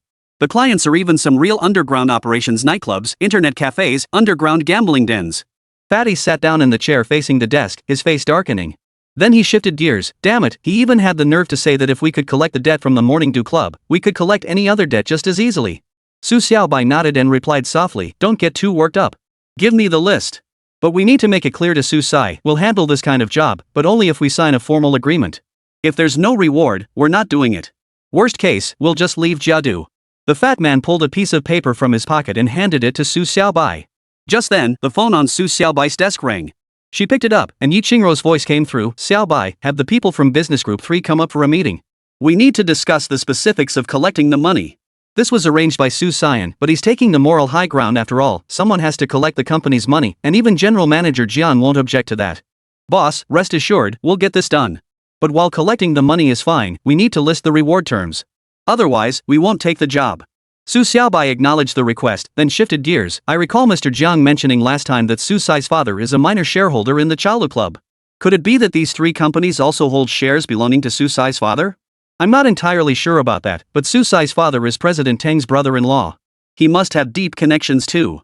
I believe his name is Su Wenxiang, though I'm not certain how much influence he wields in the underworld. But I've heard Tang's rise was partly due to his help. Jiadu Beverages' growth to this scale owes much to Su Wenxiang's behind-the-scenes efforts. That's why Tang tolerates Su Xian so much he hasn't fired him even after this scandal." Yi Qingru murmured softly, her voice tinged with resignation. Anyone who openly keeps a mistress at the company, making it common knowledge, would be absolutely finished. Yet Su Guangliang remains untouched, still acting arrogantly. As long as Tang Tianming stays silent, no one dares touch him. Su Xiaobai nodded. "Boss, Tang hasn't fired him only because the scandal hasn't blown up big enough yet. If Su Guangliang's wife came storming into the company, I bet Tang would have to fire him even if he didn't want to." Yi Qingru paused, then chuckled softly. You're full of mischievous ideas. But logically speaking, after all these years, Su Guangliang's wife should know about Sun Xiaomei's existence. Yet she's never caused a scene. So getting her to come make a fuss seems unlikely. "Boss, how can you know it won't work without trying?" Su Xiaobai smiled faintly, then changed the subject. "Boss, I'll head up for the meeting now." "All right. When you come up, stop by my office first. Xiao Xiao has something for me to give you." Yi Qingru said softly, her voice tinged with gentleness. Su Xiaobai acknowledged the request before disconnecting. He glanced at the chubby man sitting at the desk, who gave him a thumbs up and whispered, "Brother Su, that was brilliant. If Su Sai's wife shows up, President Tang will have no grounds to object." "All right, go notify everyone. Head upstairs for the meeting." I'll mull over the Su Sai matter some more. Su Xiaobai waved his hand, his expression calm. The chubby guy acknowledged the order, then lowered his voice again. Brother Su, if you have any good ideas, just say the word. We might not be good at everything, but when it comes to stirring things up, we're pretty skilled at that. With that, he grinned and walked out. Su Xiaobai shook his head, a flicker of tenderness rising in his heart. If the transaction for the Shangyuan garden house went through, he could finally live with Su Xiaoxiao. That was the girl's sole wish. She constantly dreamed of living together with him. Lost in thought, he rose and left the office, heading upstairs. Yi Qingrou's office was significantly larger than the one previously given to Su Xiaobai, and its location was markedly better.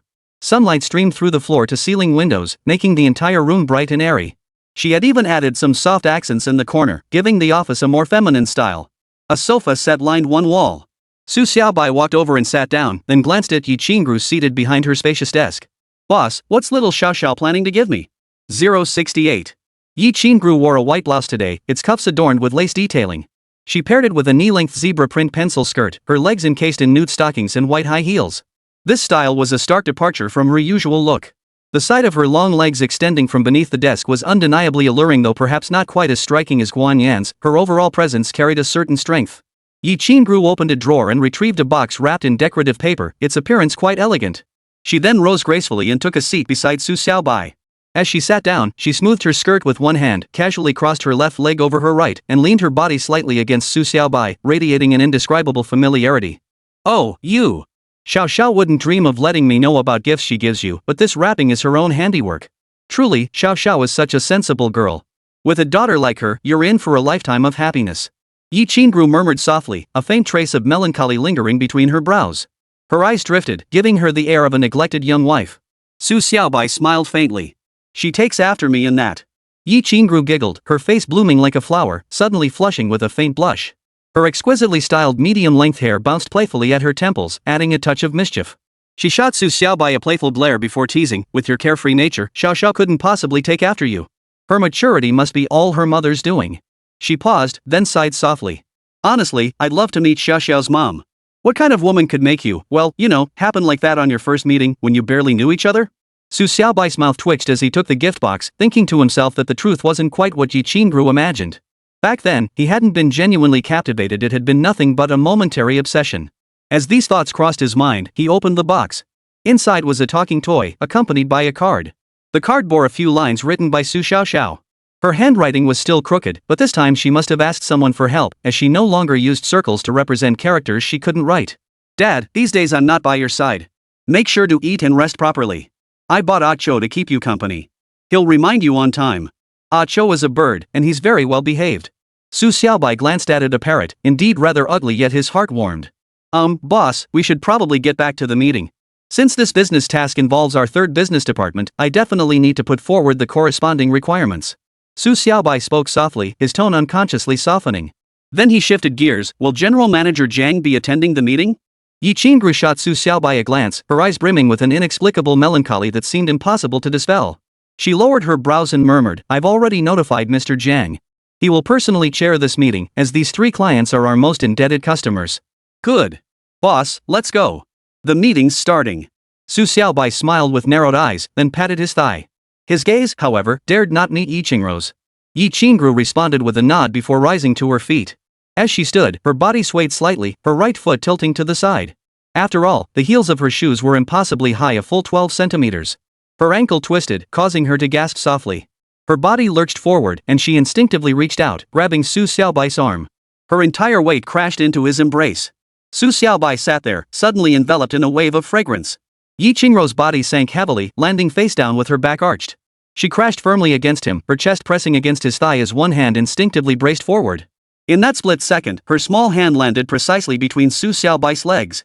The tingling sensation made him suck in a sharp breath. Only his profound inner strength kept him from losing control. Anyone else would have been utterly overwhelmed. Yet this sensation stirred the pure yang energy within Su Xiaobai once more. He hadn't known a moment's peace lately, and now, provoked by this touch, he felt his entire body begin to boil. Yi Qingru lay sprawled across his thighs, her buttocks raised, legs stretched out, daring not to move. That small hand remained pressed there, though her lips were pressed together, her face flushed crimson, and her eyes glistened with moisture. Su Xiaobai watched as her buttocks lifted the zebra-striped fitted skirt, creating a curve. The once straight contours now became rounded and plump. Without a moment's thought, he slapped Yi Qingru's buttock, a completely involuntary action. Yi Qingru let out a soft moan, a trace of indescribable delight escaping her nostrils. Only then did she turn her head to look. Su Xiaobai's hand remained pressed against her buttocks, its palm meeting softness. But it wasn't just his palm that felt soft. A wave of heat gradually rose within him, the pure yang energy growing increasingly violent, as if the Ziyang True Qi could no longer contain it. Just then, a knock sounded at the office door, followed by the fat man's booming voice, "Yi boss, meeting time. Is Brother Su in your office?" Su Xiaobai snapped back to his senses. He glanced once more at the full, rounded curves before him, then gritted his teeth as he helped Yi Qingru sit up straight. Her face flushed crimson as she murmured faintly, "I'll be there shortly." "Xiaobai isn't in my office." Her voice was noticeably weak and breathless as she spoke. The fat man acknowledged her, then bellowed, "Yi head, you okay? You're meddling in women's affairs?" Yi Qingru snapped, silencing the fat man. Su Xiaobai shot Yi Qingru a glance, a bitter smile forming in his mind. He sighed softly, "Boss, if I'm not in your office, how exactly do you expect me to get out?" Yi Qingru froze. Her earlier admission that Xiaobai wasn't there had been a reflexive, unthinking response born of guilt. Now she realized the subsequent complications this would cause. She drew a deep breath, glanced at Su Xiaobai again, then clenched her jaw and lowered her eyes. "Xiaobai, attend the meeting first. Afterward, I have something to discuss with you. Come to my office then." With that, she slowly rose and swayed her hips as she walked to the side. However, her steps were noticeably unsteady, and the color at the back of her zebra print skirt seemed to shift slightly. Su Xiaobai acknowledged her with a nod. Watching Yi Qingru reach the doorway, she slowly pulled the door open and glanced outside. Seeing no one there, she beckoned to Su Xiaobai. Under these circumstances, Su Xiaobai stood up and moved toward the doorway, about to step outside. Yi Qingru reached out and stopped him. Yi Qingru's voice followed immediately, "Oh, Mr. Jiang, the meeting has started. I'll be right there after I tidy up." Su Xiaobai took another deep breath, his eyebrow twitching slightly before leaning his body against the wall beside the door. Zhang Mingliu's voice came through the intercom, "Xiao Yi, I'll head over now. This time, the burden on your sales department's shoulders is heavy once more. Oh, and that young man, Su Xiaobai, is truly exceptional, highly capable. I'm confident he'll handle this matter perfectly. Did you discuss it with him beforehand?" "Oh, he's been quite busy these past couple of days, so I haven't found the time yet. I'll definitely talk to him after the meeting." Yi Qingru responded, her cheeks flushing slightly. Her hand tightened, as if worried Su Xiaobai might walk out right then. Zhang Minglu stood a short distance in front of Yi Qingru, glancing around before lowering his voice. "Little Yi, this young man is excellent, far more dependable than Su Guangliang. But it seems Su Wenxiang pressured President Tang this time, which is why he hasn't intervened. Rest assured, I've got your back. Yes, you absolutely must retain talent like Su Xiaobai. If Jiadu faces trouble in the future, taking such a team with you would allow you to establish a company entirely on your own.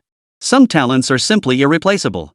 At that moment, Yi Qingru's mind was in turmoil. She sensed something was amiss, yet she feared that if she let go, Su Xiaobai might slip away from her grasp. A sudden wave of embarrassment washed over her cheeks burning and her heart trembling. This was precisely what Su Xiaobai meant by losing control. Thus, she only half heard Zhang Mingliu's words, responding with a faint murmur as her small hand instinctively withdrew a purely reflexive action. Su Xiaobai's gaze shifted slightly.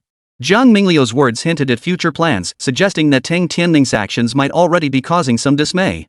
As someone who had built the empire alongside Tang Tianming, Zhang Minglu was, without question, a true founding member of Jiadu Corporation. Yet Tang Tianming seemed solely focused on protecting his own nephew. While this instinct was understandable, the company's bylaws were binding, everyone must abide by them, including the founder himself. "Xiao Yi, I have high hopes for you," Zhang Minglu murmured softly, his gaze growing distant. With that, he turned and walked away. Yi Qingru breathed a sigh of relief before glancing back at Su Xiaobai. Su Xiaobai clenched her jaw, her figure flickering as she instantly positioned herself in front of Yi Qingru, then stepped out. As he walked, however, Su Xiaobai's legs splayed wide apart, like a giant crab scuttling sideways toward the conference room. Passing the third-floor lounge, he plopped down on a sofa, grabbed a bottle of water and some snacks. Only after munching for a while did he finally settle down. Then, with a serious expression, Su Xiaobai walked into the conference room on the side and took a seat at the very front of the conference table. After all, his status was different now. As the department manager, it would be unthinkable for him to hide toward the back of the crowd. 069 together. Zhang Minglu sat opposite Su Xiaobai, while Su Guangliang occupied the main seat. An empty chair stood beside him, clearly reserved for Yi Qingru. After Su Xiaobai sat down, Zhang Minglu glanced at him and said with a slight smile, "Xiao Su, you're quite capable. If you ever face any difficulties, feel free to tell me. Wherever I can help, I certainly will." "Thank you, Mr. Jiang. I'll definitely bother you if I need anything," Su Xiaobai replied with a faint smile, not even glancing sideways at Su Guangliang. Su Guangliang's eyelid twitched. Su Xiaobai's words seemed pointedly directed at him, but with Jiang Minglu present, he dared not utter a word. 5 minutes later, Yi Qingru entered and sat beside Su Guangliang, with Su Xiaobai seated to her left. After settling in, she cleared her throat. This meeting is at the request of Vice President Su to assign next month's work plans for Business Division 3. Luli Industrial, Sanyang Internet Cafe, and Sunshine Club. These three companies owe Jedu a total of 3 years' worth of receivables. Therefore, we've cut off their supplies this year. These three companies are among our larger clients. Their combined debt over the past 3 years totals nearly 50 million. Now, Vice President Su wants to shift this burden onto our Business Division 3. What are your thoughts on this? Su Guangliang then spoke up. Clearing his throat, he said with solemn seriousness, this decision was made with President Tang's approval. We've pursued these debts numerous times, but all attempts have failed. The clients always come up with various excuses. This time, Manager Su recovered the debt from the Morning Dew Club, giving me hope. That's why I discussed with President Tang to have your Business Department 3 give it a try. If you can actually recover this money, it would be a major achievement. Su Xiaobai shot Su Guangliang a glance and gave a soft cough. Mr. Su, honestly, I'm not cut out for this. I can't shoulder such heavy responsibility. I really can't handle this assignment. How about this, find someone else who can do it? I'd much rather just be a quiet little employee. Su Guangliang's eye twitched as he glared at Su Xiaobai. Manager Su, this is an assignment from the company. If you fail to complete it, your second half bonus will be forfeited. Su Xiaobai stared at Su Guangliang for a moment before turning to Jiang Minglu. Mr. Jiang, I need your help with this. For 3 years, the company couldn't recover these overdue payments. I've only been here a month. Why is such a huge responsibility suddenly dumped on me? Did everyone who tried to collect before get disciplined? Jiang Minglu smiled faintly. Before you joined, this matter was handled by Vice President Su. At the time, Vice President Yi was still the manager of Business Department 3. But no one managed to collect it. Su Xiaobai spread his hands helplessly. Deputy Director Su, this burden is too heavy for me to bear. If you couldn't collect it, I certainly can't either. Regardless, your rank is higher than mine, so your responsibility must be greater than mine. Su Guangliang glared at Su Xiaobai, his voice sharp. Manager Su, I'll say this once more, this is a company directive. Will you accept it or not? No. Su Xiaobai shook his head, completely dismissing Su Guangliang. Su Guangliang turned to Jiang Minglu, his expression serious. General Manager Jiang, you heard what was said. I recommend terminating Su Xiaobai immediately. An employee who refuses to comply with leadership directives is nothing but negative energy for the company. Jiang Minglu raised a hand to calm the tension. Deputy General Manager Su, didn't you fail to recover this money back then? Moreover, you were the one who signed the contract. I believe your responsibility is greater. If we're talking about accountability, it shouldn't fall solely on Manager Su. But I don't think we need to dwell on past mistakes. If we're asking Manager Su to recover this money, we can't just talk about responsibility, we have to offer corresponding incentives. I suggest giving him a 4% commission if he recovers the funds, which would be 2 million yuan. Otherwise, I doubt anyone would be willing to take on such a case. Su Guangliang glanced at Su Xiaobai, paused briefly, then nodded with a faint smile. Mr. Jiang speaks wisely. We'll proceed as you suggest. But if he fails to recover the funds, he must resign voluntarily. Su Xiaobai raised an eyebrow and replied calmly, agreed. Then please draft an agreement in the company's name, Deputy General Manager Su, and affix the official seal. Once I have the agreement, I'll proceed to collect the funds. Fatso chimed in, exactly, Vice President Su. Get that agreement moving.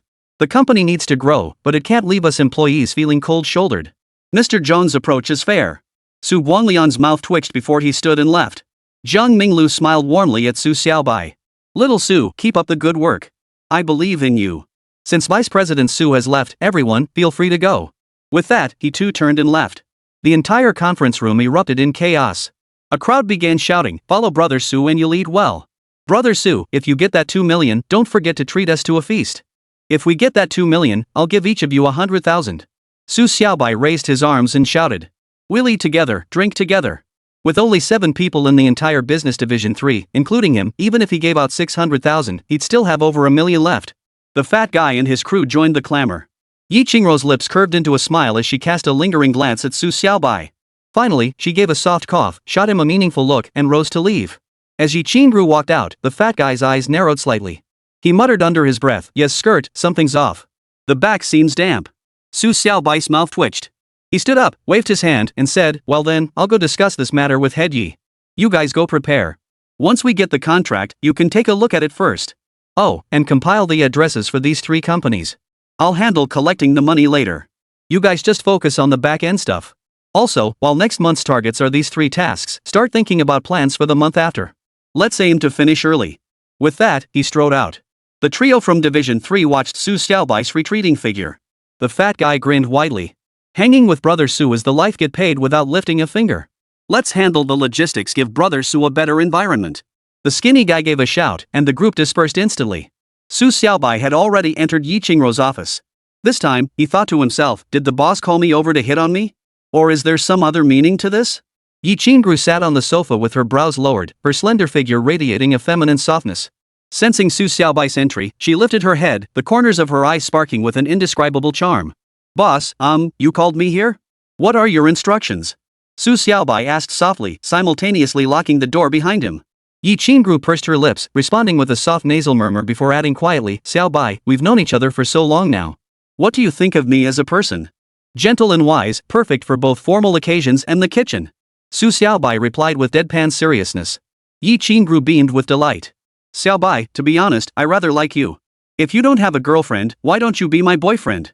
As she spoke, she tilted her head back, her face flushed with a shy yet incredibly brave expression.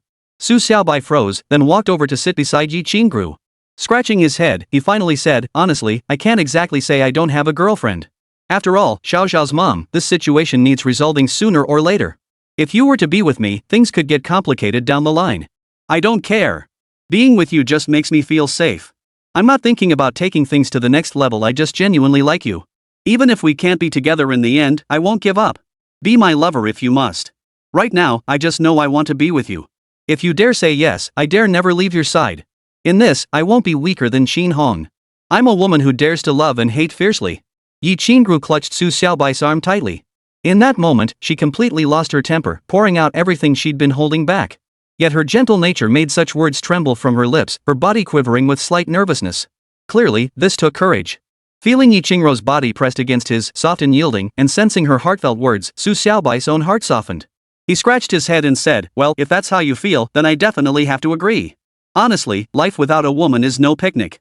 Every day feels like an eternity, especially in this sweltering summer heat with so many temptations around. Yi Qingru giggled softly, her face blooming like 100 flowers unfurling. Just as she was about to speak, Su Xiaobai's phone rang. He answered with a quick hello, and his expression immediately darkened. On the other end, Xiao Huang's voice came through, Brother Su, it's bad news. That Zhang Yi, he's a fraud. We just checked the records at the property center and found out this house still owes the bank over 9 million yuan. Even if we sell it for 8 million, it won't cover the bank debt. The deal can't go through. He's just after the deposit. Once you give him your money, he holds all the cards. Both the store manager and I called him earlier. He was still spouting off, insisting the deal should go through. He claims since he agreed to 7.5 million, he won't raise the price. Even if the sale falls through, it's no big deal, you can just keep living in it. Brother Su, the store manager and I plan to sue him through legal channels. This is outright extortion. We can't risk 7.5 million on this gamble. With such massive debt on the property, the bank could repossess it any time. Your support is crucial. Updates have been steady lately, and Little Bai remains as charming as ever. Your tips or donations would be deeply appreciated. 070 Demon Sect Bracelet. Su Xiaobai's heart instantly boiled with rage. He gave a curt reply, then added with murderous intent, dare to cheat me out of my money? Xiao Huang, keep handling this for now. I'll look into this guy's background first. Cutting off the connection, he glanced at Yi Qingru. She lifted the corner of her mouth and said, if you have things to do, go ahead. I'm very happy today. As she spoke, she leaned in and planted a light kiss on Su Xiaobai's cheek, radiating an indescribable charm. This was the essence of womanhood blooming for a man. Su Xiaobai grinned, secretly sighing with relief. He thought to himself, finally, someone's interested in me. This will solve the pure yang energy issue, but my head probably won't survive the turmoil. As the thought crossed his mind, he reached out and patted Yi Qingrou's buttock. Boss. Don't call me boss anymore. Call me Yezi or Shiro. I know you're a chauvinist, so I won't be your boss. Yi Qingru cut him off, her gaze drifting slightly. Su Xiaobai nodded again. Xiao Rou, I've got something to take care of. I'll head out now. I'll go collect the money tomorrow. Yi Qingru stood up and escorted Su Xiaobai out of the office. Su Xiaobai walked back downstairs with his back straight. The staff from Business Division 3 spotted Su Xiaobai. The chubby guy approached first, handing him a sheet of paper. Brother Su, here's the basic info on those 3 companies. Just tell us what you need done, and we'll handle it. Su Xiaobai didn't respond, merely nodding. Returning to his office, he sat down in his chair, thought for a moment, and dialed Gao Dafu's number. When it came to having a wide network and rough methods, Gao Dafu certainly knew his way around. Gao Dafu answered the phone with remarkable speed, his voice brimming with warmth. Grandmaster, receiving your call truly warms my heart. Whatever instructions you have, please feel free to give them. Su Xiaobai replied, nothing major. Investigate someone for me, the landlord of Unit 33 in Shangyuan Gardens. His name is Zhang Yi. What's his background? He took my deposit but refuses to proceed with the sale. We need to get to the bottom of this. You're buying a house? Gao Dafu froze, then exclaimed excitedly, Master. Why would you need to buy a house? I have several properties available. Pick any one you like, consider it my gift to you. After all, you can't live in more houses than you have. Su Xiaobai's mouth twitched. Get serious, he said, clearly exasperated. Is your property even suitable for me? Look into this, Zhang Yi. Report back with any information ASAP. Shangyuan Garden? Zhang Yi? Gao Dafu muttered, then shifted gears. Alright, senior master. Give me 5 minutes to look into this. If that bastard dares deceive you, I'll have him taken care of. Su Xiaobai cut the connection and bent his head to examine the files the fat man had compiled. These three companies, Luli Industrial, Sanyang Internet Cafe, and Sunshine Club, were essentially one nightclub, one internet cafe, and one underground gambling den. Such businesses must have deep connections in the underworld to survive this long. Moreover, these three companies were linked to Su Guangliang's father, Su Wenxiang, suggesting Wenxiang himself might be part of the underground network. Just then, his phone rang. Answering it, he heard Gao Dafu's voice, Grandmaster, I've looked into it. There is indeed an apartment for sale in Shangyuan Gardens. The catch is, it still owes the bank over 9 million. This Zhang Yi has no intention of repaying the debt, he just wants to scam the deposit. Once you give him the money, he holds all the cards. Just imagine if he raises the price, you'll have no choice but to go along with it. But this man has a special background. He's a hall master of the Chao gang, so he has deep connections in all circles. That's how he managed to secure such a large loan. The Chao Bang, being one of the 10 major organizations of the East Sea secret passages, isn't exactly easy to deal with. Their leader, Huixin, is even more skilled than Yuan Zi. But I've already assigned senior brother Yuan Ming to handle this matter. He'll go talk to this Zhang Yi. If that doesn't work, we'll have to resort to more forceful measures. Su Xiaobai acknowledged the order. After a moment's thought, he added, give me Shu Wei Chang's contact information. I'll reach out to him directly. Yuan Ming can stand down for now. The Canal Gang won't grant him any favors, right? Of course not, senior disciple. The Canal Gang isn't part of the righteous hidden sect. They belong to the demonic hidden sect, so they definitely won't give us any face. Gao Dafu said with a smile, his voice showing no trace of awkwardness. After handing over Shu Weiqing's number, Su Xiaobai murmured, oh, and look into the backgrounds of Lili Industries, Sanyang Internet Cafe, and Sunshine Club. I'll handle Zhang Yi myself. Grandmaster, are you going to fight again? Last time you took down Yuan Zi, just thinking about it gives me a rush. Can I come along this time? Hee, I want to see what a real high-level fight looks like. Gao Dafu grinned, his face flushed with anticipation. Su Xiaobai's lips twitched.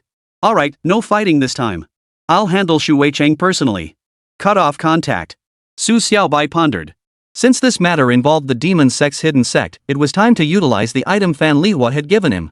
After pondering, he left Jedu Beverages and rode his bicycle straight back home.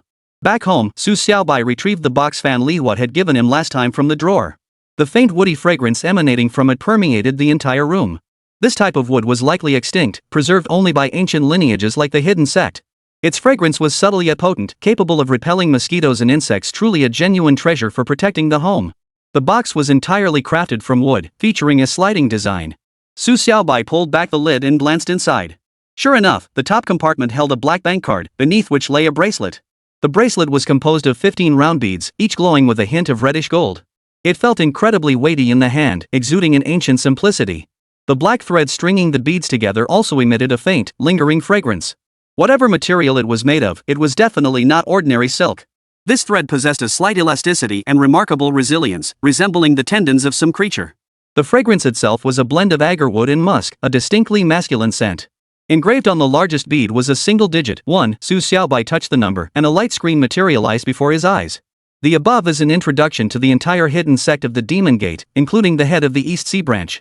Su Xiaobai tapped a few times on the virtual screen before realizing that the Chao Gang was indeed a clandestine faction under the Demon Sect's hidden sect, though merely a fourth-tier branch.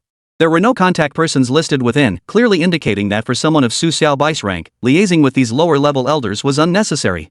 Among the listed organizations was the Blood Robe Gang, though its entry now appeared grayed out. This was undoubtedly because the Blood Robe Gang had become little more than a name in the East Sea. Su Xiaobai's eyes flickered. The cost of such a bracelet must be astronomical. This light screen was likely still a laboratory prototype, yet it had been deployed in the field. Its touch sensitivity and response speed were astonishingly refined, seemingly integrated with an intelligent control system. This represented unprecedented cutting-edge technology. Combined with the rare crimson gold, the bracelet's value easily rivaled that of the Taoist sect's pendant. After a moment's thought, Su Xiaobai pressed the name of the Eastern Sea branch leader of the hidden sect of the Demon Sect. A dial tone immediately sounded in his ear, making his heart skip a beat. He mused inwardly, it actually has a call function? This is incredible. As the thought crossed his mind, he slipped the bracelet onto his left wrist. Instantly, an image appeared on the display screen, a strikingly beautiful woman.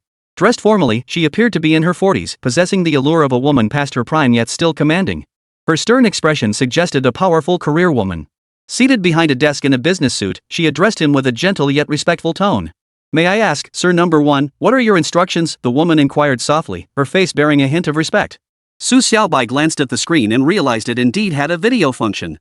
However, the woman couldn't see him, which pleased him even more. The Demon Sect truly left no loose ends. "Check for me," Su Xiaobai said calmly. "Is Huixin one of our Demon Sect members?" The woman paused, murmuring under her breath, "Oh my. So you're the newly appointed ruling elder. Excellent. Huixin is indeed one of us. If you wish to contact him, please hold on. I'll have Huixin reach out to you immediately." "No need. I'll contact him directly," Su Xiaobai replied. He pressed the woman's name once more, and the video feed vanished. This convenient method piqued his interest even further. Yet a flicker of doubt surfaced in his mind. He murmured to himself, "This woman, she seems vaguely familiar. Sure, Jinxiu. That sounds like a prominent business tycoon from Donghai. And she's also part of the Demon Sect? Interesting." Outside Donghai, near the coast, lay a base filled with numerous vehicles, all genuine luxury cars. This was Donghai's largest luxury car sales base, handling both sales and vehicle modifications. The facility featured a simple canopy roof, but inside, air conditioning hummed, and the decor was surprisingly functional. At that moment, a man in his 60s stood at the very front of the vehicle lineup. He sported graying medium-length hair, his gaze cold and piercing. Standing about 5 feet 7 inches, he appeared rather refined, yet an air of authority radiated from him, every gesture carrying a hint of dominance. Behind him stood a dozen or so men, each looking formidable. Their positioning was carefully calculated, seemingly forming some kind of protective formation that shielded the man at its center. 071 Water City of the Canal Gang. A burly man bowed low before him, his face plastered with flattery. "Master Shui, let's continue inspecting the vehicles. The 5 you selected earlier will be delivered to your residence shortly. These cars have all been customized to your specifications, just as before." This man, around 60 years old, was Shui Chang, the leader of the East Sea Chao Gang. Dressed in a silk tang suit, he nodded at the man's words and said indifferently, "Yao Lian, take another look over there. I noticed quite a crowd earlier. There should be a few good cars, right? Mr. Shui, over there are 2 modified vehicles, a Rolls-Royce converted into an RV model and a Bugatti fitted with blast-proof and bulletproof features. You know how these big shots who come to buy cars love that sort of thing." The burly man spoke with a sheepish grin, his expression carrying a hint of kindly benevolence. Shui Chang nodded and strode toward the area, Yao Lian following closely behind. The crowd continued to swarm around them. A few people were still examining the cars, each showing considerable interest. But as Shui Chang approached, everyone instinctively stepped back. Yao Lian bellowed, "Big shot Shui's here to check out the cars. Make way, everyone." The crowd instantly dispersed, murmurs rippling through them, "That's Master Shui? Good heavens, he's a big shot who could make the East Sea tremble with a single stump. Keep your voices down. Master Shui isn't just a big shot, even Yao Yanwang is this low-key." You can imagine how much power Master Shui wields. Though the murmurs didn't reach him, Shui Chang raised an eyebrow in acknowledgement. Finally, he pointed toward the Bugatti parked nearby, about to speak, when a phone rang sharply beside him. A man beside him fumbled in his pocket, pulled out a phone, and was about to hand it to Shui Chang. Shui Chang waved him off. "No need. That's not the one." As he spoke, a thin sheen of sweat appeared on his forehead. He took a deep breath, looking visibly tense, before finally pulling a phone from his pocket. Though called a phone, it resembled a lighter, now glowing with concentric rings of red light. It bore no name, only the number 1. Shui Cheng's expression shifted as he answered it immediately, speaking with considerable respect, "Sir, what are your instructions?" Su Xiaobai glanced down at his wristband. Before him, Shui Cheng's appearance and surroundings were crystal clear. Satisfied, he nodded and said indifferently, "Shui Cheng, I hear you have a man named Zhang Yi working for you? I've set my sights on a property he's handling in the East District. We negotiated the price down to 7,500,000, and I paid $1 million as a deposit up front. But now he's backing out of the deal, clearly trying to renege on the payment. You're going to have to give me a satisfactory explanation for this." His gaze swept past Shui Cheng, landing on the row of luxury cars parked beside him. His eyes flickered. These were genuine top-tier vehicles, yet to Xu Weicheng, they seemed as commonplace as produce at a market stall. Xu Weicheng gaped, utterly bewildered. Sir, this is all? That's it. Su Xiaobai replied flatly, adding coolly, what? Is there a problem? No problem. Xu Weicheng jumped in surprise, hastily replying. Then he shifted his tone. Sir, with your status, if you truly set your sights on any property, the organization's capabilities could certainly secure it for you. But this Zhang Yi is definitely in the wrong. He must be out of his mind to dare embezzle your money. Leave this matter to me. I'll handle it immediately. Within half an hour, I'll bring him to the real estate exchange and complete the transaction directly with you.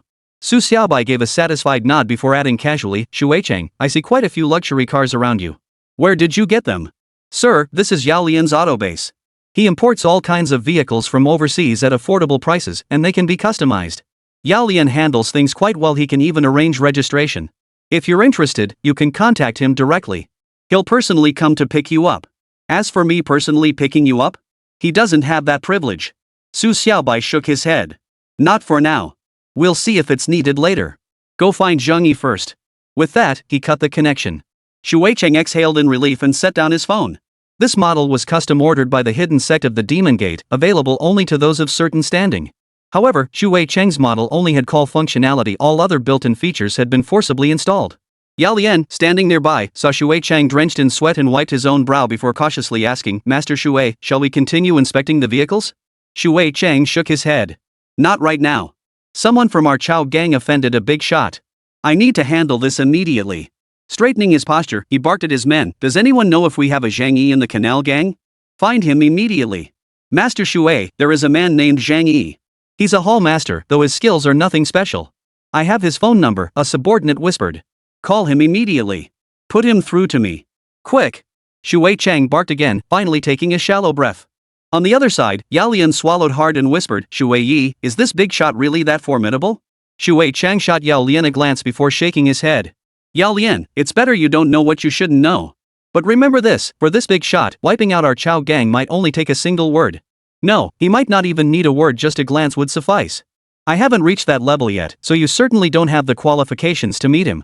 This Zhang Yi has given me a chance to climb up to such a big shot, a top-tier, elite figure. Yao Lian nodded, daring not to ask any further questions. On the other end, the attendant had already contacted Zhang Yi. Clearly familiar with the man, Zhang Yi's voice carried a note of flattery. Heh, boss, what do you need? Just say the word. Before the attendant could respond, Xu Weicheng snatched the phone. His voice turned grave. Zhang Yi, this is Xu Weicheng.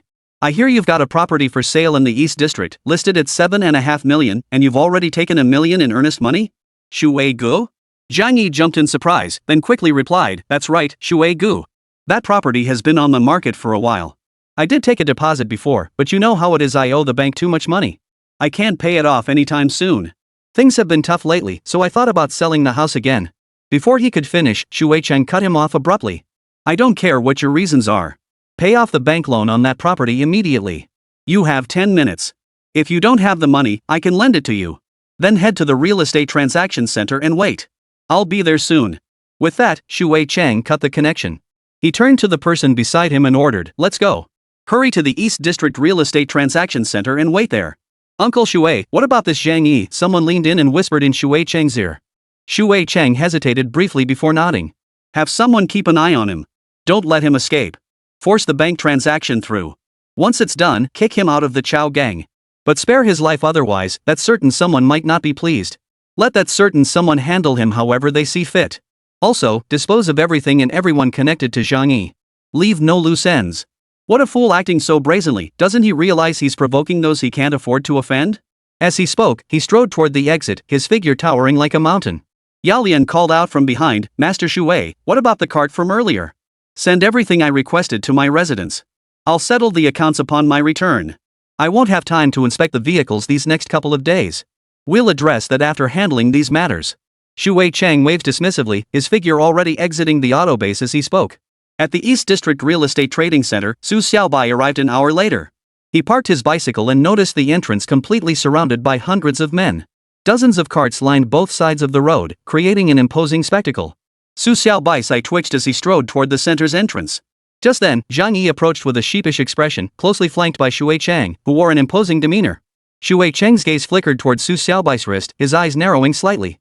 He bent his waist, about to step forward to say something, but Zhang Yi grinned widely. Brother Su, this whole thing was a misunderstanding. Before he could finish, Huixin smacked him hard on the back of the head, sending him crashing to the ground. With a deep snort, Huixin declared, "You dare call yourself Su's brother? Who gave you the audacity? Zhang Yi, know your place. Go complete the transaction immediately. Su doesn't wish to deal with you, but don't mistake his courtesy for tolerance, much less weakness." Only then did he bow slightly to Su Xiaobai, humbly stating, "Master Su, Zhang Yi has repaid the 9 million he owed the bank. The property is now available for sale. We'll honor his agreed price of 7,500,000. However, he feels it would be utterly disgraceful to abscond with your money. Therefore, he intends to reduce the price by another 3 million.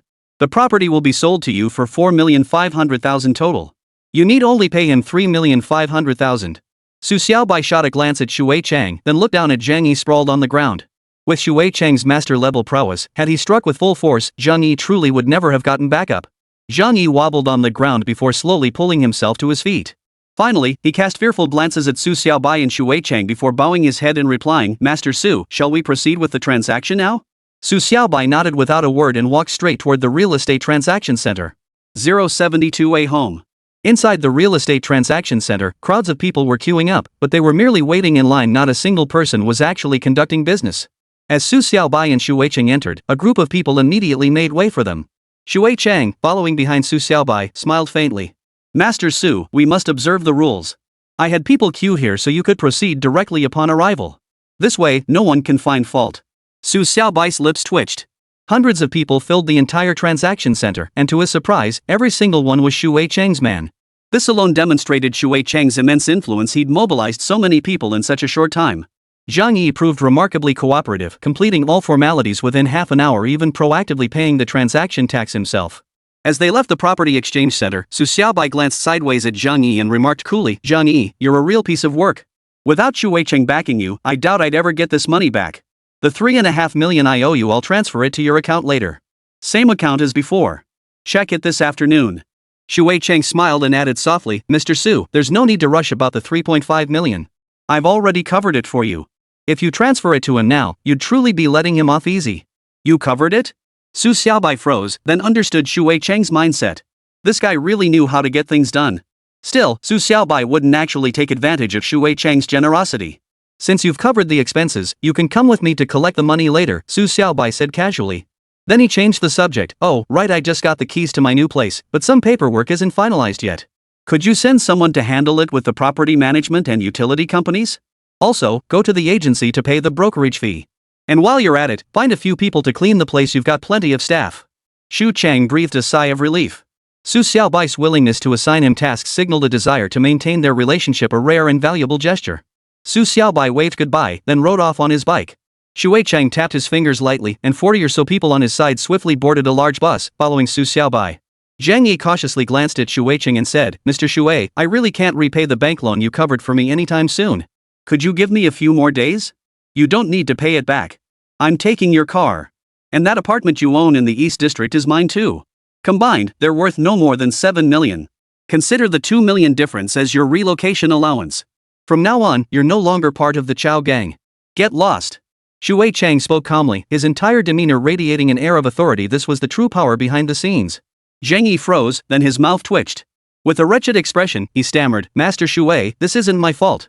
Who could have imagined that riding a beat-up bicycle would lead me to meet someone as important as you?" Huixing delivered a backhand slap, sending Zhang Yi crashing to the ground once more before he could finish. With a dismissive snort, he cut him off. "Shut your mouth. You have no right to know Master Su's true identity." With that, he turned and stepped into a Mercedes-Benz 600 parked nearby. The car slowly drove away from the scene. Zhang Yi scrambled to his feet, blood trickling from the corner of his mouth. He gritted his teeth but dared not make a sound, slinking away dejectedly. From a corner nearby, two figures emerged. They were none other than Huixing's personal bodyguards. One of them watched Zhang Yi's retreating back and murmured softly, "Seems like this Zhang Yi is a smart one." Master Shui said if he dares to lose his temper, we're to take him out. The other shook his head. "Let's go." He dared question someone even Master Shui respects. Utterly clueless. Besides, Master Shui always says, the truly great hide in plain sight. To live long, one must stay low-key. Someone like Su Yi, possessing such status and prestige, yet living like the most ordinary commoner, that's the true example we should follow. By now, Su Xiaobai had returned to Shengyuan Garden, followed by the large bus carrying over 40 people. He wandered through the house, growing increasingly satisfied with what he saw. He tossed the keys to the group and said casually, "Clean the place up and handle whatever else needs doing. Give the keys to Shui. Have him contact me." With that, Su Xiaobai rode his bike out of the compound, though a flicker of anticipation stirred within him. If he brought Su Xiaoxiao here, the little girl would surely be over the moon. He casually pulled out the white paper Fatso had prepared and set off to collect debts from these three companies. After all, he was the creditor here, demanding payment was entirely justified. The first company was Lioli Industrial, essentially a nightclub. At this hour, it probably hadn't opened yet. The second was Sanyang Internet Cafe, and the third was Sunshine Club, which was actually an underground gambling den.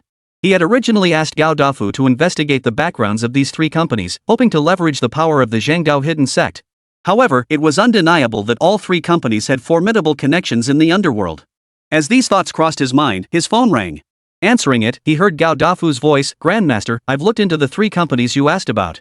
Sanyang Internet Cafe has some connection to our Zhengdao hidden sect. Their owner is a lay disciple of Wudong, from the Ning generation. That one should be easy to handle. At least the other two are trickier. The nightclub is manageable, it's a Ma gang operation. Even though they belong to the demon sect's hidden sect, they'll show you some respect if you intervene. As for that underground casino, it has absolutely no ties to either our orthodox hidden sect or the demon sect's hidden sect. They're simply a team of retired mercenaries armed with all manner of weapons. Word is their boss has connections in every corner, which is why they've managed to stay standing all this time." Su Xiaobai's thoughts stirred. Finally, he replied indifferently, "In that case, I'll handle the Sanyang Internet Cafe and Lioli Industrial matters first. This Sunshine Club sounds intriguing, I'll go check it out personally."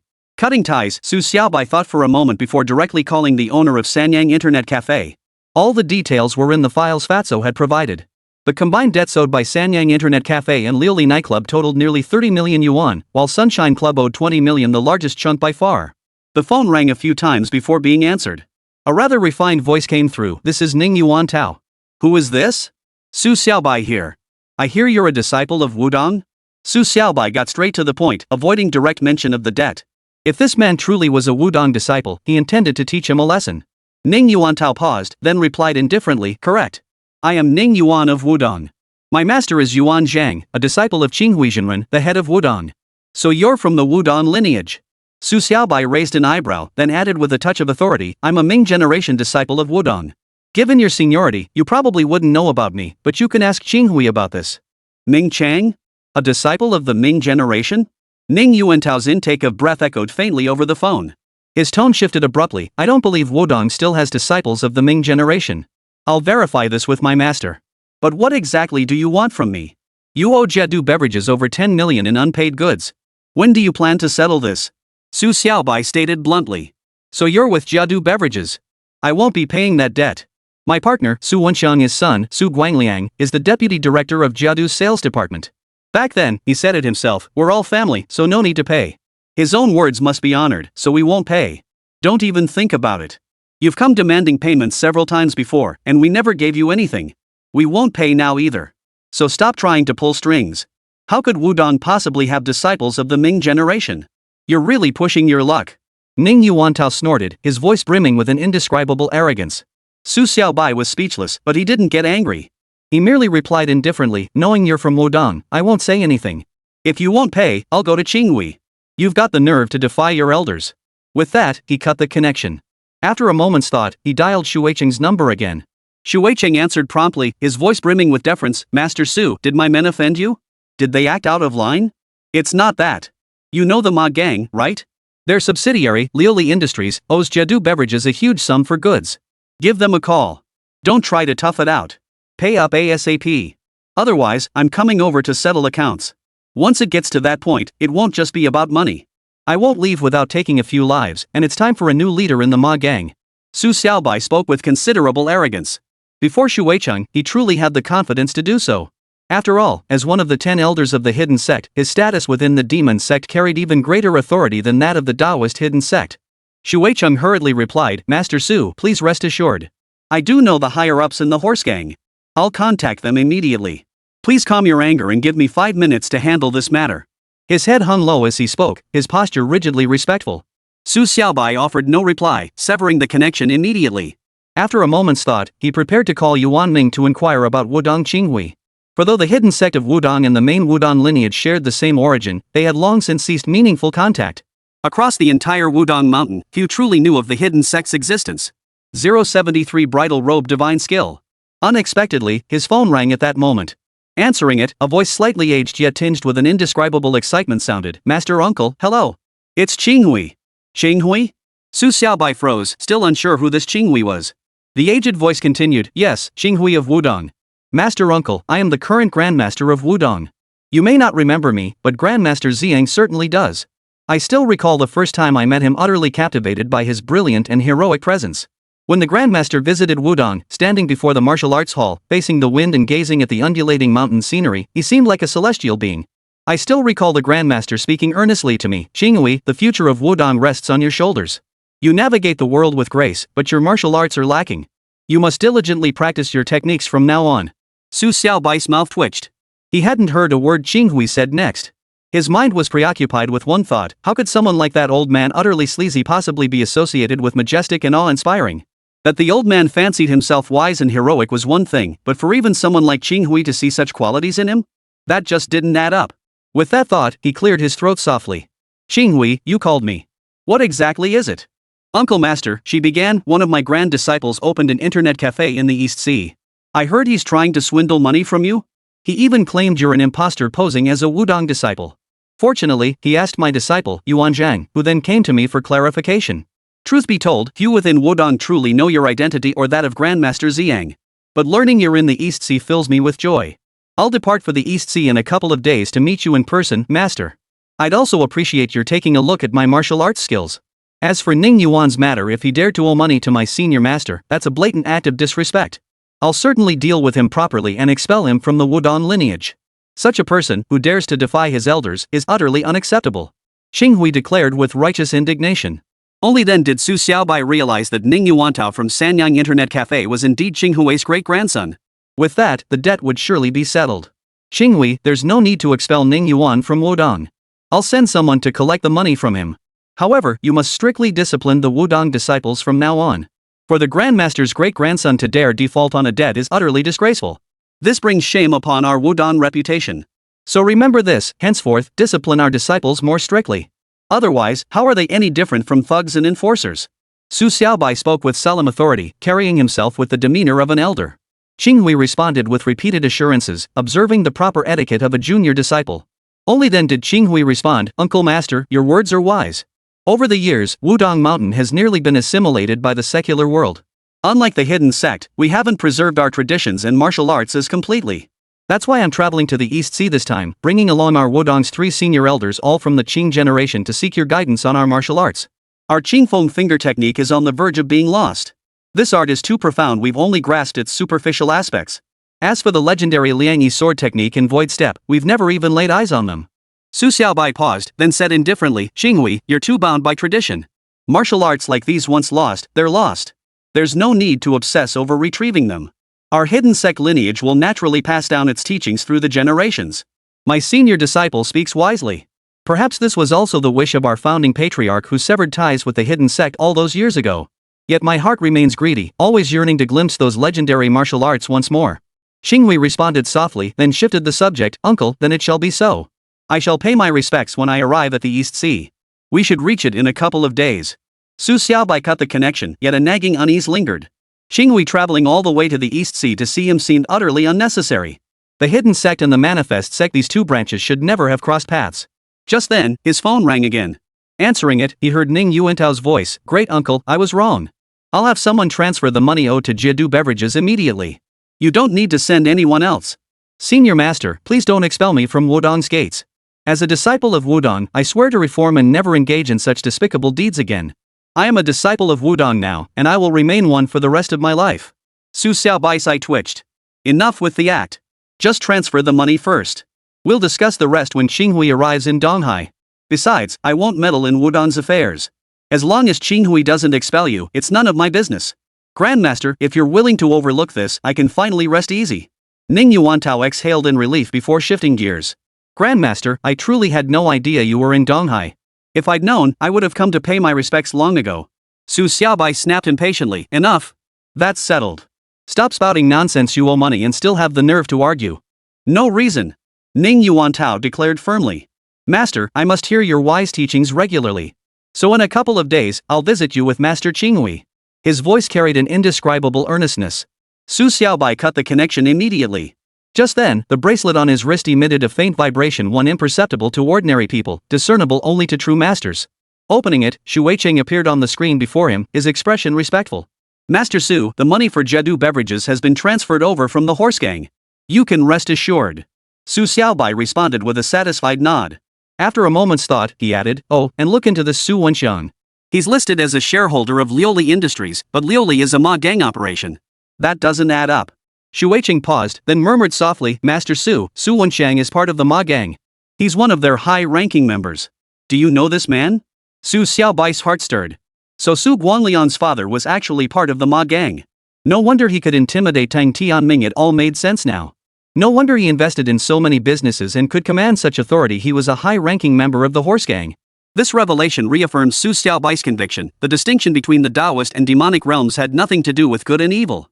Business dealings never concerned righteousness or wickedness. In modern society, everyone intermingled with one another, thereby becoming part of the social fabric. It was like a drop of ink and a drop of milk merging into the ocean, impossible to separate them. True masters hide in plain sight, that was the real truth.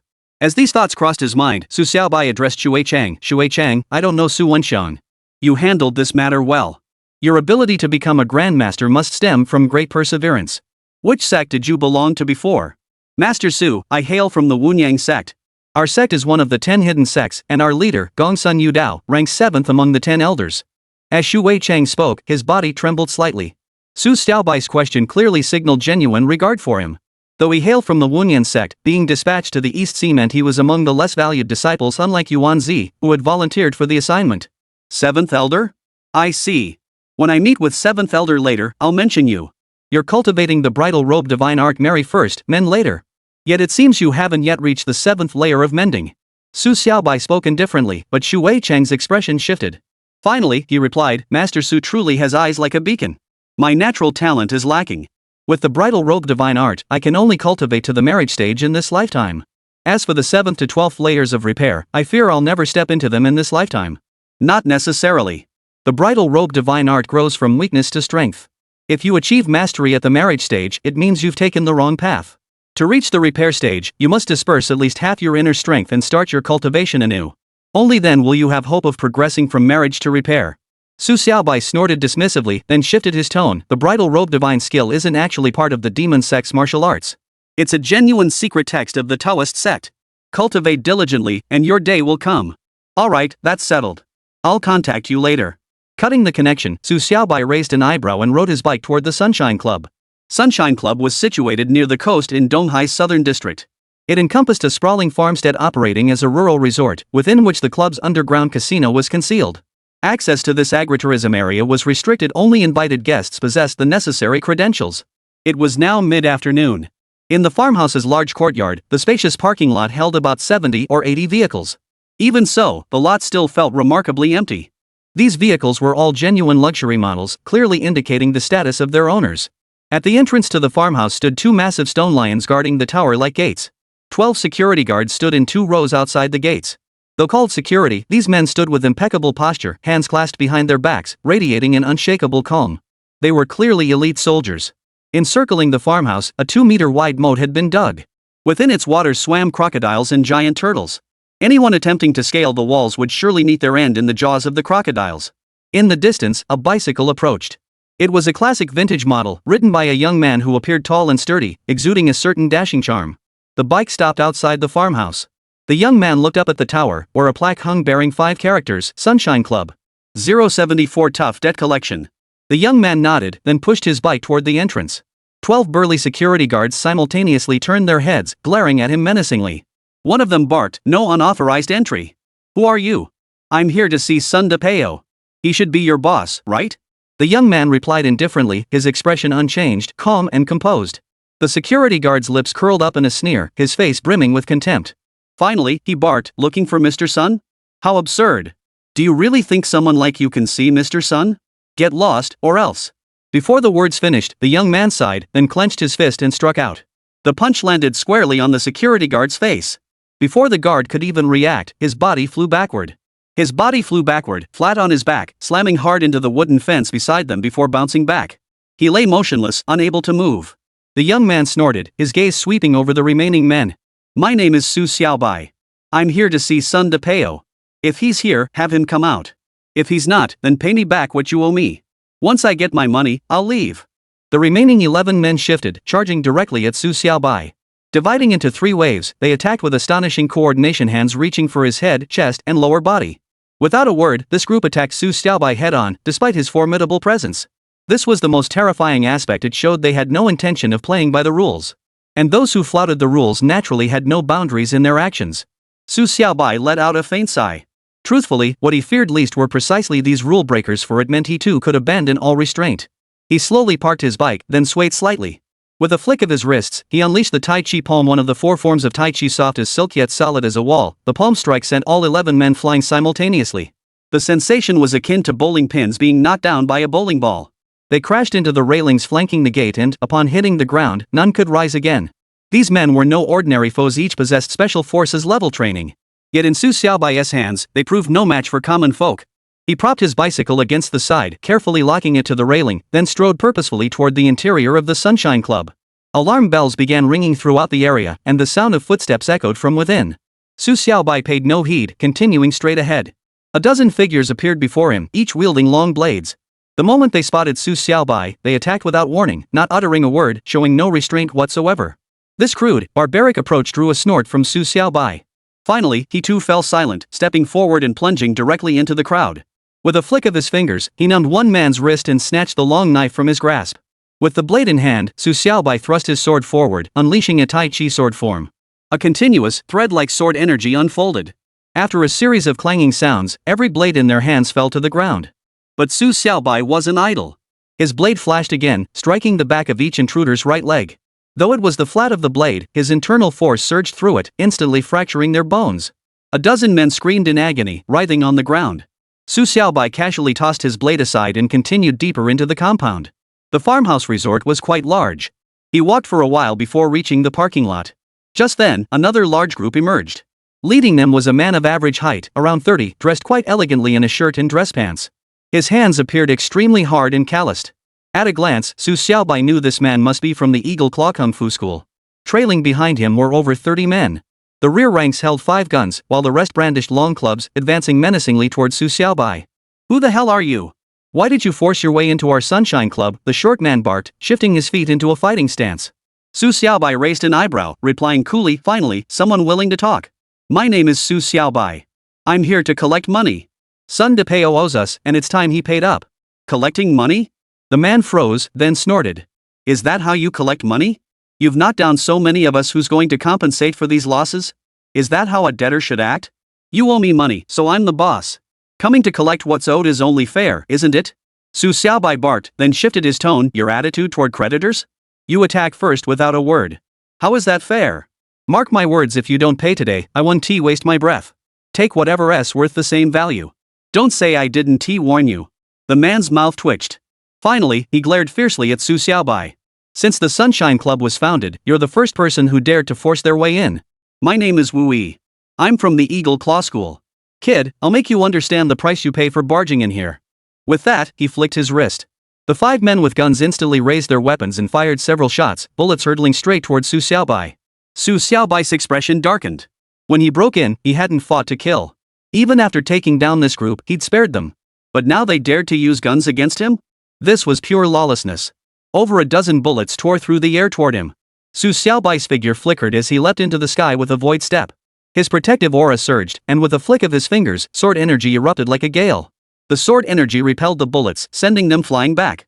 5 gunmen collapsed instantly, blood mist erupting from their foreheads. The remaining bullets struck several others in the crowd, piercing their brows. Clouds of blood mist exploded, decimating the group of over 30 by half.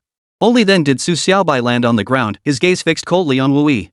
His eyes were sharp as a ruler, radiating a murderous aura. Wu Yi's expression changed. He stared at Su Xiaobai, his hands tightening. A master of this caliber was impervious to any bullet attack. Only legendary experts could achieve such feats. Who exactly are you? Wu Yi managed, his voice dry and trembling, betraying an indescribable dread. Regardless, Su Xiaobai's prowess had surpassed everything he knew. Su Xiaobai replied indifferently, I told you my name is Su Xiaobai. Bring Sun De Peo out here. I'll give you 5 minutes. If Sun DePeo refuses to come out, I'll come in myself. And the Sunshine Club will never open again. If it comes to that, I assure you, your losses will far exceed mine. And stop pointing guns at me so casually, I detest being threatened. Do you truly believe your fists are mightier than mine? Wu Yi took a deep breath before cautiously replying, Mr. Su, I'll call the boss right now to seek instructions on this matter. Su Xiaobai waved him off, too disinterested to engage further. Wu Yi finally pulled out his phone and dialed a number. After the call connected, he spoke softly, Mr. Sun, there's a Mr. Su Xiaobai outside demanding payment. He claims we owe him money. Would you mind settling the account with him? Wu Yi paused, listening intently to the voice on the other end. After a moment, he replied, Oh, I see. I'll bring the gentleman in right away. Please prepare. After ending the call, Wu Yi glanced at Su Xiaobai and cautiously said, Mr. Su, our Mr. Sun says he's waiting for you in the meeting room inside. You should discuss it with him face to face. He's already agreed to repay the debt. Su Xiaobai nodded, shooting Wu Yi a half smile, half glare before saying nothing further. He followed Wu Yi inside. Wu Yi waved his hand, and the large group behind him dispersed immediately. In front of Su Xiaobai, even a large number of people was useless. The Sunshine Club was indeed vast, covering dozens of acres. It genuinely operated as a farm-style resort, complete with a natural lake. The grounds were lavishly constructed, dotted with fishing spots along the lakeshore and planted with numerous fruit trees. After walking for about 10 minutes, a cluster of buildings came into view, tier upon tier. These structures bore a classic European style and were quite majestic. Wu Yi led Su Xiaobai into the 6-story building on the far left. Inside, the place was gilded and resplendent. In the grand hall, 2 rows of long-legged girls stood waiting. Though these women were reasonably attractive, Su Xiaobai found them rather ordinary. After all, he was accustomed to the company of beauties like Huixin and Fei Yui, not to mention the peerless Lin Huixin, who had even borne him a child. Compared to them, these women were truly nothing special. Making their way deeper into the lobby, Wu Yi and Su Xiaobai stepped into an elevator. This elevator was remarkably spacious, large enough to accommodate a car, a true testament to top-tier luxury. When the elevator stopped on the 6th floor, the doors opened onto another lobby. 2 rows of men in black suits stood inside, each radiating an intimidating aura. Wu Yi gestured slightly, smiling faintly. Mr. Su, we're here. Our CEO, Mr. Sun, is waiting for you in the innermost conference room. Let's proceed together. Su Xiaobai followed Wu Yi expressionlessly. The two passed through the rows of men radiating menace and made their way to the innermost area. Wu Yi knocked on the door. A rather hollow voice came from inside, come in. Opening the door, Su Xiaobai stepped inside. The entire conference room could only be described as opulent. A man sat on the sofa. In the spacious living room, the sofa set occupied the center. While substantial in size, it appeared remarkably compact against the vastness of the room. The man was immaculately groomed, the very picture of a gentleman. His distinctive handlebar mustache was particularly striking, and he currently held a pipe in his mouth. 07520 million. Wu Yi bowed slightly. Mr. Sun, Mr. Su is here. Please take your time discussing matters. The man sat sprawled comfortably, glancing at Su Xiaobai before responding with a forced smile. Mr. Su, I'm Sun DePeo. Now then, what exactly does our Sunshine Club owe you? Su Xiaobai didn't respond. He walked straight to the opposite end of the room and sat down on the sofa. Only then did he reply indifferently, I'm an employee of Jedu Beverages. You owe us 20 million in goods payments. You haven't forgotten that so quickly, have you? Jedu Beverages? Sun DePeo froze, his face darkening. So you fought your way in here just for this 20 million? Do you realize that because of actions like yours, many of our business partners have lost confidence in our capabilities? The damage I've suffered isn't something 20 million can fix. Su Xiaobai shrugged. What does that have to do with me? I'm here to collect what's owed. Debt repayment is only fair. If you truly want to avoid losses, why not settle up sooner? If you didn't owe Jedu Beverage, I wouldn't be here, and none of this would have happened. Sun DePeo snorted. You think you can walk in here and walk out? I'll admit, you might be tough, but even if you are, you're still just one person. I've got plenty of ways to take you down. No wonder you blew up on the phone when Wu Yi called earlier. Seems you even secretly dispatched several elders to handle this. Think I didn't know? Su Xiaobai eyed Sun DePeo with a faint, ambiguous smile. He overheard every word of Wu Yi's earlier call. With his hearing, he could pick up the faintest sound within 100 meters, even a mosquito buzzing by. After speaking, his eyebrow twitched slightly. All right.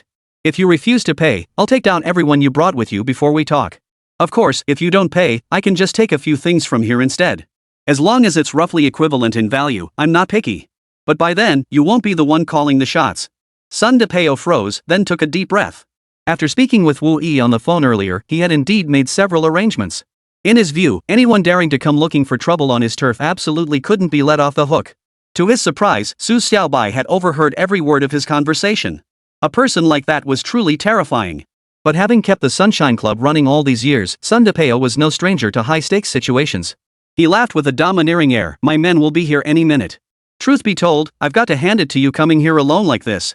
Think about it, Sun Depeo here, operating in the Middle East for so many years, and no one has ever dared speak to me like this.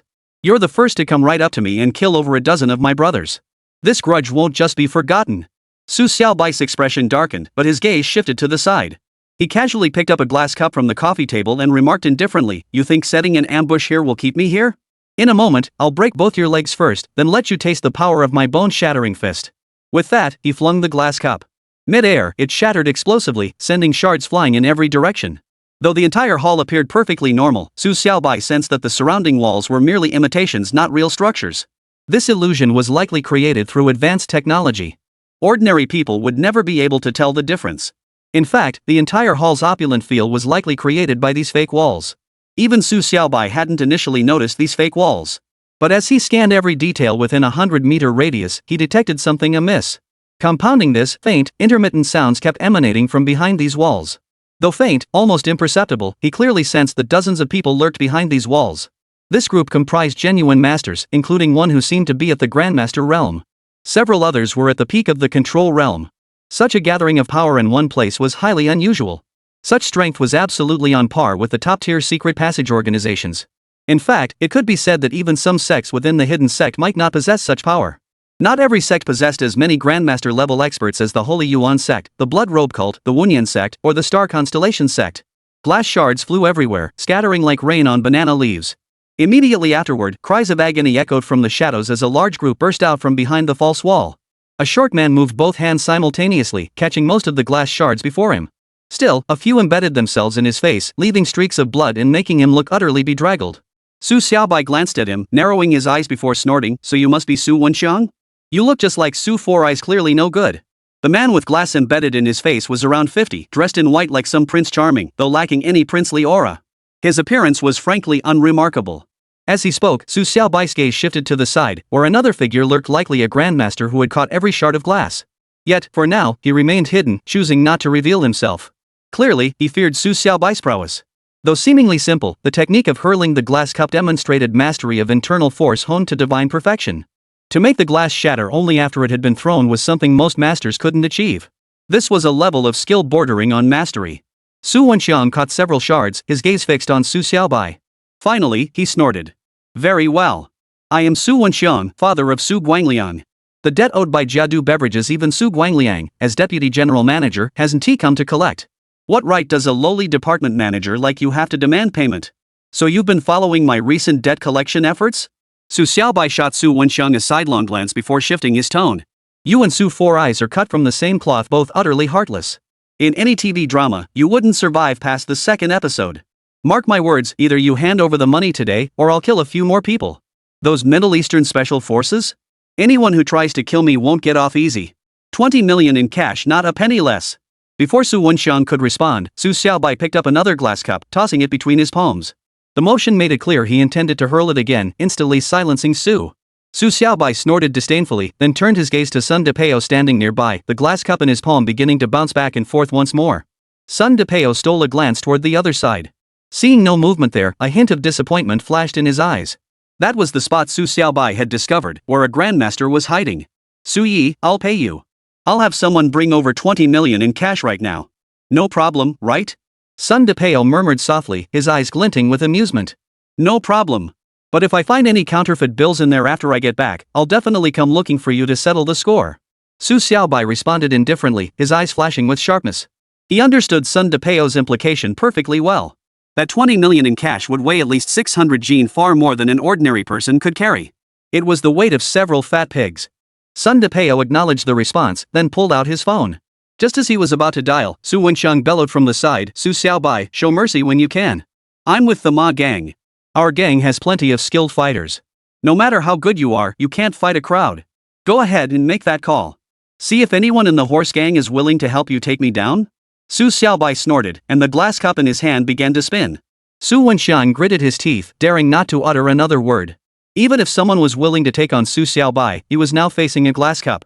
If it exploded, his life might be in jeopardy. Su Xiaobai, however, frowned. This Su Wenxian was also a master at the control realm.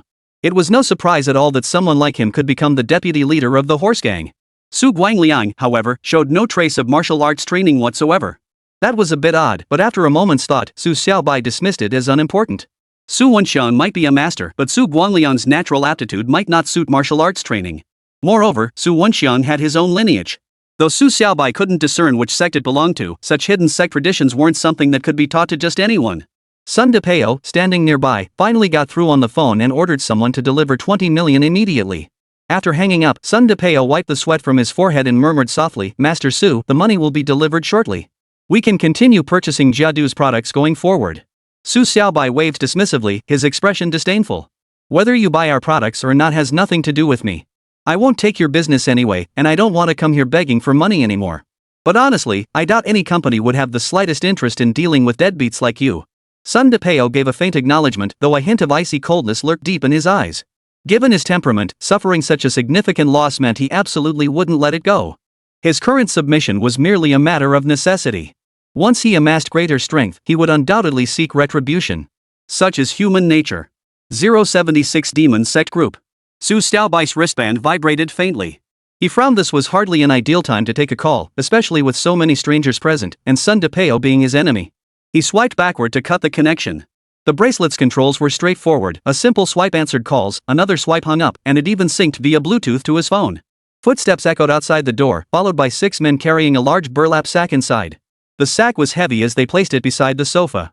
The 6 men exhaled in unison before bowing slightly toward Sun DePeo.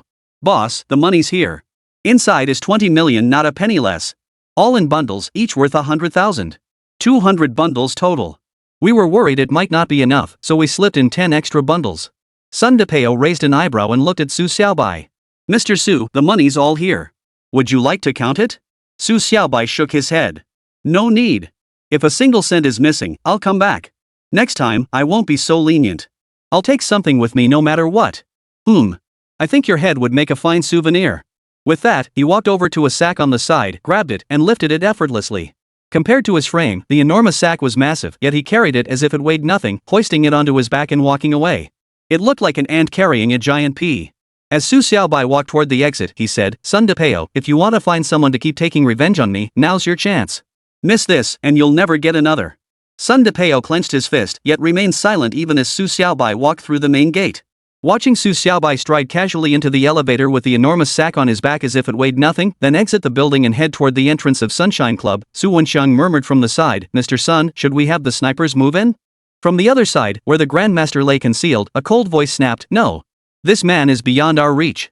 You saw the pendant hanging from his neck, didn't you? Do you recognize it?" Sun DePeo and Su Wenxiang froze, exchanging a glance before shaking their heads. Sun DePeo called out, "It's just a black pendant. Nothing special. The design's decent enough, but it's nothing extraordinary. That's the Elder's token of the Taoist hidden sect. Our Sunshine Club has endured all these years precisely by navigating between the Taoist and demon hidden sects. As an elder of the Taoist hidden sect, he has the entire Taoist sect backing him. If we confront him head-on, we'll end up with nothing but bones. Moreover, that bracelet on his wrist, if I'm not mistaken, should be the token of a hidden sect elder from the demon sect. For someone of Taoist lineage to join the demon sect's hidden branch suggests they hold him in high regard. If you confront him, I doubt anyone would come to your aid. While numerous other lineages exist outside the Taoist and demon sects, possessing power that may even surpass both, these factions remain fragmented. They certainly won't unite to create such a formidable enemy for your sake." The concealed master continued, his voice tinged with tension. Sun DePeo arched his eyebrows, his face radiating an indescribable ferocity. Finally, he roared, "Are we just going to let this slide? My DePeo mercenary group has over 1,000 members, including many skilled fighters. We're not short on weapons either. I refuse to believe we can't handle this man. At this level, we no longer fear such hot weapons. I know you have considerable connections overseas, even powerful lineages, and even mythical bloodlines. But this is China. For 20 million, it simply isn't worth it." The Grandmaster continued, then shifted his tone, "That's all I have to say. If you still wish to pursue him, do as you please. But I won't be involved." Sun DePeo shot Su Wenxiang a glance. Su Wenxiang murmured softly, "I'll make inquiries within the Horse Clan." "What exactly is this elder's order?"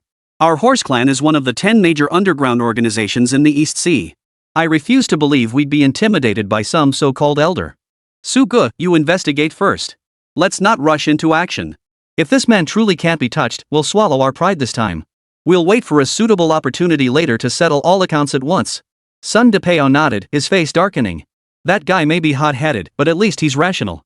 That's something rare these days. By now, Su Xiaobai had mounted his bicycle, steering with one hand while carrying the sack on his back with the other. After riding along the coast for a while, he stopped and pressed Huixin's name on his wristband. This name had been added later, otherwise, given Huixing's status, he wouldn't have qualified to be included in the wristband's database. Huixing's image appeared. He seemed to be standing at the entrance of Shengyuan Garden, wearing a faint smile. Master Su, your residence has been thoroughly cleaned. All the paperwork has been handled and is waiting for you on the dining table downstairs. Once the property deed is finalized, I'll have someone deliver it to you. You've worked hard, Huixing. I'll transfer the money to you right now, 4 million. Consider the extra as a treat for the brothers to enjoy some tea. Su Xiaobai murmured softly. He had just discovered this bracelet also had a transfer function, one that could even advance his upcoming salary. His transfer limit was astonishingly high, 100 million. This fact made Su Xiaobai even more satisfied. When it came to handling affairs, the hidden sects of the demon sect were indeed far more generous than their counterparts in the Taoist sections. This was the only true way to excel at marketing. After all, in modern society, effective marketing drives growth. And mastering marketing requires reading people and catering to their desires. Given the demon sect's nature, they were undoubtedly more at home in this arena than the Taoist faction. These people were born marketing geniuses. Huixing hurriedly replied, Master Su, please don't rush to transfer the money. I truly don't need it urgently. I'm currently at the entrance of your residential complex. Once you return, I'll hand you the key. We can discuss everything in person. Su Xiaobai grew increasingly pleased with Huixing's attitude, yet he pressed on, Huixing, I just checked your account only has 1 million yuan. I'll transfer 4 million to you, so you'll have 5 million total. You mean transfer it to me through the demon sect group? Huixing froze, then beamed with delight. Master Su, I'll gladly take that 4 million. Su Xiaobai froze, thinking, is this not the same thing? How is this bracelet connected to the demon sect group again? As long as you can accept it, that's settled. Wait there for me. Su Xiaobai acknowledged the order before cutting the connection.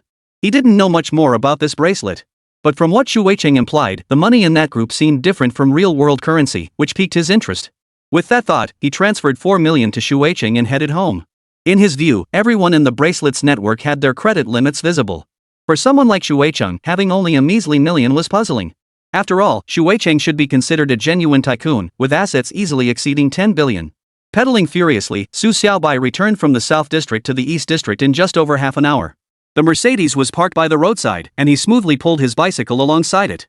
Huixing hurriedly got out, handed him the keys with both hands, and said with a slight smile, Mr. Su, I've replaced the outer security door and changed the locks. This way, you won't have to worry about Zhang Yi coming back to bother you.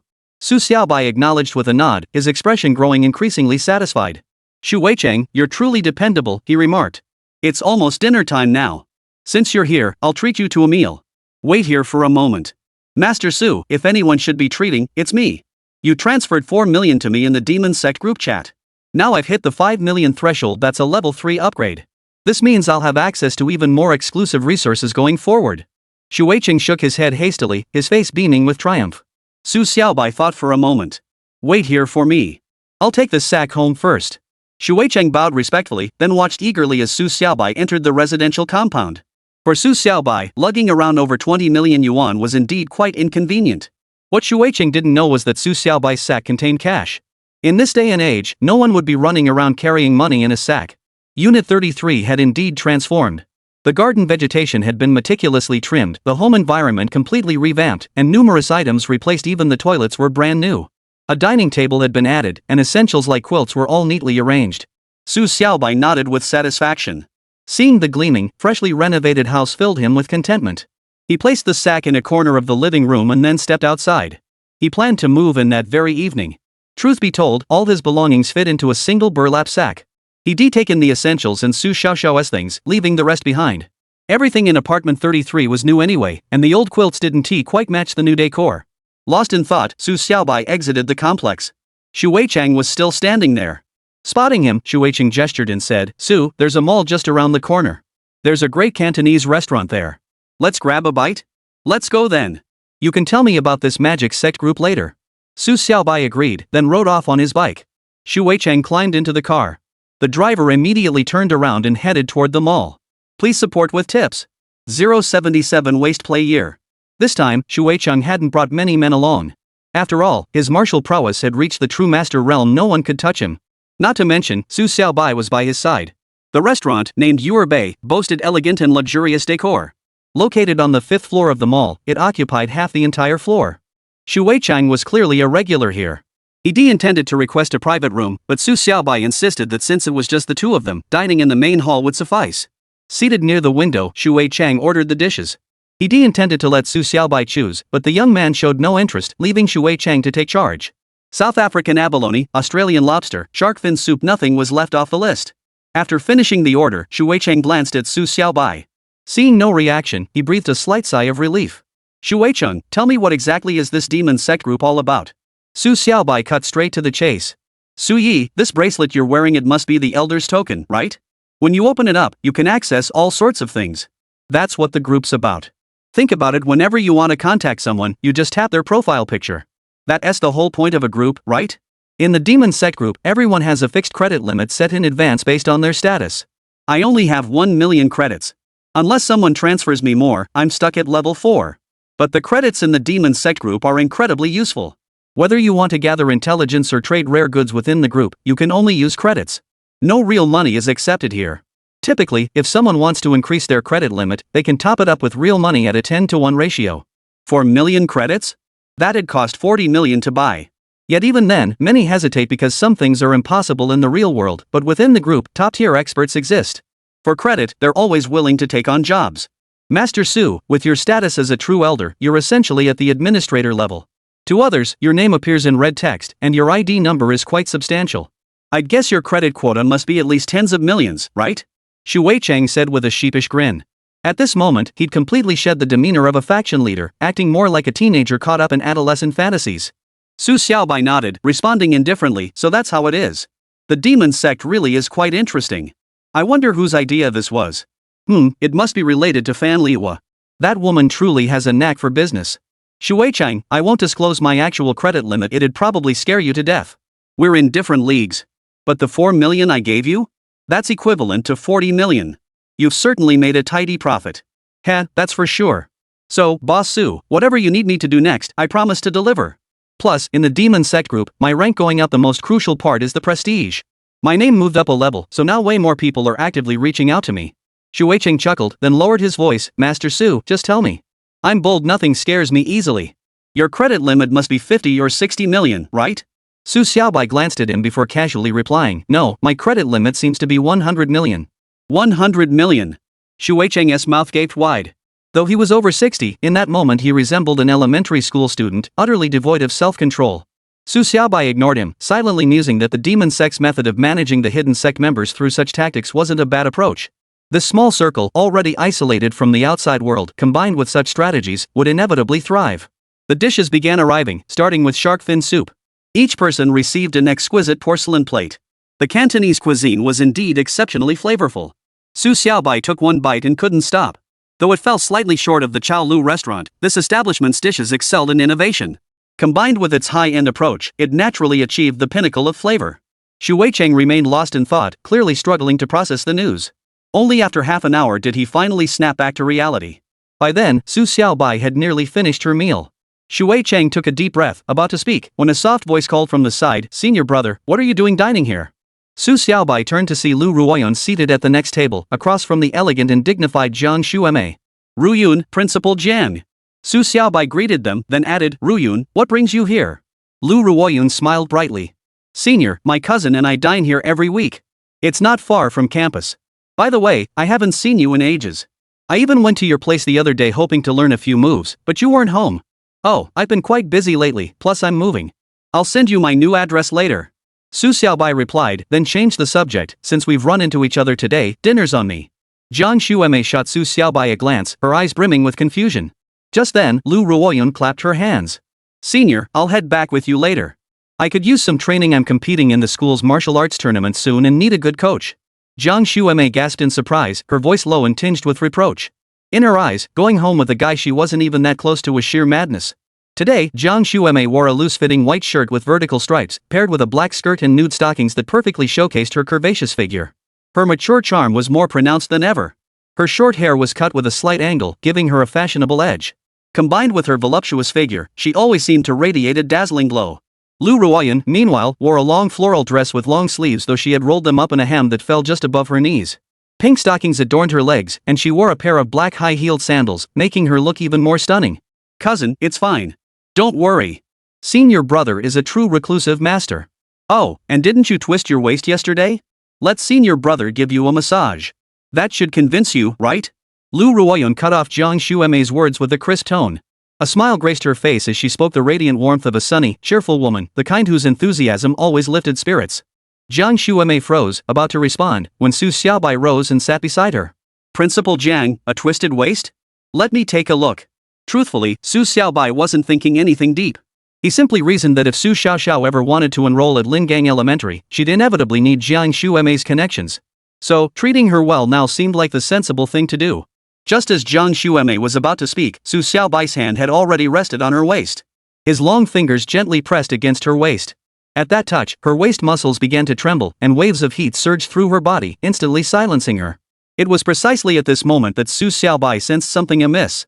Zhang Xuemei's waist was slender, without an ounce of excess flesh. Below her graceful waistline, her buttocks spread like butterfly wings unfurling. The pure yang energy within him began to surge again. In terms of physique, Zhang Xuemei was no less than Fei Shui, and perhaps even surpassed her with her mature, womanly charm. The Ziyang True Qi surged into her body, continuously smoothing out Zhang Xuemei's muscles. Her waist wasn't seriously injured, it was just a minor muscle strain, likely from some strenuous exercise. As his fingertips tapped rhythmically, Su Xiaobai found himself utterly captivated by Zhang Xuemei's slender waist. Yet Zhang Xuemei experienced something entirely different, waves of warmth rippling through her lower back, a sensation so pleasurable it made her want to cry out. Her legs clamped tightly together. A calm that had lain undisturbed for years now rippled with subtle waves. She even felt something threatening to spill from within her body, causing her cheeks to flush crimson as she bit her lip hard. For a moment, her eyes shimmered with a mature woman's allure, like a goddess reincarnated, radiating endless charm. Fortunately, Su Xiaobai wasn't looking at her face at that moment, or he would surely have lost control. His attention was entirely focused on her waist, a slender curve that could captivate a man for a lifetime. They say it's the legs that play with the years, but Zhang Xuemei's waist seemed capable of doing the same. 5 minutes later, Su Xiaobai closed his eyes. When he opened them again, he clapped his hands and declared, "There you go, Principal Jiang. It was just a muscle strain. All good now. But Principal Jiang, your exercise routine seems problematic, far too intense." Zhang Xuemei gasped a few times, patting her chest as her gaze drifted. Her fair skin, tinged with a faint blush, held an indescribable flush. Finally, she murmured softly, "Thank you, Mr. Su. I've been practicing yoga all along. Isn't it the best way to shape your body? Yoga?" Lu Ruoyan froze, then replied with a hint of resentment, "Cousin, no wonder you have such a great figure, it's all thanks to yoga. I've asked you about it so many times, but you never told me." Zhang Xuemei's face flushed crimson as she pursed her lips and softly replied, "Actually, I don't think my figure has anything to do with yoga at all. That's why I never told you." Su Xiaobai's mouth twitched before she sternly said, "Practicing yoga is fine, but you must be doing it wrong, that's why you strained your lower back muscles. Good thing I helped ease it today. If you keep this up, your back might never straighten properly when you're older. Yoga poses may look the same, but everyone's body and strength are different. You always need to tailor your practice to your own condition. Principal Jiang, you really shouldn't practice randomly anymore. Keep going like this and you'll definitely get hurt. Besides, it has little to do with your figure, though it might help shape your body a bit. Well, besides, your physique already needs no improvement, it's perfect, even surpassing most people's standards. Please support 078 Love Rival." Zhang Xuemei raised an eyebrow, shot Su Xiaobai a glance, and replied softly, "Mr. Su, you truly are a master. Those few finger presses really helped my waist. But I've become addicted to yoga, I feel restless if I skip a day. Do you have any suggestions?" Lu Ruoyan glanced at Su Xiaobai and chimed in eagerly, "Senior brother, why not invite my cousin to your place? She could demonstrate her yoga routine right in front of you. Surely you wouldn't refuse my cousin, would you? If Principal Jiang is willing to visit my home, I'd be delighted to have her. How could I possibly refuse?" Su Xiaobai said with deadpan seriousness. Building a good relationship with Zhang Xuemei would undoubtedly benefit Su Xiaoxiao's studies in the future. Zhang Xuemei hesitated, about to respond, when a sinister voice cut in from the side, "Principal Jiang, do you really think it's appropriate to be hugging and cuddling with a young hunk in public like this?" Su Xiaobai frowned and turned to see a group striding toward them. Leading the way was a man in a suit, around 30, who appeared quite refined and even handsome, though his face carried a hint of coldness, his gaze piercing like a gun. To an outsider, his earlier interactions with Zhang Xuemei did indeed look like some affectionate touching. His hand kept moving around her waist, which was bound to cause misunderstandings. But this man clearly came looking for trouble, which was why Su Xiaobai's expression darkened considerably. Just as he was about to speak, Jiang Shuemei beside him arched her eyebrows, her expression icy as she retorted, Zhang Benmo, I, Jiang Shuemei, am neither married nor in a relationship. What's inappropriate about me embracing a man? Zhang Benmo froze, though his face still bore a trace of contempt. Behind him stood 4 burly men, each looking formidable. As a principal, even if you seek a man, you should find someone of a similar age. Otherwise, how can you set an example for your students? A principal like you has serious issues with professional ethics. Zhang Benmo barked, then stood about 2 meters away from Su Xiaobai. Where in the law does it say a principal can't date someone younger? Zhang Benmo, stop putting me on a pedestal. If you have no legal basis, then stop shouting nonsense. I rejected your recommendation back then because the child you suggested wasn't suitable for our school. If I'd forced them in, that would have been a breach of professional ethics. This has nothing to do with your current position. Though you've gone into business and are no longer my subordinate, I won't look down on you for it. Someone like you simply isn't cut out for education. Jiang Shuemei spoke with considerable authority. In that moment, she radiated an aura of dominance, the true bearing of a formidable woman, in no way inferior to anyone. Zhang Benmo was about to retort when Su Xiaobai whipped her head around, shooting him a murderous glare. Someone like you wouldn't last 2 episodes in a TV drama. Stop stirring up trouble. You little brat, who gave you the right to speak here? Zhang Benmo barked, then waved his hand dismissively. Throw him out. I'll see what you can do to me, Jiang Shuemei. Su Xiaobai's temper flared. Zhang Benmo had completely lost his mind. Judging by his attitude, it seemed he wasn't just upset about his bride being refused, he genuinely believed he was someone important to Jiang Shuemei. He too waved his hand, instructing Shui Chang beside him, throw this man and his men out. Break their legs while you're at it, but spare their lives for now. Shui Chang didn't hesitate, rising immediately to confront them. But Shui Chang's build was no match for the men Zhang Benmo had brought. He was far too frail.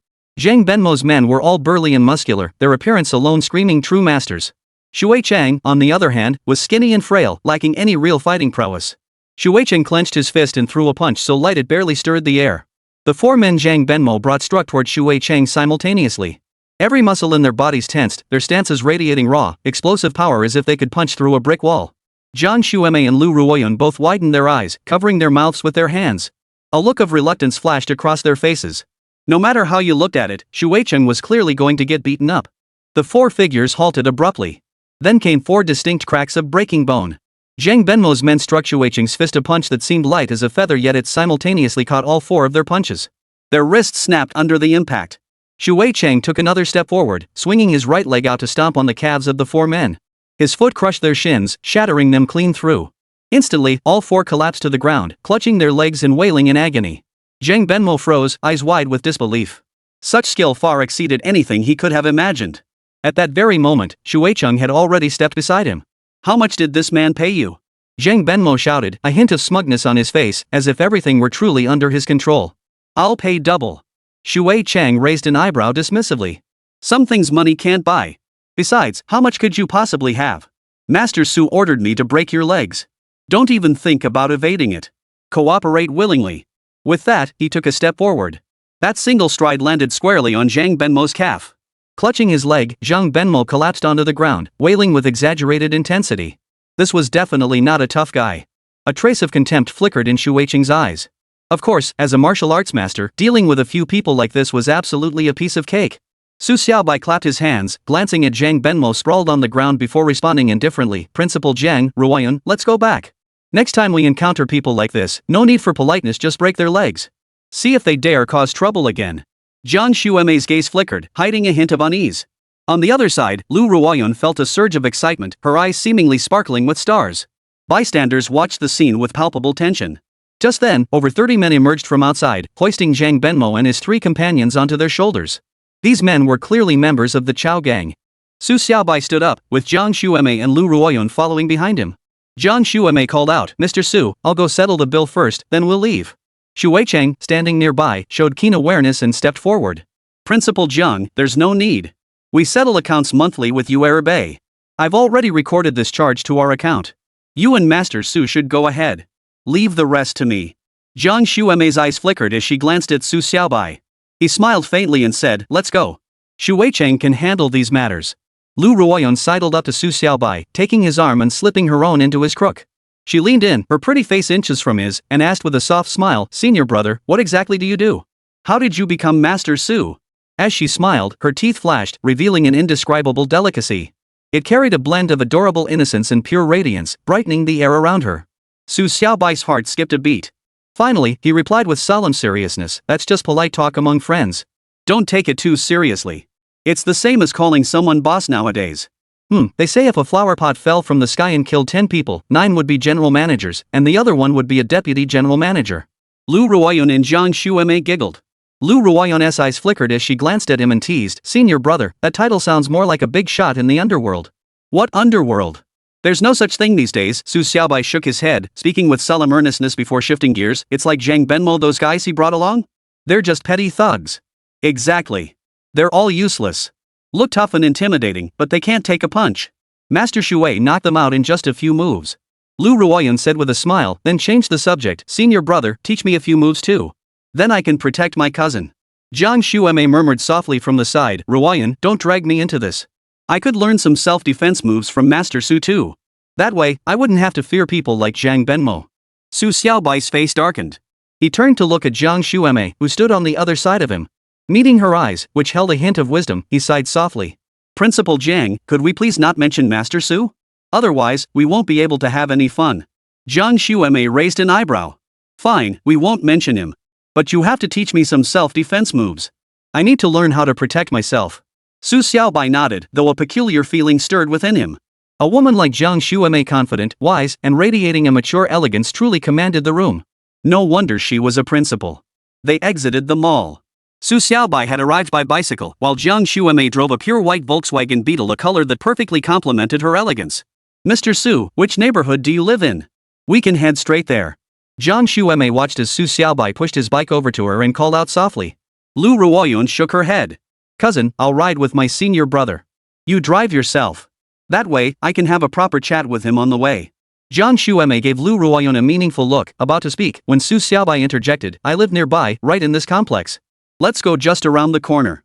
Shengyuan Garden was right across from the mall, though the main entrance required going around to the other side. When Zhang Xuemei and Lu Ruoyun saw the direction Su Xiaobai pointed, they both froze in surprise. 079 too big. Lu Ruoyun smiled faintly as she plopped down on the back seat of the bicycle. "Senior brother," she said crisply, "Shengyuan Garden? That's a high-end residential complex. Moving here must mean things are going well for you lately." "Honestly," Su Xiaobai replied earnestly, "I'm doing this to create a better environment for the child." He glanced sideways at Zhang Xuemei, his heart stirring. That girl, Su Xiaoxiao, always said Zhang Xuemei was great. Looking closely, she really was quite impressive. Most crucially, she could fully oversee Xiaoxiao's education as the principal of a prestigious school. She was an absolute expert in education. Too bad he was 22 and she was 30, an 8-year gap. But a woman in her 30s really is at her most stunning. Xiaoxiao really is quite something, pretty, well-behaved, and sensible. Most importantly, she has leadership skills, always able to rally a group of children. Principal Chiu said she is a great help to the teachers. Zhang Xuemei spoke softly, a gentle softness in her expression. After finishing, she glanced at Su Xiaobai, hesitated, then asked softly, "Mr. Su, I heard from the little one that you and her mother are divorced. Could you tell me why?" "Divorced?" Su Xiaobai froze, then felt a twitch at the corner of his eye. Little Xiao, he had no idea what she told Zhang Xuemei at kindergarten to bring up divorce. He and Lin Huixin had never even been married. How could there be a divorce? But in this situation, he could only offer a stiff, awkward laugh before sighing dryly. "Mainly, personality differences. Yeah, I don't like overly assertive women. Her mother was just too strong-willed." Lu Ruoyun shot Su Xiaobai a pitying glance before replying crisply, "Senior, she just had no taste. A man as wonderful as you, and she didn't know how to cherish you. Don't worry, you'll definitely meet someone better in the future." Su Xiaobai waved his hand and sighed again. "I'm not in the mood to look for a girlfriend right now. Let's see about that later.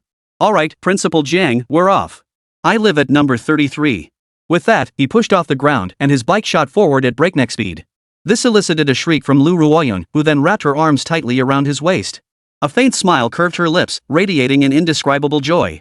Zhang Xuemei stared blankly at Su Xiaobai's receding figure, momentarily lost in thought.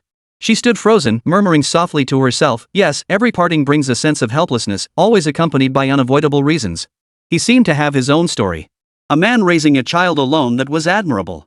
He was truly a compassionate man. Even after his divorce, he hadn't sought another woman. He was a good man. Su Xiaobai hadn't anticipated that his casual gesture would stir something within Zhang Xuemei. She hadn't dated anyone by 30, there must be a reason for that. She never allowed herself to be moved by men, always maintaining propriety. Her interactions were strictly professional, which only made her relatives more anxious. A 30-year-old woman not even considering finding a boyfriend seemed abnormal by any standard. Even if she herself wasn't anxious, her relatives and friends certainly were. Sliding into the driver's seat, Zhang Xuemei arched her eyebrow as she started the white beetle and pulled away. The fading light of dusk streamed through the windows, bathing her in a glow that made her pale skin appear almost luminous, creating a dazzling effect. Meanwhile, Su Xiaobai had returned to House 33, parking his car in the courtyard. Lu Ruoyan exclaimed in wonder, "Wow! Senior brother, this house is truly splendid. The garden has such a zen-like elegance, clearly the work of a professional landscape architect." Su Xiaobai opened the door and stepped inside, casually turning on the air conditioner. He personally didn't need it, but Lu Ruoyan and Zhang Xuemei were ordinary people who required cooling down. Otherwise, staying inside would surely lead to heatstroke. Lu Ruoyan followed him inside. Seeing the brightly lit room, she smiled, squinting slightly. Then she kicked off her high heels and stood barefoot on the floor, her pink stockings contrasting beautifully against the light golden tiles. Su Xiaobai changed into his slippers, then retrieved a pair of women's slippers from the shoe cabinet and placed them before Lu Ruoyan. All the slippers were brand new, likely purchased by Shu Weichang. There were many pairs for both men and women, but Su Xiaobai had to search for quite a while since he wasn't very familiar with this apartment. Lu Ruoyan twirled once in place before turning to face Su Xiaobai. "Senior brother," she said sweetly, "shall we begin? Teach me a few moves." No sooner had she spoken than the doorbell chimed. Su Xiaobai turned and opened the door. Zhang Xuemei stepped inside, exhaling deeply. This weather is unbearably hot. Without air conditioning, no one can stand it. A faint sheen of sweat glistened on her skin, even her fair, flawless face dotted with beads of perspiration, yet it only added to her allure. Su Xiaobai glanced at her briefly before looking away. He then fetched a pair of slippers and placed them before Zhang Xuemei, saying softly, "Ruoyan, Principal Jiang, I'll teach you a few self-defense techniques. But you must pay close attention to my hand movements. As women, you naturally lack the physical strength of men. Therefore, you must employ the technique of using minimal force to deflect greater force. This requires precise hand positioning and is akin to the principle of leverage. However, objects are rigid while humans are fluid. You must grasp the essential principles." Zhang Xuemei and Lu Ruoyan nodded simultaneously. Su Xiaobai stood there demonstrating a few moves, all subtle techniques from Tai Chi. However, truly practicing Tai Chi required powerful internal energy to support it, so what Zhang Xuemei and Lu Ruoyan were learning amounted to little more than superficial forms. But these superficial forms were perfectly adequate for dealing with someone like Zhang Benmo. Both women practiced diligently, constantly going through the motions. After half an hour, they began to show some semblance of the form. However, Zhang Xuemei clearly grasped the movements faster than Lu Ruoyan, quickly getting the hang of it, while Lu Ruoyan always seemed to fall a bit short. Su Xiaobai waved his hand. "Ruoyan, your hand position is wrong. The angle of your waist bend and arm swing just now is also off. Still not right. Never mind, I'll hold your arm and demonstrate. Principal Jiang, you can go practice yoga. Let me take a look." Zhang Xuemei nodded, glancing around before moving to a carpeted area. She immediately lowered herself into position, her head facing the window while her legs and hips were turned towards Su Xiaobai. Su Xiaobai didn't look at her either. He stood behind Lu Ruoyan, grasping both her hands with his own, and began the demonstration. While supporting her, he hadn't sensed anything amiss. But as he bent his waist, his body pressed tightly against Lu Ruoyan's back. That sensation, the soft, supple curve of her buttocks, sent his pure yang energy into an uncontrollable frenzy. Lu Ruoyan's slender frame trembled slightly, clearly sensing Su Xiaobai's reaction. Yet, her face flushed crimson, she said nothing. Su Xiaobai took a deep breath and could only play dumb, repeating his instructions. "Ruoyan, look, the angle of your waist should be like this, your arms need to extend this far, and your feet must be turned out slightly. That's right, a little more." As her feet spread apart, Su Xiaobai's hand naturally slid around Lu Ruoyan's waist. The sensation felt undeniably awkward. Senior brother Lu Ruoyan let out a soft gasp, her neck flushing crimson. She could barely stand upright, leaning backward into his embrace, relying on his strength to steady herself. This wave of limp, helpless sensation stirred the pure yang energy within Su Xiaobai once more. But with Zhang Xuemei standing right behind him, he forced himself to maintain a sliver of clarity. Seizing the moment, the Ziyang True Qi surged into Lu Ruoyan's body, propping her up. Then Su Xiaobai turned and walked away, saying as he went, "Ruoyan, that's good. Keep practicing that move. I'll go check on Principal Jiang." Turning back, he saw Zhang Xuemei crouch there. Her skirt was short, and from his angle, he caught a glimpse of what lay beneath. Without conscious thought, he let out a soft, involuntary breath. Her skirt billowed up, rolling to her waist. Sure enough, she was wearing a standard thong, a slender waist and ample hips. Now that's a real woman. Su Xiaobai nearly bled from his nose. This twilight moment seemed to carry a touch of heartwarming tenderness. "Mr. Su, is my yoga pose correct?" Jiang Shuemei sensed Su Xiaobai's approach and asked softly, stretching her body a few times. But when she didn't hear his response, she called out again, "Mr. Su?" "Oh, Principal Jiang, I know what's causing it now." Su Xiaobai wiped his nostrils, removing 2 faint streaks of blood before speaking with solemn seriousness. By now, Jiang Shuemei's skirt had ridden up, though no one else noticed. From Su Xiaobai's angle, however, he could see more than before. It had to be said her figure was truly exceptional. Jiang Shuemei responded, "Mr. Su? That title feels too formal. You're Xiao Zhao's father, you're already family. Even though you're a few years younger than me, in terms of seniority, you're actually above me. From now on, I'll just call you Xiaobai. You can call me Xuebu or Sister Jiang. That way, we won't be so formal. What do you think?" "Absolutely. Shuemei, when you practice yoga from now on, just go with the flow. Don't force the angle of your upper body. That might be a misconception passed down by your previous yoga instructor. After all, everyone's physique is different. That person must have been flat-chested, so they didn't need to strain their waist. The way you're doing it now puts too much pressure on your back. It's no wonder you're straining your muscles. Truthfully, yoga and martial arts share a similar essence. They both demand natural flow and adapting to your body's changes. Just like martial arts suited for women won't work for men, and vice versa. Shuemei, your situation is straightforward. With a larger bust, you must follow nature's lead and avoid straining unnecessarily. The self-defense techniques you practiced earlier were excellent. Your circumstances differ from Ruoyun's. Approaches must be tailored to the individual. So practice however feels comfortable for you." Su Xiaobai stated bluntly, but Jiang Shuemei's face suddenly flushed crimson. She wasn't unaware of her ample bust, but hearing Su Xiaobai state it so bluntly made her feel a bit embarrassed. 080 together. Fortunately, Jiang Shuemei was facing away from Su Xiaobai at that moment. Even if she felt embarrassed, she didn't have to face him directly. After speaking, Su Xiaobai swayed slightly before returning to Lu Ruoyun's side. He reached out to steady her earlier. Her body had been limp and weak, sustained only by the thread of Ziyang True Qi he'd channeled into her. Now that the Ziyang True Qi was fading, he had no choice but to come back and support her.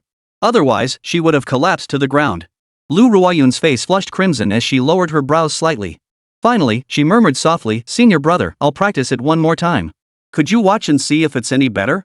With that, she shifted her stance, bent her waist, and swung her arms in a practiced motion. Su Xiaobai nodded approvingly. "Not bad. Your form is quite standard. But if you ever face a real attacker, you must pay attention to their height and weight. That means you'll need to adjust your right hand's position. Essentially, you must find the right fulcrum to flip them over. The best approach is to use their own momentum to make them flip themselves. Senior brother, shall we practice together? Would you play the bad guy?" Lu Ruoyun asked, pursing her lips. Su Xiaobai shot Lu Ruoyun a speechless glance, thinking this girl was remarkably straightforward. Still, he said nothing, merely nodding and positioning himself before her. Lu Ruoyun gave a sharp shout, sinking her hips as she lunged toward Su Xiaobai. One hand hooked under his armpit, and with a swift motion, she flung him backward. The motion was lightning fast, her movements carrying a touch of martial grace, though this was only possible because Su Xiaobai stood perfectly still, allowing her to toss him. Otherwise, she wouldn't have even grazed his skin. Lu Ruoyun caught her momentum and came to a halt, only then exclaiming, "Senior brother, are you okay?" "Oh." Su Xiaobai's body flew straight into Jiang Shuemei, who was lying on the side. Lu Ruoyun rushed forward in panic. Jiang Shuemei rolled over to face Su Xiaobai. Seeing this, her mouth dropped open as she curled into a ball. Su Xiaobai was speechless. His body paused mid-air, then he stepped onto the ground as if he were a feather. This stunned both Lu Ruoyun and Jiang Shuemei. Staring at Su Xiaobai standing before them, neither knew what to say for a moment. "Shuemei, Ruoyun, let's call it a day. I still need to move some old stuff over. Just moved in, so there's still a bit more to sort through." Su Xiaobai called out softly. Jiang Shuemei's eyes flickered, and she shot him a glare. She'd felt rather awkward at first. After all, she was a few years older than Su Xiaobai, and being addressed so familiarly felt strange. But after hearing it a few times, she'd grown accustomed to it. "Senior brother, I'm free tonight anyway. Let me help you move. An extra pair of hands is always useful." Lu Ruoyun swayed her body as she spoke, then shifted gears. "Senior brother, those steps you took in the air earlier were seriously cool. Could you teach me and my cousin?" Su Xiaobai shook his head. "You two really wouldn't be able to learn it. Honestly, it's too late for you to start now. Anyway, with those few moves you've mastered, a couple of burly guys wouldn't stand a chance against you." Jiang Shuemei exhaled softly, her eyes flickering. Earlier, Su Xiaobai had walked several steps in mid-air as if on solid ground, radiating an otherworldly aura that had stirred something deep within her. This was the kind of secret technique that truly stirred a woman's heart. Unfortunately, it wasn't something anyone could replicate. No one else could walk on air like Su Xiaobai. "Xiaobai, I'll help out too," Jiang Shuemei added softly. "I'd just be resting at home anyway. It's still early, I can tidy up the place for you." Su Xiaobai shook her head. Honestly, there's not much to tidy up. Just a few things, I brought them all in one bag. Why don't you and Ruoyun stay here for a bit, look around if you like. I'll just go fetch it myself. Lu Ruoyun paused, then shook her head. Senior brother, you're not home. It really wouldn't be right for us to stay here. It's fine. We're not strangers, and honestly, there's nothing valuable in here. The only thing worth anything is the house itself, but that can't be moved. Su Xiaobai waved his hand dismissively. This made Jiang Xuemei pause, then she asked in a solemn voice, Xiaobai, you bought this house? It's not rented? That's right, I bought it. Thinking about how Xiao Xiao is growing up day by day, I need to create a good environment for her. Buying a house means we won't have to keep moving around. Su Xiaobai nodded before turning to walk out. Jiang Xuemei and Lu Ruoyun exchanged glances, both wearing slightly peculiar expressions. Finally, Lu Ruoyun clenched her fist, staring at Su Xiaobai's retreating back as she murmured, he's so cool. Who knew senior brother had the means to buy such a place? Jiang Xuemei nodded, sharing the sentiment, a man who treats his daughter so well is truly rare. And what's even rarer is that even after the divorce, he hasn't gone out fooling around. Now that's a real man. Lu Ruoyun leaned closer to Jiang Xuemei, her lips pressed together as she replied, cousin, what do you think now? You don't think senior brother is a fraud anymore, do you? Get lost. How dare you talk to me like that? Jiang Xuemei huffed, though her cheeks flushed crimson. Night had fallen, and the villa's lights glowed in concentric circles, casting a soft, enchanting glow on her face. Lu Ruoyun smiled softly, then wrapped her arm around Jiang Xuemei's. Sis, it seems you've developed feelings for senior brother. Think about it, all these years, you've never shown interest in any man. This is a first, right? But sis, I've truly set my heart on senior brother. So even if you've taken a liking to him, I'll still compete with you. After all, we're sisters, let's keep things clear. In this matter, I won't give you any leeway. Jiang Xuemei paused, tilting her head to look at Lu Ruoyun's face mere inches away. Her eyes shone brightly, radiating an indescribable charm that made Jiang Xuemei sigh softly before shaking her head. Ruoyun, I've never been one to chase after men. But I'm older, 8 years older than Xiaobai. Even if I wanted to compete, I couldn't win against you. Besides, I don't want to hold him back. He's only 22, with his whole future ahead of him. Jiang Xuemei's words carried a hint of melancholy. Though only 30, she possessed a maturity beyond her years. Lu Ruoyun shook her head. Sis, you call that old? To anyone looking, you're barely older than me. Besides, I can tell senior brother cares deeply for you. Why so pessimistic? How about we both go for him? That way, he won't set his sights on anyone else. 2 against 1, we're bound to win. A flicker of surprise crossed Jiang Xuemei's face. She gently tapped Lu Ruoyun's small hand before teasing, how did you even come up with that idea? I have no idea what's going on in your head. What kind of influence did Auntie have on you? She's such a successful businesswoman, a role model for all women, yet you're so unambitious. Sis, don't blame me. I'm only doing this for you. Besides, senior brother is truly unique. Only by teaming up might we stand a chance. Otherwise, he's always surrounded by beautiful women. Take Xiao Xiao, for instance. She's so bright and lively, and so mature for her age. You can tell her mom must be a stunning beauty, cultured and refined. Senior brother hasn't remarried all these years, maybe he's waiting for Xiao Xiao's mother to change her mind. That makes our chances even slimmer. Only by joining forces do we stand a chance. Lu Ruoyun spoke earnestly, her eyes gleaming with resolve, as if she'd made up her mind. Jiang Xuemei paused, her eyes clouding with thought. She didn't respond immediately, seeming somewhat swayed.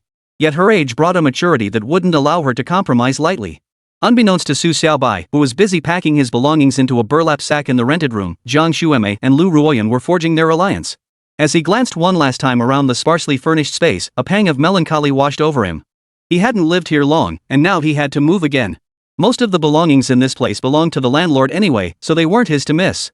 With that thought, he grabbed the burlap sack and headed out. Only as he stepped through the door did it occur to him that his lease still had 4 months left. He'd paid for 6 months up front, so there was no rush to vacate. He walked downstairs, placed the bag on the back of his bicycle, and pedaled toward Shangyuan Garden. As he exited the compound, his phone rang.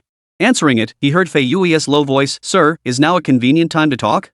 Little Fei, if you have something to say, just get to it." Su Xiaobai responded. The relationship between him and Fei Yui had been solidified. Now that he finally had a woman with whom he could practice dual cultivation, he naturally wouldn't treat her as he had before. Master, the Blood Robe Gang has fully integrated into our Three Rivers Gang. We've now become the largest gang under the 10 major underground organizations. However, as you mentioned, we lack Grandmaster level experts. Breaking into the top 10 organizations will still present significant challenges. Moreover, 1/3 of the Blood Robe Gang remains entrenched in resistance. They've formed a new faction, which includes several skilled fighters. Their new leader is a peak control realm expert. Fei Yui spoke softly, her voice tinged with pride, though she had grown noticeably more composed compared to recent times. Setting aside all her worries, she seemed to have returned to her days at Emei, her thoughts lightened with a newfound ease. Su Xiaobai responded, master-level experts aren't easy to find. At their level, even within hidden sects, they'd be at least guardian class. There's no need for them to mingle in the underworld. 081 a sack of money. You're absolutely right, master. After you left that day, I was so exhausted I fell asleep there. When I woke up, I realized my cultivation had unknowingly reached the mid-stage of the control realm. I'm much stronger now. If you ever have time, please come visit me. I'll treat you well. Fei Yui murmured softly, her voice growing lower and lower until it lingered in her throat, tinged with an indescribable allure. Pure Yang energy surged within Su Xiaobai. The thought of Fei Yui's stunning figure stirred his desires, but he forced himself to maintain his composure. Give me a couple of days, he said. I'm handling some matters right now. Once they're settled, I'll come find you. Then I'll be waiting for you, my lord. The bet is made. Fei Yui murmured softly, her voice growing ever more bewitching. Su Xiaobai drew a deep breath and replied, you don't need to be so formal with me anymore. We're family, no need for all that niceties. With that, he cut the connection. Yet the burning desire within him refused to subside. If not for the thought of Jiang Shuemei and Lu Ruoyun waiting at home, he would have rushed straight to Fei Yui's place to stir things up. The car sped along the road, and Su Xiaobai soon returned to Shangyuan Garden. Seeing the light from House 33 illuminating the lush green lawn, he finally began to relax. Carrying the burlap sack, he approached the door. Su Xiaobai opened it, changed his shoes, and placed the sack in the living room to one side. His gaze swept around the room. Only then did he notice Jiang Shuemei and Lu Ruoyun both lying prone on the carpet, practicing yoga. Both women held identical poses, arms braced on the floor, heads slightly raised, right knees bent and planted, left legs lifted high. Their perfectly straight, long legs were pointed directly at Su Xiaobai. Both were wearing skirts, so the view fell directly into Su Xiaobai's line of sight. Unfortunately, his eyesight was exceptionally sharp, allowing him to see everything clearly, the flesh tones and pink hues, two pairs of stockings equally striking. A warm sensation returned to his nose, signaling another impending nosebleed. Su Xiaobai sighed inwardly. These frequent nosebleeds meant his body couldn't keep up with his nutritional needs. Jiang Shuemei and Lu Ruoyun heard the sound and called out simultaneously. Lu Ruoyun then said crisply, "Senior brother, you're back? I'm learning yoga with my sister to adjust my posture." Su Xiaobai replied, offering no further comment. He turned his head with effort and headed straight upstairs, his mind still reeling from the vision of those long legs, slim waist, and rounded hips. Upon reaching the upper floor, he placed his belongings in his room and tidied up before turning to head back downstairs. Jiang Shuemei and Lu Ruoyun had already settled into the sofa area, having stopped their yoga practice. Spotting him come downstairs, they both stood up simultaneously. Jiang Shuemei then smiled and said, "Xiaobai, Ruoyun and I just took a look around your room earlier. It's really quite nice. Especially that viewing platform in the back garden. Looks like there are plenty of fish in the river too. Having a barbecue there this season would be pure bliss." "Yeah, senior brother, grilled food and beer, that's the ultimate treat. Are you free this weekend? If you are, my sister and I would love to come over. We don't live far anyway." Lu Ruoyun was even more outgoing, speaking directly with a slight smile that made her eyes crinkle into crescent moons, looking utterly charming. Su Xiaobai casually placed the empty plastic bag by the door and replied, "No problem. As long as you want to come, I'll welcome you anytime, anywhere." "Great. I just ordered a grill and charcoal, which should arrive at your place tomorrow. Make sure to check for the delivery. I've already paid for it. Come Saturday, my sister and I will bring all the ingredients over. You provide the space, and my sister and I will bring the supplies.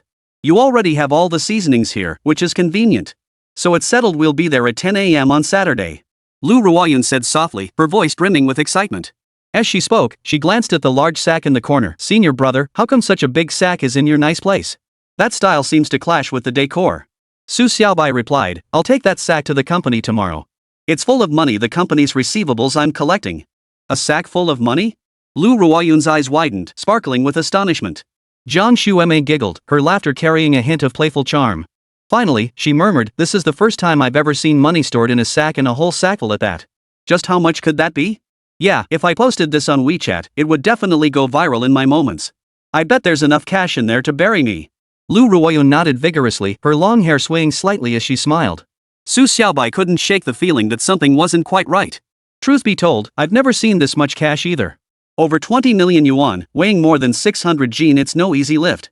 Su Xiaobai nodded, then walked over to the sack and dumped the money out. Over 200 bundles of cash instantly covered a large area, looking incredibly conspicuous. Lu Ruoyun and Jiang Shuemei walked over, squatted down, glanced at it a few times, and shook their heads simultaneously. "Brother, you really are a big shot.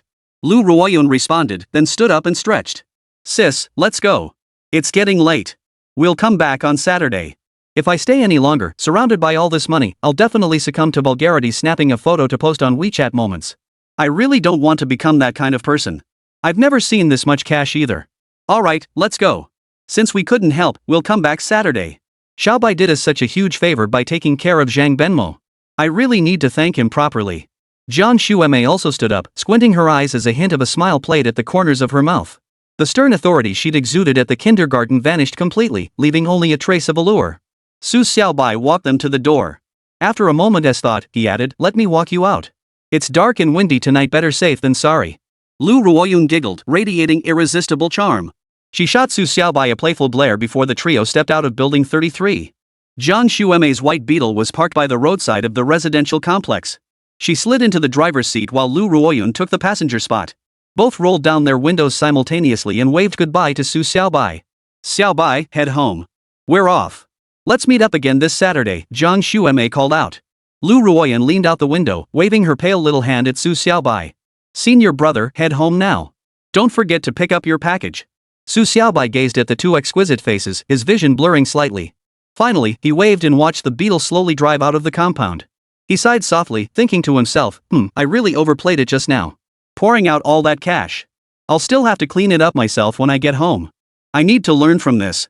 Jiadu Beverages, 9 a.m. Su Guangliang walked through the office door. As he entered, he deliberately glanced at an office on the side Yiqing Rose. Her office door stood wide open. Su Xiaobai sat inside, talking animatedly. Several members of Business Department 3 were present too, their voices loud and tinged with smugness and excitement. Su Guangliang frowned, then walked toward Yiqing Rose's office. He knocked on the door, leaned against it, and adopted a Prince Charming demeanor. Su Xiaobai, instead of chasing down that debt, you're wasting time here? What's the point? The group shot Su Guangliang a look of contempt. Su Xiaobai raised an eyebrow and said, Mr. Su, I've already recovered the 20 million from Sunshine Club. It's all cash. Didn't you know about this? Su Guangliang froze, then snorted dismissively. Impossible. Show me that 20 million in cash? How could you even think of that? 20 million in cash? That's a sackful. Dream on. Su Xiaobai nodded. This single detail revealed just how strained the relationship between Su Wenxiang and Su Guangliang truly was. He had dealt with Su Wenxiang yesterday and taken the 20 million away, yet he hadn't even informed Su Guangliang about it. How could they be father and son? Mr. Su, Su Xiaobai sighed, it seems your relationship with your father is truly strained. He then shifted his tone, if I were to pull out 20 million in cash, could you actually eat it all? If you can actually produce 20 million in cash, I'll eat it all. Su Guangliang snorted, exuding sheer dominance. Su Xiaobai stared at Su Guangliang with admiration. Respect, Mr. Su. Truly bold. But what if you can't finish it all? If I can't finish it, I'll resign immediately. I won't work at Jiadu Beverages anymore, okay? Su Guangliang declared, clenching his fist, his gaze still calm. Zhang Mingliu's voice came from the side, Deputy General Manager Su, you've got guts. Eating 20 million in one sitting now, that's a grand gesture. I'll be your witness. Su Xiaobai grinned widely as he stood up. Since President Jiang will witness this, it's settled. I'll go downstairs and bring the money up. I originally thought it should go straight to the finance department. After all, when money arrives, it needs to be counted. Yi Qingru, the fat man, and the others breathed a slight sigh of relief. Truthfully, they hadn't believed Su Xiaobai could actually carry 20 million in cash back. After all, it defied logic no company would pay in cash like that. Earlier, while discussing debt collection, Yi Qingru had mentioned that payments from Sanyang Internet Cafe and Liuli nightclub had arrived. The influx of 30 million yuan had everyone buzzing with excitement. This was tangible achievement, impossible to dispute. Su Xiaobai had stepped in and recovered the money in less than a day. That was real skill. It meant 2/3 of the debt was settled, making the remaining one much easier to handle. So everyone assumed the Sunshine Club's payment hadn't been collected yet. But with these two establishments secured, Su Guangliang wouldn't find it so easy to stir up trouble. 082, taking Su Guangliang down. Su Xiaobai walked straight downstairs. Moments later, he returned carrying a large burlap sack. Placing it before Su Guangliang, he pointed and declared, Mr. Su, dig in. Don't be polite. You'll just have to eat it and then compensate the company 20 million. Su Guangliang raised an eyebrow, a hint of mockery in his expression. 20 million? That's over 600 pounds. You think you can just carry it up like that? Even if it were a pile of paper, you couldn't lift it. And this is even denser. As he spoke, he casually pulled the sack open. Instantly, all his words retracted. Inside the sack lay bundle after bundle of cash, making his eyes bulge. Jiang Minglu, Yi Qingru, and the fat man crowded around, peering inside. Their expressions were priceless. It truly was a sack full of cash. No way. Su Guangliang muttered, then quickly changed his tune. I get it now. This must be counterfeit money. Otherwise, how could you possibly carry over 600 pounds? As he lifted the sack upward, a sharp crack echoed from his lower back. He froze in place, one hand clutching his waist clearly dislocated. Such a heavy load naturally exceeded his capacity, and with the sudden strain, his back couldn't keep up. Su Xiaobai glanced at Jiang Minglu and smiled faintly. Mr. Jiang, this is over 20 million yuan, not a penny less. Why don't we have the finance department count it first? If everything checks out, then let Mr. Su eat it. He has got such a hearty appetite and is such a big spender. As for the rest, I'm not responsible. My job is done, all the money is back. Jiang Minglu gave a faint smile, then fixed his gaze on Su Guangliang. What do you say, Deputy General Manager Su? Are you going to take these 20 million, or are you planning to leave Jiadu Corporation? Mr. Jiang, I refuse to accept this. This defies all logic. And how could he possibly carry over 600 pounds of cash? It's not scientific. Su Guangliang retorted, his neck stiff and his back still hunched. That's not my concern. I just want to know, what are you going to do about it? Jiang Minglu replied flatly. Manager Su has the ability to secure 20 million in cash and carry it to the company. That's his capability. Regardless, you lost, plain and simple. Jiang Minglu replied calmly, his gaze darkening. Su Guangliang glanced at Jiang Minglu and Su Xiaobai, then nodded firmly. Fine. Once the finance department counts this money, if it truly is 20 million yuan, not a single cent missing, I'll leave Jiadu Company. At least he's a man of his word. Jiang Minglu acknowledged with a nod before summoning the finance department. The finance department was also on the third floor. Hearing Jiang Minglu's instructions, 3 finance staff arrived simultaneously. After inspecting the 20 million, they too were stunned. After a brief discussion, they decided to call the bank representatives directly to count and collect the money. These matters were naturally left to the finance department to handle. Su Xiaobai and his group returned to Yi Qingru's office, while Su Guangliang, leaning against the wall, slowly made his way back to his own office, dialing the emergency number along the way. Jiang Minglu followed into Yi Qingru's office and eyed Su Xiaobai. Manager Su, it seems your capabilities are truly formidable. You actually managed to recover every last cent. So, as promised, your reward won't be shortchanged by a single penny. Moreover, after discussing with President Tang, we've decided to transfer the surplus funds directly to you as an additional reward. After all, not everyone possesses the courage and capability to take on such a task. Su Xiaobai smiled faintly. Thank you, Mr. Jiang. But now that Su Guangliang has left, his position is vacant. Do you think I have the capability to take it over?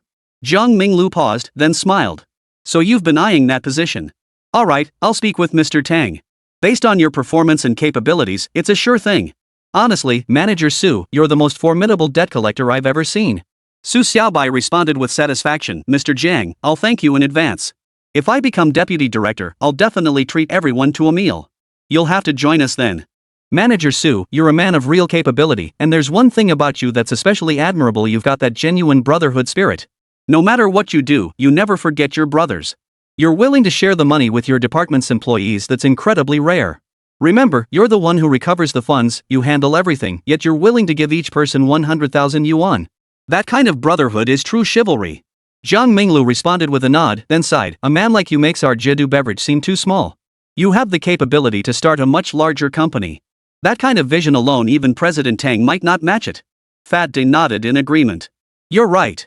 If Brother Su ever starts a company, I'd definitely work for him. Following Brother Su means a steady meal. The skinny guy nudged him from the side and muttered under his breath, keep your voice down. Mr. Jiang is still here. Saying stuff like that, how are you gonna get by in the future? Jiang Minglu was sharp. Though he hadn't caught the skinny guy's remark, he shook his head reassuringly. No need to worry. I was just speaking off the cuff. Manager Su certainly has the capability to run a company well. Mr. Jiang, I'm not one for grand ambitions. As long as I've got food on the table and a warm bed for my wife and kids, I couldn't care less about starting some company. Su Xiaobai spoke with a smile, his expression carrying a hint of calm. Truthfully, he had once harbored such ambitions, but after becoming an elder of the Hidden Sect, those desires had faded. The Hidden Sect boasted a 1,000-year legacy and owned numerous companies. If he were to join the fray by starting a new company, it would seem rather pretentious. Jiang Minglu nodded. Alright, then. I'll host lunch today for the entire business department. But Su Guangliang needn't come. I doubt anyone here would welcome him, right? The others cheered in unison. The fat guy raised his thumb. Mr. Jiang, you're the real deal. That's exactly what we want to hear. Mr. Jiang, you rock. The skinny guy chimed in, followed by the others from Sales Division 3 chiming in. Only Su Xiaobai and Yi Qingru remained silent. Alright, I'll wait here a bit longer. Let's discuss next month's work plan. I'll head out once the money's counted. Zhang Minglu sat down with a smile. 10 people arrived from the bank, bringing 10 money counters. They worked quickly. Within 2 hours, the money was counted, a total of 21,300,000 yuan. When the figure was announced, Su Guangliang's face darkened. Without a word, he turned and left. Of course, after his emergency treatment, his back still hadn't fully recovered. He could only lean against the wall, taking one step at a time into the elevator. Zhang Minglu waved his hand. Let's go. We'll grab a bite to eat. In a bit, I'll discuss Su Guangliang's situation with President Tang. After making such a huge spectacle, the whole company knows about it now. If he still refuses to leave, President Tang won't be able to explain it to the company. Su Xiaobai raised an eyebrow slightly, responding with deliberate slowness before the group headed outside. Just as they reached the first floor, a Land Rover sped through the gates of the Jedu beverage factory. A woman decked out in jewels and finery leaped out of the vehicle. She was reasonably well proportioned, though perhaps a bit too full-figured. That fullness bordered on excessive, like a steamed bun that had risen too high. So while she was still attractive, she lacked the delicate refinement of a woman. Su Guangliang, come out, the woman bellowed, striding into the first-floor lobby while shouting, Su Guangliang. I tolerated you keeping a mistress on the side, but you want her to bear your child? Absolutely not. I haven't even given you a child yet. If some other woman beats me to it, what place will there be for me in this world? You ungrateful man. When we married, my family provided such a generous dowry, yet you show no gratitude. Well, I won't hold back either. Zhang Mingliu's frown eased slightly. This woman was clearly Su Guangliang's wife, but her outburst had made the entire Jedu Beverage Company aware of the situation. If he didn't leave now, his dignity would be utterly ruined. All eyes instantly turned to Su Xiaobai's face, tinged with admiration. Why are you all looking at me? Let's go. Time for lunch. This has nothing to do with me. It's Vice President Su's family matter. We have no right to interfere. Su Xiaobai said indifferently, maintaining a serious expression. Zhang Minglu waved his hand. Right, Manager Su is right. Let's go. We should all take a walk. It's not far from here. The group dispersed into small clusters and began walking forward. Yi Qingru sidled up to Su Xiaobai, tugged his arm, and whispered, Xiaobai, you definitely did this. Only you could have the connections to get Su Sai's wife here. Xiaoro, you really see right through everything. Since we're pulling off a big stunt today, we might as well go all out. I sent his wife a text message with just one sentence, and she showed up. Su Xiaobai smiled faintly. Yi Qingru responded with delight, gently nudging his waist with her small hand and asking softly, what did you actually say? I just sent a message saying Su Sai told Sun Xiaomei to bear his child. For Su Sai's wife, she endured it before because Su Sai hadn't openly betrayed her yet. In other words, Sun Xiaomei didn't threaten her position. But if Sun Xiaomei actually bore Su Sai's child, the situation would change entirely. She would become the vulnerable party.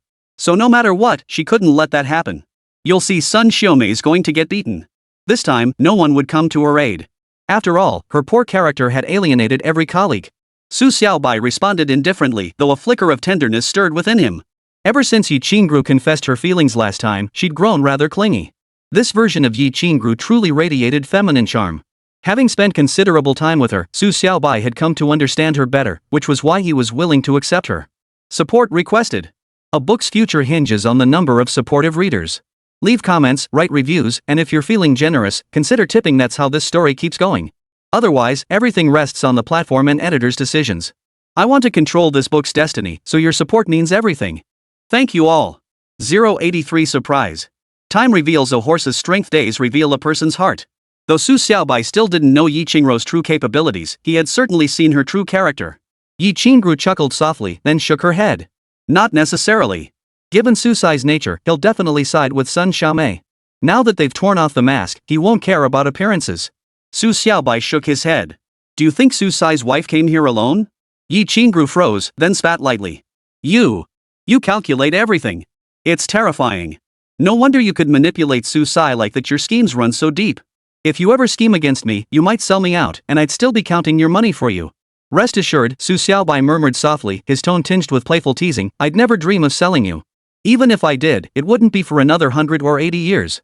Yi Qingru smiled, blossoming like a flower, her cheeks tinged with a hint of pink, the very color of happiness.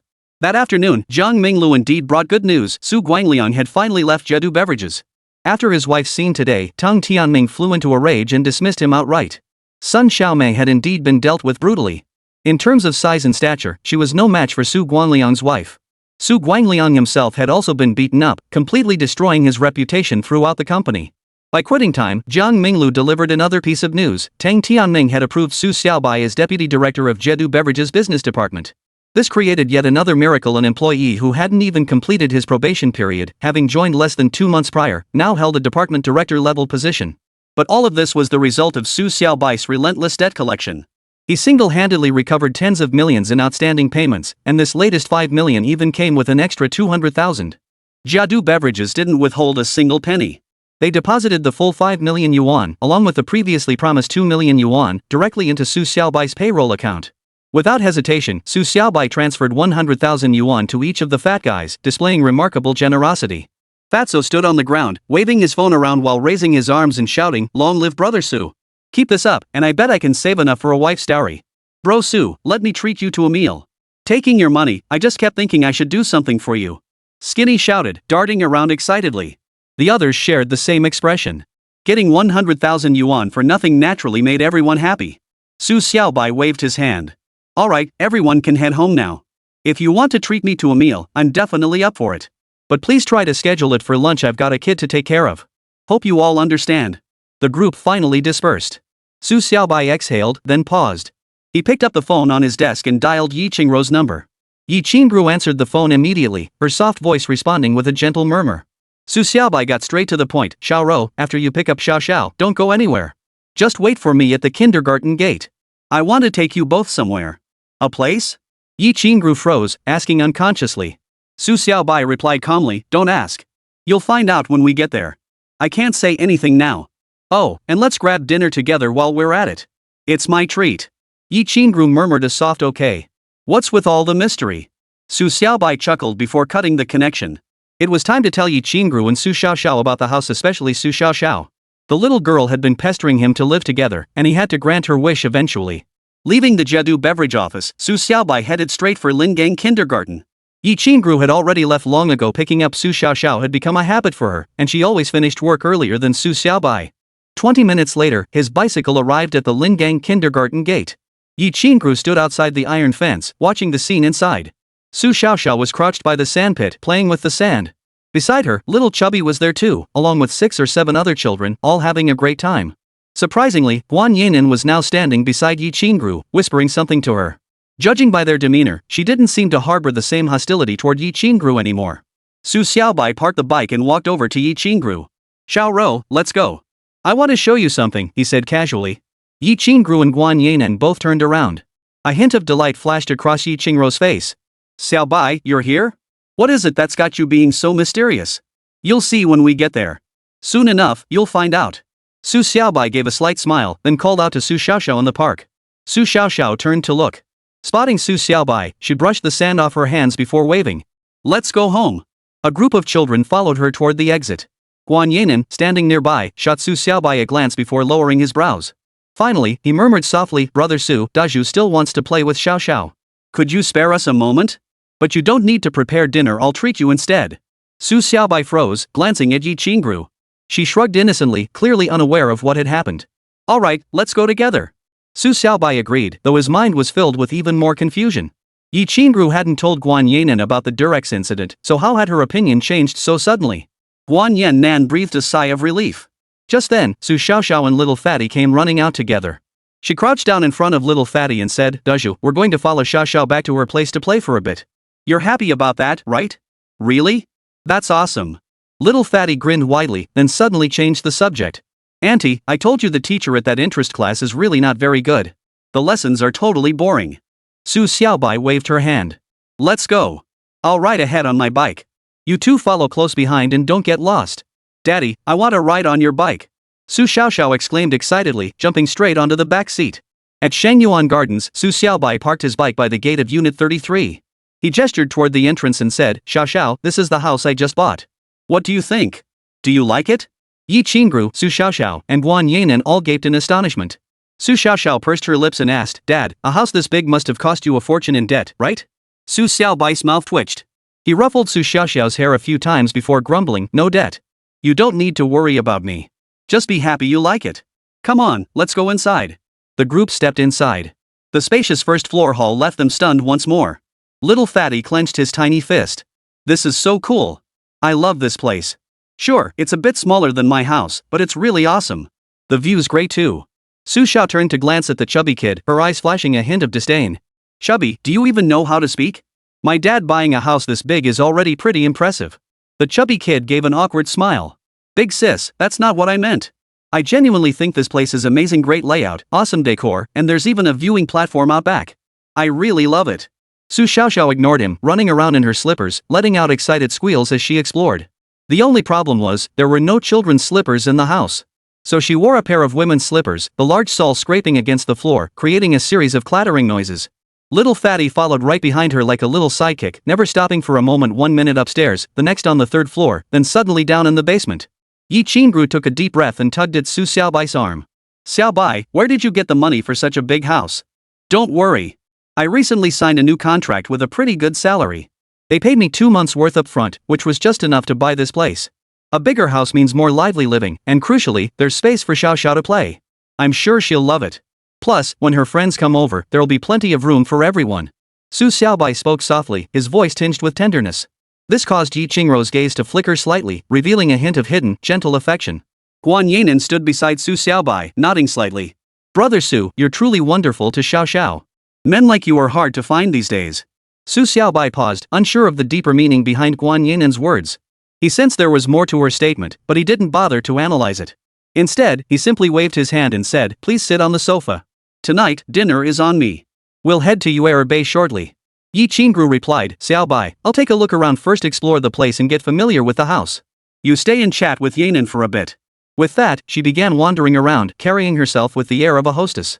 Su Xiaobai watched her retreating figure before settling into a nearby sofa. Guan Yannan sat beside him, her long legs casually crossed and resting against the edge of the couch. Today, Guan Yanman wore a fitted blue dress, her legs encased in nude stockings that accentuated her exceptionally long calves. Paired with her flowing hair, she embodied every trait of a modern career woman.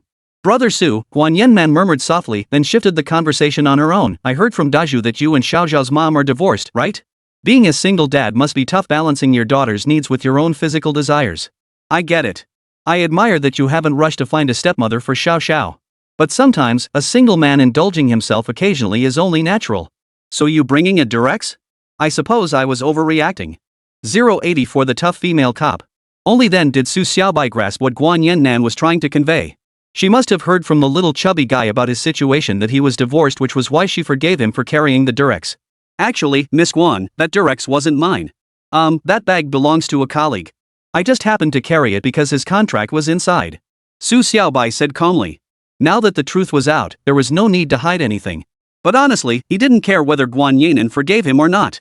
She wasn't anyone special to him, and he had no interest in pleasing her. Guan Yanman froze, then after a moment of thought, slapped her thigh. Brother Su, I remember now. My receptionist said the exact same thing that day. I didn't get it then, but now I understand. No wonder that fat guy always seems so sleazy to me. Someone like you must be full of integrity. Su Ge, just call me Xiaonan. It feels better to my ears. Please forgive me this once.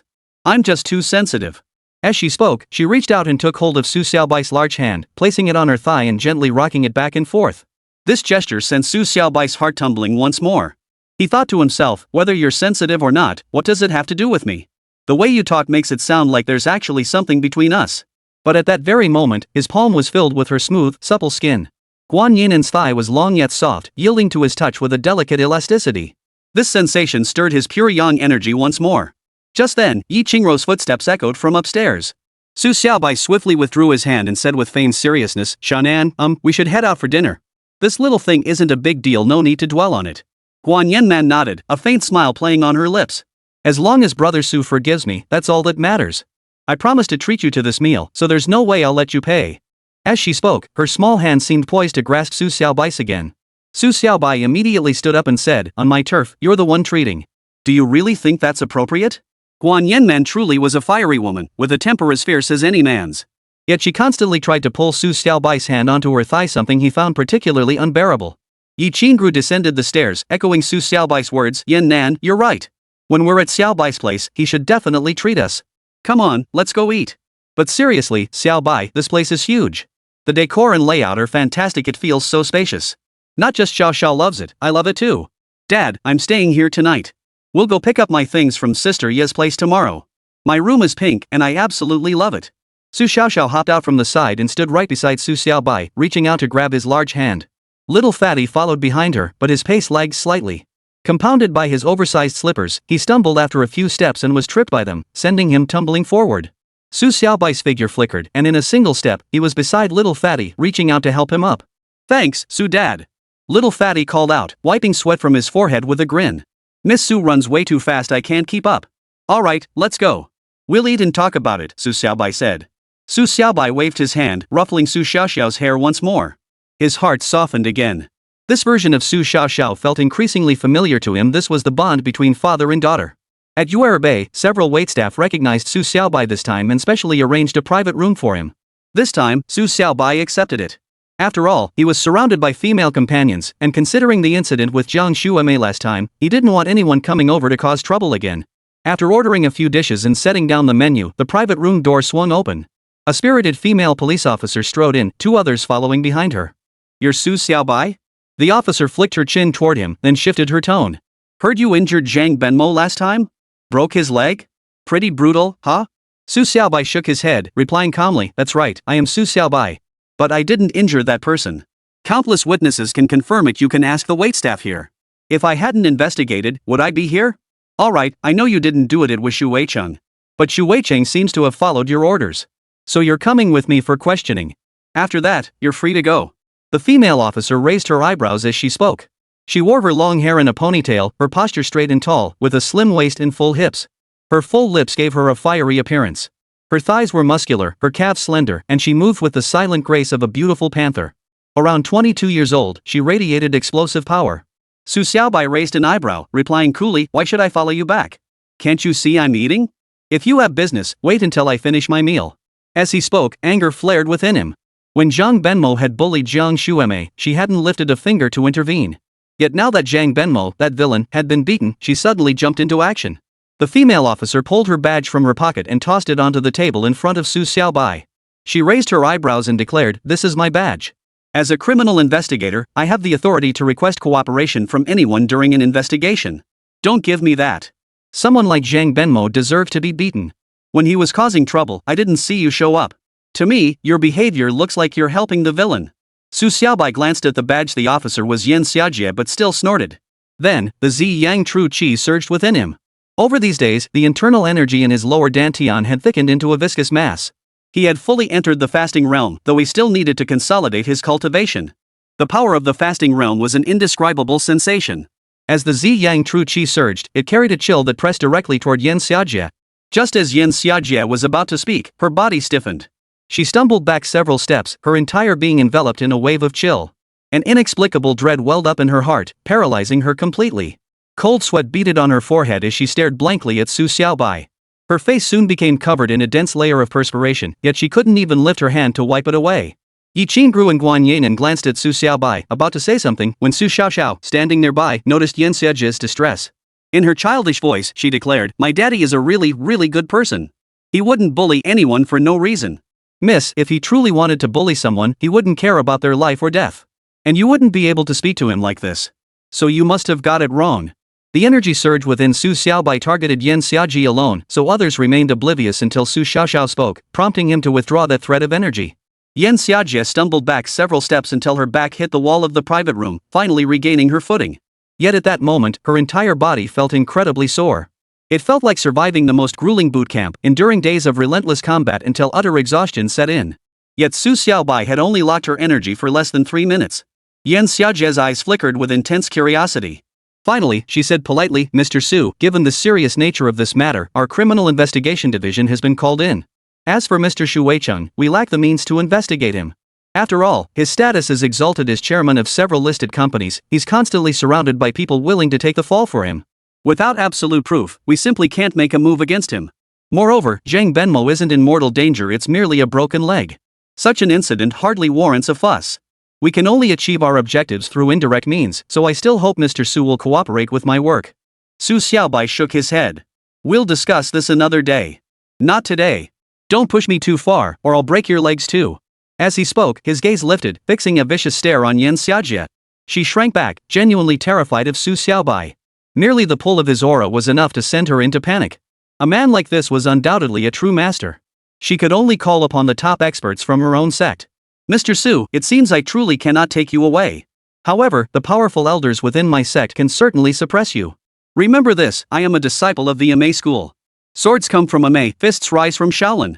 As a lay disciple of Emei, I've trained in Shaolin fists and Emei swords. I can seek aid from both Shaolin and Emei. So next time, it won't be me coming, it'll be my sect's elders. Yan Xiaojie clenched her fists. Years of martial training had forged her body into solid muscle.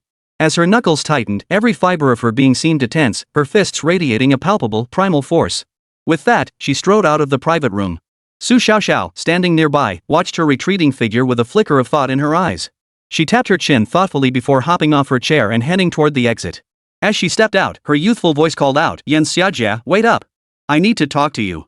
Watching Su Xiaoxiao leave the private room, Wang Yinan pursed her lips and asked, Sugu, are you sure it's okay not to follow her? Su Xiaobai shook his head. Given his circumstances, even if he stayed put, Yan Xiaojie wouldn't have the power to force him to leave. Yi Qingrou's eyes held a hint of worry. Finally, she nudged Su Xiaobai's arm and said, Xiaobai, are you sure it's okay? Maybe we should discuss it and see if we can get someone to handle it. It's best not to antagonize the criminal investigators. 085 Showdown. Just then, the waitstaff began serving dishes outside the door. Su Xiaobai waved his hand dismissively. It's nothing serious. You guys relax. Let's just eat. The dishes brought out were cold appetizers, all refreshing and appetizing. Little Fatty frowned and raised his eyebrows. Miss Xiao isn't back yet. Is it really okay for us to start eating already? Su Xiaobai ruffled the little chubby guy's hair before replying with a smile, Xiao Xiao will be back soon. We can start eating now. Yeah, little chubby, make sure to eat extra later. As she spoke, her ears twitched. Outside the private room, Su Xiaoxiao stood beside Yan Xiaojie. The two had already left the main hall and were now conversing in an inconspicuous corner, a spot that drew little attention. Yan Xiaojie looked at Su Xiaoxiao, dressed in pink and adorned like a jade ornament, her face filled with confusion. Young lady, what business do you have with me? You claim to be from Emei. Who is your master? Su Xiaoxiao asked with a surprisingly mature tone, though her voice remained childishly tender, lending her an endearingly innocent air. Yan Xiaojie studied Su Xiaoxiao before nodding. I was trained by Master Dooku. He is a high-ranking monk of Emei. Little girl, could it be that you know Master Dooku? Su Xiaoxiao paused, then nodded. So your senior sister Dooku's disciple. Her strongest martial art is the Lingshu sword style, one of Emei's 3 great sect-defining sword techniques, second only to the Jade Maiden sword method. However, the Lingshu sword style requires immense dedication to master. While its early stages are relatively accessible, advancing beyond them becomes exceedingly difficult. When perfected, its power rivals that of the Jade Maiden sword technique. Yet, no one in all of Emei has ever achieved true mastery of the Lingshu sword style. I recall senior sister Dooku was likely stuck at the 8th layer of Lingshu sword style. Your earlier claim that the sword leaves Emei strikes me as problematic. While Emei's sword techniques are indeed excellent, they cannot be called the foremost. There are countless sects in this world. Take the Xiaoyao sect, for instance, their fist techniques are truly peerless, even surpassing Shaolin. The Kontong sect's 7 injuries fist, when mastered to perfection, transforms injury into energy, matching Shaolin's prowess. Then there's the 72 empty brightness fist. So you shouldn't be so arrogant. You must remain humble. We Emei disciples always act with reason and restraint. After all, my father is your senior 2 generations above you, no less. Given your status, you shouldn't speak so disrespectfully to elders. Her words were youthful and crisp, yet delivered with an unnatural air of worldliness. Yan Xiaojie, however, was startled, surprise flitting across her face. The Emei sect's ascetic practices weren't common knowledge, yet Su Xiaoxiao knew them in such detail, knowledge only an Emei disciple would possess. So you truly come from Emei? Yan Xiaojie murmured softly, her voice tinged with newfound gravity. Su Xiaoxiao nodded. It's nothing. My mother is Emei's Huixin, and my grandmother is the abbess, Jiku. As she spoke, she stood tall, her posture carrying an air of authority. She had every reason to be proud as the granddaughter of Abbess Jiku, she was truly a princess within Emei. Yan Xiaojie froze, then bowed deeply with genuine respect. Junior Master Sister, I've been utterly rude. I had no idea you were in the East Sea. Such monumental news, and I was completely unaware.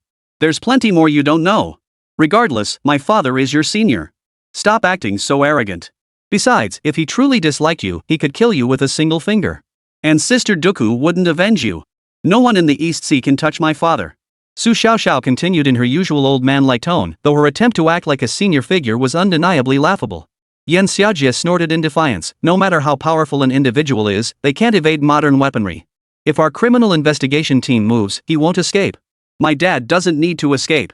He's already broken through the Grandmaster realm and entered the next tier. His internal energy is nearly boundless and he's got plenty of tricks up his sleeve. If he wants to leave, even a helicopter couldn't stop him. Su Xiaoxiao snorted, glaring at Yin Xiajie with obvious disdain, clearly thinking her was utterly clueless. But he's the one at this age. Yin Xiajie froze, her face etched with disbelief. Su Xiaoxiao waved her hand dismissively. Alright, I'm done talking to you. I need to go in for dinner. You can go ask around. Since you're senior sister Dooku's disciple, you should be part of the hidden sect too. With that, she turned and strode into the private room, her petite frame carrying a hint of pride. Yin Xiajie took a deep breath, stepped out of the corner, and finally motioned to the two subordinates on the other side. The three of them left together. Inside the private room, Su Xiaobai and the others were eating. Yi Qingru and Guan Yinan grew increasingly impressed by him. Facing a police detective with such composure that was the mark of a true man. As Su Xiaoxiao entered, she plopped down beside Su Xiaobai and announced, "Dad, I'm back." That Yin Xiajie really has no sense. Yi Qingru and Guan Yinan giggled, amused by her old-fashioned demeanor, while the chubby kid cheered, "Missy, you're amazing. You're definitely my big sister." Su Xiaobai ruffled Su Xiaoxiao's hair, about to speak, when his phone rang. Glancing at the number, his heart skipped a beat. After a moment's thought, he answered directly. Family Hua's peerless voice rang out, "Master Su, Chang Shui has accepted your challenge." "When?" Su Xiaobai asked calmly. 7 days from now, on the night of the full moon, at the shores of the East Sea. Fan Lihua replied coolly. Su Xiaobai ended the call, narrowing his eyes slightly. A faint, sharp aura emanated from him, like a sword drawn from its scabbard. The extreme grand mansion stood in the heart of East Sea City, concealed within its busiest thoroughfare. This walled compound, steeped in ancient charm, radiated a profound sense of historical weight. The early morning sun spilled over the walls, illuminating the lush, exquisitely designed gardens. The grand mansion was a 4-story building, its entire first floor featuring floor-to-ceiling glass windows that revealed a clubhouse symbolizing prestige and sophistication. Near the floor-to-ceiling windows, Su Xiaobai had curled up on a sofa. The cushions were exceptionally plush, tempting anyone who sat down to linger. Of course, this was no place open to just anyone. Without the right connections, one would be turned away at the door, a privilege reserved for only a select few. Across from Su Xiaobai sat 4 elderly gentlemen, their posture respectful. The leader, a man in his 70s, wore a linen gray suit that accentuated his distinguished bearing. He appeared remarkably spry and alert. The other 3 were even older, all around 80, yet before Su Xiaobai, they maintained a perfectly composed demeanor. Each stared at him with curiosity, seemingly waiting for him to speak. A beautiful waitress in a maid's uniform approached carrying a teapot. She bowed as she poured tea for all 5 before turning to leave. Su Xiaobai glanced at the elderly man before him and sighed softly. "Qinghui, you're at such an advanced age, yet you're gathered here with me. This really makes me feel quite uncomfortable. Senior master, seniority has nothing to do with age. You are my elder, and I must show you respect. By the way, these 3 are our Wudong elders Qingshi, Qingji, and Qingxuan. They all grew up on Wudong Mountain, and the internal cultivation techniques we practice are all Wudong's supreme arts, the Daoyuan energy. When they heard you were in the East Sea, they insisted on accompanying me. We humbly request your guidance. Meeting you is the greatest blessing of our lives." Qinghui spoke with palpable excitement. His chin was framed by a thick beard, which normally lent him an air of ethereal grace, but at this moment, he resembled nothing so much as an excited child. Beside him, 3 octogenarians trembled with excitement, their beards quivering. Su Xiaobai's eye twitched inwardly. The thought of such ethereal elders acting like juniors before him was something he simply couldn't bear. Qingshi was the shortest, thin and petite, yet radiating an otherworldly aura. Qingji resembled a bear, sturdy as an ox. Qingxuan, however, shared Qinghui's refined, scholarly elegance, a true embodiment of the Taoist sage. Qingji grinned widely. "Uncle Master, you wouldn't believe it. When I first met Grandmaster Ziyang, he said my martial talent was exceptional, the finest in Wudong. He promised that with perseverance, I could master the Qingfeng finger to perfection. But after practicing my entire life, I'm still only at the 6th layer of the Qingfeng finger. Reaching the 9th layer feels utterly hopeless. As for Qingshi and Shengquan, they're only at the 4th layer. Qinghui is slightly better, at the 5th layer. That's why we came to the East Sea, hoping you could offer us some guidance." Qingxuan nodded. "That's right, Master. Ning Yuan is Qinghui's grand disciple. For him to dare defy you is an act of grave disrespect. I've made him wait outside. If you wish to see him, have him come in. Otherwise, tell him to get lost." "Quite right. Wudong cannot accept such a disciple defying elders is utterly unacceptable." Qingshi remarked softly, though his demeanor suggested he might be the most fiery-tempered of them all. Su Xiaobai waved his hand. "Enough about Ning Yuan. Just make sure you discipline him properly from now on. As for the Qingfeng finger technique, recite the mantra for me."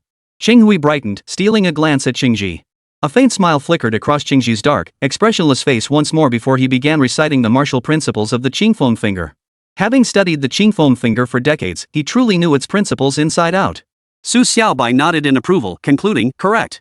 Your understanding is sound. It seems your error lies in the application of your internal energy. Among Wudong martial arts, the green wind finger is considered the simplest. It's not difficult to learn at all. Back then, it took me about half a year to reach the grand mastery level. You've been practicing for decades now. There's no reason you shouldn't have reached the 9th level." 086 The four elders of Wudong. Qinghui, Qingshi, Qingji, and Xingchuan froze, their mouths agape. They exchanged glances before wearing wry smiles. Qinghui shook her head and said, "Uncle Master, back then, Grandmaster Ziyang mentioned he had taken on a disciple whose talent was truly unparalleled in history. Wudong has likely never seen such a disciple before. Now it seems you truly are that unparalleled genius unmatched in history, with no successor to come. To master the Qingfeng finger to perfection in just half a year is truly astonishing. Please enlighten us on its essence. Martial arts cannot be mastered through mere instruction alone. It requires real combat. This is how it will be. Shortly, you will follow me into the courtyard for a few exchanges. You will strike me several times with the Qingfeng finger, and I will observe where your deficiencies lie. Even the dullest of minds could not fail to master the Qingfeng finger after decades of practice. That would be unnatural." Su Xiaobai snorted, then lifted his teacup and sipped the tea gently. As he looked at the four elderly men before him, the corner of his eye twitched again. Qinghui and the others brightened. Qinghui then cleared her throat softly, retrieved a box from her bag, and gently pushed it towards Su Xiaobai. "Master Uncle," she said solemnly, "this is a small local specialty we brought from Wudong. Please accept it with our deepest respect. I know that at your level of mastery, worldly things hold little appeal. So I found this in the mountains of Wudong. Please keep it." Qingshi, Qingji, and Xingchuan stared at Su Xiaobai expectantly. He raised an eyebrow and smiled faintly. "All right, I'll take it. Is there any need for you to be so nervous?" "Heh, no, Uncle Master. We just feared that if you didn't accept our gift upon our first meeting, you might not acknowledge us as your disciples in the future. After all, you are a senior of the Wudong lineage. We still hope to receive your guidance often. Though you come from the Hidden Sect lineage, we share the same origin as the Wudong mountain lineage. Please continue to support us younger generations." Qinghui spoke softly. At that moment, Qingshi, Qingji, and Xingchuan beside her also hurriedly presented their gifts, none of which were mundane worldly items. Su Xiaobai sighed inwardly. Truly, he lacked nothing of the mundane world now. With the backing of the Hidden Sect of the Demon Sect, money was no concern. Yet judging by the expressions of Qinghui, Qingshi, Qingji, and Xingchuan, these gifts seemed exceptionally precious. He wasn't sure what specialties Wudong Mountain had to offer, but frankly, such matters held little interest for him now. Still, it would be rather rude to refuse gifts offered out of filial devotion by the younger generation. "Qinghui, the very purpose of our hidden sect is to remain hidden in plain sight. You know I often wander around Wudong Mountain. That doesn't seem quite appropriate, does it? I'm just an ordinary person now. I'll visit Wudong to see you all when the time is right. As for the Wudong legacy, the hidden sect lineage will continue to safeguard it. Though to be honest, aside from myself, I truly don't know anyone else from the Wudong hidden sect." Su Xiaobai responded with a faint nod, though a hint of disappointment lingered between his brows. Ever since he had followed Lin Tianpeng, the old man had never shared any details about Wudong. Logically speaking, the hidden sect of Wudong couldn't possibly consist solely of the sect leader's lineage. Otherwise, Wudong wouldn't have earned its place among the 10 great hidden sects of the Taoist world. So where were the other members of the Wudong hidden sect? The old man hadn't mentioned this, and Su Xiaobai didn't know either. But given Qinghui's circumstances, she should know something. Qinghui paused, then nodded. "Uncle Master, the reason Grandmaster Ziyang never shared these matters with you was likely to prevent distractions. After all, your martial talent was hailed by him as the greatest in Wudong's history. Your focus should remain solely on your cultivation. However, within our Wudong lineage, the hidden sect disciples number no fewer than 10,000. These disciples live in great seclusion within the world. According to Patriarch Ziyang, though scattered across the land, they still adhere to ancient rules, seemingly divided into 4 branches. Each branch is led by a head who oversees all the disciples. These 4 leaders are likely connected to Wudong's business holdings. They probably form a conglomerate with numerous enterprises under their umbrella, hence they frequently gather for meetings to discuss Wudong's future. Naturally, such meetings are restricted to the highest echelons. Only those whose martial prowess surpasses the mastery realm qualify to attend. Though I've never participated in such gatherings myself, I estimate the attendance would be no more than 40 or 50 individuals. In recent years, with Grandmaster Ziyang absent from the country, these meetings have likely been co-chaired by the leaders of the 4 branches. Now that you have obtained the Elder's Order from the Grandmaster, you should be the new leader of the Hidden Sect of Wudong. Since ancient times, the Hidden Sect has guided the Manifest Sect. Our lineage must also submit to the leadership of our Master Uncle. Therefore, I will bring Master Uncle to the next meeting. Judging by the timing, it should be in about 1 or 2 months. Su Xiaobai gave a faint nod, though inwardly he couldn't help but feel puzzled. Logically speaking, having joined the Taoist hidden sect as one of its 10 elders, the Wudong hidden sect should be aware of him. Yet no one had ever contacted him. This situation left him feeling rather peculiar. It seemed these people clearly had no intention of submitting to authority. Their failure to approach him proactively suggested they held him in low regard. Perhaps, in their eyes, even the old man himself wasn't worth their attention. Very well, then. Thank you for your trouble. Su Xiaobai nodded in agreement before shifting the conversation. Qinghui, this inn is indeed comfortable, especially this sofa. It's truly quite comfortable. But now that our business is concluded, let's depart. I'd like to see just how weak your Qingfeng finger technique truly is. Qinghui, Qingshi, Qingji, and Qingxuan perked up, each rubbing their hands in anticipation. Then, the dark-skinned Qingji spoke up, Master, rest assured. We will heed your guidance diligently. The group slowly exited the clubhouse and entered a densely planted garden. This garden was quite large, with winding paths leading to secluded spots. They followed the gravel path into a pavilion on one side. Few visitors came to the extreme club, and with the heat of the day, the entire green grove was utterly deserted. Once they had settled, the slender Qingshi stepped forward. Taking a deep breath, he said, Master, Qing Shui and I possess the shallowest mastery of the Qingfeng finger technique. We should be the first to spar with you. Su Xiaobai glanced at him and replied indifferently, in my view, the difference is negligible. Whether it's the 4th, 5th, or 6th layer of Qingfeng finger, they're all the same. They're still far from the realm of great accomplishment. And even if you truly cultivated to the great perfection realm, it wouldn't amount to much. Wudong's strongest martial arts aren't the green wind finger, but the 4 forms of Tai Chi, the 2 extreme sword technique, and martial arts like the sword Qi. Sword Qi? The 4 froze, exchanging stunned glances. Their faces twitched with excitement.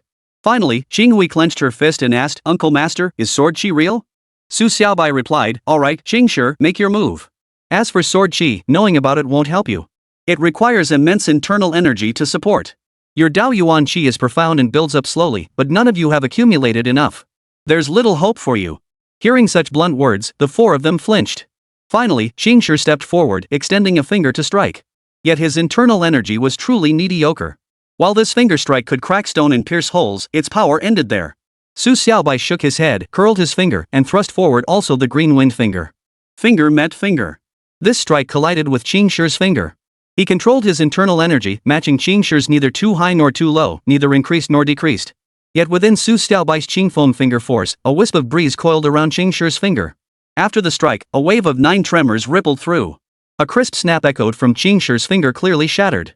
The finger strike was indeed fierce enough, but its transformation was lacking, far too rigid. The green wind finger, as its name suggests, should be like a green breeze, using softness to overcome hardness, concentrating power at a single point, ever-changing and capable of wrapping and twisting. Su Xiaobai let out a cry, then raised his eyebrows and said, Qinghui, Qingji, Qingxuan, come at me together. It seems you've all taken the wrong path. Daoyuan energy must be close to nature, but your internal energy cultivation has gone astray. Qinghui, Qingji, and Qingxuan stepped forward simultaneously, their fingers moving like the wind. Qingji unleashed 2 fingers at once, strands of internal energy coiling around their tips. Yet Su Xiaobai merely tapped his hands, seemingly light and weightless, lacking any trace of force.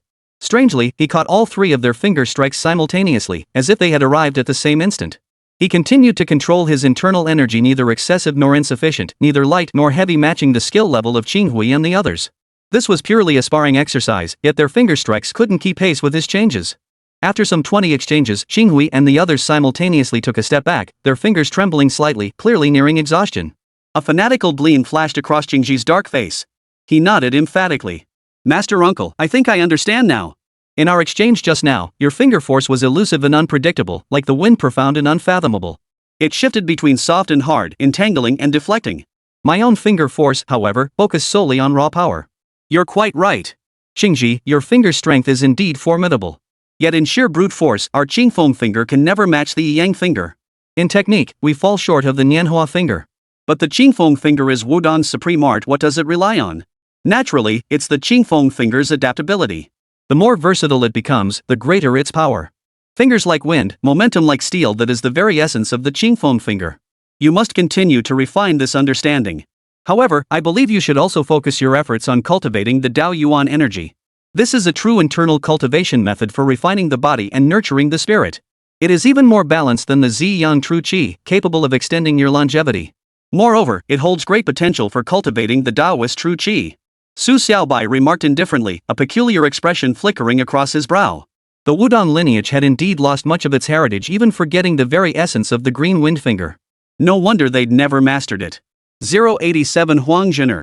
Xinghui, Xingshi, Xingji, and Xingxuan nodded vigorously. With every word Su Xiaobai spoke, they nodded once more, their posture resembling elementary school students listening intently to their teacher. Master Uncle, your wisdom is truly profound. The essence of the green wind finger has always eluded me, but after your guidance today, it finally clicks into place. But, does Wudong truly possess that secret art, the sword Qi?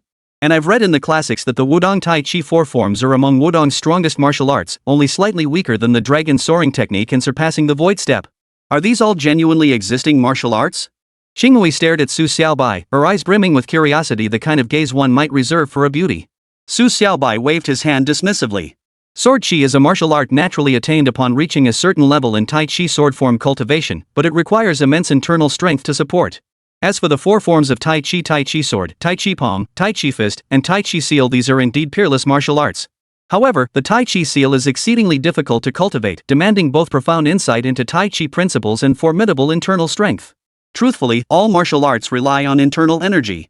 Think of it like a car, quick acceleration and stable performance represent skill, but the driving force is internal energy. Without it, the car won't move. Xinghui and the others exchanged expressions of sudden understanding. Xinghui then asked, Master Uncle, what about the dragon soaring technique? What kind of martial art is this? Outsiders say it's a lightness skill that allows one to traverse the skies, rivaling birds. Is this true? Su Xiaobai shook his head. The dragon soaring technique has never appeared in any lineage records. There isn't even an oral tradition of it. Consequently, within our Wudong hidden sect, there are no written accounts of this technique whatsoever. This is a martial art that must be mastered through personal insight.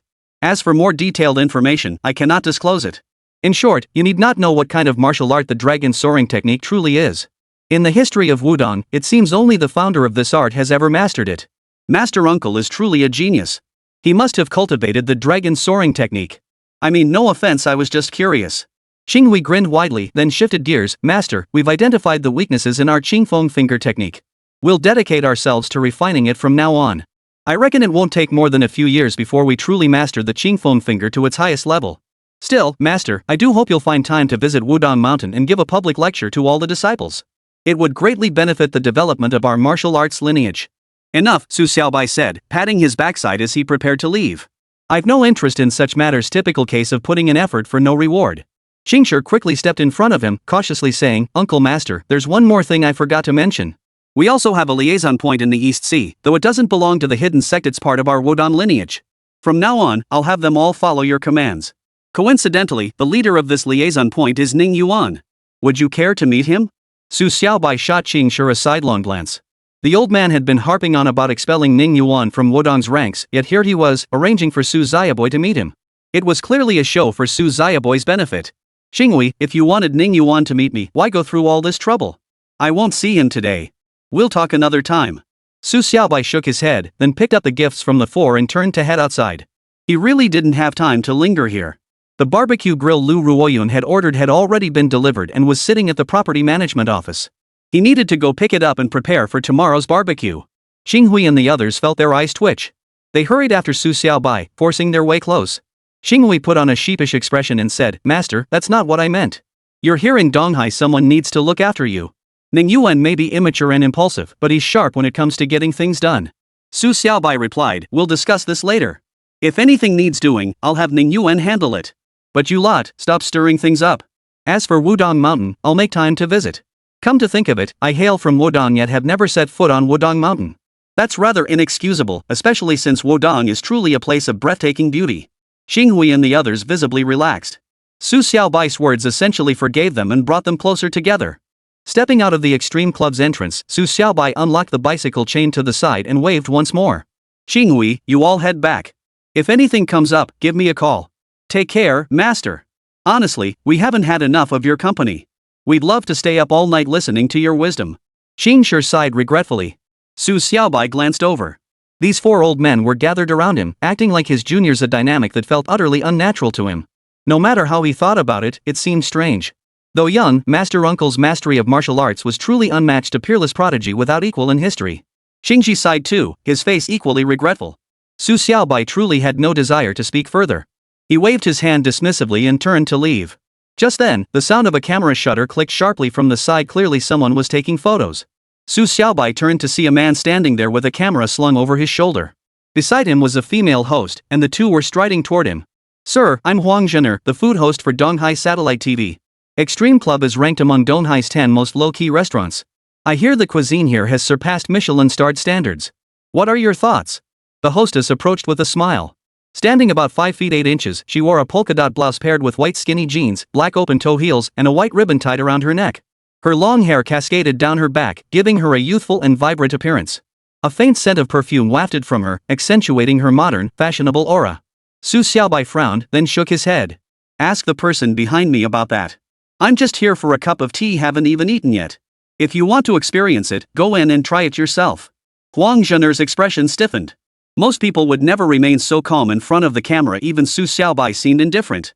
This prompted her to sway slightly and say, Sir, I'm not qualified to go in. Only invited guests or those with prior reservations are allowed. Why don't you take me in? Let me see how it is. As she spoke, a flicker passed through her eyes. Truth be told, her entry into Donghai TV was due to powerful connections. But having only been at the station for a month, her network wasn't yet extensive. Becoming a food anchor was merely a stepping stone. Fortunately, Huang Zhener's looks were among the top even at Donghai TV, and her fundamentals were solid. Her ambition was to become a true star anchor. During her first month on the job, she leveraged her family connections to secure several extremely challenging interviews, earning her substantial ratings. The Extreme Club, however, was beyond her reach. It stood as a watershed, a place only the true elite could enter. It wasn't merely about money. Deep social connections were essential. With Wudong Mountain's profound background, gaining entry was naturally within reach. Su Xiaobai's admission wasn't surprising either. Though he hadn't displayed the elder tokens of the Taoist or demon sects, he entered alongside Qinghui. It was no secret that the Extreme Club's owner was also a member of a hidden sect within the Taoist community. They only conducted business within a small circle, but that was more than enough. Su Xiaobai paused, glancing at Qinghui. Qinghui, do you need special qualifications just to eat here? Of course, master. This is a private venue for select guests only, not open to the public. Qinghui replied, her gaze briefly lingering on Huang Zhener. Huang Zhener was indeed quite beautiful. By Su Xiaobai's standard, smooth hair, pretty face, slim waist, long legs, ample bust, and around behind, she easily scored a perfect 10. Such beauties were truly rare. Only then did Su Xiaobai respond, then you handle her interview. I got a package to pick up at home. Yeah, Qinghui, we'll connect later. With that, he hopped on his bicycle and rode off without a second glance. Qinghui's eye twitched. Having navigated the secular world for so long, she was undoubtedly a seasoned veteran. Without his smooth-talking connections, he'd never have become the Grandmaster of Wudong Mountain. Unlike the hidden sect, the public sect lineage required meticulous cultivation of relationships across all spheres. Xiao Huang, since this is something your master has arranged, let's talk. What do you want to ask? Qinghui cleared his throat softly, adopting an air of ethereal grace. His very presence carried an otherworldly aura of a reclusive sage. Only in Su Xiaobai's presence did he shed all pretension. With Su Xiaobai gone, he naturally reverted to his usual self. Huang Zhener glanced at Qinghui and the other three. They resembled four ancient immortals, their aura leaving her secretly in awe. Master, Huang Zhener asked curiously, you address that gentleman as Uncle Master? Is he very old? Qinghui smiled faintly, her expression tinged with mystery. She shook her head. That cannot be revealed. Just remember this, he is our master's younger brother. Huang Zhener glanced back just as Su Xiaobai departed. A flicker of curiosity stirred within her. She nodded and inquired, Master, was the food inside delicious? Qinghui replied calmly, indeed, it is delicious. Even the most ordinary ingredients are prepared using remarkably complex cooking methods. This differs from modern concepts. In this era, everything emphasizes simplicity, including cooking. Yet here, they innovate in their culinary techniques. So even if you're served just greens and radishes here, they're imbued with a whole new meaning. That's true innovation.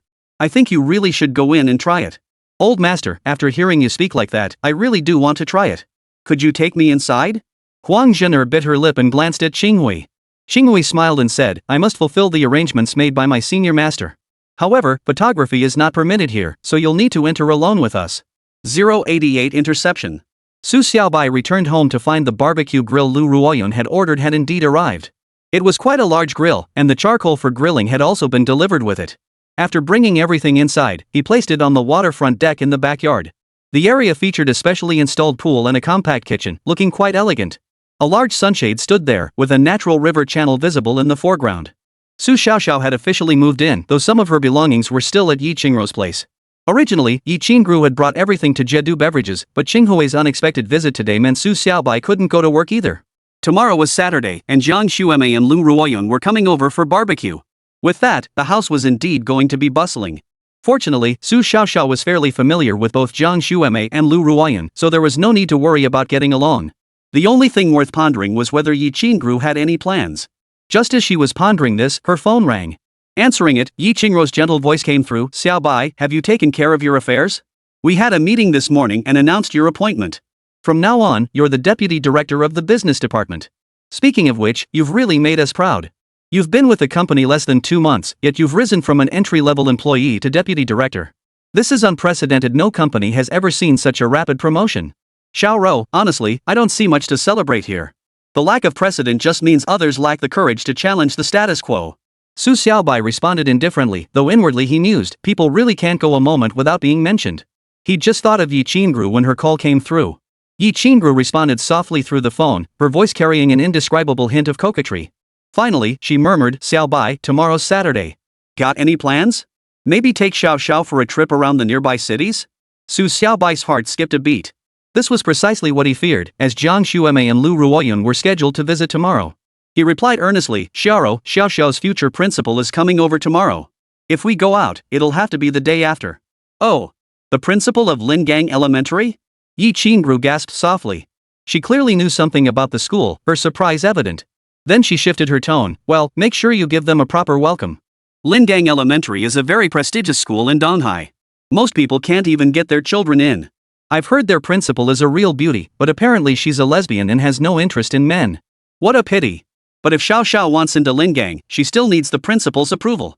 No matter what, you must treat her well even if it means sacrificing your dignity. If she can't get into Lingang, it'll affect Xiao Xiao's future." Su Xiaobai's eye twitched. He snorted impatiently, "What kind of talk is that? I really can't believe you. Principal Jiang is actually quite decent. Where did you hear this gossip? This is almost certainly true. I heard it from a teacher inside. Principal Jiang is so stunningly beautiful that many men pursue her, but she never gives them the time of day. She barely even talks to men. I also heard she must have been hurt in love before. She was about to marry a young and talented man, but he ended up having an affair with a female celebrity from the entertainment industry. That enraged her so much she swore off men forever." Yi Qingru spoke softly, her tone tinged with gossip. This made Su Xiaobai pause. Jiang Xuemei's attitude toward him had indeed been cold from the start. Could this rumor actually be true? As the thought crossed his mind, he murmured in response, "Xiao Rou, this has nothing to do with us. Anyway, I'll just get through tomorrow's event. If you want to go out, let's go together the day after tomorrow. You pick the place." "All right. I'll drop Xiao Zhao's things off at your place the day after tomorrow, and we'll head out together." Yi Qingru's voice carried a soft, melodious quality, like the cheerful splashing of loaches in a springtime stream. After cutting the connection, Su Xiaobai pondered. Though Jiang Xuemei and Lu Ruoyun would bring supplies tomorrow, it wouldn't do for him to arrive completely unprepared. He'd need to buy some fruit and stock up on food. The problem was, he couldn't cook. He didn't even grasp the basics. He'd have to buy ready-made or semi-prepared meals instead. Stepping out the community gate, he barely walked a few paces along the perimeter fence when a crowd surged toward him. At the front of the crowd stood 2 burly men with calloused hands and rough features, obviously skilled in martial arts. Behind them stood a man as plump and pale as a baby elephant. Spotting this man, Su Xiaobai narrowed his eyes. An indescribable scent filled the air like the blooming gardenia, sweet and pleasant. Yet the sweeter the scent, the more potent the poison. Su Xiaobai spread his protective aura, blocking out all fragrance, and shot a glance at the plump man in the crowd. "You must be Su Xiaobai. I am Ding Xixiang of the Xingxiu sect. Emei Huixin's daughter, Su Xiaoxiao, should be in your custody. Hand her over, or I'll kill you." The tall, white-skinned fat man declared with an air of arrogance, a typical trait of the Xingxiu sect that never failed to infuriate people. Who would have thought? Ding Xiang's son looks just like him. Seems his genes are pretty strong. Su Xiaobai nodded, then added with genuine seriousness, "You and Ding Liuxiang really are no different. Mediocre skills, but a temper to match." Ding Xixiang raised an eyebrow, snorting with disdain. "Don't compare me to that good-for-nothing little six. Besides, we don't take after our father, we all take after our mother." Su Xiaobai froze for a moment before shrugging. "Oh, I see. So that's where you get your build from. Looks like all these years, Ding Xiang really had his hands full with your mom." Ding Xixiang waved his hand. "Break one of his legs. Daring to defy me and forcibly seize the star gang that makes him an enemy of our star sect." 2 figures at the front of the crowd shifted, lunging directly at Su Xiaobai. As they charged, their massive hands swung out, slamming toward his shoulders. The air rippled with fierce gusts, brimming with overwhelming ferocity. This wasn't the Star Sect's divine king fist, it was genuine esoteric sect martial arts. Their hands carried an air of majestic authority, crushing all before them. In terms of sheer ferocity, it surpassed even Shaolin boxing. Su Xiaobai's eyes narrowed. These two burly men, seemingly unremarkable, were unexpectedly disciples of the esoteric sect. Judging by their fist techniques, they were undoubtedly trained from childhood. 089 Dragon Elephant Prajna Technique. As the thought crossed his mind, Su Xiaobai's fists shot out. His strikes flowed like Tai Chi, colliding directly with the two men's fists. They clashed a dozen times. After the exchange, Su Xiaobai stepped forward, sidestepping the two men. They, however, grunted heavily and stumbled backwards 7 or 8 paces, each step leaving a deep footprint in the ground. After 7 or 8 steps, they collapsed onto the ground, shouting loudly while their bodies still trembled. The sensation was excruciatingly painful. But astonishingly, they didn't speak Chinese. Instead, they bellowed in Tibetan, wailing and screaming. Su Xiaobai stepped into the crowd. Without a word, the people there raised their hands, scattering puffs of powder into the air. The scent of gardenias grew even more intense. This powder was a genuine poison, blanketing an area of 5 or 6 meters. Su Xiaobai could no longer see anything clearly before his eyes. Yet he paid it no mind, taking another step forward before exhaling softly. The breath he exhaled formed a whirlwind within the powder-shrouded area, sweeping all the powder upward. The group was thrown off balance by the gust, but Su Xiaobai paid them no mind. His gaze fixed on Ding Xixiang, who was now sprinting toward the side. To flee without a fight, that was the true essence of the Constellation Sect's martial arts. When you can't win, you slip away on your heels, running faster than anyone else. But as Su Xiaoxiao had mentioned last time, not all Star Sect disciples were cowards, some were true tough guys. Ding Xixiang, in fact, wasn't as useless as imagined. He was a real hard man. His figure flickered as he materialized beside Ding Xixiang in midair. Su Xiaobai reached out and slapped the man's solid back. Ding Six Elephant ducked his head without turning, his arm whipping backward like a spring, his entire body supple as if without bones. This was the manifestation of the Divine King Fist cultivated to its 7th level. Yet within Ding Xixiang's technique, elements of esoteric boxing seemed interwoven, lending a sinister chill to its raw power, accompanied by waves of a blood-curdling wind. Su Xiaobai's Tai Chi fist collided with Ding Xixiang's punch, thick as a baby elephant's leg. The Ziyang True Qi penetrated into his body. Finally, Su Xiaobai formed his hands into palms and slapped Ding Xixiang's body several times. Ding Xixiang grunted hoarsely, his body curling into a ball as he rolled several times across the ground. After tumbling over 10 meters, he lay motionless, a trickle of blood seeping from the corner of his mouth. Su Xiaobai stood before him, glancing down with a hint of admiration. Ding Xixiang's martial prowess truly surpassed Ding Xixiang's by a wide margin, having reached the mid-stage of the control realm. Such talent was indeed not to be underestimated. Dragon Elephant Prajna Technique? Su Xiaobai raised an eyebrow, surprise flickering in his eyes. Then his tone shifted. Those two from the esoteric sect agreed to help you. Looks like you've got deep connections with them. The Dragon Elephant Prajna Technique is the esoteric sect's closely guarded secret. Yet you've integrated it into your Divine King Fist and nearly forged your own path. Interesting. Ding Xixiang gasped for breath before scrambling to his feet. He stood there, glaring at Su Xiaobai. Scared now? Let me tell you this, my mother was the sacred maiden of the esoteric sect back in the day. My uncle is now the sect's leader. He's mastered the Elephant Dragon Prajna technique to the 11th level, wielding the power of 10 elephants in his hands. If you hit me, he'll definitely come looking for you. Su Xiaobai raised an eyebrow in disdain. I despise people like you most. You're useless yourself, yet you have to drag your backers into it. That's the classic mark of a spoiled brat. And what if he's mastered the Elephant Dragon Prajna technique to its 13th layer? There's one thing I didn't expect. Your mother is the holy maiden of the esoteric sect. Looks like Ding Xixiang really has some skills. The esoteric sect stands alone, not aligned with either the Taoist or demon factions. For him to win the heart of the esoteric sect's holy maiden, he must be quite the ladies' man. Ding Six Elephant eyed Su Xiaobai's impassive expression, his gaze darting nervously. Gritting his teeth, he dropped to his knees and forced out a kowtow. Master Su, please spare me. You're a true hero, surely you wouldn't stoop to killing a worthless coward like me. Just let me go, and I swear I'll never send anyone to trouble you again. Su Xiaobai's expression remained impassive as he continued to stare at Ding Xixiang without a word. Ding Xixiang couldn't help but feel a chill run down his spine. He bowed his head again and began to cry. Through his sobs, he pleaded, Master Su, I'm no lightweight at over 200 pounds. I'm willing to redeem myself with our Xingqiu sect's minor restoring pill. As he spoke, he fished a wooden box from his pocket and held it out before Su Xiaobai with both hands. Su Xiaobai took it, then turned and walked away. As he left, he waved behind him and called out, Ding Xixiang, get lost. Go back and deliver this message. If anyone else from the Constellation sect dares to come here, I'll chop off their legs. Ding Xixiang exhaled, wiped the sweat from his brow, and called out, Master Su, rest assured, I'll deliver the message. But our leader and the third brother, they won't listen to me. They're both men with a heavy aura of killing intent. Especially the boss. He's mastered the Divine King Fist to the 9th level and the Dragon Elephant Prajna technique to the 9th level. He's at the mid-stage of the Grandmaster realm. I'm sure he'll come challenge you. Su Xiaobai offered no reply, walking straight up to the 2 esoteric sect disciples. He kicked each of them once, and both immediately sprang to their feet. But they didn't speak Chinese, so they gestured wildly at Su Xiaobai. He didn't understand, glaring at them and barking, get lost. The Elephant Dragon Prajna technique? That's only because they ran into me. If they'd met my master, anyone practicing that technique would have been beaten to a pulp. Although Master Ziyang Lin Tianping hadn't shared much with him, he had once mentioned this. Several major conflicts had erupted between Wudong and the esoteric sect, though those battles had occurred long ago.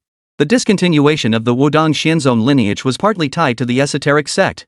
The fighting was brutal. Several grandmasters perished in those wars, including 2 peak practitioners who had mastered the 12th level of the Dragon Elephant Prajna technique. The Wudong side also lost several elite masters, cementing this as a true, generations-old enmity. Fortunately, centuries had softened the bitterness of this grudge, though Master Ziyang Lin Tianping still bore no goodwill toward the esoteric sect.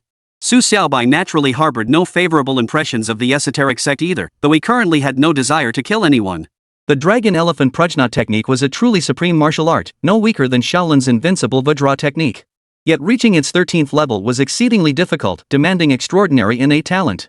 According to Lin Tianping, with Su Xiaobai's natural talent, he should be able to cultivate the Dragon Elephant Prajna technique to its peak level with relative ease. However, once mastered to its peak, the Dragon Elephant Prajna technique could potentially be refined into even more profound martial arts. Much like the Void Step, it could serve as a foundation to develop the Dragon Soaring technique. Taking a deep breath, Su Xiaobai turned and walked away, heading toward the large marketplace on the side, paying no further attention to Ding Xixiang and his group. 090 Assassination. After browsing the supermarket, Su Xiaobai bought some fruit and picked up some prepared food from the deli counter. This would serve as dinner for him and Su Xiaoxiao. Just as he was about to exit the mall carrying a large bag, a man approached from the side. His face was covered by a large scarf, and he kept ducking his head nervously. Su Xiaobai glanced at him, about to kick him away, when the man whispered, Master Su, it's me. It's Huixin. Why do I always see you looking like this? Su Xiaobai asked, utterly speechless. Huixin finally managed a dry chuckle. Master Su, Ding Xixiang has arrived in Donghai recently. I'm just afraid he'll take a shine to me. This Ding Xixiang isn't like Ding Xixiang, he's far more ruthless. That's why I've been hiding and not coming out. But you've already joined the Sanhai gang. With Xiao Fei's abilities, protecting you shouldn't be a problem. Why are you so pathetic? Su Xiaobai snorted. Though the Three Rivers gang lacked a Grandmaster level expert, handling Ding Xixiang shouldn't be too difficult. Neither Ding Xixiang nor those 2 esoteric sect masters had reached Grandmaster realm. Fei Yui, however, had already attained mid-stage control realm. With Emei's lineage, she wouldn't be weaker than Ding Xixiang. Under Fei Yui's command, there were surely other masters at the control realm level. Suppressing those 2 esoteric sect masters and the remaining men wouldn't be difficult. Yet Huixin showed no backbone whatsoever, choosing instead to hide. Huixin offered an awkward smile. Master Su, Fei Dongjia certainly wouldn't find Ding Xixiang too difficult to handle. But she can't focus solely on me. Besides, the Star Sect excels in poison. I just didn't want to risk getting ambushed and ending up unable to serve you in the future. Enough of this useless chatter. When have you ever served me? Su Xiaobai snorted, then abruptly changed the subject. Take off that mask. Ding Xixiang has already fled the East Sea, and this is the best you can do? Huixin swiftly ripped the mask from his face with blinding speed, yet another testament to his utter shamelessness. Years of indoctrination by the Xingshu sect had left him utterly devoid of scruples. Master Su, I told you a scoundrel like Ding Xixiang would never dare show off in your presence. Huixin declared with righteous indignation. Then his tone shifted, his voice dropping low. Master Su, you didn't kill him, did you? Why would I kill him? He's no relation to me, and he didn't do anything wrong. I wouldn't kill him over something this trivial. Su Xiaobai shook his head, then waved his hand dismissively. Enough. You may go. If you ever show such spinelessness again, you'll be kicked out of the Sanhai gang. We don't keep a bunch of good-for-nothings around. Your martial arts skill is determined by your natural talent, but whether you possess a truly relentless spirit is determined by your will. With a will like yours, you're utterly useless. Hearing these menacing words, Huixin shrank his neck but dared not respond. He could only watch helplessly as Su Xiaobai walked out of the mall. Only when Su Xiaobai's figure faded from sight did he let out a faint sigh, muttering to himself with a look of frustration, this time I really was too timid. Master Su must look down on me now. If this happens again, even if he doesn't say anything, I bet Fei the head will have me killed. Come to think of it, Ding Xixiang isn't that terrifying. After all, I have Chang Ji on my side. Chang Ji is highly valued now, and there are plenty of opportunities to take down Ding Xixiang. Next time, even if Ding Xixiang shows up, I won't run. If it comes to it, I'll just hole up in the Sanhai gang and never leave. I'll wear Ding Xixiang down eventually. Su Xiaobai, lugging his large bag, once again turned onto the road beside Shangyuan Garden. As he walked, a sudden sense of danger flashed through his mind. His body shifted sideways by a meter just as a bullet struck the spot where he had been standing. He raised his eyebrows and saw a faint glint of light flash in the distance, a 17-story commercial building. A flash of coldness crossed Su Xiaobai's face. His eyes narrowed slightly, and in a blur, he vanished from his spot. In that instant, his figure moved like a gust of wind, stepping through the air. On the 17th floor rooftop, a bearded man peered through the crosshairs of his sniper rifle with one eye. Yet to his senses, Su Xiaobai's movements blurred into a series of afterimages, impossible to track. His expression darkened. Damn it! This is bad trouble. This guy's martial arts are no weaker than those mutants. This contract mission is done for. I gotta get out of here fast. The bearded man muttered under his breath. With a swift motion of both hands, he stowed the sniper rifle into its case. His hands seemed possessed of some magical power, completing the entire disassembly and reassembly process in mere seconds. Unfazed, he rummaged through the case after stowing the rifle, pulling out 2 Desert Eagles which he slung at his waist before heading toward the stairwell at the edge of the rooftop. Dressed in a crisp white shirt and tailored suit pants, glasses perched on his nose, the man with the bushy beard looked every inch the successful businessman. Su Xiaobai had already arrived at the base of the 17-story building. After a moment's thought, his form flickered as he took a step into the void, climbing directly upward along the exterior wall like a wisp of smoke. No one could catch sight of him. Reaching the 14th floor, he spotted an open window on one side. His figure flickered, and he leapt inside. It was a restroom, specifically, a standard women's restroom. Yet Su Xiaobai didn't pause, striding straight out. To ordinary eyes, Su Xiaobai's movements were blindingly fast.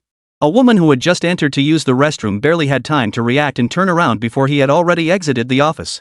The slightly bourgeois-looking woman froze, then shook her head, convinced she'd seen things. Su Xiaobai exited the company building and immediately turned into a side emergency stairwell. Glancing upward, his figure flickered again. His toes tapped twice on the handrail, propelling him directly to the top of the stairwell on the 17th floor. At that very moment, the bearded sniper emerged carrying a black case. His skin was pale, and his eyes held a hint of blue, a classic Westerner. Spotting Su Xiaobai, his expression remained utterly unchanged. Instead, he shrugged and said, "Hey, buddy. What time is it? This damn weather is killing me. Company rules are so strict even smoking requires running up to the rooftop." Su Xiaobai arched his eyebrow, his left hand shooting out with blinding speed. The man reacted just as fast, stepping back as his hand swept across his waist, drawing 2 large-caliber pistols. 091 Black Knight Alliance. But the moment the man drew his guns, before he could even raise them, his hands went numb. Su Xiaobai's fingers had already touched his wrists. This was the perfected Qingfeng finger technique. Strands of finger pressure coiled around the man's wrists. Just as he strained to break free, Su Xiaobai stepped forward, colliding shoulder first into his chest. The bearded man's body flew like a cannonball, crashing into the opposite side of the rooftop. Fortunately, the perimeter was protected by a high concrete barrier. The impact sent him bouncing back to sit on the platform, but the concrete wall behind him was now covered in dense cracks. The man coughed up another mouthful of blood, his face turning even paler. For a moment, he couldn't get up. Su Xiaobai picked up both guns and tucked them into his vest pockets. He then took 3 strides forward, each spanning dozens of meters, landing directly before the bearded man. A grave expression flickered in the bearded man's eyes. His hands trembled slightly before he shook his head. "I've lost. Do with me as you will." With that, he closed his eyes. The black case containing the sniper rifle lay right beside his right hand.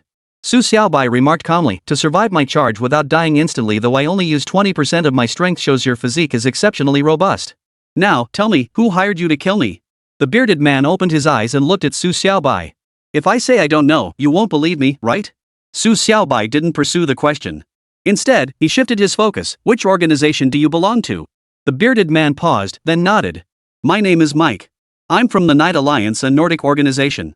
We possess the world's most elite snipers. But this time, I never expected to face an opponent as formidable as you. I've even taken down mutants before." "Mutants?" Su Xiaobai froze again. Though he was a top martial arts master, he'd always thought this world was fairly normal. He never expected to hear about mutants from Mike's mouth. Weren't these mutants like the superpowered beings from movies? How come I've never heard of mutants before? Su Xiaobai murmured softly, his aura locked onto Mike's body. The slightest abnormality would trigger his lethal strike.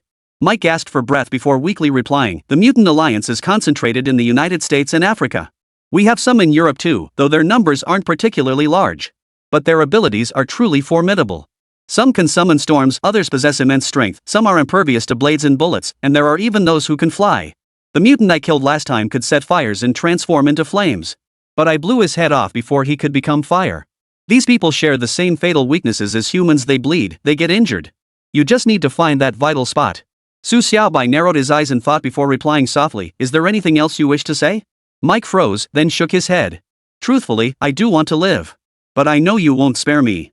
So I have no requests. Just give me a quick death."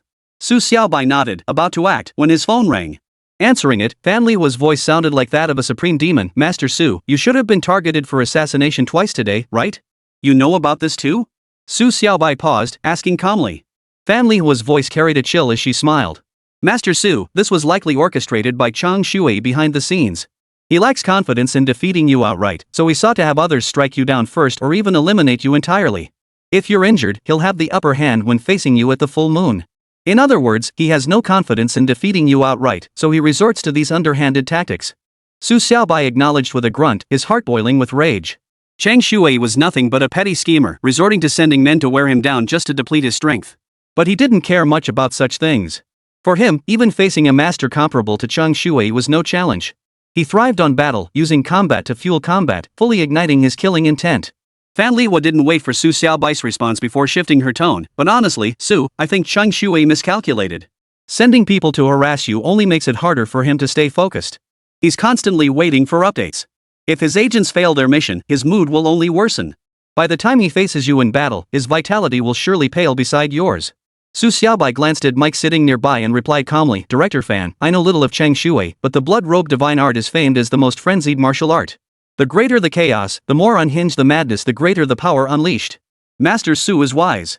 You encountered an assassin's ambush today, didn't you? This is an agent from the Night Alliance. If it's not too much trouble, I suggest you spare his life and hand him over to me. Our holy Yuan sect is precisely lacking a group of true snipers. In modern society, such individuals serve a greater purpose than a martial arts master. After all, not everyone possesses skills like Master Su's." Fan Lihua spoke softly, her voice as enchanting as ever, like an ethereal demoness, ever shifting and alluring. Yet Su Xiaobai clung tightly to the spark of his own spirit, refusing to be swayed by her charms. Hearing this, Su Xiaobai's heart stirred.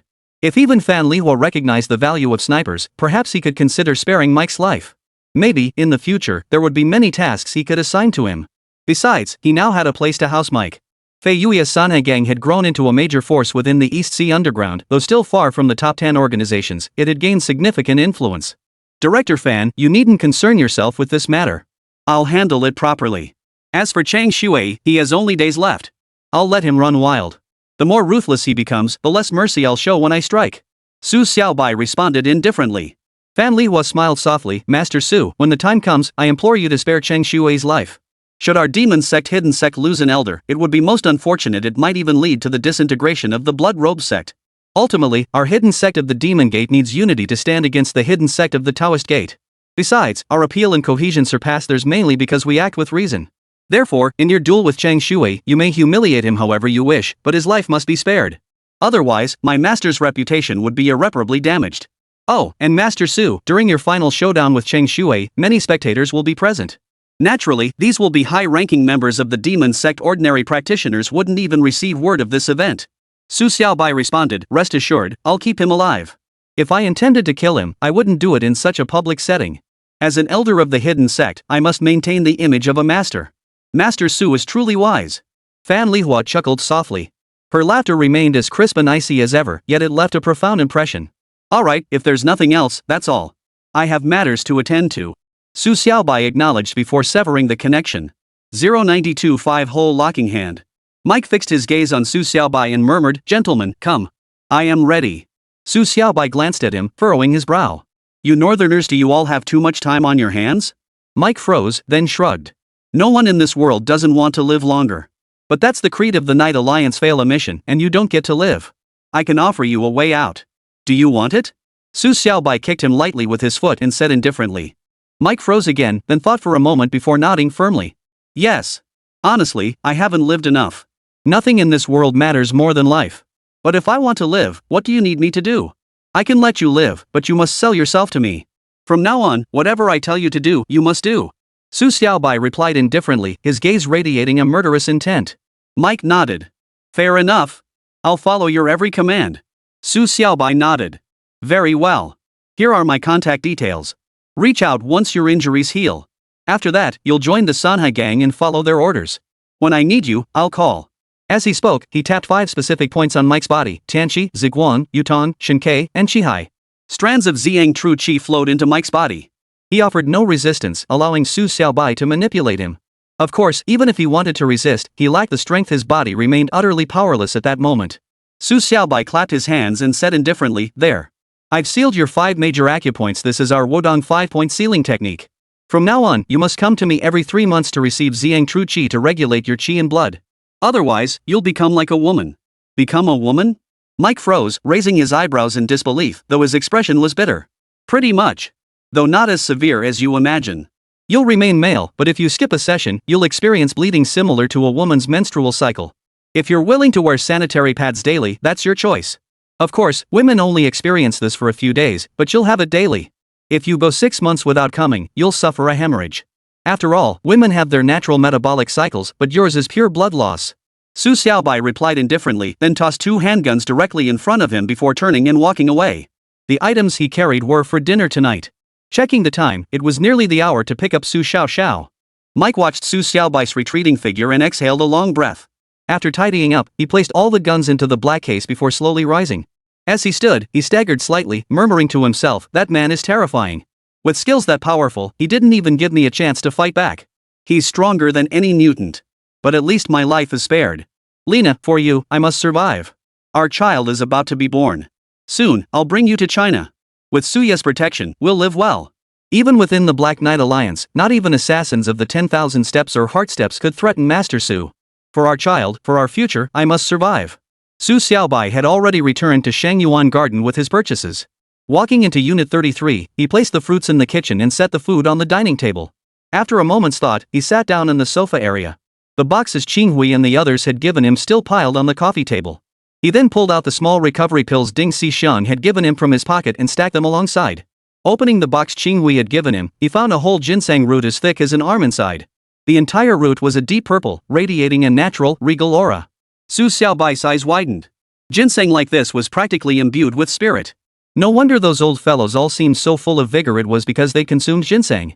But then again, considering Wudong Mountain's location surrounded by peaks, rarely visited by humans, it made sense that such a place could nurture so many rare herbs. No wonder Qinghui had seemed so reluctant when giving him this box, even telling him not to worry about worldly things. A ginseng like this truly was priceless. After pondering, Su Xiaobai opened the boxes gifted by Cheng Shi, Cheng Ji, and Cheng Quan. Sure enough, they all contained genuine spiritual herbs. Yet he'd never seen Dendrobium officinale coiled into an egg-sized form before. These were undoubtedly authentic 1,000-year-old elixirs. There was also millennia-old polygonatum. The final item, however, was an egg-shaped object, fist-sized and resembling a stone with mottled markings. To Su Xiaobai's surprise, he didn't recognize this thing. He glanced at it briefly before dismissing it. Given Qinghui and the others' gift-giving style, it was undoubtedly some kind of spiritual herb. Consuming these items would likely generate a surge of internal energy. But for ordinary people, such potent nourishment would likely cause severe nosebleeds. Though his Ziyang True Qi was powerful enough to absorb all the medicinal effects, he wasn't ready to test it yet. He already felt the pure yang energy within him was becoming uncontrollable. Consuming such a potent ginseng would surely lead to internal chaos, and who knew what mischief he might get up to then. Given his martial prowess, losing control would have dire consequences. The final box contained the minor restoring pill given by Ding Xishan. Truthfully, Su Xiaobai had no idea what exactly the minor restoring pill was.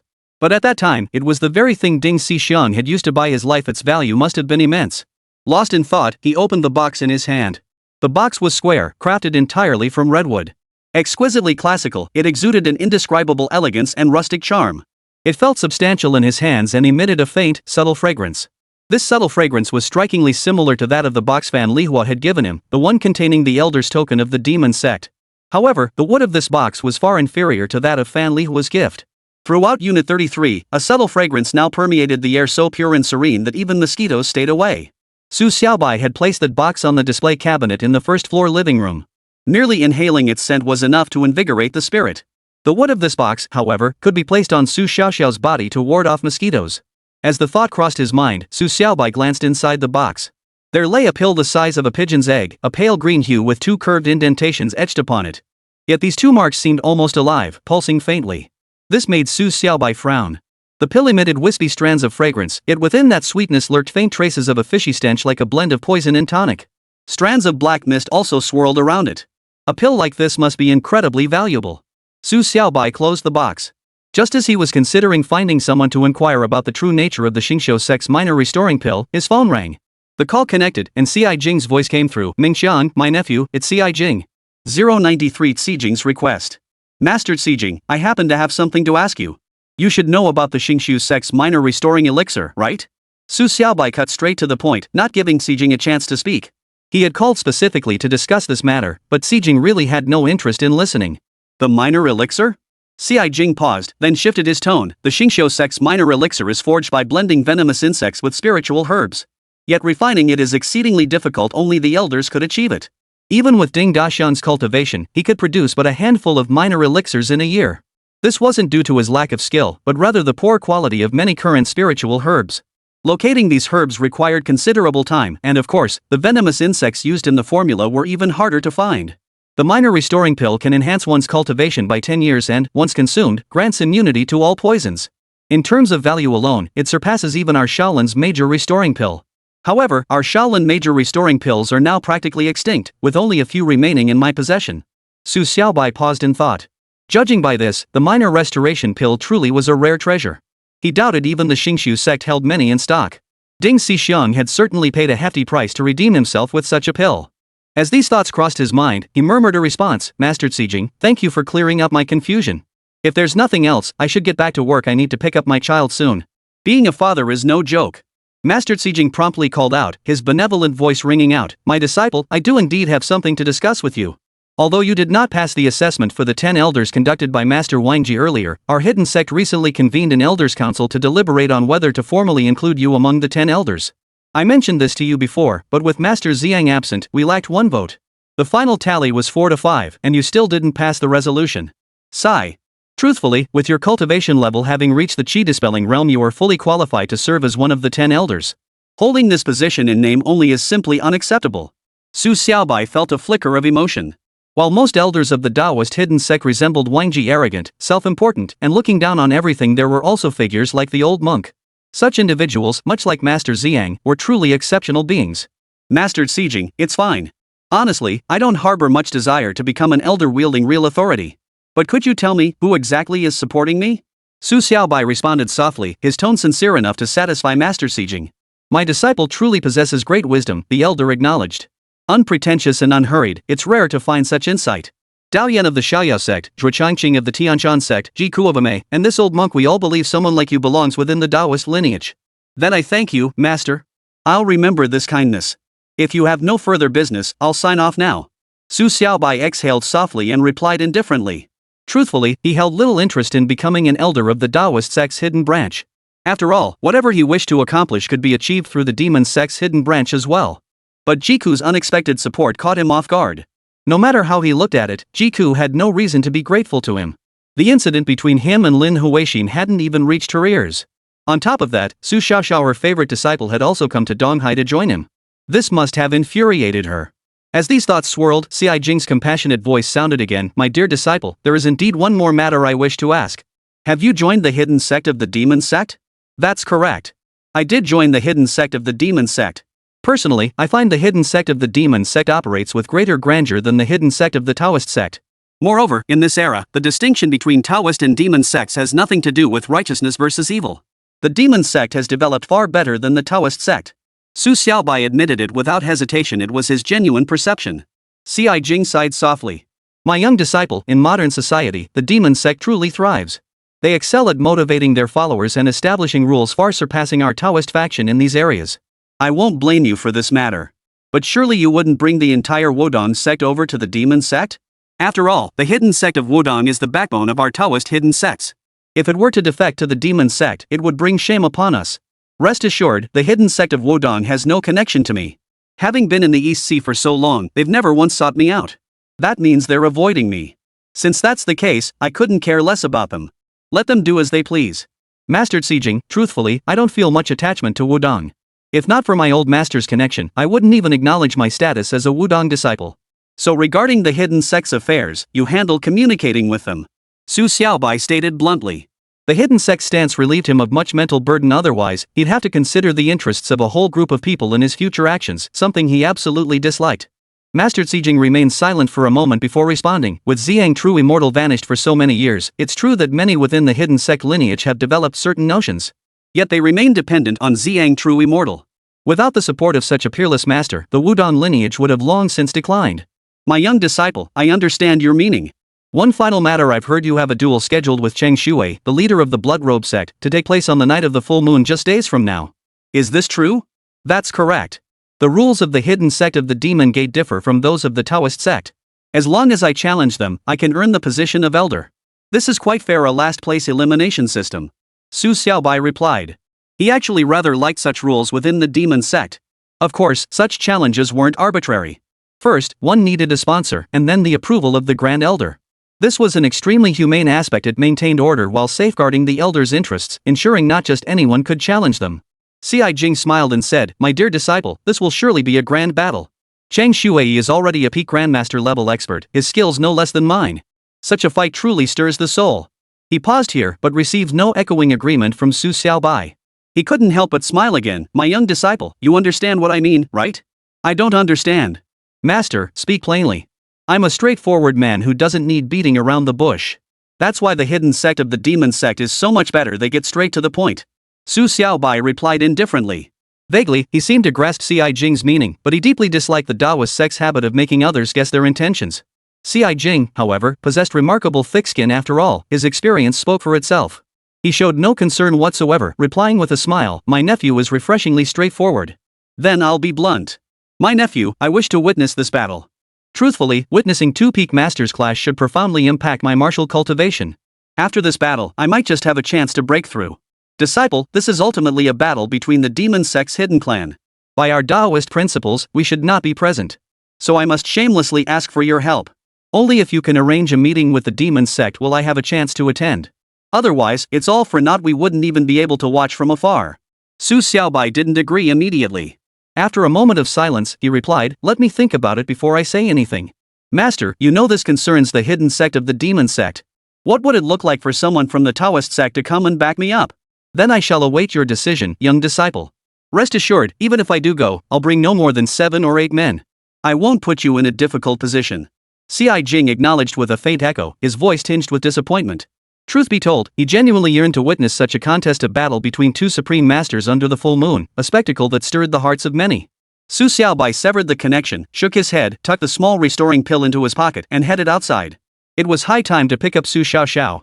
One more plea for support: brothers who enjoy this book, please leave more reviews or consider a donation. These extraordinary times demand such support. 094 Top of the school. At Lingang Kindergarten, Su Xiaobai stood among a crowd of parents, looking exceptionally young. After all, he was only 22, and his height made him stand out like a crane among chickens. The kindergarten hadn't dismissed yet, just a few minutes away.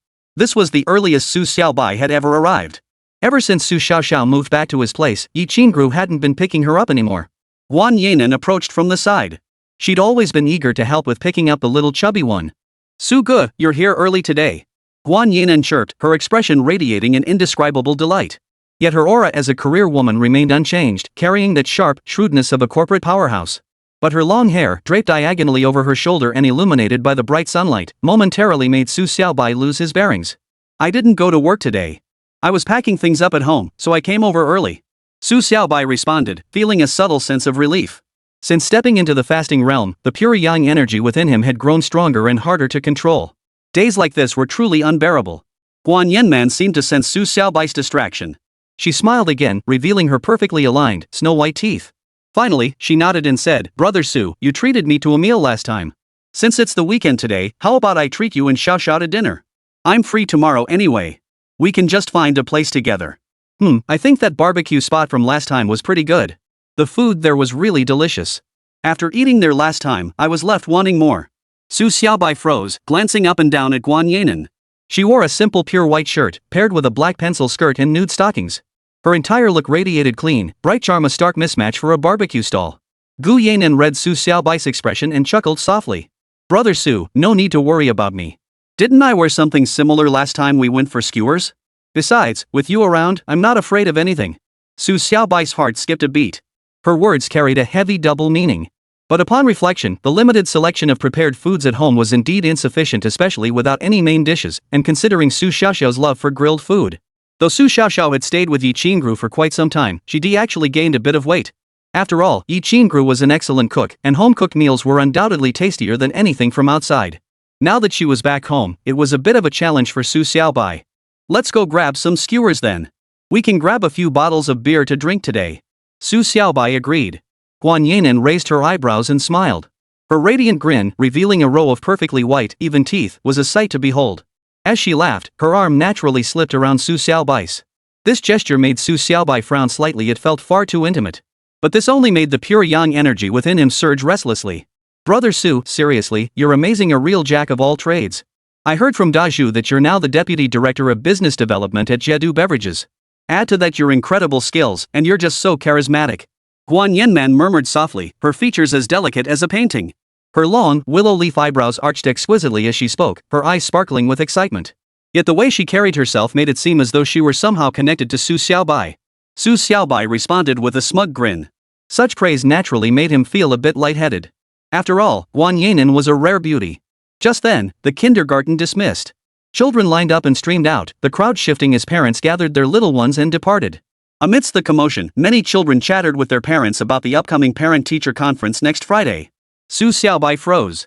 Just then, Su Xiaoxiao and Little Fatty emerged together. Spotting Guan Yanan arm in arm with Su Xiaobai, Little Fatty's eyes lit up. He grinned widely, "Auntie, you and Su Dad." Before he could finish, Guan Yanan released Su Xiaobai, crouched down, and patted his head. Dazhu, about to say something silly again? Later, I'll treat Xiaoxiao and Brother Su to some skewers. You're coming too. Little Fatty instantly forgot his earlier concern, cheering excitedly as he turned to look at Su Xiaoxiao. Su Xiaoxiao pursed her lips in displeasure before leaning close to Su Xiaobai and taking his large hand. Dad, next Friday, our teacher said there's a parent-teacher conference from 6 to 8 p.m. But if you're busy, it's okay if you can't make it. It's just about the transition from kindergarten to elementary school. A lot of kids from our school definitely won't get into Lingang Elementary because it's a private school and doesn't have a designated catchment area. There's also a public school nearby, so most people will have to go there.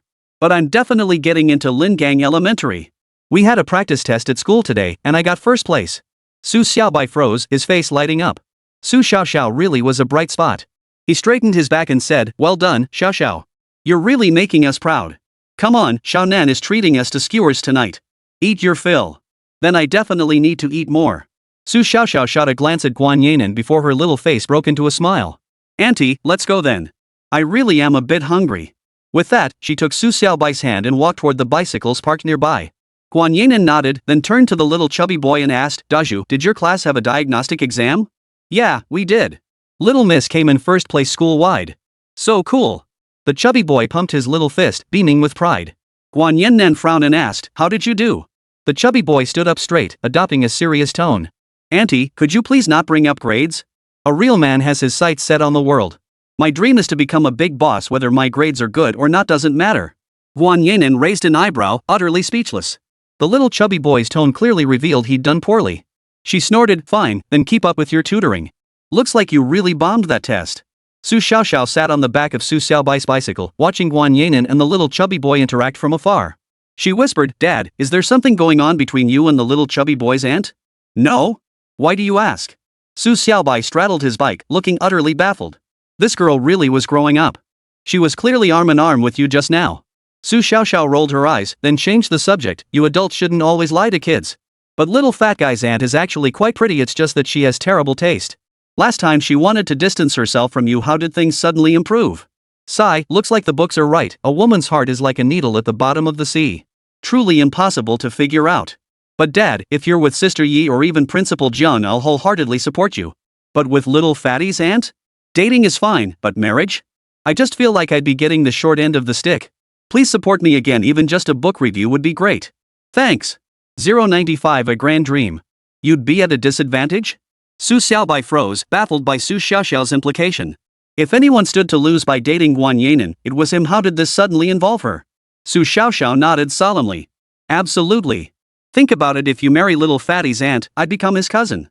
I refuse to be his cousin. He ranked third from the bottom in our class this exam. If he becomes my cousin, how embarrassing would that be for me? Su Xiaobai froze, then his mouth twitched. Su Xiaoxiao's way of thinking really was out of the ordinary. Where did you even get that idea? I'm not thinking about marrying anyone right now. Even Xiao Rou is just my girlfriend. Marriage feels way too distant for me. Su Xiaobai snorted, then pedaled his bike off to the side. By then, Guan Yanan had already ushered the little chubby boy into the car. Then I have nothing to worry about.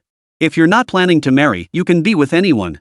I was just afraid that if you got married and had a baby, you'd definitely stop paying attention to me. Su Xiaoxiao raised her eyebrows and laughed happily. Though she acted mature, she was still a child at heart, always carrying that innocent spirit. Su Xiaobai's heart stirred, that tender feeling growing stronger. He understood Su Xiaoxiao's worries, which was precisely why he hadn't considered marriage. Children could wait a few more years. He always believed that having several children would make one a true winner in life. But as long as Su Xiaoxiao was by his side, he didn't plan to consider such matters. Lost in thought, Su Xiaobai reached out and ruffled Su Xiaoxiao's hair a few times before replying softly, "Don't worry, kid. Even if we do have kids someday, you'll always be the eldest. That's a fact that can't be changed." Su Xiaoxiao froze for a moment before nodding earnestly. "Right. Dad, you should have a few little babies soon. I'll teach them properly. If they listen to me, I'll give them candy. If they don't, I'll spank their bottoms." Her chatter carried an indescribable joy. Su Xiaobai's mouth twitched. This kid really was unpredictable. Who knew what was going on in that little head of hers? As the bike pulled up beside the barbecue stall, Su Xiaoxiao hopped off the back seat and clapped her hands. "Dad, it's settled then. You better hurry up and make me a little brother or sister. Whether it's Sister Yi, Principal Jiang, or Little Fatty's aunt, anyone will do. I've got this grand dream now, to raise a world-class celebrity." Su Xiaobai stared blankly at Su Xiaoxiao. Suddenly, he felt truly matured, fully embracing the feeling of being a father. Having a child like this seemed rather interesting. At the barbecue stall, Su Xiaobai, Guan Yanan, Su Xiaoxiao, and Little Fatty claimed a table near the greenery. Now, whenever the stall owner saw Su Xiaobai, he treated him with special deference. This time, when Su Xiaobai arrived, he saw the very table where he'd stuck a chopstick last time now hanging on a wall by the stall entrance, with a line of explanation written beneath it. Guan Yanan crossed her left leg over her right, glancing at the table. Her cheeks flushed slightly as she whispered to Little Fatty, "Daju, look at that table. That's the one brother Su stuck a chopstick into when he took down those punks last time." The little chubby boy turned his head to look, then gasped with his mouth agape, "Wow. Cool. Dad, Su really is the best. He actually managed to stick a chopstick into the table." Su Xiaoxiao snorted. "Chubby, my dad's got way more than just that trick up his sleeve. No need to act so surprised. Of course. Su Dad must be capable of so much more, otherwise, how could he have produced someone as extraordinary as Little Miss?" He chuckled. "If my aunt were to have a child with Su Dad, it would surely be exceptionally talented too." Little Fatty nodded like a chick pecking at grain. Then he turned to Guan Yanan, tilting his head up proudly and asking, "Auntie, when are you planning to have a baby with Su Dad?" Guan Yanan's cheeks flushed red. She playfully smacked the little chubby boy on the forehead and scolded, "Daju, what nonsense are you spouting? Don't you have any manners? Can a child just be made whenever someone wants one?" Su Xiaoxiao pursed her lips, lowering her brows with a hint of disdain. She murmured under her breath, "What are you pretending for? I know you like my dad. You'd probably love to have his baby. But hey, you're not bad looking. The kid probably wouldn't be too ugly, so I guess I could accept that." Her words were so low that Guan Yanan couldn't possibly hear them, but Su Xiaobai caught every syllable. His mouth twitched, then he straightened up solemnly. The mantis shrimp is here. I ordered 10 pounds this time. Help yourselves." "Yeah, Xiaonan's picking up the tab, so no need to be polite." 2 huge platters of prawns arrived. Su Xiaoxiao and Little Fatty cheered and dove right in. Guan Yanman shot Su Xiaobai a glance, her cheeks flushed as she murmured, "Brother Su, let's eat together." Seeing Guan Yanan's expression, Su Xiaobai felt his heart skip a beat. Judging by her demeanor, it seemed something might be brewing. But then he thought better of it. This girl was far too rational. Last time, she'd nearly blown up at him over a Durex condom. She was the classic rich, beautiful girl. Such a spark might not last long. After all, Guan Yanan's personality was different from Yi Qingru and Fei Yue. Sighing slightly in relief, Su Xiaobai lowered his head to eat. The grilled mantis shrimp, sprinkled with a fine layer of pepper salt, offered a crispy yet fragrant flavor that was utterly irresistible.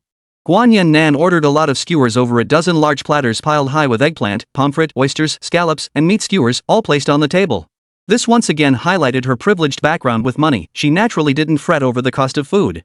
Given the group's appetite, however, the abundance was well deserved. Halfway through devouring the skewers, a figure approached from afar, stopping 50 meters in front of the barbecue stall. Their gaze fixed on Su Xiaobai.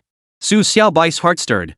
At his peak as a grandmaster, his spiritual perception could sense movements within a 100-meter radius. Now, having stabilized at the early stage of the Qi cultivation realm, his perception had expanded to 150 meters. Thus, this person's movements fell completely within his awareness. Turning his head, Su Xiaobai saw a man around 40, handsome and distinguished.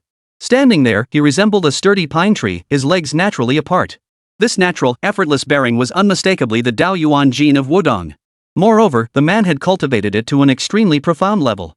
The stance he had assumed was the void step, causing Su Xiaobai to frown. With that thought, Su Xiaobai rose immediately. Turning to Guan Yanan, he said, "Xiao Nan, I need to handle something. Watch over Xiao Xiao for me. I'll be back shortly." Su Xiaoxiao glanced up, exchanging a brief look with Su Xiaobai before turning her gaze to the distant man. Her young brow furrowed as she asked, "Daddy, how long will you be?" 096 Wudong Mingguang. "Not too long. About 10 minutes. You two go ahead and eat." Su Xiaobai replied indifferently. The appearance of this Wudong disciple here clearly meant he was here to see him. Regardless of his intentions, it didn't matter. Even if he came to fight, Su Xiaobai was confident he could handle him within 2 minutes. He didn't know if there were any masters in this world who had reached the fasting realm or even surpassed it, but this man before him certainly wasn't one of them.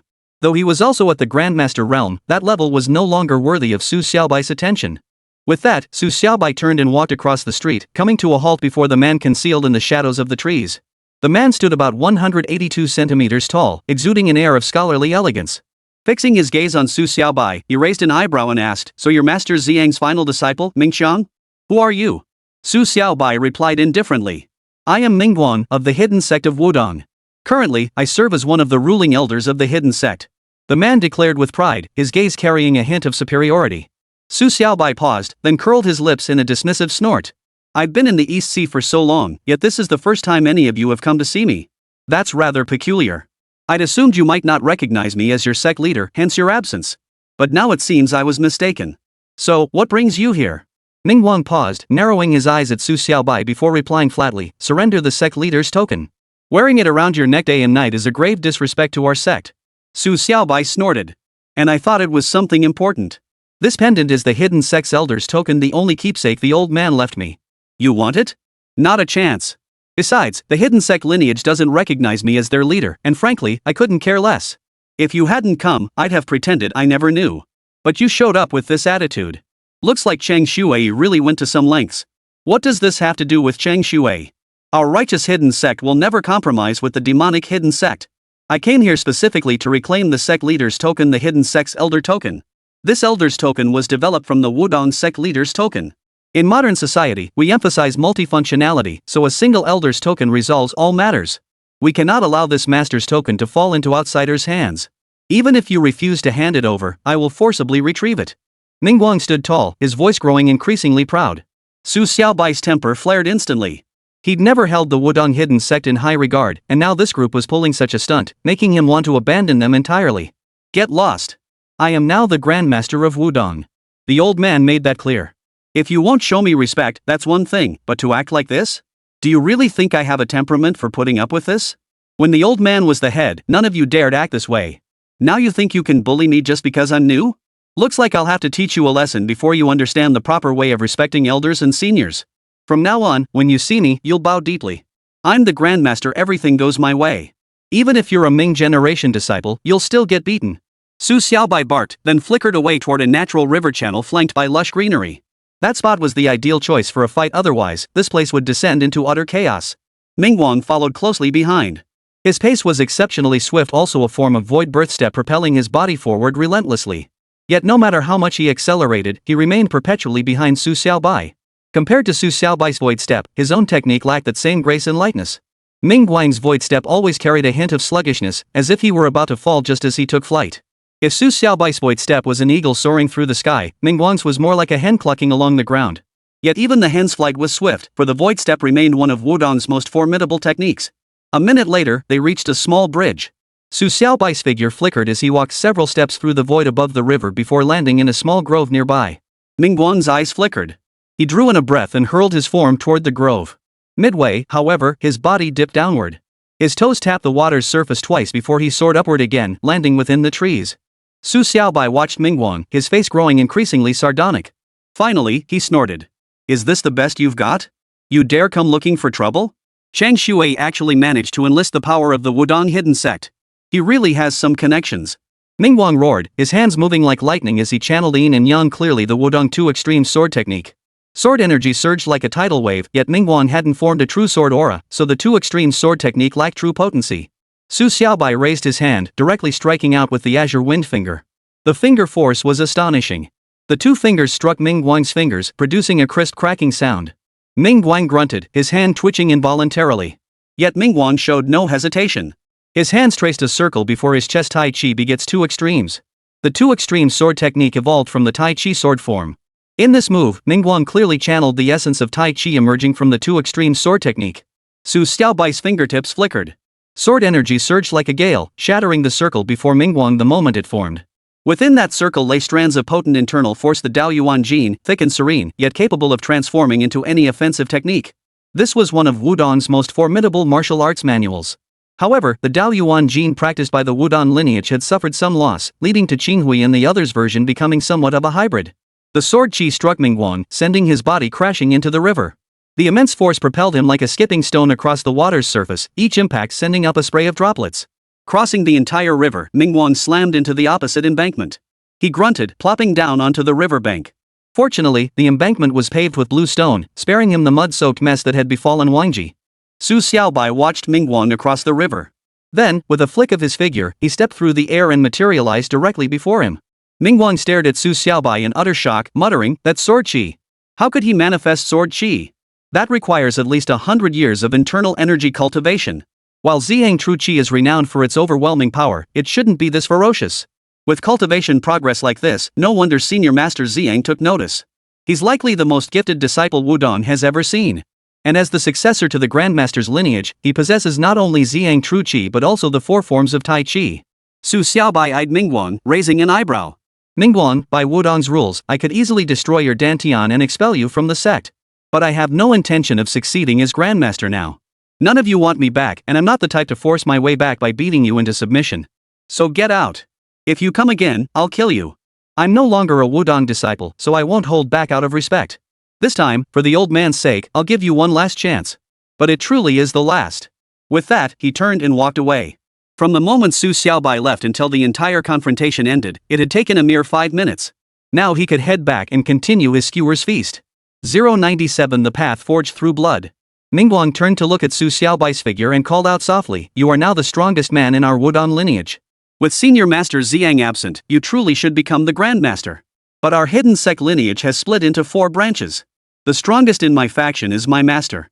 He also has ambitions to become the Wudong sect leader and eventually an elder of the hidden sect. He and Senior Wangji are friends, so in this matter, I have no choice. Rest assured, I won't come here again. Your grace and magnanimity are truly captivating. That you could even look down upon the position of Wudong sect leader makes you a man worthy of admiration. However, among the 4 branches of our hidden sect east, south, west, and north, both the western and northern branches firmly support Senior Master Ziyang. Yet, of these 2, only the northern branch fully endorses you. The western branch believes you are too young to shoulder the responsibility of Grandmaster. The northern faction has long sought to engage with you, but the western faction has held them back. Recently, it seems they've reached a consensus and plan to approach you to assess whether you possess the qualifications to become Grandmaster. Our eastern branch remains relatively peaceful, but the southern branch is the most ambitious. They too covet the Elder's seal you carry, and their approach is far more brutal and unreasonable. I suspect they will arrive soon. My visit this time has absolutely nothing to do with Chang Shui. Though our Taoist and demon sects no longer clash at every meeting like in the past, we can still collaborate on business matters. However, when it comes to sect affairs like this, there is no room for compromise whatsoever." Su Xiaobai halted, glancing back at him before replying coolly, "Even if you hadn't collaborated with Chang Shui, his cunning nature would have seen him plant someone to utter a few irrelevant words at a critical moment, stirring your emotions. Otherwise, I doubt the eastern faction would have been the first to come looking. Still, I never imagined the Wudong hidden sect could be so formidable, split into 4 branches, each boasting numerous grandmasters. If that's the case, the southern branch must have quite a few masters as well? Our eastern branch is the strongest among the Wudong hidden sect's lineages. To my knowledge, within the entire sect, only Senior Master Ziyang and my own master currently hold the purple character title. Yet within the southern branch, the strongest is Ming Si. His cultivation has reached the pinnacle of the Grandmaster realm, standing on par with my master. His 2 extreme sword technique has evolved to the point of manifesting the supreme ultimate yin and yang, giving birth to the supreme ultimate. So you must be cautious. I don't know exactly how far your cultivation has progressed, but I'm only at the initial stage of the Grandmaster realm. I'm no match for Ming Si. Mingguang spoke softly, a hint of respect flickering in his eyes. Su Xiaobai waved his hand dismissively. No need for you to worry about this. If Ming Si dares show up, I'll break every bone in his body. Though your intel is seriously outdated, I've already broken through the Grandmaster realm and am now in the early stages of the Qi cultivation realm. With that, his figure flickered and vanished from the riverbank, heading straight for the barbecue stall. Mingguang froze, his face etched with disbelief. His mouth hung open as he murmured, "Fasting realm? How is that possible? So the fasting realm truly exists. I see. This matter might indeed involve Chang Shui's manipulation. Brother Mingji actually concealed this news. The fasting realm. If our Wudong hidden sect had a leader like that, we could surely suppress the Xiaoyao sect. Think about it, even if my master or Ming Si became the leader, what good would it do? The purple Yang True Qi lineage is severed, the Tai Chi Four Forms lineage is severed. Is this still the Wudong we know? Su Xiaobai now returned to the barbecue stall. 2 minutes remained before the 10-minute rendezvous he'd agreed upon with Su Xiaoxiao. Yet his mind was elsewhere, pondering how the Wudong hidden sect truly lived up to its reputation as a great lineage possessing so many grandmasters and such formidable strength. Judging by this, the Shaolin lineage likely wasn't far behind. As for the top-ranked Xiaoyao sect, they were likely even more formidable. That such a group could blend into peaceful society without arousing suspicion was the true meaning of the great hidden dwell in the marketplace. Spotting Su Xiaobai approaching, Su Xiaoxiao waved her chubby little hand and called out in her childish voice, "Daddy, come eat. Fresh oysters just arrived, I saved a whole plate for you." Su Xiaobai's heart melted. He let go of his earlier thoughts and glanced over, only then noticing a plate of about a dozen oysters placed before his seat. The little chubby boy stared longingly, clearly dying to eat them, but he dared not defy Su Xiaoxiao. All he could do was swallow his saliva. Guan Yanman frowned sternly. "Dazhu, I ordered another 100 oysters. Those are for Uncle Xiaobai. You're not allowed to sneak any." Su Xiaobai sighed, sat down beside Su Xiaoxiao, and replied indifferently, "All right, little chubby, you can have half. I'll eat the rest later." The little chubby boy cheered. Su Xiaoxiao shot him a murderous glare, and he quickly shut his mouth. Finally, he shook his head and said, "Dad Su, you should eat them. The next batch will be here soon anyway. I'll just have a mackerel first." Su Xiaobai smiled faintly, passing the plate over and sharing half with little chubby. Simultaneously, he reached out to ruffle Su Xiaoxiao's hair. "Xiaoxiao, this half is yours." Su Xiaoxiao glanced at Su Xiaobai, raising an eyebrow slightly before murmuring, "Dad, you're radiating killing intent. Did you just fight someone?" Su Xiaobai glanced at her. Though young, this girl possessed exceptionally keen perception, already reaching the threshold of the subtle realm. He believed it wouldn't be long before she formally entered it. His lips moved, and his voice reached Su Xiaoxiao's ear through telepathy. Earlier, Mingguang from the Wudong hidden sect came looking for trouble. I gave him a good beating. Su Xiaoxiao froze, then frowned. The Wudong hidden sect dares defy you? They're practically rebelling. Dad, you're far too merciful. Grandma always said to become a sect leader, you must fight your way to the top, eliminate anyone who disobeys. You're clearly the Wudong patriarch. Not only do they disobey you, but they dare bully you to your face? This is utterly outrageous. No way. Next time they show up, I'm bringing reinforcements to fight them back. I've got plenty of allies in Emei anyway. Su Xiaobai's mouth twitched. The way Su Xiaoxiao was acting, she really seemed to have turned into some kind of gang boss, always threatening to bring people out to fight. But it was precisely at this moment that he realized he underestimated the situation. As the leader of Emei, Jiku must have killed many during his rise. And perhaps the reason Ziyang Jinren had looked down on him back then was precisely because of this very trait, his single-minded obsession with martial arts, leaving him indifferent to everything else. To become the head of a sect, one truly needed to be decisive and ruthless. The Wudong hidden sect hadn't come looking for trouble before, likely testing his stance. But after waiting so long without Su Xiaobai's forceful intervention, they'd started provoking him directly, a tactic that only served to push his limits further. With this realization, Su Xiaobai exhaled a long breath. Finally, he reached out and ruffled Su Xiaoxiao's hair, saying, "Xiaoxiao, you little rascal, you sure know how to surprise me." Just then, the barbecue stall owner brought over 10 more plates, each holding 10 raw oysters. 098 Too many temptations. Guan Yan picked up an oyster with her chopsticks, brought her small mouth close, and blew on it gently. Her vibrant red lips contrasted beautifully with the white oyster meat. Finally, she slowly brought the oyster to Su Xiaobai's lips and whispered softly, "Brother Su, you didn't get to eat any earlier. I've blown this one cool for you. Please, have it." A surge of boldness filled Su Xiaobai's heart. He paid no mind to the intimacy of the gesture, simply opening his mouth and eating it. Su Xiaobai pressed his lips together, while the little chubby boy clenched his fist with delight. Guan Yan, however, lowered her brows.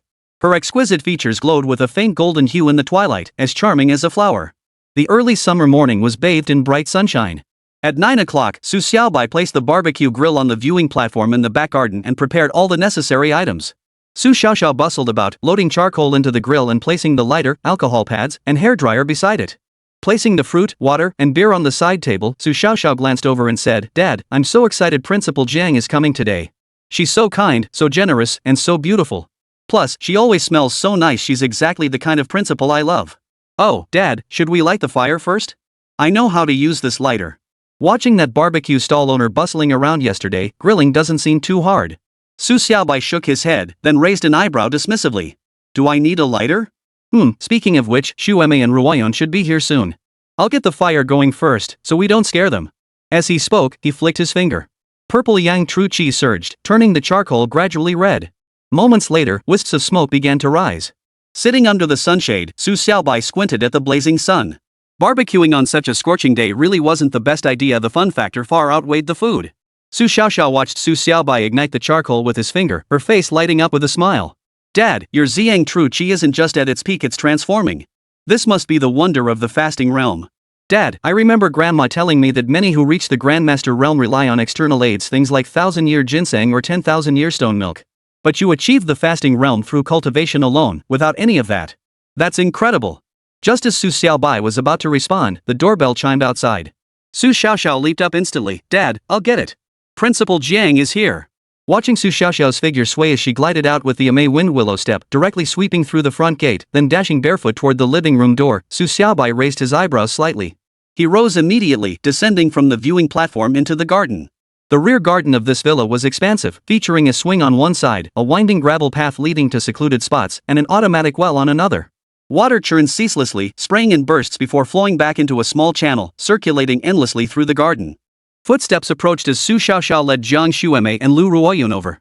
Both women carried their shoes in one hand while wearing slippers on the other hand holding large bags filled with food. Jiang Xuemei wore an exceptionally casual outfit today, all white.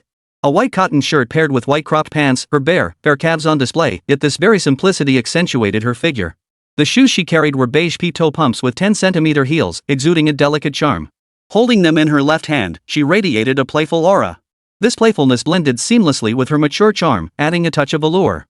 Her short hair was clean and sharp. This outfit elevated her already 9-point beauty to a perfect 10. Lu Ruoyun wore a light pink t-shirt paired with black hot pants that outlined her curvaceous hips. Standing at 1.7 meters tall, her legs were exceptionally long and straight as bamboo. Her long hair flowed freely, radiating a bright and charming aura. Su Xiaobai drew in a sharp breath. The sight of these two stunning beauties inevitably stirred his pure yang energy once more. "Senior brother, we're here. But it's really hot today, you must be exhausted." Lu Ruoyun called out, tossing her shoes outside before stepping straight into them. She wore a pair of sandals, delicate, pale gold flip-flops shaped like butterflies. Her toenails were painted a luminous green, adding a perfect finishing touch. Su Xiaobai reached out to take the large bags from Jiang Xuemei and Lu Ruoyun's hands. Finally, he smiled slightly. "Xuemei, Ruoyun, come on in. I've already lit the charcoal fire. You're right on time." Lu Ruoyun cheered as she stepped into the courtyard. Yet, as she neared Su Xiaobai, she shivered slightly. Around him, there was no trace of warmth left, only a distinct chill. This stark contrast left her momentarily unsettled. Jiang Xuemei crouched down. Her shoes were notoriously difficult to wear, forcing her to remain in that position. As she squatted, her white leggings stretched taut, perfectly outlining the contours of her thighs. This transformation sent another wave of agitation through Su Xiaobai's heart. This was the most deadly temptation of all. Yet at this moment, he could only keep his eyes on his nose and his nose on his heart, striving to steady himself. Turning, he stepped onto the viewing platform. Constructed from outdoor wooden planks, it spanned roughly 20 square meters. One side rested over the river channel, supported by several piles driven into the water. The river remained fairly clear, with the occasional fish rising and sinking through the surface. Lu Ruoyun sat down at the tea table on one side, letting out a slight sigh of relief. Then, glancing at Jiang Xuemei still struggling with her shoes, she waved impatiently. "Sis, hurry up. I told you to wear flip-flops. You insisted on dressing up, saying you had to maintain the principal's dignity. But we're family, no need for all that formality." Jiang Xuemei finally finished putting on her shoes. She rose slightly, her cheeks flushed crimson. With a faint smile, she replied softly, "I'm really not used to wearing flip-flops. It doesn't quite suit my age." Su Xiao responded with childlike innocence, "Principal Jiang, you're wrong about that. Anything looks good on you. You're not that old, you look just like my sister. Right, Dad?" Su Xiaobai froze, wondering how the conversation had suddenly shifted to him. But at that moment, he could only nod and say, that's right. Xiaobai really does look like Ruoyun. I think flip-flops are perfect for her. Jiang Xiaobai stepped onto the platform and sat beside Su Xiaobai, a faint smile playing on her lips. She finally replied, it really is cool here, like springtime. Much more comfortable than air conditioning. Xiaobai, being near the riverbank really is wonderful. How can it feel so pleasant? Looks like I'll be coming here often from now on. This is truly perfect. 099 Rock Solid Sect. Lu Ruoyun shook her head. Sis, you've got it all wrong. This temperature isn't because of the river, nor because of the viewing platform. It's because of senior brother. Sitting beside him just feels cool. I don't know why, but whenever I'm with him, the surrounding temperature feels like spring. This effect extends about 5 meters, so from now on, we should stick close to him. That way, we won't even need to buy an air conditioner. Jiang Xiaobai froze, then turned to glance at Su Xiaobai. Xiaobai, is this really because of you? Before Su Xiaobai could answer, Su Xiaoxiao nodded immediately. Yes, Principal Jiang. It's because of my dad. His body is different from ordinary people. He practices some kind of secret technique that brings this additional effect. Secret technique? Jiang Xiaobai froze again, then chuckled. Xiao, do you think this is some magical world? This is the real world. What secret techniques are there? As she spoke, her eyes flickered. Clearly, she wasn't entirely dismissing Su Xiaoxiao's words. She probably believed them to some extent. But years of social experience told her this was absolutely impossible, defying fundamental laws. Su Xiaobai replied calmly, Xiaobai, this isn't magic. It's just my constitution. Don't worry about it. As long as it feels good, that's all that matters. As he spoke, he pulled out the barbecue ingredients and placed them directly on the grill. Jiang Xiaobai and Lu Ruoyun had prepared thoroughly mackerel, lamb skewers, oysters, enoki mushrooms, leeks, and more. Everything was ready. Su Xiaobai's hands moved. Though he'd never cooked before, grilling itself required little skill after all. Jiang Xiaobai had already seasoned everything beforehand, and all that was left was to sprinkle some cumin on top. These skewers were all hand-prepared by Jiang Xiaobai herself and looked incredibly fresh. The grill blazed fiercely in this weather, cooking everything quickly. Waves of enticing aromas wafted through the air. Lu Ruoyun, standing nearby, sniffed the air and murmured, it really does smell amazing. Hanging out with my senior brother, now that's the good life.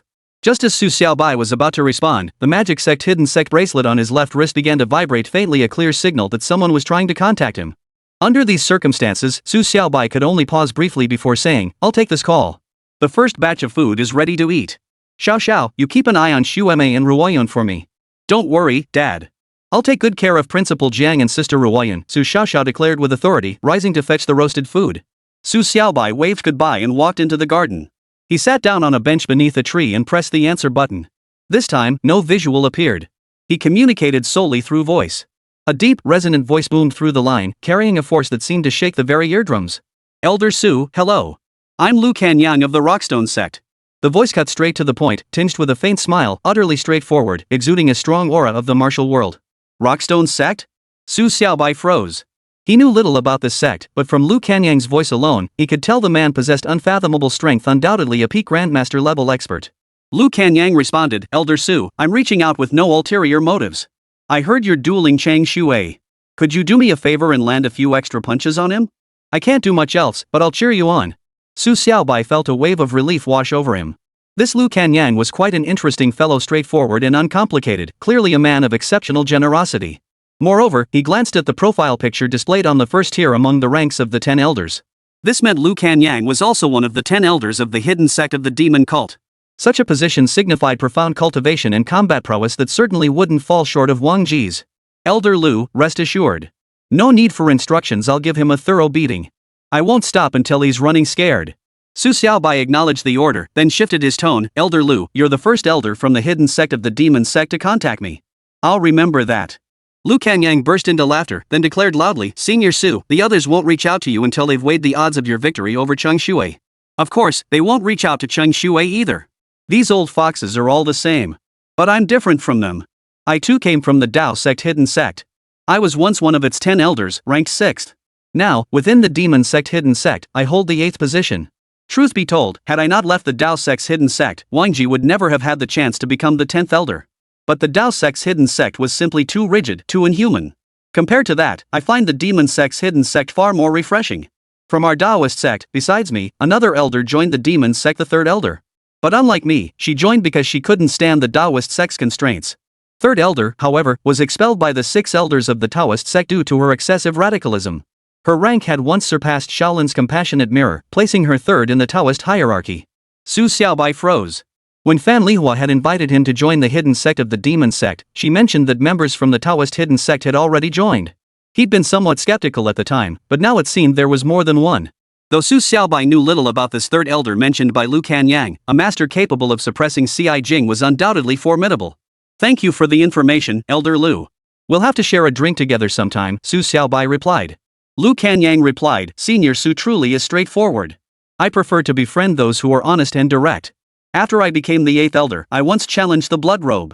But he thoroughly beat me and humiliated me in the process. I remember it vividly. In front of so many people, he sneered at me, saying trash rejected by the Taoist sect had joined the Demon Sect, that someone like me had no right to challenge him. His blood robe divine skill tore a chunk of flesh from my left arm, leaving a massive scar that remains to this day. That's why my hatred for Chang Shui runs deep. If I could defeat him, I'd challenge him again. Su Xiaobai froze. For Lu Kanyang to survive under such circumstances was truly remarkable. The blood robe divine art excels at draining blood, capable of completely exhausting an opponent's last drop. Rest assured, Elder Lu. I've avenged you. Such an arrogant and tyrannical man deserved a severe lesson. But why hadn't the third elder intervened at the time? Su Xiaobai murmured softly, his interest piqued by this third elder. To be expelled by the combined efforts of the 6 elders of the Taoist hidden sect, what kind of grudge could be that deep? Lu Ranyang replied, Senior Su, had the third elder not intervened, I might have sustained several more injuries. The third elder rose to his position precisely because he directly challenged Cheng Shui, causing Cheng to be demoted from third elder to fourth elder. That's why Senior Su withdrew his attack upon seeing the third elder step in.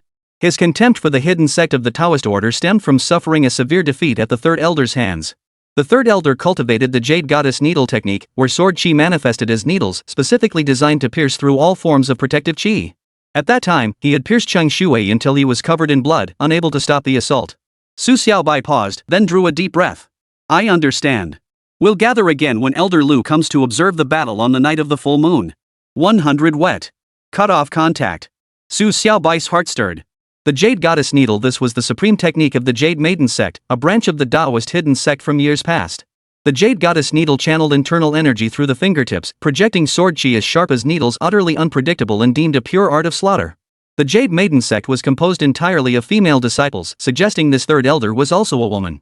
When it came to extremism, the Jade Maiden Sect members were inherently cold-hearted, acting solely on their own will without regard for good or evil. Those who offended them faced relentless pursuit without mercy. Yet, if someone showed them kindness, they would remember it for life. Laughter rippled across the platform. Jiang Xuemei's voice flowed like water, carrying the exquisite resonance of a piano and the allure of a mature woman. Lu Ruoyun's laughter, however, held a crisp clarity, intertwined with Su Xiaoxiao's youthful tones, creating a delightful harmony. Rising to return to the deck, they found the grilled food nearly finished.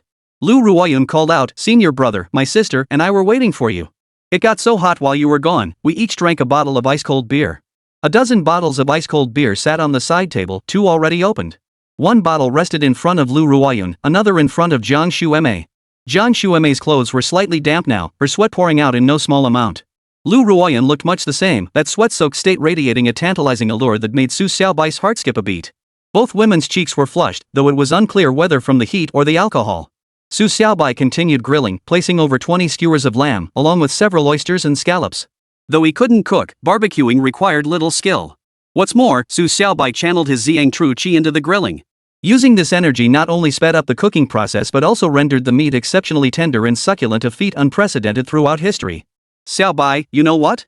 Even though you can't cook, your grilled stuff is seriously delicious. The meat you cook isn't just tender, it's smooth, and the outside is perfectly crispy. Jiang Xuemei gently swept a stray strand of hair from her temple behind her ear.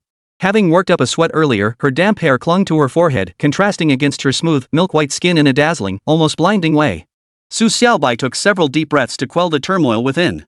This pure yang energy needed to be resolved swiftly. The longer it lingered, the more unbearable it would become. If it erupted, it would be far beyond what an ordinary woman could endure. Xuemei, you really did a great job with the seasoning. Su Xiaobai responded. In that moment, he genuinely saw Jiang Xuemei as a peer, and calling her by her name felt completely natural. Su Xiaobai grilled the food at lightning speed. With his return, both Jiang Xuemei and Lu Ruoyun felt much more comfortable, their sweat subsiding noticeably. Now, eating the barbecue was actually quite bearable. Otherwise, grilling under this blazing sun would have left them drenched like they'd been pulled from water in no time. Halfway through their meal, the sky darkened. A cool breeze began to stir through the air. Within 20 minutes, a downpour poured down. Fortunately, everything had been grilled by then. Su Xiaobai, munching on a skewer of lamb and one of chicken wings, glanced up at the sky before turning to look at Jiang Emei and Lu Ruoyun beside him. The rain was heavy. Even under the sunshade, droplets carried by the winds still splashed onto them. Lu Ruoyun's black hot pants and pink t-shirt seemed unaffected, but Jiang Emei's all-white outfit clung tightly to her skin after getting soaked. Especially her cropped leggings, tight and stretchy, now clung to her skin, revealing large patches of flesh through the damp fabric. The effect was almost like wearing flesh-colored stockings. She wore a gray-blue thong underneath, making it all too obvious. Su Xiaobai felt a sudden heat in his nostrils. This scene perfectly accentuated Jiang Emei's figure, undeniably voluptuous, with rounded buttocks and not an ounce of excess fat around her waist. In that moment, he felt that if he didn't do something soon, he might truly be consumed by the burning heat of pure yang energy. This temptation far surpassed that of a woman wearing nothing at all. Jiang Emei noticed his awkwardness and shifted her body slightly, her cheeks flushing crimson. Finally, she turned to Su Xiaobai with a hint of reproach in her voice. Xiaobai, let's go inside. The rain is far too heavy out here. Su Xiaobai wiped his nose and nodded. Right. You go ahead inside. I'll take the leftovers, put out the charcoal, and tidy up a bit. Jiang Emei had intended to help Su Xiaobai tidy up, but considering her own situation, she nodded instead and hurried into the villa. Su Xiaoxiao followed closely behind. Lu Ruoyun smiled and offered, "Senior brother, let me help you tidy up. I'll just wash the dishes." As she spoke, she placed the plates in the sink and began washing them. Su Xiaobai tidied up, bagged the leftover trash, extinguished the grill, and gathered the remaining skewers, beer, and fruit. Turning to glance at Lu Ruoyun, Su Xiaoxiao noticed faint damp patches on her back. Her clothes clung tightly to her form, accentuating her graceful waistline. As she bent over, a glimpse of snow-white skin flickered in and out of view. Paired with her long legs, the black hot pants hugged her form. With her smooth hair, pretty face, slim waist, ample bust, and rounded hips, the sight made Lu Xiaobai feel a rush of heat in his nose once more. "Senior brother, I'm done washing. This rain has actually made things feel much cooler." Lu Ruoyun shook the water droplets from her hands and turned her head, meeting Su Xiaobai's unblinking gaze. This made her pause mid-sentence. Finally, she stamped her foot and pouted, "Senior brother." With that, she dashed into the rain, heading straight for the villa. Su Xiaobai wiped his nose and muttered to himself, "These days, there are just too many temptations." Stepping inside the villa, Su Xiaobai shook the rain from his body. Truthfully, not a single drop touched him, it was merely for show. After all, his protective aura shielded him constantly, preventing any rain from landing on him. Closing the door behind him, he found the air conditioning running at a comfortable temperature. Changing into a pair of slippers, he made his way into the living room only to discover that Jiang Emei and Lu Ruoyun were nowhere to be seen. Only Su Xiaoxiao sat there, drying her hair. Su Xiaoxiao had changed into a princess dress, her hair still damp. Watching Su Xiaobai place his belongings on the coffee table, she softly said, "Dad, Principal Jiang and Sister Lu got soaked. They're taking showers right now. But they didn't bring any clothes, so I found 2 sets of yours for them to wear. You don't mind, do you?" "Actually, I wanted them to wear my clothes, but mine are so small, they definitely wouldn't fit." 101 A Man's Promise. Su Xiaobai paused, then nodded. "It's fine. They're guests, and wearing my clothes is just a temporary solution. We haven't eaten our fill today. The roast goose and char siu I bought yesterday are still untouched. Oh, and cut open that watermelon later. We can have some more. Dad, what do you think of Principal Jiang?" Su Xiaoxiao asked softly, having finished drying her hair and set down the large towel. Su Xiaobai was speechless. Finally, he stared at Su Xiaoxiao with a strange look and said, "Kid, why are you asking questions like that? I just think Principal Jiang has a gentle temperament, understands education deeply, and is quite beautiful. She'd be perfect for you." Su Xiaoxiao nodded, then sighed softly, shaking her head. If Principal Jiang had her figure and intelligence, Sister Ya's cooking skills and gentleness, and Auntie Xiapengzi's long legs and generosity, combining those 3 would be absolutely perfect. Su Xiaobai was speechless once more. This triple combination idea coincided with his own occasional musings, though its realization was exceedingly difficult. Moreover, while he had included Fei Yui in his vision, Su Xiaoxiao had envisioned Guan Yinnan instead. Just as he was about to speak, the bathroom door downstairs opened, and Jiang Emei emerged slowly. Sure enough, she was wearing Su Xiaobai's clothes, a white t-shirt paired with beach shorts. After all, Su Xiaobai was significantly taller than her, so his pants were obviously out of the question. Even so, the oversized t-shirt clung to her like a miniskirt.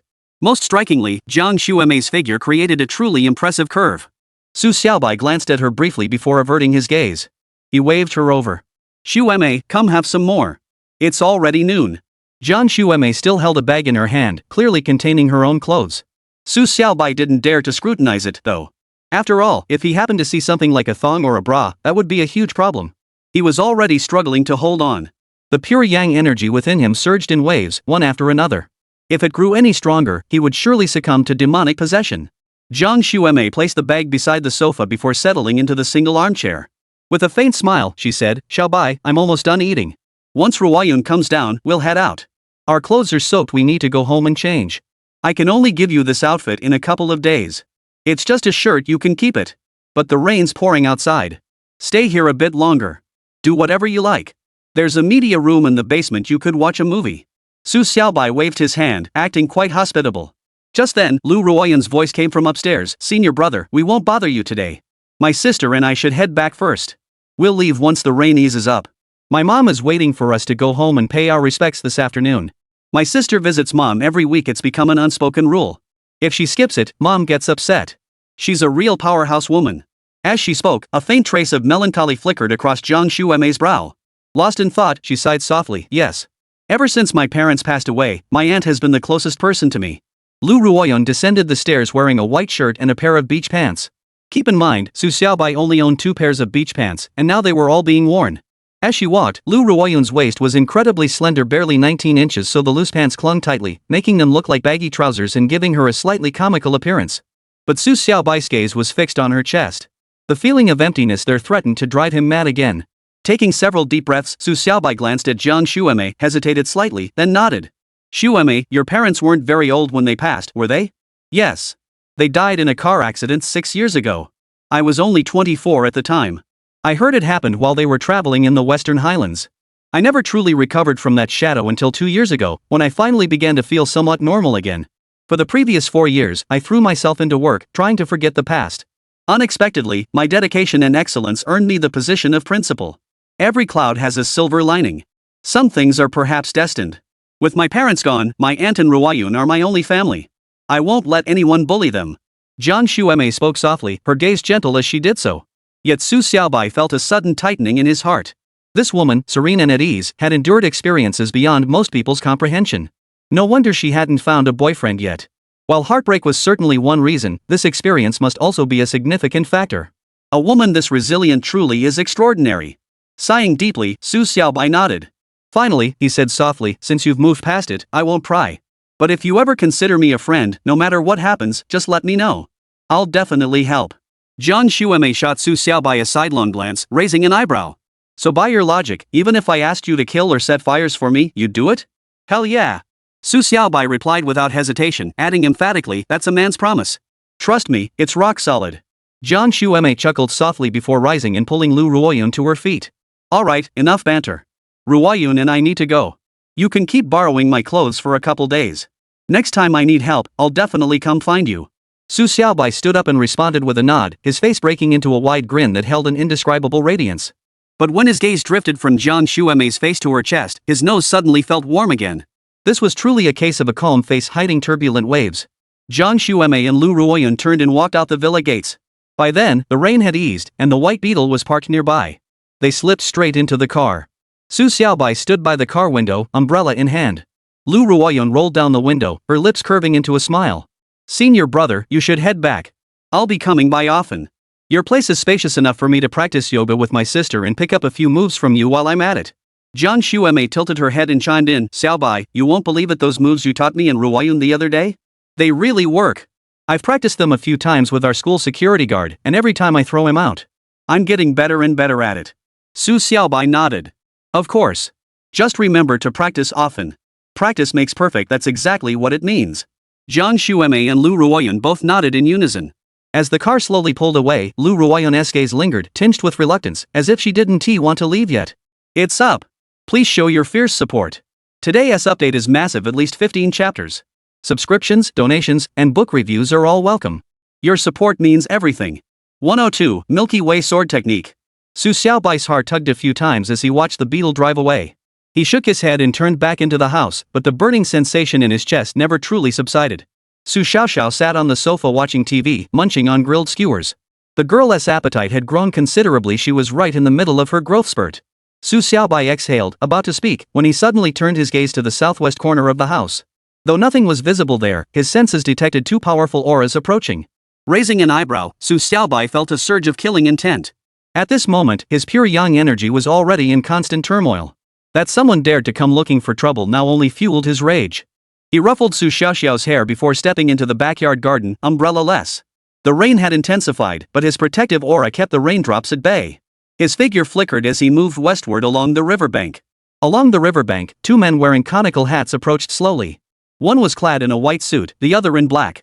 The man in white was tall and slender, standing at 185 centimeters, radiating a sharp, sword-like aura. The man in black, however, resembled an iron tower. Though not particularly tall at around 175 centimeters, he stood rooted to the ground, exuding immense weight and solidity, like a monolithic rock. The moment they saw Su Xiaobai, both men halted.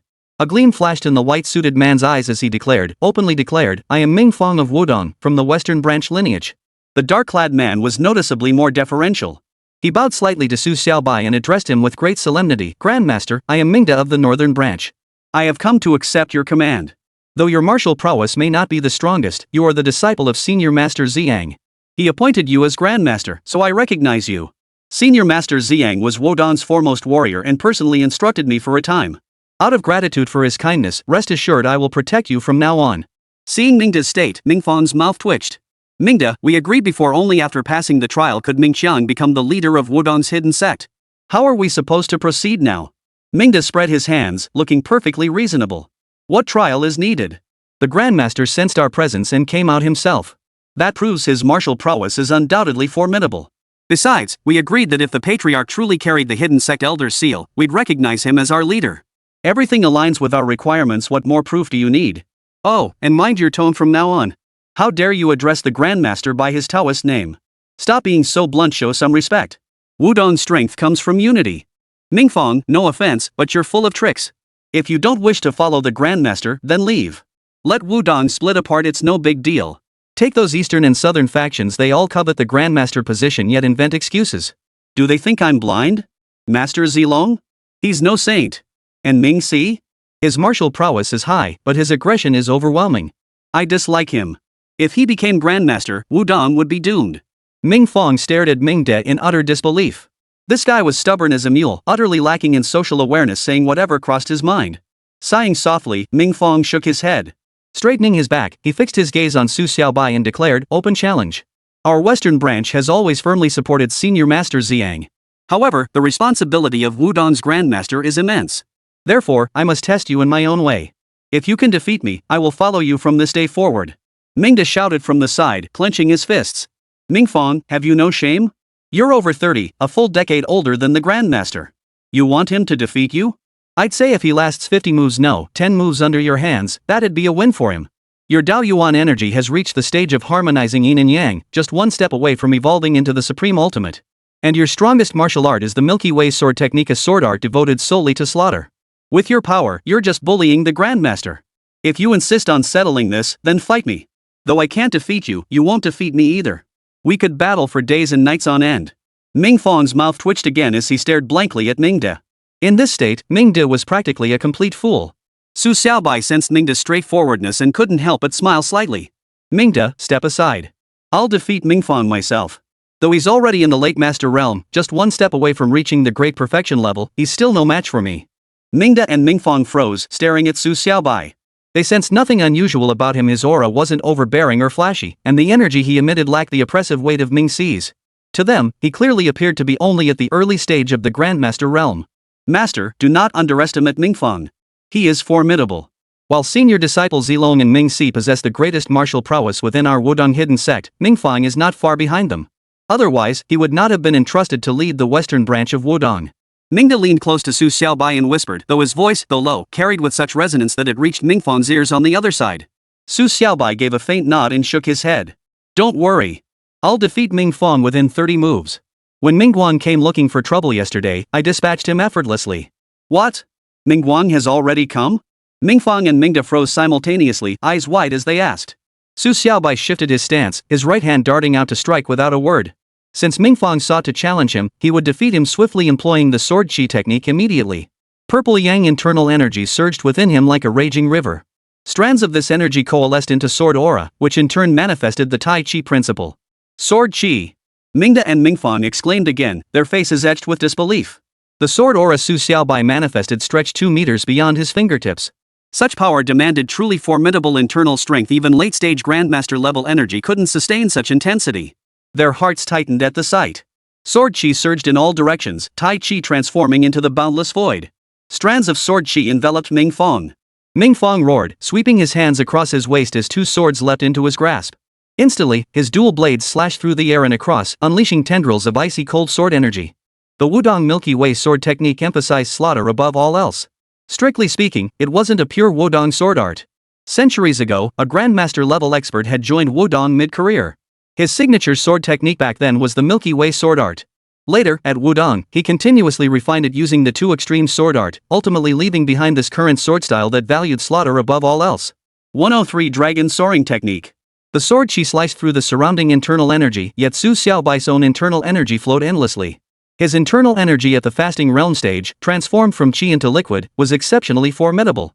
Combined with the primordial void's ability to assimilate all forms of internal energy. This was the true essence of the four Tai Chi forms. Through them, one ultimately evolved the boundless. Among the four Tai Chi forms, the Tai Chi seal was the most mysterious, and it was also the most crucial element in evolving the boundless. Within the Wudong hidden sect, the four forms of Tai Chi were traditionally reserved for the sect master alone. However, since the two extreme sword technique could evolve into Tai Chi, core disciples were also taught Tai Chi sword, Tai Chi palm, and Tai Chi boxing. The Tai Chi seal, however, could not be evolved. It was a practice reserved solely for the true sect master. Combined with the supremely potent Ziyang True Qi, Wudong's most sacred secret text, only the grandmaster may cultivate it. In truth, within Wudong's lineage, the Dao Yuan energy is also considered a supreme secret text. Balanced and boundless, it cultivates an internal energy approaching the Taoist true essence, its power not significantly weaker than the Ziyang true energy. Su Xiaobai never understood why Master Ziyang had only permitted him to cultivate the Ziyang True Qi, forbidding him from practicing the Dao Yuan force. But since Master Ziyang never explained, he eventually stopped asking. Ming Fong's sword chi felt like sinking into a muddy swamp. His figure swayed as he stepped back through the void, then brought his swords together in a single downward strike. This was the most formidable technique of the Milky Way sword art, Overlord Slash. A fierce blade of sword energy swept horizontally towards Su Xiaobai. Mingda watched from the sidelines, his foot tapping impatiently. His eyelid twitched uncontrollably as he muttered under his breath, "This Mingfang is truly outrageous. Why is he acting like he's going all out? That Overlord Slash technique, even I wouldn't dare to block it head on." Granted, the sect leader's power was formidable, having evolved Tai Chi to the realm of Wuji. Such strength was no less than that of Senior Master Ziyang. But did he really need to go this far? Su Xiaobai's figure shifted, and in a single step, he appeared before Ming Fong. This was the true essence of the dragon soaring technique. Like a dragon soaring through the heavens, traversing vast distances in an instant, a single stride could carry him to any desired destination. Of course, such dragon soaring technique demanded immense internal energy. Even with Su Xiaobai's internal strength at the fasting realm, he could only sustain it for 1,000 meters. Beyond that, his internal energy would dwindle to a mere third, insufficient for another activation. Yet with that single stride, he stood before Ming Fong. His sword aura flickered several times, unleashing boundless transformations that shattered Ming Fong's sword energy. Finally, he struck Ming Fong's chest with a palm strike.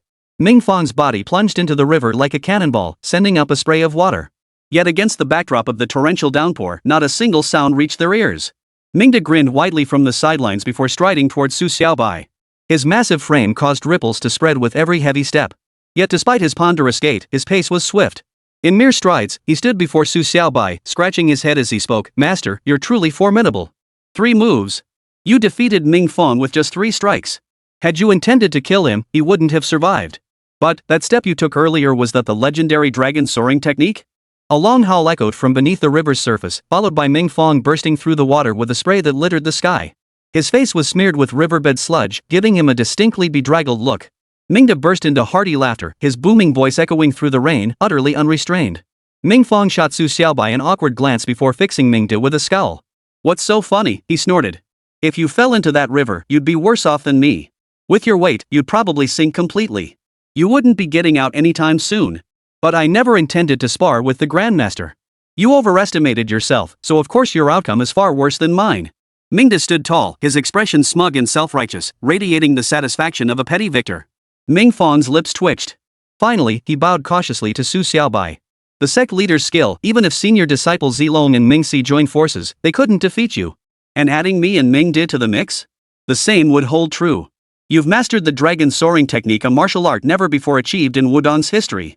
It belongs to the realm of true legendary martial arts, probably only mastered by the one who created it back in the day. Su Xiaobai exhaled softly. Now then, regarding the dragon soaring technique, don't mention it to anyone. And as for you too, you've missed the prime opportunity to master it. It's practically impossible for you to cultivate it now. Ming Fong and Ming De froze, exchanging a startled glance. Ming De scratched his head awkwardly and stammered, Master, but you've already mastered it, haven't you? Couldn't you just teach it to me and Ming Fong? Or is the dragon soaring technique another martial art only the sect leader can learn? We've never heard of such a rule. Oh, I see. Could it be that the sect leader doesn't want to pass it on to us because of Ming Fong's rudeness earlier? It's fine, Master. Just teach me, I've always followed your lead.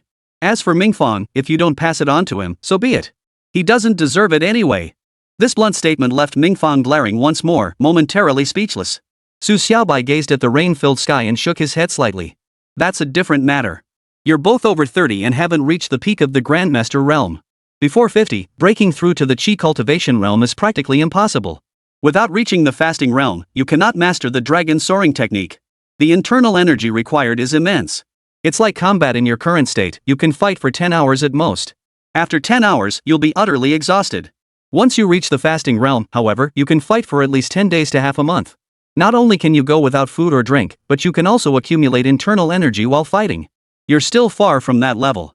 Ming De and Ming Fong froze again. Ming Fong then stared wide-eyed and blurted out, What?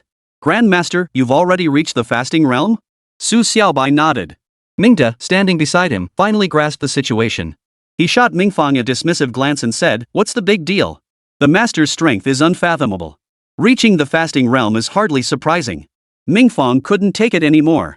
He sighed, Ming De, earlier you were worried the Grandmaster wasn't strong enough. Now you're saying the opposite? My judgment is certainly inferior to the Grandmaster's, no shame in that. But the Grandmaster stepping into the fasting realm truly brings honor to us. Wudong will now be the foremost sect among the hidden clans. Just wait and see what senior disciples Zilong and Mingxi think of this. They think their martial prowess and large following entitle them to merge our western and northern branches? Utterly delusional. With our sect leader here, they're nothing but trash. Mingda spoke with righteous indignation, not a trace of embarrassment.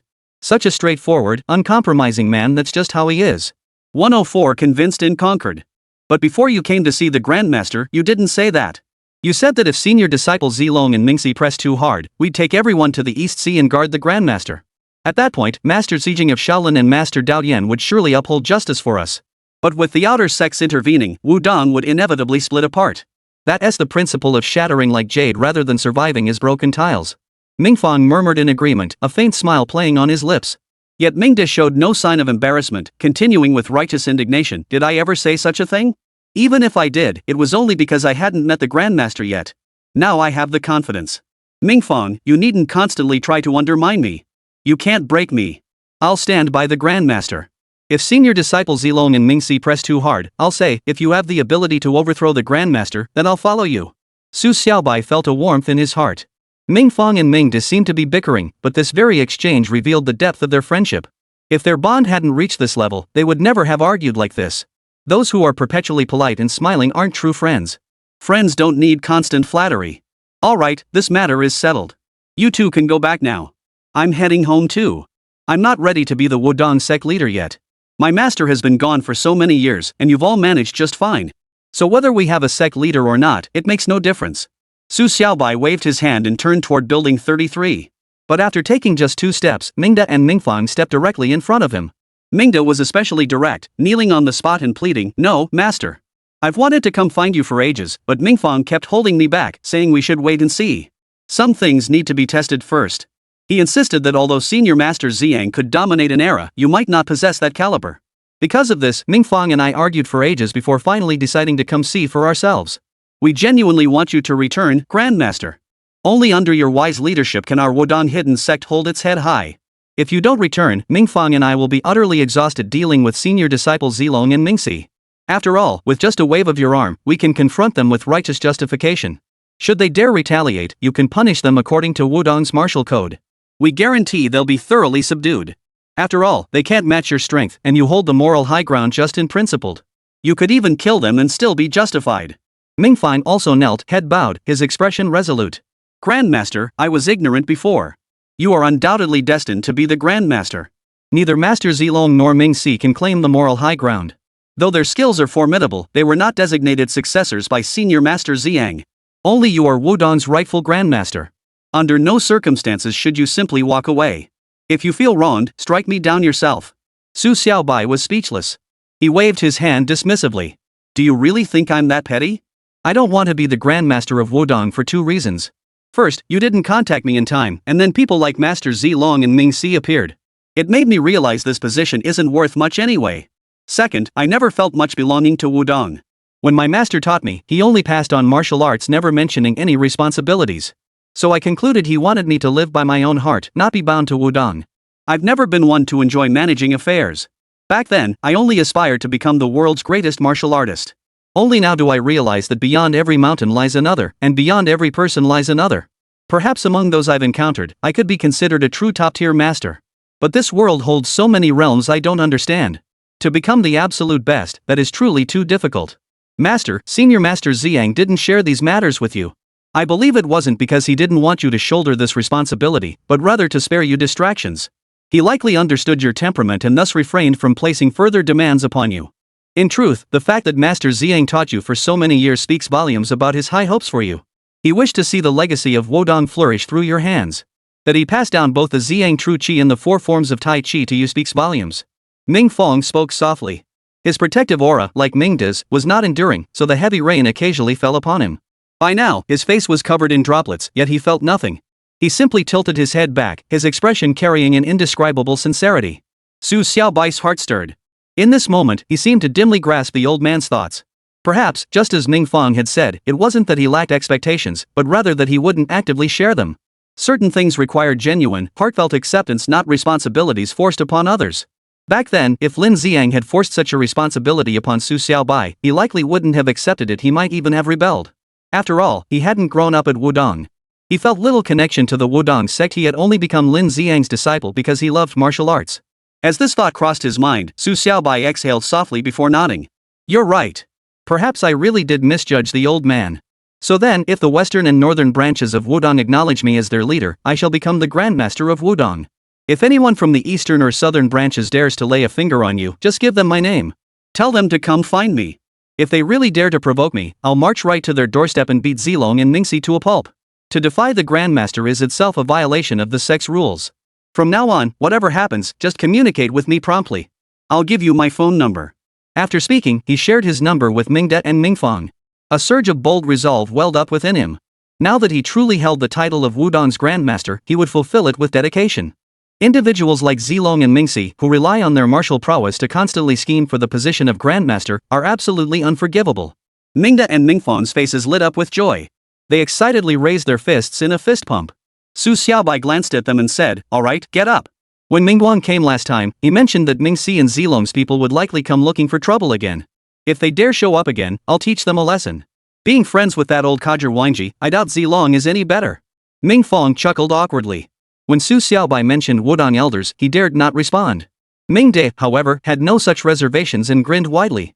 Master, I agree. Mingxi and Uncle Zilong are simply too arrogant. And I've met Wangji of Kongtong, he truly looks down on everyone.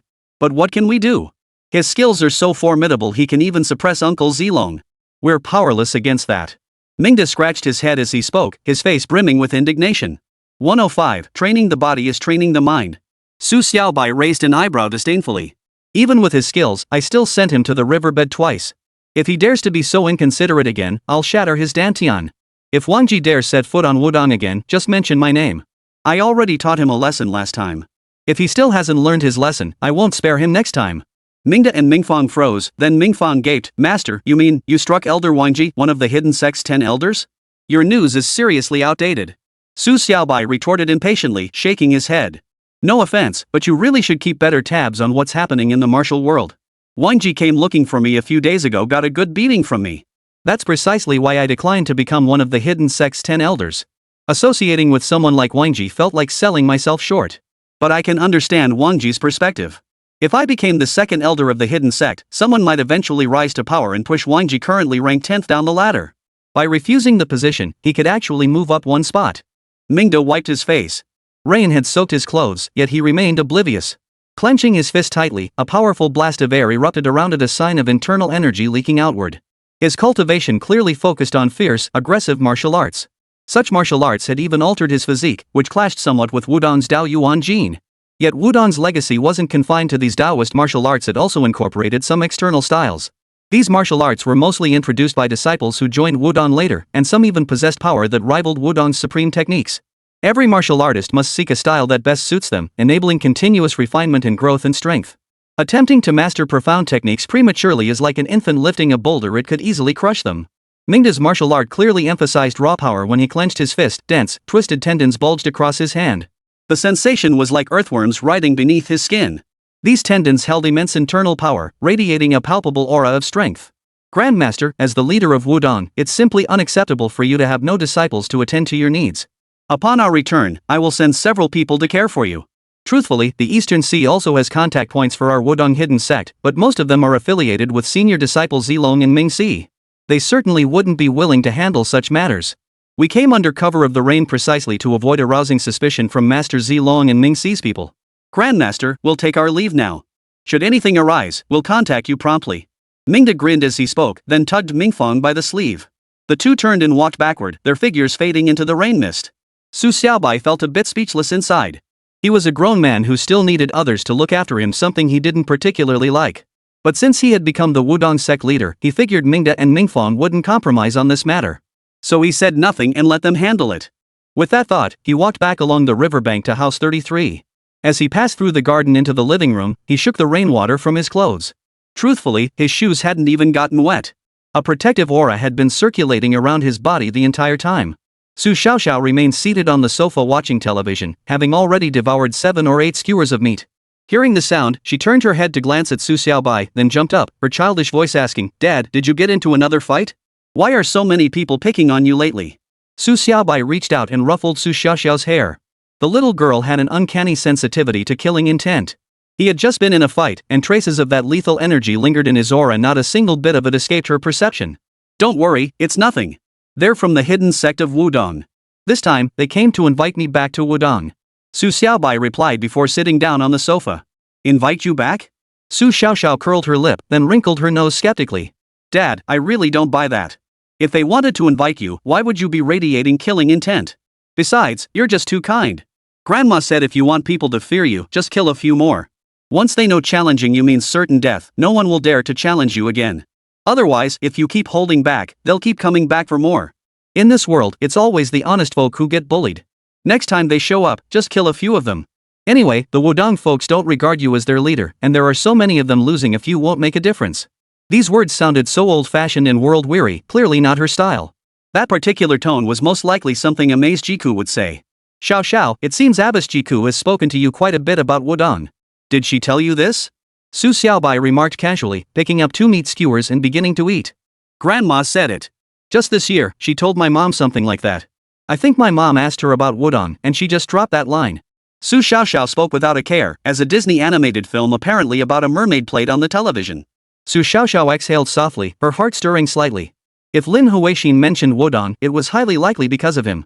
This meant she was still paying attention to his affairs, otherwise, she wouldn't have sent the child to Donghai to find him. Yet his heart remained unruffled. Certain matters, having reached this point, involved adults who wouldn't force themselves into such situations.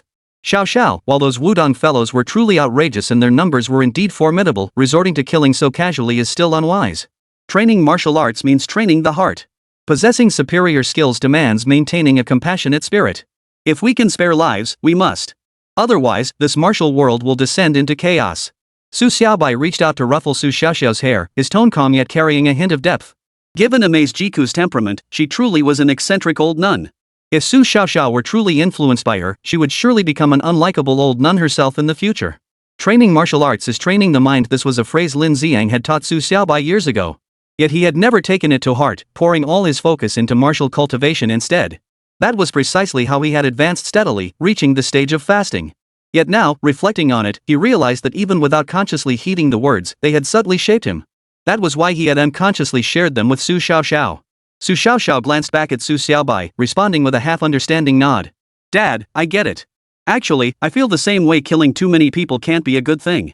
But Grandma has such a fiery temper, I'd never dare contradict her. Say something she doesn't like, and she'll glare at you for ages. It's absolutely terrifying." As she spoke, she stuck out her little tongue, making Su Xiaobai smile faintly. Finally, he replied calmly once more, "Xiao Xiao, Xiao Rou is taking us out tomorrow. Pack your things later." Just bring some snacks for the road. Su Xiaoxiao cheered, then turned off the TV and actually went to pack. Su Xiaobai's gaze softened slightly. It seemed this girl had been cooped up at home far too long. 106, Forced Entry. The next day, the rain had cleared. Yi Qingru arrived at 7:30 a.m. dressed casually, a black t-shirt paired with denim shorts, white sneakers on her feet, and a large lady's hat perched on her head. Su Xiaobai emerged with Su Xiaoxiao in tow. The little girl carried a pink backpack filled with items she'd packed herself. Even Su Xiaobai had no idea what was inside. Yi Qingru flashed Su Xiaobai a faint smile, her eyes glinting with a hint of allure. Finally, she reached out and took Su Xiaoxiao's small hand. Xiaoxiao, let's go for a stroll by West Lake. This season is perfect for boating on the lake and savoring tea. Su Xiaoxiao squealed with delight, her voice innocent and childlike. I've wanted to go for ages.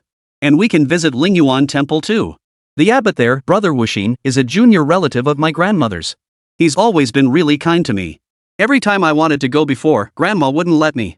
He invited me so many times, but whenever I snuck down the mountain, Grandma would drag me right back up. This time, I can finally go openly. This time, we'll have him host us. We're staying at Lingyuan Temple, though we have to go back to school tomorrow, otherwise, we could have stayed another night. Yi Qingru paused, then ruffled Su Xiaoxiao's hair. That's fine. We can visit often. But you actually know the abbot of Lingyuan Temple? That really makes things convenient. Let's go burn some incense. No need for incense, Sister Yi. If you truly wish to burn incense, go to Emei. We're just here to enjoy ourselves, we're not pilgrims. Su Xiaoxiao shook her head firmly.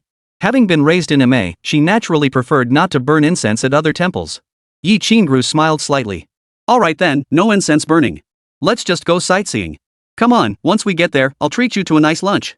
If the abbot hosts you, you'll only get vegetarian food. Su Xiaoxiao nodded vigorously. That's true. Though Buddhist monasteries don't prohibit meat, our Emei and Lingyuan Temple never eat it. Let's just enjoy ourselves. We'll meet him after lunch. As she spoke, she settled into the back seat. Su Xiaobai followed suit. Yi Qingru started the car and slowly pulled away from Shangyuan Garden.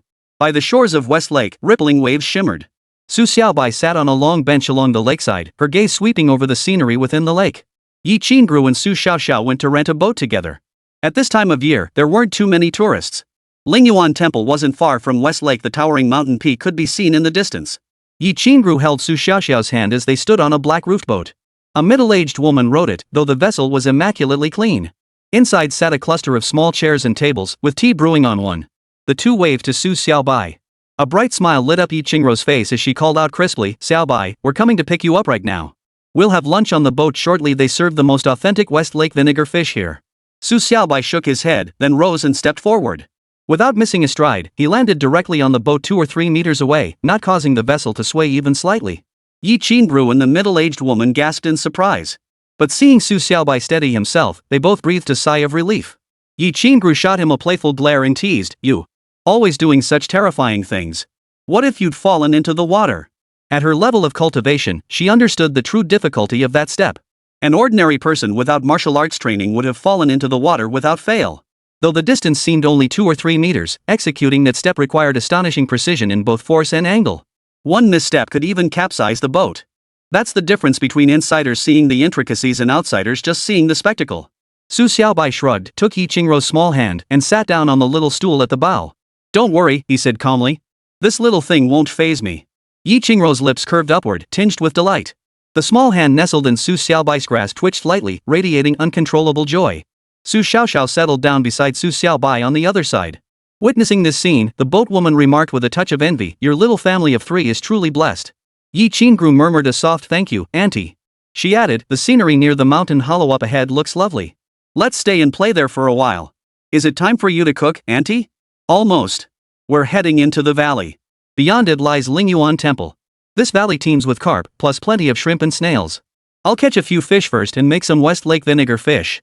The middle-aged woman nodded, rocking the boat sideways toward the valley. But there weren't many boats out here, which made Su Xiaobai ask curiously. The woman replied with a touch of pride, To operate a fishing boat here, you need a license.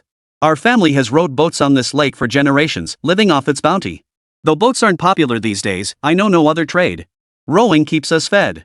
Su Xiaobai finally understood. As they spoke, the boat entered the cove. The scenery here was indeed beautiful, with willow trees lining one side. After securing the boat, the woman cast her net. Within 10 minutes, she hauled up 2 carp, each weighing about 2 pounds. She then deftly scooped up shrimp and snails, finishing with several eels. Moments later, the sound of stir-frying filled the cabin. A boat drifted over from the distance. At the oars was a man in his 50s with a rather fierce appearance, while a monk with delicate features stood at the bow. Inside the cabin sat a man and a woman, both tourists. This unusual combination caught Su Xiaobai's attention. No matter how he looked at it, something seemed off.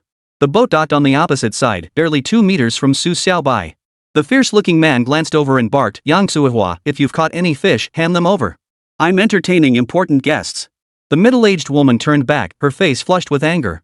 She shot the fierce-looking man a look, but clearly felt a twinge of guilt. For a moment, she dared not say anything, only glaring at him with her eyes. The man raised an eyebrow in disdain. "What's that attitude? You dare glare at me? Are you giving it or not? If not, I'll just take it myself." Su Xiaobai frowned, about to speak, when Su Xiaoxiao suddenly snapped, "What kind of attitude is that? This fish was reserved for us. You think you can just take it?" The intimidating man chuckled. "Little brat, Yang Suihua wouldn't dare sell you the fish with me standing here. And you dare yell at me? Think I won't toss you into the lake to feed the fish?" Su Xiaobai snorted, casually snatched a small stool, and hurled it straight at him. The stool flew through the air, heading toward the man, as he shouted, "I'll discipline my own daughter. Who do you think you are?" The young monk's figure shifted like a fish slicing through water, landing gracefully beside the stool. His reflexes were truly impressive. 107, action. But Su Xiaobai's lips curled up in a smirk. The monk's skills were indeed impressive, but he was merely at the tempering realm, not even having stepped into the subtle realm. There was no way he could have caught that stool.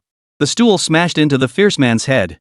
His face instantly bloomed with a gash, blood streaming down, staining his entire face crimson. He gasped, then plunged headfirst into the lake. The monk's expression darkened. His figure flickered again as he grabbed the man by the collar and flung him onto the boat. The monk himself landed in the lake, splashing water everywhere. Swimming back to the boat, the monk glared at Su Xiaobai with a murderous expression. "Layman, I am the guest master of Lingyuan Temple. We are entertaining honored guests, yet you dare to strike before the Buddha. I must teach you a lesson." "A monk from Lingyuan Temple?" Su Xiaobai froze. Lingyuan Temple wasn't renowned within the hidden sect lineage. He hadn't expected it to harbor martial arts-trained monks. So, the man and woman in the cabin must truly be important figures. "Layman," the monk declared, tilting his head with a touch of arrogance, "since you recognize the name of Lingyuan Temple, produce the fish, compensate us with a sum of money, and offer an apology to these two laymen." At that moment, the man and woman from the cabin emerged. The man was indeed quite handsome, dressed in a white shirt and mid-length trousers, appearing quite ordinary except for his piercing gaze. He looked to be around 23 or 24 years old. The woman possessed features as exquisite as a painting, her beauty rivaling Yi Qingrou's at nearly 7 out of 10. She wore a light green long dress, her long hair cascading down her back, giving her the ethereal appearance of a fairy. The man shot a glance at the monk beside him before asking in a deep voice, "Tongbei, what's going on?"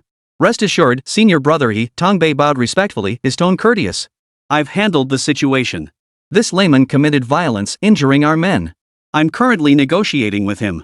Su Xiaobai sat there, snorting coldly. His eyes flashed with murderous intent as he glanced over, his voice icy. "Little monk Tongbei, as a monk of Lingyuan Temple, not only did you allow your men to forcibly seize our fish, but you also tried to lay a hand on my daughter. Hitting this man with a stool was the least I could do. Now, you lot had better get the hell out of here. If you persist in this harassment, I won't hesitate to break every bone in your legs." Lingyuan Temple? What a grand display of authority. Beside him, Yi Qingru arched her delicate brows, her expression sharp with anger. Though she knew nothing of martial arts and was somewhat worried seeing Tongbei's skill, she didn't back down in this moment. Su Xiaoxiao crossed her arms and declared, "You're really pushing it. Is this how Master Huixin teaches you?" The woman's gaze lingered on Yi Qingrou's face before she raised an eyebrow. "Young lady, you know Master Huixin? We just want to eat Westlake vinegar fish. We won't shortchange you. Hand over the fish and this whole dispute is over. I overheard the earlier exchange. You were clearly in the wrong. Why not just settle this amicably? What kind of bull logic is that?" Su Xiaobai snapped, rising to his feet with visible impatience. The middle-aged woman then whispered softly, "Sir, forget it. I'll give them the fish. I can just catch more." Su Xiaobai glanced at her. "No. Auntie, we can't let people like this get away with it. Don't worry if you're concerned he'll come after you later, I'll make sure he doesn't." After speaking, he turned to Su Xiaoxiao. "Xiaoxiao, take Xiao and the lady into the cabin. Lower the curtain while you're at it. I'll have a word with them." He glared at the woman. Anyone who has the nerve to steal so brazenly deserves a lesson. Su Xiaoxiao nodded and pulled Yi Qingru into the cabin, lowering the curtain as she went. Yi Qingru had resisted at first but was dragged inside by Su Xiaoxiao. As she pulled, she said, "Sis Yi, come on. With Dad here, these clowns won't make much of a splash. And Auntie, just focus on cooking, we're waiting for our meal." Trust me, with Dad around, everything's gonna be fine. Silence fell over the bow.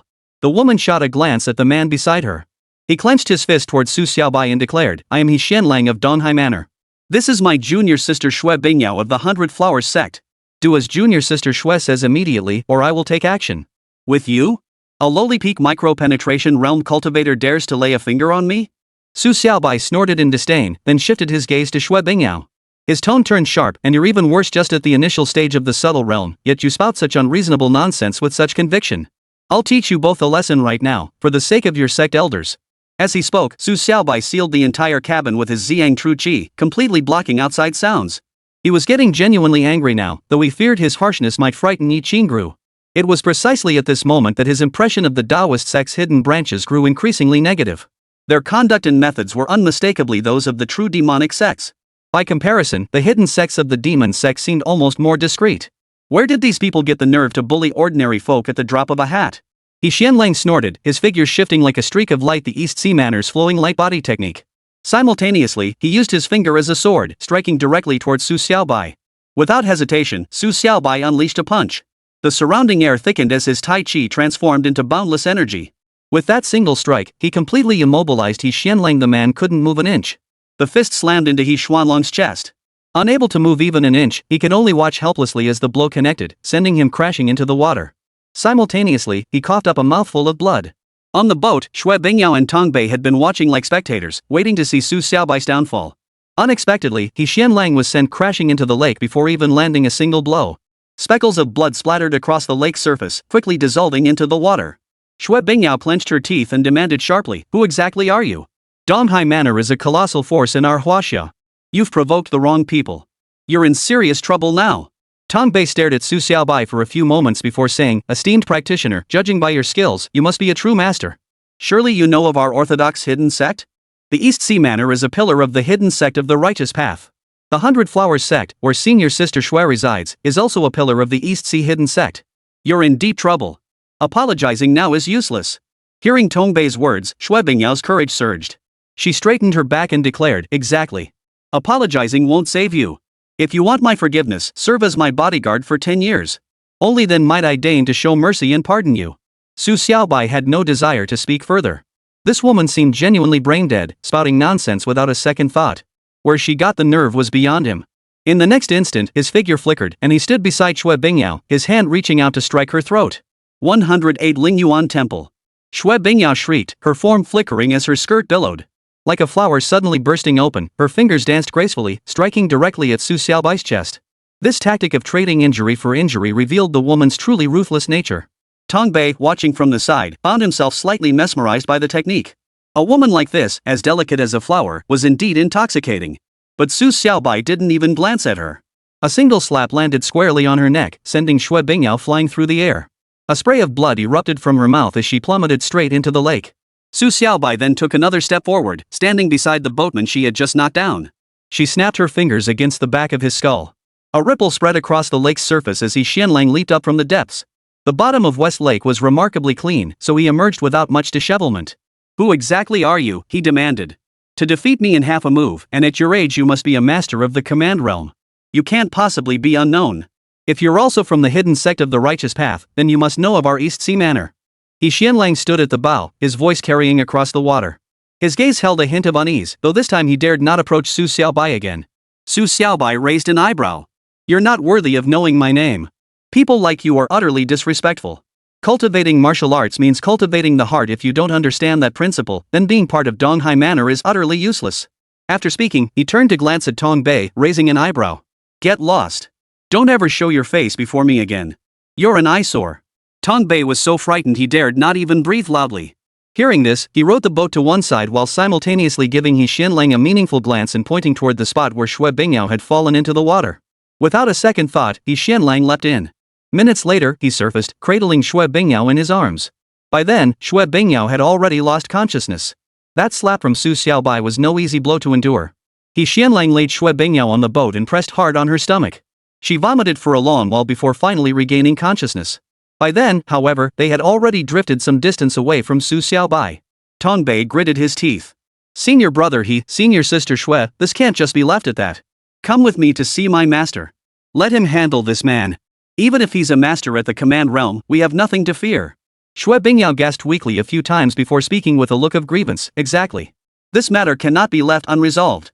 Master Huixin, as the abbot of Lingyuan Temple, has cultivated his martial prowess to the pinnacle of the control realm. Moreover, he once trained at Shaolin and has powerful connections like Master Ci Jing. Even crippling that man wouldn't be a problem.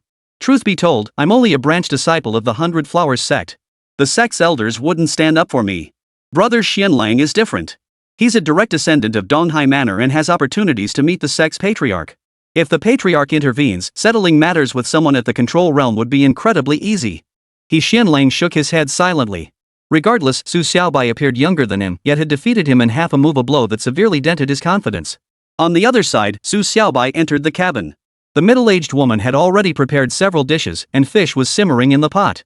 Bubbles danced along the rim of the wok atop the stove, steam rising in wispy clouds. A faint, fragrant aroma wafted out a tangy, sour scent that was incredibly appetizing. Upon seeing Su Xiaobai, Yi Qingru, Su Xiaoxiao, and the middle-aged woman all stood up simultaneously. Yi Qingru grabbed his hand urgently, asking, "Xiaobai, are you okay?" "I'm fine, don't worry. I gave them a good talking to, and they've all left." Su Xiaobai felt a warm glow in his heart and nodded. The others visibly relaxed, though the middle-aged woman's face remained clouded with worry. Su Xiaobai glanced at her and said calmly, "Auntie, don't worry. That man won't bother you anymore. If he dares cause you trouble, he'll face retribution." Earlier, Su Xiaobai had implanted a strand of Ziyang True Qi within the man's body, sealing his heavenly mechanism acupoint. Should he ever raise a hand against anyone, the True Qi would erupt instantly, causing his immediate demise. The middle-aged woman exhaled deeply, then showered Su Xiaobai with endless thanks. She even refused to accept payment for his services, but Su Xiaobai declined outright. After all, this incident had been caused by them, and he certainly wouldn't take advantage of the woman's kindness. The group brought out the dishes and arranged them on the bow: stir-fried snails, sautéed prawns, braised eel tubes, and wood ear mushrooms with scrambled eggs, all lake delicacies. The staple was small pond vegetable pancakes, made with greens picked right by the lake, their fragrance filling the air. "Alright, the vinegar fish is ready. Dinner's served," the auntie called out. Then she added, "We ran out of time today, otherwise I'd have gone home to fetch a chicken and made you a clay pot chicken. That's absolutely delicious. Next time you come, you'll definitely want to find me again, okay?" "Absolutely," Su Xiaobai replied, picking up his bowl. The aroma of the vinegar fish mingled with the scent of the lake, radiating pure, untouched nature. This was the ultimate way to savor lake delicacies. After finishing their meal, Su Xiaobai settled the bill. He then joined Yi Qingru and Su Xiaoxiao as they walked into the woods beside the restaurant, heading toward Lingyuan Temple. The mountain path was remarkably quiet. Though Lingyuan Temple was a tourist destination, one would expect crowds, yet not a single soul was in sight. Su Xiaoxiao raised her eyebrows and explained, "Dad, Lingyuan Temple is divided into two branches, the Exoteric Sect and the Esoteric Sect. The Esoteric Sect resides atop this mountain, while the Exoteric Sect, which receives visitors, is on the other side. However, the Esoteric Sect always oversees the Exoteric Sect. That principle never changes. The previous abbot of Lingyuan Temple often mentioned these matters to me when he visited Emei Mountain, so I know the layout here quite well. But this Huixin isn't the type to act like this. He's usually quite sensible. How could he have taught a disciple so lacking in judgment?" Su Xiaobai responded with a nod, then raised his eyebrows to glance around. Only then did he notice the many Bodhi trees lining both sides of the path, some bearing ripe fruits. As they walked, the leaves rustled, scattering a shower of clear, melodious sounds. The architectural style along the entire path exuded a certain zen-like charm, featuring many gravel paths. This prompted Yi Qingru to sigh. This feeling truly evokes the sentiment of the path to the sacred mountain is not far. Half the journey is cultivation, half is meeting you. I had no idea Lingyuan Temple also had this hidden lineage. It seems Xiaoxiao knows more about Buddhism than I do. Indeed, it felt like journeying to Ling Mountain, winding paths leading to secluded beauty. This was the true style of seclusion. Truly splendid. Lingyuan Temple certainly knew how to choose its location. It felt even more imbued with Zen spirit than Shaolin or Emei. Su Xiaobai nodded in agreement, then shifted the conversation. "Xiaoxiao grew up on Mount Emei, so naturally she knows things you wouldn't. And of course, she's acquainted with Lingyuan Temple's abbot. That's how we found the path up the mountain. Otherwise, we wouldn't have made it here so smoothly." Yi Qingru felt this touch of zen, her heart growing serene. She turned to glance at Su Xiaobai, then reached out to take his hand, her eyes sparkling with a hint of playful reproach. 109 array. Su Xiaobai gently clasped her small hand in return. Her skin felt cool and smooth as jade, carrying a faint chill. Yet, his gaze narrowed slightly at that moment. After traversing several mountain passes, a vast bamboo forest came into view. Judging by its arrangement, it formed an array formation. Formations were no longer passed down in the world. Only the truly great sects preserved their knowledge. Moreover, after the hidden sect lineage had concealed itself within the marketplace, they had completely integrated into peaceful society and had no need for formations whatsoever. Thus, though Wudong had inherited some formations, no one had ever studied them in depth. Even Su Xiaobai knew only rudimentary formations, far from mastering their intricacies. Seeing an actual formation here now, Su Xiaobai couldn't help but feel astonished. If that was the case, then Huixin must be a formation master. After a quick glance, Su Xiaobai determined this formation was merely for trapping people, relying primarily on disorientation. Once inside, one would wander in circles until eventually descending the mountain. This was likely a precautionary measure to prevent ordinary visitors from stumbling upon the hidden sect within Lingyuan Temple. Breaking such an array wouldn't be too difficult, brute force would suffice. Clearing a few piles of bamboo would render it ineffective. Su Xiaoxiao and Yi Qingru remained completely unaware. The three of them charged straight in. Fortunately, Su Xiaobai possessed a basic understanding of formations, coupled with exceptionally powerful perception. His sensory range spanned 150 meters, precisely encompassing the bamboo forest formation. Thus, he led the way, guiding Su Xiaoxiao and Yi Qingru forward. The bamboo grove was eerily quiet, devoid even of the small animals that might normally inhabit it. Fortunately, Su Xiaobai's stride remained steady, and Yi Qingru and Su Xiaoxiao followed without noticing anything amiss. Now only about 100 meters from the mountaintop, a temple complex came into view. Su Xiaoxiao let out a cheer and took the lead, striding forward. The temple complex wasn't large, consisting of only 2 or 3 four-story buildings. However, the central platform was quite spacious, appearing very open and filled with many flowers and plants, all tended with a distinctly zen-like air. Su Xiaobai and Yi Qingru exchanged a glance before following Su Xiaoxiao forward. Yi Qingru murmured softly, "That little girl, Xiaoxiao, she's still just a child at heart. She seems so mature, but in moments like this, her youth shows through. It's already remarkable that Xiaoxiao is this sensible. But in a bit, you and Xiaoxiao should go explore. Though there aren't many temples on the mountain, the scenery here is truly splendid." Su Xiaobai responded indifferently, a hint of coldness in his gaze. In his perception, the auras of Tongbei, Huixin, and Shui Bingyao had reappeared. Yi Qingru nodded, and the trio finally reached the summit. Standing atop the peak, they gazed across to the other side of the mountain.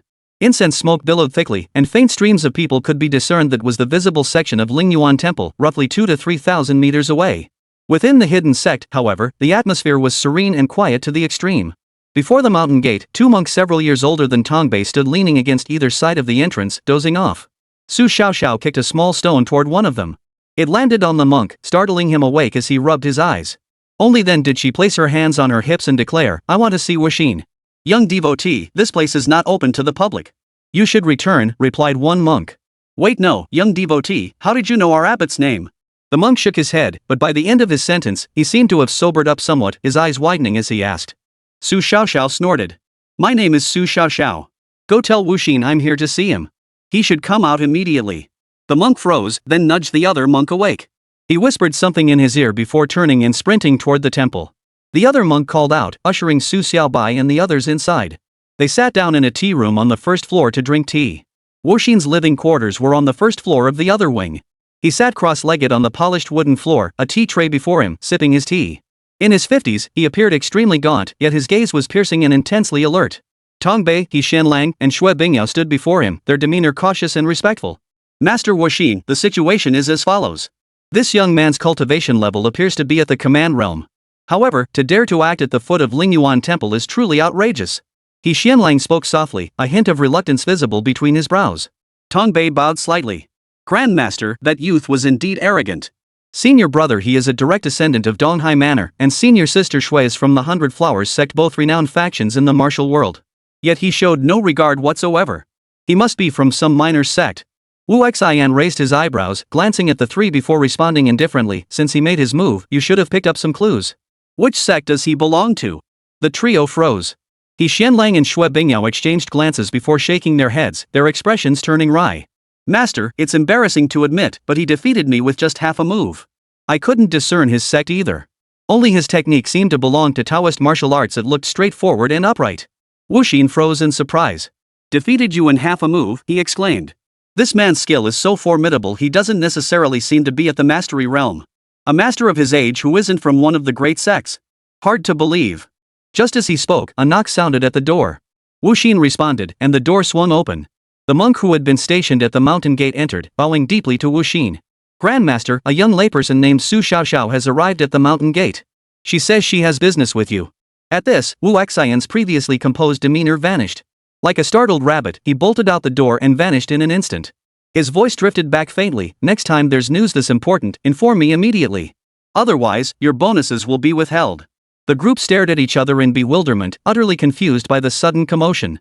Tongbei hesitated briefly before softly suggesting, "Senior brother He, senior sister Shui, perhaps we should wait here for a moment. Our grandmaster should return shortly." He Xianlang pondered for a moment before nodding. "Then let's wait here. With Master Wuxin handling this, it should be resolved easily." On the other side of Lingyuan Temple, Su Xiaobai had just taken a sip of tea and was about to set down his cup when he turned his head. A figure dashed across the distance, appearing beside him in an instant, eyes fixed intently on Su Xiaoxiao. "Little junior sister," Wuxin called out, a smile lighting up his gaunt face. However, Master Wuxin was decidedly short, around 5 feet 5 inches tall. No matter how one looked at him, he was nothing more than a frail little old man. Su Xiaoxiao turned her head and, upon seeing Wuxin, jumped up, exclaiming in a sweet voice, "Wuxin!" Two little bees, flying among the flowers. Wuxin immediately began dancing, swaying his hips as he moved, his hands constantly tracing circles. The whole scene was pure youthful exuberance. 110 Scene too chaotic. Su Xiaobai's eye twitched. This was absolutely a textbook case of a lunatic, lacking any semblance of a master's demeanor. Su Xiaoxiao, however, was utterly thrilled. Mimicking the same movements, swaying her hips, dancing, and waving her hands in circles, her childish voice rang out, "Two little bees, flying among the flowers. This is just too chaotic." The scene was beyond words. Su Xiaobai sighed, truly unable to bear watching any longer. Yi Qingru, however, watched with rapt attention, her crescent-shaped eyes narrowing as she remarked, "I think it's quite lovely. This pairing of young and old is truly refreshing." No sooner had she spoken than Su Xiaoxiao patted Wuxin's arm. "Wuxin, it's so hard to see you. Those two little monks at your door nearly threw me out. They were just being rude because they didn't recognize our little junior sister. But since you've come this once, I'll make sure every single young monk in Lingyuan Temple gets to meet you. Come to the afternoon vegetarian meal and you'll see them all. After all, you're their junior master. These little ones think they're geniuses, but meeting junior sister will show them what true genius looks like." Wuxian said with a smile, and only then did he turn his gaze toward Su Xiaobai and Yi Qingru. Su Xiaoxiao shook her head solemnly. "I wouldn't call myself a genius. Wuxin, this is my dad, he's the real genius. Like father, like daughter. And this is Sister Yi, my dad's girlfriend." Wuxin paused, then bowed slightly to Su Xiaobai. "Wuxin greets you, Master Uncle. So your little junior sister's father? Which means you're Master Uncle Huixin's man? Then how come you have a girlfriend now?" As he finished the last sentence, his voice suddenly dropped. His gaze darted over Yi Qingru, looking rather awkward. Su Xiaobai cleared her throat softly. "Wuxin, this isn't your concern. If Xiaoxiao hadn't insisted on visiting you, we wouldn't have come." After speaking, Su Xiaobai glanced at Su Xiaoxiao and added, "Xiaoxiao, we're heading back to the East Sea today. You and Wuxin should chat. Xiaoro and I won't disturb you." Su Xiaoxiao nodded in agreement. Finally, she pointed and said, "Wuxin, have someone show my dad and sister Yi around. Be polite. Come on, I want to see your collection. When we were at Emei, you said you had lots of plant seeds I'd never seen before. I didn't believe you. What kind of rare seeds could Lingyuan Temple possibly have?" Wuxin called out to attendants nearby, instructing them to properly host Su Xiaobai and Yi Qingru. Then he took Su Xiaoxiao's hand and led her away. Watching the two receding figures, one old, one young, Su Xiaobai and Yi Qingru's lips curved upward. Yi Qingru sighed softly, "Xiaobai, I never imagined Xiaoxiao had such a knack for making friends. Even an enlightened monk like that has gone completely bonkers. She takes after me."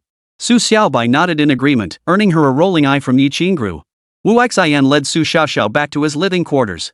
As soon as they entered, Tongbei, He Xianlang, and Shui Bingyao all rose simultaneously. The moment their gazes fell upon Su Xiaoxiao, she and Tongbei, He Xianlang, and Shui Bingyao all exclaimed in unison, "It's you!" Wuxin froze, his gaze sweeping over the four faces before he replied solemnly, "Tongbei, Mr. He, Miss Shui, you know my junior sister?" "Junior sister?" The trio froze, their mouths agape in utter disbelief. Su Xiaoxiao, however, stood with her hands on her hips, snorting, "Senior brother Wuxin, punish these three properly for me. Back at West Lake, they tried to steal our food and even laid hands on me, though my father gave them a good thrashing. But I still can't let it go. As my juniors, they dared to lay hands on their seniors, that's unforgivable. Brother Wuxian, you beat them for me. I want to stomp on their faces a few times." Wuxin narrowed his eyes before his expression hardened. "He Xianlang, Shui Bingyao, what do you have to say? To act so brazenly on Lingyuan Temple's grounds? This I absolutely cannot tolerate. Kneel and pay your respects to my junior sister. And Tongbei, kneel. You will receive 20 lashes at the wall of reflection on the back mountain shortly, followed by a month of confinement.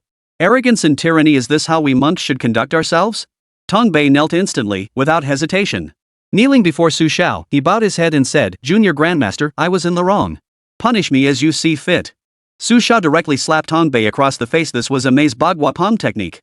The blow sent him crashing to the ground. Finally, she snorted and said, from now on, keep a low profile. Even my father, who's so powerful, never boasts. What gives you the nerve to act so arrogant? And this is only at Lingyuan Temple. If we were at Emei, I wouldn't even need to lift a finger, you'd already be beaten to a pulp. Mark my words, don't think Donghai Manor is anything special. We Emei truly have no fear of you lot. He Xianlang froze, then gritted his teeth and knelt directly before Su Xiaoxiao. The fact that Huixin addressed her as junior sister indicated her exceptionally high status, essentially a third-generation disciple of Emei, a true Emei third generation. Judging by Wuxin's unwavering stance beside Su Xiaoxiao, she was likely a direct descendant of Jiku.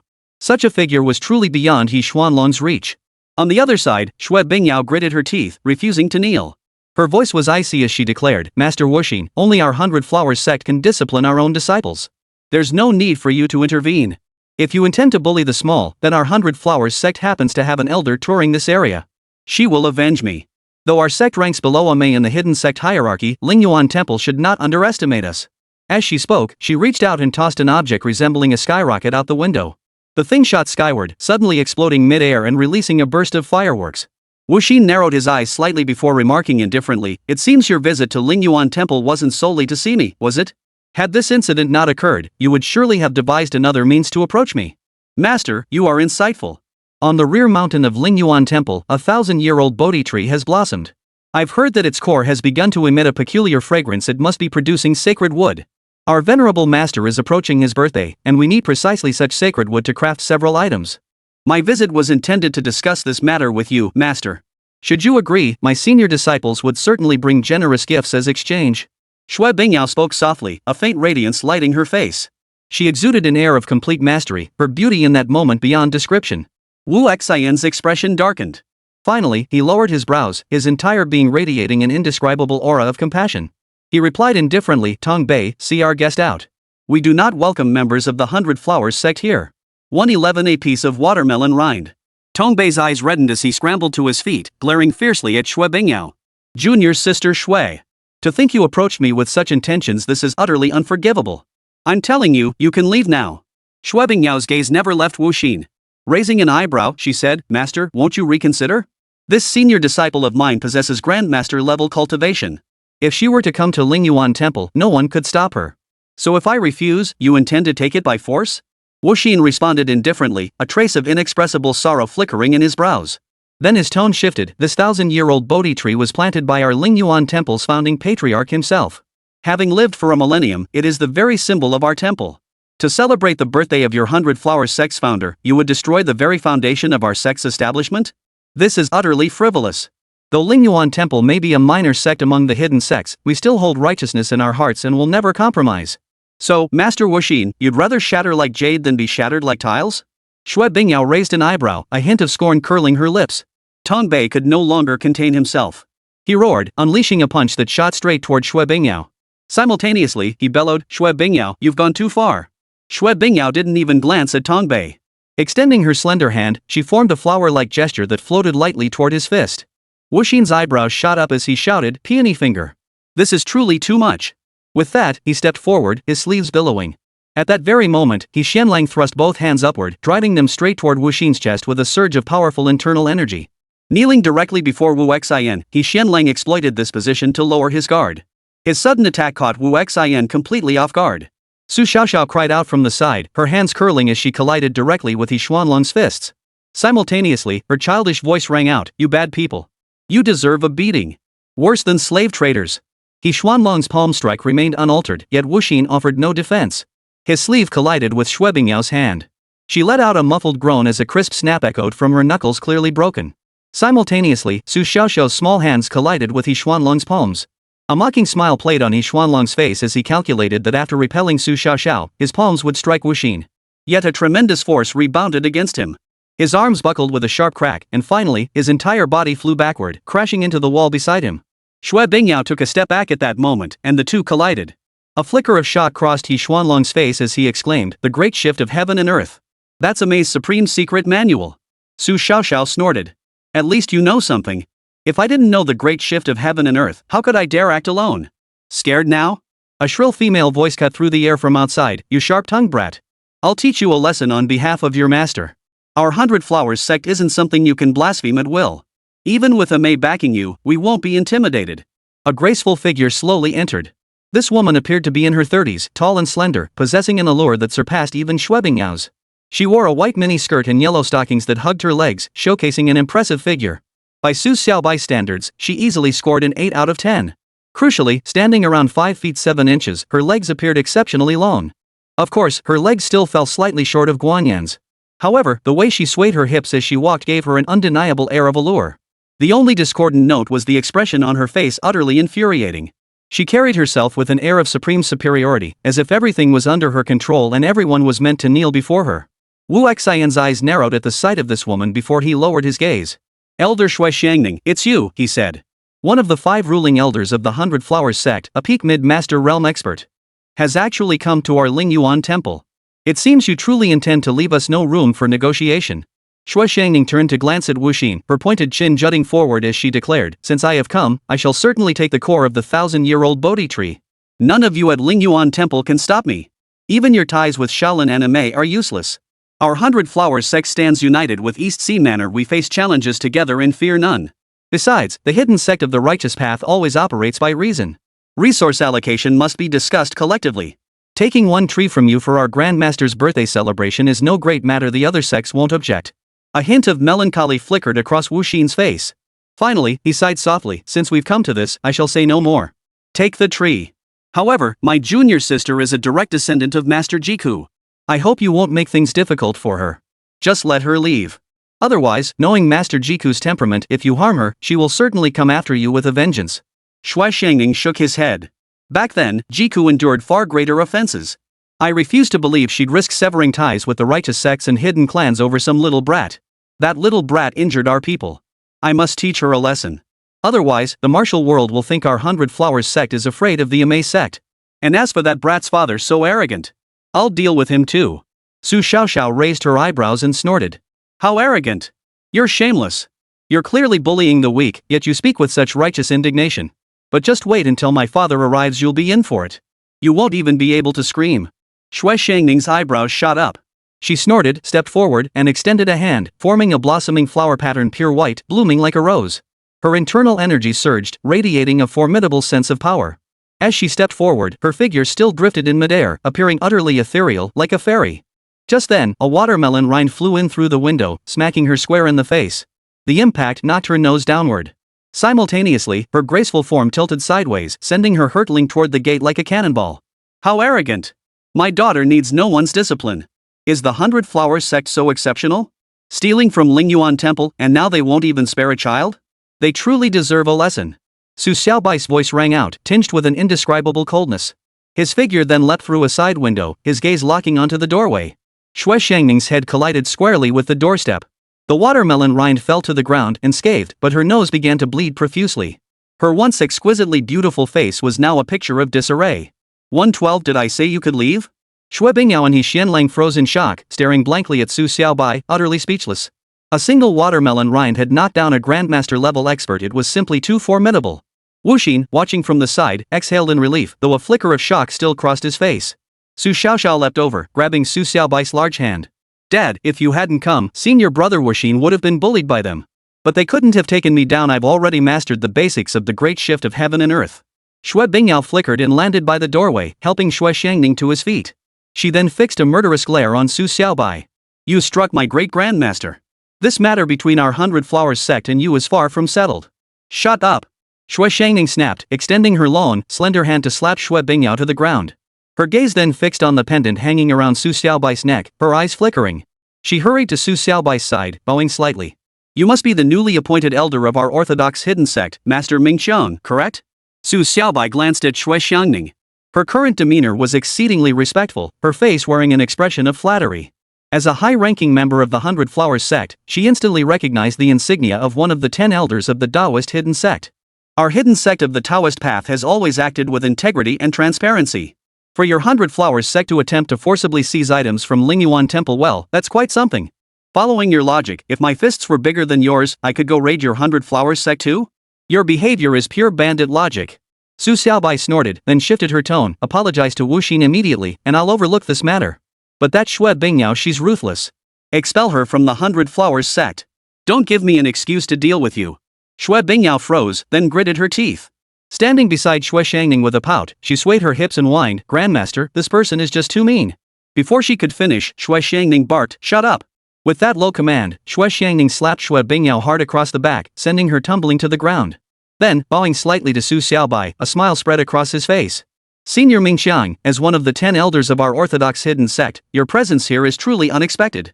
Her smile truly radiated a sense of vibrant beauty, like 100 flowers blooming. However, her nose had been struck by the watermelon rind, leaving her face covered in blood patches of white and red. This smile, then, carried a touch of the absurd. Su Xiaobai glanced at her and replied indifferently, you were quite the show earlier, weren't you? Trying to lecture my daughter? The elder truly misunderstands. Before this, I had no idea this young lady was your daughter. Otherwise, even if you gave me 10,000 dares, I wouldn't have dared to speak such words. These juniors bear significant responsibility for this incident. I will severely punish them later. Please, elder, let bygones be bygones and spare them.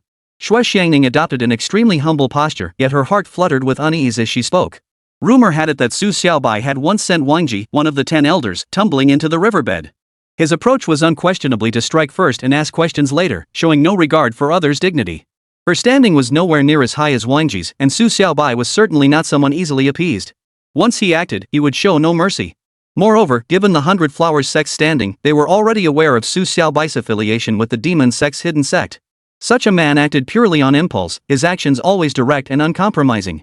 Su Xiaobai fixed his gaze on Shui Shangning, a hint of scorn in his eyes. So you dare to forcibly seize the 1,000-year-old Bodhi tree core from Lingyuan Temple? You actually think the Taoist hidden sect is run by your 100 Flowers sect? Shui Shangning's mouth twitched slightly before he finally replied softly, Elder, we were wrong in this matter. We were indeed too self-centered. I will apologize to Abbot Huixin and provide appropriate compensation. Rest assured. Su Xiaobai shook his head, his tone unruffled. What is there for me to be assured of? As long as Abbot Huixin chooses not to pursue this matter, I certainly won't hold it against you. This is how it shall be, you two discuss it first. Once you've reached an agreement, I'll consider how to handle you. Without another word, Shui Xiangning turned to Abbot Huixin, his expression earnest. Abbot Huixin, we were indeed in the wrong this time. This is what we propose, we are willing to offer a portion of our resources as compensation to your temple. I happen to possess a 1,000-year-old polygonatum plant and a batch of century-old Lingzhu bamboo. If you accept these, our matter is settled. What do you say?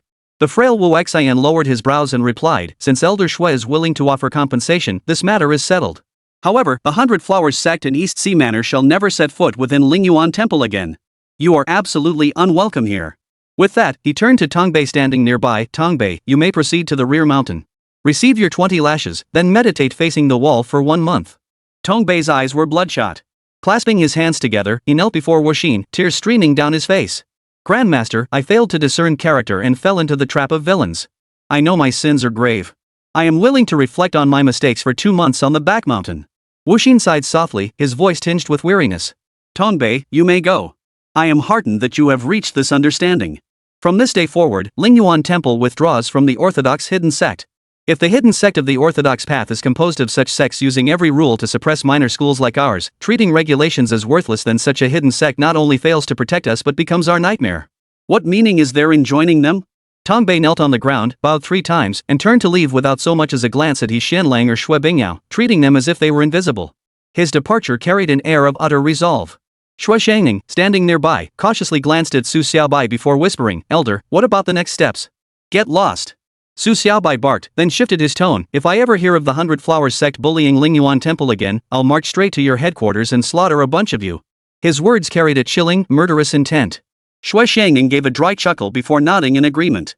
Rest assured, we shall strictly follow your instructions. Su Xiaobai turned his head to glance at Shui Bingyao, who was still crouched on the ground. Raising an eyebrow, he declared, this woman must be expelled from the 100 Flowers sect. What kind of person is she? So brazen, so ruthless, utterly despicable. Shui Shangning bowed again. Rest assured, everything will be done as you wish. May I leave now? Su Xiaobai waved her hand dismissively. Shui Shangning exhaled in relief, then backed out cautiously. As she retreated, she reached down and hauled Shui Bingyao to her feet. On the other side, Huixin watched the scene and shrank his neck, following Shui Shangning toward the exit. But just as he took a few steps, Su Xiaobai snorted, did I say you could leave? 113 cover you. Xiangning halted at the doorway, and Xianlang stopped as well. Both turned their heads simultaneously, fixing their gaze on Su Xiaobai.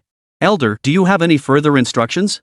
Xiangning asked softly, his voice tinged with tension. Su Xiaobai waved his hand impatiently. I wasn't talking to you. Get lost. I'm talking about this Xianlang. Relying on his connections with Donghai Manor, he struts around here acting all high and mighty. He even tried to strike under the guise of restraint, nearly injuring Abbot Huixin. He really has a knack for it. Xiangning exhaled in relief and turned to leave at breakneck speed. Xianlang's eyelid twitched as he glared at Su Xiaobai, clenching his fists. As an elder of the hidden sect of the righteous path, you should act with some decorum. I haven't committed any grave offense. My estate will discipline me when I return, no need for you to meddle. Su Xiaobai snorted. His figure flickered as he snatched a nearby chair, then stepped beside Xianlang and swung it down, smashing it squarely into both of his legs. Xuanlong's legs snapped clean off. His eyes held a look of utter disbelief. It wasn't that he hadn't tried to dodge, but that he simply couldn't. A wave of terror washed over him. Su Xiaobai returned the chair to its place. Only then did Xianlang let out a wail, writhing on the ground. Having one's legs shattered like this was an agony no ordinary person could endure. No wonder the hidden sect of the righteous path has fallen into decline. If everyone were scum like you, trouble was bound to come sooner or later. Whether you've committed a grave offense is for me to decide. This time, I'll break both your legs. If you dare do it again, I'll snap your neck. If you're not satisfied with this, feel free to go tell your East Sea Manor's founder. Have him come settle accounts with me? Let me see just how formidable your East Sea Manor really is. Su Xiaobai roared, then delivered a flying kick that sent him crashing through the window into the dense woods beyond, where a small lake lay hidden. Xuanlong's agonized screams echoed once more, followed by the splash of water. Only then did Su Xiaobai clap his hands. Turning to Huixin, he remarked, Huixin, I'm truly sorry for causing such a disturbance in your place of secluded cultivation. This has happened several times now. Huixin pressed his palms together in a prayer gesture, bowing slightly. So you are Senior Marshal Brother Mingqiang of Wudong. I've been remiss. This time, it was thanks to your intervention that Lingyuan Temple even managed to protect our founder's relics. The martial world is full of hidden currents. Those major sects keep expanding, always scheming to plunder resources. For small schools like ours, survival grows ever harder. Su Xiaoxiao clapped her hands and stood tall. Senior Brother Huixin, rest assured. From now on, my father will protect you. Display the Wudong Mingqiang banner at Lingyuan Temple's gates. Let's see who dares touch you. If anyone dares touch you, just give me a call. I'll have my dad deal with them. What's the 100 Flowers sect? What's the East Sea Manor? Once my dad steps in, he'll wipe them out. See if they dare act so brazenly then. Su Xiaobai's eye twitched. This girl always carried this sense of chivalry about her, taking on everything with such boldness. That kind of character really wasn't like him at all. Perhaps it was Lin Huixin's nature. Though Su Xiaobai didn't know her well, the backbone she'd displayed when they first met had been as sturdy as any man's. Huixin cautiously glanced at Su Xiaobai, offering an awkward smile. Just as she was about to speak, Su Xiaobai waved his hand. Huixin, do exactly as the little one says. If anyone dares bully you in the future, I've got your back. Thank you, senior uncle. Huixin beamed, bowing deeply to Su Xiaobai. His eyes sparkled with indescribable joy, his posture straightening with newfound confidence. This was true backing. Su Xiaobai looked unconcerned. Just then, Su Xiaoxiao reached out and patted Huixin's arm. Senior Brother Huixin, now that these matters are settled, what about those seeds you collected? I'd like to take a look. Turning to Su Xiaobai, she added, Dad, by the way, where's Sister Yi? You two should go explore together. Lingyuan Temple's scenery is truly lovely. I won't disturb your alone time. Su Xiaobai's eye twitched again. This girl was like a miniature adult. Her expression left him utterly speechless. This was the true Emei's top sister. As the thought crossed his mind, he sighed. Xiaoro went to the valley to see that natural waterfall. I heard the sounds of fighting and came to check on the situation. I never expected Xiangning was about to attack you. Good thing I arrived. Otherwise, with your current level of the great shift of heaven and earth, you wouldn't have been able to withstand Xiangning. She's already a grandmaster level expert. If things had gone badly, you two could have ended up mutually destroyed. Su Xiaoxiao nodded in agreement, then beamed with delight. Dad, I knew everything would be fine. Though the great shift of heaven and earth can redirect most internal force, my current cultivation level does make facing a grandmaster level expert a bit of a stretch. But don't think Xiangning will have it easy either. My great shift of heaven and earth is only at the 4th layer now. Once I reach the 6th layer, I'll defeat her outright. Huixin chuckled from the side, his eyes softening with affection. Little junior sister truly is Emei's finest. The great shift of heaven and earth is Emei's most closely guarded secret, a technique traditionally passed only to the sect leader. Its cultivation is immensely difficult throughout Emei's history, few have mastered it. I never imagined you would succeed. Su Xiaoxiao stood tall, her face beaming with pride. You bet. Brother Huixin, a genius beauty like me? Only my dad could have created someone like me. This bold declaration made Su Xiaobai's mouth twitch again, leaving him utterly speechless. Watching the elder and the youngster grow distant, he shook his head and finally walked away. Earlier, while he and Yi Qingru had been admiring a waterfall at the edge of a valley, he sensed a powerful aura that of Grandmaster Shui Shangning. After bidding Yi Qingru farewell, he had immediately flashed away to find Su Xiaoxiao. Returning to the valley's edge, Yi Qingru was indeed still seated on the stone bench. She wore a round lady's hat atop her head, but her upper body was clad in a black t-shirt paired with denim shorts, revealing two long, straight legs. Su Xiaobai glanced at her, and a flutter of desire stirred in his heart. While his relationship with Yi Qingru was essentially settled, he hadn't done anything with her yet, a fact that left him feeling somewhat regretful. If he could spend the night here, perhaps he could release some of the pure yang energy within him. But such thoughts were merely fantasies. Engaging in such carnal acts within Lingyuan Temple, a sacred Buddhist sanctuary, would undoubtedly be highly inappropriate. Footsteps grew slightly heavier. Yi Qingru turned her head. Sunlight bathed her form, casting a shadow from her wide-brimmed hat across her face. It enveloped her delicate, heart-shaped features, lending her an air of feminine allure. 114 Spiritwood. Xiaobai, you're finally here? That bathroom break sure took a while. Did you get an upset stomach from lunch? Yi Qingru stood up, a faint smile playing at the corners of her mouth, her gaze tinged with concern. Su Xiaobai's lips twitched. Xiao Ro, it's nothing. I just stopped by to check on Xiao Xiao. That little troublemaker, I was worried something might happen. Yi Qingru stepped beside him, taking his large hand in hers. Standing shoulder to shoulder, she leaned slightly against him, eyes half closed as she murmured softly, yes, Lingyuan Temple is a renowned monastery, and Master Huixin is an enlightened monk. If Xiao Xiao causes too much commotion, it wouldn't be ideal. Even though I'm on equal footing with Master Huixin as peers, standing before a true master like him makes even me feel a bit uneasy. It's as if he sees right through everything. Su Xiaobai's thoughts paused. Master Huixin had to bow and address him as Uncle Master in front of him. If Yi Qingru heard that, she'd probably be even more astonished. Let's go. We don't need to worry about Xiao Xiao. She can handle herself. Let's walk along the path to the back mountain. The scenery here is truly lovely. Su Xiaobai gently tugged Yi Qingru's small hand and said softly. She responded with a soft okay, and the two walked side by side, leaning against each other as they went. The secluded branch of Lingyuan Temple boasted far superior scenery to the public branch. Here, abundant natural landscapes remained largely untouched by human intervention, drawing constant sighs of admiration from Yi Qingru. As they entered the rear mountain, two young monks initially guided them. But as they walked, the way they held each other began to look a bit suggestive. Su Xiaobai kept instinctively wrapping his arms around her waist and touching her behind.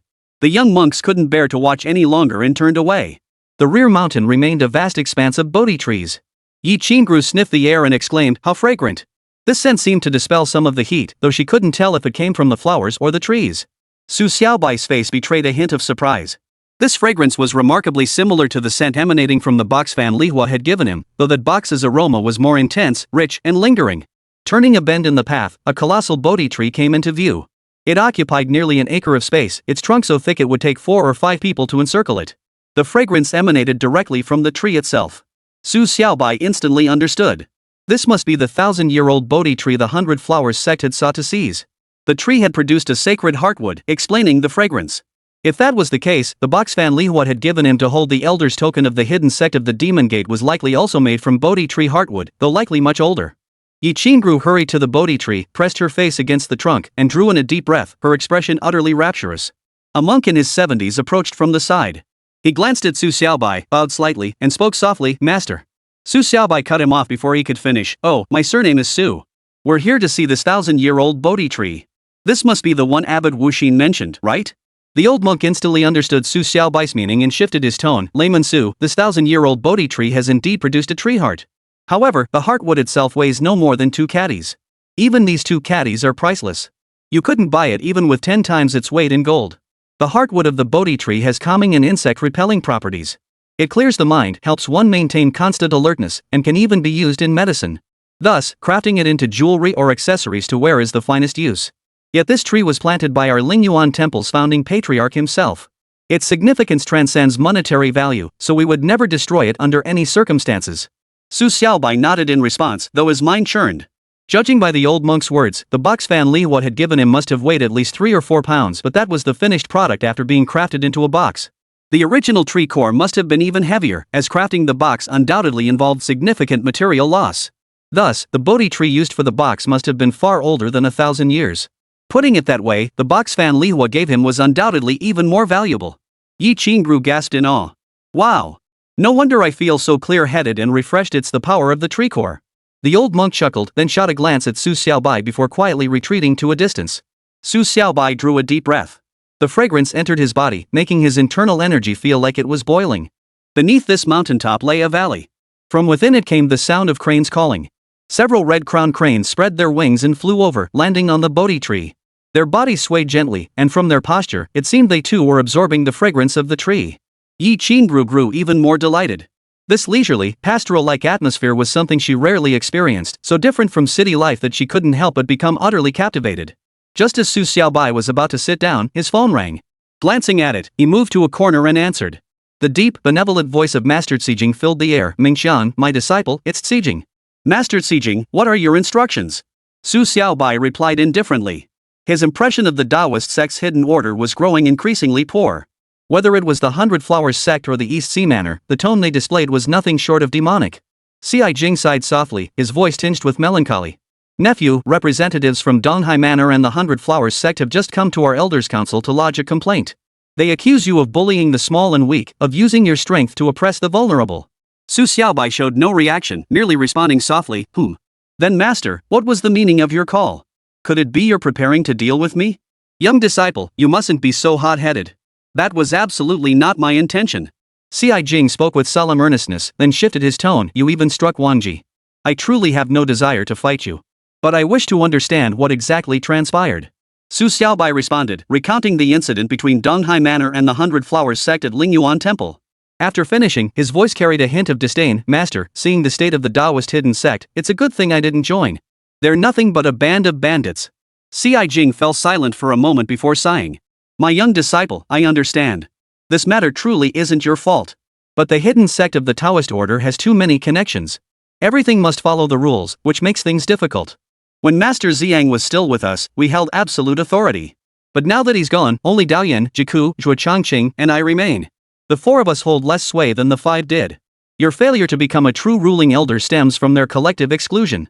Having formed an alliance, they naturally seek allies to court. Our hidden sect of the Taoist order is currently trapped in this vicious cycle. Both Abbess Jiku and I advocate for peaceful means, unwilling to resort to extreme measures. This very stance has given them openings. Dao Yan, obsessed with martial prowess and love, shows no interest in these affairs. Another vulnerability. When Master Ziyang was here, his decisive nature kept those five firmly in check. Zhuo Changqing is also a cold and ruthless individual, but now he stands alone, unable to hold the fort by himself. Moreover, over the years, Donghai Manor has produced two top-tier masters. If they join forces, they could even match Dao Yan. Zhuo Changqing is no match for them, which only bolsters their confidence.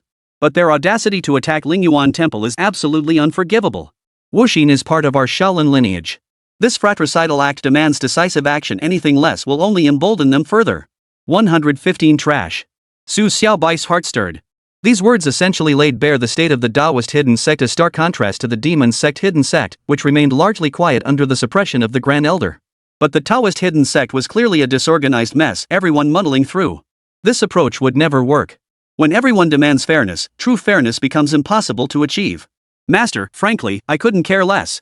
I'm no longer part of the Taoist hidden sect anyway. Su Xiaobai spoke softly, then shifted his tone. Master, let's leave it at that. If they dare provoke me again, I'll deal with them all. Jing responded with a resigned sigh, a hint of loneliness lingering in the air. When Su Xiaobai severed the connection, he thought to himself that this matter would likely go nowhere. The hidden sect of the Taoist order was far too preoccupied with appearances. The ones who had made the mistake were precisely the most powerful figures. No one could truly hold them accountable. Yi Qingru had turned back by now. Her complexion had grown rosy and dewy, radiating an even more alluring charm. The essence of this 1,000-year-old Bodhi tree truly had an effect on her. Xiaobai, come rest against the tree for a while. This fragrance is truly magical. I feel so much lighter, as if I've grown younger by several years. This tree is truly remarkable.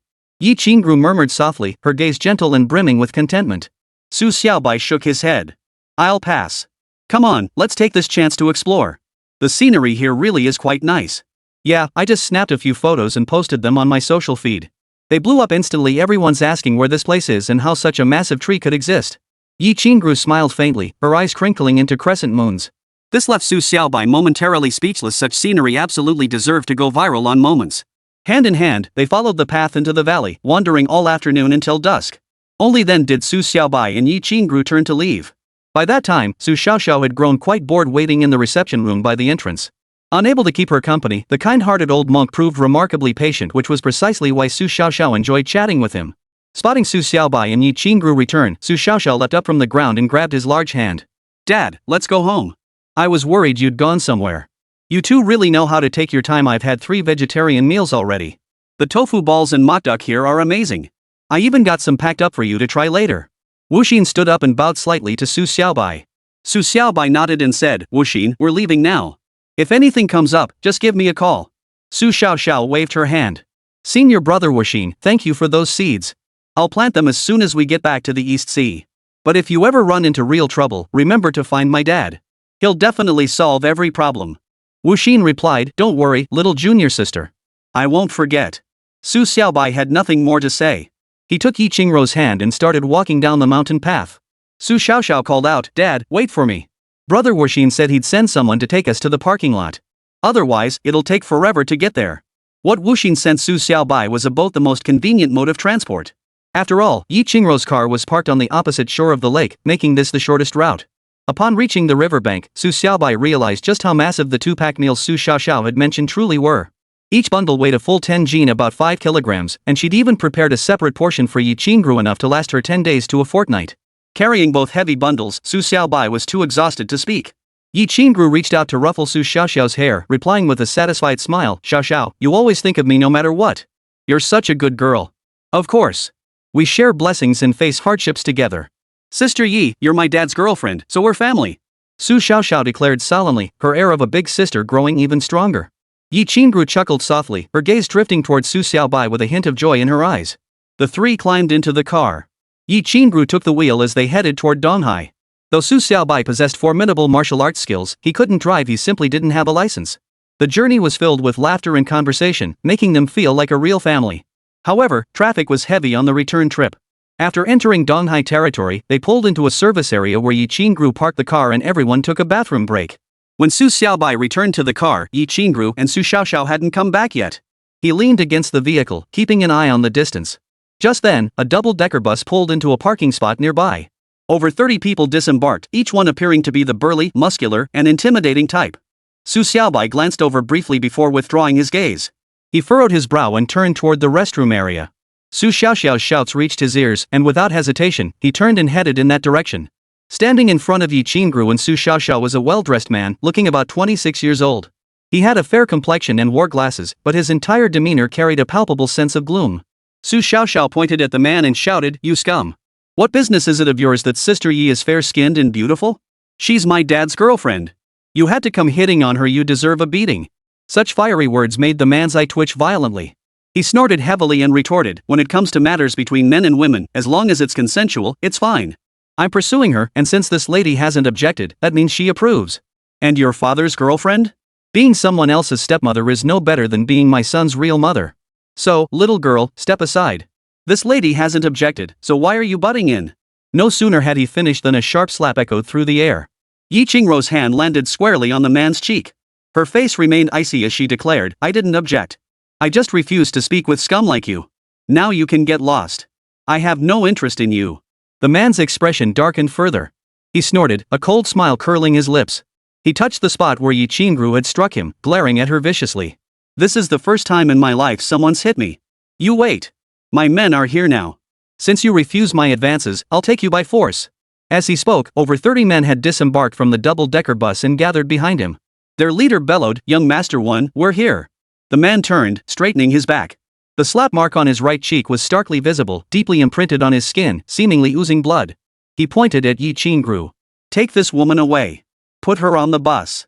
The group responded with a loud chorus of "Yes, sir," without so much as a flicker of hesitation. As they took a few steps forward, Su Xiaobai emerged from the back of the crowd.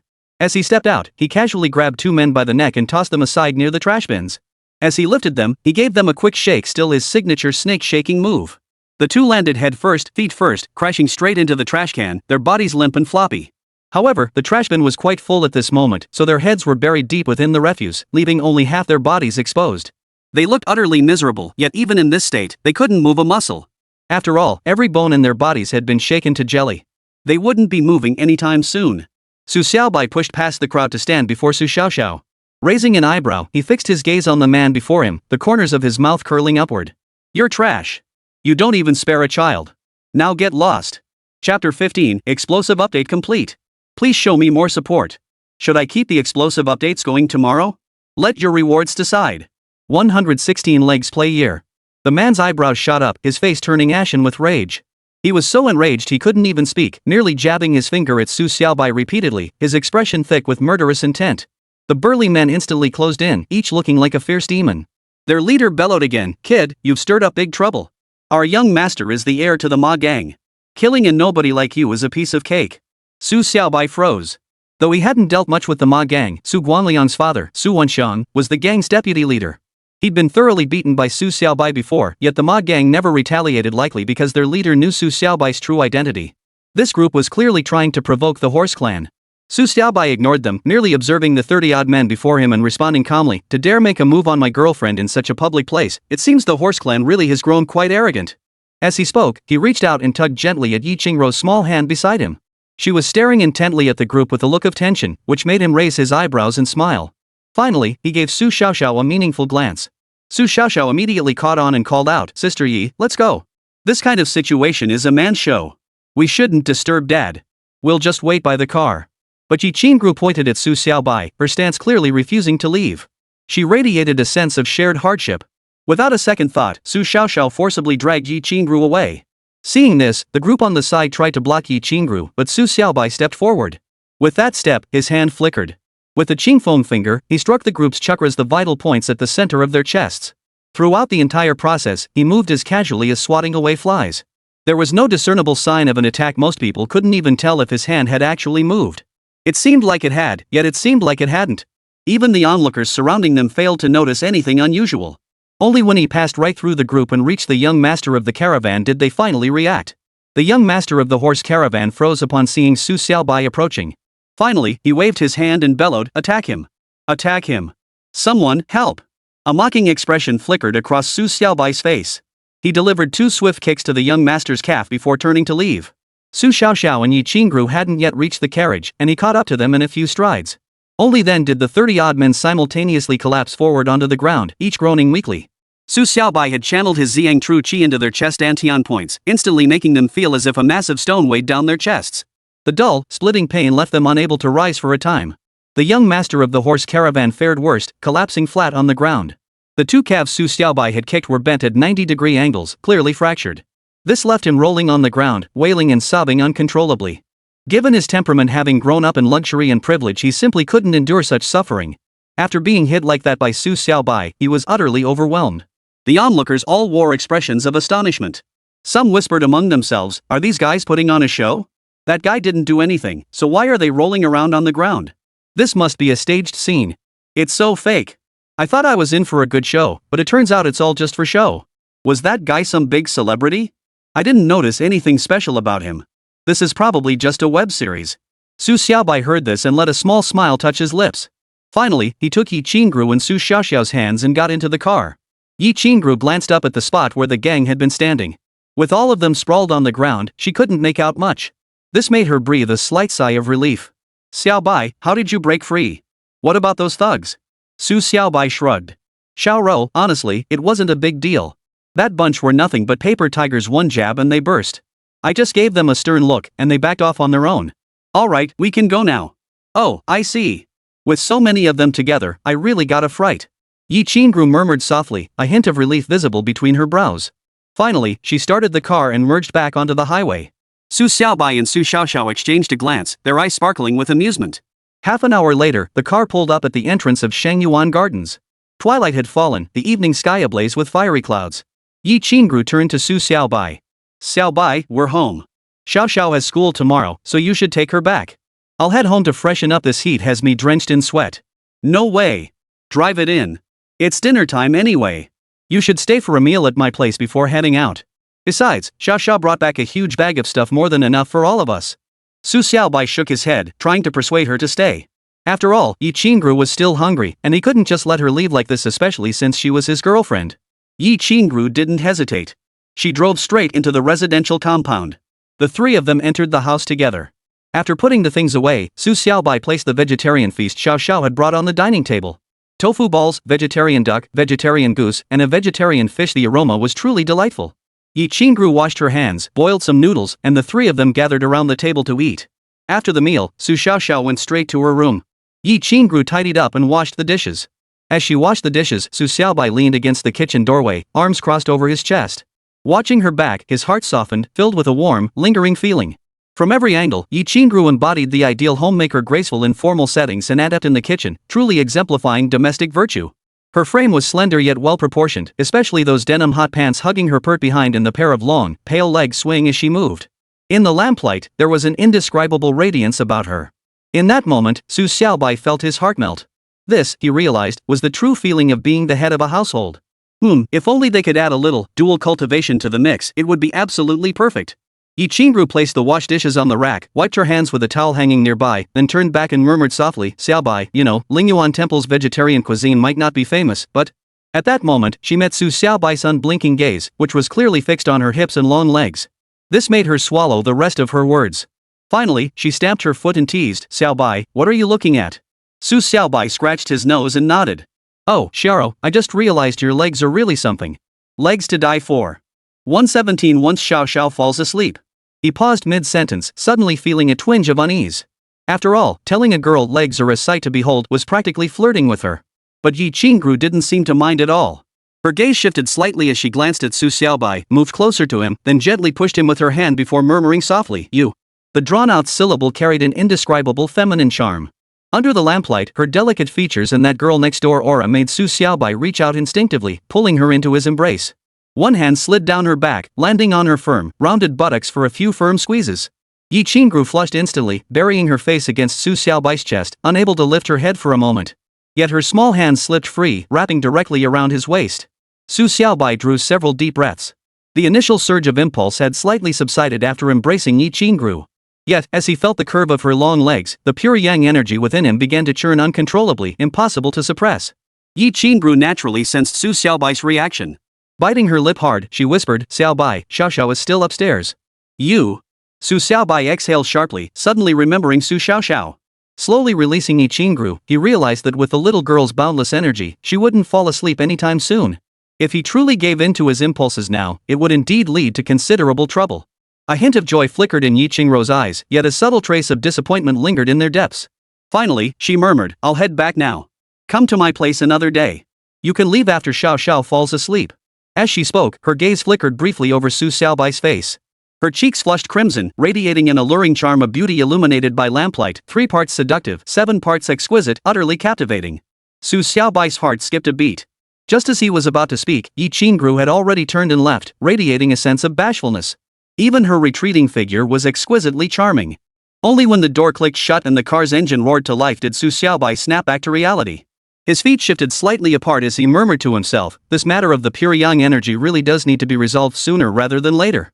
Xiao Rou really is quite something, a model wife and mother. If I sleep with her, so be it. But deep down, I can't shake this uneasy feeling, like I'm betraying Xiao Xiao. It's strange, if I owe anyone an apology, it should be to Huixin. But there was nothing between me and Huixin. It seemed I was just too simple, too young, unable to grasp the nuances of relationships. Anyway, never mind. A real man takes what he wants when he gets the chance. Otherwise, if this pure yang energy keeps building up, trouble is bound to come." From upstairs came Su Xiaoxiao's call, "Dad, did Sister Yi leave already? I didn't even get to say goodbye." Su Xiaobai exhaled and called back, "You're not parting forever. If you miss her, just give her a call. Now, go wash up and get some sleep. You've got school tomorrow." After saying this, he exhaled deeply, seeming to shake off the state he'd been in moments before. At Jiadu Beverage Company, in Su Xiaobai's office, he signed the final document on his desk and let out a small sigh of relief. He leaned back in his chair, casually resting his feet on the desk. This office had once belonged to Su Guangliang. Following his voluntary resignation, it had automatically become Su Xiaobai's. As the deputy director of the business department at Jiadu Beverages, his workload was naturally lighter than before. He no longer needed to be out on the road every day. Staying in the office to sign documents and handle routine matters was sufficient. Of course, he still had to manage his existing clients personally. However, he had assigned some of them to the fat guy and the skinny guy. Since these two had limited client portfolios and relied on commissions, Su Xiaobai proactively allocated several promising accounts to them. The phone on his desk rang. Picking it up, Tang Tianming's refined voice came through. "Xiao Su, it's Tang Tianming. Come to my office. There are some things I'd like to discuss with you." Su Xiaobai acknowledged the request before ending the call, though a sense of unease settled in his mind. As the CEO of Jiadu Corporation, Tang Tianming rarely engaged in private conversations with employees. Pondering this, he rose and headed toward the side corridor. Tang Tianming's office occupied the entire fourth floor, the largest suite on the level, alongside several vice presidents' offices and numerous conference rooms. Compared to the third floor, this area was noticeably more luxurious, spacious, and bright. It was also Su Xiaobai's first time visiting the fourth floor. Under normal circumstances, he wouldn't have reason to visit the fourth floor, a place many junior employees only dared to fantasize about. Showing up uninvited in front of the boss would be nothing short of courting trouble. After knocking on Tang Tianming's office door and hearing them come in, Su Xiaobai slowly stepped inside. Tang Tianming's office spanned over 100 square meters, with floor-to-ceiling windows behind him offering a sweeping view of the entire factory grounds. Seated behind his mahogany desk, Tang Tianming raised his eyebrows to glance at Su Xiaobai before gesturing him in. Su Xiaobai didn't hesitate, taking his seat in the chair facing the large desk. He raised an eyebrow and said casually, "Mr. Tang, what brings me here? Any instructions?" Tang Tianming fixed Su Xiaobai with a complex gaze before sighing softly.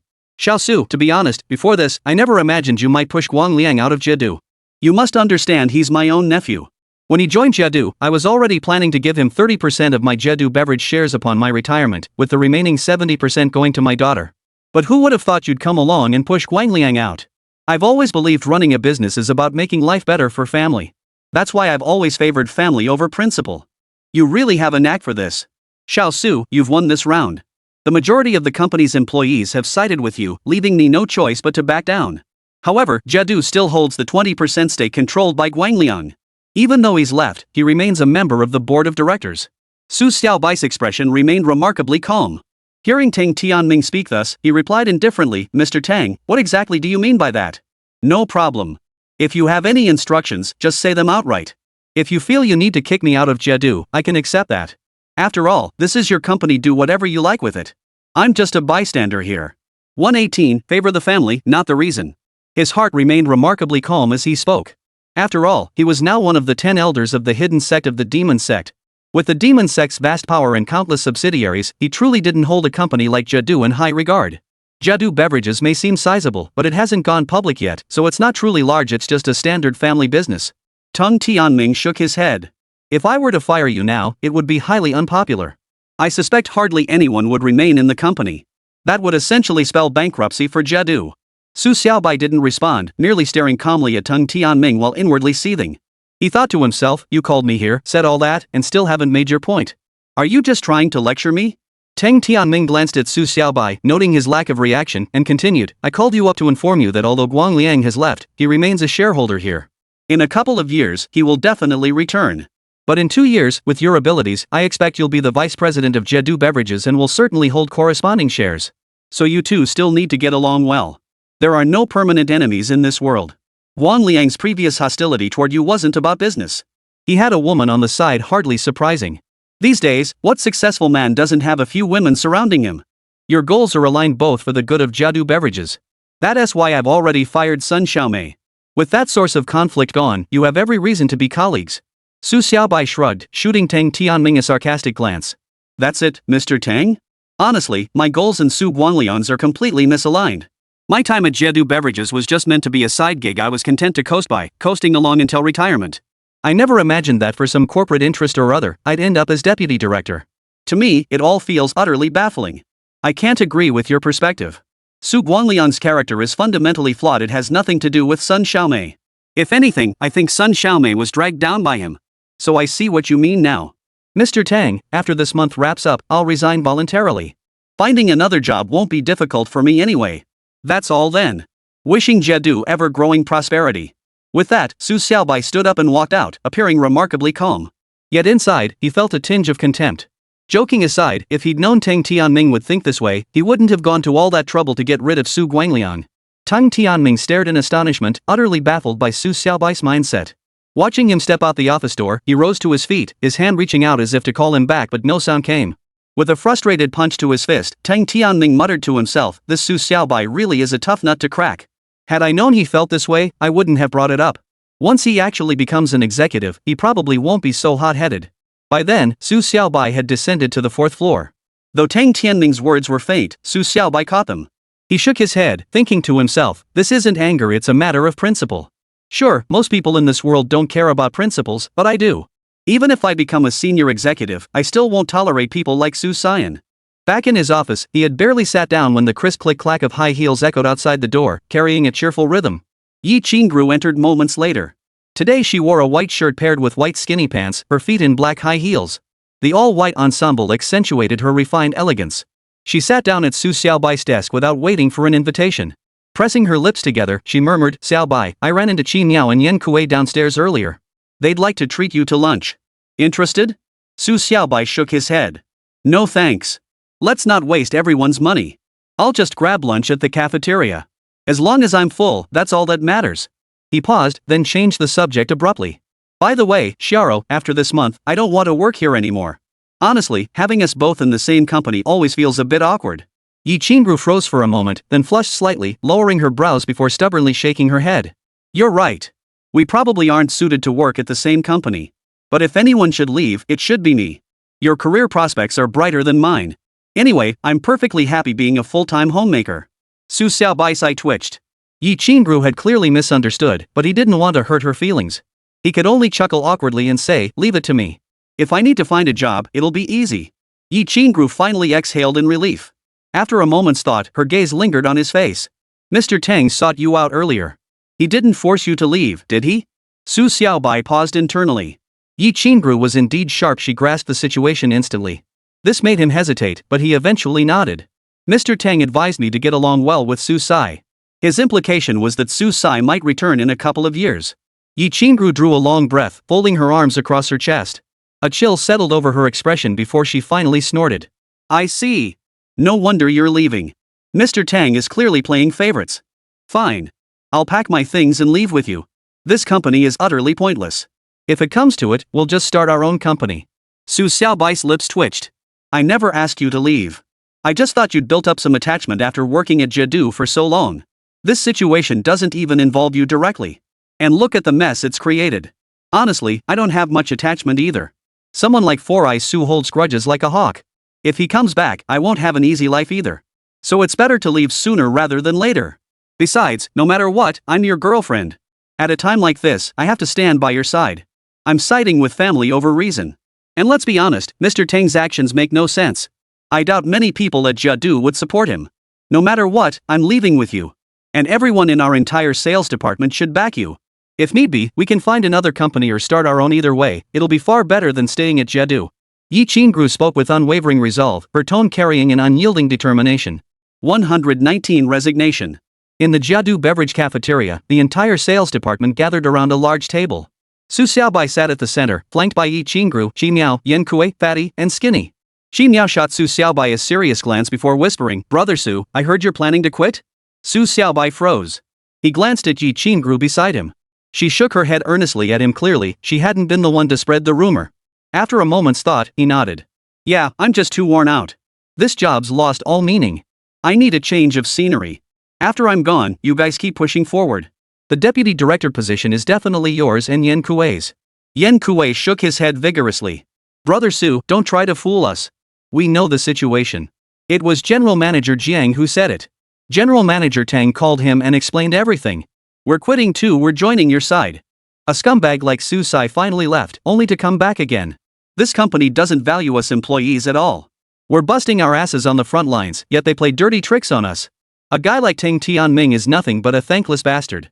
Brother Su, what kind of nonsense is this? We've no interest in serving them. If you leave and Su Sai comes back, we'll definitely have to put up with his crap. So we might as well follow you and strike out on our own. Fatso clenched his fist. Brother Su, I'm coming with you too. You'll have to watch my back from now on. I never want to see scum like Su Four Eyes again or Sun Xiaomei. If she comes back, she'll definitely strut around like she owns the place. Xin Hong slapped the table, her expression resolute. Brother Su, count me in. I only stayed for you. If you leave, there won't be a single man here I can stand. Skinny grunted, Brother Su, we've all agreed we're sticking with you wherever you go. If you start a company, we'll work for you. We don't mind low pay at first, as long as we don't starve. Su Xiaobai's eye twitched. He hadn't intended to take everyone with him. After all, he wasn't exactly a hard worker in the corporate world. If he ended up holding back everyone's career prospects, that wasn't an outcome he wanted to see. Just as he was about to speak, Tang Tianming and Zhang Minglu entered one after the other. Both wore stern expressions, exuding an air of authority that instantly quieted the surrounding voices. Tang Tianming cast a distant glance at Su Xiaobai. With so many people surrounding him, it was impossible not to notice. The moment he saw him, his expression darkened further. The entire sales department was gathered around Su Xiaobai. This scene looked like a rebellion in the making. Zhang Minglu also glanced over, then his lips curved upward slightly. He waved at Su Xiaobai with a hint of amusement. After getting his food, Zhang Minglu deliberately sat down beside Su Xiaobai, raising an eyebrow. What's this? The entire sales department gathered together today? Planning a little meeting? Su Xiaobai shrugged, unwilling to elaborate. Zhang Minglu had always treated him fairly and possessed a strong sense of the bigger picture, unlike Tang Tianming, who sided with relatives over reason. Ximiao straightened her back beside them. Mr. Jiang, we are having a meeting. Brother Su is resigning, and the rest of us plan to follow him. Our contracts are all nearing expiration anyway. A boss like Tang Tianming isn't worth our loyalty. Following Brother Su, we won't lose out. We're all salespeople anyway, we can make a living anywhere. Zhang Minglu paused, his gaze sweeping over every face. Each person met his eyes without flinching. He nodded. It seems you've all made up your minds. I won't stand in your way. Submit your resignation letters, and I'll approve them. Turning his gaze to Su Xiaobai, he patted the young man's shoulder. Xiaobai, what are your plans? What will you do after leaving Jedu? Su Xiaobai shook his head. Mr. Jiang, I haven't decided yet. This came as a surprise. I didn't expect Mr. Tang still wanted Su Guangliang back. But I do want to thank you for looking out for me all this time. Zhang Minglu pondered for a moment before softly suggesting, I have a friend who runs a beverage company, Xiaobai Beverages. If you're without a place to go, why not try your luck there? They're currently seeking a sales director. You could bring your team along. Xiaobai Beverages? Su Xiaobai froze. This was a new company, essentially a competitor to Jedu, but having just entered the market, it wasn't very well known. After a moment's thought, he shook his head. No, thanks, Mr. Jiang. I'm planning to start my own company. Working for someone else never really pays off in the end. Besides, I owe it to the brothers who followed me. Starting a new company means everyone gets shares, so future earnings will be higher. After all, in sales, it doesn't matter which industry you're in. Ximiao, Yan Kuei, and the fat guy simultaneously clenched their fists and roared in unison, their faces glowing with determination. Zhang Mingliu's face clouded with disappointment. Since you've made up your mind, so be it. If I ever find myself out of work, I'll come join you. Su Xiaobai grinned widely. If you're willing to join, Mr. Jiang, you'll be vice president straight away. Your salary will definitely be higher than what you're making now. And who'd be the president? Zhang Minglu quipped, a look of relief washing over his face. The CEO has to be Xiao Rou, of course. For something like this, we absolutely need someone from our own team. No hard feelings, Mr. Jiang. Su Xiaobai declared with righteous conviction, his face radiating an indescribable sense of triumph. Yi Qingrou's cheeks flushed, but she said nothing, only gazing at him with eyes as still as water. Everyone burst into laughter, even Zhang Minglu joined in. Su Xiaobai waved his hand. Alright, I'll still be here for another month. I've already written my resignation letter. Once we get next month's paycheck, we won't be coming back. Great. Su, let's use this month to get the company up and running. We need to figure out what line of work we're in, right? Ximiao cut straight to the point. Su Xiaobai pondered. The full moon night was only 2 days away. His battle with Cheng Shuai loomed. Yet he felt not a shred of tension.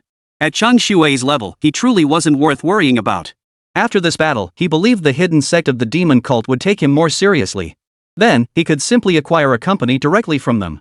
Truthfully, he had no real interest in work at the moment. His standing within the hidden sect of the demon cult meant he could easily get by without it. But for the sake of the 20-odd followers who had pledged allegiance to him, he had to make proper arrangements. And then there was Yi Qingru. Establishing a company was the best option. That afternoon, Su Xiaobai drafted his resignation letter and handed it to Zhang Minglu. Shortly after, Yi Qingru, Ximiao, and the rest of their group all wrote their resignation letters and submitted them to Zhang Minglu en masse. This caused quite a stir throughout Jiadu Corporation. The entire business department resigning simultaneously left everyone looking rather foolish. 120 billion. In Tang Tianming's office, he sat with a grim expression. At his feet lay a freshly shattered porcelain cup, its tea spilling out in an elliptical pattern. Zhang Minglu sat calmly across from him, observing him quietly before speaking softly. Mr. Tang, I've already approved these resignation letters. So many people leaving must have their reasons.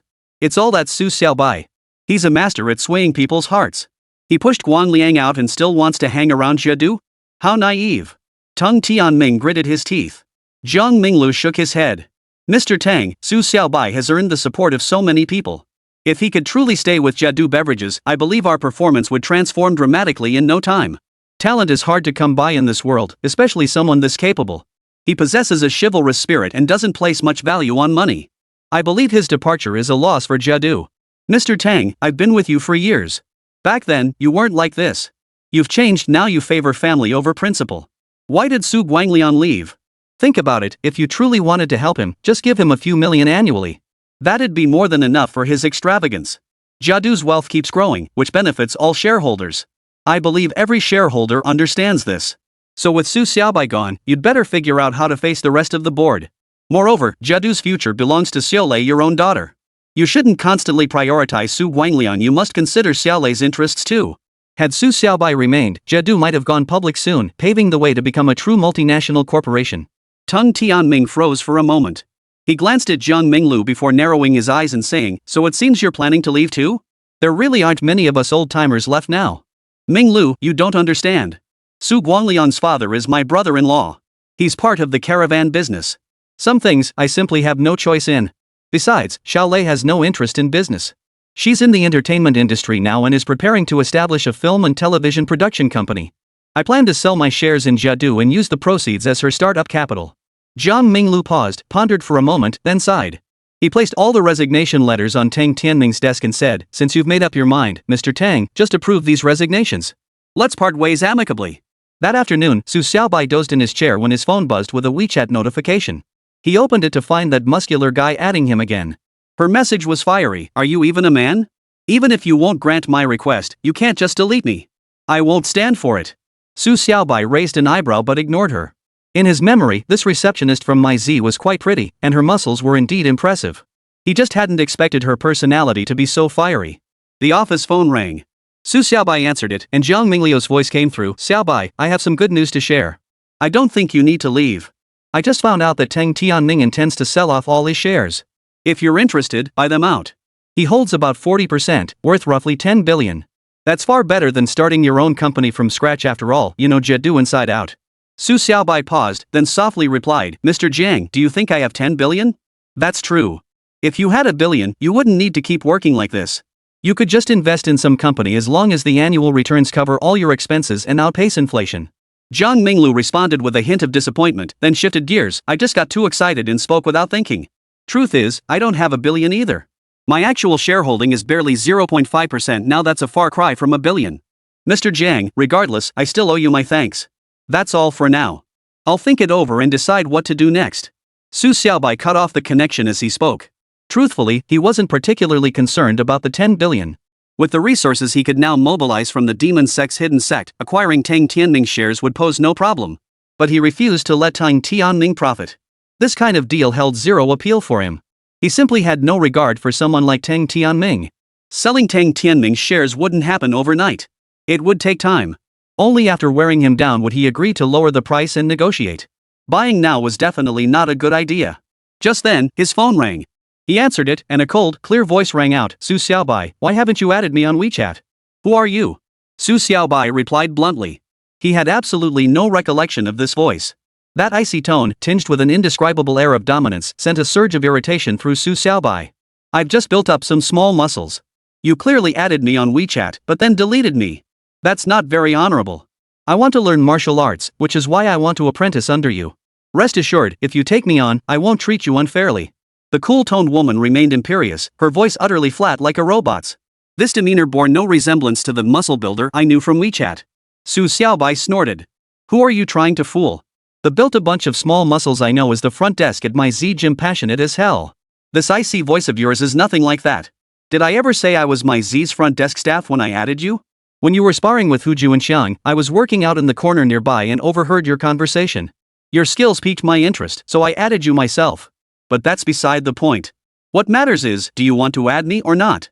I know you're currently an employee at Jadu Beverages. If you teach me martial arts, I can acquire 5% of Jadu's shares and give them to you. The cool-toned woman continued, leaving Su Xiaobai momentarily stunned.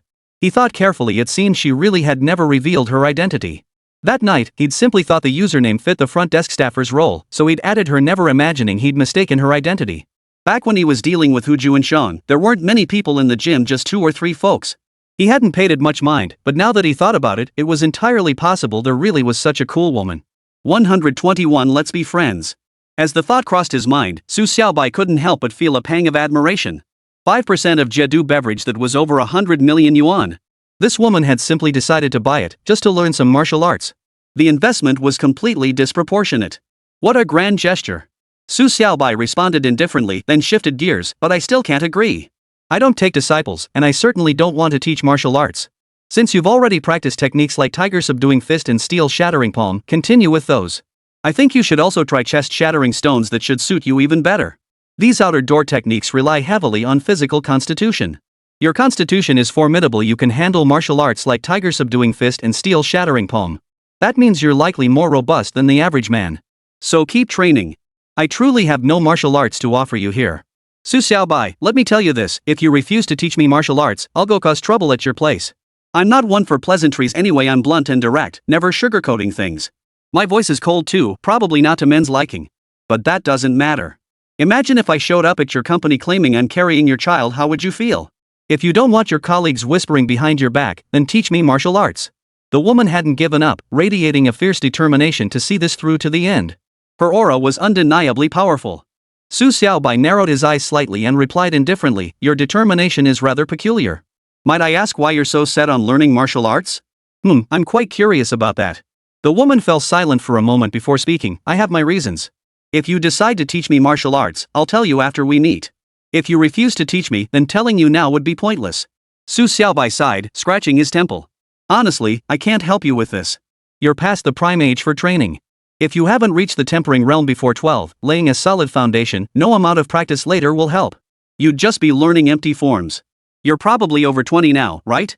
Even if you train for another 10 or 20 years, you'd only reach the fierce strength realm at best, maybe breaking through to the tempered steel realm.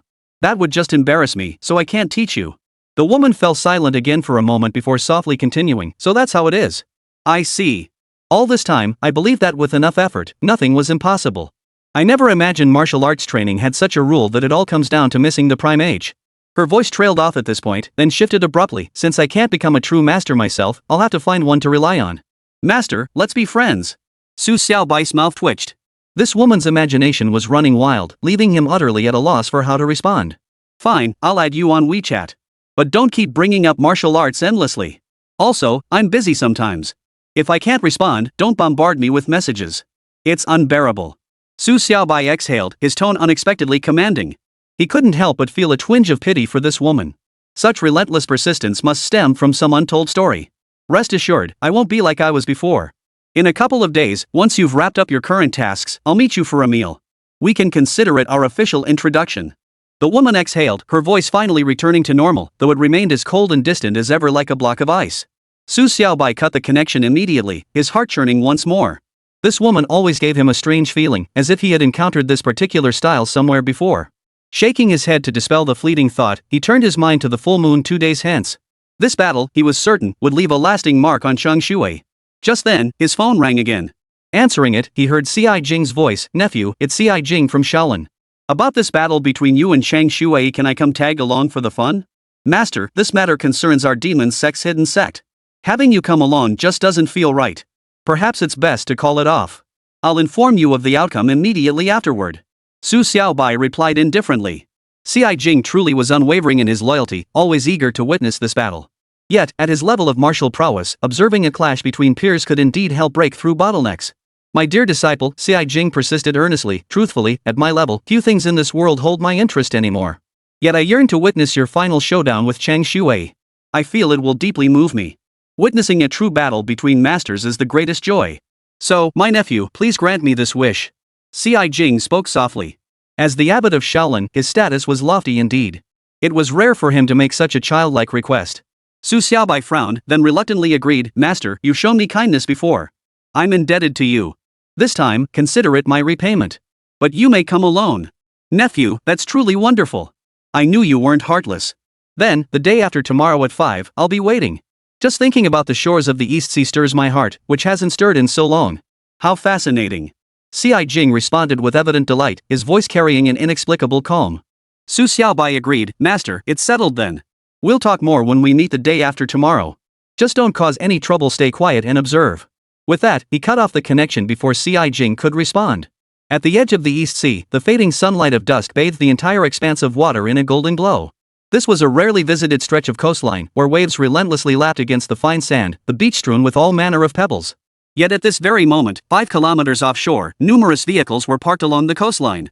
Countless people stood guard, blocking anyone attempting to pass. These were the hidden forces of the Demon Sect's secret branch lurking in the shadows. After all, this battle was too earth-shattering and shocking for the Demon Sect's secret branch to allow ordinary people to witness. Dozens of figures stood along the shoreline, among them Fan Lihua, tall and poised at the front of the crowd. She wore a flowing white dress and beige open-toe shoes. The sea breeze lifted her skirt, casting a soft, rosy glow upon her 2 snow-white, crystal-clear calves, radiating an exquisite charm. Her waist-length hair swayed gently, adding an air of otherworldly allure. This was a true beauty of the highest order. 122 The Eastern Sea Coast. Some distance away from Fan Lihua, an old monk clad in grey monastic robes sat cross-legged, his eyes lowered in meditation as he turned a long string of prayer beads in his hands. The monk appeared to be in his 60s or 70s, tall yet remarkably gaunt. His long eyebrows were slightly lowered, giving him an air of one who had dedicated his life to saving all beings. This was Shaolin's Ci Jing. A man beside Fan Lihua glanced distantly at Ci Jing, shook his head slightly, and murmured, "Holy maiden, this concerns our demon sect. Is it truly wise for that old Shaolin monk to appear here? Let him be. He's a guest invited by Master Su. We must show him respect." Fan Lihua replied indifferently, then turned her gaze to the side. A colossal figure, standing a full 2 meters tall, stood there like a monolithic rock. He wore a white vest and loose-fitting trousers, his exposed muscles resembling rugged stone, rough, powerful, and brimming with overwhelming strength. "Holy maiden, the 8th elder of the Rock sect has arrived, along with the 7th elder of the Wunyan sect. But the Blood-robed sect has brought the most followers. I fear they might not resist the urge to intervene." The man murmured again, his voice tinged with slight tension. Fan Lihua smiled faintly, her voice clear and serene. "They won't get the chance to intervene. I believe Master Su will defeat Cheng Shuai without much delay. Moreover, battles at that level aren't something ordinary masters can participate in. Actually, the 2nd elder is here too, along with the 3rd elder, you just can't see them. My master is silently observing this battle too. He hasn't come in person, but satellites are broadcasting it live. This is a major event for our demon sect. It's been years since such a challenge arose. Consequently, this fight has drawn immense attention. What's more, Master Su was originally from the Dao sect's hidden branch. That's what makes this so thrilling. Those guys from the hidden branch must be looking pretty grim right now. With such a formidable expert around, they should have been scrambling to latch onto his coattails. Instead, they pushed Master Su out. What a bunch of morons. A bicycle sped toward the shore from the distance, coming to a halt near the water's edge. Su Xiaobai propped himself up on one leg, scanning his surroundings. He wore a white short-sleeved t-shirt paired with beach shorts, his feet in flip-flops, giving off the vibe of someone on a seaside vacation. Fan Lihua bowed slightly to Su Xiaobai, who merely waved without responding before parking his bike by the shore. At that moment, the towering figure over 2 meters tall strode toward them. His gait was like that of an elephant, each step thudding heavily. He bellowed, "Senior brother Su, you truly are young. I am Lu Chanyang of the Rockstone sect." Su Xiaobai raised an eyebrow, his heart stirring. The Rock sect's martial arts manual was the Rock technique, which had a profound connection to one's physique. Lu Chanyang is so robust his rock-solid technique must have reached the pinnacle. A man like him possesses strength measured in tons. His only flaw is that he's too fierce and lacking in flexibility. Senior Lu has arrived too. Su Xiaobai acknowledged, then stepped forward to greet Lu Chanyang. Lu Chanyang extended his hand, grinning widely with a hint of reckless abandon. As he laughed, he said, "Elder Su, give Cheng Shuai a proper thrashing for me later. That guy really needs to be taught a lesson." Su Xiaobai grasped Lu Chanyang's large hand. It was rough and rigid, possessing a rock-like quality. A tremendous force surged from Lu Chanyang's grasp, but Su Xiaobai merely vibrated his hand slightly. A thread of Tai Chi energy dispersed, causing Lu Chanyang's immense force to rebound directly back at him. Such a technique, though not as profound as the great shift of heaven and earth, shared a similar principle, countering force with force. Lu Chanyang's hand trembled, surprise flickering across his face. He released his grip, then scratched his head and said, "Senior brother Su's Tai Chi energy is truly profound. Truly worthy of the Wudong lineage." Su Xiaobai grinned widely. Senior brother Lu's rock-solid technique must have reached the pinnacle as well. I've heard that advancing beyond that realm allows one to grasp the principle of yielding within strength. I wonder how far senior brother Lu still has to go. Lu Chanyang froze, then shook his head with a hint of frustration. I doubt I'll achieve that in this lifetime. My rock-solid technique has indeed reached its pinnacle, unmatched in raw power. I could lift a heavy truck, but as for advancing further, I simply have no clue. After that, he shifted his tone, enough of that. Elder Su will deal with Chang Shui properly shortly. I remember all too well the wounds that bastard inflicted on me years ago. Rest assured, since I'm here today, I won't let him off the hook. Su Xiaobai acknowledged the statement, but his gaze drifted to the side. Earlier, while he and Lu Kanyang were speaking, countless eyes had discreetly glanced their way. Ci Jing opened his eyes then, his figure flickering as he glided effortlessly to stand before Su Xiaobai. Clasping his hands together, he said, "Nephew Mingqiang truly possesses the spirit of Ziyang Jinren. That sharpness is unmatched." Su Xiaobai's mouth twitched. Is that even a compliment? An old man like that looks downright sleazy. If I were that kind of person, it'd be terrifying. With a sullen snort, he retorted, "Master, you're in a bit of a bind here alone. The demon sect members are eyeing you with murderous intent. Rest assured, nephew. I'm here through your connections. While the demon sect may harbor hostility, they won't actually attack me. As for the other members of the Taoist hidden sect, they've also come to observe this contest through connections. But they can't appear openly here, they must lurk in the shadows. That would look far too awkward." Ci Jing spoke with serene composure, radiating the aura of an enlightened monk. This caused Su Xiaobai's heart to pause. It seemed the hidden sect of the Taoist Gate would be sending a considerable contingent to this moonlit battle. Over the years, the Taoist and demon sects had intertwined through mutual infiltration, creating numerous connections. Thus, leveraging these ties, it was indeed possible to sneak in. Ci Jing's gaze drifted to Lu Kanyang standing nearby. He sighed softly, a touch of melancholy in his voice. "Senior Lu, it's been years. You've grown even more imposing. The rock-solid art is renowned as one of the mightiest martial arts for strength and defense. Your departure has been a significant loss for our Taoist hidden sect."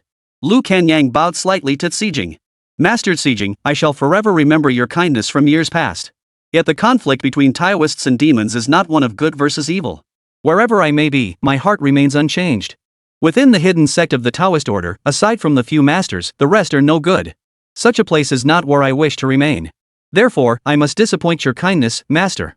Ci Jing sighed again, his face clouding with sorrow. His gaze drifted to Su Xiaobai, who immediately raised his hand. "Master, don't look at me. I'm stubborn by nature and simply can't stand those people in the hidden sect of the Taoist order. Folks like Wangji, Donghai Manor, the 100 Flowers sect, they're all trash. Mixing with them just makes me feel like I'm lowering myself. It's utterly pointless. On the other hand, the hidden sect of the Demon Gate feels full of humanity and gets my blood pumping. Why don't you join us? We could take control of the hidden sect together. I think that'd be great. It's not like this is some battle between good and evil anyway." 123 Battle of the Full Moon. Lu Kanyang slapped his arm with a hearty laugh. "Senior brother Su, you speak right to my heart.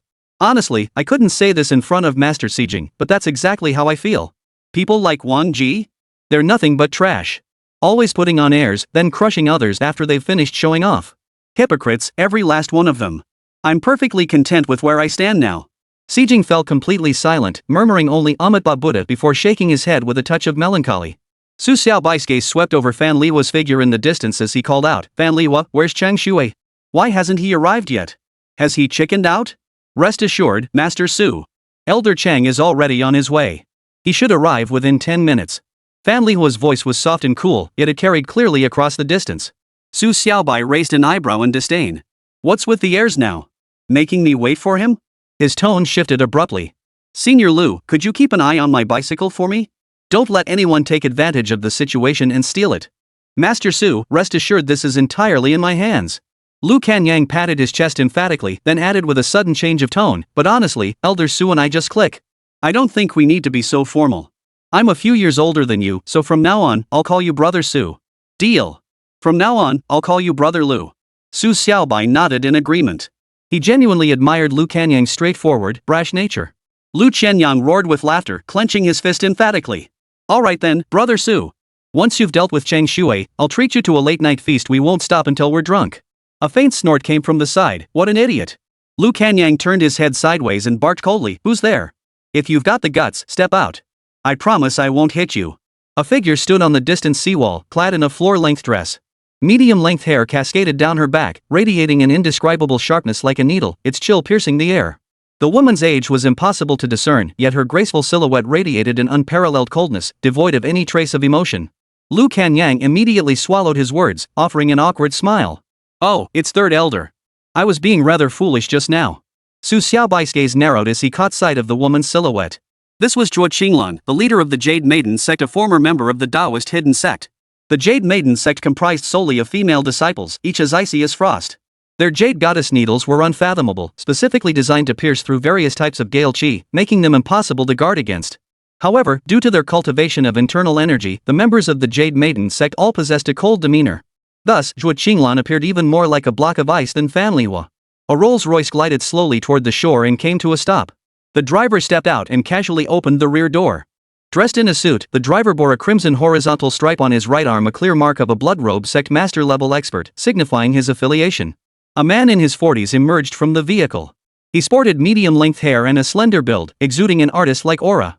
His complexion was pale, devoid of any hint of color. Dressed in a well-tailored black suit, he possessed a handsome, refined appearance with a touch of scholarly elegance. Standing about 1.8 meters tall, he carried himself with grace, though his narrowed eyes occasionally flashed with a blood-red glint, giving him an extremely cold and sinister look. Standing beside the car, the man's gaze immediately locked onto Su Xiaobai. His eyebrows arched slightly as he coldly inquired, "You're Su Xiaobai? From the Taoist hidden sect?" Su Xiaobai replied indifferently, "So you must be Chang Shui? You sure do put on airs. But since you're here, let's get this over with. I've got a late-night snack to catch up to. Don't keep me waiting." A flash of irritation flickered in Chang Shui's eyes. He finally snorted, "People from the Taoist hidden sect, their allegiance is so fickle. They jumped ship to join our demon sect hidden sect at the drop of a hat. What a bunch of trash." Before he could finish, a surge of qi tore through the air. Zhuo Qinglan's cold snort echoed, looking for death. Before the force reached Chang Shui, Su Xiaobai moved. His Tai Chi sword qi dispersed, shattering the icy strike. He called out, "Third Elder, no need for you to intervene. I fear Chang Shui might feign injury to avoid the fight." A wave of booming laughter erupted around them. Chang Shui's expression shifted, but before he could speak, Su Xiaobai stepped forward. Sword qi surged from his palms, striking directly toward Chang Shui. "Chang Shui, stop pretending. Since you're here, let's fight. You've sent people to trouble me time and again. If you truly had confidence, you wouldn't resort to these petty tricks." Su Xiaobai roared, unleashing his attack without restraint as sword qi surged wildly. Chang Shui's figure flickered. A wisp of blood energy dispersed, enveloping the surroundings as he stepped directly onto the shoreline, his foot landing on the sand. Su Xiaobai's sword qi struck relentlessly, but the enveloping blood mist obstructed his perception. Moreover, the blood fog formed by a peak grandmaster level expert was far beyond anything Yuan Zi, with her early stage cultivation, could match. This blood mist was viscous as liquid, stinging the skin like needles upon contact. Ziyang True Qi transformed into strands of sword aura, piercing out along Su Xiaobai's perception. The sword aura carved tangible passages through the blood mist, accompanied by waves of clashing sounds. The blood mist persisted, drifting steadily toward the sea surface.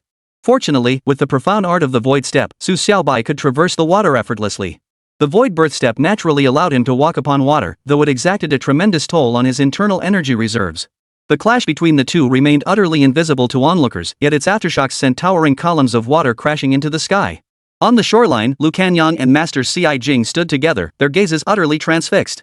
"Master Ci Jing, can you tell who has the upper hand now?" Lu Kanyang asked, his fists clenched tightly. On the surface, Chang Shui seems to hold the advantage. Yet observe the fluctuations of the blood mist, it has reached its absolute limit. This must be the Wudong sword qi, channeling finger force to project sword energy. That such an attack alone has pushed the blood mist to its breaking point indicates Mingqiang, my junior disciple, holds the upper hand. It won't be long before this blood mist dissipates. I've heard that when the blood robe divine art reaches its pinnacle, it forms a layer of blood armor over the body akin to a protective aura, but solidified. Its defense is formidable, capable of absorbing and repelling most internal force. However, the Ziyang True Qi is renowned as the most formidable force, a reputation earned through its ability to violently shatter any defense. Since Mingqiang had already reached the fasting realm, this battle would likely conclude within 1,000 moves. Ci Jing spoke calmly, his gaze serene, though his hands clenched tightly, betraying a hint of tension. 124 Blood Blade. Lu Ranyang shot him a glance before shifting his gaze to the blood mist. The mist enveloped a 100-meter radius, now churning like boiling water, its surface perpetually undulating. "Master, it seems your cultivation has indeed deepened another layer. Your perception surpasses mine now. But you've changed too. You'd be better off without the pretentiousness. Hanging with that trash has rubbed off on you, now you're full of it too. Speak your mind freely, admit your anxiety. You're clearly nervous inside yet feigning calm. That's clinging to appearances. Not good." Lu Kanyang spoke indifferently, his voice carrying a hint of unmasked arrogance and boldness. Ci Jing paused, then exhaled in relief. A hint of resignation washed over his weathered face. Just as he was about to speak, the blood mist on the sea surface suddenly rippled violently.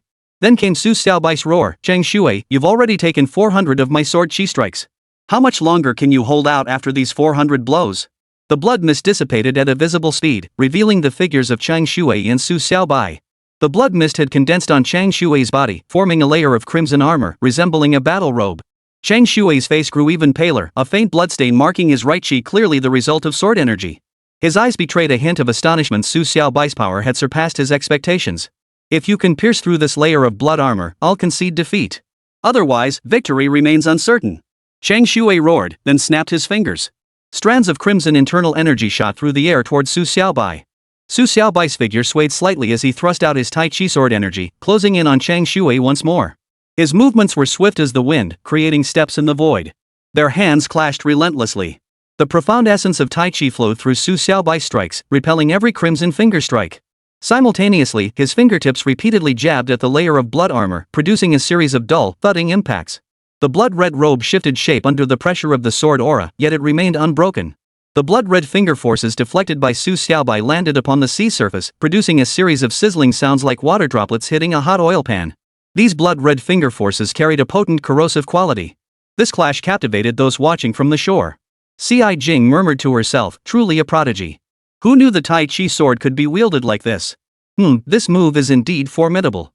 Mingxiang's martial arts have surpassed even Master Ziyang's in his prime. This strike was even more ferocious. Though it hadn't yet breached Chang Shui's blood-cloaked defense, the blood-cloaked divine skill which could corrode internal energy proved utterly powerless against the Ziyang True Qi. Truly, it lived up to its reputation as the most domineering energy. Lu Kanyang stared wide-eyed, utterly mesmerized. Hearing Ci Jing's words, he nodded in agreement. Indeed, truly formidable. Brother Su's sword aura seems boundless, proof his inner strength has undergone a qualitative transformation. The internal energy of the fasting realm naturally possesses greater versatility and vastness compared to that of the Grandmaster realm. Yet the precise nature of this transformation remains unknown to us all. Only Mingxiang, my junior disciple, could truly explain it. After this challenge, it seems I must seek guidance from Master Mingxiang. Yet given his temperament, he likely won't readily share such knowledge, especially since this is truly a secret scripture. Ci Jing murmured softly, a deepening sense of melancholy in her eyes. A man like Su Xiaobai, whose martial prowess had reached such heights, yet the Taoist hidden sect could not accommodate him. Consequently, he joined the demon sect's hidden branch. This fact weighed heavily on her heart. On the other side, the man beside Fan Lihua murmured again, Holy Maiden, this Elder Su cannot break through Elder Cheng's blood robe. He cannot win. Fan Lihua responded coldly, watch on. Within 100 moves at most, Chang Shui will be defeated. Every strike from Master Su lands precisely on the same point. Observe Shui's state now utterly still. This signifies his internal energy can no longer keep pace. No sooner had she spoken than a sharp crack rang out from the shoulder of Chang Shui's blood-stained robe, and a chunk shattered off. Chang Shui's expression darkened. He let out a piercing howl, rubbed his palms together, and a surge of blood energy coalesced into a crimson blade that came crashing down from above. Simultaneously, the blood-stained robe vanished from his body, reforming behind him into a pair of crimson wings. Propelled by them, his figure soared upward. Su Xiaobai watched the massive crimson blade descending overhead. He let out a long shout, his figure flickering as he appeared directly above Chang Shui, completely evading the strike. This was the perfected dragon soaring technique. Simultaneously, his hands formed seals, his fingertips shifting shapes ceaselessly. Within mere seconds, he unleashed at least 100 hand seals. As these hundreds of hand seals were formed, his body emitted wispy streaks of light. Bathed in the fading glow of the sunset, his entire being was drenched in a golden radiance, making him resemble a god of war. His palms shot forward as Su Xiaobai bellowed, seal. Only then did Chang Shui have time to turn his head. Yet the moment his neck moved, his entire body suddenly plummeted downward. At that very instant, his blood-stained blade slashed out. The blade cleaved the sea in two, its scattered blade energy carving a pit several meters deep into the beach. This was the true power of a peak Grandmaster level expert. Chang Shui's figure crashed onto the beach, his weight slamming into the ground and creating a deep crater. He lay sprawled there, utterly immobile, as if a mountain had been placed upon him. His blood-red wings shattered completely, dissolving into wisps of crimson energy that seeped back into his body. Yet he remained utterly still. The Tai Chi seal. The dragon soaring technique. Shouts of astonishment erupted along the coastline. Lu Kanyang stared at Chang Shui sprawled in the crater, his face agape. That was incredible. 803 moves total. I thought this battle would last all day. Never imagined Chang Shui would fall in just over 800 moves. Brother Su is beyond strong. You're just an amateur spectator. Ci Jing snorted, then glared angrily. That's the legendary dragon soaring technique. It transcends time and space. A single stride can take you anywhere. Who'd have thought someone could truly master it? And that Tai Chi seal is simply too powerful. I've heard there are 9 seals in total. This is the suppression seal, capable of subduing all things. I wonder how many seals Mingqiang has actually mastered. At this moment, Ci Jing bore no resemblance to an enlightened monk. He resembled a child, his face etched with awe, his eyes wide and his beard bristling with intense excitement. On the other side, a smile blossomed on Fan Lihua's face like a flower opening, spreading from the corners of her mouth across her entire face. Though cool and distant, it was utterly captivating. The man beside her murmured softly, "That was incredible. Elder Chang was defeated so easily, and his blood-rogue divine skill has even broken through. It can now take shape. I thought Elder Chang had won decisively, but the situation has completely reversed." Fourth update. Please show your support. 125 Tai Chi Seal. Everyone stared at Su Xiaobai with complex expressions. Such a master had surpassed their expectations. This was the true elder capable of suppressing all. Su Xiaobai's figure flickered, materializing directly before Chang Shui. Looking down at him, he said, "And you dare call me trash?" As he spoke, his hands shifted, and the Tai Chi seal of suppression moved. Chang Shui grunted, blood spurting from his nose and ears, while several crisp snaps echoed from his limbs. "And you, of all people, dare think of avenging Yuan Zi?" Su Xiaobai snorted again, then shifted his tone. "Now, apologize to me. I might forgive you. If I hadn't promised Fan Lihua I wouldn't kill you, I'd have crushed you to death right here. Thinking you can look down on us hidden sects of the Taoist path just because you're an elder of the demon sect? It's infuriating." Chang Shui's mouth opened, yet no sound emerged. The weight of the sealing seal pressed down on him, making it impossible to even breathe, let alone speak. Su Xiaobai glanced at him, curling his lips in disdain. "Looks like you're not even sincere about apologizing. Still, I've got to hand it to you, you're a real man." As he spoke, his hands moved again. The sealing seal trembled violently, forcing a piercing scream from Chang Shui as fresh streams of blood spurted from his body. His eyes rolled upward as he thought darkly, "I really don't want to keep pushing through like this. I want to admit my mistake, but you're suppressing me. What can I possibly say? This is so unfair, forcing me to suffer in silence." Su Xiaobai shot Chang Shui another glance, then pointed a finger at him. "I'll give you one more chance. If you admit your mistake now, I'll let it slide. Otherwise, I'll seal you again for Brother Lu." Chang Shui's mouth opened, but no sound emerged. All the air had been forced out of his body, leaving him unable to speak. Su Xiaobai's hands moved once more. A piercing scream echoed once more. Chang Shui's eyes rolled back, and he collapsed unconscious. His current state was pitiful, covered in blood. The blood-rogue divine skill should have harnessed the power of his own blood, but under the suppression of the Tai Chi seal, he was utterly helpless. On the shoreline, Fan Lihua's eye twitched. In a flash, she was by Su Xiaobai's side. "Master Su," she whispered, "if you keep suppressing him, Chang Shui will truly die." Su Xiaobai replied indifferently, "Death isn't that easy. At worst, he'll be gravely injured. But that's about it. He really can't take much punishment. Just 3 hits and he's unconscious. That's all he's got." As he spoke, he waved his hand, dispersing the Tai Chi seal. Only then did Chang Shui emit a low groan, his complexion slowly regaining some color. Yet he remained unconscious. Fan Lihua exhaled in relief before softly adding, "Master Su, since you've successfully completed the challenge, you are now the 4th elder of our demon sect's hidden branch.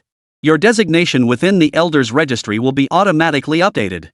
Su Xiaobai glanced at Cheng Shui once more, tapped his finger, and lowered his voice, "You mean I really can't finish him off?" Fan Lihua shook her head and whispered back, "Master Su, you truly must not kill him. This is merely an elder challenge tournament. If you were to kill him in such a setting, our hidden sect of the Demon Gate would truly suffer a tarnished reputation.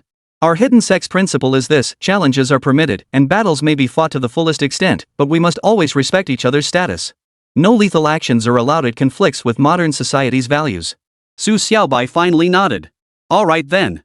I'll let him off this time. But when he wakes up, you'll have to make him pay. If he dares utter another word about Taoist hidden sect trash in my presence, I'll crush him to death. Anyway, outside the challenge, you won't be able to escape." Fan Lihua glanced at Su Xiaobai, bowed slightly, then said coolly, "Rest assured, Master Su. I'll deliver your message. But since you won, why not join us for a meal? Consider it a welcome feast from the hidden sect of the demon sect." Su Xiaobai waved his hand. "No need. I've already promised Lu Kanyang of the rock-solid sect to grab a late-night snack. Besides, I always feel uncomfortable around you. The supreme heavenly demon art is truly unpredictable. If you were to strike me from behind, that would be a major problem. I have elders above me and children below. I simply cannot afford to meet with misfortune." Fan Lihua gave him a cold, appraising glance. "Master Su," she said coolly, "with the profound mysteries of your dragon soaring technique, even if I tried to strike, I couldn't succeed. Besides, you've already perfected the Tai Chi seal. If you were to suppress me with it, I don't have Elder Cheng's constitution. I'd be torn to pieces." Su Xiaobai shook his head firmly. "That's hard to say. The supreme heavenly demon art is called the demon sect's foremost secret technique. I don't truly grasp its profound mysteries. And I'm not one to resist temptation. You're so beautiful. If I were to become obsessed, that would be even worse. Fan Lihua sighed softly, her voice carrying an ethereal demonic resonance that stirred an irresistible urge to be near her. This was the true mystery of the supreme heavenly demon art. She possessed an innate ability to captivate men without effort, a power surpassing any seduction technique of the Demon Sect. Even her simple actions, walking, smiling, speaking, could draw others in, subtly shaping their perceptions of her. Su Xiaobai glanced at her and remarked, "Sister Fan, just that sigh of yours stirs the heart. I truly dare not stay with you too long, you're a man's nemesis." As he finished speaking, his figure swayed slightly. With a single stride, he stepped through the void, materializing directly on the shoreline. Xi Jing and Lu Kanyang approached. Lu Kanyang grinned widely. "Brother Su, you truly are a master. Chang Shui really got his comeuppance this time. It'll take him months to recover. And being defeated in front of so many people will weaken his influence within the Demon Sect. This time, he lost even more decisively than last time. Back then, he fought the third elder for a full day and night before finally falling." Before he could finish, a cold voice cut in from the side. "Lu Kanyang, are you implying my martial arts are inferior to Elder Su's?" Lu Kanyang jumped as if bitten by a snake. He turned his head to the side, offering a dry laugh as he shrunk his neck and stammered, "Third elder, I didn't mean that. I just think Brother Su is quite formidable." His words trailed off abruptly. He dared not continue, for the woman as cold as an iceberg had already approached. Only then did Su Xiaobai get a clear look at her. She truly radiated coldness, her entire being devoid of warmth. Appearing to be around 20, she had long, slender eyebrows and stood nearly 5 feet 9 inches, resembling a model. 5th update. Brothers, this book has never missed an update since its start, with at least 2 updates daily. These past 2 days have seen an explosive surge, 15 updates yesterday, 5 today. If you want an even more thrilling read, show your support. Thanks. 126 Third Elder. It must be said, this was another top-tier beauty with a great figure, though she was a bit too cold. Her short haircut gave off a crisp, decisive vibe, adding to her icy aura. Zhuo Qinglan ignored Lu Kanyang entirely. Her exquisite eyes fixed on Su Xiaobai as she nodded at him. "You're quite impressive. I admit I couldn't defeat you. I don't understand why you challenged Chang Shui. Within the hidden sect of the demon cult, you possess the strength to challenge me, perhaps even crush everyone else." Su Xiaobai shrugged. "That's because Chang Shui has a filthy mouth. But Senior Zhuo looks incredibly young, and she's truly beautiful. And she's got a great figure too." The moment those words left his mouth, the atmosphere froze. Lu Kanyang's jaw dropped, his eyes fixed on Su Xiaobai, frozen stiff. Xi Jing beside him was in a similar state, looking rather cautious. His eyes kept darting toward Zhuo Qinglan, his internal energy surging. His posture suggested he was preparing to flee. Observing their reactions, Su Xiaobai frowned, his face a picture of exasperation. "What's the matter? Did I say something wrong? Elder Zhuo is undoubtedly a top-tier beauty. In my eyes, she's absolutely first class. Do you disagree?" Lu Kanyang shook his head and gave a dry laugh. "No. You're absolutely right. I never said otherwise. Brother Su, you and Third Elder continue chatting. I'll wait for you up ahead." With that, he took off running. Only, Su Xiaobai's bicycle was still slung over his shoulder, looking like a tiny toy. As he sprinted away, he dragged the bike along with him, vanishing in a flash. Xi Jing's face twitched. Clasping his hands together, he murmured, "Amitba Buddha. Nephew, this old monk has matters to attend to. I must take my leave. We'll connect by phone later."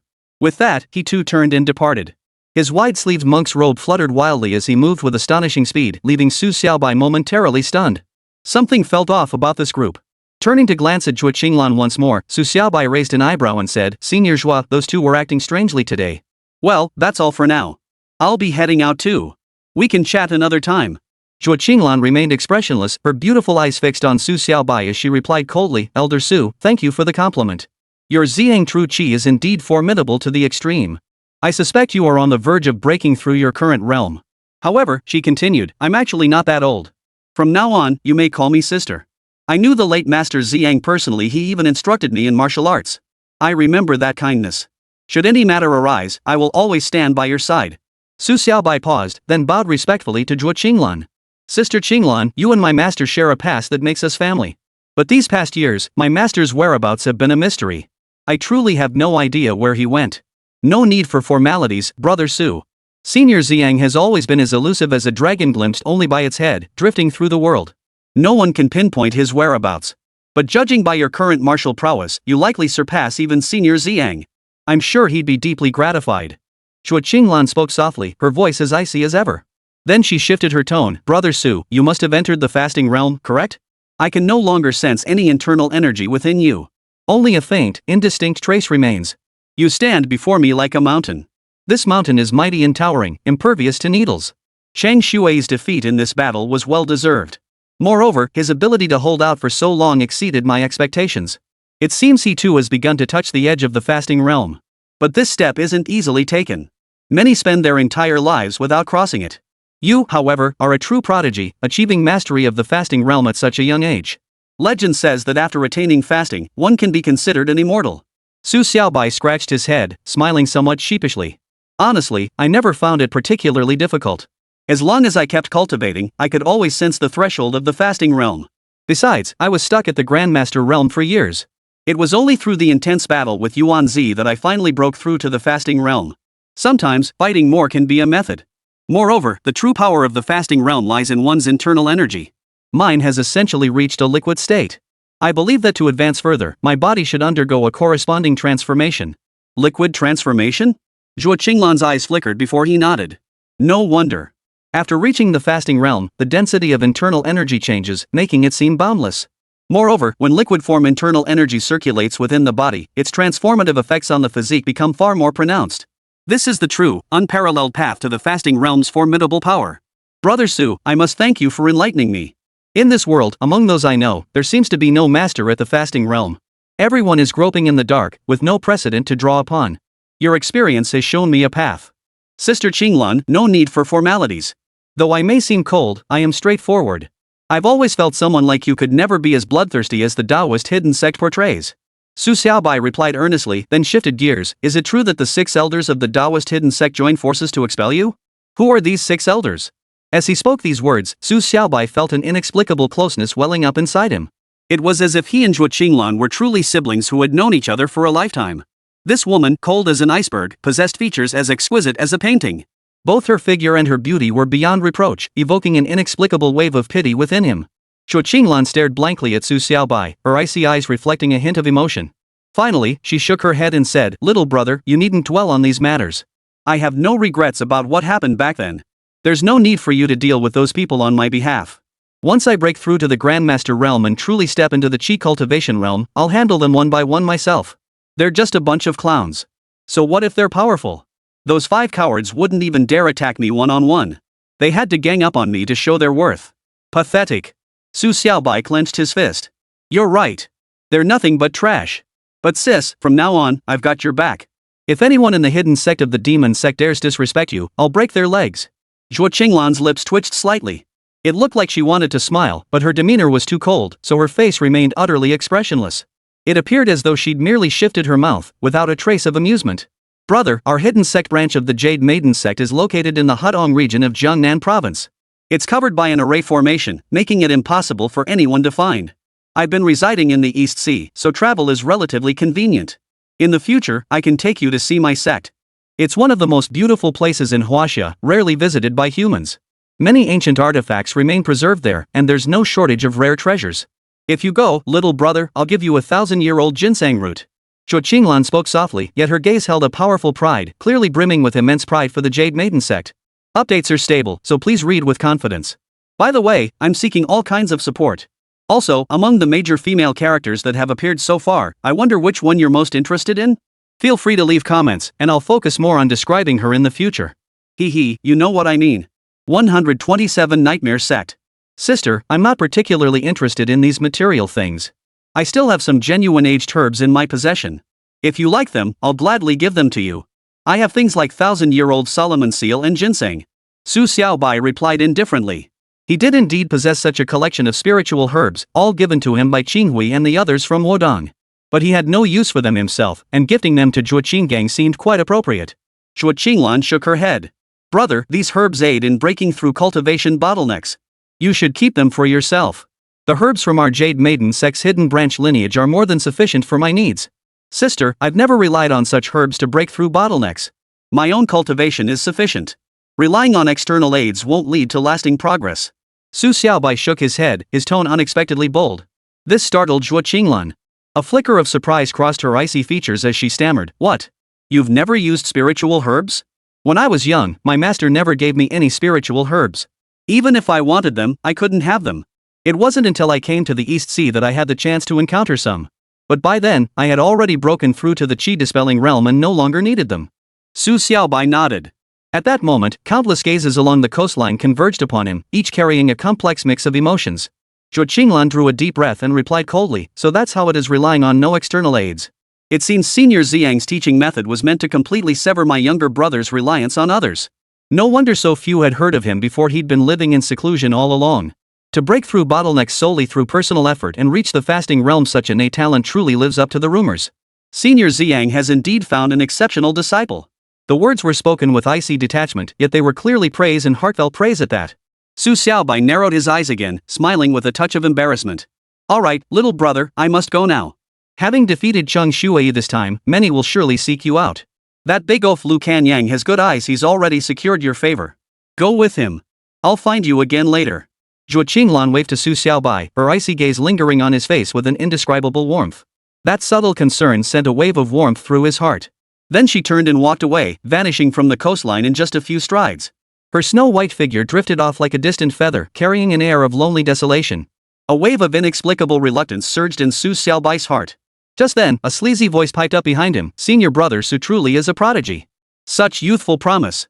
Turning his head, he saw an elderly man of about 70 slowly approaching.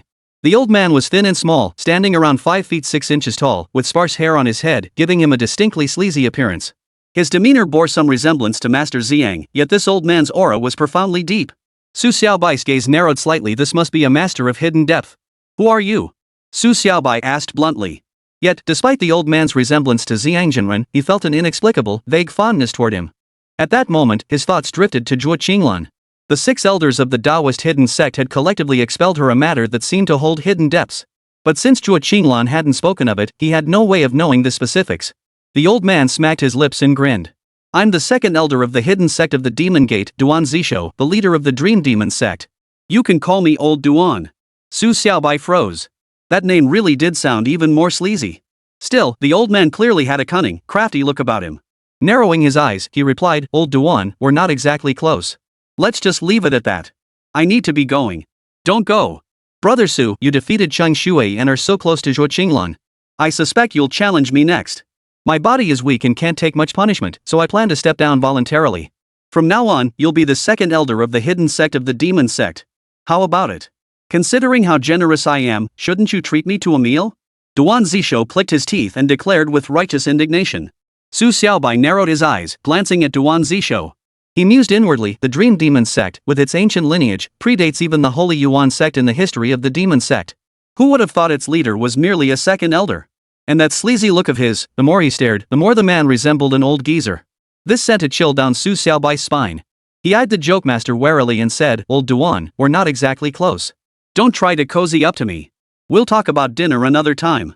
As for the 2nd elder, I couldn't care less. All I need to do is deal with Cheng Shuai.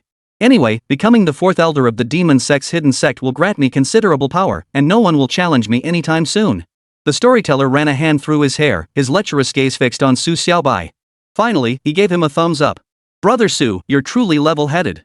That kind of composure is impressive. But I've already made arrangements with the 1st elder. From now on, you're the 2nd elder. After seeing your fight with Cheng Shuai today, I know I couldn't beat you. I've got enough self-awareness for that. It's been ages since I last saw a master at the fasting realm. Su Xiaobai ignored him, about to turn and leave when something stopped him. He paused, then called out, Wait. Old Duan, are you saying you've seen fasting realm experts before? Duan Zisho tilted his head back, a sly grin spreading across his face.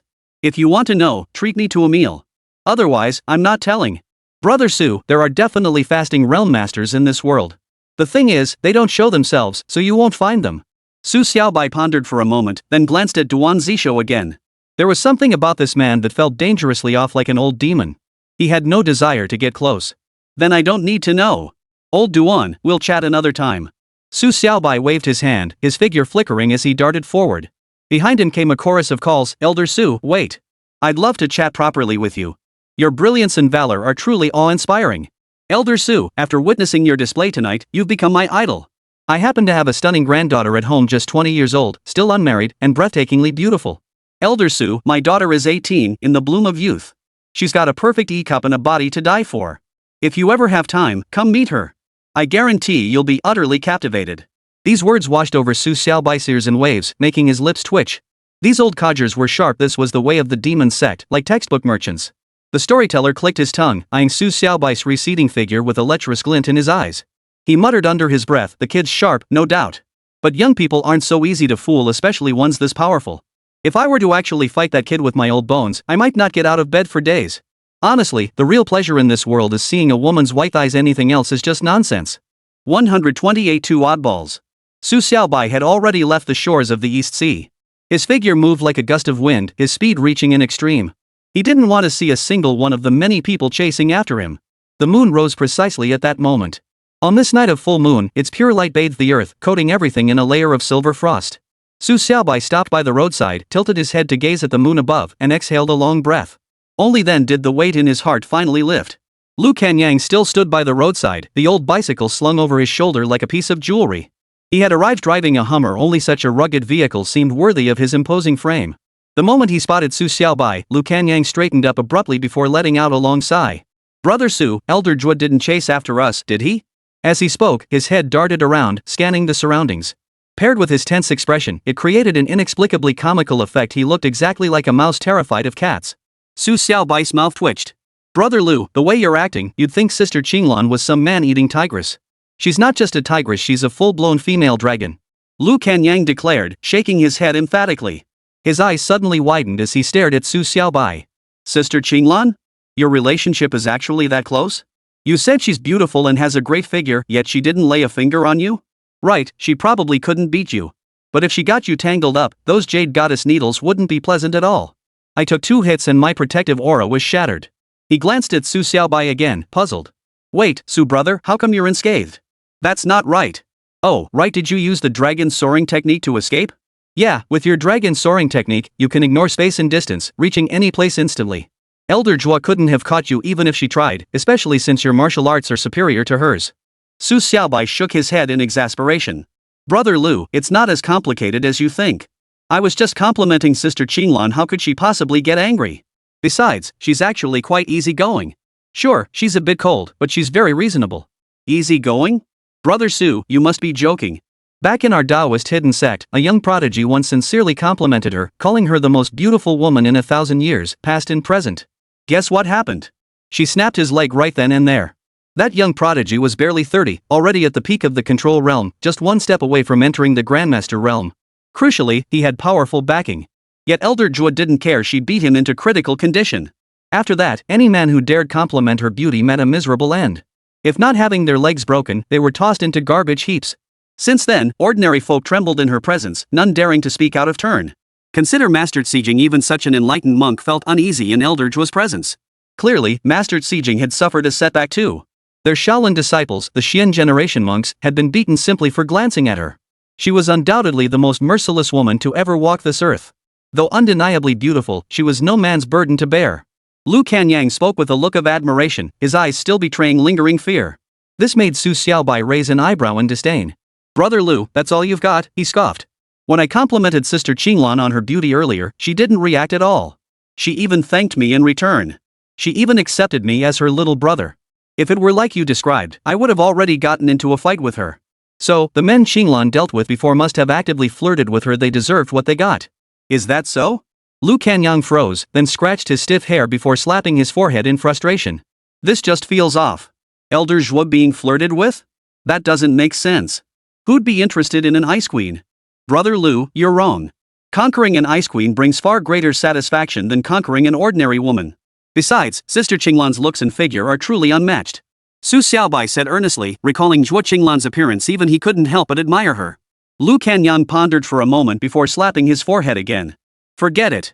Let's not dwell on this. We should grab some late-night snacks instead. I know a great seafood stall nearby. It's easily the best in the East Sea. Let's go." As he spoke, he slid open the rear door of the Hummer and shoved Su Xiaobai's bicycle inside. With the Hummer's size, fitting a bicycle inside was no problem at all. Finally, he opened the passenger door and grinned at Su Xiaobai. "Brother Su, hop in. From now on, I'm under your protection." Su Xiaobai hopped in and glanced at Yang, who towered like a mountain. "Brother Lu, with your size, you could easily carry a mountain. You don't need me to watch your back."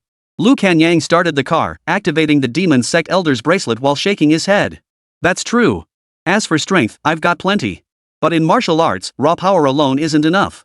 My skills aren't as good as yours. I couldn't even beat Cheng Shui. Within the Demon Sect's hidden clan, I'm only ranked 8th, no, 9th now. There are still 8 masters above me. You're the 4th elder, right? How did you become the 2nd elder? Earlier, old Duan came to me. He said he witnessed my fight with Cheng Shui and decided to step aside, offering up the 2nd elder position. It left me utterly baffled. Su Xiaobai shot him a glance, his brows knitting tightly. He couldn't help but feel uneasy about this joker. 2nd elder? Lu Ranyang narrowed his eyes, falling silent for a moment before shifting his tone. Elder Duan, don't be fooled by his sleazy appearance. He's incredibly mysterious. Even Elder Zhuo never challenged him back then. I recall Elder Zhuo once stating she wasn't his match. For someone of her caliber to admit that voluntarily shows just how formidable Elder Duan really is.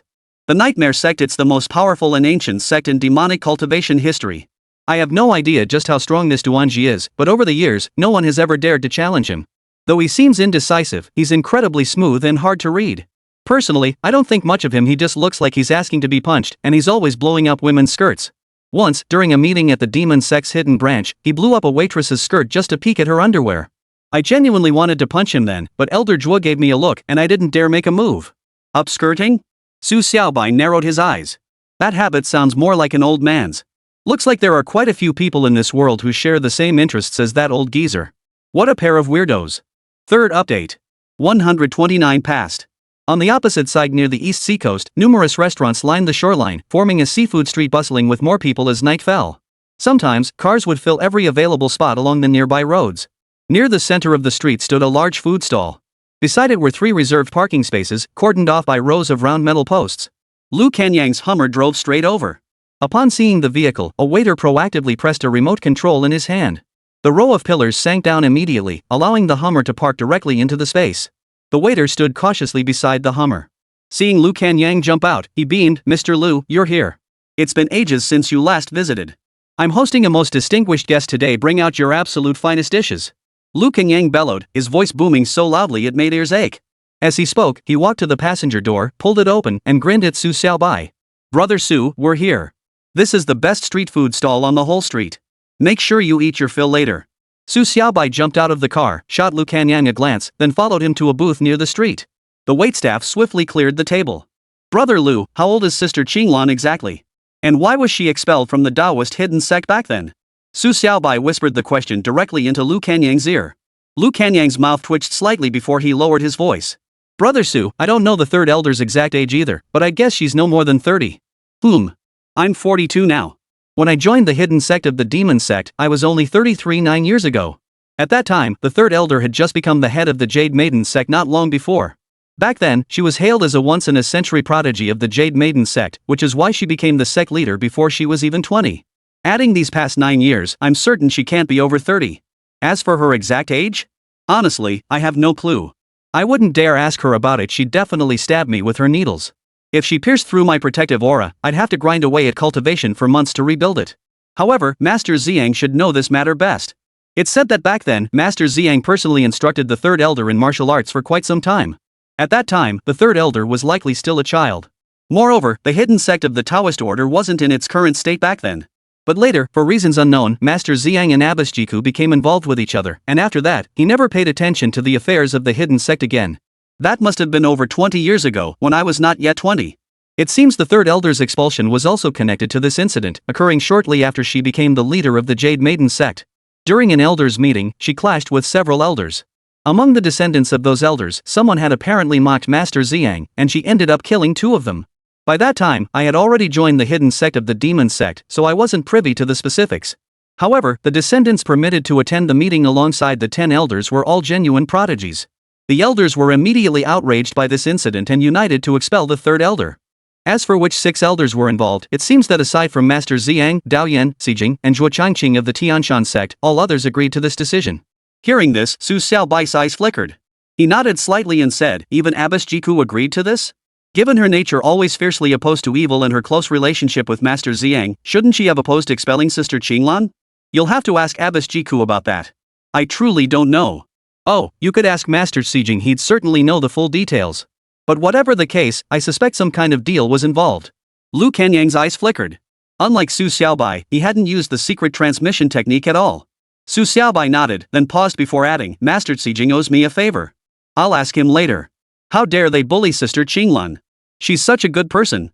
They really don't know when to quit. Oh, and Lu, why aren't you using secret transmission? Communicating like this is exhausting.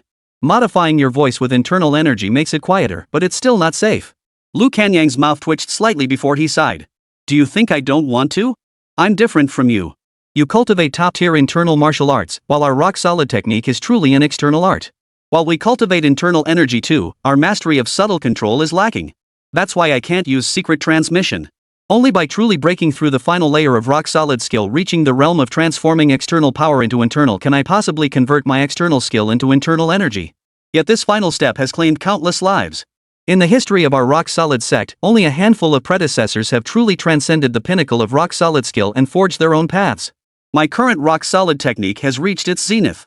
To advance further would indeed allow me to transition from external to internal cultivation, but that would also mean breaking through the Grandmaster realm and reaching the fasting realm. Therefore, I feel there's little hope for me in this lifetime. Merely touching the edge of the fasting realm would suffice. I'm neither clever enough nor gifted enough to entertain thoughts of those distant, unattainable things. Su Xiaobai narrowed his eyes. Lu Kanyang's words were blunt yet tinged with resignation. All these thoughts stemmed solely from the rock-solid technique. That said, his physical constitution was remarkably suited to the rock-solid technique. After all, to cultivate an outer door technique to such heights was truly the mark of a genuine prodigy. The waitstaff began serving seafood, starting with a platter of sea urchins. Indeed, a massive wooden basin held several pounds of them. The sea urchins were meticulously cleaned, their golden robe glistening with a delicate fragrance. Next came buckets upon buckets of abalone, lobster, scallops, and other seafood. The sheer volume was staggering. Lu Kanyang gestured invitingly. Brother Su, let's eat. I'm hosting today, so you must eat your fill. Honestly, you'll definitely have to look out for me from now on. Otherwise, that bastard Cheng Shuai might just come after me. Don't worry about that. If he dares to make a move, I'll finish him off. Anyway, I'm already the second elder now. I don't need to challenge anyone else. If he still tries to pull any shenanigans, I'll definitely deal with him properly. Su Xiaobai snorted menacingly. He never had a good impression of Cheng Shuai. That guy just had a bloodthirsty aura about him. Lu Kanyang grinned, then grabbed 2 bottles of beer from the side. With a flick of his thumb, he popped the caps off effortlessly. His fingers were harder than the glass. Without further ado, they began chugging straight from the bottles. Su Xiaobai, his blood still boiling from the recent fight, didn't bother with formalities. He simply tilted his head back and drank. They ate and drank as dish after dish arrived. It had to be said, Lu Kanyang possessed a truly astonishing appetite. His stomach seemed like a bottomless pit. He devoured over 10 pounds of food without showing any sign of being full. Finally, the waiter brought out a whole roasted lamb, weighing over 30 pounds. The entire animal glowed with an enticing golden hue, dripping with fat and filling the air with an intoxicating aroma. 4th update. Another one coming later tonight. Stay tuned. 130 drunk. Lu Kanyang picked up a small knife, his tongue thick with alcohol. Brother Su, this whole roasted lamb is their signature dish. After we finish this, we'll have to leave. But I won't be able to drive back. I've had too much trouble if I do. I brought a driver with me. He'll take you home first. But honestly, I'm so happy today. Getting to eat and drink with someone like Brother Su, that's my honor. Su Xiaobai waved his hand dazedly. He had no idea how much he'd drunk today. He was completely wasted by now. Fortunately, he'd called Lingang kindergarten earlier to tell Su Xiaoxiao he'd be late. He'd instructed her to have Huixin Gru pick up their child, otherwise, they'd definitely have missed the pickup. Brother Lu, you're a stand-up guy. What a generous soul. If you ever need anything, I've got your back. But I think you've got the wrong idea about Sister Qinglan. I'll smooth things over for you later. She's a good person, doesn't hold grudges. Su Xiaobai slurred, his body swaying slightly. His eyes were barely open now, but thankfully, with his spiritual perception and senses, those harboring hostility couldn't get close to him. Lu Kanyang shuddered involuntarily, then shook his head. Brother Su, don't go stirring up trouble. Third elder, I'm genuinely afraid of her. If you mention this to her, I'm sure she'll kill me. As he spoke, his hand flickered, sending the small knife dancing through the air. In an instant, the entire sheep was stripped clean of meat. His movements were lightning fast and precise, reminiscent of a master butcher dissecting an ox. Su Xiaobai belched and said, Brother Lu, that's all you've got? If Sister Qinglan has any complaints, just have her take it out on me. You can rest easy. Brother Lu, your meat-cutting technique is impressive. Were you a butcher before? These strips are all nearly identical in size, truly remarkable. Brother Su, you have an eye for detail. I did indeed slaughter pigs in the past. Our Panshur sect owns several slaughterhouses. Practically all the pigs in the entire East Sea are slaughtered by us. Lu Kanyang patted Su Xiaobai on the shoulder, then pulled out a white handkerchief to wipe his knife. By now, the entire sheep had been stripped clean, not a shred of meat remained. Here, brother Su, eat up. Lu Kanyang pushed the plate of meat towards Su Xiaobai. The meat was divided into 2 plates, one for each of them. Su Xiaobai didn't hesitate, grabbing his plate and digging in.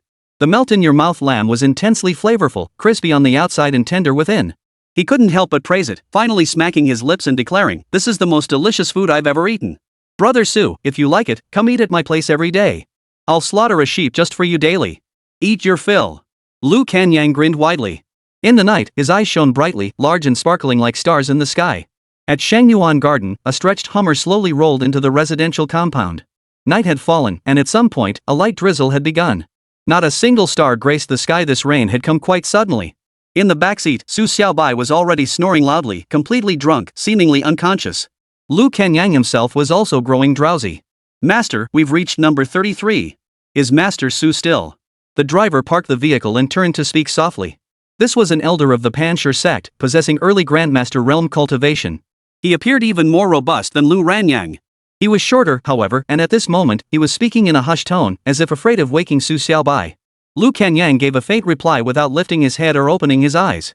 Instead, he roughly nudged Su Xiaobai's arm with his elbow and bellowed, "Brother Su, you're home." Without opening his eyes, Su Xiaobai shifted his body, made no sound, and sat up abruptly. He pushed open the car door and stepped out, his figure stumbling and swaying. Occasionally, his body nearly paralleled the ground, yet he refused to fall. Guided by pure instinct, he made his way into the garden of number 33. Seriously, the driver muttered, eyes wide. Only after Su Xiaobai disappeared into the garden did he snap out of it. He hurriedly got out, pulled Su Xiaobai's bicycle from the trunk, and took a few quick steps to catch up in the garden. "Master Su, your bicycle," the driver asked softly. After witnessing Su Xiaobai's battle with Chang Shui, everyone now held a measure of awe for him. This was the pinnacle of strength in the martial world. Su Xiaobai didn't even turn his head, merely responding, "Just leave it in the garden." There's a tree here." As he walked, he approached a large tree on one side. No matter how he tried, he couldn't step past it. The driver's eye twitched. To still be walking while this drunk was quite a feat. Swaying slightly, Su Xiaobai grunted. With a flick of his toes, he leapt over the tree as if stepping on air, finally reaching the entrance corridor. Lu Kanyang's driver exhaled in relief and turned to leave. Standing before the security door, Su Xiaobai fumbled for his keys to unlock it. Since he hadn't opened his eyes, he handed the keys over several times before finally aligning them with the keyhole. He opened the door and stepped inside. Then, kicking off his shoes, he walked barefoot upstairs, swaying unsteadily, still in a hazy state. In the living room, Jiang Shuemei sat watching television. Hearing the sound, she rose to her feet and saw Su Xiaobai stumbling in. The smell of alcohol hit her like a wave. Jiang Shuemei frowned and muttered under her breath, "Drinking so much. I thought he was such a great guy, but turns out he's just another guy drowning his sorrows in booze." At that moment, she suddenly saw Su Xiaobai's foot step onto the staircase. But the next instant, his entire body soared into the air, walking through the void as if he needed no foothold at all. This, of course, was the void step. Jiang Shuemei's eyes widened in shock. She covered her mouth with her hand and gasped, "Oh my goodness. That's impossible." Originally, Su Xiaoxiao had planned to notify Yi Qingru to pick her up today, but Jiang Shuemei happened to be on patrol at the kindergarten and volunteered to take on the task. Ever since that barbecue outing, she'd grown quite fond of visiting Su Xiaobai's home. She even found Su Xiaobai himself much more agreeable now. This marked the first time in years she'd willingly interacted with a man at such close quarters. Given the circumstances, Su Xiaoxiao hadn't contacted Yi Qingru. To her, Jiang Shuemei was someone trustworthy and someone she genuinely liked. After dropping her off, Jiang Shuemei cooked dinner for her. Once Su Xiaoxiao fell asleep, with nothing else to do, she sat on the sofa waiting for Su Xiaobai. As a principal, her sense of responsibility was immense. She couldn't leave before Su Xiaobai returned home. She simply couldn't shake her worry about Su Xiaoxiao. Su Xiaobai's figure paused momentarily. Hearing the sound, he instinctively turned his head, though his eyes remained closed. Still snoring, he sensed no killing intent or hostility, and only then did he turn back. Chapter 5, Everyone, let's keep it up. 131 Pure Yang. Jiang Shuemei drew a deep breath. The instant Su Xiaobai had turned, she felt like a tiger had locked onto her, as if she might be torn to shreds any second. That inexplicable dread had made cold sweat break out on her skin.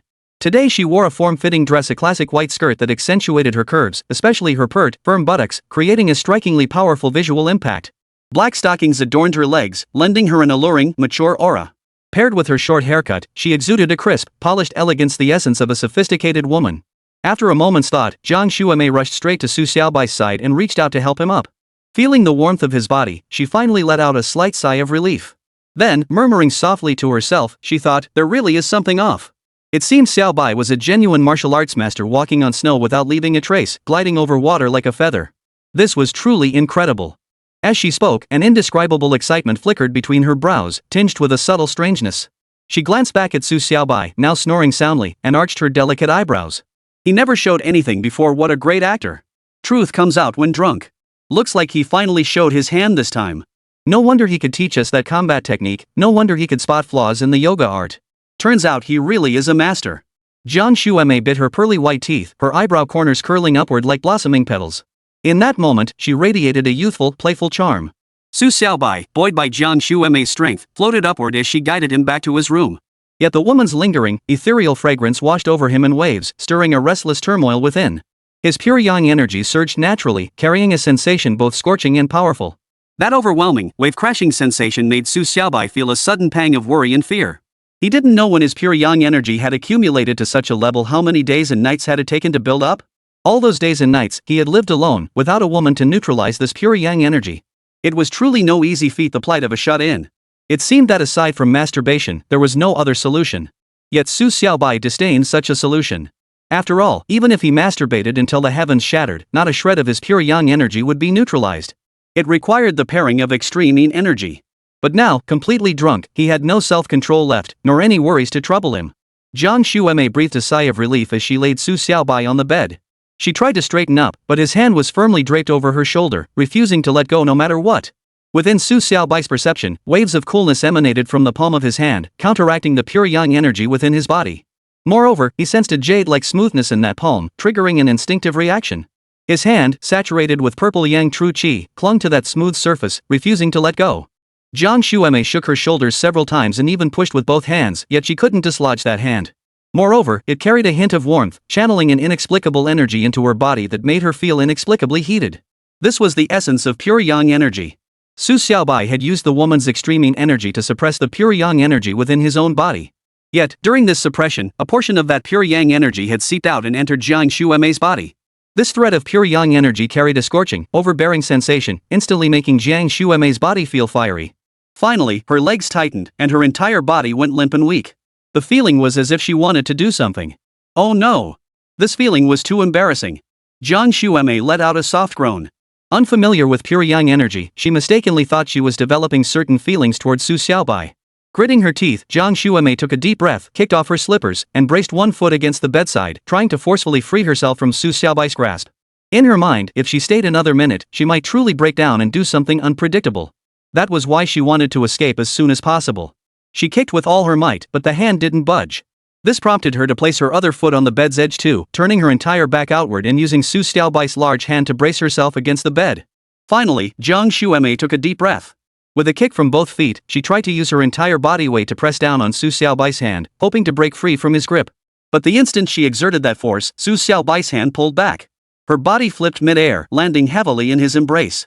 Now pressed directly against his chest with no space between them, the lingering scent of alcohol mingled with a fiery intensity, flooding into her body. Jiang Shuemei couldn't help but let out a soft moan. Su Xiaobai found that wisp of extreme yin energy increasingly pleasurable. Just then, he suddenly felt his entire body enveloped in a jade-like layer, intensifying the yin energy to a point where he wanted to cry out in ecstasy. Simultaneously, his hand reached up to embrace her. Jiang Shuemei, too, was losing her senses. Su Xiaobai's hand slid directly onto her leg. The large bed began to creak rhythmically. Within the flickering lamplight of the bedroom, a scene unfolded like a series of sequential illustrations. Accompanying this were waves of indistinct sounds, both male and female, as if witnessing a primal, unfiltered tableau of life. After an unknown duration, Su Xiaobai sensed the pure yang energy within him neutralizing countless strands of extreme yin energy. Like sweet rain and dew, it merged into his internal force. The once raging waves of pure yang energy had calmed into a trickle, diminished by at least half. All the internal energy in his lower dantian had fully liquefied, allowing this neutralized pure yang essence to surge into his middle dantian. There, it fell like rain. Within this rain, his middle dantian gained an additional half of liquid internal energy. This signified that he had formally entered the fasting realm and had reached its mid-stage. A long-forgotten sense of comfort washed over him. Su Xiaobai let out a satisfied sigh before opening his eyes. But upon opening his eyes, something felt off. It felt as though he were holding a piece of jade in his arms, prompting him to turn his head to look. Jiang Shuemei lay exhausted in his arms, and he held her tightly. 132 Rest assured, become my woman. Moreover, the state between them remained one of intertwined bodies, a state of you within me and me within you. This startled Su Xiaobai, yet he dared not move for fear of waking Jiangsu Emei. She wore a fitted dress, now torn into strips of fabric tightly wrapped around her body. The sensation was more alluring than if she were completely naked, creating an effect that bordered on bondage. Witnessing this, the lingering pure yang energy within Su Xiaobai stirred, triggering a certain reaction. This reaction caused Jiangsu Emei to emit a soft, breathy moan through her nose, her delicate body shifting slightly. Su Xiaobai's Ziyang True Qi stirred within him, slowly pulling him away from Jiangsu Emei. Yet this very movement caused her nasal breaths to grow louder, rising and falling in a series of rhythmic sighs. Jiangsu Emei's profile, lying on her side, undulated like rolling mountains. At her waist, a natural curve formed, undeniably a figure that could easily score a perfect 10. Su Xiaobai drew a deep breath and glanced down at his own state. His clothes were gone, torn into shreds scattered across the floor and bed. He surmised this was the result of his protective aura tearing them apart. He couldn't fathom how ravenous he must have been to act so wildly. And to turn Jiangsu Emei's rather nice dress into a rag outfit? That was just terrible. What's more, there was absolutely nothing between him and Jiangsu Emei. If the woman involved had been Fei Yue or Yi Qingru, it would have been the icing on the cake. But with Jiangsu Emei? His heart couldn't help but churn. This was undoubtedly drunken recklessness, compounded by the excess of pure yang energy within him. Sometimes, he truly couldn't control himself. Glancing around the room and then at the sky outside, he realized he was clearly in his own home Unit 33, Shengyuan Gardens, and it must be around 1 a.m. now. He and Lu Kanyang had finished drinking yesterday and returned home around 10 o'clock. That meant he and Jiangsu Emei had been at it for over an hour, followed by nearly another hour of him absorbing the extreme yin energy. No wonder Jiangsu Emei bore so many marks on her body, especially her thighs, and her buttocks. Those were clearly handprints. How wildly unrestrained. Su Xiaobai's gaze swept around the room, his thoughts churning once more. But when he saw the bedsheet beneath her buttocks, he froze. There was a distinct bloodstain there, shaped like a plum blossom. Rubbing his forehead, Su Xiaobai sank into the sofa and exhaled a long breath. From the looks of it, Jiangsu Emei was still a virgin. This made things even more complicated. If she were a married woman, things would be simple. After all, they could just get it over with, brush it off, and go their separate ways. No complications. Even if she were a widow or a divorced woman, it would be manageable. A chat would suffice, no need for fuss. But given this situation, they'd have to negotiate. After another glance at Jiangsu Emei, Su Xiaobai slipped into the bathroom to shower. When he emerged, he hesitated, then decided against putting on clothes. If he dressed properly while Jiangsu Emei wore her bondage outfit, it would only deepen her psychological trauma. No matter how he thought about it, it felt wrong. Besides, he had thick skin. Given where their relationship stood, going without clothes and being open and honest felt more appropriate. Switching off the bedroom light, Su Xiaobai drew a deep breath, sensing the internal energy coursing through his body. As the Ziyang True Qi circulated, it carried a sensation akin to waves crashing against the shore. This feeling imbued his every movement with an extraordinary sense of power. Judging by this, Xuemei truly possessed an abundance of extreme yin energy within her. This likely stemmed from her constitution. Such a constitution signified profound yin energy, and those who possessed it were invariably truly top-tier beauties. Her figure was indeed impressive. The feel of her earlier was truly exquisite, even larger than senior sister Huixin's back in the day. This was pure enjoyment. Su Xiaobai murmured to himself, his gaze fixed on Jiangsu Emei's figure, momentarily mesmerized. After staring for a long while, he gritted his teeth, flickered, and stepped back onto the bed. He dared not do anything else, though, lest he wake her. Doing this while she was drunk carried no psychological burden for him, but with her awake, it felt somewhat awkward. As he took that step, Su Xiaobai's eyebrows lifted slightly. His internal energy had indeed grown significantly stronger. Now, when he used the dragon soaring technique, he could effortlessly cover 1,000 meters within half an hour. It wasn't like last time, when after 1,000 meters, he had no internal energy left to continue. Moreover, he could now reach a maximum distance of 2 kilometers, though he could only use it once. After a single use, his internal energy would plummet to a mere third of its original level. This progress filled Su Xiaobai with delight. This was the true art of self-preservation. Though he hadn't yet encountered any masters at the fasting realm, according to the storyteller, there seemed to be more to the matter than met the eye. Therefore, the stronger he became, the better. Lost in these thoughts, he drifted back to sleep. This time, however, his drunken haze had completely vanished and his usual alertness returned. After an unknown period, Su Xiaobai stirred slightly. The warmth radiating from Jiangsu Emei in his arms had grown noticeably warmer, and her heartbeat quickened. Clearly, she was awake, though she made no move to rise. Jiangsu Emei opened her eyes and immediately took in her situation. The rope-like restraints binding her body made her cheeks flush. Then, memories of last night's events flooded back and a hint of sorrow flashed in her eyes. After a moment's thought, she turned directly towards Su Xiaobai. Staring at his ruggedly handsome face, she reached out and gently caressed his cheek, ending with a soft sigh. What a thorn in my side. Jiang Shuemei murmured, her voice tinged with an indescribable complexity. Then her tone shifted, but a man as mysterious and powerful as him, possessing unparalleled martial arts skills, he's worth the effort. Su Xiaobai opened his eyes at her words, his gaze circling her flawless face before settling on her body. This attire laid bare every secret before his eyes. Shuemei, you're awake? We need to talk about this. Su Xiaobai stated bluntly as they lay side by side on the bed. His tone shifted, well, last night I took you. But you're actually quite nice, big and round, I'm quite satisfied. And your personality is generous and well-mannered. You're a good girl. 133 It's all your fault. Jiang Shuemei shot him a withering glance and replied coolly, enough. No need to make excuses. I know exactly what you're thinking. Men are all the same anyway. I'm a mature woman. We're already in this situation, let's just call it a mutual arrangement. You don't need to worry. Anyway, if I find a man better than you in the future, I'll definitely marry him. So you don't need to carry any psychological burden. You dare. Su Xiaobai snorted, then shifted his tone, my woman, no other man touches her. Poof. If anyone dares lay a finger on you, I'll break his 3 legs. See how he marries you then? Jiang Shuemei snorted, tilting her large, exquisite face up with a hint of playful reproach. Why are you so domineering? Are you forbidding me from marrying? Exactly. I won't allow it. I'm a bit of a perfectionist when it comes to purity, and this flaw is pretty severe. So don't even think about it. Su Xiaobai declared bluntly, his hand sliding onto her full hips as he shifted his tone. Anyway, I've made my position clear. This lifetime, you have no other path but to become mine and mine alone. Jiang Shuemei's eyes brimmed with a flicker of emotion, tinged with deep longing. Though Su Xiaobai's approach was brutally direct, it struck right at her heart. This was a man who owned his responsibilities. His domineering nature stemmed from his undeniable authority, not to mention his formidable power and the aura of mystery surrounding him. I need to get up. Go find me some clothes. I certainly can't go home like this. Jiang Shuemei murmured softly as she rose. Thankfully, it was still night. Though the faint glow of streetlights allowed her to make out vague shapes, the overall hazy darkness eased her mind somewhat. Truthfully, she was just as unaware of darkness and light as Su Xiaobai. His night vision allowed him to disregard any environment. As soon as she sat up, Jiang Shuemei let out a muffled groan. Her body tilted sideways, nearly collapsing back down. This made Su Xiaobai frown as he asked, what's wrong? Did you sustain internal injuries? Let me heal you. Jiang Shuemei shot him a sidelong glance, her eyes brimming with alluring charm, before her words dissolved into a coquettish pout, it's all your fault. Listening to the sound of water running in the bathroom, Su Xiaobai finally pulled on a pair of boxer shorts, though he remained bare-chested underneath. He rummaged through the wardrobe. After Jiang Shuemei and Lu Ruoyun took the only 2 pairs of boxers he had last time, he bought 2 more. Now he was wearing one, leaving just 1 pair left in the closet. Pulling out the shorts, he then searched for a shirt.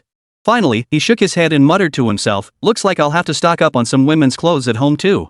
Otherwise, constantly having to figure out how to buy clothes is such a hassle. But judging by Shuemei's condition, she seems to be doing fairly well. So it looks like my wet nurse plan has taken its first step. He gathered the scraps of fabric scattered on the bed and tossed them into the trash can beside it. Finally, Su Xiaobai lay back on the bed. By then, the sky had already brightened. It was around 5:30 a.m. Summer dawns always come so early. About 20 minutes later, Jiang Shuemei's voice came from the bathroom, Xiaobai, hand me the clothes. Su Xiaobai got up, took the clothes, and walked to the bathroom door.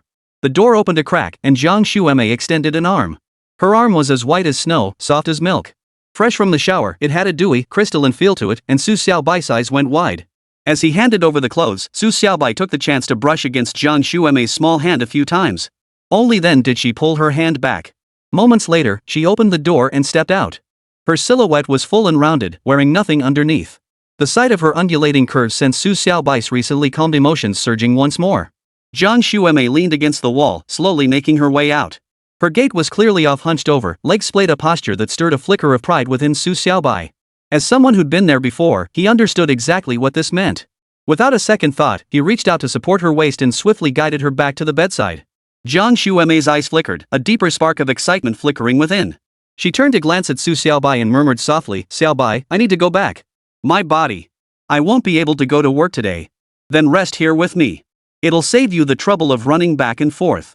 If you're not feeling well, don't push yourself. Su Xiaobai said bluntly, his voice tinged with concern. Jiang Shuemei shot him a glare before shaking her head. What if Xiao wakes up? How do you think she'll react? The 2 of us sharing a room. I'm afraid it might leave a psychological scar on her. That girl's pretty sensible, but she's still just a child. I'm afraid my sudden appearance would make her anxious and unsettled. So I'd better head back. Besides, Xiaobai, let's just keep things as they are between us. I'll stay at my own place. It's not far, just 10 kilometers or so. We can still visit easily. Su Xiaobai shook her head. You can live at your own place from now on, I won't interfere. But tonight, you're staying here. If you feel uncomfortable sharing my room, take the guest room. I have plenty of them. You can have the one upstairs. Jiang Emei lifted her head. Beyond her snow-white complexion, a faint blush had spread across her cheeks like the freshest, most delicate rouge. Combined with the lingering dampness from her recent shower, her skin looked so tender it seemed it might drip with moisture. You're impossible to refuse. Fine, I'll stay downstairs. But don't forget to attend the small parent-teacher meeting tomorrow evening. Jiang Emei nodded, finally agreeing to the arrangement. Without another word, Su Xiaobai scooped her up. His figure swayed slightly as he stepped through the air, vanishing and reappearing downstairs in an instant, swift as the wind. Throughout the entire process, Jiang Emei stared wide-eyed at Su Xiaobai, her expression brimming with astonishment. Sitting in the guest room on the second floor, Jiang Emei took a deep breath to steady her emotions. Finally, she looked up at Su Xiaobai and asked, Xiaobai, who exactly are you?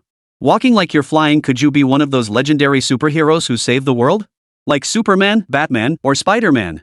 Seeing Jiang Emei's wide, sparkling eyes, reminiscent of a starstruck fan, Su Xiaobai couldn't help but shake his head. You're really overthinking it. Actually, I'm just a martial arts master. That's all. When martial arts reach their pinnacle, they're no less than those superheroes. In fact, they might even surpass them by a wide margin. Whether it's strength, reaction speed, or any other ability, they completely outclass those guys. Wow, that's incredible! Jiang Emei exclaimed, clenching her little fist in awe. Even as a mature woman, she couldn't suppress her fascination with such extraordinary feats. Coupled with her relationship with Su Xiaobai, her face now radiated pure pride. Third update, keep pushing. 130 for the little matchmaker. Su Xiaobai said proudly, of course. But martial arts training is also mental training.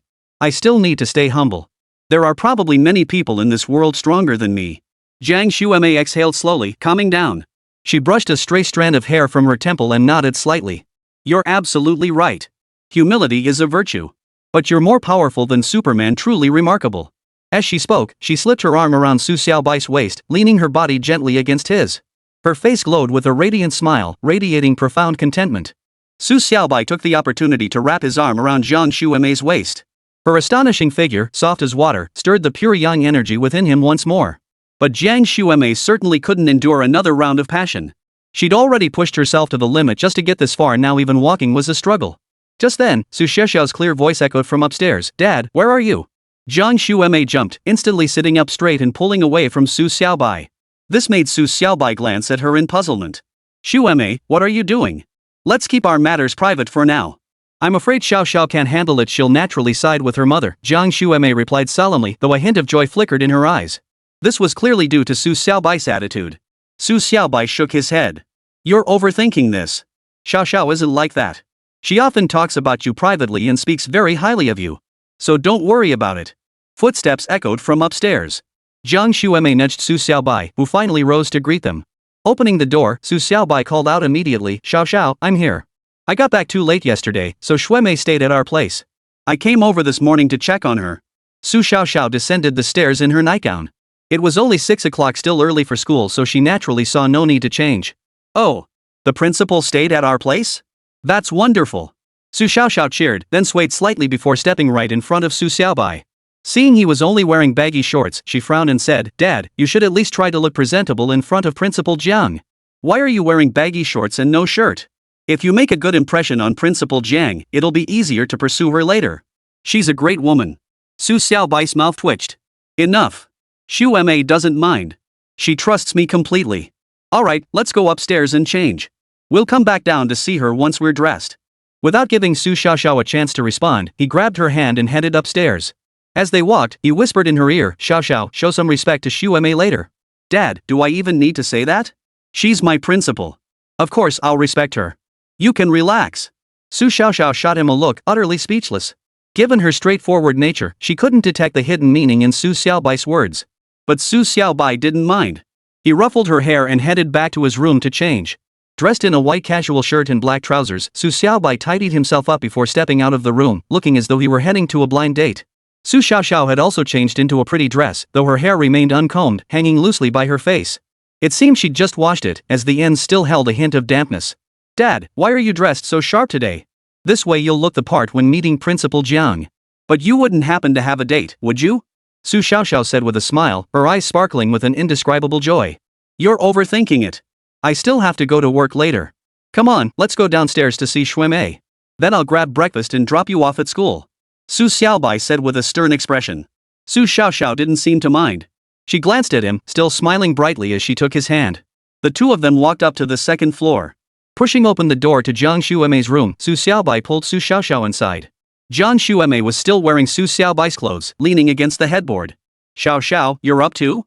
Jiang Xuemei turned her head, a smile on her face. She straightened slightly, but as she rose, her brow furrowed tightly and her legs sent another wave of discomfort through her.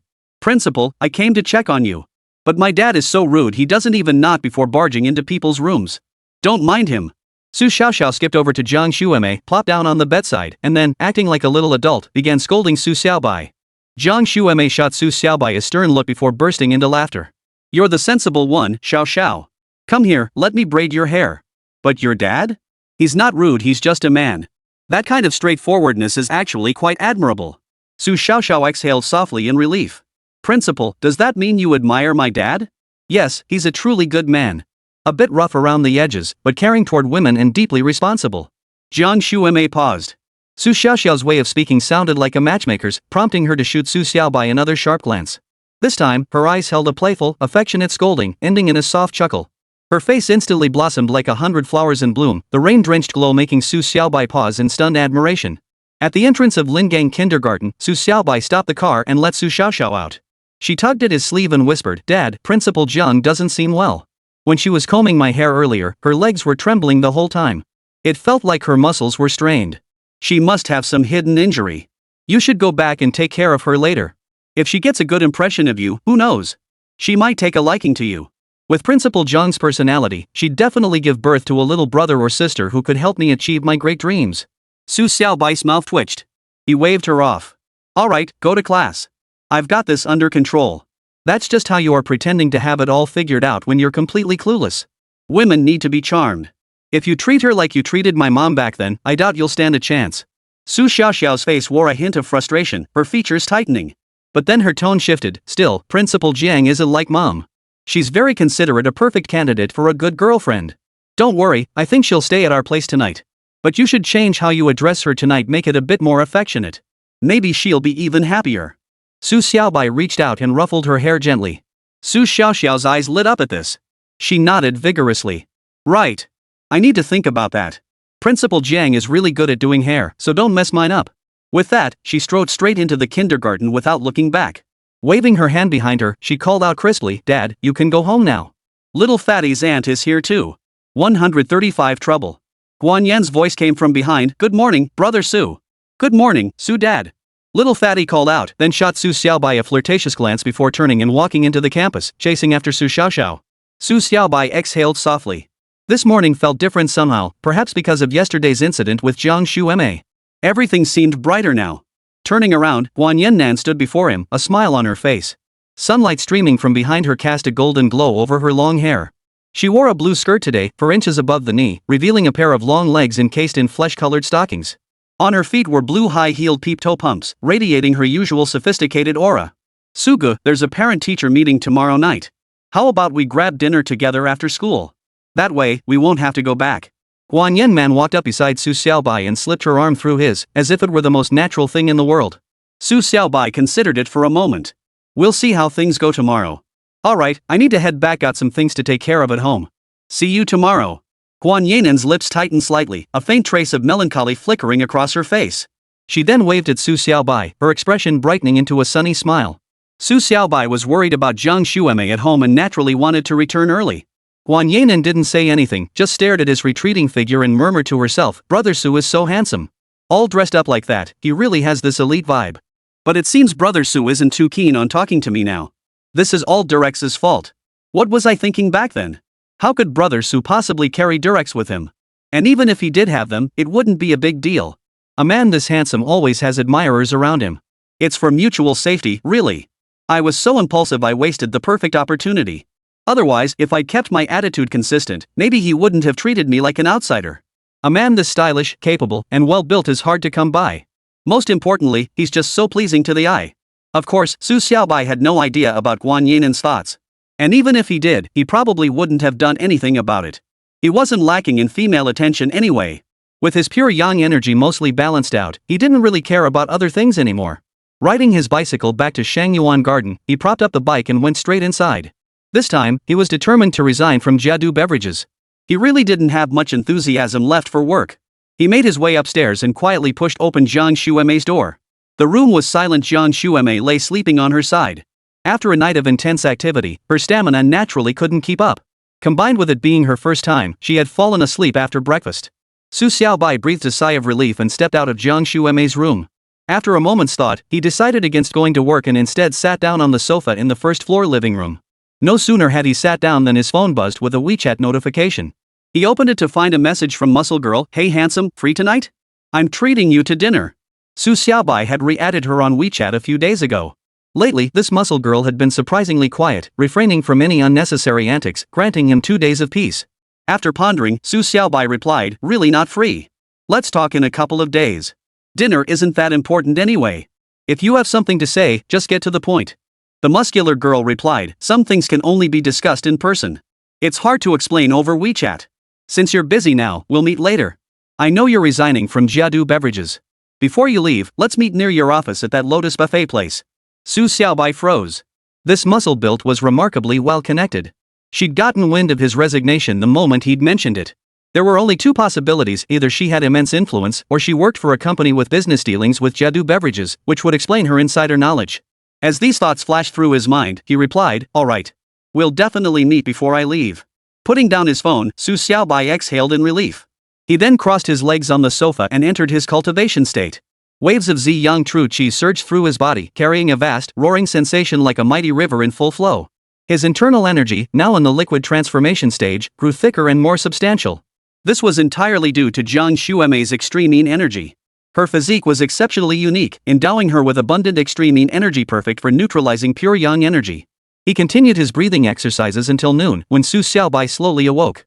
Upon opening his eyes, they shone with an extraordinary brilliance, like two stars twinkling in the sky. Fortunately, no one was home at that hour, otherwise, he would have certainly startled the crowd. Su Xiaobai sensed his internal energy had grown even more profound. Reaching the true peak of the fasting realm would likely not take much longer. However, the next realm beyond fasting realm, as described in the scriptures, was called Divine Bridge. But how exactly to step into the Divine Bridge realm? He had no clue whatsoever. Moreover, the internal energy within his body hadn't yet transformed into liquid in his upper dantian. Only after fully transforming it into liquid and accumulating it to its peak would he have the chance to consider the Divine Bridge realm. Checking the time, Su Xiaobai ordered a meal via his phone. Half an hour later, the delivery arrived, 8 dishes in total, all relatively light fare. After arranging the dishes on the table, Su Xiaobai rose and returned upstairs. Jiang Shuemei was still asleep. Through his perception, he sensed her breathing was steady, her body seemed healthier, and even her figure had undergone a subtle change. After a moment's thought, Su Xiaobai simply left her a note. Waking her now would be counterproductive, letting her sleep longer would benefit her recovery more. The note read, "Shuemei, if you wake up, there's a ready-made meal waiting for you in the dining room downstairs. I need to head to the office. Please eat on your own. For dinner, I'll order something when I get back. You don't need to worry about it." Placing the note on Jiang Shuemei's bedside table, he walked straight out the door. He hopped on his bicycle and headed straight for Jiadu Beverages. Though he'd already decided to resign and felt little motivation to work, occasionally showing his face at the office was necessary. Besides, he planned to take some personal belongings home. Moreover, since the entire sales department had resigned because of him, if he didn't show his face, that group would likely lose their anchor. Therefore, he still needed to make an occasional appearance. By the time he entered Jiadu Beverages' sales department, it was already past 1 o'clock. Xi Miao, Yan Kue, the fat guy, the skinny guy, and most of the sales team were sitting in Sales Division 3, looking rather listless. Spotting Su Xiaobai enter, the group immediately sprang to their feet. Fatty rushed over, exclaiming, "Brother Su's here? This is fantastic. We've been waiting for you like crazy. Finally, you've shown up." Chapter 5 complete. Remember Principal Jiang with the voluptuous figure, everyone. Remember to show your enthusiastic support. Generous tips mean I'll update diligently. Principal Jiang will keep appearing. 136 Cunning. Su Xiaobai's mouth twitched slightly. Finally, he waved his hand and said, "Order me some food first. I haven't eaten yet. Brother Su, leave this to me. I'm happy to serve you anything at all." Xin Hong leapt out from a corner, beaming. Su Xiaobai ignored her, his gaze sweeping over the faces of the fat man and the others. Frowning, he demanded, "What's going on? Why are you all looking so down?"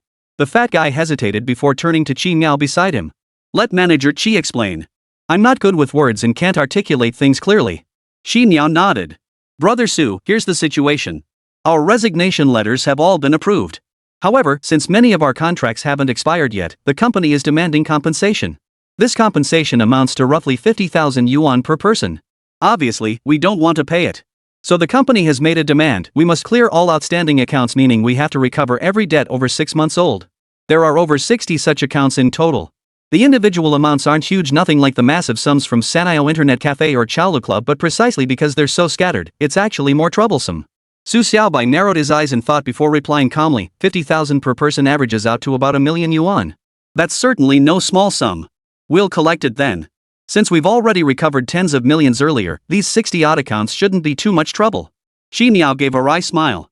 It's not particularly large, true. These 60-odd accounts add up to only about 8 million. The trouble is, 12 of them are problematic. 2 companies have relocated without filing for bankruptcy, each owing over 200,000 yuan. Then there are 10 real thorns in our side, run either by nightclub owners or underground casino operators. If we try to collect from these guys properly, it's basically impossible. As for the other 50 or so companies, we've already divided them up. With 20 of us, each handling a few should be manageable. That's all? Su Xiaobai glanced over the list, then shifted his tone. Alright, give me the names of those 12 companies, their legal representatives, contacts, and corresponding information. I'll handle them. As for the rest, you guys should wrap things up quickly too. Aim to resolve this by next week, then we can all leave happy. Though I haven't figured out what to do next yet, we can brainstorm together. We can always think about it after we leave Jedu. Oh, and female employees, no need to assign them this task. Sending them to collect debts could be dangerous. You guys handle more of this. The group responded in unison. Finally, the chubby guy handed over a sheet of paper, grinning as he said, "Brother Su, I've got it all sorted. These 2 circled ones are unreachable. The company's relocated but haven't been deregistered, so they're still operating." The skinny guy patted his chest and added, "Brother Su, whatever we do from now on doesn't matter. What matters is doing it with you. That's how we'll get more opportunities. We're sticking with you, after all." Su Xiaobai's mouth twitched. These guys, no matter what they said, still dumped everything on his shoulders. But he didn't mind. Since they'd chosen to follow him, he had to carry himself like a leader. He turned and headed upstairs, walking back to his office. After sitting down, he thought for a moment before dialing Shu Weiqing's number. For matters concerning the underground passages, having the Chao gang step in would be the best solution. Shu Weiqing answered the call with remarkable speed. As a Grandmaster level expert, his stamina was exceptional. "Master Su, what are your instructions?" On the video screen, Shu Weiqing stood bowed, his expression reverent. He sat in a spacious, antique-furnished office, exuding classical elegance. Su Xiaobai responded, "I need to track down a few companies operating in the underground. They owe Jiadu Beverages money. Handle it for me. Just one thing, don't cover the costs yourself. That's pointless. I've already decided to resign from Jiadu Beverages. Once these matters are settled, I'm out. Whether the money gets recovered or not doesn't really matter. Just do your best." "Understood, Mr. Su. Send me the list and I'll handle it. Rest assured, I won't cover any costs myself. Though I must say, the folks at Jiadu Beverage really have terrible judgment. They have a god like you working for them and don't even try to keep you? What kind of people are they? What are your plans after leaving Jiadu? I happen to have a few companies under my name that are doing quite well. How about I transfer them to you?" Shu Weiqing glared, his expression practically ready to punch Jiadu's CEO for Su Xiaobai. Su Xiaobai shook his head. "No need. I plan to acquire a few companies from the hidden sect. Truthfully, I'm not particularly interested in business operations myself. It's just that I need to properly settle those who followed me." Shu Weiqing nodded. Master Su truly embodies chivalry. By the way, I heard you displayed incredible prowess last night, nearly defeating Cheng Shui of the Blood Robe sect. The scene left countless witnesses in awe. Our Wunyang sect's leader was present. He said your dragon soaring technique and Tai Chi seal were profoundly exquisite, completely overwhelming Cheng Shui. I truly regret not witnessing it myself. Su Xiaobai felt a slight flutter of pride, replying casually, "It wasn't that dramatic. It's not that I'm strong, it's just that Cheng Shui was too weak. Though I didn't see your Wunyang sect leader yesterday. There were simply too many people there. I couldn't tell who was who. Anyway, I left right after the fight. There's no need to mingle with strangers, and frankly, I wasn't in the mood for it." Shu Weiqing's mouth twitched. He thought to himself, with Elder Cheng Shui ranked 4th and possessing combat prowess surpassing even the Wunyang sect's leader, for Su Xiaobai to call such a top-tier expert weak was utterly baffling. But he dared not voice such thoughts to Su Xiaobai's face. Instead, he offered a few polite laughs before shifting the conversation. Master Su, you're absolutely right. There's no need for you to make too many acquaintances here. That said, our Ziyang Sect leader wishes to make your acquaintance. He's quite sincere about it. If it's convenient for you, he'd be honored to share a meal with you. From now on, within the hidden sects of the demon sect, he'll follow your lead in everything. Su Xiaobai froze. It seemed Huixin had mentioned this Ziyang Sect leader specifically to wait for him here. This was undoubtedly because he had defeated Cheng Shui, prompting Huixin to seek an alliance. Huixin, let's discuss this later. I'm not in the mood for socializing right now. We'll talk after this period passes. Focus on your tasks. Once everything's settled, don't forget to inform me. Su Xiaobai replied indifferently before cutting the connection. Such minor matters didn't require his personal attention. Huixin would handle it. As long as the money was recovered, that was all that mattered. The moment he hung up, footsteps echoed outside the door, crisp yet soft, uniquely Yi Qingruo's rhythm. The door creaked open as Yi Qingru swayed her hips into the room. First update. 137 hiding the silver. She wore a fitted white blouse paired with a deep gray skirt, her feet in white high heels. Fresh and crisp, her heels scraped lightly against the floor with each step, producing a series of pleasant sounds. Sitting across from Su Xiaobai, Yi Qingru glanced at his face before raising an eyebrow. Xiaobai, you seem different somehow. Is there some happy news? Su Xiaobai froze, running a hand over his face. He thought, can a woman's intuition really be this sharp? How could she pick up on something like this? Happy news? More like a pile of troubles. What happy news? Su Xiaobai shook his head, staring straight at Yi Qingru. Yi Qingru pursed her lips. I can't quite put my finger on it, but I feel like you've become calmer. How to describe it? Before, you seemed outwardly calm, but inside, you were like a furnace ready to erupt at any moment. Now, you're serene both inside and out. Su Xiaobai paused. Yi Qingruo's perception was indeed sharp. Before, the pure yang energy surging within him had been overwhelming, keeping him perpetually on the brink of losing control. Still, for an ordinary person to sense so much was quite remarkable. Yes, I recently broke through some bottlenecks, so my body feels much clearer now. Su Xiaobai nodded, then shifted the conversation. By the way, our resignation letters have been approved. We just need to find a way to resolve those 60+ delinquent accounts quickly. Once that's done, we can leave with a clear conscience. Yi Qingruo's brow furrowed slightly as she murmured softly, I wanted to discuss this with you. This idea, I doubt it came from President Teng. 9 times out of 10, it's Su Guangliang stirring trouble behind the scenes. So I suspect recovering these debts won't be easy. If we can't collect, we either can't leave or we'll have to cover the shortfall ourselves. Regardless of who proposed this scheme, the outcome remains the same. Teng Tianming's intent to bring Su Guangliang back is inevitable. We simply need to act swiftly. Have Qin Yao and the others start collecting the money first. If they run into any problems later, let me know immediately. I'll handle it. With people like this, nightclubs and underground gambling dens, if you play by the rules, it won't work. Su Xiaobai shook his head, his expression calm. Yet when his gaze fell on Yi Qingruo's face, it held a hint of delight. Yi Qingru gave a soft murmur of acknowledgement, her breath faintly visible in the chill air. Finally, she bit her lip and said, Xiaobai, I plan to go collect the money this afternoon too. This matter must be resolved quickly, or we'll give Su Guangliang another chance. You shouldn't go. This is men's work. I've already told Qin Yao female employees don't need to go. If there are difficulties, the men should handle them first. Otherwise, if we run into those shady characters, even our personal safety can't be guaranteed. Su Xiaobai shook his head firmly. Rising to his feet, he walked over to Yi Qingruo's side and patted her shoulder. You're stubborn, but you have to listen to me on this. I'll handle everything. A flicker of joy touched Yi Qingruo's brow. Su Xiaobai was usually so carefree and boisterous, it was rare to see him show such quiet tenderness. Her heart eased, and she leaned her face against his large hand, gently rubbing against it a few times. Her skin felt soft and smooth against his touch. Her long lashes fluttered, brushing against the back of his hand, sending a sudden wave of heat through him. Strands of pure yang energy began to form. Fortunately, the amount was small enough for him to suppress, though his thoughts inevitably drifted. These days, temptation seemed to lurk everywhere. Xiaobai, I'll leave this matter to you. Xin Hong and I will handle logistics, ordering meals, doing the accounting, and such. Yi Qingru murmured softly. As she spoke, an inexplicable blush spread across her cheeks. Then, she stuck out her little tongue and licked the back of Su Xiaobai's hand several times. At that very moment, every hair on Su Xiaobai's body stood on end. That sensation was pure, unadulterated arousal. His hand tightened involuntarily, as if it wanted to do something. Right then, Xin Hong's boisterous voice boomed from outside the door. Brother Su, your food's here. I'm coming in. Yi Qingru sprang up from her seat like a startled rabbit and hurried toward the door, calling over her shoulder, I'm off. Oh, and don't forget Xiao Zhao's parent-teacher conference is tomorrow night. Su Xiaobai rubbed his temples, inwardly musing, why the rush? She looks so guilty, isn't this just like digging her own grave? Under the night sky, the East Sea looked mysteriously beautiful. Neon lights flickered, and the shadows of lights danced, creating a dazzlingly brilliant atmosphere.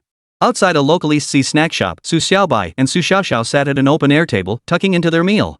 Before them sat two bowls larger than their faces, brimming with fiery red spicy crayfish. This season was prime time for crayfish.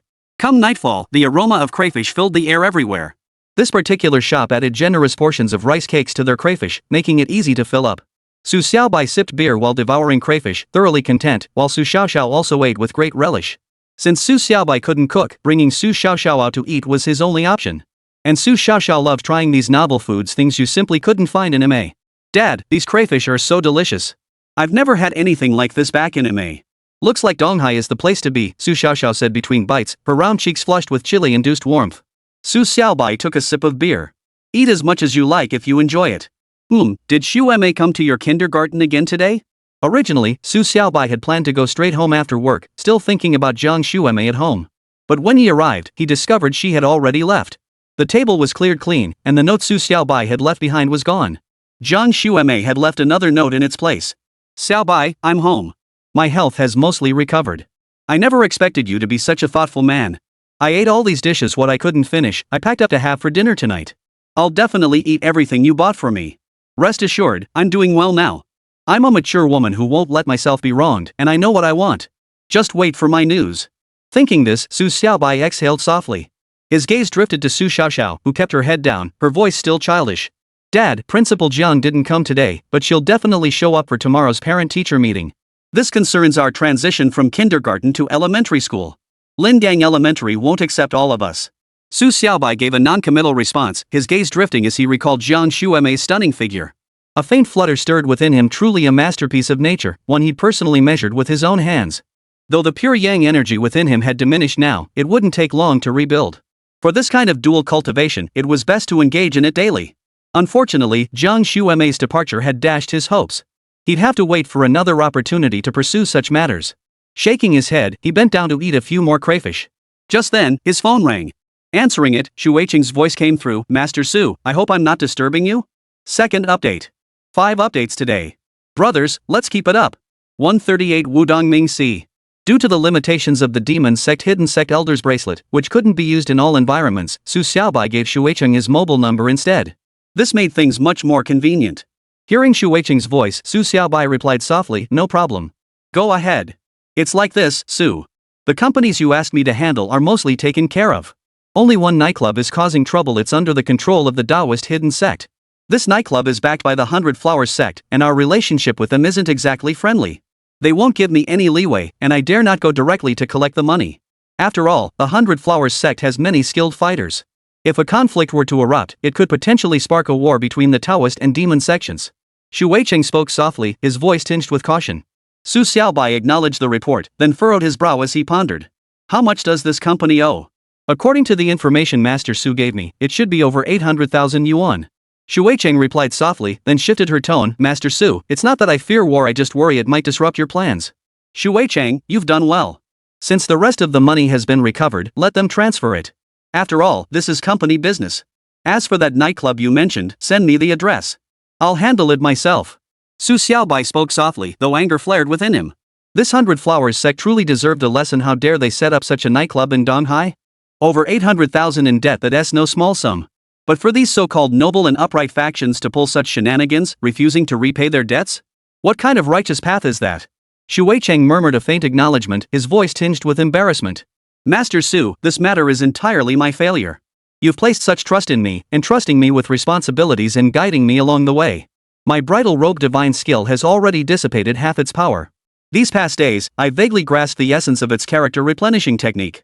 With further cultivation, I should be able to break through the original 6th layer and advance to the early stage of Grandmaster realm. Su Xiaobai shrugged indifferently. Shu Weiqing, don't fret over it. The 100 Flowers Sect is full of women. They're ruthless and arrogant, leaving no room for others to survive. They're the worst kind. Shu Weiqing chuckled softly, a hint of agreement in his voice. Master Su speaks the truth. Among all these sects, I detest dealing with the 100 Flowers Sect the most. They're incredibly troublesome, yet they'll take any money they can get. I heard their sect leader is celebrating a big birthday soon. Her disciples are scrambling everywhere, trying to present treasures. The manager of this nightclub is also eager to please. This is the worst time to provoke them. The slightest friction could set them off. Our sect leader has also said we should avoid conflicts with hidden Taoist sects whenever possible. In modern society, everyone's focused on business and preserving their traditions. There's no need to fight over pride. Exactly. That's how it is. You handle the follow-up arrangements. Su Xiaobai acknowledged the order before abruptly cutting the connection. Yet his mind drifted back to Xue Bingyao and Xue Xiangning's visit to Lingyuan Temple. They had set their sights on the Bodhi tree personally planted by Lingyuan Temple's founding patriarch. To offer longevity, they'd attempted to forcibly cut down that ancient millennium-old tree. This group truly showed no sense of propriety. Unexpectedly, another reckless madman had emerged in Donghai. For someone like Xu Weicheng, such individuals were best avoided. Especially now that he had dispersed his cultivation, no longer a master-level expert. Regaining his cultivation would take considerable time. As these thoughts crossed his mind, Su Xiaobai shook his head and returned to eating his lobster. The debt owed by this nightclub would have to be collected by him personally. If the 100 Flowers sect continued their antics, he wouldn't hesitate to cause a scene at the birthday banquet. What a bunch of so-called righteous sects, utterly clueless. Just then, his brow furrowed involuntarily. He turned his head to glance sideways, where the same great river lay not far from the lobster restaurant. Yet from the river came a faint, almost imperceptible aura, clearly that of a top-tier martial artist. This sensation pointed to someone from Wudong. It seemed the hidden sect of Wudong still hadn't given up. Xiao, keep eating. Some Wudong folks are causing trouble again. I'll go deal with them. If anything happens, just call me, I'll come back and wipe them out. Su Xiaobai said indifferently, rising to his feet while still holding 2 crayfish. His hands were smeared with bright red crayfish sauce, and he continued eating as he walked. These days, though, he dared not drink too much. He truly didn't want a repeat of what happened with Jiang Shu Emei. That incident was only manageable because it was her. Any other woman wouldn't have been able to endure it. Jiang Shu Emei's constitution might be unique, which is why her body contains such an abundance of extreme yin energy. Su Xiaobai wouldn't allow anything beyond his control to happen. This stemmed from his personality. He was always focused on success. Otherwise, his dream back then wouldn't have been to become the world's greatest martial artist. That's why he was now very careful about how much he drank. In a few strides, he reached the small bridge on the side and raised his eyebrows, glancing toward the great river below. Ripples danced across the water as a black-roofed boat drifted slowly downstream. At the oars sat a man clad in gray athletic wear, tall, handsome, with long, arched brows.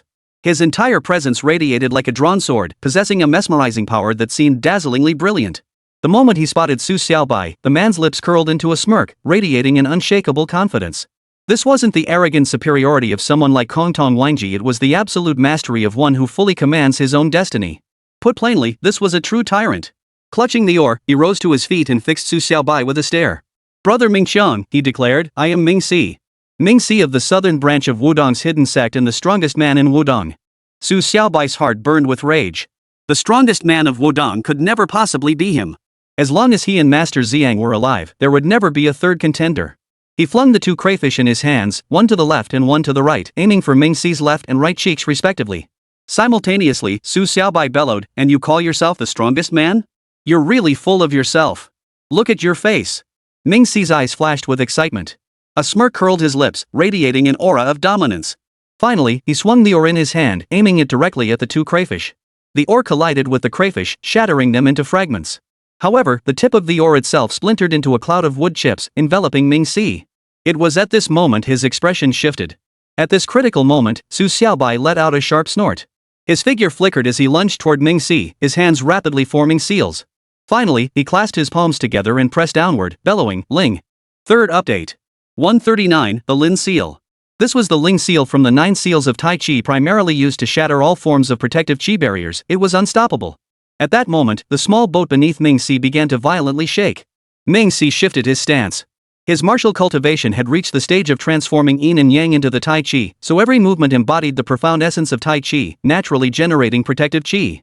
Yet the Ling Seal specifically countered protective Gangchi, a technique entirely distinct from the Jin Seal. The river surged violently.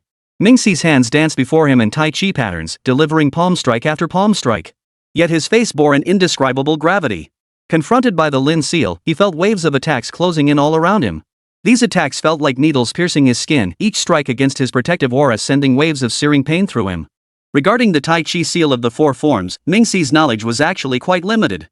This was a secret technique reserved solely for the sect leader to cultivate. Moreover, even in the history of Wudong, no one had ever been heard to master all 9 Tai Chi seals. These 9 seals represented a certain realm, a profound application of internal energy that had ascended to another level. It could be said that only those with the highest natural talent could hope to master the Tai Chi 9 seals. Even the legendary master Ziyang had only mastered 4 of them in his time. Yet, with those 4 seals alone, he was already considered a top-tier master among the hidden sects of the Taoist world. Su Xiaobai let out a long, piercing cry as the seals formed by his hand shifted ceaselessly. Meanwhile, Ming Xi's movements had reached their absolute limit, his entire form blurred beyond clear perception. His Tai Chi had forged its own path, moving with blinding speed. He seemed like a whirlwind, leaving only a swirling phantom in his wake. This vortex itself carried a subtle suction, drawing the river water in concentric circles until it coalesced into a towering water column. The water column was nearly as wide as the entire black-roofed boat, an astonishing sight radiating immense power and surging energy. Yet, a mocking smile touched Su Xiaobai's lips. Given Ming Xi's current state, continuously drawing upon his inner energy was unsustainable. While his power might be formidable, it certainly wasn't infinite. Ming Xi's strategy of countering Tai Chi with Tai Chi was clear-headed. Yet, as a peak Grandmaster level expert, he stood one major realm below Su Xiaobai, a gap that could never be bridged. Su Xiaobai withdrew his hand and stood still on the bridge. The Tai Chi seal dispersed, and Ming Xi sensed this subtle shift. The water column gradually began to recede. At that precise moment, Su Xiaobai extended a finger and tapped. A sword aura pierced directly into the water column. The sky-filling water column suddenly collapsed, drenching Ming Xi and the entire black-roofed boat thoroughly, as if a downpour had struck. Ming Xi's hair was soaked through. The black-roofed boat rocked gently on the river, taking a long while to settle. Ming Xi stared at Su Xiaobai with a complex expression. Your mastery is truly profound, junior disciple. But this is only because you inherited the Grandmaster's legacy, granting you an exceptionally deep understanding of Wudong martial arts.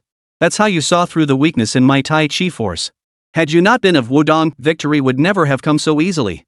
Moreover, the position of Wudong Patriarch is not determined by martial prowess alone, it demands formidable wisdom as well. Ming Xi declared aloud, his face showing not a trace of defeat.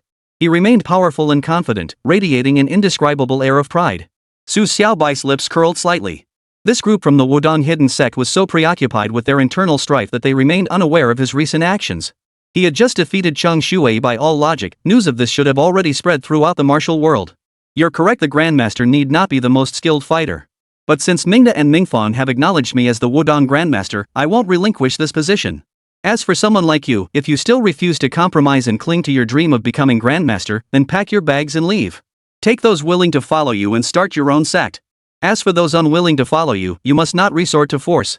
Should I hear any ill speak about you, I will kill you outright. Consider it housecleaning. To kill you? 300 moves would suffice. Though you stand at the peak of the Grandmaster realm, your skills pale beside trash like Wangji, let alone Cheng Shuai. What exactly do you have to be proud of? Su Xiaobai spoke calmly, his gaze carrying a thread of killing intent, fixed firmly on Ming Xi. His current cultivation had reached the mid-stage of the Qi cultivation realm, a significant leap beyond his strength during the battle with Wang Ji, giving him far greater confidence. Ming Xi's eyebrow arched slightly, his face hardening with resolve. Impossible. If anyone leaves, it will be you. I'm not going anywhere. And while I have no objection to you taking the Mingda and Mingfang factions of the Northwest, that hidden sect elder's token must remain here. Even if you're stronger than me, defeating me within 300 moves is utterly impossible.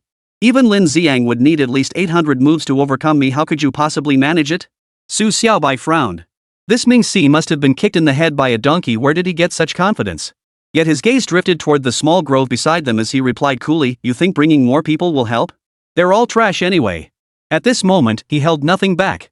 Facing such an inexplicable individual, no one could remain calm, especially since he already offered Ming Xi an escape route, allowing him to form his own faction. But he never imagined Ming Xi would still covet the hidden sect elder's token. Clearly, he'd been swayed by certain individuals within the sect. According to C.I. Jing, the hidden sect elders had found a new protege. That was precisely why they refused to let Su Xiaobai succeed Ziyang Jinren. In other words, even if Su Xiaobai had remained completely low-key and restrained during that assessment, Wang Ji would never have approved him as a hidden sect elder. It was a decision made long ago. However, within the Taoist hidden sect, only 10 elder tokens exist. A new token can only be activated if someone voluntarily relinquishes theirs, otherwise, the corresponding authority remains unclaimed. Su Xiaobai's elder token was actually usable as long as he didn't relinquish it, others couldn't use it. Moreover, the Taoist elder token was fused with the sect's patriarch token.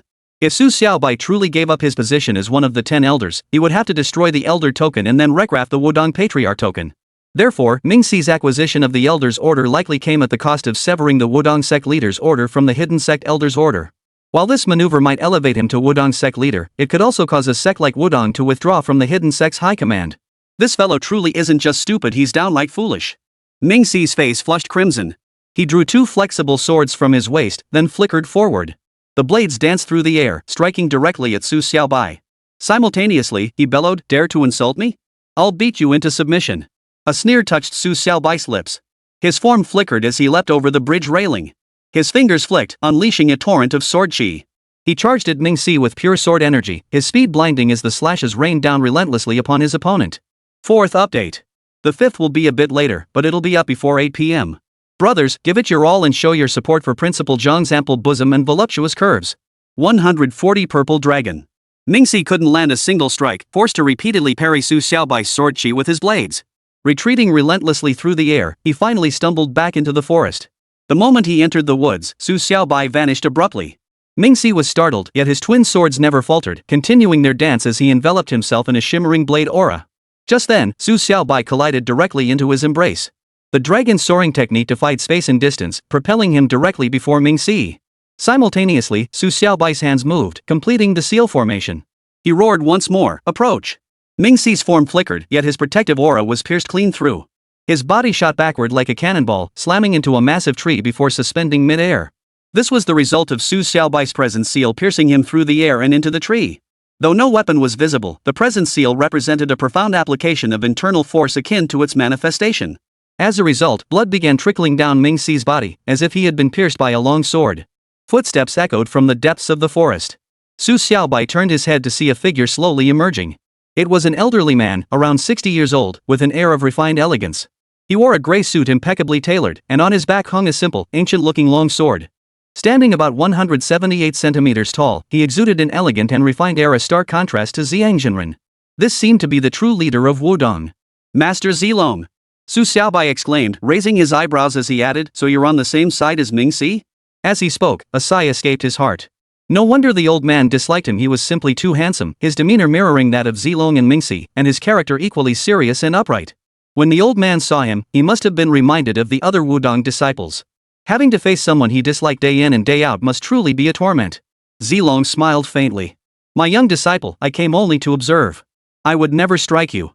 Even if I did, I'd surely be no match. But this Tai Chi seal to have cultivated it to such a level. Truly, the young are formidable.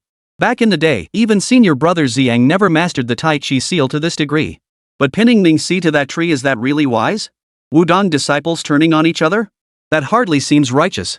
Su Xiaobai raised an eyebrow, dismissively retorting, "Zilong, you've truly forgotten our Wudong ancestral precept, one must pay the highest respect to the Grandmaster's edict. Regardless, the Grandmaster's edict is in my possession, which makes me the Grandmaster of Wudong. Our Wudong values righteousness, but that is meant to foster unity, not tolerate such betrayal of one's master and ancestors. A man like Mingxi shows no respect whatsoever for the former Grandmaster. By the sect's rules, I could have killed him outright." His gaze flickered as he spoke, lingering menacingly on Zilong. "And you? Not even a hint of respect upon seeing the Grandmaster? Looks like you have no intention of acknowledging me as your leader. Do you truly believe I'll show mercy simply because you're an elder? I can't fathom how the old man ever tolerated the likes of you, you're nothing but trash." A flash of blue energy flickered in Zilong's eyes, yet he remained standing without immediately striking. Just then, Mingxi spat out a mouthful of blood, gritting his teeth as he said, "Senior Uncle Zilong, after being insulted like this, you're still hiding like a coward? Is that really wise? Mingxi, you know nothing. Just moments ago, Ming Xiang defeated the blood-robed sect's leader, Chang Shui. Within 1,000 moves, he pinned him to the beach with the dragon soaring technique and the Tai Chi seal. That level of skill far surpasses both of us. Even if we joined forces, we couldn't defeat him. Moreover, not long ago, Elder Wangji came to the East Sea to test Ming Xiang. Yet he was beaten twice into the riverbed and fled in disarray. That is the true embodiment of supreme dominance." Zilong spoke indifferently, the azure hue in his eyes deepening. Mingxi's expression shifted, and he snapped, "What? Why didn't you tell me about this sooner? What difference does it make whether I told you earlier or later?" Zilong replied indifferently, a hint of mockery flickering in his brows. Mingxi gritted his teeth. A master like Ming Chang, that kind of dominance is exactly the top-tier talent Wudong needs. If he can overpower Kongtong's elder Wangji, he could easily protect our entire sect. There's no need for me to challenge him. Zilong shook his head, the mockery in his lips growing thicker. Finally, he said indifferently, "Mingxi, given your nature, even hearing all this wouldn't make you give up. You'd definitely try your hand at it. Your temperament has always been reckless. You've always believed that within Wudong, aside from senior brother Ziyang, you are the foremost martial artist. Do you truly think you can take all this in? Truth be told, you're the quintessential combat-oriented fighter. Compared to Ming Xiang, your temperament remains immature. While your martial prowess is undeniable, do you truly believe yourself Wudong's foremost master? You can't even defeat me, let alone Ming Qiang. Tai Chi gives birth to the two instruments. You harness the two instruments to reverse engineer Tai Chi, forging the three forms of Tai Chi yet beyond Ziyang's True Qi, the Tai Chi seal, and the dragon soaring technique. Wudong harbors another forgotten martial art, one so long neglected that no one even knows I've mastered it. Su Xiaobai's eyebrows arched slightly. He sensed something off about Zilong. As the thought crossed his mind, he beckoned Mingxi down from the tree with a wave of his hand, then seized the boy by the throat. Turning his head toward the crayfish restaurant, the image of Su Xiaoxiao suddenly flashed through his mind. His form wavered slightly as Su Xiaobai darted toward the crayfish restaurant. But the moment he moved, Zilong's figure blocked his path. Ming Xiang, my disciple, he said calmly, why the rush? I haven't finished speaking yet. Su Xiaobai drew a deep breath, his eyes narrowing. Extreme Path Green Mountain. So you've mastered that martial art sealed away by Wudong for so many years. No wonder you're so confident. But you dare set your sights on my daughter? That is absolutely unforgivable. Ming Xiang, I never laid a finger on your daughter. As fellow Wudong disciples, how could I do such a thing? When I arrived at the East Sea, I happened to notice members of the Xingqiu sect had also come here. I've heard the Xingqiu sect has long coveted your daughter. Yet good and evil cannot coexist. I intended to intervene, but then I recalled you now belong to the hidden sect of the Demon Gate. This is your family affair, I shall not meddle.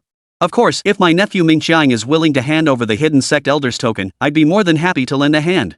After all, you are my junior. Zilong responded indifferently, his body shrouded in swirling blue mist that carried an indescribable eeriness, even blurring his silhouette. After speaking, his tone shifted. Ming Xiang, given how those from the Xingqiu sect operate, you must hurry. If you delay, they won't hold back and that could spell real trouble. I'm a compassionate soul. If you need my help, just ask. All you need to do is bring me the elder's token. After all, I'm a purple character disciple of Wudong. My seniority surpasses yours. You ought to show some respect for your elders. Having me oversee the 10 elders' tokens of the hidden sect is the most fitting arrangement. 5th update dropped. 40 chapters this week already. Exhausted. Need all your support. Should I keep dropping updates tomorrow? If you want me to, give me your full support. 141, The Path of Extreme Green Mountains. Su Xiaobai drew a long, deep breath, a searing intensity welling within him. In that moment, the killing intent within his body boiled over, for Su Xiaoxiao was his Achilles heel. Over the past period, he had enjoyed their time together immensely. He had fully accepted this daughter into his heart. Anyone who dared harm her would face his wrath, they must be annihilated. Casually tossing Mingxi to the ground, Su Xiaobai spoke coldly, Mingxi, I have no time to deal with you now. Surrender or die. Give me your answer. I'll give you 3 seconds to decide. After 3 seconds, I will kill Zilong. Mingxi slammed onto the ground, yet dared not resist. Just as he was about to speak, Su Xiaobai's icy voice cut him off. 1. I surrender. Mingxi shouted, then added with a shift in tone, Master, I only came for the position of Wudong's leader. I knew nothing of Senior Master Zilong's schemes. And after witnessing your power, I believe that for Wudong to truly become one of the 10 great sects, it must possess. Before he could finish, Su Xiaobai vanished, this time completely. A flash of azure light erupted from Zilong, enveloping a 3-meter radius. This was Extreme Path Green Mountain, one of Wudong's most formidable martial arts. It formed a domain, enveloping a 3-meter radius. Within this sphere, his perception and defenses increased exponentially.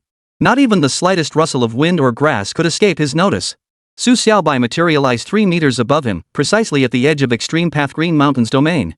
Finally, his hands moved slightly, and strands of sword energy radiated from his entire body. Sword energy surged like a gale. In that instant, Su Xiaobai seemed to manifest as a colossal blade, its energy cleaving the void as it struck the Extreme Path Green Mountain. Wisps of green mist spread out, devouring all the sword energy. Purple Dragon's voice echoed simultaneously, open attack. Extreme Path Green Mountain is a martial art that embraces extreme, sacrificing all bodily defenses to forge this domain. Yet before mastering this green light, the body remains profoundly vulnerable, unable to withstand even a single strike.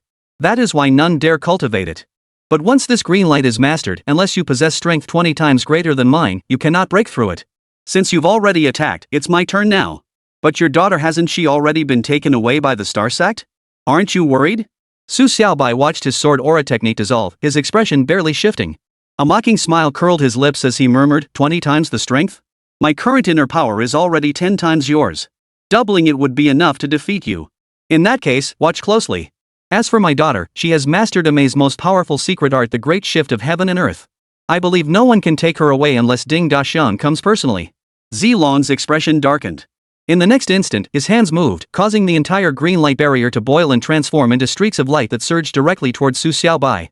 As these green beams struck his body, a series of dull, clanging sounds echoed.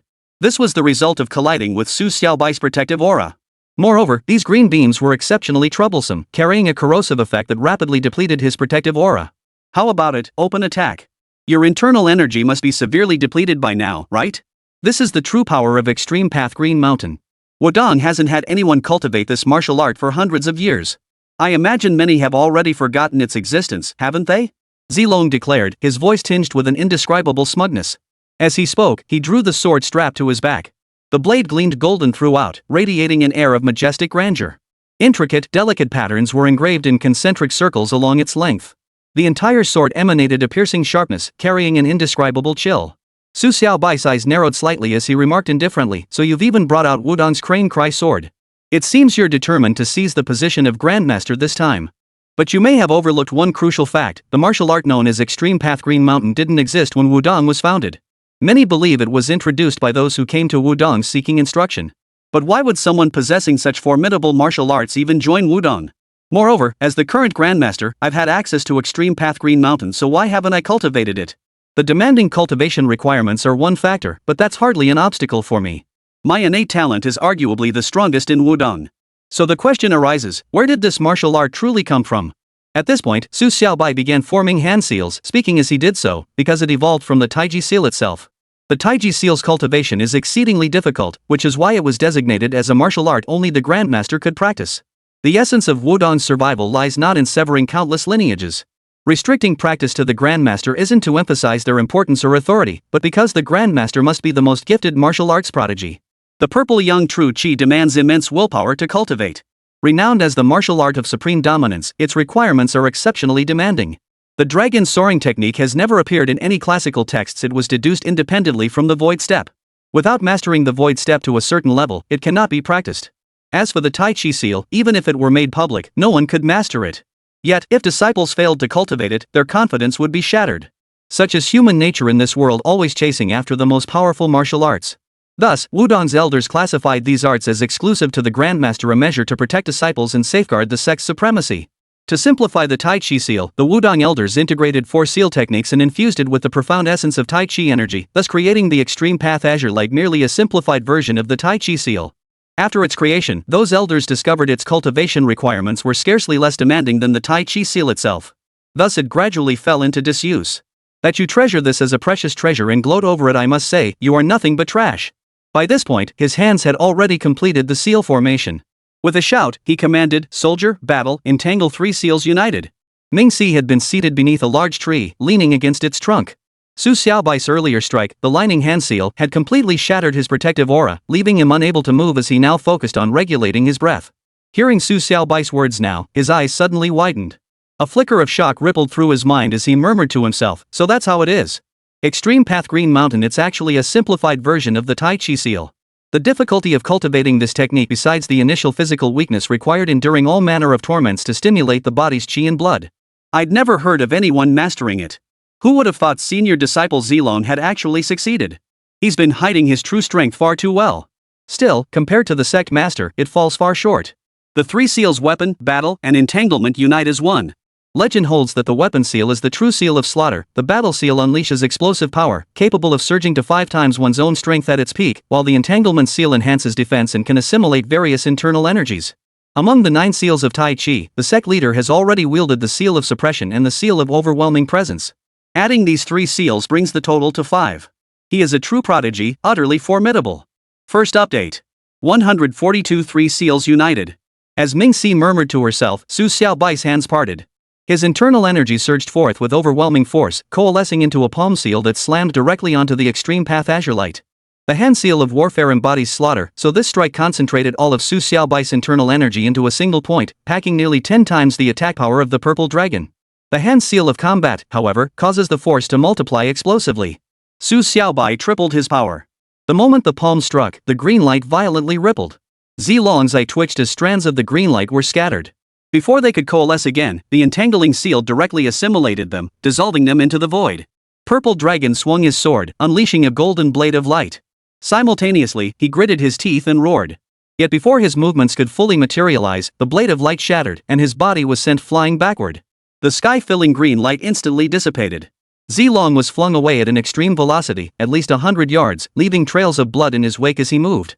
The crane cry sword fell to the ground. Xiaobai reached out, drawing the blade into his hand. Only then did he glance at Ziyang. A single look was enough to raise his eyebrows. He snorted, wrong. That's the escape technique derived from the extreme path azure light. He's actually using the force to flee. His body shifted, poised to pursue, but Xiaobai halted abruptly. Su Xiaoxiao was still at the crayfish restaurant. If anything happened to her, he'd regret it forever. With that thought, he tossed the crane cry sword before Mingxi and said indifferently, Mingxi, this sword is yours for now. Once you return to the Wudong Hidden Sect, remember my command, kill Ziyang and then unify the Wudong Hidden Sect. But, Grandmaster, Ziyang has mastered the extreme path azure light. I can't defeat him. Mingxi replied with a pained expression, his usual extreme confidence and pride completely gone. Su Xiaobai stepped forward, activating the dragon soaring technique. His voice carried clearly to Mingxi's ears, he was struck by my Bing seal. Even if he survives, he's severely injured. He absolutely cannot defeat you. Master, I'm still immobilized. My internal energy's in chaos. I really can't move. Mingxi called out, his face twitching slightly as he spoke. An indescribable, tearing pain radiated through his body. The consequences of being struck by the limit seal were indeed severe. Su Xiaobai's voice echoed again, wait here. I'll return shortly to tend your wounds. But if you dare betray me again, I'll march straight to Wudong. Mingxi responded with a nod, but inwardly he thought, how could I dare betray you? Coming here to seize the hidden sect elder's token, I was already under someone else's influence, believing others would come to assist me. But that group pulled out at the last moment. Thinking it over, I really was foolish rushing in without knowing anything. If the sect leader were so easy to deal with, he'd have been taken down long ago. Besides, we're all Wudong disciples, we should stand united against outsiders. Fortunately, senior disciple Ziyang drew all the attention this time. And his ambitions are far too grand. Perhaps he was the one who secretly arranged for me to act. The Grandmaster didn't press me further about the incident, which meant he likely wouldn't hold it against me. Otherwise, he wouldn't have assigned me tasks, and certainly wouldn't have casually handed me the crane-crying sword. I'd narrowly escaped death. From now on, I'd have to stick close to the Grandmaster, completely tied to his side. But this incident actually worked to Wudong's advantage. With such a formidable expert backing us, our confidence would soar. Su Xiaobai activated his dragon soaring technique, stepping forward to appear 2,000 meters away in an instant. Right before him now, Su Xiaoxiao sat with her head down, eating lobster. A piece of shell stuck to her cheek, lending her an indescribable cuteness. Sighing softly in relief, Su Xiaobai sat down across from Su Xiaoxiao and asked with feigned nonchalance, Xiaoxiao, did anyone come looking for trouble earlier? Trouble? Su Xiaoxiao froze, then lifted her head. After careful thought, she shook her head. No, Dad. Why? Did something happen? Good. I just sent the Wudong people packing. Let's eat a couple of lobsters first. Su Xiaobai exhaled softly, then resumed eating his lobster. Simultaneously, he subtly sensed the changes around him. Finally, he turned his head to glance at the small grove not far to his left. His eyes narrowed. In that direction, there was clearly a hidden expert lurking. The aura emanating from this expert felt peculiar. It must belong to someone from the Constellation Sect. So, members of the Constellation Sect had arrived earlier but hadn't chosen to act. This puzzled Su Xiaobai somewhat. Xiao, eat more. If it's not enough, order another bowl. I need to step out to handle something. Su Xiaobai murmured, his voice carrying a hint of formidable authority, yet his eyes held a rare tenderness. Trouble again? Su Xiaoxiao froze, raising her eyebrows as she looked at Su Xiaobai and asked in a low voice. As she spoke, she clenched her fists tightly, her face flushed with excitement, looking as though she was ready to join Su Xiaobai in a fight. Su Xiaobai glanced down at her crimson red hands, hesitating to ruffle Su Xiaoxiao's hair. He merely replied indifferently, all right. This time it's not trouble. You don't need to worry. I'll be back soon. With that, his figure vanished instantly. When he reappeared, he had already entered the small grove on the edge of the park. His figure flickered as he landed beneath a large tree. Looking up at the dense canopy, he called out, come out. If you dare lay a finger on my daughter, I won't let you off, no matter where you hide. A rustling sound rippled through the dense canopy, followed by a figure leaping down from the treetops. This was a truly massive man, resembling an elephant in stature. His genetics clearly marked him as a descendant of Ding Dixiang. However, Su Xiaobai knew that this group's appearance followed their mother's lineage, the former sacred maiden of the esoteric sect. Master Su, it's a misunderstanding. A complete misunderstanding. I'm Ding Sanxiang. Regardless, we're both members of the hidden sect of the demon cult. Your status far surpasses mine. If I dared to harm your daughter in secret, I'd surely be hunted down by the entire hidden sect. The chubby man spoke with a beaming smile, his entire demeanor resembling that of a kindly merchant. Su Xiaobai shot him a glance, his internal energy surging within him, held back yet palpable. Ding Sanxian's body tensed. He was highly sensitive to such a presence. Knowing I'm an elder of the hidden sect of the demon sect, you still dared to show up here. If you weren't after my daughter, who would believe this? Besides, Zilong already admitted it earlier. Is there anything else you wish to say? Su Xiaobai spoke calmly, his killing intent growing ever more intense. His gaze fixed on Ding Sanxiang, who felt as if needles were piercing his entire body, a cold, prickling pain that was indescribable. 143 Ding Yisheng. Ding Sanxiang's smile broadened. He quickly replied, Master Su, this matter isn't as you imagine. In truth, Zilong approached our Xingshu sect first to discuss this affair. This time, I came with my elder brother, and we brought 5 of the Constellation sect's top experts. However, we truly have no intention of opposing you. Our presence here is simply to witness your heroic prowess. On that moonlit night by the East Sea, you defeated Cheng Shui of the Bloodrobe sect, a feat that still sends shivers down our spines. Witnessing you dispatch Zilong in mere moments has truly broadened our horizons. Su Xiaobai fixed his gaze on Ding Sanxiang, his thoughts stirring. He spoke calmly, if Purple Dragon were to engage me, would you immediately turn on me? The Star Sect disciples are masters at shifting allegiances with the wind. Absolutely not. Ding Sanxiang declared, pounding his chest. Then he shifted his tone, Master Su, it's true our Star Sect has a poor reputation in the martial world. But that's only because some of our disciples are genuine spineless cowards. They're the kind to change their tune with the wind, speaking to people as they please, talking to ghosts as they please, tarnishing our Star Sect's reputation. But my brother and I are absolutely not like that. We never fear power, and we always stand by reason. If we stand on solid ground, we won't compromise, we'll strike back fiercely with our fists. If we lack justification, we won't act recklessly. So, Master Su, trust me on this. Su Xiaobai withdrew his gaze and shook his head. This time you were smart not to act. Otherwise, I'd have stormed the Constellation sect myself. Don't think your alliance with the secret sect can stop me. Enough. Get out. Remember this, never involve yourself in matters concerning my daughter. Zilong escaped this time, but if you find his whereabouts, bring his head to me. With his current injuries, he won't recover within a year. Even someone at the control realm could easily take him down. Ding Sanxiang bowed deeply. Master Su, you are wise. Rest assured, if Zilong falls into my hands, I won't spare him. I'll cut off his head and bring it to the East Sea to present to you. With that, his figure flickered and he floated lightly to the side. His round, plump body gave the impression of a fully inflated ball, bouncing away effortlessly. Su Xiaobai watched Ding Sanxiang disappear into the distance before slowly withdrawing his gaze. His figure flickered, and with a step through the void, he returned directly to the crayfish stall. Su Xiaoxiao finally lifted her head. She glanced at Su Xiaobai and asked, Dad, are you done with everything? Those were the Wudong people again, right? No. Those were Xingshu sect members playing hide and seek in the woods, but I sent them packing. Su Xiaobai shook her head, then changed the subject, but speaking of it, Star Sect's Ding Sanxiang, that guy's interesting. He's nothing like those earlier little elephants, he's actually low-key and humble. Oh, Ding Sanxiang. Su Xiaoxiao's childish voice chimed in. She puffed out her cheeks and added, Dad, he's the craftiest of all Ding Dixiang's sons. Plus, he's pretty skilled, the toughest one to deal with. Su Xiaobai smiled and said, alright, let's just eat. After we finish, we'll head home. There's a parent-teacher meeting tomorrow. At the mention of food, Su Xiaoxiao instantly forgot her worries and dug right in. On the other side of the forest, downstream along the Great River, a large transport ship bobbed on the water. Inside the cabin, a bright light bulb swayed gently. Ding Sanxiang sat between chairs, downing a swig of beer before exhaling a breath. Opposite him sat a rotund man, 2 sizes larger than Ding San himself. The resemblance to an elephant was uncanny. Unlike the others, his complexion was jet black, not a trace of fair skin in sight. Surrounding the 2 men were 3 men and 2 women, each clearly a top-tier martial artist. Big brother, Ding Sanxiang said softly, wiping sweat from his forehead. Zilong fell fast, defeated within dozens of moves. If not for sparing his daughter, he'd have been killed on the spot. No chance of escape. The dark, stout man froze, his eyes widening. What? Defeated in just a few dozen moves? But his extreme path Green Mountain technique, even Dad couldn't break through it. This Su guy is way too strong. And it doesn't make sense, how could Zilong be so much weaker than Cheng Shui? Big brother, it's not that Zilong is inferior to Cheng Shui. This fight involved Master Su's daughter, so he unleashed his ultimate move. You didn't see it, but it was absolutely spectacular. He shattered Extreme Path Green Mountain in no time. Purple Dragon couldn't even withstand a single palm strike. If he hadn't fled fast, he'd have been killed on the spot. Thank goodness I didn't act prematurely, otherwise, we wouldn't have had enough time to escape. Not to mention, with Longshan Gongdi chasing us, we couldn't have escaped even if we wanted to. After this, we should really try to avoid the East Sea. Su Yi is now the second elder of the hidden sect of the Demon Gate. Some things just can't be handled openly.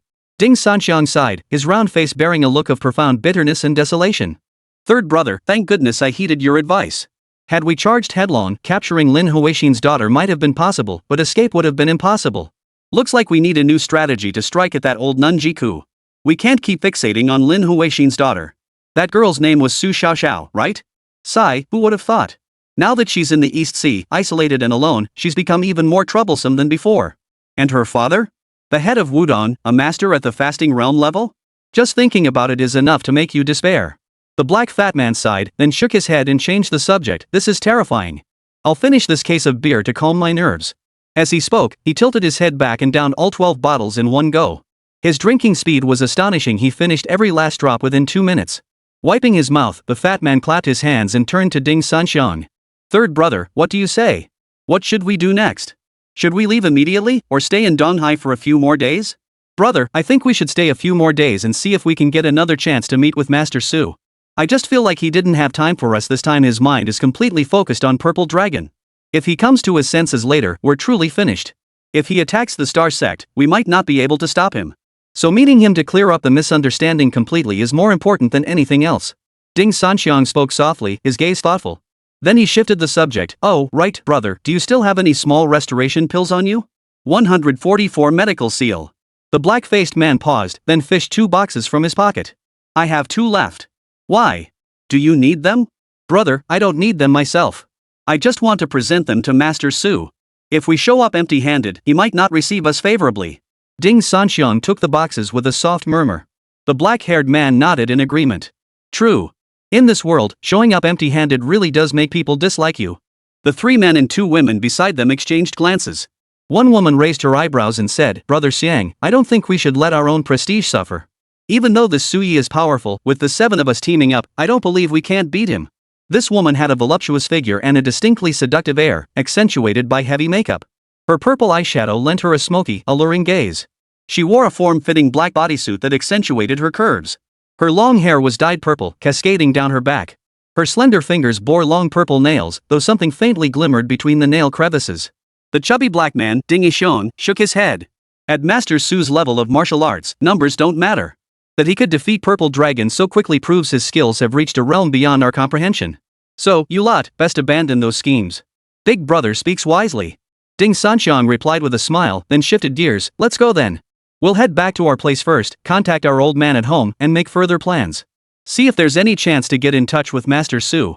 Meanwhile, on the other side of the grove, Su Xiaobai stood before Ming Si, still chewing on crayfish. Ming Si's complexion had visibly improved, though he remained unable to move. Su Xiaobai's hands were still stained with the red of crayfish. He then formed hand seals, ending with a low command, heal. With that command, his palms slammed against Ming Si's chest. Streams of vital energy surged into his body. Ming Si's eyes widened in disbelief. Moments later, Su Xiaobai withdrew his hands and stood upright. Ming Si leapt to his feet, murmuring to himself, the healing seal. So among the 9 Tai Chi seals, there truly is a healing seal. With this seal, the Grandmaster has now mastered 6 seals. That's incredible. As he spoke, he glanced down. 2 crimson palm prints were imprinted on his left and right chest, still emitting a faint tingling sensation. Ming Si's mouth twitched slightly. This appearance was utterly mismatched with his past image of brilliance and valor. His custom-made tracksuit had been ruined beyond recognition. Still, Ming Si dared not say anything. Ming Si, your injuries have healed. Take the crane crying sword back to Wudong. The fact that the crane crying sword, one of Wudong's 3 great swords, had been taken out of the mountain suggested these people's intentions had truly changed. Su Xiaobai spoke calmly, his gaze lingering briefly on Ming Si's face before shifting focus. After you return and eliminate Zilong, investigate where the other 2 famed swords are held. These 3 great swords are Wudong's most sacred treasures. They cannot be given away lightly. They must be wielded by those who have truly contributed to the sect. Ming Si's expression turned solemn as he replied earnestly, rest assured, Grandmaster. I will uncover the truth. As he spoke, his hand brushed the 2 flexible swords at his waist, one of Wudong's 3 great swords, the coiling serpent sword. As the ideal vessel for the 2 extreme sword technique, it had always remained under Ming Si's control. Su Xiaobai waved his hand. Alright, you may go. If you encounter any trouble, contact me by phone. Yes, I've already notified Mingda and Mingfeng. They're waiting for Zilong at the hidden sect. Grandmaster, I've also coordinated with our southern faction. They'll fully support the western and northern factions in blocking the eastern faction. With Zilong absent, those willing to follow him will be expelled, while those loyal to you will remain. They'll await reassignment of duties. What surprised me was that Ming Guang, Zilong's disciple, has resolutely chosen to follow you. He's staying, and the vast majority of the Eastern Sea faction has remained as well. Only Ming Ji and Ming Yang have departed with a small group. The number of those who left was not large, only a few dozen. Moreover, they departed hastily, taking nothing from the Wudong hidden sect. So please rest assured, Grandmaster. Upon my return, I will thoroughly clean up the place and await your arrival to reorganize everything. Ming Si spoke with his head bowed, his hand resting nervously at his waist, never daring to lower it. Su Xiaobai paused, then nodded. Ming Guang. After I dealt with that fellow, he really has changed. Alright, you may return. Since you all recognize me as your Grandmaster, I shall visit the hidden sect soon.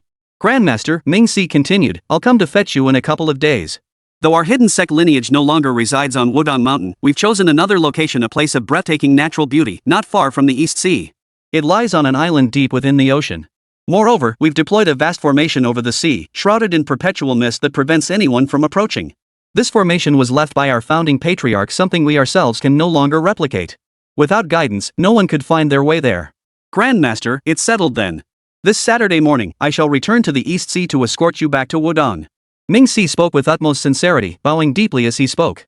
Su Xiaobai raised an eyebrow, inwardly musing, the truly great hide in plain sight. Though the disciples of the hidden sect had blended into ordinary society, they still maintained this secret base, likely the last sanctuary preserved to evade war. It seemed the elders of Wudong had indeed made considerable preparations. At the entrance of Lingang Kindergarten, Su Xiaobai stood amidst the crowd, Wan Yinan pressed close beside him. Her gaze drifted, a faint smile playing on her lips. Brother Su, how about we grab some crayfish later? I hear this season is the best time for them. Guan Yanman said with a soft smile. She wore a blue shirt paired with white skinny jeans, looking fashionable and radiant. Her sleeves were rolled up, revealing a long stretch of pale wrist. Her silky long hair fell loosely, accentuating her distinctly elegant and sophisticated aura. Su Xiaobai paused, somewhat speechless. You've never eaten crayfish before? I told Brother Su last time my family was strict when I was growing up. I've never even tried street grilled skewers, let alone crayfish. But after tasting grilled skewers last time, I realized these things are actually delicious. So I wanted to try crayfish. I just feel that if so many people enjoy eating something, there must be a reason. If I never even tried these foods, it would be a regret in life. Guan Yannan murmured softly, her eyes glistening with anticipation. Fourth update, totally wiped out. The fifth update will be a bit later, please hang in there. 145 powerful genes. Su Xiaobai nodded. Alright, crayfish it is. Speaking of which, Xiao and I just had crayfish last night. But she said she didn't get enough, so today is the perfect chance to have another round. Guan Yannan shot Su Xiaobai a glance, a hint of playful reproach flickering across her exquisite features. She pursed her lips and said, Brother Su, next time you go for crayfish, you have to take me along. You're an old hand at this, you've definitely tried more than I have. Let me see the world. I've never even tried skewered meat before. It's embarrassing to admit.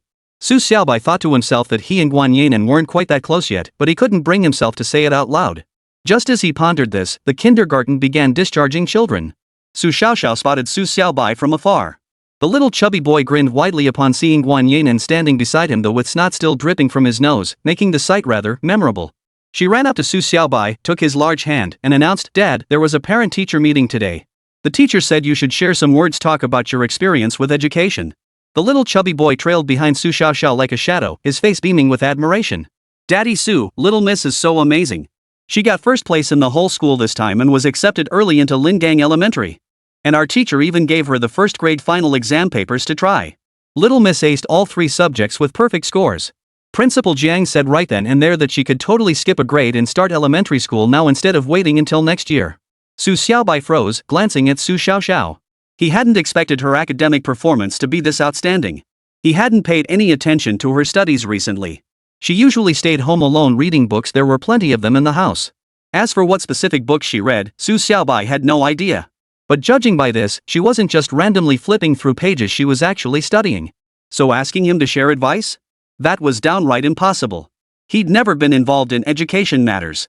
A child like Su Xiaoxiao, self-reliant and independent, was truly rare. She spent her days training with beasts, roaming the mountains and forests, yet excelled academically? That was downright unnatural. Guan Yannan reached out, grabbed Su Xiaobai's arm, and pulled him into her embrace. Her face beamed with pride as she declared, Brother Su, you truly are a wonderful father. To raise Xiaoxiao like this, why don't you teach our Daju too? Su Xiaobai felt his arm enveloped by a soft mass of flesh. Yanen's body radiated a cool, soothing sensation that felt incredibly comfortable. This was the essence of womanhood. Before he could respond, the chubby kid blurted out, "Auntie, besides education, I think it's got a lot to do with Uncle Sue's strong genes. Why don't you hurry up and get together with Sue Dad? Then you can have a kid with powerful genes too. Sue Dad excels at everything. If his child inherits even half his genes, they'll be a genius." Yanen froze, then glanced sideways at Su Xiaobai. Her cheeks suddenly flushed, and she finally spat out softly, "Daju, don't talk nonsense.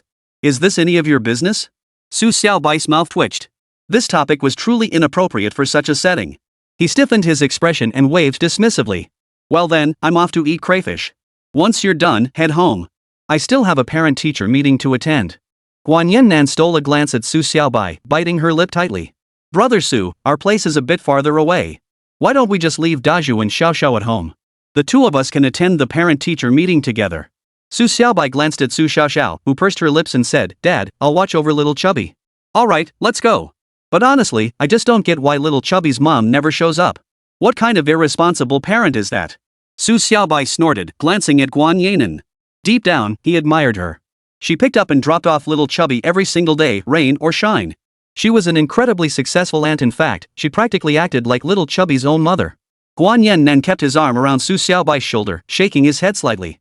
"Brother Su, my sister is just so incredibly busy. I don't even know what she's chasing after. She's out working every single day and never took care of Daju since he was little. Anyway, Daju never had a father growing up. It's only right that I look out for him a bit more. My sister's just that kind of person.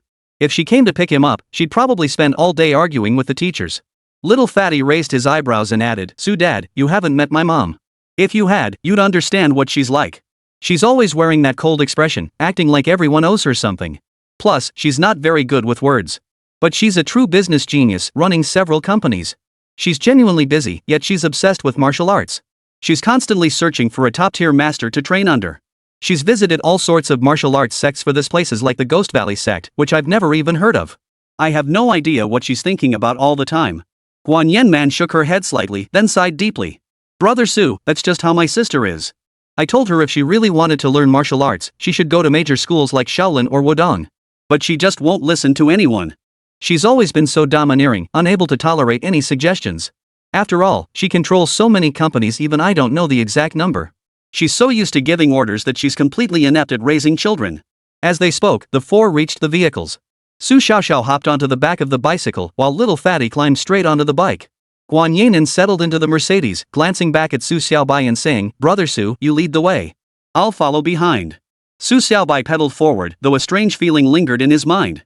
A woman like little Fatty's mother, a hardcore feminist, actually giving birth? That was truly bizarre. "Dad, I think little fat guy's aunt is getting more and more interested in you. But she's pretty good looking. Combining your genes with hers would definitely produce excellent offspring. Why don't you give it a try?" Su Xiaoxiao said this with deadpan seriousness, causing Su Xiaobai's mouth to twitch. He snorted, "Xiaoxiao, do you even know what you're saying? That sounds like you're suggesting breeding. Do you really think that's appropriate?" "I think it's perfectly appropriate. Think about it, your genes are truly exceptional. If someone had your natural talent, they could absolutely become the world's greatest martial artist. Add to that little fatso's aunt, fair-skinned, beautiful, and rich. Plus those long legs. She'd definitely pass on those advantages. Judging by how she acts now, she'd be more than willing if you just asked. Just have the child first.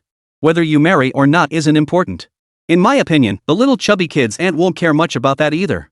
She's set her sights on you," Su Xiaoxiao declared with her chest puffed out, sounding utterly convinced. This left Su Xiaobai even more speechless. He had no idea who had taught her such nonsense. This was definitely corrupting the youth. 5th update. 15 updates this Monday. Starting Tuesday through Sunday, 5 updates daily. That means 45 chapters this week, exhausting. Need all your support, brothers. Let's go. For big boobs and round butts. 146. What a waste of a lobster platter. Young lady, you shouldn't just blurt things out like that. Alright, I have no interest in little Fatty's aunt. Stop making up family connections, okay? Right now, all I care about is raising you properly. Su Xiaobai declared with solemn earnestness, his demeanor mirroring that of a model father.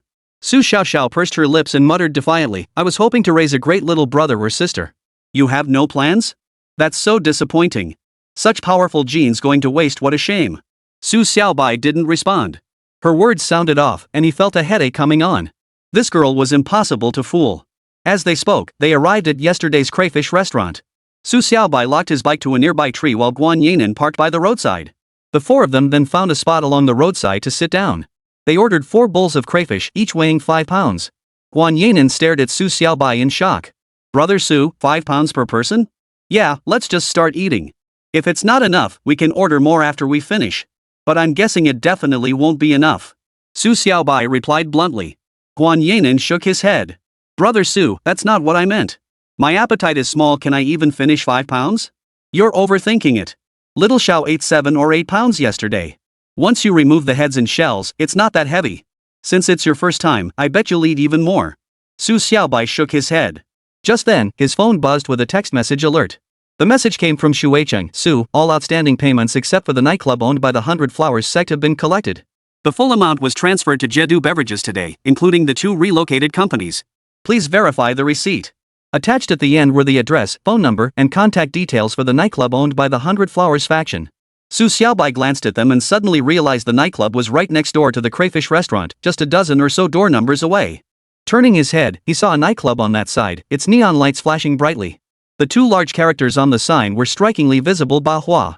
The nightclub's interior was lavishly decorated, yet it deliberately avoided bold colors, eschewing the trendy bright reds in favor of simple black and white. This minimalist approach, however, elevated its sophistication. Su Xiaobai's lips curled into a slight smile as he thought to himself that after the parent-teacher conference, he could swing by this nightclub. He'd settle the debt over 800,000 yuan owed and wouldn't let it slide. As this thought crossed his mind, something stirred within him.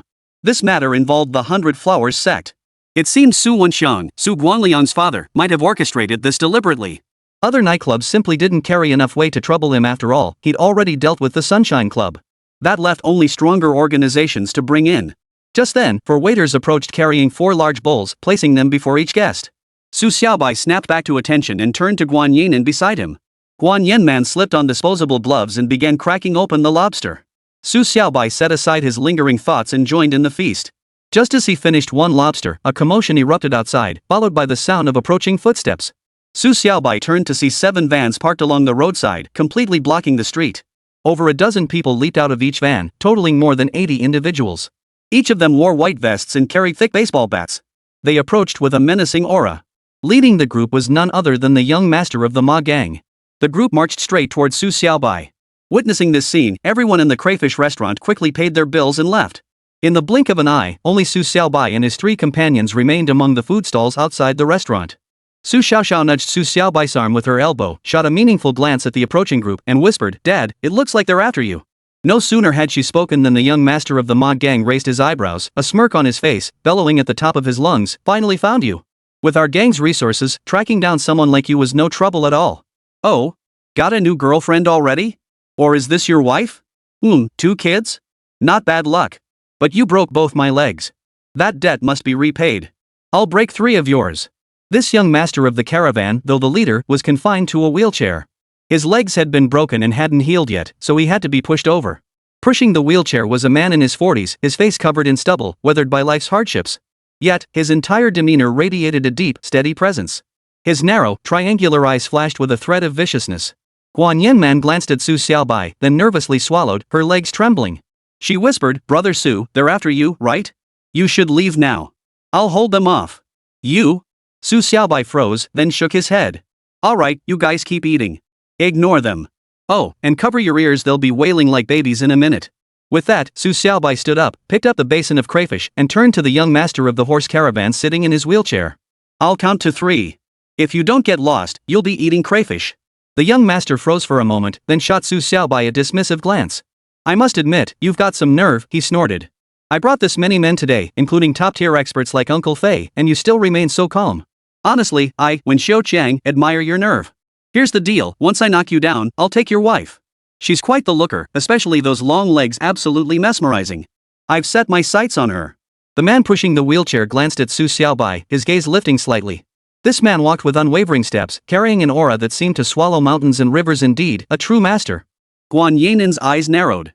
Such words should have infuriated her, yet for some reason, her cheeks flushed and she fell into an unusual silence. Su Xiaobai shot Guan Yinan a sidelong glance, a strange feeling stirring within him. Yet when Xiaoqian's words and demeanor only fueled his anger further. Just then, the 80-plus men closed in simultaneously. This wave was significantly stronger than the previous 30-odd attackers, mostly consisting of fierce warriors with a fair number of tempered experts mixed in. This alone demonstrated the formidable strength of the Ma gang. Su Xiaobai sighed, glancing down at the lobster pot in his hands. With a pained expression, he muttered to himself, "What a waste of these lobsters." 147 Real Dad. With that, Su Xiaobai flung the lobsters from the basin.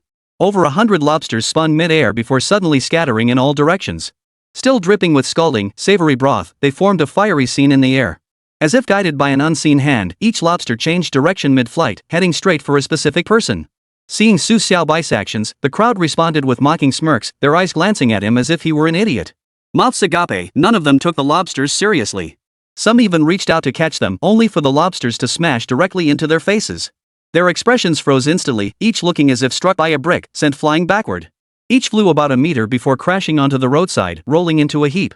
The lobsters had embedded themselves squarely in their noses, and the group let out a chorus of agonized screams and wails. Su Xiaobai's basin flipped in midair.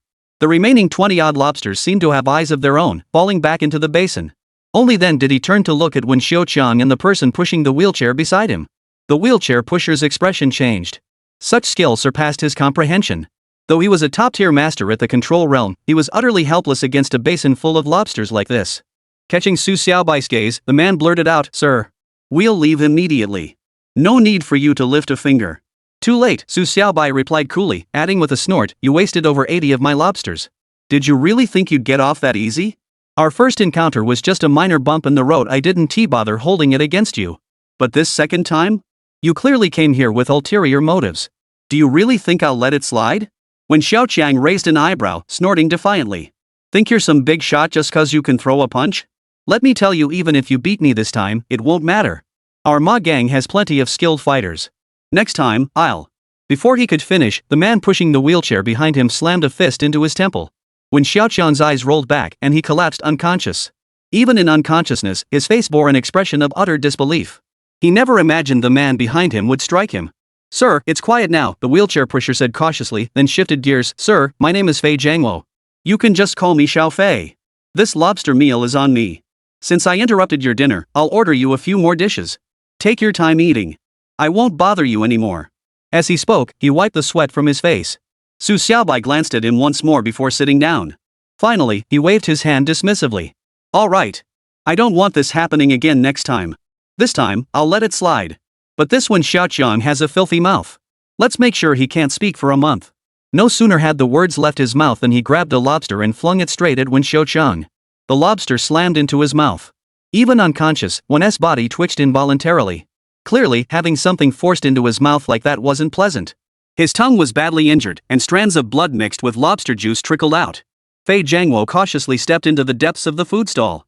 Whatever he did inside, he emerged a few minutes later, finally pushing Wen Xiaoqiang back toward the van. Su Xiaobai's voice whispered directly into his ear, "Get rid of this trash." Hearing their voices is infuriating. Without a word, Fei Jiangwo leaped from the van and shoved all 80+ people inside with lightning speed. Then, 7 vehicles roared to life simultaneously and sped away from the scene. The entire scene fell silent, leaving only splotches of red, whether lobster sauce or blood streaked across the road. Guan Yanin and the chubby guy stared blankly at Su Xiaobai. Outsiders watched for the spectacle, insiders for the technique. They were textbook outsiders, naturally unable to discern any technical finesse. Yet seeing Su Xiaobai take down this entire group by tossing just a few lobsters, their faces betrayed shock and awe, filled with nothing but admiration. "So freaking cool," Guan Yannan murmured, then gritted his teeth and glared fiercely at Su Xiaobai. "Bro Su, I seriously love you. You're my absolute superhero. Awesome." Little Fatty raised his hand and shouted, then pulled at the doorframe and yelled, "Su Dad, consider me your real son." Su Xiaobai's mouth twitched. He thought to himself, "I really overplayed my hand just now, never considered the fallout. Who'd have guessed Guan Yanman and the little chubby guy would lose their minds too?" Just then, another waiter carried 4 large platters of lobster out and placed them on the neighboring table. Glancing at Su Xiaobai, the waiter said, "Sir, someone just ordered 4 more platters of lobster and settled the bill. Please enjoy your meal. Oh, and here's this card, our VIP membership card with a stored balance. You can come here for lobster every day from now on. I reckon it'll last you a whole year." Watching the waiter place the card before him, Su Xiaobai glanced down at it, his heart stirring slightly. It seemed this Fei Jiangwo knew how to get things done. This move was rather intriguing. Everyone, let's just focus on eating the lobster. We still have to attend the parent-teacher conference afterward." Su Xiaobai used this lull to speak softly, finally letting out a sigh of relief. Guan Yanman and Little Fatty nodded in unison, their posture perfectly mirroring that of loyal sidekicks. Watching them tuck in, Su Xiaobai said no more. He glanced at Su Xiaoxiao, who flashed him a cheerful smile and gave him a thumbs up. Su Xiaobai shook his head, glancing at the large bowls of crayfish before him. A wave of relaxation washed over him. After finishing the crayfish, Guan Yannan rubbed his belly and said with a satisfied smile, "Brother Su, I've never eaten so much in my life. It was absolutely delicious." "Yeah, I've never had anything like this either, Auntie. Only when I'm with you would I get to eat this stuff. Back home, my mom would never let me touch it." Little Fatty rubbed his round belly, his face beaming with delight. His face and hands were smeared with crayfish sauce, making him look quite comical. Guan Yanan's gaze drifted toward Su Xiaobai. Though her belly wasn't particularly large, just slightly rounded, it carried a surprisingly alluring charm on her frame. "This is all thanks to Brother Su. If not for that barbecue experience, I'd never have tried these street stalls. Who knew street food could be so uniquely flavorful?" A hint of heat flickered in Guan Yanan's gaze. Ever since Su Xiaobai had flung a basin of lobster sauce, knocking down a group of people, her attitude had shifted. Her eyes now held a palpable aggressiveness. 148 little feet. Su Xiaobai stood up immediately. "Alright, I'll take Xiao Xiao and Little Fatty home, then head to the parent-teacher meeting. Xiaonan, just wait for me at the Lingang kindergarten entrance." Guan Yannan softly replied, "Brother Su, should I drive you instead? Your bike might be inconvenient with 2 passengers. Or you could leave it at the kindergarten entrance and we'll go back together? It's fine. At this hour, your bike would be inconvenient, traffic's too heavy, plus it's the weekend. I'll handle it." Su Xiaobai shook his head and walked off to the side. Su Xiaoxiao and Little Fatty followed. This time, Su Xiaoxiao sat on the back seat again. Su Xiaobai mounted his bike, lifted Little Fatty with one hand, and placed him directly onto the crossbar. He pedaled off. The bicycle glided through the throng of people and vehicles like a fish swimming through water, moving with remarkable agility. Guan Yannan propped her arm on the small square table, her pale hand supporting her delicate face. Her gaze was fixed on Su Xiaobai's receding figure, utterly mesmerized, as if she'd lost her mind. "Even riding a bike looks so cool. This is the Su brother I know. Though clearly, Su brother isn't particularly interested in me. Thinking about it, it makes sense. With his talents, he must have plenty of women chasing after him. I don't have any special advantages." Guan Yannan murmured softly, her willow brows slightly furrowed, tinged with an indescribable melancholy. Su Xiaobai's bike picked up speed, the sensation like racing through traffic as he weaved between cars, leaving them all far behind. Minutes later, they returned to number 33 Shangyuan Garden. Su Xiaobai opened the door and ushered Su Xiaoxiao and Little Fatty inside. Then he ruffled Xiaoxiao's hair and said, "Xiaoxiao, keep an eye on Little Fatty. Don't let him cause any trouble. Dad, you can count on me. If he dares to cause trouble, I'll kick him out and make sure he never gets to be my sidekick again." Su Xiaoxiao waved her hand dismissively, shooting Little Fatty a bossy glare. "Little Fatty, you better listen to me, got it?" Little Fatty scratched his head and grinned. "Missy, you can count on me. I'll follow your every word. I'd hate to get kicked out, the whole class would laugh at me." Su Xiaobai watched the scene unfold, then turned and walked away. After mounting his bicycle, he glanced back at his home one last time. The warm glow of the lights inside shone through the glass window, radiating a comforting warmth. Just like the warmth now filling his heart because of Su Xiaoxiao, he finally felt a sense of home. Returning to Lingang kindergarten, he still had 10 minutes before the parent-teacher meeting ended. After parking his bike and signing in at the classroom door, Su Xiaobai was called over by the teacher. Su Xiaoxiao's homeroom teacher was remarkably young, appearing to be in her early 20s. Petite and delicate, she possessed a refined beauty. This was Teacher Neo, the very person whose phone Su Xiaoxiao had snatched to make a call on her first day of school. "Little's dad, you're amazing. Little must have told you, right? We'd like to invite you to share your parenting insights with the other parents tonight." Teacher Neo beamed, her eyes fixed intently on Su Xiaobai. Su Xiaobai nodded. She did. "But honestly, I don't really have any experience to share. It's all thanks to Xiao Xiao's own hard work. Xiao Xiao's dad, no need to be modest. Just share whatever comes to mind. A student like Xiao Xiao is truly one of a kind since our kindergarten opened. This undoubtedly has a lot to do with family education." Teacher Neo stated with conviction, her tone almost passionate. Her impassioned manner left Su Xiaobai no choice but to nod. After all, this was an opportunity to gain some face.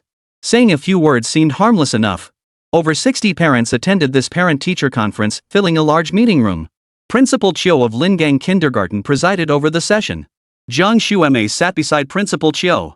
As the elementary school principal, her presence here was meant to instill confidence in all the parents. Su Xiaobai sat beside Guan Yannan. Ever since he arrived, Guan Yannan's gaze had never strayed from his face. Principal Chiu began her address. "Parents, this meeting is being held in advance for our next graduating class. With only 1 year left before graduation, I urge you to take this seriously. After all, securing admission to a desirable elementary school is a matter that will shape your child's entire future. Her passionate speech lasted about 10 minutes. Having seen off many graduating classes before, Principal Chiu delivered her words with practiced ease, effortlessly stirring the audience's enthusiasm. Finally, she handed the floor to Ziyang Emei. Su Xiaobai led the applause, drawing Ziyang Emei's gaze toward him, her eyes holding a hint of playful reproach. Today, Ziyang Emei wore a form-fitting black dress, her legs encased in nude stockings and adorned with high-heeled sandals, radiating a captivating allure. Her complexion glowed with a healthy rosy flush, her skin looking exceptionally dewy. Yet even seated, her legs remained slightly apart, clearly still not entirely comfortable. Good evening, parents. I am here today speaking to you as the principal of Lingang Elementary School, a key institution in Donghai City. Admission to our school requires passing 3 interviews, which naturally involve both academic performance and skill assessment. Ziyang Emei's voice was soft and soothing, carrying a refreshing power that instantly quieted the room. Her speech was remarkably coherent and effortless. After speaking for about 10 minutes, she concluded. Principal Chiu then remarked, "Thank you, Principal Jiang, for sharing insights on the transition from kindergarten to elementary school. You emphasize the importance of family education. On that note, let's invite Su Xiaoxiao's father to share his experiences." Su Xiaoxiao achieved the highest score in our school's diagnostic test this time. Moreover, she completed the first-grade final exams early and scored perfect marks in all 3 subjects. Such accomplishments are inseparable from the nurturing of family education. Let's welcome Su Xiaoxiao's father. Guan Yanan nudged Su Xiaobai and whispered, "Su Go, do your best." Su Xiaobai nodded and walked to the podium, taking a seat beside Ziyang Emei.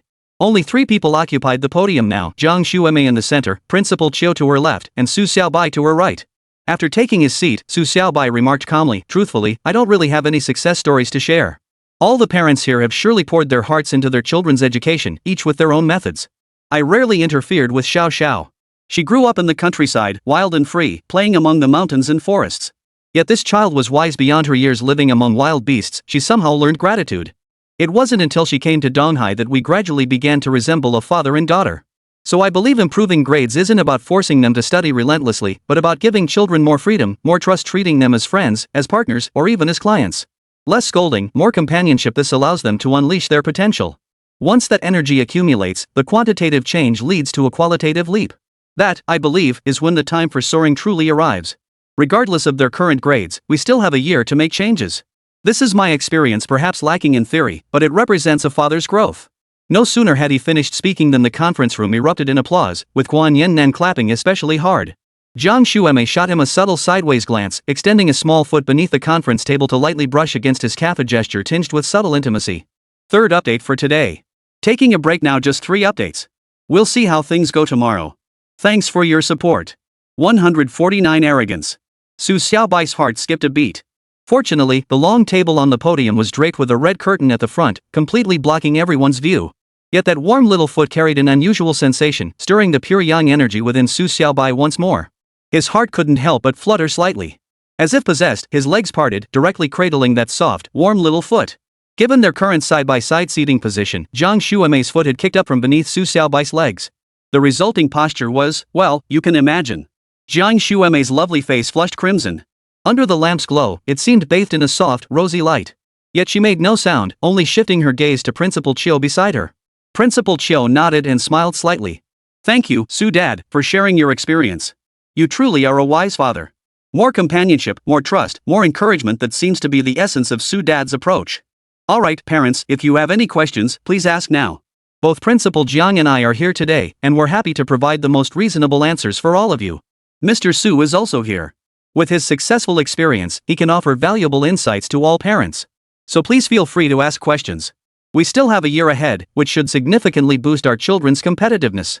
As the session continued, many parents began asking questions, though they all focused on academic advancement, leaving Su Xiaobai largely uninvolved. He kept his eyes narrowed, appearing to listen attentively, but his attention was actually centered on the little foot nestled between his legs. Ziyang Emei answered a few questions with feigned composure, but her face grew increasingly flushed. The little foot struggled several times but couldn't break free. Just then, a plump female parent in the audience addressed Su Xiaobai, "Su Dad, summer break is starting in 2 weeks. Any plans?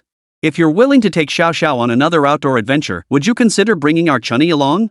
Hearing what you said earlier really struck a chord with me. I've always pushed Chunny into all kinds of extracurricular classes. Her life revolves solely around studying with no room for other interests. But this time, she only ranks second in the entire school, just a few points behind Xiao Xiao. We've even worked through the first grade problems Principal Chiu mentioned before, but she barely passed. So I'm starting to think maybe my approach was wrong. I want to try Dad Su's method and use these 2 weeks to shift Shunny's mindset. Su Xiaobai was completely absorbed in the allure of Jiang Shuemei's delicate foot. Only when someone addressed him did he snap back to reality. He touched his temple and replied indifferently, "My apologies, Shunny's mother. I don't have any specific ideas at the moment. If I develop a concrete plan, I'll notify you then." Over the next few minutes, many parents asked Su Xiaobai about education. He repeated the same few points over and over, which basically boiled down to a philosophy of non-intervention. Finally, a mother who looked quite young snorted. "Xiao Xiao's dad, you keep going on, but you don't really have any experience to share. And even if a kid studies really well, what's the point? It just means they'll get into a prestigious university and join some big company later. It's better for parents to put more effort into themselves and earn more money. That's what really matters." This young mother looked quite fashionable, a heart-shaped face with a pointed chin, the classic internet celebrity look, though she was still quite attractive. Of course, her looks were nowhere near the caliber of beauties like Jiang Shuemei or Guan Yin. As she spoke, her eyebrows remained perpetually arched, radiating an air of superiority. Jiang Shuemei's gaze flickered upward. The small foot held captive by Su Xiaobai shifted restlessly, toes wriggling like eels. A hint of disdain flashed across Su Xiaobai's face. This mother was clearly the type whose child struggled academically, and her family undoubtedly ran a business, meaning they probably had some money. Guan Yin man, standing nearby, couldn't hold back any longer. She snorted, "Academic performance and earning potential are two separate matters. Regardless, studying is a way to cultivate oneself. Perhaps many people today think education is useless, but that's only because they haven't become true elites. Entering a truly top-tier university and mastering a skill will open up a brighter future. All that high-minded talk is just to fool kids. Anyway, our Dabao's goal is to become a big entrepreneur. Studying isn't that important." The woman snorted and shot Guan Yin man a sideways glance. Guan Yin man wasn't one to back down either. She retorted with a snort of her own, "That's the extent of your perspective." Su Xiaobai's face remained stern as he coldly remarked, "Dabao's mom, whatever thoughts you have privately are your own business, but voicing them publicly in this setting seems rather inappropriate." Dabao's mother immediately protested, rising to her feet. She glared at Su Xiaobai, pointing a finger at him. "What do you mean? I don't even have the right to express myself? Out of respect for our classmates, I won't bother arguing with you. But do you really think I can't handle you?" Su Xiaobai felt even more annoyed. He'd been planning to quietly enjoy Jiang Shuemei's delicate foot until the parent-teacher meeting ended, but now this woman had ruined his mood. His legs relaxed, releasing Jiang Shuemei's foot. A hint of worry flashed in her eyes as she glanced at him before smoothly withdrawing her foot. "I won't argue with you. Which company are you from? Let me see how big this company is that makes you act so high and mighty." Su Xiaobai stood up straight, putting on a gentlemanly front, though his tone carried a hidden edge. "Bujing Industrial. We are the real deal. If you're so capable, go start a company as big as ours." Dabao's mom grew increasingly arrogant, pointing her long finger at Su Xiaobai. Su Xiaobai snapped again, "You're brain dead. How can you be so arrogant? What kind of mindset is that?" At this point, he paused, glancing at Jiang Shuemei. She spoke calmly, "All right, we'll wrap up this parent-teacher meeting here. However, I still hope you'll all keep a close eye on your children's studies. Even if some parents come from privileged backgrounds or even run vast business empires, if their children neglect their studies, they'll regret it later. And since this is a parent-teacher meeting, I ask certain parents to show our school some respect. Refrain from slamming tables and cursing. A woman should live with refinement. There must always be a touch of femininity." Her words carried a powerful authority, clearly directed at Dabao's mother. At this moment, Jiang Shuemei stood firmly on Su Xiaobai's side. Su Xiaobai felt a warm glow in her heart. Finally, she pulled out her phone and sent a text to Huixin. Calling him in such a setting would have been rather inappropriate. The message was simple, "Huixin, look into Bujing Industrial for me. That company's boss is seriously impressive. Just finished another chapter. Thinking about all the brothers waiting, I'll push through and update one more. This is the 4th update today. Honestly, there shouldn't be any more after this, just 4 updates total. While I'm at it, could I ask for some support? Everyone, get fired up. For big boobs and round butts. 150 is seriously impressive." Huixing's reply was practically instant proof of his dedication, his mind wholly focused on Su Xiaobai. The text read, "Su boss, Bujing Industries appears to be a subsidiary under our Xiaobang. However, I've never been involved in its day-to-day management, so I'm not entirely clear on the specifics. I'll have someone look into the company immediately. Give me a few minutes to get the details. But what exactly is your stance on Bujing Enterprises?" Su Xiaobai replied, "There's this kid named Dabao. His mom really rubs me the wrong way. Warn Dabao's dad to keep his wife in line. Tell her to lay low and stop acting so cocky." Huixing replied, "Your wishes are my command." Su Xiaobai put down his phone. Debao's mother's face grew even redder with embarrassment. She snorted, stood up abruptly, and pointed at Jiang Shuemei, demanding, "Principal Jiang, what do you mean by this? Why didn't you say anything when this person was insulting me?" The other parents sitting below couldn't take it anymore. Some tried to calm Debao's mom, but she refused to back down. Jiang Shuemei raised her eyebrows and glanced at her, saying, "Debao's mom, I'm not targeting anyone. It's just that in my opinion, Xiaoxiao's dad definitely does a better job than you. It's that simple." Debao's mom leapt to her feet, her previously pretty face now twisted with fury. Just as she was about to speak, her phone rang. She glanced at the number, answered casually, and then bellowed like a shrew, "I'm being bullied. Right here at Lingang Kindergarten. Get someone over here immediately." "What? You got fired from the company? But you're the general manager. And you own shares.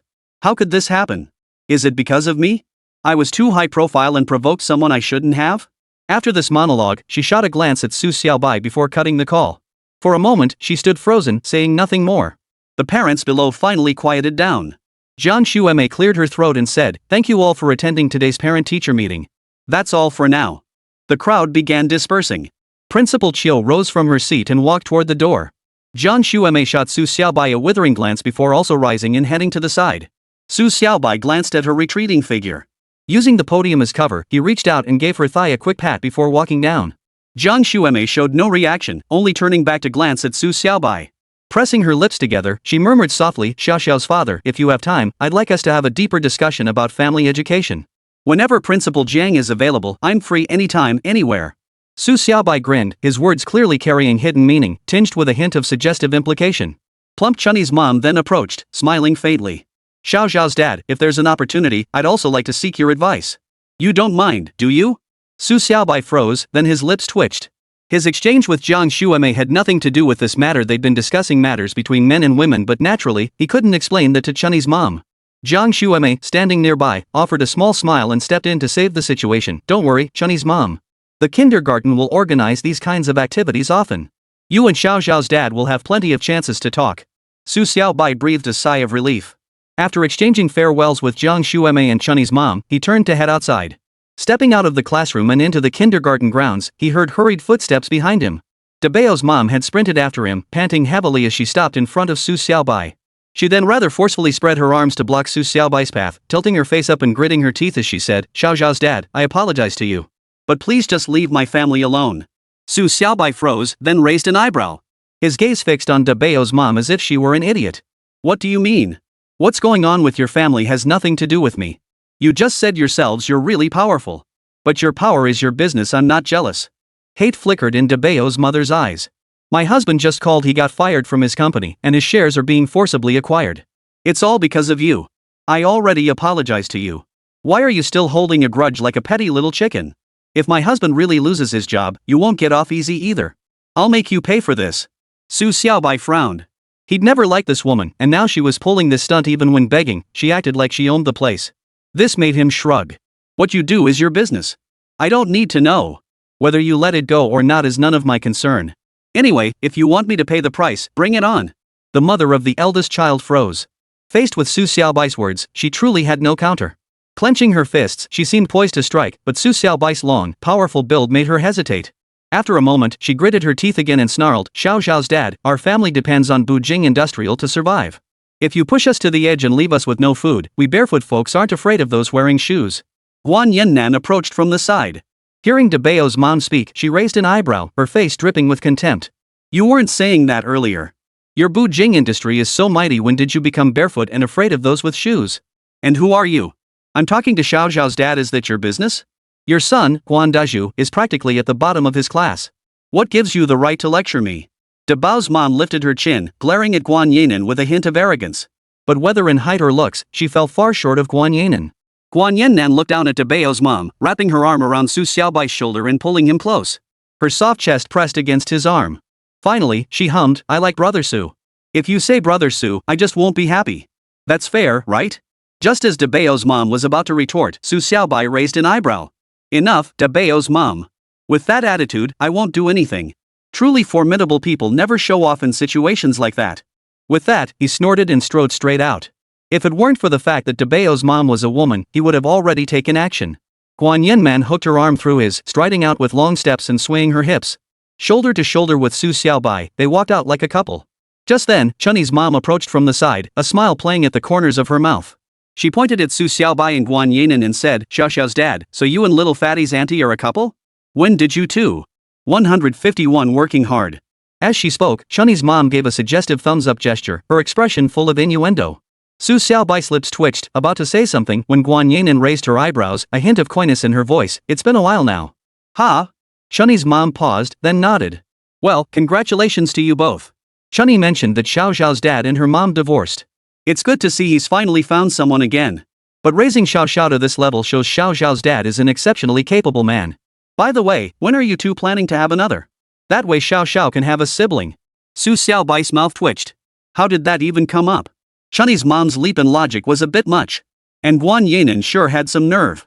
Just as he was about to explain, Guan Yinan smiled, her eyes crinkling into crescent moons. She then placed a slender hand on her firm abdomen, patting it a few times with a delighted smile. Working on it. We're working on it. Hearing that, Su Xiaobai's heart skipped a beat, nearly causing him to stumble. Guan Yinan's explanation was utterly bold. Chunny's mom looked stunned, then suddenly understood, covering her mouth to stifle another laugh. These things can't be rushed. But Xiaoxiao's dad and you are still so young, you'll have plenty of chances. Someday you'll have a child as beautiful as Xiaoxiao. At this point, she glanced again at DeBao's mom nearby and murmured softly, Xiaoxiao's dad, some people are just rude like that. You shouldn't take it to heart. But Bujing Industrial is still our supplier. Their backers are pretty powerful, and DeBao's dad is a director there. How did you manage to drive him away? Supplier?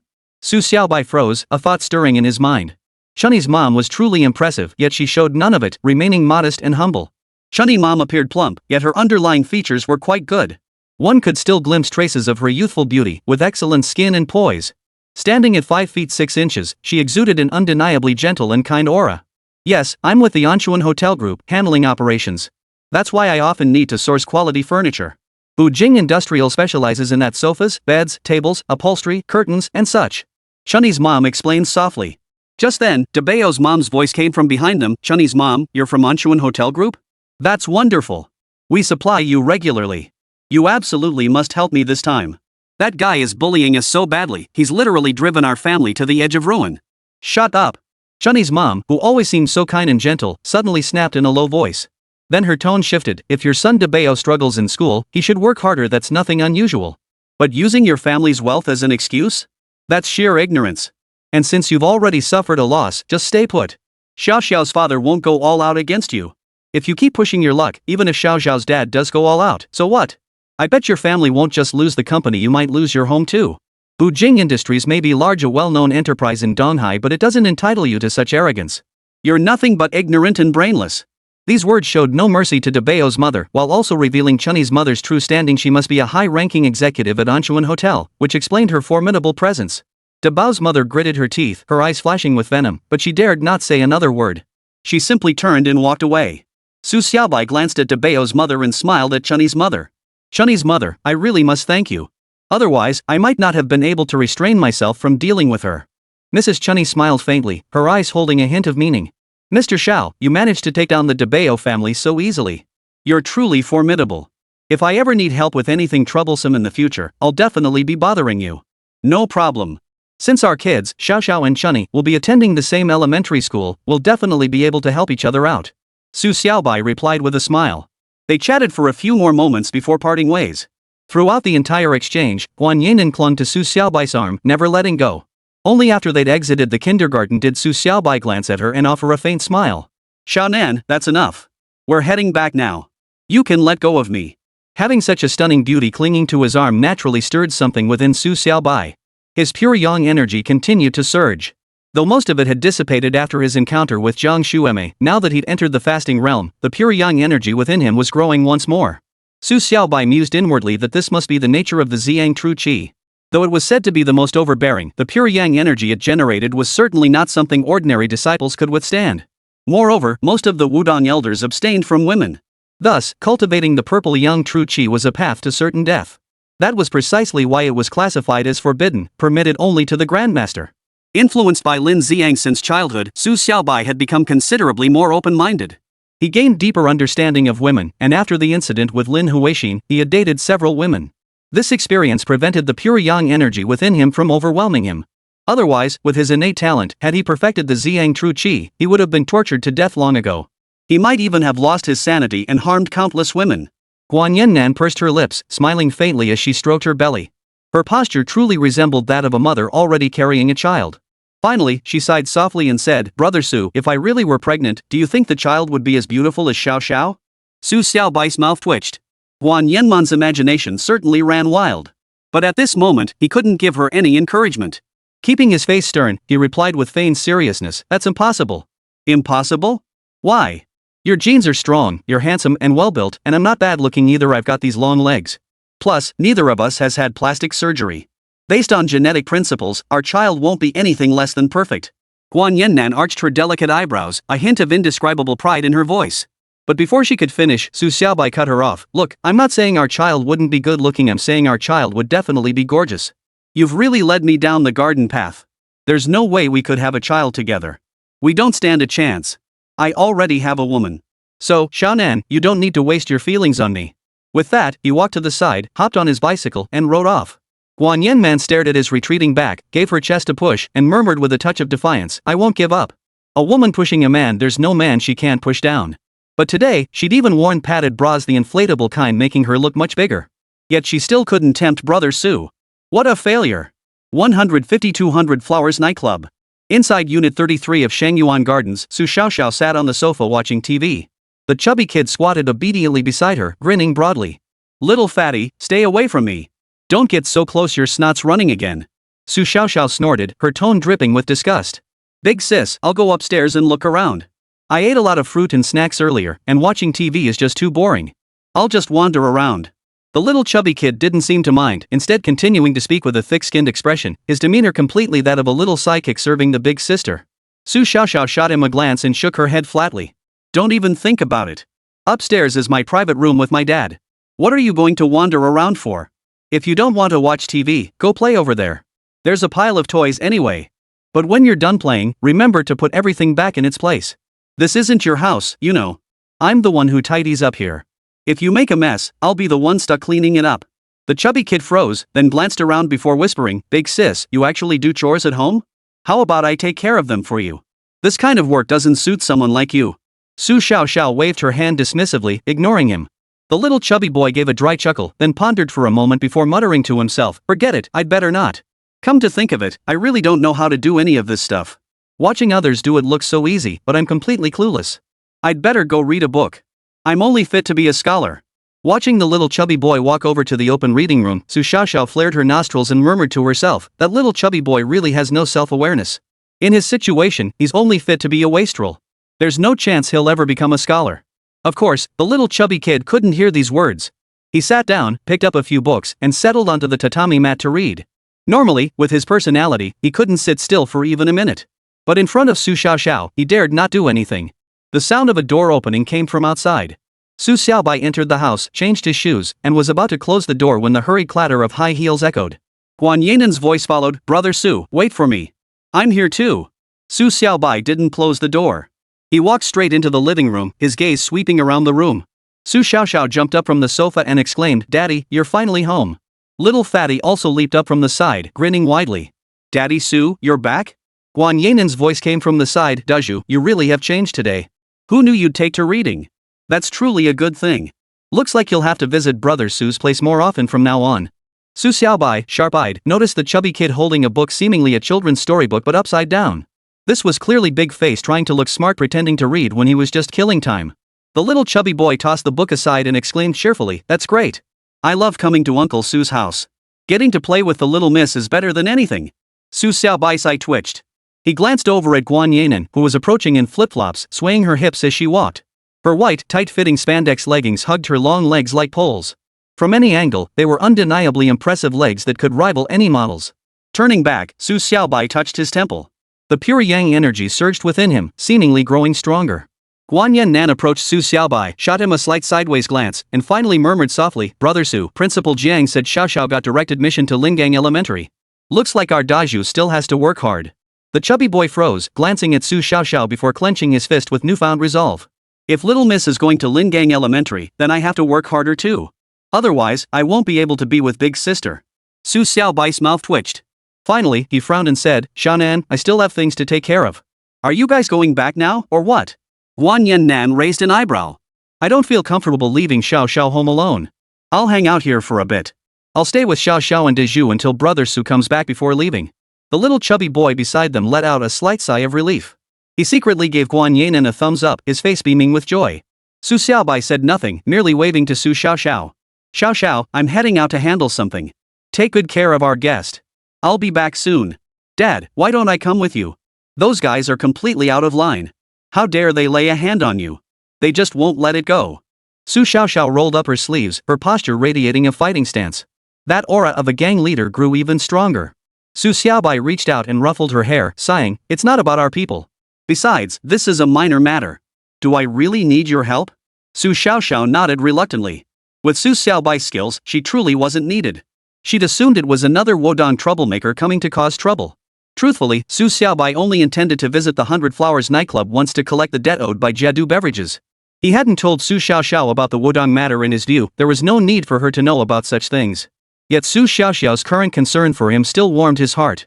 Turning to leave the villa, Su Xiaobai initially considered taking his bicycle. But upon reflection, the 100 Flowers nightclub wasn't far, so he decided to walk slowly out. It was only 8 o'clock at night, prime time for the nightclub's business. Going then to collect the money would surely put him in contact with someone in charge. Moreover, this trip might even bring him face to face with members of the 100 Flowers sect. He'd never held much regard for that group of self-important women. Strolling out of Shangyuan Garden, Su Xiaobai moved with remarkable speed. Under the cover of night, he made his way to the entrance of the 100 Flowers nightclub, completely unnoticed the entire time. Standing before the entrance, Su Xiaobai arched an eyebrow, glancing up at the nightclub's opulent lintel before striding forward. The club's lights shone entirely in gold. Unlike flashy neon in pink or green, this subdued glow felt more inviting. 2 women in white gowns stood at the entrance, curtsying slightly as they greeted him softly. Welcome, sir. Which floor would you like to visit? Their snow-white gowns fell to their ankles, exuding a princess-like elegance rather than the typical nightclub attire. Embroidered flowers adorned the hems, evoking a sense of tenderness. Su Xiaobai glanced up. The building had 6 floors. He replied indifferently, is there some special significance to which floor I go to? Third update. By the way, here's a book recommendation you might enjoy, Dance of Death. A thrilling novel that hooks you from the very first page, one you won't be able to put down even if it gives you goosebumps. Don't you want to know the truth? Also, last reminder, only 3 updates today. Aiming for 4 tomorrow, but your enthusiasm is lacking and my motivation's waning. 153 6th floor. Is this your first time here, sir? A woman paused, then covered her mouth and laughed. She looked quite lovely. Finally, she whispered, Sir, each floor has a minimum spending requirement, with different standards. To put it simply, the minimum spend is 600 on the first floor, 1,800 on the second, 3,800 on the third, 6,600 on the fourth, 10,000 on the fifth, and 20,000 on the sixth. Su Xiaobai froze. Judging by this, the 100 Flowers nightclub's business model was quite clever. It perfectly catered to the desires of many modern people. Put bluntly, it was pure vanity. Those with money craved distinction. No wonder so many made it to the 6th floor. This was pure profiteering. Is your boss here? I need to speak with him. Su Xiaobai cut straight to the chase. At this point, he didn't want to complicate matters. If necessary, he'd just barge in. The boss?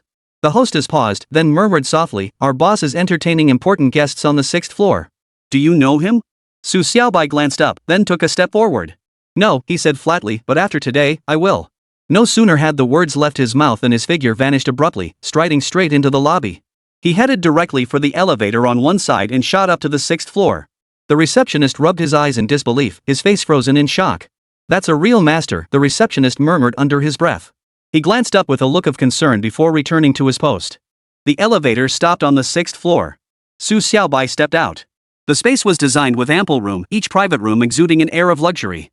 One side featured rows of floor-to-ceiling windows, offering a view of the neon-lit nightscape. A line of long-legged beauties in cheongsams gestured invitingly. The one at the front smiled faintly, Welcome, sir. Which private room would you like to occupy?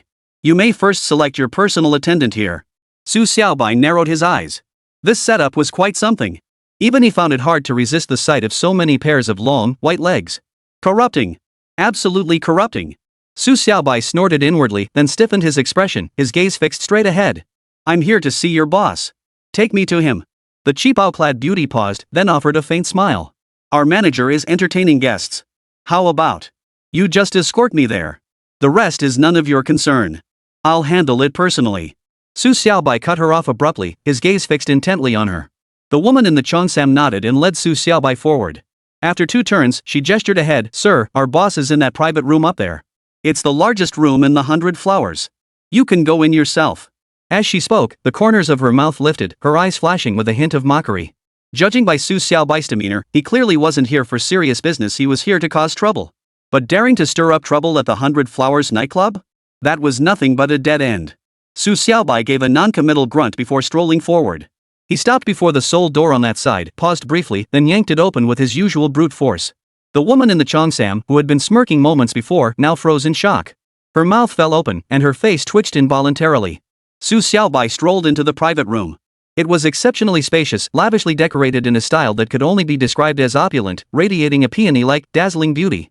Seated on a wide mahogany sofa at one end was a man, flanked by 2 others. Across from him sat an elegant and beautiful woman. Hearing the sound, all 4 pairs of eyes turned toward the entrance. The seated man barked a command, his voice deep and commanding. Who goes there? The woman's eyes suddenly widened in disbelief. It's you? Su Xiaobai's gaze had been fixed on the man, but at the woman's words, he turned his head. The woman before him seemed vaguely familiar. He frowned, thinking for a moment before saying, we seem to have met somewhere before? The woman clenched her jaw, her face twisted with reluctance, yet she dared not speak. Instead, she replied with a dejected tone, I am Shui Bingyao. However, I am no longer a member of the 100 Flowers sect.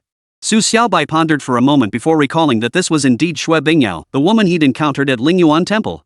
She had nearly harmed Huixin, and ultimately, because of his intervention, she'd been expelled from the 100 Flowers sect by Shui Xiangning. He hadn't expected her to end up at the 100 Flowers nightclub. Nodding, Su Xiaobai added indifferently, I remember now, it was you. But I'm not here to cause trouble today. Step aside. His gaze fixed on the man as he stepped forward, stopping 5 meters away. You're the owner of the 100 Flowers nightclub? He asked softly.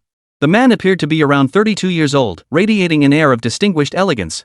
Dressed in a crisp white suit, he carried himself with such grace that he easily inspired goodwill. The 2 men behind him were both refined and cultured. One sported a small tuft of hair on his chin, giving him the air of an artist. The other had medium-length hair and carried a hint of effeminacy. Upon hearing Su Xiaobai's words, the man paused, then frowned, fixing him with a stern gaze. Who exactly are you? Bargain like this, acting so insolent, do you really think this is your home? Su Xiaobai smiled faintly. Who I am isn't important. I'm here to collect what's owed. The 100 Flowers nightclub owes our company money, and it's time they paid up. Shui Bingyao's eyes flickered as she was about to speak, but the man snorted first, big talk. No one has ever dared speak to me like that. Our Kongtong sect fears no one. Su Xiaobai froze, sizing up the man before snorting disdainfully. You're from Kongtong? So you must be some disciple or grand disciple of that old codger Wangji? The man's eyes narrowed sharply as he glanced at Su Xiaobai before asking, you know Grandmaster Wangji? Of course I know him. I sent him to the riverbed twice. I'm sure he remembers me quite vividly. Su Xiaobai replied indifferently, then shifted his tone, but don't get nervous. Hand over what you owe, and I'll let this slide. I won't make things difficult for you. The man's eyes widened in disbelief as he stared at Su Xiaobai. You're a Wudong open-style fighter. Heaven forbid, how did I end up facing a thug? Su Xiaobai's expression darkened. He snorted. What's that supposed to mean? Since when did I become a thug? I'm here today to demand what's rightfully mine. You owe me money, so you have to pay it back. That's only fair, right? The man took a deep breath, his gaze darting across Su Xiaobai's face. A hint of fear flickered in his eyes before he finally glanced at Shui Bingyao. 154 schemes. Shui Bingyao spoke softly, Mr. Su, the owner of 100 Flowers isn't Mr. Yin-yang, it's me. If you want your money, please go through the proper channels. We handle supplier payments centrally. Besides, it's outside business hours now, and I'm with a client. Could you please come back tomorrow? Su Xiaobai froze. He hadn't expected Shui Bingyao to be the owner of 100 Flowers. But this woman was still as thick-headed as ever. Even with him standing right there, she was still putting on airs. Remembering their last encounter, where he'd shown her no courtesy, he certainly wouldn't do so now. His eyes narrowed slightly before he curled his lips into a smirk. Don't give me that bureaucratic nonsense. I'm here to collect my money. The man opened his mouth to protest, but Su Xiaobai raised a hand to silence him. Turning to stare at him, his gaze grew icy. You can leave now. I don't want to see anyone from the Kongtong sect. Don't ever show your face here again. Shui Bingyao clenched her teeth, about to speak, when Su Xiaobai's aura shifted, locking onto her. His voice was thick with menace. You can go prepare the money. No need for further discussion. I'll give you 10 minutes. Otherwise, I'll take items of equal value directly from you. The 2 men behind him exchanged glances. The one with the small mustache, who looked like an artist, snorted. Big talk. If you're here for money, you'd better be polite. Do I need to be polite to you? Su Xiaobai snorted, then shifted his tone. A mere control realm cultivator, what gives you the nerve to speak to me? And these days, rules like this are all spoiled by people like you. So now debtors get to act like big shots? Not with me. I'm here to collect, and I'm the boss. The Kongtong sect man's eyes flickered. He rose to his feet, gave a subtle signal to the two behind him, and slowly made his way toward the door. Su Xiaobai settled onto the nearby sofa, glanced at the time on his phone, then raised his eyebrows at Xue Bingyao. You have 9 minutes to prepare.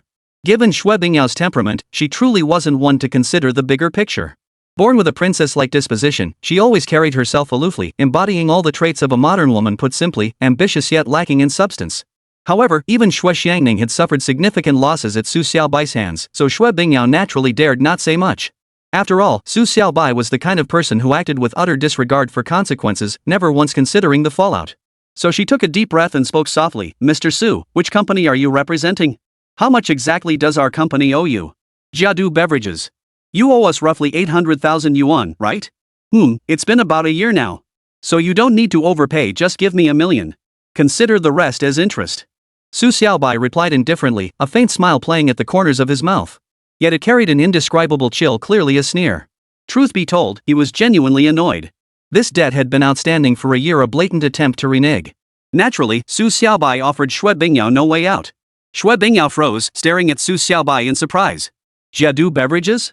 Isn't your vice president named Su Guangliang? Hasn't he been handling this matter all along? You have 6 minutes left. Su Xiaobai didn't respond at all. As he spoke, his gaze swept around the room, mentally considering what exactly he should take with him. Xue Bingyao, observing Su Xiaobai radiating a murderous aura, immediately pulled out her phone and made a call. After the call connected, she stated directly, prepare 1 million in cash for me. I need it now. Deliver it to the private room on the 6th floor. After hanging up, she nodded and said, Mr. Su, the money will be delivered shortly. But this really wasn't my doing, it's all my predecessor's business. Su Xiaobai fixed her with a piercing stare. A faint, cold smile touched his handsome lips. Xue Bingyao, remember when I told you to get out of the 100 Flowers sect? But this nightclub is clearly one of their properties. So it seems Xue Xiangning has been stringing me along. After this period, I should pay the 100 Flowers sect a visit. That self-important, high and mighty sect deserves a lesson. A flicker of panic crossed Xue Bingyao's eyes. She shook her head hastily. Mr. Su, it's not like that. The 100 Flowers nightclub is merely an external venture of the 100 Flowers sect, essentially a tertiary industry. As an outstanding disciple of the 100 Flowers sect, my senior master expelled me from the main sect and had no choice but to station me here. I truly have no connection to the 100 Flowers sect anymore. Su Xiaobai glanced at his watch and replied softly, you have 4 minutes left. As for your agreement with the 100 Flowers sect, that's none of my concern. However, since you've shown some sense, I'll overlook this matter. But what exactly was the deal with that Kongtong sect guy earlier? Xue Bingyao exhaled in relief before lowering her voice. That man was Kongtong Yin-yang Wangji's great-grandson. Su Xiaobai narrowed his eyes. After a moment of silence, he murmured, so it seems your 100 Flowers sect and Kongtong must be conducting some sort of transaction. Then tell me, does this deal have any connection to the hidden sect?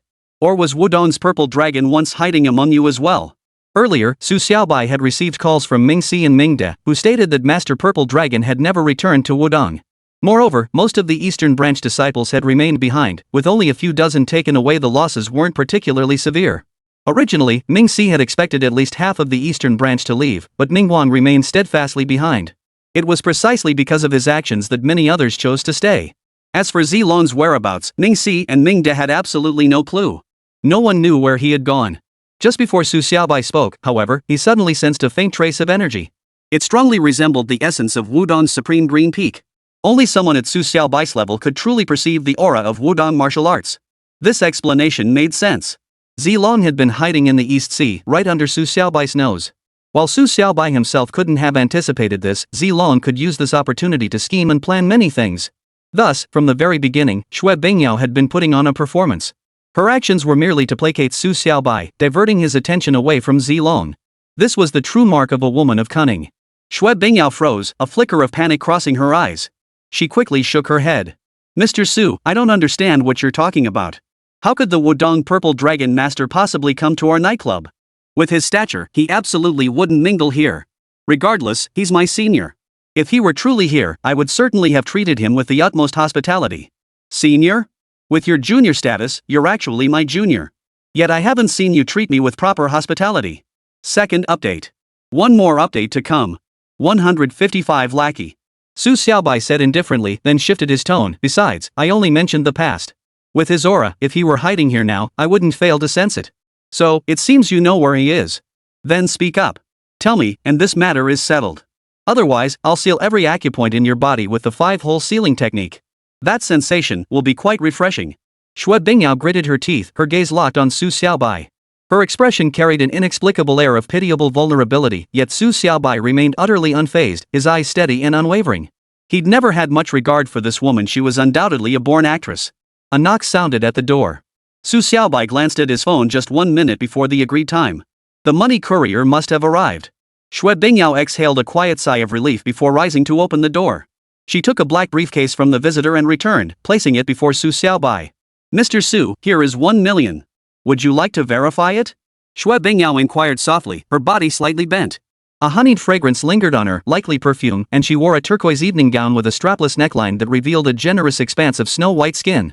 As she bent forward, her chest was directly facing Su Xiaobai, the deep shadow beneath her cleavage fully exposed to his gaze. Su Xiaobai remained utterly still. He casually pulled the box toward him, opened it, and glanced inside. It was packed full of cash. Without counting it, he slammed the lid shut and set the box at his feet. Very well. This matter is settled. However, regarding the information about Zilong that I mentioned earlier, I'll give you 5 minutes to recall it. If you can't recall it, no problem, I'll help you remember. I doubt your relationship with Zilong was deep enough for you to risk your life for him, right? Su Xiaobai's fingertips tapped lightly on his knee, his demeanor growing increasingly detached. Yet, a thread of murderous intent radiated from him, fixed firmly on Xue Bingyao. Xue Bingyao's face paled slightly. Her eyes darted nervously, and she bit her lip with her pearly teeth. Against her beauty, it created an indescribable allure. Su Xiaobai remained unmoved. A cold smile flickered in his mind as he thought, you think a beauty like you can seduce me? You seriously underestimate me. Do I look like someone with such weak willpower? Seeing her allure had no effect, Xue Bingyao sighed softly and moved to the other side of the sofa. Mr. Su, she replied gently, Master Zilong did indeed visit our 100 Flowers nightclub. However, he left yesterday morning. Of course, his departure had nothing to do with your impending arrival. I myself didn't know you were coming until after he left. His departure seemed to be part of some preparations he was making. I heard he was with Elder Wangji of the Kongtong Sect, Grandmaster Wushuang of the 100 Flowers Sect, and He Shengfeng of the East Sea Manor. As for what they were plotting, at my level, I have no idea. I only hosted true immortal Zilong here once, I know nothing else. These words had little to do with what Su Xiaobai wished to hear. Truthfully, had Xue Bingyao not spoken, he would never have inquired. Indeed, he likely would never have known. But now Xue Bingyao had spilled both what should and shouldn't be said. And after speaking, her face bore an indescribable look of satisfaction.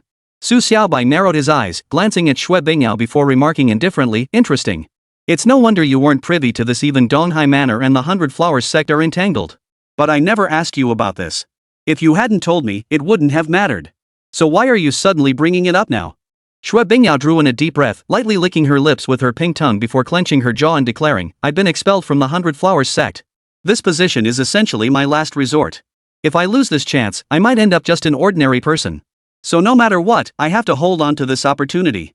Besides, life in the 100 Flowers sect wasn't exactly fulfilling. My mission at Lingyuan Temple was forced upon me. I never wanted to do these despicable things, but climbing the ranks demands sacrifices. The last mission at Lingyuan Temple failed, and all the blame was dumped on me. I refuse to accept that. If I'm suffering, they won't get off easy either. This was clearly Xue Xiangning's fault. And it was just the sect leader's birthday. Did it really need to be broadcast to the entire world? Master Su, if these words of mine were to leak out, I'd never find a place in the 100 Flowers sect. I'm asking you to take me in. From now on, I'll be your undercover operative. Any intelligence I gather, I'll report to you first. But I need your protection. With your skills, no one in the 100 Flowers sect could match you. You're a true giant tree. I'd be honored to seek shelter beneath your shade. Su Xiaobai froze. This woman might be brainless, but her judgment wasn't half bad. He glanced at her, then shook his head. Honestly, I have zero interest in someone with your personality. Becoming my subordinate? Not happening. Xue Bingyao bit her lip hard and hurriedly added, Master Su, my value extends far beyond that. As a member of the 100 Flowers sect, I possess numerous secrets. Crucially, within the 100 Flowers nightclub, there are many spies planted by our sect. Across China, there are numerous 100 Flowers nightclubs primarily used by our faction to gather intelligence. This grants us access to information from all corners. Now that I've become the general manager of the 100 Flowers nightclub, I'll uncover even more valuable intelligence. Master Su, consider me your loyal dog. I swear undivided loyalty to you. But to outsiders? I won't be so polite. I'll bare my fangs. Su Xiaobai's thoughts stirred. The Hundred Flowers nightclub's line of work was indeed exceptionally suited for gathering intelligence from all corners. Having Xue Bingyao as a covert operative would prove remarkably useful. However, this woman has always been cunning and scheming. She was capable of orchestrating such a plot at Lingyuan Temple, so she must be full of malice. He raised his eyebrows and asked casually, "What exactly is your motive for wanting to join me?" "Because you are a true powerhouse. And I know you've unified the entire Wudong hidden sect. You even wounded Master Zilong. Even with his skills, he fell to you. You must be among the absolute elite. I've never doubted that." Xue Bingyao spoke earnestly, her eyes flickering as she clearly attempted to charm Su Xiaobai once more. Su Xiaobai, however, paid her no mind, merely responding indifferently, "Seems you might be somewhat useful after all. For now, you'll serve under me. Once your probationary period ends and you pass the assessment, you can focus on handling matters for me." "Alright, that's all for today. Keep me updated on any new developments. Also, find out where Purple Dragon is hiding now." He met with the Eastern Sea Manor and Hundred Flowers sect people, so he must still be in the Eastern Sea.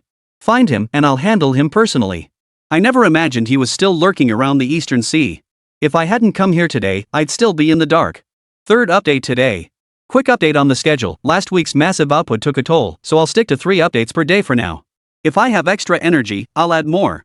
If I hit the red letter mark with big rewards, I'll add more too. Generally, it'll be 3 updates per day for the foreseeable future.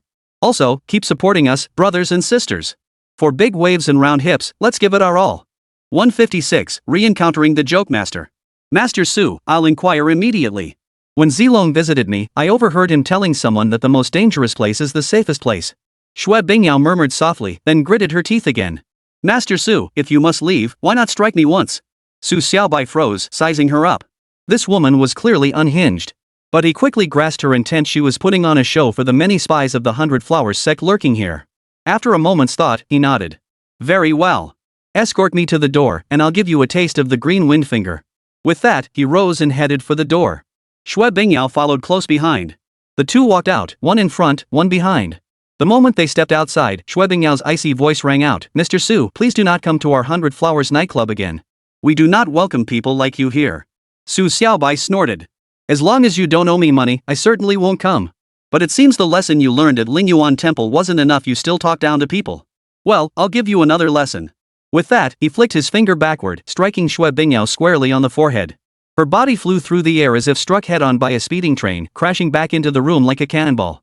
Simultaneously, she coughed up a mouthful of blood mid-air, staining her clothes and making her look utterly pitiful. After this, Su Xiaobai hoisted the black case and strode toward the elevator on the side. The hostesses flanking the elevator simultaneously let out shrieks, their faces drained of color as they trembled uncontrollably. Su Xiaobai paid them no mind, stepping directly into the elevator and heading toward the first floor. Yet his gaze lingered unobtrusively on the two hostesses.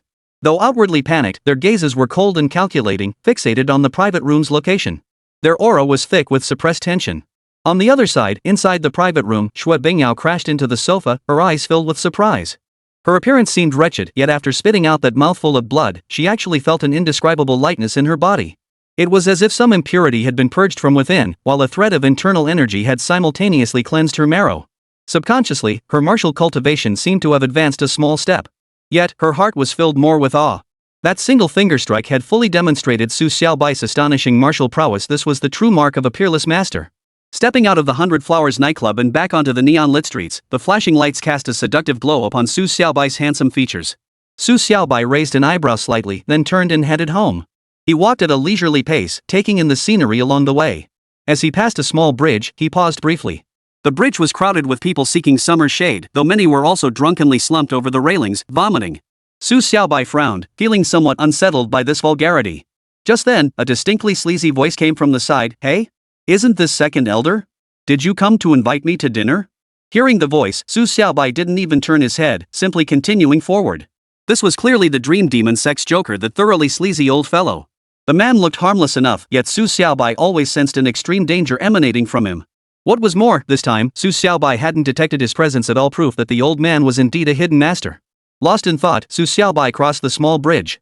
His pace seemed unhurried, yet it was scarcely slower than the cars passing by on the roadside. The lecherous voice of the storyteller echoed behind him. "Second elder, why the rush? Let's chat a bit. It's been ages since I've had a proper conversation with a youngster like you. I'm sure we'd have plenty to discuss, like, what do you think about blowing up women's skirts? Those snow-white thighs are heaven's gift to us men. Second elder, I see your yang energy is quite intense, your body is like a blazing furnace. It's time to find a woman to cool that fire, or else it'll only harm your health in the long run. You're not like me, an old man. At my age, I don't have much desire left. Holding a woman at night is more about feeling that skin is smooth as silk. Hearing this, Su Xiaobai couldn't hold back any longer. This old man's lechery ran deep in his bones. His feet shifted and he stepped sideways out, looking almost like he was dancing. But that very step carried him straight into the shadows beside him. Simultaneously, a long, slender hand shot out, darting through the night like a peacock spreading its feathers. A piercing scream from the joke-teller followed. Second elder, this is bullying the elderly. The storyteller's figure appeared precisely where Su Xiaobai had aimed, one hand inadvertently parrying several of Su Xiaobai's moves. He grimaced and shook his hand, though. Su Xiaobai had finally caught a flicker of energy earlier. But those fingers weren't just ordinary qingfeng fingers, they were Tai Chi sword energy projected as sword qi. Yet the joke master parried them all. Despite his pained expression, he suffered no actual injury at most, his vital energy had been slightly disrupted. Even that disturbance might have been feigned, this old fox hid his depth too well. Just then, two long-legged beauties arm in arm strolled past from the side, chatting as they walked. Both wore dresses, one white, one blue, showcasing two pairs of snow-white, slender legs that were quite eye-catching. The joker whistled sharply, then blew a breath. Instantly, the hems of both skirts billowed upward, revealing rounded buttocks that wiggled 3 times. Yet the beauties remained utterly oblivious. The skirts fell back into place immediately, showing no sign of disturbance. Cool. The prankster chuckled lecherously, then flashed a flirtatious glance at Su Xiaobai. A thong. You'd never find the panties if you didn't look closely, my absolute favorite. Second elder, this is far more satisfying than that prickly girl from the Holy Yuan Sect. She always feels so real and genuine, unlike that girl who constantly attacks from behind, cold and emotionless, with not a shred of charm. Su Xiaobai narrowed his eyes, then nodded. Old Duan, let's cut the chit-chat. Looks like you came here specifically for me. Spit it out, what's on your mind? Duanzi shook his head dramatically, sighing with a disgruntled grunt. You're just too serious, kid. In a world this fun, why not enjoy yourself more? What's the point otherwise? And it's summer. The streets are packed with long legs and slim waists. Don't you think you should feast your eyes a bit? What's the point of always training? Of course, you're like a well-fed man who doesn't know the hunger of the starving. You've got plenty of women around you. From what I see, that girl from the Holy Yuan Sect has developed some special feelings for you too. Her supreme heavenly demon technique is truly formidable, few men could withstand it. Only your purple Ziyang True Qi, with its unmatched dominance, can truly subdue her. Now that's a proper match. 157, sharp-witted. Su Xiaobai's heart stirred. This joker's manner of speaking was identical to Lin Ziyang's. That's precisely why he hadn't rushed to turn hostile. There was an inexplicable familiarity about the joker that made him feel at ease. Alright, since you've laid it out so plainly, I'll be straightforward too. Recently, the Mutant Alliance discovered a treasure trove on the Indian Ocean seabed and is salvaging it. I plan to get a piece of the action. But I'm getting on in years and worry I might not handle those energetic chaps. Interested? This treasure reportedly includes some real gems, gold goes without saying, but there's also Cleopatra's golden robe. Just imagine that robe as every man's dream collection piece. Its radiance could illuminate 1,000 generations. And I've always wanted to find Cleopatra's descendants, but after searching countless places over the years, I've come up empty. A woman like her, that's the perfect woman. The storyteller rubbed his hands together, drool practically dripping as he spoke. At this point, he glanced at Su Xiaobai, who showed absolutely no reaction. His tone shifted instantly. Of course, there are other treasures too, like top-grade timber. Far superior to that piece of Bodhi tree heartwood you're clutching. And there are various sacred woods even more valuable than that. If you're willing to join me on a trip, I guarantee you'll reap greater rewards. Think of this trip to the Indian Ocean as a little vacation. Besides, there are plenty of beauties there. You might even stumble upon a descendant of Cleopatra. Now that would be the ultimate beauty. Su Xiaobai froze, narrowing his eyes as he pondered. Old Duan, I couldn't care less about Cleopatra or anything like that. You can enjoy that yourself. You stubborn little bastard. You're as thick as a log. In our world, loyalty comes first. That Mutant Alliance is a bunch of freaks. Give me a hand, and I'll make sure you're well rewarded. Duan Zisho stomped his feet, his face flushed with frustration, but to Su Xiaobai, he still looked utterly sleazy. Old Duan, if you need help, the hidden sect of the demon cult has plenty willing to assist, like the Grand Elder, Fan Liwa, or Chang Shui. They'd be far more interested in riches. My demands aren't high enough. Money to get by is all I need. I'd rather spend my time training martial arts. That's my true passion. Besides, I'm not lacking in women.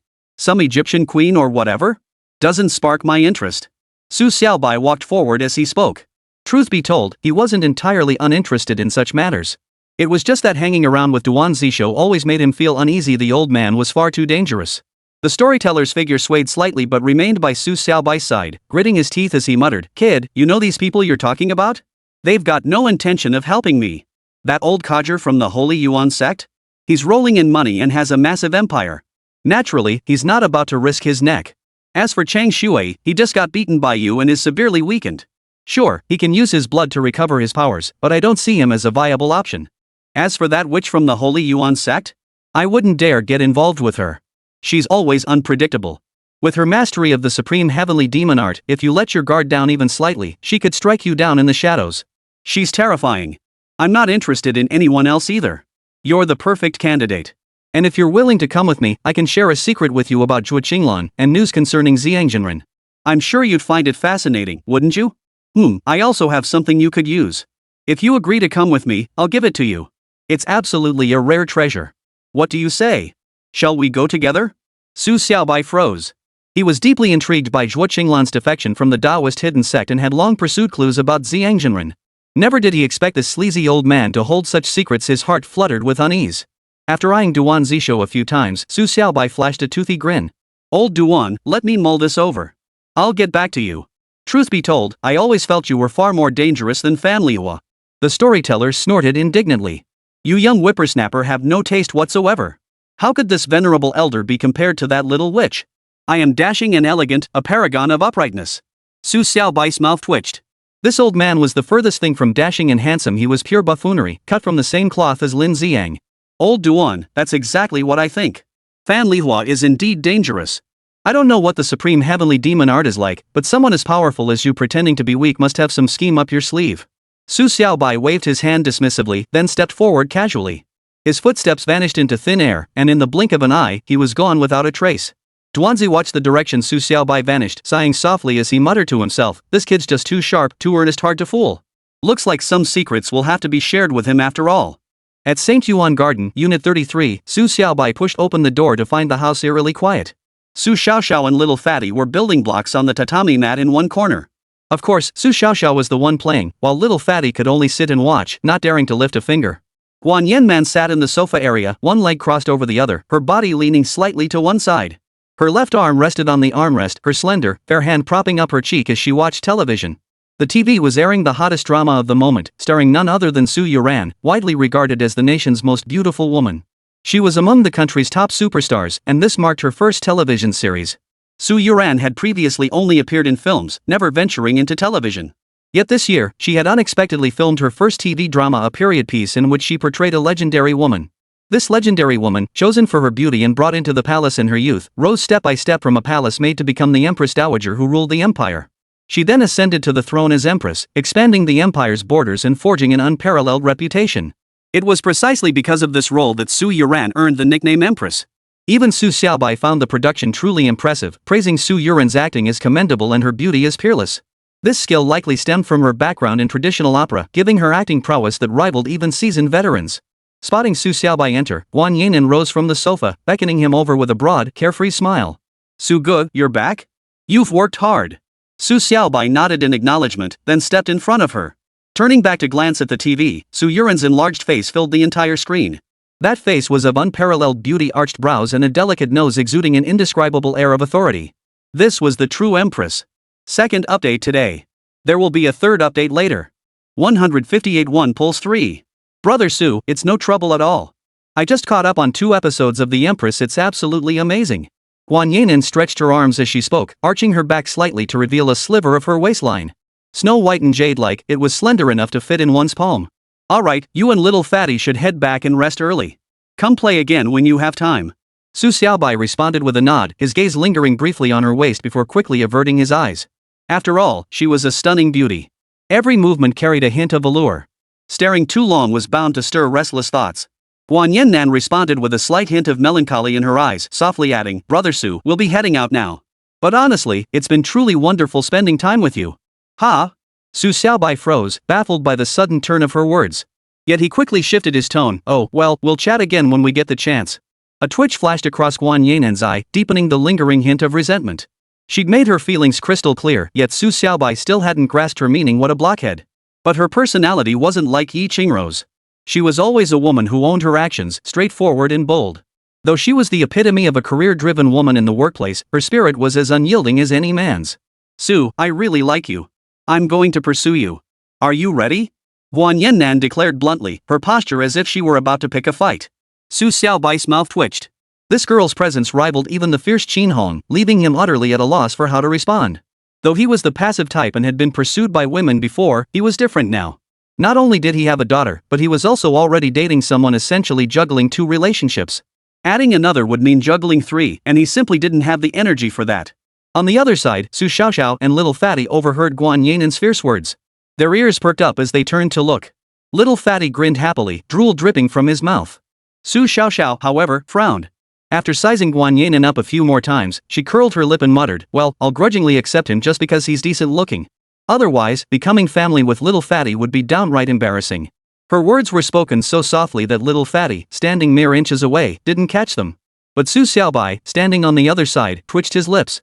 Finally, he cleared his throat and said, Xiaonan, I have a girlfriend. So you might as well save your effort. Guan Yannan tilted her head back. Standing at around 5 feet 7 inches, she appeared exceptionally slender. Her face bore an unyielding, spirited expression as she gritted her teeth and declared, I've got all the time in the world. Sugu, finding a man who catches my eye isn't easy. I don't care if you have a girlfriend or not. Whoever can win the upper hand will be the victor. I won't give up. Su Xiaobai snorted stiffly, about to speak when his phone buzzed. He pulled it out, glanced at the screen, and answered casually while giving Guan Yinan a dismissive nod.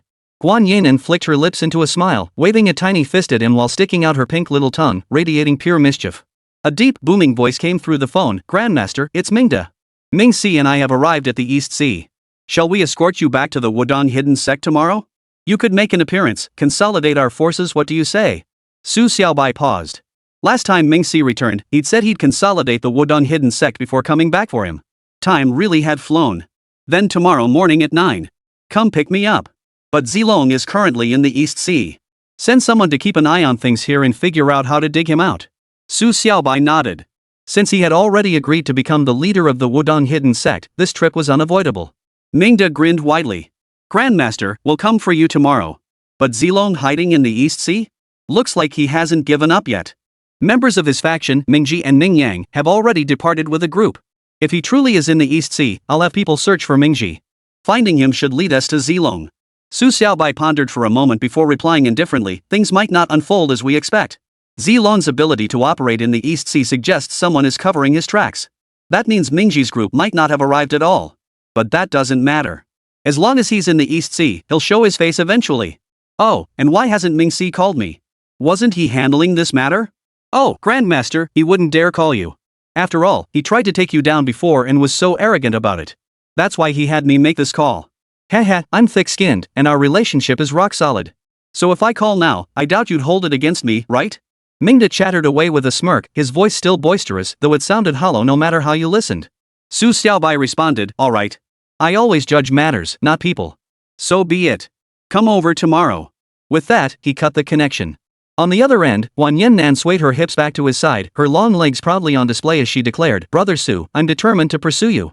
Even if you're not ready, I won't care. With that, she turned and walked away, her hips swaying rhythmically with a hint of subtle flirtation. Her white pants accentuated her legs, making them appear exceptionally long and straight. Su Xiaobai's mouth twitched. Guan Yinan's way of walking was clearly meant to flirt with him. But he had to admit, she had undeniable assets. That sharp, sophisticated aura was unmatched. Dazhu, let's go home. Guan Yinan snapped her fingers at the chubby boy beside her, her tone still brimming with pride.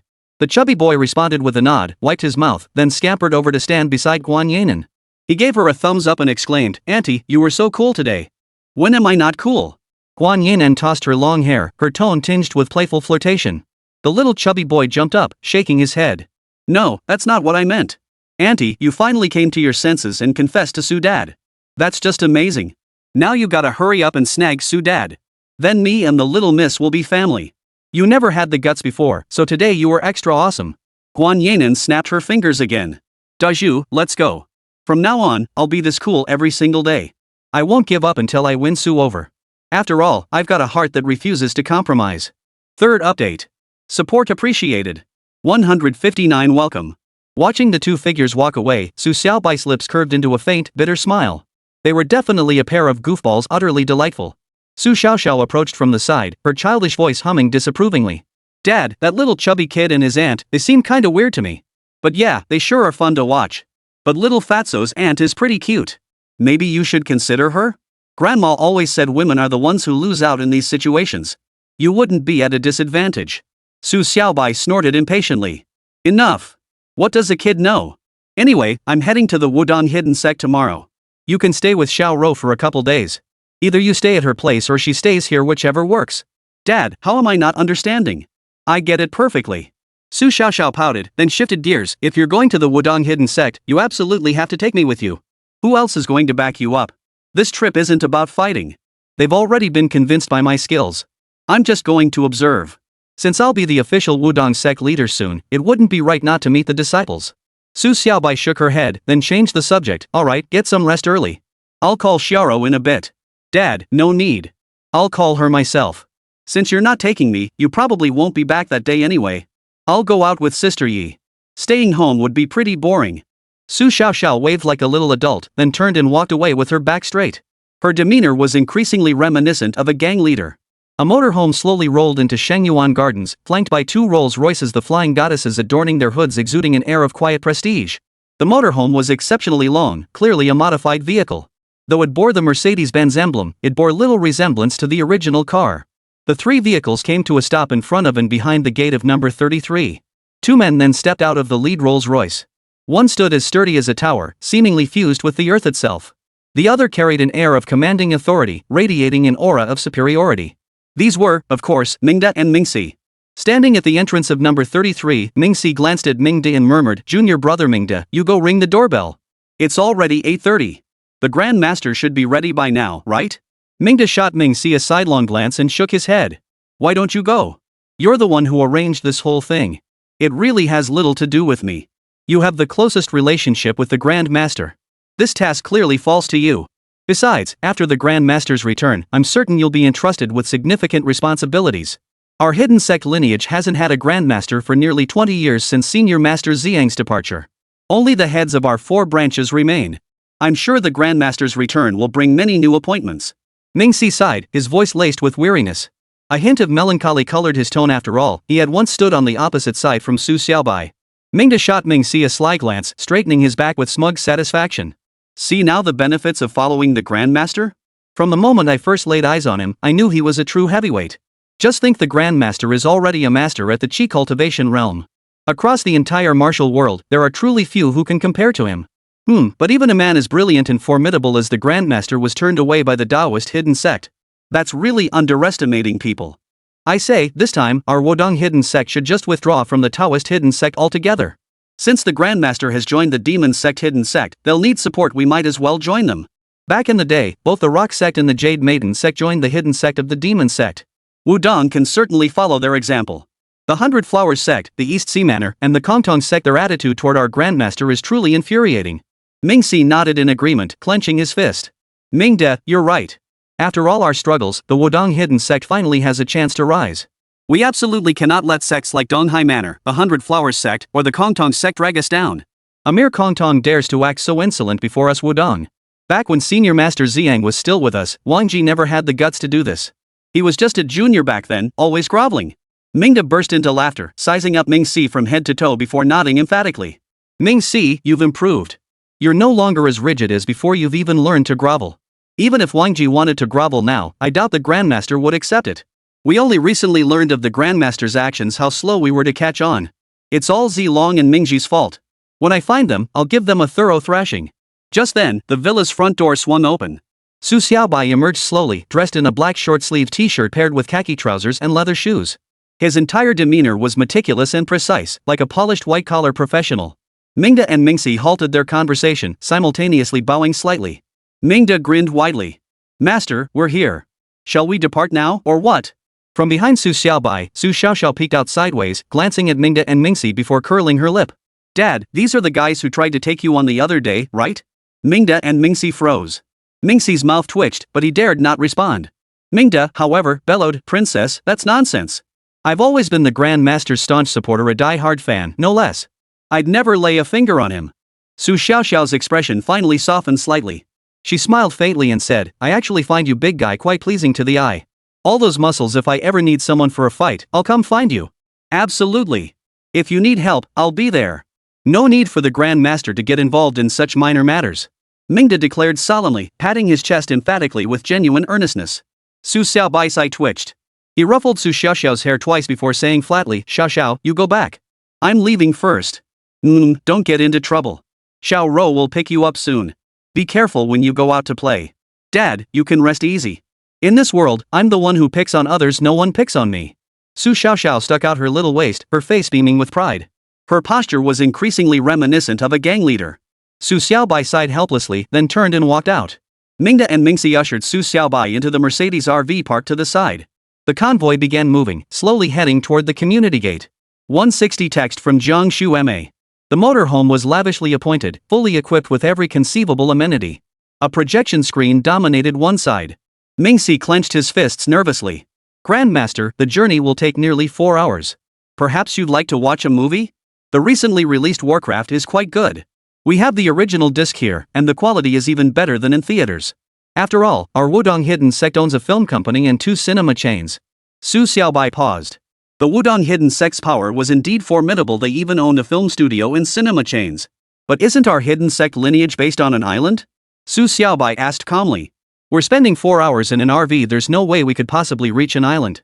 Mingxi quickly replied, oh, that's right. Our Wudong Hidden Sect is located on an island in the Pacific Ocean's international waters. First, we'll take a car to a coastal liaison point, which will take about 2 hours. Then we'll board a seaplane, which will also take roughly 2 hours. That means the entire journey takes over 4 hours. If we leave now, we'll arrive around noon. That island is perpetually shrouded in thick fog, making it impossible to locate from the outside. That's because our elders have set up a grand formation there, wishing to avoid disturbance from outsiders. Su Xiaobai responded with a nod, then squinted thoughtfully. Alright, let's go. Start the movie first. Oh, and you two should sit down too. The journey's long. If you get bored, you can practice cultivation. Mingda and Mingxi froze, thinking, isn't cultivation even more tedious? But they dared not voice this, merely nodding stiffly. Just then, Su Xiaobai's phone rang. He pulled it out and glanced at the caller ID. It was Jiangshu Emei. He answered immediately. Jiangshu Emei's gentle voice came through. Xiaobai, are you home today? I'd like to come see Xiaoxiao. Her words carried a rare softness, and it was clearly a standard excuse. She wanted to see Su Xiaobai and was using Su Xiaoxiao as a pretext. Su Xiaobai replied blankly, Shu Emei, I'm not home, but Xiaoxiao is. I need to go out to sea. Let's make plans after I return. Sailing? Jiangshu Emei paused, then shifted the subject. How long will you be gone? I should be back around tomorrow evening. After I return, how about I come over to your place? I've never actually been to your home before. Su Xiaobai answered casually, though his heart couldn't help but swell with excitement. Jiangshu Emei reaching out to him was clearly a genuine blessing. Getting a top-tier mature woman to compromise would make life so much easier going forward. Jiangshu Emei exhaled softly, a faint glow of contentment radiating from her. Yet her tone carried a hint of playful reproach. Alright, go handle your business. We'll discuss your return later. No way. Send me your address. I haven't seen you in days, and I'm really missing you. If I don't see you soon, I'll probably lose sleep over it. Su Xiaobai blurted out, prompting Jiangshu Emei to give him a light scolding. What does my not sleeping have to do with me? This playful scolding carried the alluring charm of a mature woman, her voice soft and melodious. After hearing it, Su Xiaobai felt his bones go weak, waves of pure yang energy surging through his body. But the way she spoke showed she truly regarded Su Xiaobai as family. Without hesitation, he replied with unwavering certainty, if it didn't concern you, do you think I'd come see you? Shu Emei, send me your address first. Jiangshu Emei fell silent for a moment before replying, alright, I'll hang up now. We'll talk when you get back. I won't go see Xiaoxiao. With that, she ended the call. Su Xiaobai drew a deep breath. Jiangshu Emei's tone, though seemingly dismissive, carried an unmistakable hint of mutual understanding. It was the classic hint of something left unsaid, and she executed it masterfully. After all, she was a true woman of experience, everything about her perfectly seasoned, even her thoughts matured to perfection. Sure enough, 2 minutes later, Su Xiaobai's phone buzzed with a text message. Opening it, he found Jiangshu Emei had sent her home address. A faint smile curved his lips as Su Xiaobai leaned back in his seat with a hint of nonchalance. Behind him, Mingda and Mingxi stared intently, acting as if they hadn't heard a thing. For the rest of the journey, thanks to Jiangshu Emei's call, Su Xiaobai's mood remained exceptionally high. He didn't practice the Ziyang True Qi, he simply watched the movie. During the trip, Mingxi kept telling him about the Wudong Hidden Sect's business holdings. Only then did he learn that the sect's ventures had spread to every corner of modern society, not just film companies and cinema chains, but numerous other industries, including a rather famous beverage company. After watching the Warcraft movie, the car finally reached its destination, the journey taking roughly 2.5 hours. Ming-Si opened the door and stepped out. Su Xiaobai followed, his eyes widening slightly as surprise flashed across his face. This place was not the desolate beach Su Xiaobai had imagined, but rather a small town, a remarkably modern one at that, resembling a tourist resort. Surveying the sprawling buildings in the distance, dotted with 2 5-star hotels, Su Xiaobai shook his head and turned to look at Ming-Si and Ming-De behind him. Ming-Si murmured, "Grandmaster, this resort is also our property. It attracts numerous tourists annually and is quite prosperous. In terms of scale, it rivals some densely populated county towns. This town is called Seaside Town, which aligns with our Hidden Sect's principle of great concealment within the city. Leveraging its convenience, we can directly access the sea." Ming-De also lowered his voice, "Master, this beach boasts exceptionally rich marine resources. We've developed the entire shoreline into a standard golden beach, complete with numerous recreational facilities. Among our guests are top-tier tycoons, some even arrived directly by helicopter." Su Xiaobai drew in a deep breath. He never imagined the Wudong Hidden Sect had built such a vast commercial empire. No wonder its wealth far surpassed that of any individual tycoon in the world. Even if you combined the fortunes of the world's 10 wealthiest individuals, it wouldn't match the Hidden Sect's. This isn't mere boasting, such accumulation, such a philosophy, wealth passed down through generations, naturally snowballs, growing ever larger. "Grandmaster, shall we proceed directly to the hotel?" he suggested. "A seaplane awaits at the oceanfront rear. There's also a private aircraft rental facility nearby. This way, we'll avoid drawing attention. Oh, and once we're inside the town, we won't address you as Grandmaster anymore. We need to keep a low profile. Ming-De and I will just call you Young Master Su. That way, we won't be picked up by those hidden surveillance lines. After all, the location of our Wudong Hidden Sect's island must remain undisclosed for now. Exposing it would bring endless trouble. We might even have to relocate." Ming-Si whispered through telepathic transmission, his voice still tinged with caution. After all, he had fought Su Xiaobai before. He feared the young master might still hold a grudge over past events. Second update. 161. Nothing to get worked up about. Su Xiaobai nodded, then simultaneously transmitted 2 separate messages into Ming-Si and Ming-De's ears. This demonstrated his astonishing control over the technique, surpassing even traditional telepathic communication. "Ming-Si, you needn't dwell on the past. I've said it before, as long as you dedicate yourself to Wudong from now on, I won't hold that incident against you. Some things can only be proven through combat. You lost to me, so naturally you know I'm capable. There's no need to dwell on it. If you constantly guard against me, that would be too deliberate." These words caused Ming-Si's expression to shift. Finally, he clenched his jaw, took a deep breath, and said, "Grandmaster, I understand. Rest assured, I will return to my former self and cease such deliberate guardedness." Relieved, he added with a faint smile, "Truthfully, Grandmaster, your magnanimity is remarkable. If I'd been pushed around like that, I'd never let it go so easily." Su Xiaobai waved his hand dismissively, saying nothing more. But on the other side, Ming-De's eyes flickered with a hint of alarm. He immediately lowered his voice and whispered to Ming-Si beside him, "Ming-Si, just now, the Grandmaster's private transmission was meant for both of us." "What?" Ming-Si exclaimed, drawing the attention of many nearby. He quickly restrained himself. Su Xiaobai paid no heed to Ming-Si and Ming-De behind him, striding purposefully into the town center. The place was built to resemble a European-style village, exuding an air of ancient, weathered charm. As he walked, his admiration deepened. Creating such a European-style town couldn't possibly be achieved with just a few hundred million. What's more, it housed numerous world-class fashion boutiques. The 2 5-star hotels stood right by the seaside, just 2 streets away. According to Ming-Si, the seaplane was docked behind the Kempinski Hotel. The town bustled with crowds, many tourists specifically coming for shopping. With prices comparable to overseas duty-free stores, the numerous shops naturally drew even more visitors. As they passed a bar entrance, the door suddenly burst open violently, and a figure stumbled out. It was a drunken man, flanked on either side by 2 glamorous women he was forcibly holding in his arms. He swayed unsteadily, laughing smugly. "What a satisfying binge today. That guy from the Rock Sect actually dared to cause trouble here. Meeting brother Lu Feng? He still ended up eating dirt. He just slunk off, supposedly to find some backup. He'll be back tomorrow." The man spoke with utter disdain, his demeanor radiating an air of superiority. Su Xiaobai frowned. Hidden Sect affairs were never publicized. He hadn't expected such an ignorant fool to appear, and it annoyed him greatly. He couldn't help but turn his head for a glance. His gaze landed on a figure that made him freeze.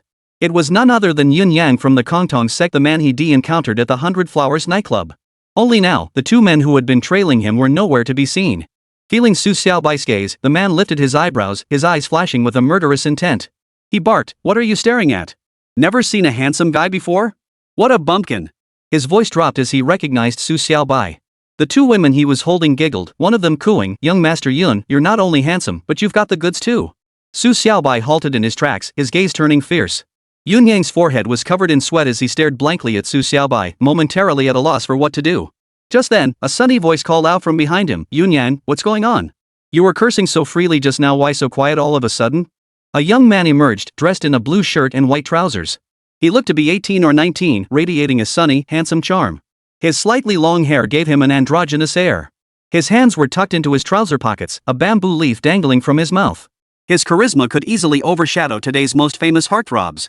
The moment he appeared, several shrieks from nearby girls echoed around him. Yun Yang took a deep breath, finally snapping back to reality. He shot a glance at Su Xiaobai before addressing the man behind him, "Junior brother Lu Feng, this guy, he's pretty intimidating." The man narrowed his eyes, studying Su Xiaobai before raising an eyebrow. Intimidating? He's actually quite handsome. Just too refined, not a shred of masculinity. No manly spirit whatsoever. Yun Yang, you didn't happen to lose to him, did you? If that's the case, since we've run into him here, I'll help you get your revenge. Those traitors from the Rockstone sect ran off pretty fast earlier. I'm waiting for their reinforcements so I can wipe them out completely. Before that, I'll warm up by giving this guy a proper beating. Speaking of which, at the upcoming gathering between the Rockstone sect and the Jade Maiden sect, we'll definitely crush them into dust. Su Xiaobai's eyes narrowed. This man's tone was remarkably flat, tinged with indifference. That sense of superiority was unmistakable. But he had every reason to be proud at his age, he was already a Grandmaster-level expert.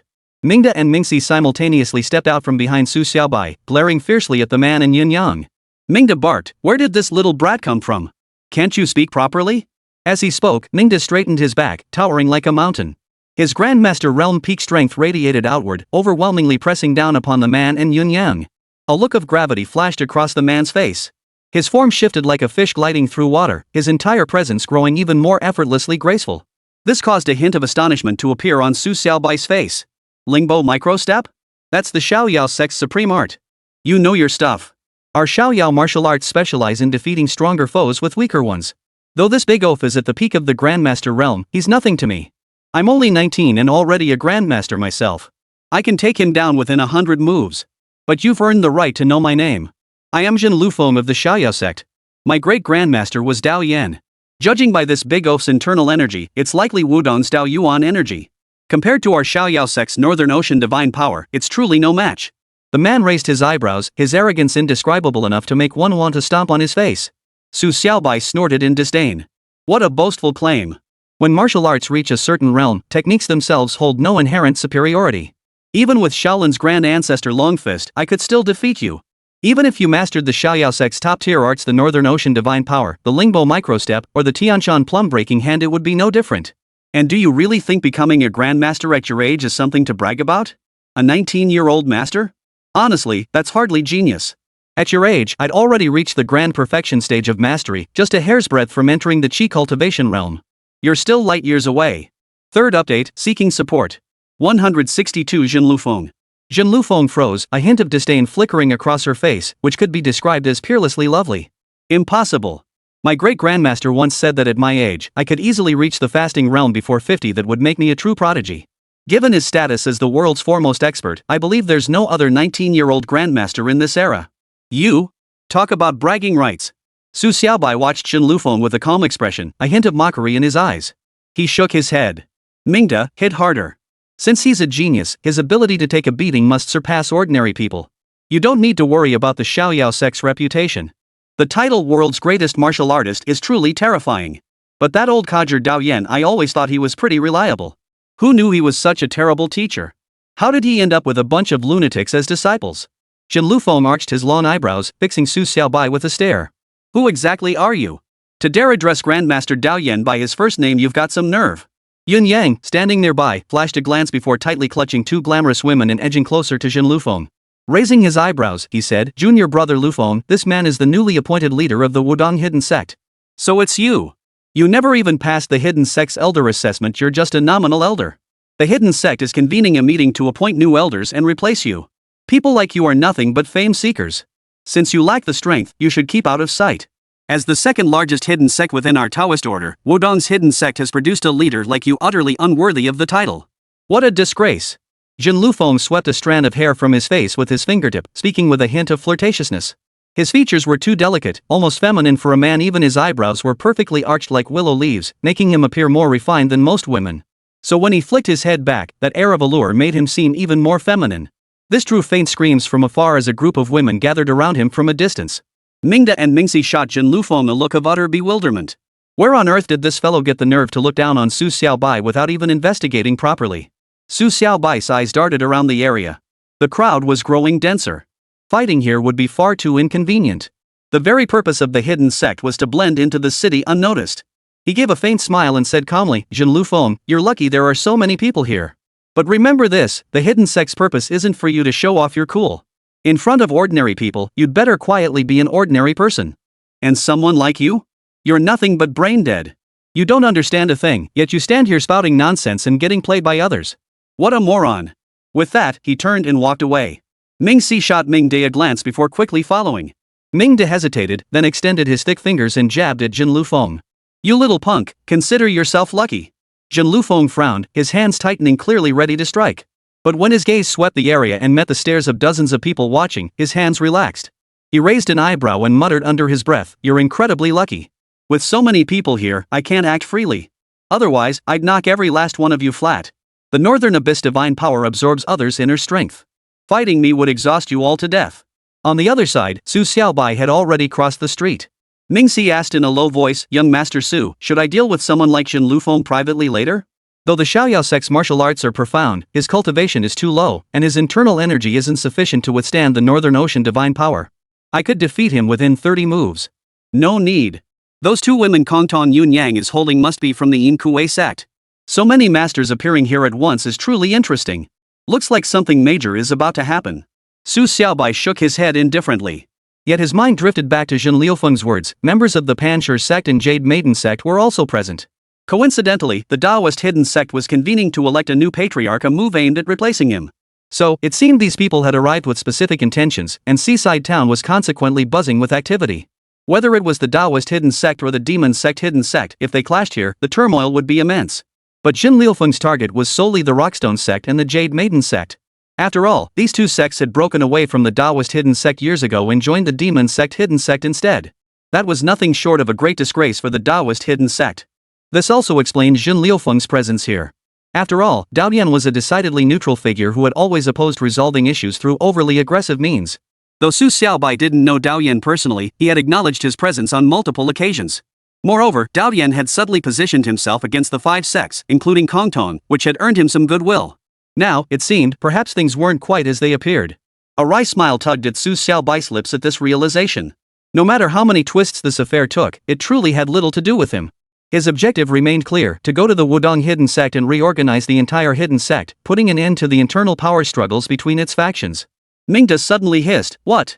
Those two fiery women are from the Emei sect? Members of the Emei sect remained hidden within the Demon sect's hidden sect, their whereabouts unknown to the outside world. It was important to note that their sect ranked 9th among the hidden sects of the Demon sect. This position drew little attention, but that was only because they kept a low profile, not because they were truly weak. The Emei sect, composed entirely of women, had gained infamy in the martial world for their seduction arts. They had ensnared countless victims in the past and were notoriously difficult to deal with. Their appearance here was certainly not a welcome development. Jin Lufeng and the Kongtong sect disciples remain utterly unaware how pitiful. The Emei sect has remained hidden so well that even other hidden sects of the Demon sect couldn't locate them. Who would have thought young Master Su would uncover their presence? I too had assumed they were ordinary people. But just now, while speaking, I sensed fluctuations within one person, unmistakably the ripples of internal energy. To conceal such power to this degree is no small feat. This must be the Emei sect's Emei divine art. It excels at concealment and not only preserves youth but also amplifies a woman's allure to unparalleled levels of sensuality. Truly, it's an unrivaled technique known as the killer of men. Indeed, they captivate both young and old. It's only natural yin-yang was drawn to them. Even if Wang Ji were here, he'd likely be captivated too. Thus, whatever secrets the Kongtong sect and Xiaoyao sect hold will be uncovered by the Emei sect. Not just secrets, but the very essence of their plans. This would lay bare their entire strategy, leaving them ripe for the trap set by others. This is rather interesting. Su Xiaobai remarked indifferently, his brow radiating a serene calm. He deep in pondering whether to intervene if Lufeng and Yin-yang truly intended to target the Panshur sect and Jade Maiden sect. First update. I'm considering whether to post a fourth update today. 163 The Boundless Heaven and Earth Formation. After all, Zhuo Qinglan and Lu Kanyang were practically his friends. He wouldn't allow the Xiaoyao sect or the Kongtong sect to strike in the shadows. Besides, in modern society, such bloodshed was no longer in vogue. Matters were generally resolved through economic warfare. Business crushing rivals through commercial means is far superior. That's why someone like Xin Lufeng, who constantly resorts to violence, is quite rare even among the hidden sects of the Taoist world. Mingde scratched his head and said, "Then I'll follow young Master Su's lead." But this Xin Lufeng really isn't the sharpest tool in the shed. He hasn't heard a single thing about your affairs, yet he dares to speak to you with such arrogance. This man was a disciple of immense potential in the Xiaoyao sect. I'd heard even Daoyan spoke highly of him. I'd assumed he was a true hero, but now it seems he's just a bumbling fool, slow-witted and stubborn to boot. As they spoke, the trio entered the nearby Kempinski Hotel. The lobby was lavishly decorated, gleaming with opulence that exuded the grandeur of a top-tier establishment. Spotting Su Xiaobai's group, a man at the front desk approached them proactively. Without a word, he gestured toward a side passage and led the trio toward it. The passageway was concealed behind a golden pillar, revealing an exquisitely crafted door. Pushing it open revealed a corridor, through which the courtyard and parking lot could faintly be seen. The courtyard connected to the beach, where a large aircraft was parked big enough to seat at least a dozen people. Upon reaching the aircraft, the front desk attendant bowed slightly to Su Xiaobai, Mingxi, and Mingde, murmuring, "Your Excellencies, the aircraft is fully fueled and ready for departure at any time. Is there anything else you require?" Su Xiaobai remained silent, merely glancing at Mingxi. Mingxi responded directly, "Just do your job. When we return, have someone handle the plane discreetly. Oh, and speaking of Haijing Town, anything unusual happening there these past 2 days? Why are so many experts suddenly there? Even the Xiaoyao sect and Kongtong sect have sent people. Lord Mingxi, members of the Rock Foundation sect and Jade Maiden sect have been sightseeing in Seaside Town these past days. However, their numbers are small, only 7 or 8 individuals, and they appear to be waiting for someone. The Xiaoyao sect and Kongtong sect sent Yin-yang and Jin Lufeng. They arrived 2 days after the Panshir sect and Yanu sect, clearly targeting those two sects. Moreover, I've heard that in the coming days, high-ranking members of the Taoist hidden sect will convene a secret meeting here. What exactly they'll discuss remains unknown, which is why even the demon sect's hidden agents have increased their presence significantly. The waiter spoke softly, and only then did Su Xiaobai realize this man was likely a hidden agent of the Wudong hidden sect, tasked with gathering intelligence from all sides. Seaview Town was originally established by the Wudong hidden sect, so its many secrets were likely under their control. However, the conflict between Taoist and demon sects, though not about good versus evil, inevitably influenced numerous commercial rivalries. Thus, both the Taoist and demon sects had spies embedded within each other's ranks. When it came to the operations of such commercial empires, every step was taken with utmost caution. Yet, secrets of this magnitude were beyond the reach of the Wudong hidden sect's intelligence. Su Xiaobai nodded, then glanced at Mingxi. Mingxi waved dismissively, sending the waiter away, and whispered, "Young Master Su, let's go. We're leaving. Who's flying?" Su Xiaobai glanced at the aircraft, startled to find no pilot in sight. Mingxi smiled faintly. "Naturally, I'll pilot it. Both Mingde and I hold pilot's licenses. Flying this seaplane is child's play, we could even handle fighter jets." Su Xiaobai was taken aback. It seemed that while the Wudong hidden sect preserved ancient martial arts, these people had fully integrated into modern society, even obtaining pilot licenses. The seaplane moved with astonishing speed, soaring through the air at a minimum of 500 or 600 kilometers per hour as it headed toward the deep ocean. Initially, numerous fishing boats dotted the sea surface. Gradually, even those vanished, leaving only the deep, azure ocean stretching endlessly beneath the boundless sky. The scenery grew monotonous. After about an hour and a half, a thick fog appeared ahead. The fog stretched for hundreds of miles. Su Xiaobai's gaze shifted. This dense, unmoving mist was indeed an array formation. Such an array should possess extraordinary power. "Grandmaster, we've arrived. Flying over the formation risks disorientation, so we must land and proceed along a specific route. Without guidance, even ships could become lost within the formation. Originally, there were dozens of passages in and out of this grand formation, but after centuries of transmission, many of the passageways have been severed. Now, we only have 2 remaining entry and exit points." Mingde explained from the side, a hint of sincerity playing at the corners of his mouth. Su Xiaobai's eyes flickered. The situation here bore a striking resemblance to the Bermuda Triangle, a veritable disaster for aircraft and vessels alike. Yet the sheer scale of this formation, enveloping such a vast expanse of sea, was nothing short of extraordinary. Yet Zilong's betrayal introduced significant uncertainty to the area's security. After all, he knew the array's passageways. With the disappearance of the lineage, many entrances had closed.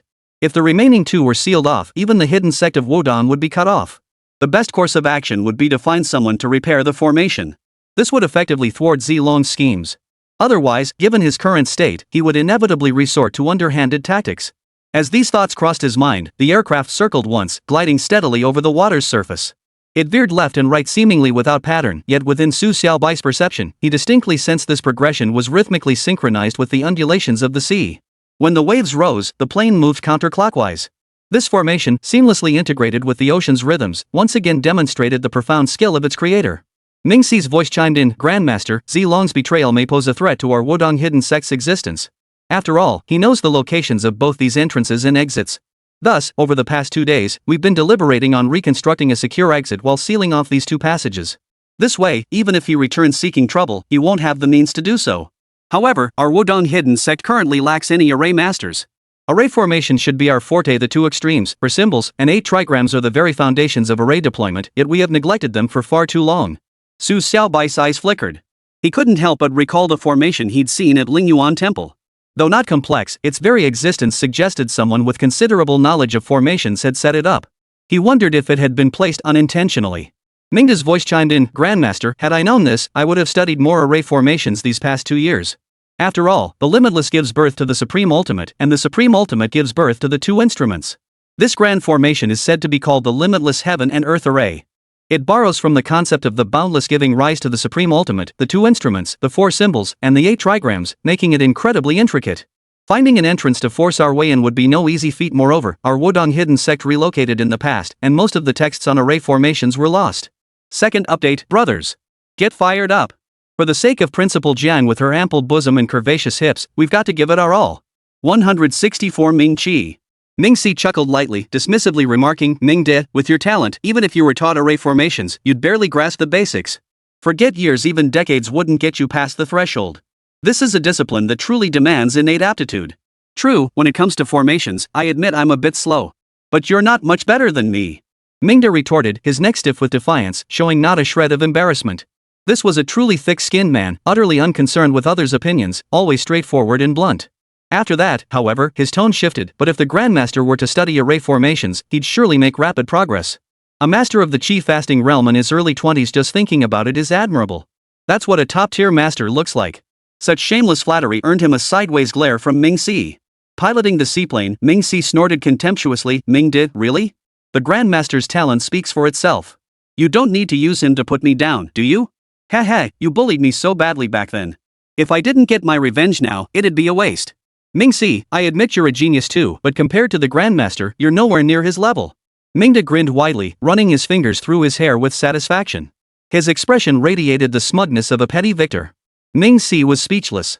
In this situation, he had absolutely no desire to speak. Su Xiaobai, however, remained silent throughout. Faced with Mingda's clownish antics, he simply didn't know what to say. After about 20 minutes, the seaplane had traveled over 50 kilometers. The fog ahead gradually thinned, revealing faint streaks of light. Su Xiaobai narrowed his eyes, a hint of anticipation flickering in their gaze. Naturally handsome, yet not in a sunny, radiant way, clean-cut and scholarly, like a white-faced bookish youth, he truly looked like a figure stepped out of a painting at that moment. Ming Xi and Mingda sensed Su Xiaobai's change and turned to look. Ming Xi then whispered softly, "Grandmaster, we're almost there. Just 5 more minutes. We've named this island Wudong Island, and its area is actually no smaller than Donghai City." Su Xiaobai gave a faint acknowledgement. An island of this size was truly substantial. It could serve many purposes. That the hidden Wudong sect had discovered this place was an extraordinary feat indeed. 5 minutes later, the landscape suddenly opened up before them. The sound of the sea's undulating waves drifted in, and a wave of vivid sensations washed over their hearts. Sunlight spilled down, bathing everything in a golden hue. The afternoon sun bathed the entire sea in a golden glow. They had now entered tropical waters.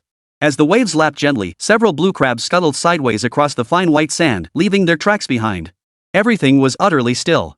Su Xiaobai raised his eyebrows and took in the entire island. It was truly massive.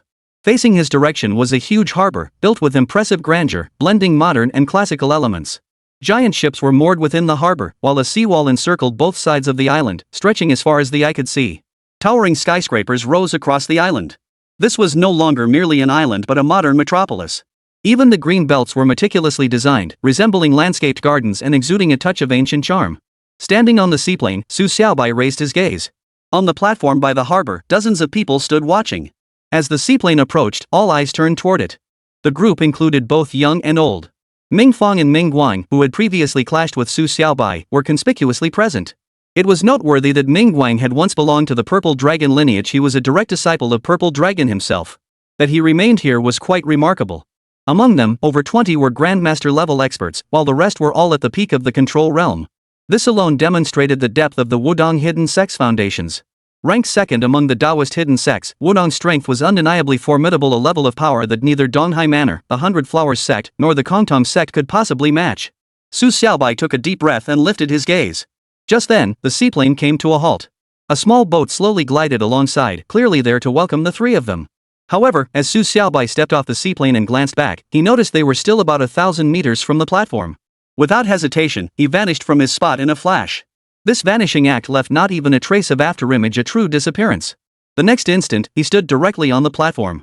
This was the Wudong Dragon soaring technique. Everyone on the platform froze. Whispers began to ripple through the crowd. It really is the dragon soaring technique. Just as the legends described, this martial art allowed one to soar like a dragon through the heavens, reaching any desired location with a single step. Yet throughout Wudong's history, no one had ever been known to master it. This martial art demanded profound internal energy reserves. Even peak Grandmaster level experts couldn't sustain such a step. Judging by this, the Grandmaster was undoubtedly already a master at the fasting realm. Only the internal strength of the fasting realm could sustain the dragon soaring technique. Who would have thought that Master Ziyang could cultivate such a disciple? To reach the pinnacle of the fasting realm at such a young age is truly remarkable. As the murmurs circulated, the entire group simultaneously bowed low to Su Xiaobai, performing a grand salute. In unison, they declared, "We humbly welcome the Grandmaster's return." Leading them was a man in his 60s, his long hair cascading down his back, mostly black, streaked with wisps of white. He exuded an air of scholarly refinement, his bearing surpassing even Qinghui's. Standing about 181 centimeters tall with a slender build, he exuded the bearing of a true gentleman, instantly inspiring goodwill in those who met his gaze. Su Xiaobai extended his hand, his expression calm as he said, "Thank you all. From this moment on, we are family." The group straightened their posture, each face radiating a palpable surge of emotion. For those whose hearts truly belonged to Wudong, the past 2 decades without a leader had been nothing short of torment. Mingxi and Mingde approached Su Xiaobai as the boat drew near. Mingxi gestured toward the elder before them and introduced, "Grandmaster, this is Ming Qi, the left protector of our Wudong hidden sect. Senior brother Ming Qi's martial arts are on par with Zilong's, perhaps even surpassing him. Most of Wudong's affairs, including procurement and management, are handled by Zilong, which is why he's more well known. Senior brother Ming Qi, however, is responsible for passing down martial arts traditions. Consequently, he possesses deeper knowledge of Wudong's martial arts. Moreover, senior brother Ming Qi is a true descendant of nobility. He comes from the imperial family of the previous dynasty." Third update complete. I'll keep pushing to write the fourth update. Everyone, please keep supporting me.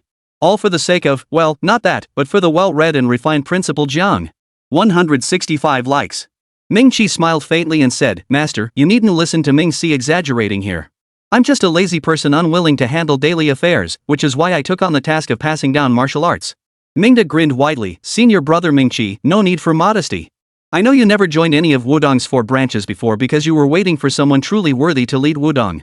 The left guardian of Wudong holds even greater authority than the right guardian. This position was personally appointed by the previous Grandmaster, which speaks volumes about your astonishing prowess. Of course, compared to the Grandmaster himself, you still fall somewhat short." Su Xiaobai's eye twitched. Mingde was at it again, always managing to steer the conversation back to himself no matter the situation. Ming Qi, however, paid it no mind. With a faint smile, he remarked, "Compared to the Grandmaster, I am indeed far inferior. But the arrival of a new Grandmaster for Wudong, unifying the 4 branches, this is ultimately a joyous occasion. Grandmaster, please come inside. Since you've arrived, there are many matters requiring discussion, especially the security of Wudong Island. With Zilong's betrayal, I expect he will surely bring much trouble. Recently, Kongtong's Wangji, Donghai Manor's He Xiangfeng, and Hundred Flowers Sect's Shui Wushuang all visited us.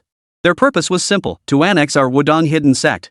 For years, the Taoist hidden sect has maintained a stance of non-intervention.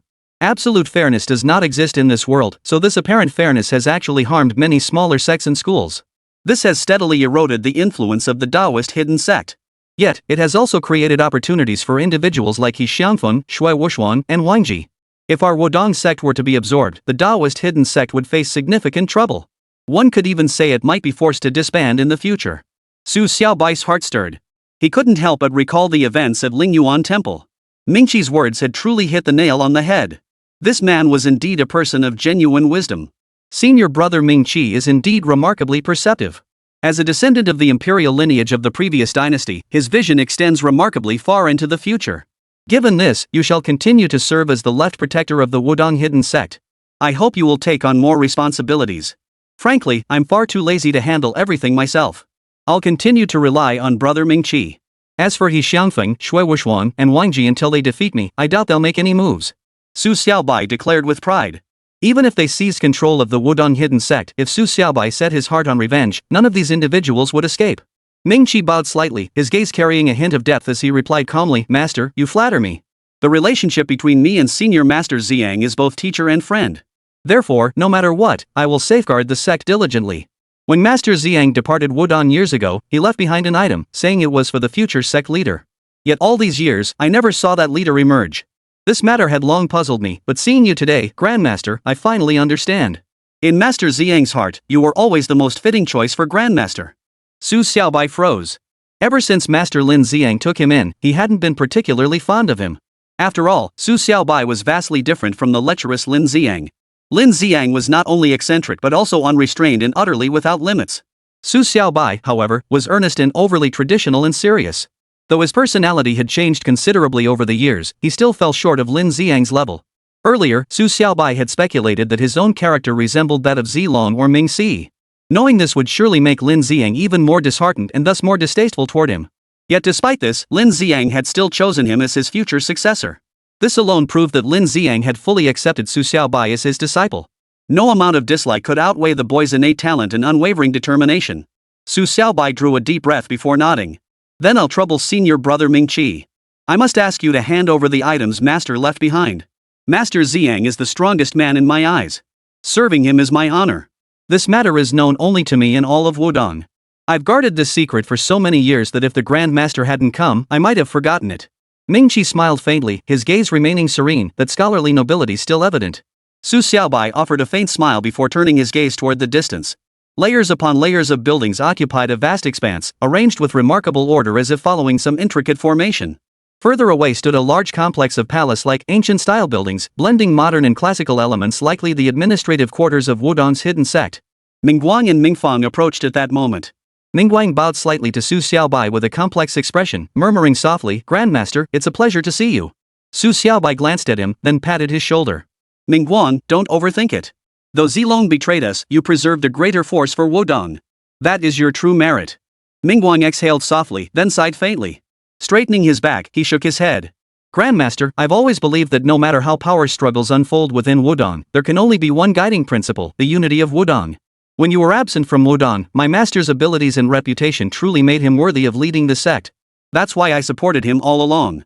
But now that you've proven your capabilities and can make Wudong stronger, then my master should contentedly serve as the right protector rather than clinging to ambitions of becoming Grandmaster, especially after suffering such a crushing defeat at your hands. The extreme path of Green Mountains is indeed a formidable martial art, but before the 9 seals of Tai Chi, it amounts to nothing.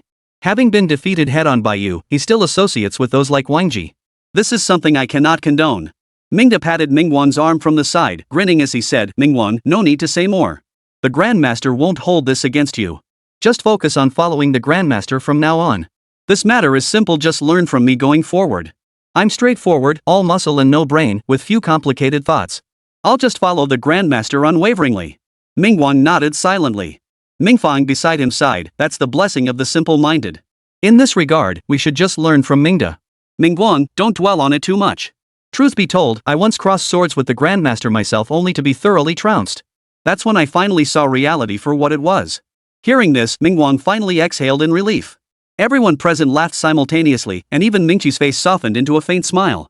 Alright, let's not linger here. Since the Grandmaster has arrived, let's make our way around the Wudong sect. Our tens of thousands of core disciples are all waiting in the square. Ming-Chi called out, then gestured once more. Fourth update. No need for further words, tears welling up. 166, Enlightenment. Su Xiaobai followed close behind as the procession marched toward the Taoist-style complex not far ahead. The sprawling complex covered tens of thousands of square meters, with numerous villas dotted around its perimeter. As they walked, Ming-Chi explained, and Su Xiaobai finally understood, there were roughly 120,000 Wudong disciples here, but only the true elite. Most Wudong disciples had dispersed into civilian life, practicing the great concealment within the world. These 12,000 disciples formed the upper middle tier of Wudong, each commanding numerous disciples beneath them. This layered structure formed Wudong's vast network. The villas on the outskirts were reserved for Wudong elders. For Su Xiaobai's visit, Ming Qi had specially cleared out the largest one. A sense of recognition stirred within Su Xiaobai. As they journeyed through the island, it revealed itself as a veritable city-wide roads lined with bustling shops, radiating vibrant prosperity. Yet it wasn't purely urban. Green forests dotted the landscape, and gravel paths wound through the grounds, blending seamlessly with classical charm. After about 20 minutes of walking, the group entered the Taoist temple. The temple's main gate was imposing. Above the lintel, two enormous characters Wudong were carved deep into the wood. The strokes were bold and sweeping, exuding an indescribable aura that seemed to swallow mountains and rivers whole, filled with the sharpness of swords. These two characters alone were profoundly impactful, sending a ripple of awe through Su Xiaobai's heart. Such calligraphy could not possibly be modern. It must have been preserved from ancient times. The master who inscribed these characters must have possessed an unfathomable understanding of the Taiji principle. As the characters floated, they carried a profound sense of primordial chaos, encompassing even the principles of yin-yang and the four symbols. Strands of energy collided within the void, cancelling each other out yet simultaneously weaving the intricate patterns of the four Tai Chi forms. Su Xiaobai stood transfixed, staring at the characters and murmuring to himself, truly remarkable. These two characters were nothing short of priceless treasures, undoubtedly one of the true legacies of Wudong. At this point, he slowly closed his eyes. All the subtleties of the Tai Chi four forms unfolded before him like a vivid tableau. Certain details revealed flaws within his own execution of the forms. Ultimately, he was still too young. Though his grasp of Tai Chi had reached an almost perfect level, he still fell short compared to the predecessor who had inscribed the characters Wudong. Ming Qi and the others halted in their tracks, observing Su Xiaobai's state. His eyebrows arched in astonishment. Sudden enlightenment. This mountain gate had been preserved since Wudong's founding. Yet despite decades spent here, they had never detected anything unusual. How could the Grandmaster arrive, glance at this mountain gate, and achieve sudden enlightenment? Truly, comparison breeds envy. When Su Xiaobai awoke, the sun was setting. The entire Wudong Island was bathed in golden light, radiating the tranquil beauty of the evening sun and rippling sea waves. Surrounding his body were Ming Qi, Ming Si, Ming De, Ming Feng, Ming Guang, and their group. They stood in a circle, encircling him within. He couldn't help but exhale a long breath. The internal energy in his middle dantian had completely liquefied. The energy within his body surged like a mighty tide, vast and boundless. His martial cultivation advanced another step forward. Though it was but a slight, tiny step, at the fasting realm stage, this was already quite remarkable. In Su Xiaobai's understanding, there were few fasting realm masters in the world today. This meant he had no one else's experience to draw upon. After entering the fasting realm, he could only rely on his own experiences to steadily explore and advance. In other words, this small step was actually quite difficult to achieve. It was entirely due to his own accumulated efforts, which ultimately depended on his innate talent. Ming Qi was the first to react. His gaze darted across Su Xiaobai's face, his expression brightening with delight. Precisely at that moment, Su Xiaobai's eyes flickered, resembling a vortex that seemed to possess a certain suction force. This pull felt like a vast, boundless void. Ming Qi startled, but upon closer inspection, Su Xiaobai had already returned to normal. He couldn't help but take a deep breath and bow slightly to him. Master, you truly astonish us. To attain enlightenment before even entering the mountain gates. These two characters were left by our founding patriarch and hold profound significance. Yet I never realized they also contained the true essence of the Taiji. All these tens of thousands of us have come and gone daily, and not a single one noticed anything unusual. It seems our talents truly fall short. You are the rightful Grandmaster. Ming Qi spoke earnestly, his gaze radiating an indescribable reverence. Only then did the others react, bowing in unison towards Su Xiaobai. Su Xiaobai nodded and continued forward, formally stepping into the grounds of the Taoist temple. Inside the temple complex lay an immense plaza paved with blue stone. Tall ornamental trees encircled its perimeter, beyond which lay tier upon tier of buildings stretching endlessly into the distance. On the plaza stood a dense crowd, tens of thousands of people packed together yet arranged in perfect order. Ming Qi cleared his throat and called out, "Disciples of Wudong, regardless of which branch you once belonged to, east, west, south, or north, it matters not. For we are all disciples of Wudong. The newly appointed Grand Master has come here specifically to see you all. Remember this, you must honor the new Grand Master. From now on, uphold the principles of Wudong and abandon any unsuitable views from the past." Just moments ago, before stepping into the monastery, the Grand Master stood beneath that lintel and attained sudden enlightenment. Such innate talent is truly a blessing for our Wudong. Now, let the Grandmaster address you all. Give him a hearty round of applause. This is your only chance to curry favor with the Grandmaster. A wave of applause erupted, accompanied by cheers. Standing on the platform before the square, Su Xiaobai gazed at the crowd of tens of thousands, yet a faint sense of disorientation stirred within him. He had never once considered becoming the head of a sect. Even after learning that Lin Ziyang was the grandmaster of Wudong's hidden sect, he hadn't felt it had anything to do with him. Even when he agreed to take charge of the hidden sect of Wudong, he felt no real burden. To him, it was just another job. Yet today, facing this vast crowd, a sudden sense of responsibility settled in his heart, heavy and weighty. Becoming the Wudong patriarch meant he must protect these tens of thousands of people. The fate of every Wudong disciple was now inextricably linked to his own, binding them into a true family. Disciples of Wudong, I am Wudong's open sword, the new leader of the hidden sect. From this moment on, I will be your protector. Together, we will forge a new Wudong, one that stands unchallenged and unbullied. Previously, Wudong was divided into 4 branches, each governed by a minister. This structure remains unchanged. However, due to Zilong's betrayal, the eastern branch will now be led by Mingguang. But Wudong is one entity. We cannot continue the constant friction between the 4 branches as before. Our purpose is not to waste ourselves in internal strife, but to unite against external threats and make the Wudong legacy greater and stronger. Su Xiaobai spoke aloud. Though his voice was soft and unassuming, it echoed across the entire plaza, clear and distinct to every ear. First update of the day. 167 Show your skills. The crowd erupted in cheers once more. Ming Qi, Ming Si, Ming De, Ming Fong, and Ming Guang. This group stood behind Su Xiaobai. Hearing his words, their expressions shifted slightly as they exchanged glances. Mingguang visibly exhaled in relief. He feared that after Zilong's defection, though he remained, his days ahead would be difficult. Yet Su Xiaobai truly held no grudges, granting him full control of the eastern branch without hindrance. After delivering his speech, Su Xiaobai paused briefly. Before him stood 12,000 Wudong disciples, each radiating divine light within. Among them were numerous masters at the commanding realm, numbering over 1,000. Even the weakest possessed early-stage tempering realm cultivation, a testament to their exceptional caliber. Taking a deep breath, he waved his hand. Earlier, I was in a state of deep contemplation, which delayed everyone considerably. Now that you all recognize me, let's consider today's matter settled. You may all return to your duties. Master, we're not tired. We've heard you've mastered the Wudong dragon soaring technique. Might you show us a bit? Indeed, Grandmaster. Master Ming Qi mentioned you've reached the Qi cultivation realm. Might you grant us a glimpse of your prowess? It would truly broaden our horizons. Grandmaster, your presence is truly captivating, handsome and graceful like a jade tree in the wind. Please show us a bit, to give us some motivation to strive forward.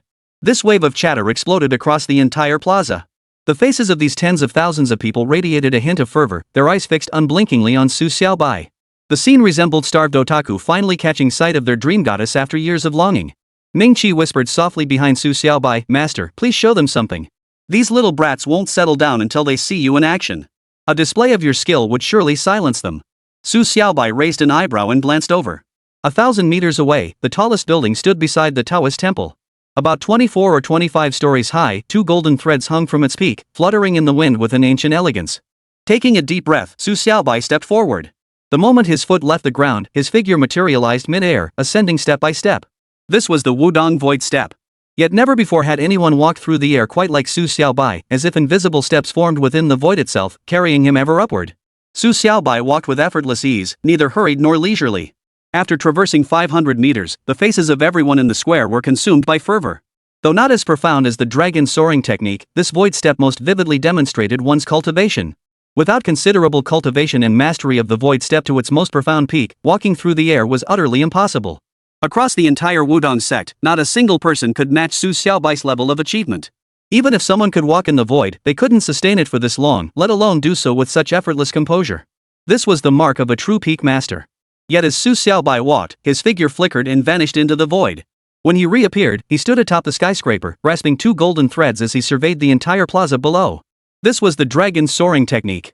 Centered around the Wudong Hidden Sect's Taoist temple, Wudong Island radiated outwards, encompassing a vast expanse filled with diverse buildings and supermarkets. Yet, all planning was remarkably rational, presenting itself as a fully modernized city. Moreover, this city wasn't solely inhabited by Wudong disciples. Many ordinary people lived here too, likely descendants of former Wudong disciples. Those without martial talent had stayed on the island, running businesses to make a living, passing down their livelihoods from generation to generation. The Wudong disciples in the square raised their brows to the top of the building. These were all masters, and since Su Xiaobai was deliberately showing off, they immediately detected his presence. Dragon soaring technique. Dragon soaring technique. The shouts echoed across the square, amplifying the fervor.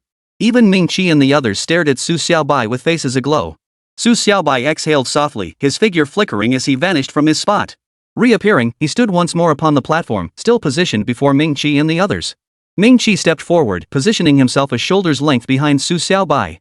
Raising his voice, he declared, "Now that everyone has witnessed the Grandmaster's astonishing prowess, we may disperse." The group finally dispersed, but each person took a step backward, glancing back repeatedly, their eyes fixed on Su Xiaobai. Their faces bore nothing but admiration. Ming Qi gestured with his hand.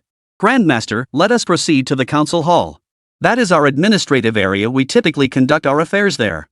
Previously, the offices for the various branches were arranged according to their respective cardinal directions. This sprawling Taoist complex featured a central plaza surrounded by 4 distinct zones, separated by greenery. East, south, west, and north, each precisely corresponding to one of the 4 branches.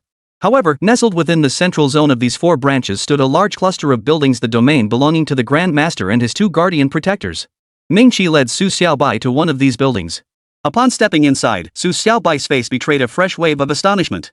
Externally, these structures exuded a vintage charm, antique and elegant, distinctly echoing the traditions of Taoism. Yet inside, they were thoroughly modern, equipped with televisions, computers, contemporary desks and chairs, and even high-speed internet cables. This was unmistakably keeping pace with the times. Ming Qi ushered Su Xiaobai into a room on one side, causing Su Xiaobai's eye to twitch again. The so-called council hall turned out to be a modern conference room, spanning over 1,000 square meters. Its luxurious decor, meticulously crafted conference tables, and comprehensive multimedia capabilities offered an experience that was undoubtedly beyond 5-star luxury. This alone showed that Wudong Island truly had land to spare, far more than Donghai. Su Xiaobai was seated at the head of the conference table, with Ming Qi and the others flanking him on either side. Staring at the massive screen ahead, Su Xiaobai felt like he was chairing a meeting at a multinational corporation. "Master," Su Xiaobai began, "earlier you mentioned we should maintain our previous operational structure divided into 4 branches, east, south, west, and north, with Mingguan leading the eastern branch." "I agree with that. Do you have any other arrangements?" Ming Qi spoke softly, his voice tinged with respect. Su Xiaobai took a slight breath, regaining his composure. He glanced at him before responding indifferently, "Everything remains as before. However, senior brother Ming Qi, you will now replace Zilong's position and oversee all daily affairs of Wudong. As for instructing disciples, others will temporarily take over. We have over 20 people here. Besides the division heads, the rest are all Grandmaster level experts. They are fully capable of handling this work. Choose whoever you think is most suitable." Ming Qi nodded in agreement. "Since the Grandmaster trusts me so, I shall take on these responsibilities. Next, I will briefly outline the overall situation of our Wudong hidden sect for the Grandmaster. Second update today. 168 Array Master." Su Xiaobai nodded as Ming Qi detailed the lineage of the Wudong hidden sect. Remarkably, neither Ming Si nor Ming Di interrupted during his speech, a clear testament to Ming Qi's considerable authority within the sect. Wudong Island itself was only about 1/10 the size of Donghai City, yet its population numbered just 3 million. A substantial portion of the island was devoted to farmland. These farmers were descendants of former Wudong disciples. Lacking martial talent, they sustained island life through farming and fishing.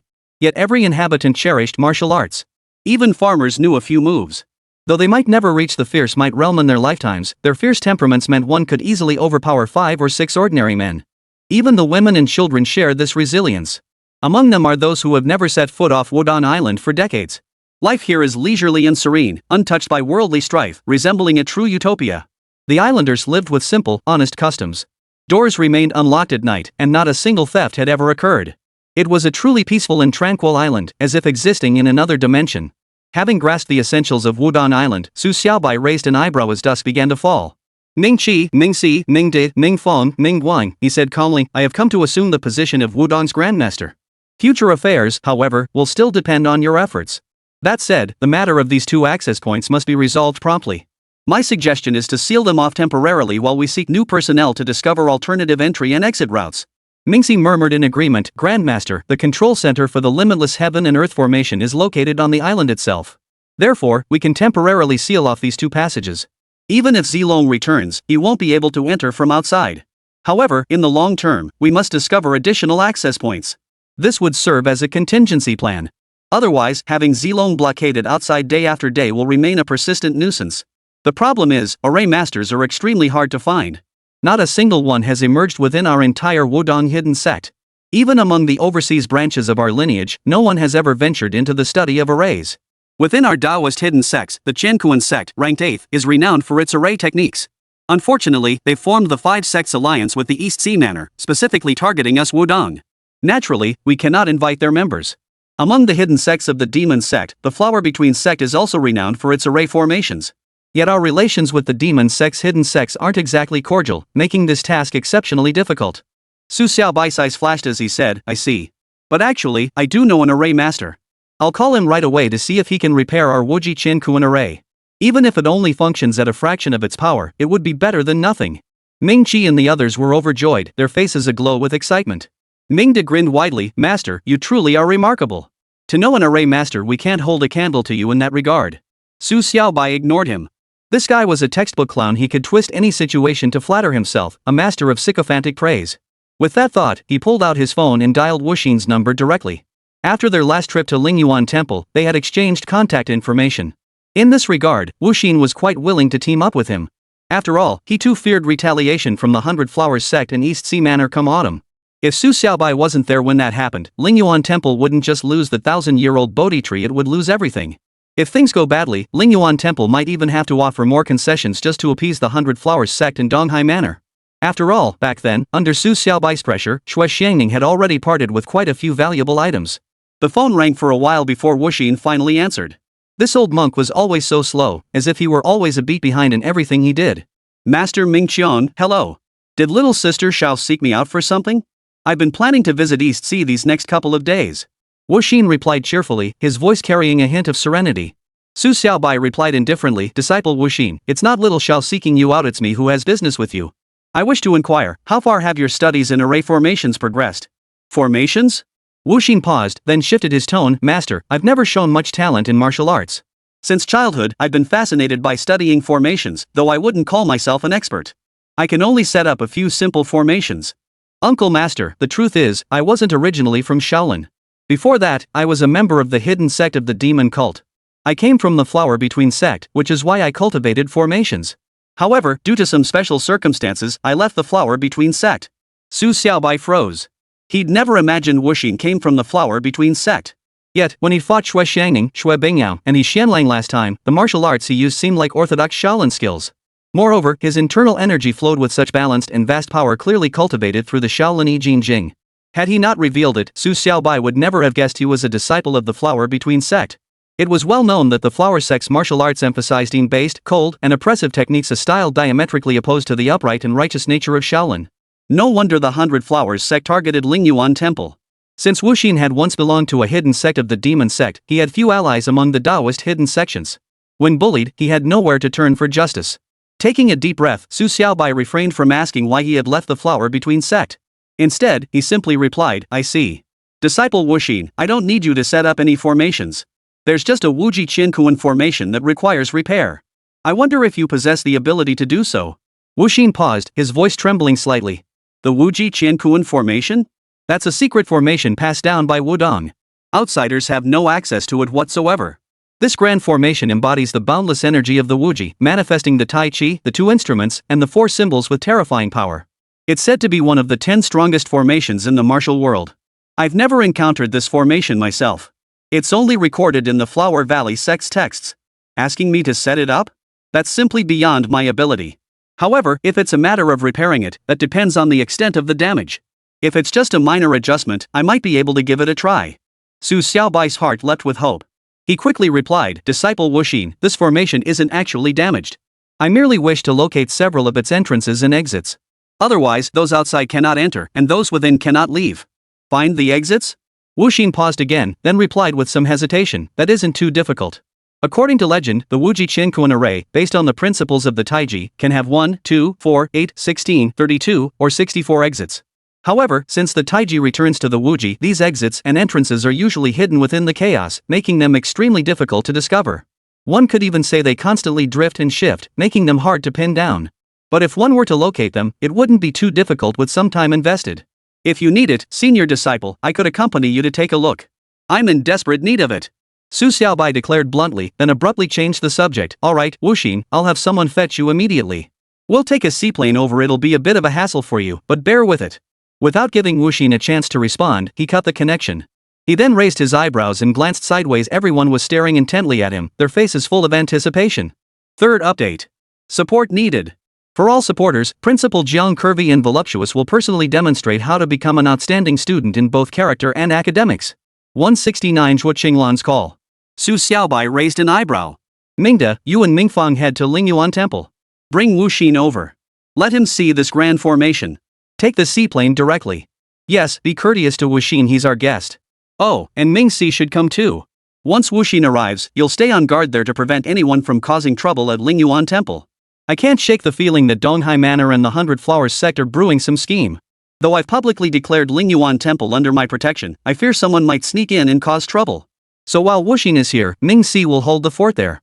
Mingxi, Mingda, and Mingfang responded in unison, then bowed slightly to Su Xiaobai before rising and exiting the council chamber. Mingqi exhaled softly, a flicker of excitement crossing his refined features. This is truly remarkable. Who would have thought Wuxin of Lingyuan Temple was also an array master? He paused briefly before shifting his tone. Grandmaster, since arrangements are complete, please retire early. I shall escort you to your quarters.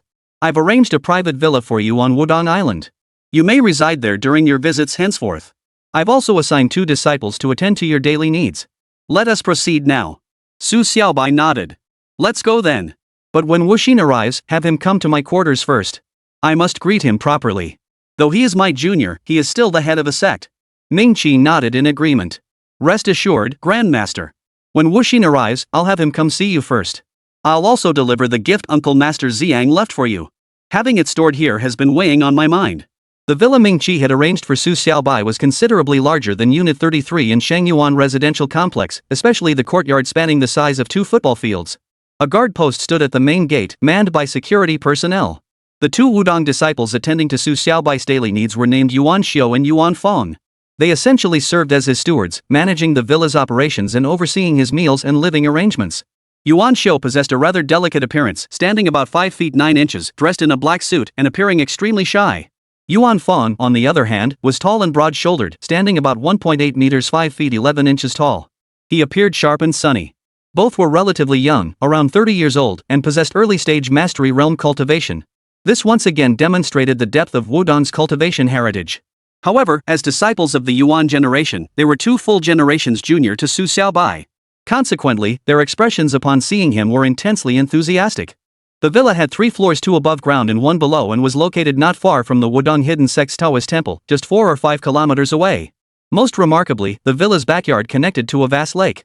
Known as the East Lake, this expansive body of water teemed with abundant resources and occupied a considerable area. Su Xiaobai now lay in a room on the 2nd floor, holding an antique box, the very item Master Ziyang had left him. Yet he had not opened it. A faint sense of melancholy stirred within him. Without that girl, Su Xiaoxiao, he seemed to have lost his purpose. His mission to Wudong had essentially been accomplished, yet he remained for one more night to help steady the emotions of the Wudong disciples.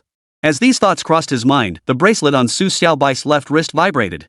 Glancing down, he saw Zhuo Qinglan's profile picture appear and quickly tapped to open it. Zhuo Qinglan materialized before Su Xiaobai. She sat in a spacious, empty room where the bright floor reflected the spotlights on the ceiling, casting a dazzling glow everywhere. She wore a white dress that fell just above her knees, her feet bare. Her entire presence radiated an ethereal aura, though her demeanor was so icy and distant it resembled a glacier. Su Xiaobai's gaze swept over her smooth, jade-like calves before he asked nonchalantly, "Sis, what do you need? Can't I just come see you without a reason?" Zhuo Qinglan replied coolly, though her gaze lifted slightly, hinting at a touch of reproach.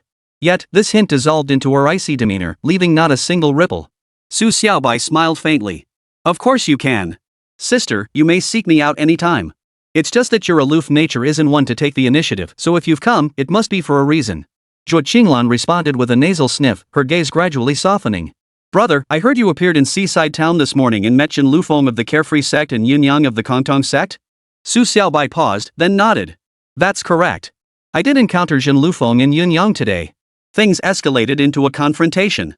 If not for the crowd, I would have given them a thorough beating." Zhuo Qinglan arched her delicate brows, her expression sharp with anger. "They were in Seaside Town today and injured members of our Jade Maiden Sect and Rock Solid Sect. 5 or 6 people suffered serious injuries because of them. They're all junior disciples, with the highest cultivation at the control realm. For Jin Lufeng, a grandmaster, to bully the weak like that, it's outright bullying. I intend to make a trip to Seaside Town. This matter must be resolved. Our Jade Maiden Sect never lets wrongs go unpunished." Su Xiaobai's heart stirred slightly. He smiled faintly and said, "Sister, there's no need for you to handle this personally. Leave it to me. I'll be passing through Seaside Town tomorrow anyway. I'll deal with Jin Lufeng and Yin-yang then. Sis, whether you want me to break their legs or give them a good spanking, just say the word. There's no need for a beauty like you to handle this personally." Zhuo Qinglan's gaze flickered, seeming to hold a water-like calm. Finally, she replied softly, "Brother, this is a matter of our Jade Maiden sect. I should handle it personally. I'll make them understand the heavy price of offending our sect. Back then, when they bullied me, I dealt them a crushing blow. This time, they won't get off lightly either. That old fool Wang Ji, does he think involving Dao Yan will make me back down? Who in the martial world doesn't know our Jade Maiden sect's reputation for fiercely protecting our own? So I'll handle this personally, to prevent them from running amok in the future. Besides, 2 elders from the rock-solid sect are already preparing to negotiate. There's no need for you to intervene. I sought out my brother to inquire about Jin Lufeng and Yun Yang's current situation, where they've been spotted and how they've been behaving." Su Xiaobai pondered for a moment before giving a rough account of Jin Lufeng and Yun Yang's situation. After finishing, he said earnestly, "Sister, please be careful. It seems quite a few hidden Taoist sects have gathered in Seaside Town lately. Word is the heads of the 5 Taoist sects are gathering in Seaside Town to elect a new hidden sect elder to replace me. These 5 aren't pushovers. If you intervene, they'll likely find excuses to target you. Do I need to fear those 5? Zhuo Qinglan retorted haughtily. Her gaze settled on Su Xiaobai's face as she added coldly, "You needn't worry about me, little brother. I have this matter well under control." Su Xiaobai hesitated before asking, "Sister, when do you plan to go tomorrow?" 170 arrival without pretense. "I'll be there at 9 tomorrow morning. I've already dispatched 2 elders from the rock-solid sect to intercept them. At 9 tomorrow morning, we'll deal with Jin Lufeng and Yun Yang at Dogtooth Beach." Zhuo Qinglan's voice was soft, her demeanor growing even more icy. Under the bright lights, her short hair cast soft shadows across her exquisite features. Her marble-like contours radiated the ultimate feminine allure. Su Xiaobai acknowledged with a nod, drawing a deep breath. Just then, Zhuo Qinglan abruptly severed the connection, though her image remained etched in his mind. A beauty of this caliber, easily scoring 12 out of 10, was truly rare. Yet, given her circumstances, she seemed utterly disinterested in finding a boyfriend, which was undeniably a pity. Setting down his phone, Su Xiaobai glanced out the window. The moonlight was at its peak, its pure radiance spilling in. Though the room lights were off, ripples like water waves danced across the ceiling, the reflection of moonlight shimmering off the lake below. Footsteps echoed outside, followed by Yuan Shou's timid voice, Master Huixin has arrived. He's waiting in the reception hall outside. Is it convenient for you to see him?" Su Xiaobai exhaled softly, rising immediately as he called out, "I'll be right there. You and Yuan Fang entertain Master Huixin for now." Yuan Shou acknowledged the request. His footsteps echoed, growing fainter as he departed. Su Xiaobai tidied himself before stepping out of the room. The villa's eaves stretched out impressively, spanning a full 3 meters. Beneath them, a row of wooden chairs was arranged with clever design, seamlessly adjoining rows of grape arbors that lent a rustic charm to the space. The entire eave was constructed from wooden planks, carrying a hint of Southeast Asian flair. Combined with the tropical scenery of the location, it felt quite fitting. At that moment, Huixin sat on one of the long benches, sipping tea. Before him lay a long dining table. Yuan Shou and Yuan Fang stood by his side, one pouring tea, the other offering fruit. As Su Xiaobai descended the steps, Huixin rose swiftly, bowing respectfully. "Uncle Master, it's truly wonderful to see you again. I apologize for summoning you so late. I trust Mingda and Mingfang have briefed you on the situation. You saw the Wuji Qiankuan formation upon entering. Do you have any insights?" Su Xiaobai approached him and spoke softly before gesturing for him to sit across the table. Yuan Shou immediately began pouring tea, but Su Xiaobai waved him off, signaling both him and Yuan Fang to step back. The two turned and left immediately. On the long dining table lay a dozen varieties of fruit, with a celadone teapot placed at one end. From the distant corners of Wodong Island drifted the soft chirping of insects, creating an atmosphere of profound tranquility. Wu Xian sat down, nodding slightly. "Master, thank you for your thoughtful arrangements, including having Master Ming Si stationed at Lingyuan Temple. I've been worried these past days that the 100 Flowers sect won't give up. Given our temple's current situation, we truly wouldn't be able to stop them. After all, we've severed ties with the Taoist hidden sect and no longer stand under their protection. Should they act, the hidden sect would not intervene. This remains a troublesome matter. As for the limitless heaven and earth formation, I understand your meaning, Master. I briefly observed the array earlier. The martial predecessor who could deploy such a formation truly possessed extraordinary talent. The formation harnesses the ocean's currents, merging with the sea itself, even utilizing the magnetic forces beneath the waves. That's why all modern devices fail here. Still, finding the entrance or exit shouldn't be too difficult. Starting tomorrow, I intend to thoroughly explore this legendary formation. By traversing its labyrinth, I should uncover several passages within a fortnight at most. This vast formation spans an immense area and should have 64 entrances and exits. However, senior disciple Ming Si mentioned that we needn't locate them all, finding just 4 would suffice. As he spoke, Huixin produced a circular disc from his side. It resembled a compass, though considerably larger, with 2 pointers and numerous characters inscribed upon its face. Su Xiaobai glanced at it and recognized characters like Qian, Koan, Kan, and Zhen symbols seemingly related to the 8 trigrams. Master, this array disc is my own creation. It can pinpoint the corresponding directions of the 8 trigrams, giving me greater assistance. Finding 4 passages? That's no trouble at all. Huixin explained earnestly. This old monk was usually serious and reserved, only showing his playful side in front of Su Xiaobai.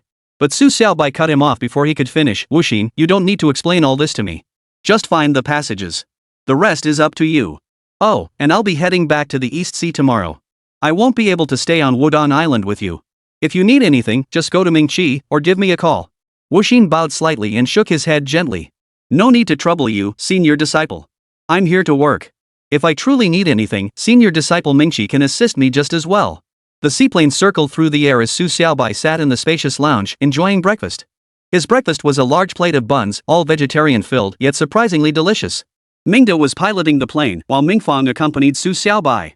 Su Xiaobai's urgency to depart stemmed from his unease over Zhuo Qinglan's situation. Regardless, Zhuo Qinglan's temperament had been well understood by many. Su Xiaobai sensed too many coincidences in the matter and wanted to investigate personally. He departed Wudong Island early that morning. As he left, all the disciples showed signs of reluctance to part ways. Their fervent expressions made Su Xiaobai feel quite uncomfortable. Having grown up with Lin Tianpeng, he rarely encountered such scenes. Being watched by tens of thousands felt utterly novel. Over the sea at 5 o'clock, the sun hadn't yet risen, though a faint glow had begun to appear. Su Xiaobai peered out the airplane window just as a fiery orb burst forth, bathing the ocean in a golden glow. This transition from darkness to light held a certain mystique, the emergence of something from nothing. Su Xiaobai's heart skipped a beat. Wasn't this process akin to the shift from the Grandmaster realm to the fasting realm? All internal energy transformed from qi to liquid, equivalent to creation from nothingness. Perhaps the next realm beyond the fasting realm, the divine bridge realm, was also connected to natural transformations. However, he was only at the mid-stage of the fasting realm, with a long road ahead before reaching the late stage. Thus, even if he considered the possibilities of the divine bridge realm, he had no way to attempt a breakthrough. 171 Imperial Chef's Legacy. Mingfang smiled faintly. Master, how do these buns taste? This is the true legacy of the Imperial Kitchen. Back in the day, Wudong brought dozens of imperial chefs from the palace, and their craft has been passed down through generations. To this day, our Wudong Island boasts around 300 to 400 chefs, all true heirs to the imperial culinary legacy. Over the years, these chefs have even ventured out to study modern culinary arts. Combining ancient and modern techniques, their skills are absolutely world-class. Under the name of our Wudong Hidden Sect, we also operate several restaurant groups. We rotate our master chefs to oversee these establishments, and our unique seasoning techniques have attracted countless patrons. Grandmaster, I've already discussed this with senior brother Mingqi. We'll send 2 top-tier chefs to the East Sea shortly to attend to your daily needs. After all, as the head of Wudong, you must be kept strong and healthy. Su Xiaobai paused in surprise. He'd never considered keeping 2 personal chefs before. Yet, living with Su Xiaoxiao, who couldn't cook a meal, made him realize he truly needed such assistance. Moreover, he recalled last night's feast truly unforgettable. The variety was astonishing, especially those steamed buns. Though vegetarian, their flavor reached the pinnacle of perfection. Indeed, they were the work of a true imperial chef's legacy. These buns weren't monotonous, their flavors were irresistible. Last night's spread seemed to encompass most of the Manchu Han imperial feast, leaving one unable to stop eating. Come to think of it, our Wudong lineage has made a significant contribution to the culinary world. Our predecessors were quite skilled in preserving the imperial chef's legacy. Su Xiaobai nodded. By now, he had polished off an entire plate of buns. Mingfang grinned widely. You bet. Wudong has endured through several dynasties. Each era saw us bring back several chefs from the imperial palace, which is how we preserved all these traditions. Those forebears truly had foresight. Our hidden sect, sheltered on Wudong Island, evaded countless calamities. Dynastic changes never touched us, allowing our traditions to endure unbroken. Su Xiaobai nodded. He said nothing more, but as he pondered the actions of Wudong's predecessors, his mind drifted into deep thought. About an hour later, as daylight fully illuminated the sky, the seaplane touched down at seaside town. It was just past 7 in the morning. The plane landed on the shoreline behind the Kaibin Hotel. Mingda and Mingfang escorted Su Xiaobai ashore, where the hotel front desk clerk approached them. Su Xiaobai paused briefly before asking, during our absence, has anything new occurred in seaside town? The front desk clerk pondered for a moment before replying, Grandmaster, yesterday, members of the Jade Maiden Sect and the Rock Sect clashed again with Jin Lufeng and Kongtong Yunyang of the Carefree Sect. A master from the Jade Maiden Sect and a master from the Rock Sect were both severely injured by Jin Lufeng. I've heard that Zhuo Qinglan, the head of the Jade Maiden Sect, might be coming today. After all, the Jade Maiden Sect is notoriously protective of their own. It should be quite a show today. Su Xiaobai nodded. Understood. So where exactly is Dogtooth Beach? Mingda grinned from the side. Oh, Grandmaster, I know this place. It's quite remote, still a distance from here. I'll take you there, we can drive. No need for the car. We'll sneak in quietly and avoid drawing attention. Su Xiaobai shook his head. His goal was merely to observe, not to be discovered, so driving presented too many complications. After speaking, he shifted gears. Oh, and check for me, have any of the sect leaders from the Taoist hidden sects arrived at Seaside Town? I heard they're holding a meeting here, though I don't know the exact timing. The hotel front desk responded promptly. Master, regarding that matter, I've just received intelligence. The leaders of Donghai Manor, the 100 Flowers Sect, and the Kongtong Sect have already arrived. They entered Seaside Town secretly. Though they aren't staying at the hotel, they've rented a villa. Coincidentally, the villa's owner is a disciple of our Wudong hidden sect. We hold numerous properties within Seaside Town, most acquired under the names of Wudong disciples to avoid drawing attention. This arrangement allows us to gather valuable intelligence. Each of these 3 leaders brought a grandmaster with them. Since moving into the villa, they have taken no other actions and have not left the premises. All their food and supplies were delivered by disciples from the 3 sections. It's unclear what they're plotting, but I suspect this operation might be connected to the Jade Maiden Sect and the Rock Solid Sect.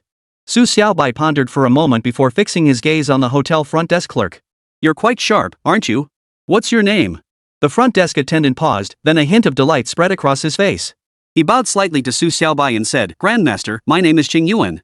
I once studied martial arts under Master Mingqi and am currently responsible for intelligence operations. Mingda grinned widely. Master, Qing Yuan heads the intelligence division independent from our 4 branches. It was previously managed by senior brother Mingqi, and he still oversees it now. This department gathers invaluable intelligence that greatly aids our Wudong. Su Xiaobai patted Qing Yuan's shoulder. Qing Yuan, do your best. If you need anything, just ask Mingqi or call me directly. Thank you, Grandmaster.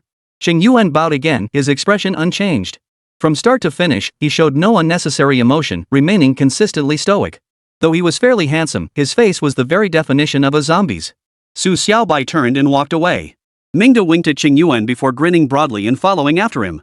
Mingfang casually tossed the seaplane keys into Qing Yuan's hand and also turned to leave. Xiantan Beach lay roughly 10 kilometers from the Keping Hotel, effectively distancing it from the heart of Seaside Town. However, the area wasn't as desolate as one might imagine. Along the coastline, clusters of houses still stood, and there was even a shopping street. This was an undeveloped stretch of beach, strewn with jagged rocks.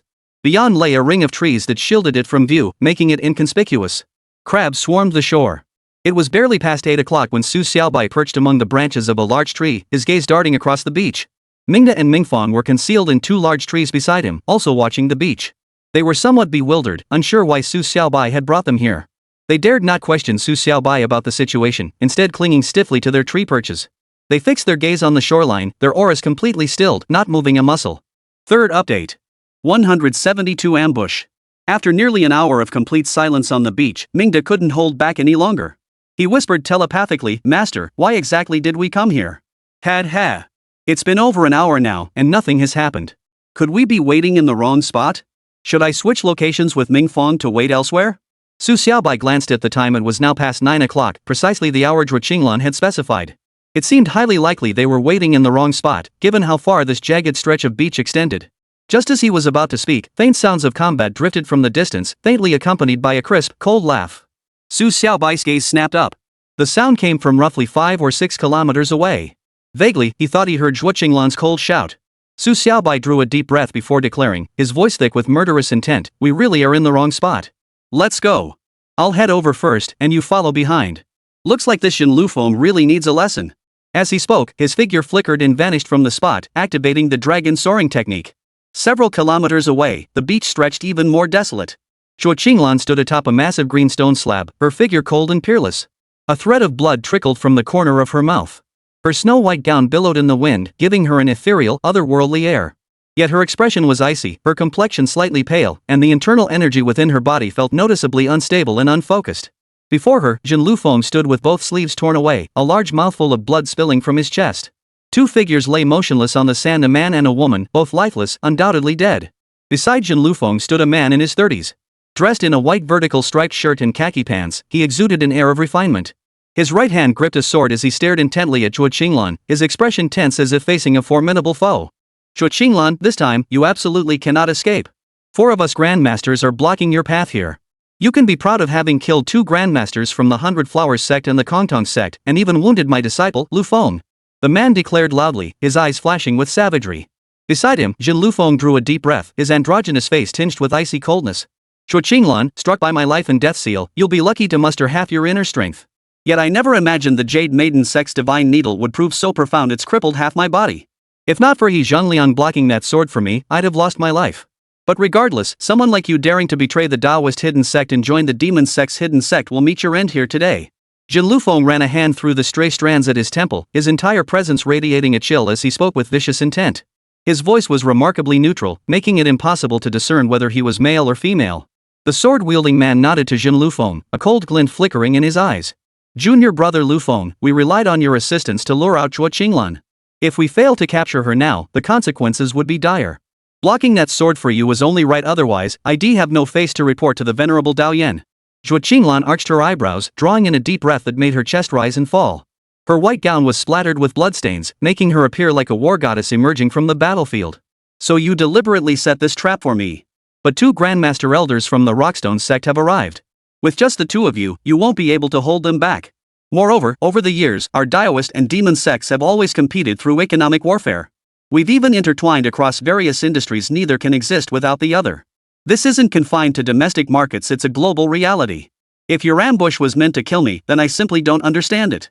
You're digging your own graves. Zhuo Qinglan's voice rang out, cold and clear. Against her peerless beauty, it carried a certain stirring quality that stirred the heart. He Zhengliang raised an eyebrow. The 2 grandmasters of the Rockstone sect still haven't arrived. Do you truly believe they're merely delayed? And why would we target the Jade Maiden sect and the Rockstone sect? Do you truly believe it's solely because you defected from the Taoist hidden sect? That's merely an excuse, but the most convenient one. By targeting you, we're confident the demon sect hidden branch won't raise objections. This way, the 2 major corporations under your banner can be acquired outright.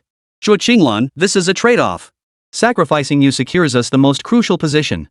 Truth be told, had we not studied your character, your tendency to protect your own, your impulsiveness, your habit of acting alone, we wouldn't have set this trap for you here. This time, you came without a single master from the Jade Maiden sect. Had you brought reinforcements, we wouldn't have proceeded with this plan. Your combat prowess is undeniably formidable. Zhuo Qinglan froze, a realization dawning on her face. Her expression darkened before her brows shot up in fury. So that's how it is, she snarled. It seems Dao Yan truly is despicable.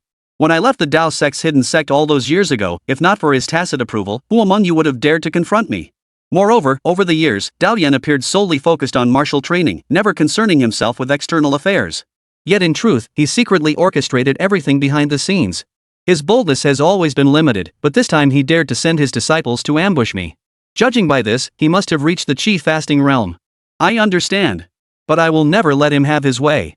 Perhaps I cannot defeat you now, but you cannot stop me from leaving. I will expose this matter to the world. As she spoke, Zhuo Qinglan's figure flickered like a wisp of smoke, shooting backward with blinding speed. This was the Jade Maiden sect's lightness skill, a wisp of smoke. In that instant, Zhuo Qinglan's form drifted through the air like a dandelion in the wind, floating and sinking, yet moving with blinding speed, unpredictable and unstoppable, plunging straight toward a small grove of trees to the side. Jin Liufeng's expression shifted, about to speak, when a sneer flashed across He Zhengliang's face as if everything was already under his control. The previously clear sky above the beach suddenly darkened. A vast black cloud descended from all directions, engulfing the sky as if it had been dipped in ink. Zhuo Qinglan gave a cold snort. Her jade-like hands flicked rapidly through the air, unleashing bursts of powerful energy that enveloped her body before plunging into the dark cloud. From within the cloud, tiny objects began falling. Upon closer inspection, they were swarms of poisonous insects. The entire cloud was composed of these venomous creatures. Moments later, Zhuo Qinglan let out a soft snort. Her figure flickered, and she stood once more atop a massive rock by the sea. Simultaneously, she called out coldly, Star Sect. Ding Da Xiang. Since when did the Taoist hidden sect and the demon sect hidden sect join forces? A figure slowly emerged from the woods, clad in a black suit. In his 40s, he possessed an air of distinction, tall and slender, with a fair, clean-shaven face. He was, in fact, a handsome man. 173 old grudges. Ding De Xiang stood on the beach, a faint smile playing on his lips. His voice was slightly hoarse as he replied, Zhuo Qinglan, our star sect originally split off from the carefree sect. Since senior brother Dao Yan is willing to join forces with me, we are still family. This time, you're gravely wounded. Don't even think about escaping. Under the swarm of venomous insects, you have no chance of evading. Had you remained unharmed and maintained your internal breathing state, I might not have been able to hold you. But now, you can no longer sustain that state. Combined with the control of the life and death talisman, you're lucky if you can muster a third of your power. I won't even need to lift a finger, the poison alone will hold you here. Zhuo Qinglan's icy gaze held no flicker of wavering. Finally, she glanced toward the vast sea behind her. The water rippled faintly as a figure approached from the distance, striding across the waves. In an instant, he stood behind her. It was none other than Wang Ji. Dressed in a white suit, a smirk played at the corners of his mouth. Everything seemed under his control, still putting on airs just like before. Fixing his gaze on Zhuo Qinglan, Wang Ji shook his head. Zhuo Qinglan, don't even think about escaping across the sea. We've gone to great lengths to ambush you this time. I admit your martial prowess has reached the threshold of the Qi cultivation realm. Any two of us alone couldn't hold you back. But after you killed two Grandmaster-level experts from the 100 Flowers sect and our Kongtong sect, their dying counterattacks surely drained half your strength. This time, you won't escape death. Wang Ji. So it was you. Zhuo Qinglan said coldly, her phoenix eyes burning with searing hatred.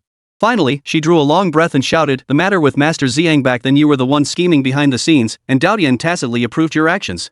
All these years, I've sought to eliminate you and avenge true Master Ziyang. Yet you hid so deeply. I never imagined you'd dare reveal yourself this time. Even if I die here, I will kill you to settle that ancient grudge.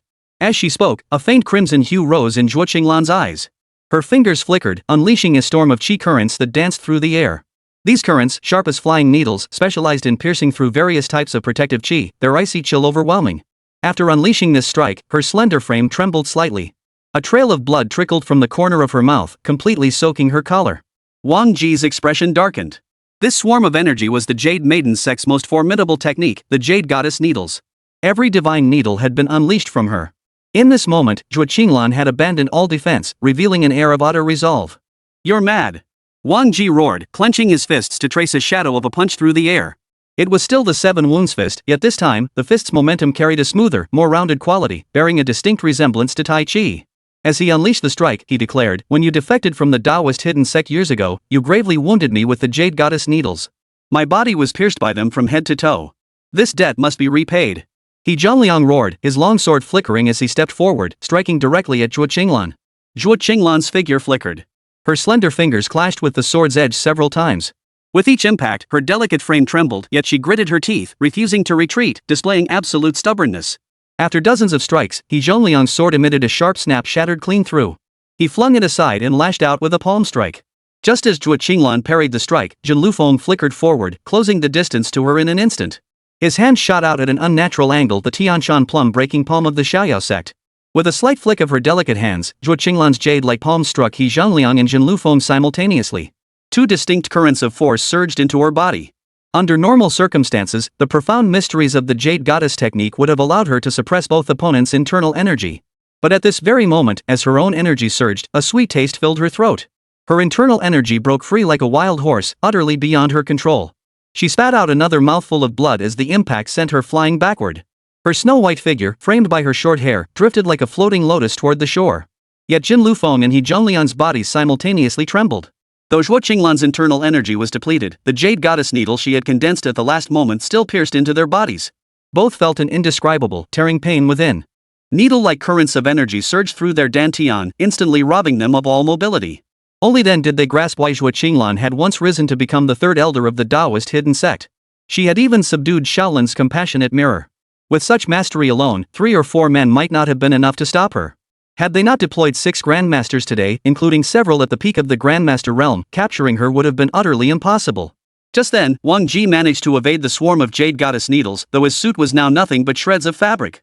He glanced toward Zhuo Qinglan, a look of triumph lighting up his face. Success at last. Oomph. The most beautiful woman in the martial world this time, you won't escape. Wang Ji took a step forward, both hands outstretched, reaching directly for Zhuo Qinglan's crystal-clear, snow-white ankle. His face even betrayed a hint of greed. At that very instant, a figure materialized beside Zhuo Qinglan. With an outstretched arm, he swept her into his embrace. Then, a fist shot out, smashing squarely into Wang Ji's face. Unable to dodge, Wang Ji's form plunged into the sea like a cannonball. Su Xiaobai looked down at Zhuo Qinglan. Her white gown was now torn and tattered, revealing patches of snow-white skin. Streaks of blood, like plum blossoms, stained her body, making her appear as delicate as a flowering quince. A strange pang of pain shot through his heart. He turned his head to the side. That punch earlier had been unleashed without restraint, sending Wang Ji crashing straight to the ocean floor. His current internal strength was at least double what it had been during his previous battle with Wang Ji. Combined with the full force of his strike, Wang Ji would be unable to rise for quite some time. Su Xiaobai? You actually dare return? Without the strength to back it up, you still try to stick your neck out? I have no idea where you get the nerve. Jin Lufeng shot a glance at Su Xiaobai, bellowing a warning before flicking his wrists and lunging forward. You dare ambush my sister? You've clearly grown tired of living. Su Xiaobai roared, his resolute face flushing with intense killing intent. As he spoke, he clenched his teeth with such force his jaw trembled. In that moment, his blood boiled with murderous intent. For Zhuo Qinglan, he always felt an inexplicable closeness. This woman, as cold as a 1,000-year-old glacier, somehow made him feel warmth. It was precisely because of this inexplicable emotion that he would not tolerate anyone harming Zhuo Qinglan. Seeing her now, he could no longer suppress the murderous intent within him. Throughout his life, despite his formidable martial prowess, he had seldom contemplated taking a life. He had always presented himself as courteous and respectful. But this time, he truly intended to kill. Second update. The third update will be a bit later. 174. Raging Murderous Intent. Jin Liufeng's hands shifted directions in rapid succession, unleashing the Tianshan Sixyan Palma technique as free-spirited as the Xiaoyao style. Its palm force was brutally fierce. Yet Su Xiaobai didn't even glance at it. His arms remained wrapped around Zhuo Qinglan as his figure flickered, stepping through the void. His form hovered mid-air as his right foot thrust forward, colliding directly with Jin Liufeng's left palm. The internal force surged from within him like a torrential flood, erupting outward and transforming into a sky-filling storm of sword qi. Purple Yang True Qi, renowned as the most domineering force, sent the swirling sword qi crashing into Jin Liufeng's body. His form trembled violently, leaving him frozen in place, shaking uncontrollably like a sieve. As he trembled, blood trickled from his mouth, nose, and ears, eventually even streaming from his eye sockets. A look of sheer terror washed over Jin Liufeng's face. Yet at this very moment, he was utterly immobilized. He wanted to move but couldn't, forced to endure the relentless onslaught of the overbearing sword qi raging within his body. Within mere breaths, these sword auras coalesced into a crushing blow, sending his form flying backward. Fear flickered in Jin Liufeng's eyes. He couldn't even withstand a single strike from Su Xiaobai, yet the sword auras still raged unabated within him. The Northern Abyss divine art surged relentlessly within Jin Lufeng. This supreme technique, reputed to absorb all internal energies under heaven, proved incapable of assimilating the purple Yang True Qi. Gradually, his face turned the color of liver. Gritting his teeth, Jin Lufeng let out a frenzied roar. He thrust out his right hand and severed his own left arm. Though the Northern Ocean divine art could not harm the Ziyang True Qi, he forced it into his left arm. Only by severing the limb in that instant did he gradually escape the peril. Had he hesitated further, his body would have exploded. Plopping down onto the ground, Jin Lufeng exhaled in relief. He tapped his severed left arm several times, sealing the gushing blood. When he finally raised his gaze to Su Xiaobai, he dared not utter another word, merely sitting there, teeth clenched. Wang Ji's figure surfaced from the ocean depths, followed by a piercing howl. He strode across the water, reaching Su Xiaobai in mere steps. His mouth was swollen beyond recognition, one side of his face distorted and larger than the other. His right eye was reduced to a sliver, half his face swollen like a pig's snout, and one ear torn off entirely. The sight was utterly pitiful. The entire confrontation had unfolded in the blink of an eye. Ding Daxiang and He Zhongliang hadn't even had time to react before Su Xiaobai's gaze finally turned to them. Ding Daxiang sensed Su Xiaobai's overwhelming aura and the surging internal energy within him, like a raging river. He instinctively took a step back as the dark cloud swirling above his head gradually retracted and vanished into his body. He Zhongliang glanced at Su Xiaobai, flickered his sword, and bellowed, Master Su of Wudong. This is business for the Xiaoyao sect, Donghai Manor, Xingsu sect, and Kongtong sect. Step aside at once. Or face the consequences of offending our four sects, consequences you won't be able to bear. Su Xiaobai's gaze turned fierce as he fixed it upon He Zhongliang. Then, with a flick of his body, he activated the dragon soaring technique. He Zhongliang froze momentarily. Just then, Wang Ji shouted, Dodge. That's the Wudong dragon soaring technique. Unfortunately, Wang Ji's mouth was swollen, making his words muffled. Fortunately, He Zhongliang, a master-level expert, reacted instantly, snatching his sword back. The East Sea Manor was renowned for its sword techniques, precise and intricate. Yet the moment his blade retracted, Su Xiaobai's form slammed into his chest. Without any maneuver, he collided head-on like a cannonball. Yet Su Xiaobai's Ziyang True Qi flowed without restraint, vast and unfathomable like the ocean. It coalesced into a protective aura, enveloping a 2-meter radius around him, much like the domain of the extreme path Green Mountain. Due to his cultivation at the fasting realm, this protective aura was even denser than the domain of extreme path Green Mountain. Upon impact, He Zhongliang's body flew straight out in a perfect line. As he flew, he tried to plant his feet firmly on the beach to steady himself, but it was futile. The jagged, rocky shore was plowed with 2 deep gullies stretching about 100 meters. He Zhongliang stood frozen 100 meters away, utterly immobilized. A series of cracking sounds erupted from his body as every bone was shattered by Su Xiaobai's impact. He then fell backward onto the ground, reduced to a pile of pulped flesh. Su Xiaobai's murderous intent dimmed slightly. Finally, he turned to look at Ding Daxiang and Wang Ji, his gaze still boiling with lethal fury, as tangible as solid matter. Ding Daxiang raised his hands, offering a faint smile towards Su Xiaobai. "Senior brother Su, is it still possible for me to back out now? If you're willing to kill Wang Ji, I'll grant you that chance." "Xingshu Sect, humph." Su Xiaobai replied with a cold laugh. His thoughts remained singularly focused, to slaughter everyone before him. Wang Ji's expression darkened. He turned to Ding Daxiang and said gravely, "Master Ding, you mustn't fall for this. We're like grasshoppers on the same string right now. If you kill me, Su Xiaobai might not spare you.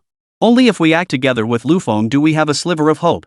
By now, he had completely lost any semblance of dignity. Once a graceful figure clad in snow-white robes, his clothes were now drenched, his face swollen, and his speech slurred. To make himself understood, he could only vibrate his voice with internal energy. Su Xiaobai glanced at him, a sneer curling his lips.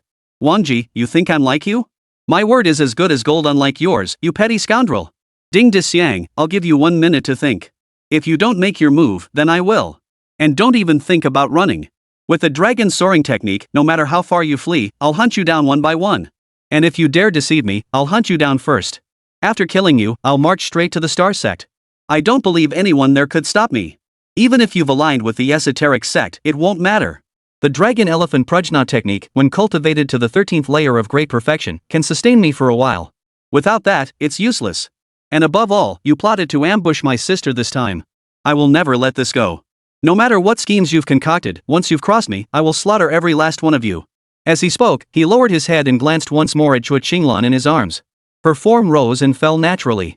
At that very moment, his hands formed seals unseen, placed upon her body clearly the medical seal from the 9 Tai Chi seals. Strands of Ziyang True Qi flowed into Huixin's body.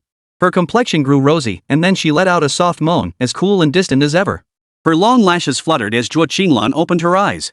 Instantly, she felt herself held in a man's embrace, a large hand resting precisely on her full hip. The sensation felt rather brazen, causing her to startle at first. A hint of murderous intent then flickered between her brows. But then she saw Su Xiaobai's gentle face and couldn't help but breathe a slight sigh of relief. A faint sense of release appeared between her brows as she softly said, "Little brother, why did you come over?" Third update, a bit late, my apologies. 175 Kill the Forgetful. If I hadn't come now, I might never see you again. Su Xiaobai said indifferently, his brow radiating an indescribable heroic spirit. He casually patted her buttock and changed the subject. "Sister, sometimes being too stubborn really isn't a good thing. But these people? I'll kill them for you." His tone now carried an indescribable force and authority. His gaze lifted, settling on Ding Daxiang standing nearby, and he called out loudly, "Ding Daxiang, have you made up your mind?" Ding Daxiang shrugged and sighed softly, "Master Su, it seems I have no choice." Wang Ji's expression darkened instantly. He bellowed, "Ding Daxiang, you dare to attack me? Have you forgotten what senior brother Daoyan said? If you dare lay a finger on me, senior brother Daoyan." Before he could finish, Su Xiaobai kicked a stone from the ground, sending it hurtling toward Wang Ji. Simultaneously, he bellowed, "Shut up. This matter involves Daoyan. Do you think I won't settle accounts with him?" Wang Ji staggered, dodging the stone, but no words came out. Su Xiaobai turned to glance at Ding Daxiang, his gaze carrying a hint of threat. Ding Daxiang sighed, then swept his hands forward.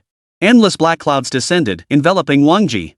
Simultaneously, he stepped forward, his hands darting like lightning to strike at Wang Ji. On the other side, Jin Lufeng leapt up from the beach, shouting, "Ding Daxiang, don't lay a finger on senior Wang Ji." Su Xiaobai snorted. A stone flew directly from the beach.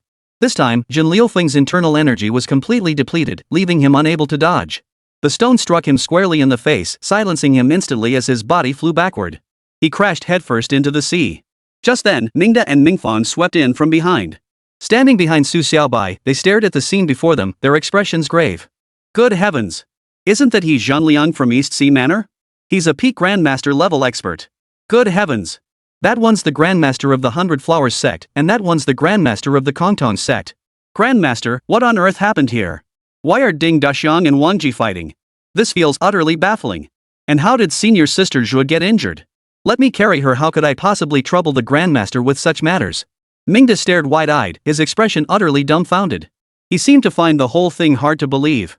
But the moment he saw Su Xiaobai carrying Zhuo Qinglan, he immediately grinned and shoved his way over. Before Su Xiaobai could respond, Zhuo Qinglan snapped coldly, "Get lost. I hate being held by men." Mingda's eye twitched. He pointed at Su Xiaobai, implying, but isn't our grandmaster a man? But he dared not voice this thought aloud. Ming Fong tugged Mingda's sleeve from the other side and cleared his throat softly. Mingda, with your rough build, hugging senior sister would be quite inappropriate. We should focus on other matters. Su Xiaobai eyed Jin Lufeng, who was plunging into the sea, and ordered, Mingda, go fetch Jin Lufeng. Ming Fong, keep an eye on Ding Daxiang and Wang Ji. Don't let Wang Ji escape. Make sure Ding Daxiang kills him. Mingda and Ming Fong responded simultaneously. A flicker of realization flickered in Ming Fong's eyes. Only after Su Xiaobai spoke did he begin to vaguely grasp what was truly unfolding here. Ding Daxiang's fists clashed relentlessly with Wang Ji's. His Divine King fist had reached the 12th level of cultivation, each strike trailing wisps of black mist. Even his wood cauldron True Qi was forged in the image of the Northern Abyss divine art, capable of assimilating most internal energies. Compounded by Wang Ji's severe injuries, he retreated again and again before Ding Daxiang. After 500 exchanges, Ding Daxiang roared, driving his right fist into Wang Ji's chest. With that strike, tendrils of black mist surged directly into Wang Ji's body. Wang Ji let out a muffled groan, staring at Ding Daxiang in disbelief before finally collapsing backward, falling directly into the sea. Fortunately, they were in shallow waters. Falling backward, the sea only lapped at the back of his ears. At that moment, his face turned pitch black, clearly deeply poisoned. Ding Daxiang. So you really hit me for real. Wang Ji murmured, his brow turning pitch black before his body went completely limp. Ding Daxiang withdrew his fist and stood, exhaling a long breath. Looking down at Wang Ji, he murmured, when you're under someone's roof, you have to bow your head. If I hadn't fought for real, I probably would have died right here. My lightness skills are formidable, but they couldn't outpace the dragon soaring technique. Moreover, our Xingshu sect is vast and powerful. If that demon truly invades Xingshu, he'll likely slaughter the entire sect. So, Wang Ji, I had no choice but to sacrifice you. If Daodian seeks revenge later, let him handle it. After all, Grandmaster Su has reached the fasting realm now. He's got everything covered. Your Taoist sect's hidden clan affairs? They've nothing to do with me. Ding Daxiang spoke these words using internal energy to block the sound, so no one else heard them. Yet his utter helplessness was plain for all to see. No matter what, preserving his own life even at the cost of Wang Ji was worth it. Ding Daxiang glanced at Su Xiaobai, his figure swaying slightly before stepping directly before the young man. Bowing slightly, he said, Senior brother Su, I have killed Wang Ji. May I depart now? Su Xiaobai raised an eyebrow, his tone cool. I never go back on my word. But my sister has awakened. Let her decide these matters. Zhuo Qinglan glanced sideways at Ding Daxiang, a faint sneer curling her lips. Finally, she said coldly, Ding Daxiang, since my brother has permitted you to leave alive, I shall not hold it against you either. This time, if my brother hadn't rushed over, I truly would have been in grave danger. I might have actually met my end here. I never imagined that the hidden sect of the demon sect would actually join forces with the hidden sect of the Taoist sect. Ding Daxiang exhaled softly in relief before bowing slightly. Senior Zhua, he murmured, beyond being the patriarch of the Constellation sect, I am also a businessman. Businessmen always pursue profit wherever the gain lies, that is where I will go. This time, the Tao sect's hidden sect paid a hefty price to secure my services. Having accepted their favor, I must fulfill my obligations. My actions were never intentionally directed against Elder Zhua. But after witnessing Elder Su's formidable prowess today, I must admit I'm thoroughly impressed. That is a true master of the highest caliber defeating a peak grandmaster level expert in mere moments. Now that's a real man. Su Xiaobai gave a slight nod, a hint of satisfaction rising in his heart. Ding Daxiang's judgment was indeed sharp. Waving his hand, he said, Ding Daxiang, this is the first and last time. If you get involved in something like this again, you won't live to see tomorrow. Ding Daxiang chuckled and nodded. Rest assured, Elder Su. I won't meddle unnecessarily. Next time I take action, I'll investigate thoroughly beforehand. I absolutely won't lay a finger on your people. Su Xiaobai gave a non-committal grunt before turning his gaze away from Ding Daxiang entirely. Ding Daxiang's face twitched. Su Xiaobai's blatant disregard made his disdain obvious. He bowed once more, then quietly turned and vanished into the beachside woods. 176 Not a single cent's worth of connection. Only after Ding Daxiang's figure had vanished into the distance did Su Xiaobai turn back, murmuring softly, Sister, are you sure you don't want me to kill Ding Daxiang? That bastard nearly killed you, I can't stand it. Zhuo Qinglan shook her head gently. Brother, since you promised to spare him, you truly mustn't act. A man's word is his bond. So let him go. Besides, I'm fine now. I'll settle this grudge myself once my injuries heal. And if you kill Ding Daxiang, it'll surely trigger a chain reaction. Su Xiaobai arched his eyebrows. Even if I killed Ding Daxiang, I doubt anyone would dare touch me. The hidden sect of the demon cult strictly adheres to its rules. Ding Daxiang broke them first by attempting to kill you. My counterattack was justified and lawful. Besides, I've been itching to test myself against the sect masters of the hidden sect of the demon sect. Since breaking through to the Qi-dispelling realm, I haven't had a chance to truly unleash my full power. I hope they'll give me that opportunity. So a scum like Ding Gaxian? Killing him is no big deal. Zhuo Qinglan's icy eyes lowered slightly, her long lashes fluttering to conceal the depths beneath. At this moment, a faint glistening appeared in her eyes. Though Su Xiaobai's words were simple, they carried an overwhelming depth of concern for her. Truthfully, she and Su Xiaobai had only met once. Yet that single encounter felt like they were true friends, as if they'd known each other for ages. Mingda dragged Zhen Liufeng by the throat before Su Xiaobai, flinging him onto the rocky beach. He then declared triumphantly, "Master, Zhen Liufeng has been brought. But in my opinion, this guy is useless. He looks strong, but he's just a hollow shell." Su Xiaobai shot Zhen Lufeng a glance. With one arm severed, Zhen Lufeng looked thoroughly bedraggled. His heart tightened at the murderous glint in Su Xiaobai's eyes. Having just killed He Zhanliang and Wangji, Su Xiaobai clearly held no regard for Zhen Liufeng's status. "Master Su, my great-grandmaster is Dao Yin. He has already reached the fasting realm. If you kill me, he will certainly not let you off." Zhen Lufeng raised his eyebrows, those delicate willow leaf brows arching, his lips red and teeth white, looking more and more like a woman. Su Xiaobai snorted expressionlessly, "What's so great about the fasting realm? I've reached that realm too. Since I've never fought someone at that level, Dao Yin seems like a good choice." Zhen Lufeng froze, then stared intently at Su Xiaobai, exclaiming in shock, "What? You're at the fasting realm? Is that so surprising?" Su Xiaobai's lips curled slightly, the glint of killing intent in his eyes undimmed. Mingda snorted dismissively from the side, replying with clear disdain, "What's the big deal? Our sect master has long entered the fasting realm. Otherwise, how could he have become the second elder of the hidden sect of the demon sect? Indeed.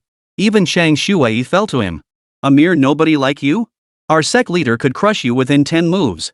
You're like a grasshopper, hopping around before his presence, utterly ridiculous." Cold sweat trickled down Zhen Liufeng's face.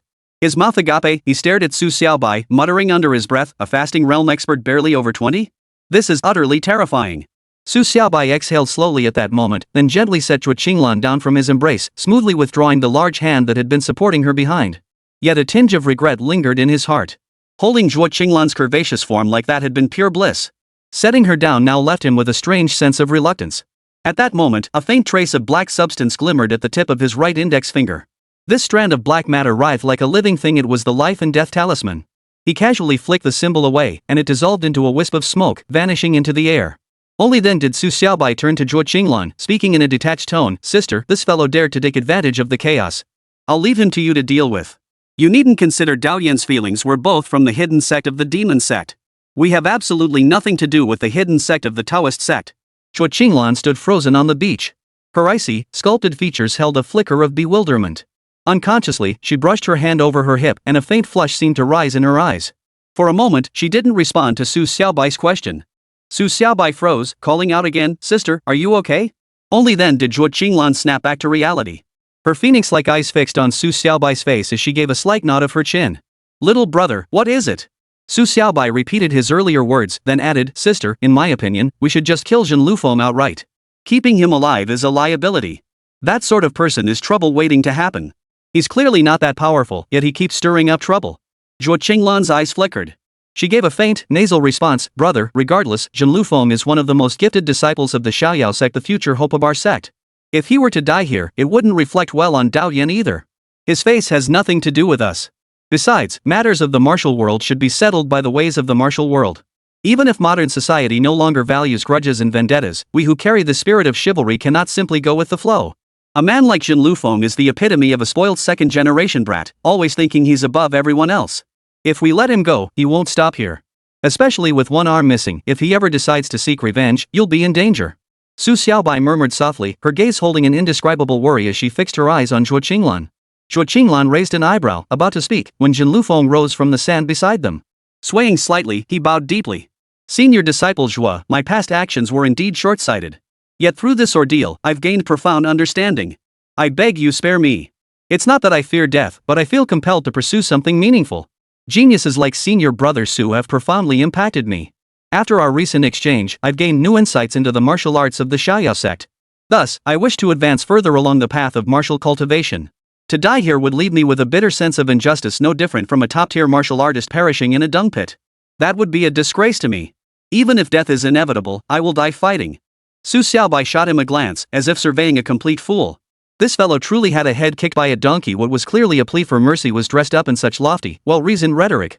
Zhuo Qinglan gave a faint snort, her face growing colder than a 1,000-year glacier. Finally, she replied, Jin Lufeng, someone like Dao Yan is nothing but a hypocrite. Not a single one of his disciples or followers is any good. What you did today sacrificing one arm is nowhere near enough to atone for your crimes. Dao Yan's true aim is to target the two major factions of our sect and the Panshi sect. This is the very lifeblood of our two sects' survival. Through business warfare, he couldn't defeat us, so he resorted to such underhanded tactics. It seems that after breaking through to the fasting realm, his ambition has begun to swell. So if you want to live, show some sincerity. Otherwise, die right here. As my brother said, since we've already torn off the mask, I care nothing for appearances. If Dao Yan has the guts, let him step up himself. If he can defeat my brother, we'll have no complaints. If he lacks the skill, then he'd better keep quiet. Second update. Third update this afternoon. Your support is appreciated. 177 brain fizzle. Jin Liufeng's face darkened. Finally, he nodded. Senior Master Zhuo speaks wisely. I should indeed pay a price. I happen to have 2 Huixin pills from the Xiaobai sect on me. They should suffice to redeem myself. As he spoke, Jin Lufeng fished 2 boxes from his robe and handed them to Zhuo Qinglan with a hint of reluctance. Yet as he offered them, his eyes darted cautiously towards Su Xiaobai, seeking his reaction. Zhuo Qinglan paused, then casually accepted the boxes. Finally, he waved his hand dismissively. Enough. I'll take the Huixin pills. You may leave. But tonight's events I don't want anyone else knowing about them. You know what to do, right? His words were as cold as ice, bearing Zhuo Qinglan's signature style. Jin Lufeng dared not say anything more. He bowed slightly and left immediately, his gaunt figure carrying an indescribable air of disarray, especially his left arm, now empty and bare. Zhuo Qinglan glanced back at Su Xiaobai and murmured softly, Little brother, matters here are settled. I must return now. The death of Wangji from the Kongtong sect will surely cause significant tremors within the Taoist hidden sections. I suspect new variables will emerge concerning Dao Yan. You must remain vigilant. Su Xiaobai seized her wrist and shook his head. Sister, your body hasn't fully recovered yet. Don't leave alone for now. What if someone ambushes you on the road? That would be a real problem. You should leave with me. I'm heading back to the East Sea. Until your internal injuries are fully healed, you should stay put and avoid going out. We'll discuss it once you're recovered. Zhuo Qinglan gave a soft nod. Her icy cold features softened slightly, her gaze gentle as the mildest summer breeze caressing an iceberg, causing its outer layers to slowly melt into tranquil spring water. Su Xiaobai stepped toward one side, and Zhuo Qinglan followed suit. Mingda touched his forehead, glanced at Mingfang, then shook his head vigorously, his face filled with astonishment. Mingfang, did I see things? You're not seeing things, you're losing your mind. Mingfang snorted, his tone sharp. Mingda froze, then stiffened his neck. What kind of talk is that? Senior Sister Zhuo is known throughout the martial world as the Ice Queen, one of the 8 great beauties. She's always been serious and hard to please. But today, before the Grand Master, she acted like a dutiful little wife. She never used to associate with any men, yet today she lay quietly in the Grand Master's embrace. She never spoke kindly to men before, yet when the sect leader lectured her, she not only bowed her head in agreement but showed not a hint of resistance. Was this really what just happened? Did I really not see things? That's why I say you're out of your mind. Mingyan snorted, then shifted her tone. Senior Sister Zhuo never showed kindness to men before, but that was only because no man could conquer her. No man was worthy of her attention. But could the Grand Master be the same? A man like him was destined to be worshipped. Senior Sister Zhuo was a woman too, it was only natural she'd fall for the Grand Master. Only someone as blind as you would think to go hugging Senior Sister Zhuo. Don't you think that's just asking for trouble? No offense, but you've got zero social awareness. At a time like this, you absolutely should have backed off as far as possible. So, do you think you're losing your mind? Hearing this, Mingda drew in a deep breath. The inhalation stretched on for an eternity, his chest swelling until it bulged. Yet he held the air in, as if he'd forgotten to exhale. Only when his eyes turned red did he suddenly exhale. The force of his breath sent a small tree swaying violently before him. After exhaling, Mingda nodded emphatically. Good heavens! So that's how it is. With that, he patted Mingfang on the shoulder. Mingfang, that's your problem, you didn't tell me sooner. Now my standing with the sect leader has surely plummeted. No wonder Senior Sister Zhuo willingly lets the sect leader embrace her, so that's why. But I never doubted the sect leader's charm. He's a real man. But attracting Senior Sister Zhuo, who's like a 1,000-year-old iceberg. That doesn't seem right. Mingfang, I always felt she was several years younger than us. From now on, we should call her Junior Sister Zhuo, don't you agree? Mingfang snorted, shooting Mingda a look of disdain. Would you dare? Sure, she's younger, but back when we trained under Master Ziyang, anyone who called her Junior Sister got beaten to a pulp. Are you sure you could beat her now? Anyway, if you want to call her Junior Sister, go ahead. I don't have the guts. Just thinking about that title makes my stomach ache. Are you stupid? Mingda snorted, then added cautiously, she's set her sights on the sect leader now. If she's called senior sister, wouldn't that make her seem old? In front of the man she likes, she'd definitely want to appear younger, right? Isn't that a common female trait? Ming Fong froze. He glanced at Mingda a few times, rubbed his stomach, and pondered for a moment before saying, that makes sense. This is indeed a problem. We really should change the way we address her. Mingda, I never expected you to think of such a detail at a time like this. But I don't think she'd be comfortable being called junior sister either. So why don't we just drop the titles altogether and refer to her as Master Zhua? That way, we won't get beaten and she won't feel awkward. After all, she's the head of the Jade Maiden Sect. Calling her Headmaster Zhua is perfectly fitting. Mingfeng, your brain really works. Let's do it this way. Mingda grinned widely, then sighed with a hint of worry. I wonder if my attempt to hug Headmaster Zhua just now offended the headmaster? If the Grand Master is angry, my future days will likely be miserable.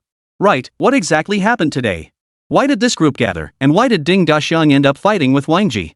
In my opinion, this was likely an ambush set for Master Zhua, but the master foiled it. Ming Fong voiced his conjecture, then outlined the sequence of events. Though mere speculation, his guess was remarkably close to the truth. Those men were likely killed by Master Zhua himself. But he Zhongliang from Donghai Manor, his entire skeleton was shattered. He must have been crushed to death. Judging by the manner of his death and the lingering energy traces on his body, specifically our Wudong's Ziyang True Qi, he was undoubtedly killed by the Grandmaster's collision. As for Ding Daxiang and Wangji, he was undoubtedly forced into it by the Grandmaster. That's essentially the situation. After Mingfeng's final summary, Mingda rubbed his hands together, his eyes suddenly gleaming. He murmured to himself, so that's how it was. The Grandmaster is truly remarkable, his martial arts are so powerful. Third update, seeking support. 178 Death. Seaview Town. Su Xiaobai and Zhuo Qinglan sat beneath an outdoor cafe umbrella. Zhuo Qinglan had changed out of her tattered dress, a garment now little more than rags, stained with blood, unsuitable for a bustling downtown area. She wore a pure white blouse paired with form-fitting white leggings. She adored white, often dressing entirely in it, exuding an indescribable aura of sanctity. Yet this ensemble, paired with her icy demeanor, only amplified her resemblance to an eternal glacier. Brother, the meeting point I arranged with the Rockstone sect was right here. Yet these two Rockstone sect masters never arrived. It seems Wangji was correct, they must have ambushed and killed them along the way. Zhuo Qinglan raised her eyebrows slightly, her expression tinged with faint melancholy. The Rockstone sect has lost two Grandmaster level experts. Their days ahead won't be easy. Su Xiaobai nodded. Sister, don't worry. I've already sent Mingda and Mingfeng to investigate. Seaside Town is a Wudong property. Tracking down that group from the Taoist hidden sect shouldn't be too difficult for them. Zhuo Qinglan nodded, then retrieved two boxes from her pocket gifts from Jin Lufeng. After a moment's thought, she placed both before Su Xiaobai and said coldly, Brother, take these two Huixin pills from the Xiaoyao sect. They're yours. Su Xiaobai shook his head. Watching Zhuo Qinglan's snow-white hand rest on the boxes, he replied softly, Sister, these are gifts from Jin Lufeng. You should keep them. It wouldn't be right for me to take something meant for you.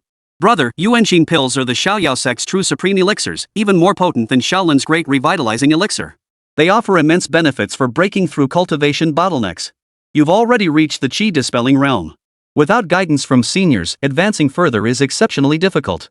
That's precisely when you need the Huixin pill. Exchanging these two pills for a life is more than sufficient. Otherwise, I would never let Jin Lufeng off the hook. The Xiaoyao sect has become utterly reckless. If the two Grandmasters of the Pancher sect die this time, Dao Yan and I will not let them off.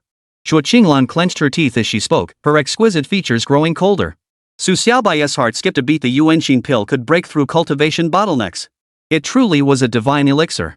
But after a moment's thought, he shook his head again. He picked up the two boxes, then reached out with his other hand to take Zhuo Qinglan's small hand, cupping it in his own. Finally, he turned it over and placed the boxes back into her palm. He truly harbored no impure thoughts while doing this. Yet, as he held that icy little hand, he finally sensed something amiss. The hand was extremely cold, yet remarkably smooth and soft to the touch. Holding such a hand in summer would undoubtedly be a pleasure. However, Su Xiaobai surmised that Zhuo Qinglan's icy demeanor had even affected her physical constitution, likely tied to the martial arts cultivation she practiced. The jade goddess art could only be cultivated by women. This martial art altered certain bodily functions, forging Zhuo Qinglan's otherworldly aura and icy coldness that made her seem like a millennia-old glacier.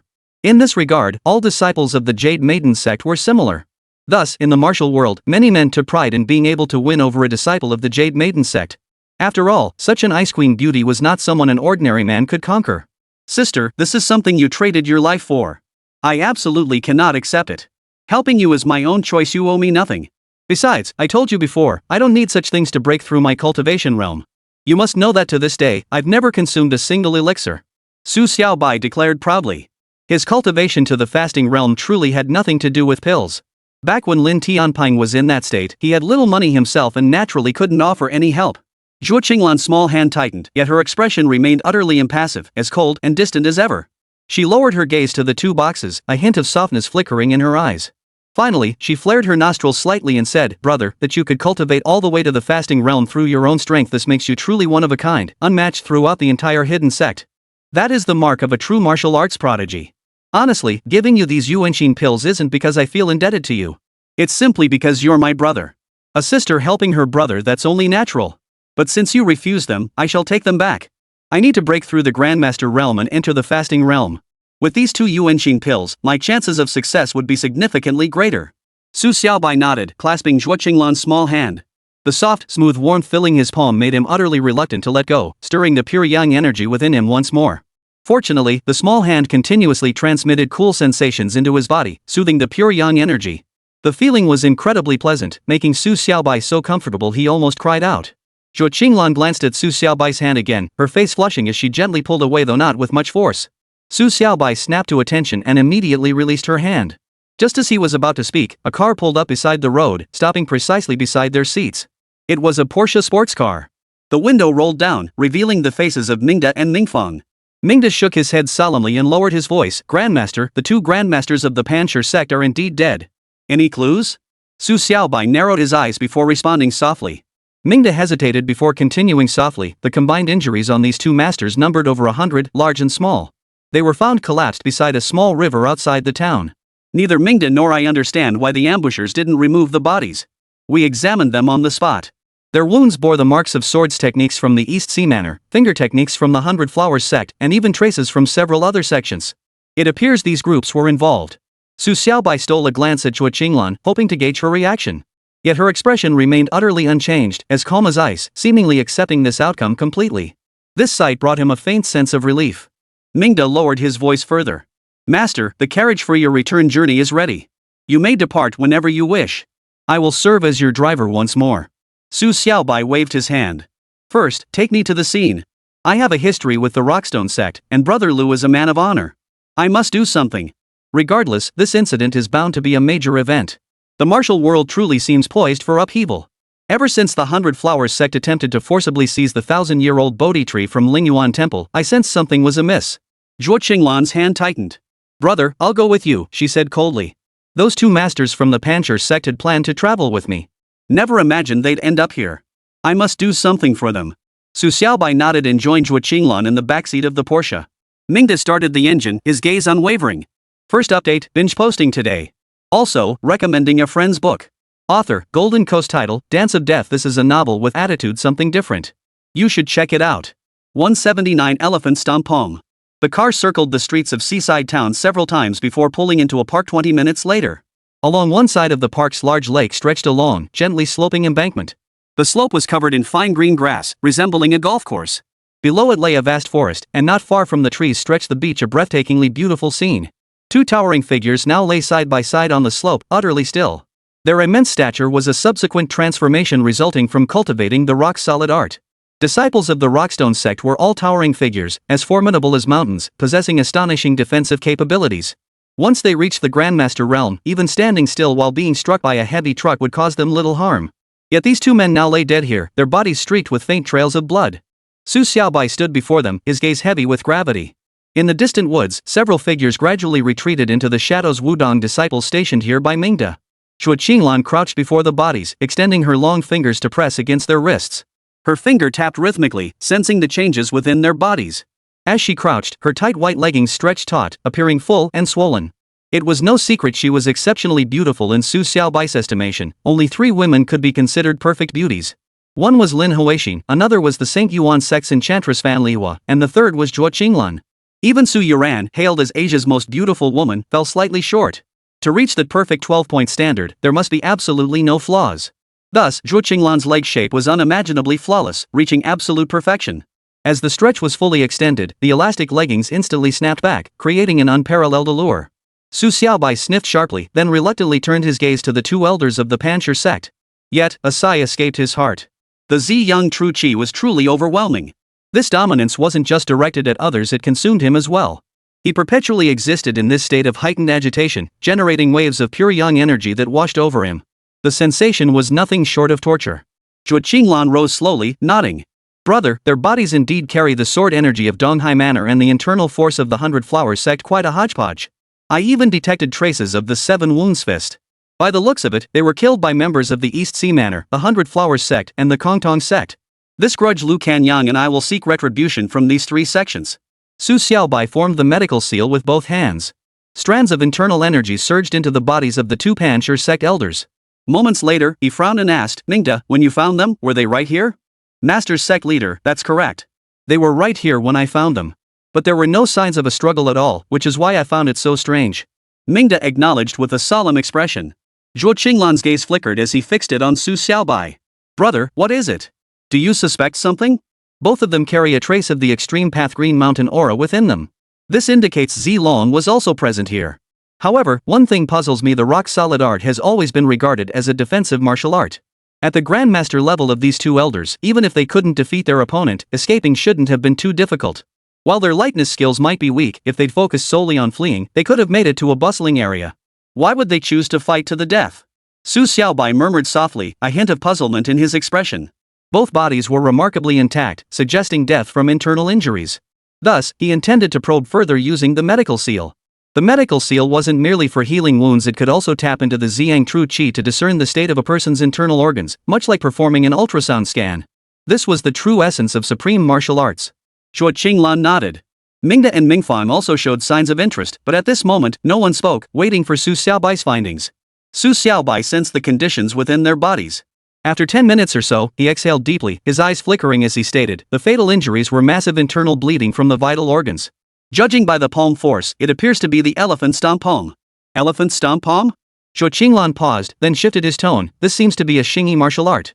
Legend has it that a single strike can wield the strength of a giant elephant, with each level of mastery corresponding to the power of 1 elephant. To kill 2 masters who had cultivated the rock-solid technique, at least the power of 7 elephants would be required. That means the 7th level of the elephant stomp palm. Such a person must be a grandmaster of the Xingyi school. I never expected the Xingyi school to be involved in this matter. Su Xiaobai raised an eyebrow. Among the hidden sects of the Taoist tradition, the Xingyi school, Donghai Manor, the Qiankuan sect, the 100 Flower sect, and the Kongtong sect, these 5 factions have always been inseparable, moving in unison.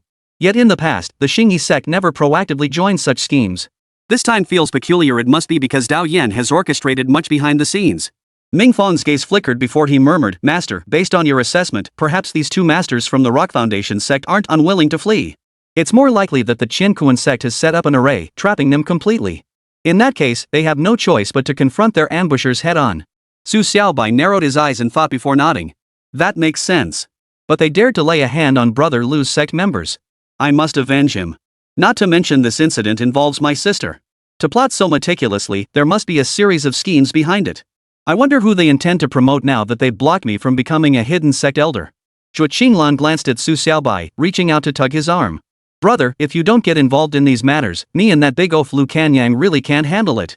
As for Daoyan, we'll still need you to keep him in check. Sister, let's go. Now that we've uncovered the truth, it's time to return to the East Sea. I'll have the hidden sect of Wudong investigate the leaders of those sections. If we find them, we'll take them out immediately. Su Xiaobai raised an eyebrow before turning and walking off to one side. A vague sense of unease lingered, as if something crucial had slipped his notice. Mingda, standing nearby, grinned and replied, Master Zhuo, rest assured. Tracking these sects is on me and Mingfang. I've already dispatched men to handle it. If we find them, I'll take them out immediately. After all, our Wudong hidden sect boasts no shortage of Grandmaster-level experts. Especially Brother Mingqi, he stands at the pinnacle of Grandmaster cultivation, just one step away from breaking through to the fasting realm. His strength rivals that of the sect masters from the Taoist hidden sects. Second update today. 10 updates planned for today's burst release. Your support is appreciated. 180 The Snow White Robed Elder. Zhuo Qinglan paused, feeling a subtle discomfort at her address of Mingda. Her willow brows lifted slightly, but after a moment's thought, she found nothing amiss and turned to leave with Su Xiaobai. Mingfang watched their retreating figures and murmured softly, what a perfect match. Only the Grandmaster could be worthy of a woman as radiant and captivating as Grandmaster Zhuo. Mingda scratched his head. Well, that goes without saying. Come on, I need to drive the Grandmaster back to the East Sea. Those grandmasters from the other sects sure do slip away quickly. They finish their business and dash off. Otherwise, I'd have stopped them all. The leaders of the Xingyi sect, East Sea Manor, Qiankuan sect, Hundred Flowers sect, and Kongtong sect, though powerful, we truly have nothing to fear from them. Not to mention, Kongtong sect's Wangji is already dead. The rest? With Ming Si and Ming Guang joining forces, plus a few elders, we could handle them easily without even needing senior brother Ming Qi to step in. Ming Fong declared proudly, Wudong's position as the second-ranked hidden sect among Taoist schools has never wavered. Our formidable foundation speaks for itself. Mingda reached out and tugged him back. Enough. Let's go. The Grandmaster has already gone far ahead. We should hurry and catch up. It's not like the boss waits for the driver, right? When Su Xiaobai and Zhuo Qinglan arrived outside Seaside Town, Mingda and Mingfang happened to follow them. Mingda opened the door of the motorhome, and the two stepped inside. This time, neither Mingfang nor Mingda accompanied them inside. Mingda volunteered to drive, while Mingfang settled into the Rolls-Royce. All three vehicles started up once more. Inside the car, Su Xiaobai sat on the sofa and poured Zhuo Qinglan a glass of water. Just as he was about to speak, Zhuo Qinglan shook her head. Brother, after we return to the East Sea, I plan to go back to the sect once. You don't need to come with me. Since Daoyan has such intentions, I must make preparations. Within the Jade Maiden sect, there are actually quite a few Grandmaster-level experts, and our greatest strength lies in our combined attack techniques. The Jade Goddess Needle technique, when executed by 4 Grandmasters in unison, can handle even fasting realm experts. I am at the peak of the Grandmaster realm, and within the sect, there are 2 other Grandmasters at the same pinnacle level. This time, I obtained 2 Yuanqin pills. Upon returning to the sect, I plan to consume one myself to see if I can break through to the fasting realm. With the other, I intend to cultivate another peak Master realm expert. With all 4 of us united, even Daoyan's arrival wouldn't be a threat. So don't worry about me, little brother, I have my own means of self-defense. I imagine the Rockstone sect must have its own safeguards too, otherwise, Lu Canyan wouldn't have held the position of the 8th elder of the Demon Sect's hidden sect for so many years. Su Xiaobai froze. He had been contemplating inviting Zhuo Qinglan to stay at his place away to protect her, given his spacious home. But Zhuo Qinglan was the fiery type. Though quiet and aloof, she was unwavering in her resolve. Once she made a decision, it was nearly impossible to change her mind. Nodding slightly, Su Xiaobai spoke with genuine sincerity. Sister, just be careful. I won't say much more. Whatever you encounter in the future, remember I have a strong shoulder for you to lean on. Zhuo Qinglan stared at Su Xiaobai blankly, then let out a soft sigh. Lost in thought, she finally replied in her cool tone, little brother, your personality is quite different from Master Ziyang's. Compared to him, you're far too earnest. But I do like earnest, focused men.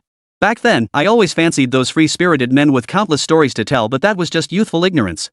After experiencing more, I finally understood that a woman like me shouldn't complicate things. That's why I've grown interested in earnest, focused men again. In the past, I never wasted words with others. If reason failed, I acted, striking when I wanted to strike, parting when I wanted to part. This world doesn't need so much fuss. That's why I like your nature. I'm relieved you haven't been swayed by Master Ziyang. Still, I hold deep respect for him. He guided my martial arts path and did me a great favor. Come to think of it, my defection from the Taoist hidden sect back then was also connected to Master Ziyang. Had those people not schemed to undermine him from behind, stripping him of his position as an elder of the hidden sect, I would never have left. They even coerced Abbas Jiku into consenting to it. That was the last straw. Back then, I wounded Wang Ji and Shui Wuxuan before leaving the Taoist hidden sect. This time, Wang Ji chose to ambush me, likely seeking revenge for that past incident. Su Xiaobai perked up. He'd always been curious about the details of Zhuo Qinglan's departure from the Taoist hidden sect. But even Lu Canyan didn't know the story, so he naturally had no way of finding out. Now that Zhuo Qinglan brought it up herself, he finally understood. Her departure was indeed connected to Lin Tianpeng. However, the way she addressed the old man had changed. It seemed as if she had let go of some lingering resentment. Sis, so that's how it was. Back then, when they wanted to strip the old man of his elder position, who was it really for? Su Xiaobai murmured softly, his voice thick with murderous intent. Zhuo Qinglan declared with pride, back then, they wanted to strip Master Ziyang of his elder status, but lacked the courage to do it openly. So they waited until he was absent to convene a meeting and decide this matter. Had Master Ziyang been present, I believe he would have slain several of them outright. Back then, clad in snow-white robes and radiating innate pride, his killing was ruthlessly decisive, never granting his foes any chance. So those people were just a bunch of cowards, only daring to discuss this matter when he was absent. Even Daoyan didn't show his face. A group of bullies who pick on the weak and fear the strong. Nothing more to say. That said, I don't know the specifics of what happened back then. The person they wanted to support seemed to be a genuine master, rumored to be no less skilled than Daoyan. But which faction he belonged to? That I don't know. At this point, Zhuo Qinglan suddenly recalled Su Xiaobai's earlier address and stared at him in surprise. Wait, you just called Master Ziyang old man? Su Xiaobai replied, exactly. He's just an old man, a rather sleazy one at that. I honestly can't see him as wise or heroic in the slightest. As for the snow-white robes you mentioned earlier, sister, I think that description doesn't suit him at all. Zhuo Qinglan stared blankly at Su Xiaobai. After a moment, she sighed softly, her voice unusually cold. Finally, she murmured, time passes. It seems people truly can grow old. Perhaps that experience from years ago caused him immense psychological trauma, causing him to age faster. Little brother, tell me about him. Third watch. 181. The story of those days. Su Xiaobai thought for a moment, then recounted every detail of his encounter with the old man. In his eyes, the old man was nothing but sleazy, no other adjective fit him. He was the furthest thing from a handsome Prince Charming. By the time Su Xiaobai finished recounting the old man's story, the carriage was nearing the East Sea. Throughout those 2 hours, he had spoken while Zhuo Qinglan listened, never uttering a single word. Only a faint trace of contemplation flickered in the corners of his eyes. Only when he finished did Zhuo Qinglan sigh softly. The legendary figures of old are always swept away by the winds and rains. It seemed Master Ziyang was no exception. Who would have thought he'd been living in seclusion in such a small town all these years? In his prime, he was dashing and handsome, the dream lover of countless women. Within the hidden sect, nearly every renowned female disciple harbored affection for him. Yet he was a reckless playboy, living like a wealthy rake. Legend had it he had charmed at least 100 women, and even after he left, they never forgot him. They never dwelled on his faults, only remembering his virtues, a skill in itself. Admittedly, he had one redeeming quality: he remembered every woman who had been with him. He would contact them every so often, sometimes even sending gifts. Such a man might well be the legendary romantic playboy. Yet who could have imagined he would end up with Abbess Jiku? What transpired that night remains unknown, but Jiku's return to Emei Mountain ignited internal strife within the Taoist sect. After hearing Zhuo Qinglan's account, Su Xiaobai couldn't help but feel a pang of emotion. Judging by this, the old man had truly been wise and formidable back then. How, then, had he ended up as a lecherous old man? This incident clearly demonstrated how crucial a man's appearance is. When handsome and dashing, women indulge his every whim. But when old age sets in, the same actions become sleazy and vulgar. In other words, when a handsome man flirts, it's called dashing and charming. When an unattractive man does it, it's called harassment. The difference is minuscule, yet it all boils down to looks. The incident between the old man and Abbess Jiku, in Su Xiaobai's view, was likely just an accident, though Zhuo Qinglan certainly wouldn't know that. The Ziyang True Qi of Wodan was renowned for its unrivaled dominance, yet its excessive rigidity made it prone to fracture, easily giving rise to pure yang energy. This posed a formidable trial for any man. Zhuo Qinglan sighed softly once more, a hint of melancholy flickering in her icy gaze. Judging by her expression, perhaps back then, her heart had once stirred for the old man. Yet today, such emotions were naturally no longer hers. Sister, we can only speculate about what happened back then. Only the old man himself could tell us. Perhaps Abbess Jiku of Emei knows too, but these matters have little bearing on today's affairs. But, was there something between you and the old man back then? Su Xiaobai asked bluntly, her gaze lingering on Zhuo Qinglan's face. Zhuo Qinglan narrowed her phoenix-like eyes, pondered for a moment, then nodded. When I first met Master Ziyang, I was only 9 years old. Back then, he was truly brilliant and heroic, effortlessly drawing everyone's attention. I recall he settled in the East Sea, and I happened to be cultivating there with my master. He must have chosen that place because of an entertainment star. It seemed he was genuinely smitten that time. Since we lived in the same villa complex, he would guide my cultivation daily. Back then, there were also senior brothers Mingqi, Mingxi, Mingda, and Mingfeng. They were all older than me, so their cultivation was deeper than mine. Yet, Master Ziyang taught me with the most dedication. It was clear his connection stemmed from our master, yet I forever retained the image of that figure clad in snow-white robes. As a young girl, I developed a kind of scholarly admiration for him, arriving early each day at the courtyard where he resided. My martial arts progressed remarkably fast. At first, I couldn't defeat Mingfang or Mingda, but later, when they called me little sister, I resented it so much I beat them up.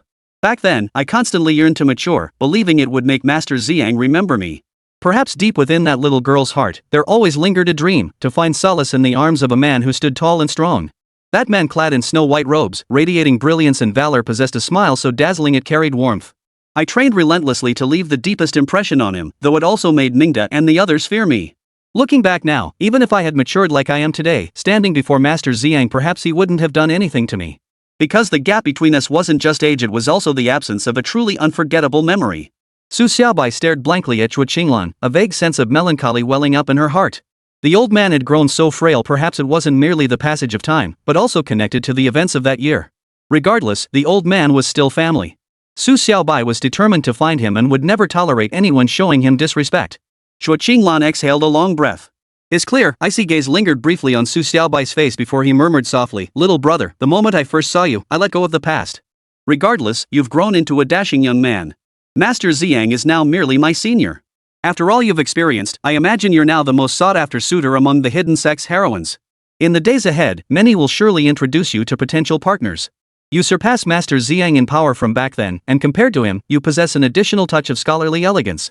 Moreover, your approach to matters is entirely different, decisive and ruthless, never hesitating or second-guessing. Master Ziyang, however, lacked that very quality.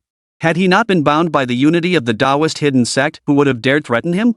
He could have slaughtered them all without a second thought. Su Xiaobai pondered this for a moment before replying indifferently, "Sister, this might be related to my background. I've never cared about status. My dream is to become the greatest martial artist under heaven. As for the hidden sect's affairs, I truly have no interest in knowing." As he spoke, he recalled his conversation with the old man years ago. Back then, he hadn't even been interested in women. Looking back now, he realized how incredibly naive he had been. Even today, though he understood women better, other matters still held little weight for him. Unless provoked, he wouldn't bother responding. But dare to cross him, and he'd strike without hesitation. Zhuo Qinglan raised an eyebrow slightly. "My brother is indeed different from Master Ziyang. That dream is grand, but beyond the heavens lie greater heavens, and beyond men lie greater men. You must keep pushing forward, never slackening, to have any chance of realizing it." Su Xiaobai nodded. Thinking of Master Ziyang again, a heavy ache settled in his chest. Just then, the car slowed to a crawl. Chapter 4. 182 The Passionate Heroine. Pulling aside the curtain, Su Xiaobai glanced outside and realized they had entered Donghai City. After a moment's thought, he said, "Sister, since you're returning to the sect, I won't keep you. Where do you need to get off? I'll have Mingda drive you there." Zhuo Qinglan glanced outside before nodding. "I'll get off at the stadium up ahead. Our Jade Maiden sect has a liaison point there. I'll arrange a car to take me back directly." Su Xiaobai acknowledged her request. After a moment, he added, "Sis, now that the old man's gone, you mentioned earlier that people might start setting me up with girlfriends or proposing marriages. If anyone approaches you, could you please turn them down for me? I'm still young and not interested in that sort of thing." Zhuo Qinglan paused, then her lips curved upward slightly. "You and Master Ziyang are indeed worlds apart," she remarked coolly. Back in the day, he was constantly going on blind dates with heroines. Those romantic heroines adored young, dashing, skilled, and wealthy heroes like you. "Sis, I'll accept being handsome and skilled," Su Xiaobai shook his head solemnly. "But I'm no young and wealthy. First, I'm not exactly young anymore. Second, I'm not rich. Truth be told, of the tall, rich, handsome trio, I'm missing the rich part. So yeah, no chance." Zhuo Qinglan's eyes crinkled slightly, a hint of amusement playing on her lips. She pursed her mouth and replied, "But how could you not be wealthy, little brother? You're the head of a sect, a colossus like Wudong, no less. A sect leader of your age is quite rare, even in the entire history of the hidden sect. So those heroines would practically throw themselves at you. If you just hinted at your intentions, I bet the doorstep would be worn down. To those heroines, the title of Wudong Patriarch speaks volumes, far more impressive than any tall, rich, handsome guy. Sis, let's not go there. I'm not planning to spread any rumors, and you definitely shouldn't either. I hate trouble, keeping things low-key is best." Su Xiaobai's face darkened as he spoke with a hint of resignation. Then his tone shifted. "Truth be told, I'm mostly afraid of encountering those women who can't stand idly by. If every one of them possessed half your beauty, sister, I'd definitely go. Even if marriage isn't in the cards, it'd be a feast for the eyes." Zhuo Qinglan's eyebrows twitched slightly.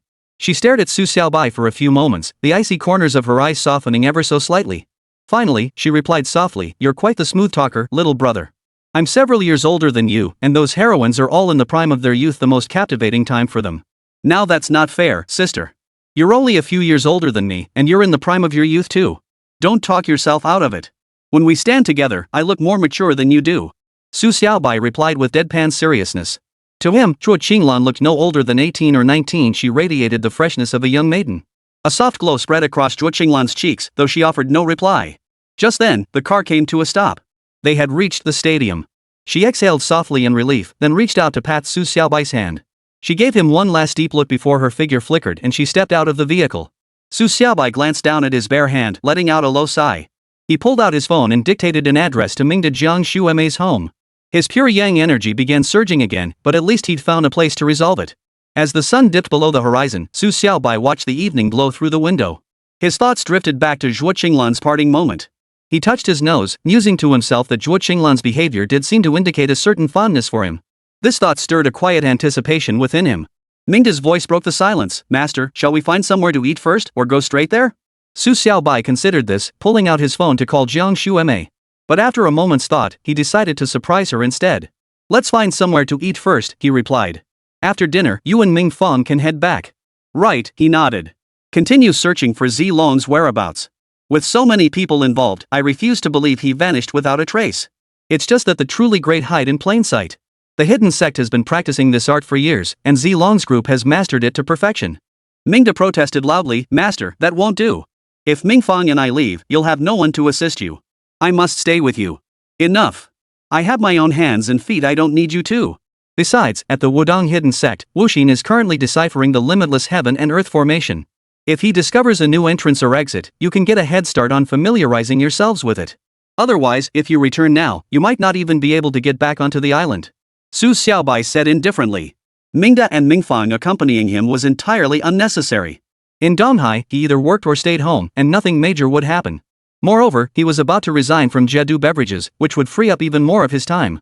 Mingda and Mingfang would be even less necessary then. Only then did Mingda acknowledge him. The car came to a stop. Su Xiaobai glanced outside a rather large restaurant, looking quite grand. Master, Mingda said, his voice brimming with pride, this Jianshan restaurant is a Wudong property, specializing in imperial cuisine. Why not dine here? You can sample the quality of our Wudong establishment. Mingda's voice carried a distinct pride. Su Xiaobai acknowledged the suggestion. Just then, the car door opened from the outside. Mingfang stood by the vehicle and Su Xiaobai stepped out smoothly. The three entered the restaurant together. A young woman in a red qipao approached them from the front desk. She was around 20, tall and slender, with a certain charm. Spotting Mingda, she smiled faintly and approached directly, whispering, Brother Mingda, you're here for dinner? I know Brother Mingfang, but this new face, how come I've never seen him before? Mingda's face flushed slightly. He frowned and said sternly, Xiaoli, you're part of the Wudong undercover operation. Watch your words. Don't try to get too familiar. And you need to learn to read the room better. This is my boss. You need to show him the utmost respect. Now, bring out the best dishes the restaurant has to offer. Let the boss try them. Xiaoli froze, panic flickering in her eyes. Finally, she lowered her voice, Brother Mingda, should we find a few sisters to accompany him? What kind of question is that? Mingda's face hardened, his mouth twitching. He shifted his tone abruptly, what kind of woman hasn't the boss seen? Does he need you to find someone? Besides, what kind of quality could the women you know possibly offer? Let's not bother with such unnecessary things. We're just here for a meal. After we finish eating, we'll leave. Xiaoli shot a glance at Su Xiaobai before turning away with a flustered air. Mingda exhaled in relief, offering a dry chuckle. Grandmaster, Xiaoli is our Wudong Hidden Sect's undercover operative, not officially a disciple. She's usually sharp as a tack. Though today she was downright clumsy, couldn't even string a sentence together. Honestly, she and I have nothing going on. Please don't misunderstand. 5th update. Continuing this afternoon, pushing through till evening. 10 updates guaranteed, no shortcuts. My luck is on fire. Brothers, give me your full support. 183, The Spring of the Lonely Dog.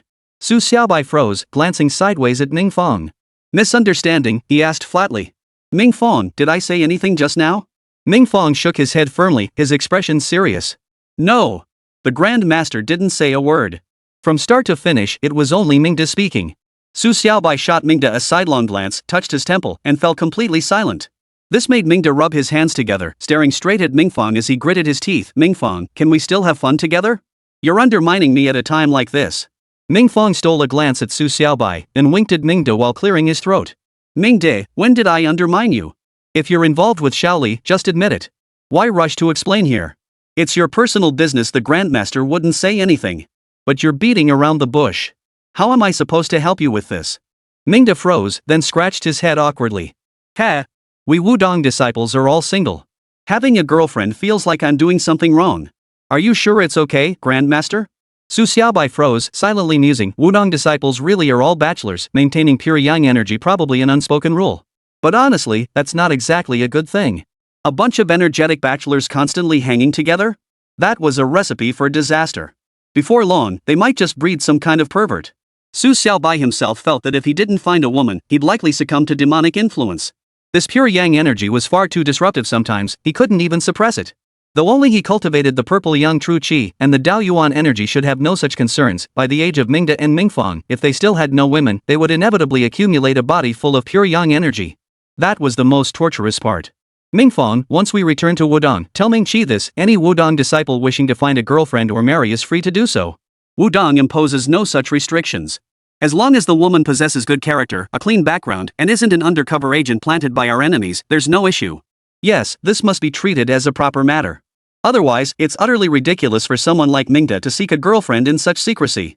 This is the most legitimate pursuit, yet it ends up looking like he's keeping a mistress. Besides, if someone genuinely can't find a partner, they can always go on group matchmaking dates. After all, Wudong has plenty of eligible candidates. If we organized group matchmaking events, we could easily fill several venues. Su Xiaobai spoke with dead seriousness.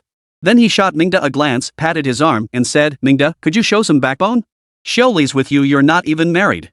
What's there to be scared of?" Mingda straightened his back and nodded emphatically. "You're right, boss. I really am too timid. I'll change. I won't let Xiaoli down." Su Xiaobai waved his hand dismissively. "What do you mean later? Bring her over now. Let her join us for dinner. There are no outsiders here anyway. Mingfang and I won't mind. Right, Mingfang?" Mingfang quickly agreed. "If the boss says it's fine, then it's fine. I definitely won't mind. But Mingda, you should tone it down a bit and consider us single guys' feelings. I still don't have a girlfriend yet. You could find one too. Want me to set you up with Xiaoli?" Mingda grinned, his face radiating smug satisfaction as he spoke with a flirtatious air. Mingfang shook his head. "Enough. I don't need introductions. My pursuit is to break through to the fasting realm. Until I truly reach that realm, I have no interest in women." Dao Yuan energy emphasizes embracing the primordial essence and guarding the vital center, preserving the essence without release, transforming essence into energy. Only thus can Dao Yuan energy accumulate like a river, gradually transform into liquid, and ultimately advance into the state of grain-free cultivation. Mingda, now that you have a woman, the state of grain-free sustenance grows ever more distant for you. Among our many Wudong disciples, it's not that we're truly reluctant to find girlfriends, it's simply that everyone is focused on entering that state. Those who marry and have children are those who know their breakthroughs are hopeless, or even those with mediocre aptitude. But you still have many opportunities. After all, the leader's breakthrough can provide us with more experience and guidance. Mingda shook his head and sighed. "Mingfang, at my age, I've come to realize that carrying on the family line is more important. So I've given up on breaking through realms. Even if I had the chance, I wouldn't pursue it. Reaching the peak of the Grandmaster realm is enough for me. Besides, if the sky falls, the boss will hold it up. Seeing someone like him become the Grandmaster of Wudong's hidden sect truly makes me happy from the bottom of my heart. At least I won't have to bear such immense pressure all the time." As he spoke, he bowed respectfully to Su Xiaobai before turning to find Xiaoli. Su Xiaobai's eyes flickered briefly, glancing back at Mingfang one last time before continuing onward. Mingfang swiftly followed, his face betraying no disappointment. After all, his aspirations were entirely different from Mingda's. Su Xiaobai's heart stirred. He didn't know much about the Dao Yuan energy, so he couldn't say whether maintaining a pure yang physique helped break through cultivation barriers or if it could lead to self-destruction. Yet it was undeniable that over the years at Wudong, the most formidable masters had never sought women. Perhaps there was truth to that as well. Mingfang led Su Xiaobai to the innermost private room of the Jiangshan Hotel. This room was exceptionally spacious, its interior decorated like a 7-star hotel, fully equipped with every amenity. No sooner had they sat down than Mingda entered, holding Xiaoli's hand. Xiaoli cast a somewhat nervous glance at Su Xiaobai before settling close beside Mingda, her face flushed crimson. "Boss, I've ordered the dishes, all our signature specialties. I know you don't care much for our looks, but we happen to have a modeling troupe performing here. Shall I have them come over and join us?" Xiaoli spoke cautiously, then shifted gears with a hint of excitement. "Boss, Jiangshan Hotel is actually quite famous. Su Yuran dines here regularly at least once a week. Even when she's filming elsewhere, she makes time to come back for a meal. Her favorites are the roast duck and the fish maw. She always orders those 2 dishes. I've already had the kitchen prepare them, they'll be served shortly." As she spoke, her phone rang. Xiaoli glanced at it before answering. She whispered a few words, and with Su Xiaobai's keen hearing, he caught every syllable. His eyes flickered involuntarily. Speaking of Su Yuran, she actually showed up. Now known as the Empress, she was a superstar whose beauty overshadowed all others. Her presence anywhere meant trouble. 6th update. 184 The True Witch. Xiaoli put down her phone. Mingda frowned and said sternly, "Xiaoli, no offense, but the boss is here. Why are you taking calls? That's the bare minimum of respect for the boss. Keep that in mind from now on." Mingfang shot Su Xiaobai a glance but remained silent. In their eyes, someone like Su Xiaobai demanded utmost respect, no slack could be given. Su Xiaobai waved his hand dismissively. "All right, we're all family here. No outsiders present, so no need for such formality." Xiaoli exhaled in relief before cautiously adding, "Boss, we were just talking about Su Yuran. She just came into the shop and ordered roast duck and fish maw again." Su Xiaobai didn't respond, merely nodding. He and Su Yuran had little connection.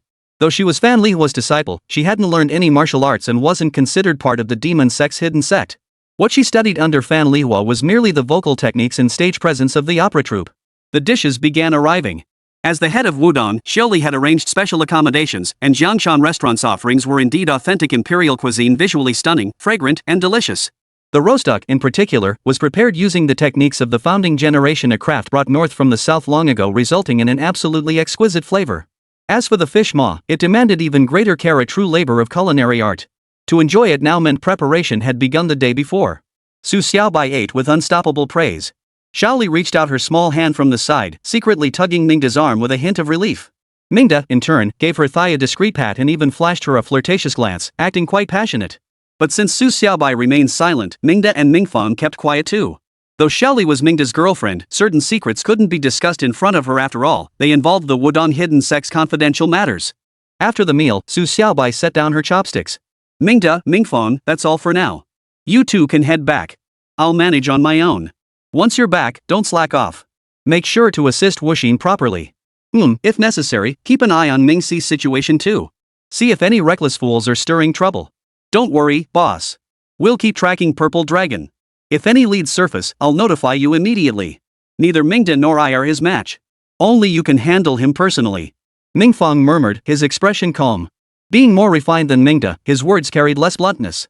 Su Xiaobai nodded, rose, and walked out. His private room was located at the very back of the restaurant. He took a few steps down the retro-style corridor, turned a corner, and found one side of a private room completely surrounded by people, packed so tightly there wasn't room to breathe. The crowd had even blocked the pathway. Men and women alike, each face aglow with excitement, clutched photographs in their hands. Their demeanor clearly marked them as fans seeking celebrity autographs. Of course, journalists were also mixed in among them. This made Su Xiaobai realize that Su Yuran must be dining here. However, since he wasn't familiar with Su Yuran, he didn't plan on trying to get close. He pushed his way into the crowd. Though they stood packed tightly together, as he passed, they instinctively parted to make a path for him, as if pushed aside by an invisible hand. This was the natural reaction of his protective aura, yet none of them could detect anything unusual. Just as Su Xiaobai passed through, a sudden sense of foreboding gripped him. He turned his head to the side, where at the end of the passageway, Fan Lihua's graceful, swaying figure approached. She wore a vibrant, multicolored gown, radiating beauty like a peacock in full display. As she walked, her waist swayed with graceful, theatrical curves, a bone-deep allure that left onlookers transfixed. Master Su, Fan Lihua murmured softly, her waist twisting subtly as she drew close to Su Xiaobai. A faint, intoxicating fragrance wafted toward him. Even standing still, her body seemed to sway with an indescribable allure. To Su Xiaobai, she was pressed far too close, as if he could touch her face with the slightest tilt of his head. Su Xiaobai kept his face stern, replying with utmost seriousness, I don't see any fate between us. Besides, I'm leaving. Don't block my path. Fan Lihua shot Su Xiaobai a reproachful glance, her expression suddenly coming alive. This was the true witch. Every flicker of her eyes and every curve of her lips held a power to bewitch the soul. That astonishing allure would draw any man in involuntarily. Su Xiaobai felt waves of pure yang energy surging within him, yet his expression remained icy. The Ziyang True Qi firmly suppressed his impulses, making him, in this moment, utterly rational. Master Su, I know you killed Wang Ji. This has thoroughly offended the Taoist hidden sect. I hear they're preparing to strike against you. You must be extremely careful. Fan Lihua spoke softly, a hint of concern in her brows. This made Su Xiaobai's mouth twitch.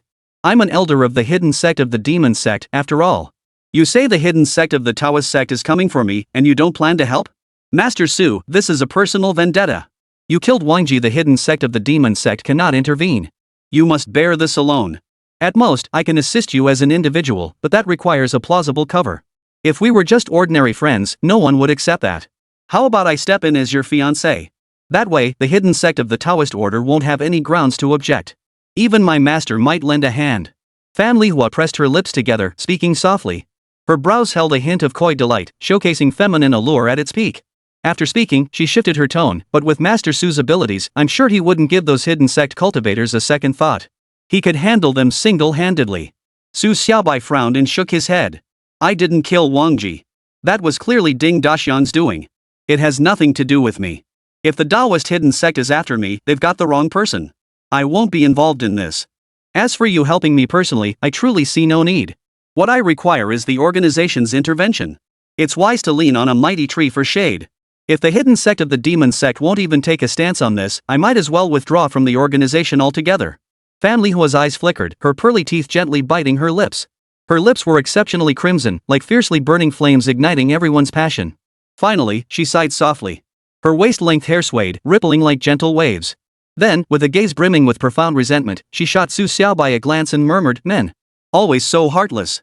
This sorrowful gaze carried an indescribable tenderness and pathos, as if it could melt ice and snow.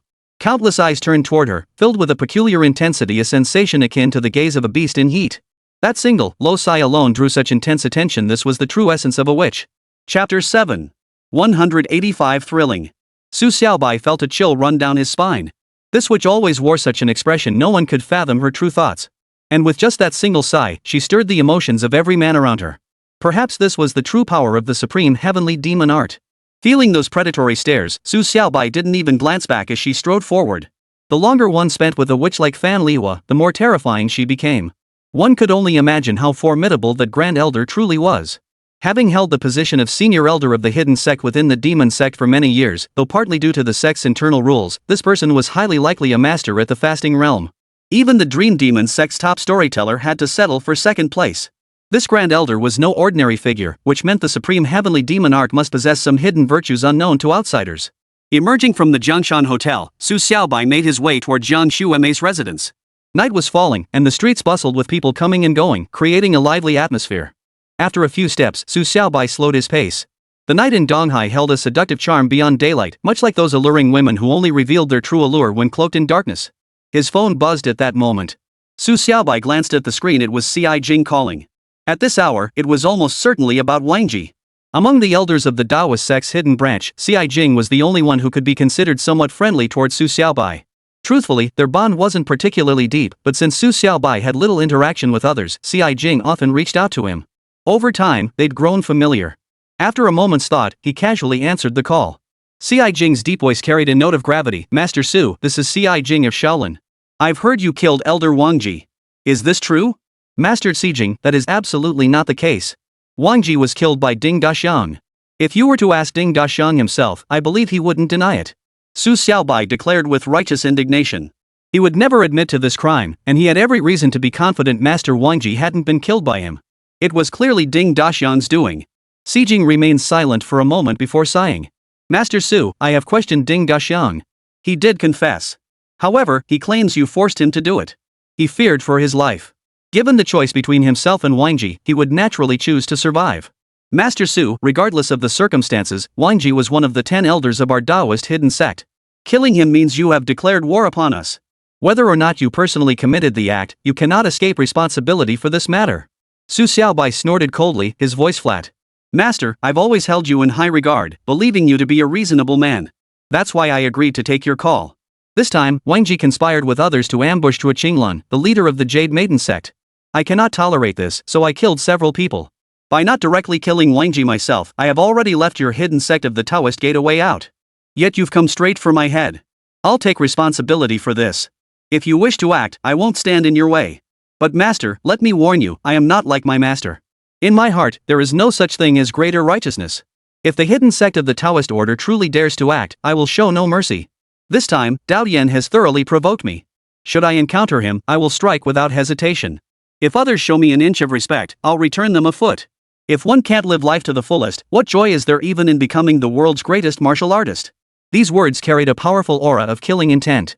That Su Xiaobai could speak to this extent still counted as giving Ci Jing face, but he was also reminding him that if Ci Jing chose to act, then whatever connection existed between them would be severed. Ci Jing sighed, his voice tinged with anguish. "Master Su, truthfully, I have no desire to fight you. But senior brother Dao Yan is truly furious. You severed Jin Liufeng's arm. If he shows no response, how can he command respect?" Su Xiaobai snorted again, dismissively retorting, "Master, so you've become Dao Yan's lackey? Let me put it plainly, why did Dao Yan attack the Jade Maiden sect and the Rock sect? Is it merely because they broke away from the Taoist hidden sect? He covets their assets and seeks to seize them by force. How is that any different from banditry? Master, over the years, the inaction of the Taoist hidden sect has left countless minor sects suffering oppression. Don't you ever consider why so many have severed ties with the hidden sect? Who created this mess? Dao Yan usually plays the goody two-shoes, but now he's finally losing his temper. That bastard is utter trash. I'll beat him every time I see him. Master, let's leave it at that. I have no desire to speak with you further. I am not like you. My heart still holds fiery resolve. I refuse to drift with the current, and I refuse to grow numb and endure in silence. Therefore, Master Ziyang, do not seek me out again. I will no longer serve you. After saying that, Su Xiaobai cut off the connection immediately, but a surge of anger welled up inside him. Ziyang was a typical blockhead, utterly incapable of adapting. But he didn't feel like saying more. Some things only needed to be stated plainly. What Ziyang thought was none of his business after all, they weren't exactly friends. As these thoughts crossed his mind, a group of people approached from ahead. About 10 individuals, each carrying a steady, imposing presence. The leader was pale-faced, looking almost like a vampire, though undeniably handsome. The group pushed their way through the crowd sideways. When they reached Su Xiaobai, 2 men on the flank reached out to shove him aside. Normally, Su Xiaobai would have stepped aside after all, keeping a low profile rarely hurt anyone. But having just received Ziyang's call, his temper was flaring. When he saw the 2 men's outstretched hands, he raised his right hand without hesitation and slapped down on their wrists. The 2 men felt nothing until the impact struck their wrists. Only then did they react, followed by 2 sharp cracks. Both let out shrieks and immediately clutched their wrists. Su Xiaobai struck with just 30% of his inner strength. Though these 2 appeared skilled in martial arts, their wrists snapped cleanly under the force. The dozen or so men froze in place, their eyes blazing with murderous intent as they fixed their gaze on Su Xiaobai. The pale-faced leader, in particular, wore a dark, sinister expression, radiating an indescribable ferocity. 8th update. Taking a short break. 2 more updates later tonight must finish all 10 updates today. Brothers, let's hear it again. Gotta support? If not, I'll ask again later. 186 Fan Lihua's suitors. Su Xiaobai shot a glance at the leader, his own gaze equally murderous. He held little regard for such spoiled brats. This man wasn't old, only in his 20s, yet he carried himself with surprising composure. He was actually a P-control realm expert, just 1 step away from entering the Grandmaster realm. Such a talent should be considered a prodigy, undoubtedly hailing from one of the major sections. That upbringing had undoubtedly fostered his arrogant and overbearing demeanor. Kid, you think your skills make you think you can hurt my men? You must be tired of living, the man bellowed, arching his eyebrows as he added, get down on your knees and kowtow now, or I'll break your legs. Su Xiaobai grinned, his face brimming with contempt. A bunch of trash daring to act so brazenly? You really don't know when to quit. As he spoke, he stepped forward and swung his hand toward the young man. 4 figures materialized around the youth, fists clenched, unleashing a barrage of attacks. Invisible wisps of blood energy swirled around them, coalescing into a massive palm of blood mist that slammed toward Su Xiaobai with terrifying force. Su Xiaobai drew a deep breath, then expelled the air from his chest and abdomen. This force formed a powerful blast that instantly scattered the blood mist palm before him. The 4 attackers were swept away as if caught in a tornado, tumbling to the ground. So these were the blood robe cult's men. It seemed Cheng Shuai wasn't just foolish, he was downright stupid. Su Xiaobai bellowed, taking another step forward. The young man froze, his already pale face turning even greener. A flicker of alarm crossed his features before he bowed his head, finally toning down his arrogance. He cautiously inquired, Esteemed sir, I am Cheng Qingcheng of the Blood Robe Sect. May I ask your name? Su Xiaobai glanced at Cheng Qingcheng, then extended his left arm, revealing the elder's token of the hidden sect of the Demon Gate on his wrist. He said nothing. Cheng Qingcheng glanced at it, his expression shifting again. He stammered, so you're an elder of the hidden sect. But I've never seen you before. Oh, I remember now. You're Elder Su. I'm truly blind. No, I was just so anxious earlier that I acted improperly. I was chasing after my girlfriend, Senior. I truly didn't mean to. Please forgive me, I beg you. Don't seal me here. As Cheng Qingcheng spoke, sweat poured down his forehead, followed by tears. This left Su Xiaobai feeling rather baffled. He hadn't done anything, yet he'd managed to scare the kid this badly. As this thought crossed her mind, Su Xiaobai mused, calling him a kid seems a bit off, he's probably older than me. But this kid really lacks backbone, nothing like Cheng Shuai. Alright, keep a lower profile from now on. Playing it safe won't hurt you. Oh, and if your girlfriend isn't with you, why do you still need to chase her? Su Xiaobai snorted, his gaze sweeping over the remaining figures. They stood frozen in place, not daring to move an inch. Cheng Qingcheng finally exhaled a slight sigh of relief, slowly straightening his back. His entire body was soaked through, as if he'd been pulled straight out of water. Ever since Cheng Shuai had been defeated and pinned down on the beach by Su Xiaobai, the Blood Robe Sect had branded Su Xiaobai a demon. After returning, Cheng Shuai had specifically instructed his men to avoid Su Xiaobai whenever possible. A man like that never played by the rules. Reflecting on this, Cheng Qingcheng offered a dry chuckle. You're absolutely right, Senior. I must keep a lower profile from now on. Truthfully, I'm a straightforward person myself. It's just that my men are used to running roughshod over others, which leads to these inappropriate actions. I'll make sure to discipline them properly. As for my girlfriend, well, she has a fiery temper and her martial arts are slightly superior to mine. Catching up to her hasn't been easy. After all, she's Fan Lihua of the Holy Yuan Sect. With the profound mysteries of the supreme heavenly demon art, if she chooses to leave, I simply can't hold her back. Su Xiaobai's expression turned peculiar as he stared fixedly at Cheng Qingcheng. Finally, he touched his temple and said, "You're telling me that Fan Lihua, the demon sect's holy maiden, is your girlfriend?" "Yes. My father personally arranged the match. Though Fan Lihua hasn't formally accepted yet, it's practically settled. With one more push, I should succeed. A woman that exceptional is worth every effort I put in." Cheng Qingcheng said cheerfully, his eyes gleaming with pride. This made Su Xiaobai nod. "Alright, keep at it. You've got good taste." At that, Su Xiaobai couldn't hold back any longer and burst into loud laughter. A witch like Fan Lihua actually had suitors? And judging by Cheng Qingcheng's demeanor, he seemed utterly devoted. Waving his hand, Su Xiaobai continued walking forward, still chuckling as he pointed toward the distant Jiangshan Hotel. "So, Chang, Fan Lihua is staying at the Jiangshan Hotel. You better hurry over there. And hey, if you manage to win her over, remember to let me know. I'll send you a big gift." Cheng Qingcheng scratched his head in confusion, but upon hearing Su Xiaobai's words, he straightened his back and called out after him, "Thanks, senior. I'll keep you posted on the good news." Su Xiaobai gave a brief reply before his figure disappeared into the crowd. Yet, inexplicably, his mood lifted. If Cheng Qingcheng truly won Fan Lihua's heart, it would be a blessing in disguise for him. At least he wouldn't have to endure Fan Lihua's constant attention anymore. Now, just thinking about Fan Lihua gave him a headache. This witch was no ordinary woman. At first, she seemed feminine and principled, but spending time with her inevitably drew one in. This allure certainly wasn't natural, it must be a deliberate act on her part. Perhaps it was the influence of the supreme heavenly demon technique. Regardless, she clearly intended to use it to conquer Su Xiaobai. In Su Xiaobai's worldview, it was perfectly fine for someone to pursue him, but attempting to conquer him was another matter entirely. He accepted being pursued, but he would never submit to any woman. As these thoughts flashed through his mind, his steps grew light and nimble. Like a fish gliding through water, he weaved through the crowd, his pace steadily quickening. Unnoticed in the night, he finally halted only when he reached the residential complex where Jiang Emei lived. Behind Su Xiaobai, Cheng Qingcheng wiped the sweat from his forehead and muttered, "That was terrifying. How can we keep running into this killing star just walking down the street? Thank goodness he didn't act. Otherwise, we'd all be finished here today.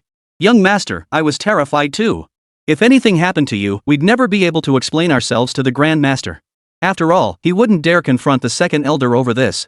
A servant approached and whispered, wiping sweat from his own temple. Cheng Qingcheng waved his hand dismissively. "Maybe he thinks I'm handsome? Otherwise, why would he bless me in Fan Lihua? Since he's already approved of me, let's go. I'm heading to the Jiangshan Hotel to find Fan Lihua. My wife, wait for me. This time, you won't get away." 9th update. Today I'll share something. I never paid attention to the donation rankings before, but I checked today. Thanks to Nankong Yi for the donation. Though the amount isn't huge, the persistence is what counts. That dedication will definitely pay off in the future. Big waves and a curvy figure are guaranteed. Keep it up. 187, Bedroom Delights. Jiang Emei's home, past 8 in the evening. The 3-bedroom, 2-living-room apartment felt empty. None of the bright crystal chandeliers were lit, only a few strips of light were on.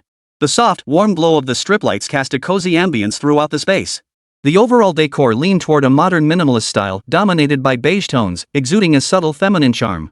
She sat in a nightgown, leaning against the large bed, engrossed in a book. One side of her boudoir featured a substantial bay window, its pink curtains drawn. Through the sheer fabric, the neon lights of the city shimmered outside. Cars on the street formed a long line, their headlights flickering endlessly, stretching as far as the eye could see like a golden river. This overwhelming sense of bustling activity represented Donghai's nightlife. The book Jiang Emei was reading wasn't about education, but rather a novel with a distinct bourgeois flavor. Her mind, however, was elsewhere, making the reading experience rather dull. Her nightgown, too, was made of pale pink gauze, subtly revealing the contours beneath long, slender legs and a shapely figure, softly enveloped within, symbolizing a woman's prime, ripe as a peach. Jiang Emei sighed softly. Her gaze, reflecting the streetlights outside the window, was like a pool of spring water rippling with tenderness. I wonder if he'll ever come back. Our meeting was truly baffling, yet whenever I think of him, my heart fills with joy. That feeling is like returning to my childhood pure, lasting happiness. In the years since my parents passed, I had forgotten what true joy felt like. Yet this sensation gradually rekindled memories of the past. I didn't want to lose these moments. Perhaps, by his side, there was always a sense of security. This sense of security is somewhat like what my father once gave me, carefree, knowing that even if I made mistakes, someone would take the blame. That's what a man is. I never imagined I'd reach this day constantly thinking about a man, my life becoming more interesting because of him. I even gave him my home address. I wonder if he'll come. Jiang Emei murmured softly, her voice tinged with a woman's deepest melancholy, like a lovesick maiden consumed by longing. Torn between hope and fear, her heart clung tightly yet resisted letting go. Such contradictions were the very threads of affection. A dark shadow flickered outside the bay window. Jiang Shuemei snapped out of her reverie, raising her eyebrows to look, but found nothing there. Startled, she shook her head and gave a self-deprecating chuckle.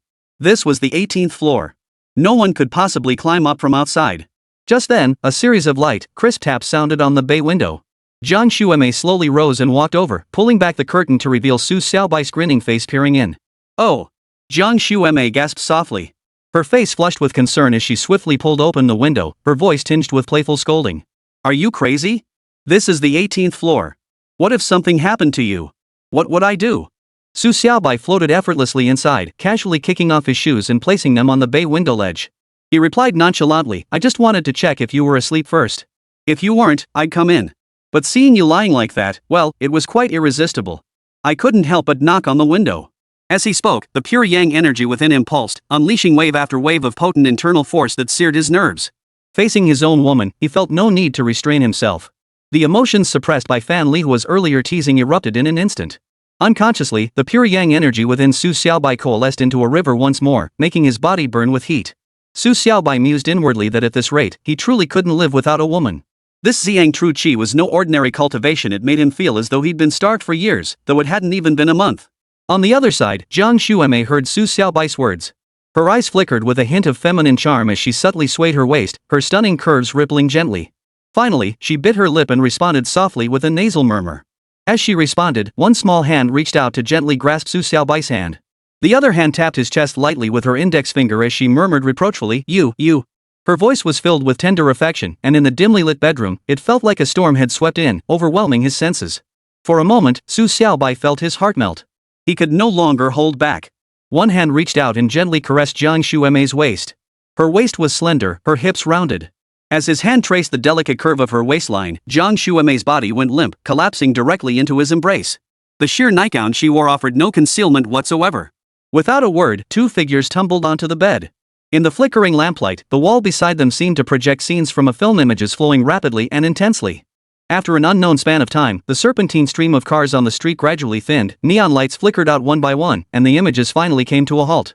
On the large bed, Su Xiaobai leaned against the plush headboard, his long frame radiating a subtle, powerful presence. Jiang Shuemei, eyes half closed, rested against his chest, soft as water. Su Xiaobai's hand lingered on her smooth, straight back.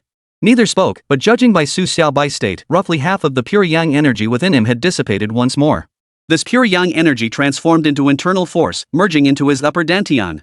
Like nourishing rain, it strengthened his internal power, making it even more formidable. Xiaobai, I never imagined such a thing could exist in this world. My bones are melting. You truly are the best man. Jiang Shuemei murmured softly, her long lashes brushing against his skin, sending another wave of warmth through his heart. Su Xiaobai smiled faintly, though inwardly he remained unconcerned. How much time had truly passed? He hadn't even fully exerted himself yet. If they went through it again, she probably wouldn't be saying such things, she wouldn't even be able to endure it. Shuemei, you're quite something too. You're like water, a true soft girl. Su Xiaobai murmured softly. Yet these words prompted Jiang Shuemei to give his thigh a light slap. Two blushes bloomed on her delicate face, radiating an indescribable charm that made her resemble a fully blossomed peony. 188 The mysterious art of Ziyang True Qi. Dawn was breaking. By 5 in the morning, the East Sea was already bathed in daylight such as summer. A faint tremor of Ziyang True Qi stirred within Su Xiaobai, and he awoke naturally. Even while asleep, the Ziyang True Qi within Su Xiaobai's body would circulate naturally. It was this very ability that allowed him to become a master of the fasting realm at such a young age. To integrate martial arts into ordinary life, making it an integral part of daily existence, this is something most people cannot achieve. Those who can are true martial arts prodigies. The morning erection had become routine, and Su Xiaobai paid it no mind. From the kitchen came the rhythmic hum of the range hood. Evidently, Jiang Shuemei was already bustling about. This mature woman, as gentle as water, was not only an exceptional lover but also an outstanding cook, truly the ideal candidate for a devoted wife and mother. After getting dressed, Su Xiaobai tidied himself up and stepped out of the room. Just then, Jiang Shuemei emerged from the kitchen carrying 2 plates, setting them down on the dining table. It was Monday, and she was heading to work, dressed quite formally, a black midi skirt, nude stockings, and a white belt cinched at her waist, giving her a look that was both classic and stylish. Spotting Su Xiaobai, Jiang Shuemei called softly, Xiaobai, breakfast is ready. After eating, you'll need to pick up Xiao Xiao from school, right? I made pan-fried dumplings with poached eggs. Not sure if you like them. Su Xiaobai walked over to Jiang Shuemei, wrapped his arms around her waist, and took a deep breath. Smells amazing. I'm sure I'll love it. This double entendre made Ziyang Emei's eyebrows arch. She then playfully bumped her hip against Su Xiaobai's thigh, her expression brimming with feigned reproach and the utmost feminine charm. This mature woman, even after 2 intimate encounters with Su Xiaobai, which could be considered genuine understanding, hadn't made any further demands. She hadn't even discussed the future with him, seemingly content to maintain their current dynamic. This was the most remarkable thing about her. It wasn't that she didn't want more, or that she was unaware of what else she could have. Rather, she had seen through everything, understood what she could ask for and what she could get. That was precisely why she was content with their arrangement. When Su Xiaobai declared during their first encounter that he wouldn't tolerate any other man touching his woman, his unparalleled dominance made her content to become a little woman. She was no longer the formidable female principal who commanded respect, no longer the renowned, tough-as-nails woman in the education world. This wasn't a transformation, it was a return to her past, a reminder of what it felt like to have a man to lean on. This was true emotion. So not seeking wasn't giving up, it was precisely a declaration. Su Xiaobai understood Ziyang Emei's thoughts perfectly well. He knew better than to say anything superfluous that would be disrespectful. Such matters were best left as an unspoken understanding between them, not something to be spelled out. Even if he had to speak, now was not the time.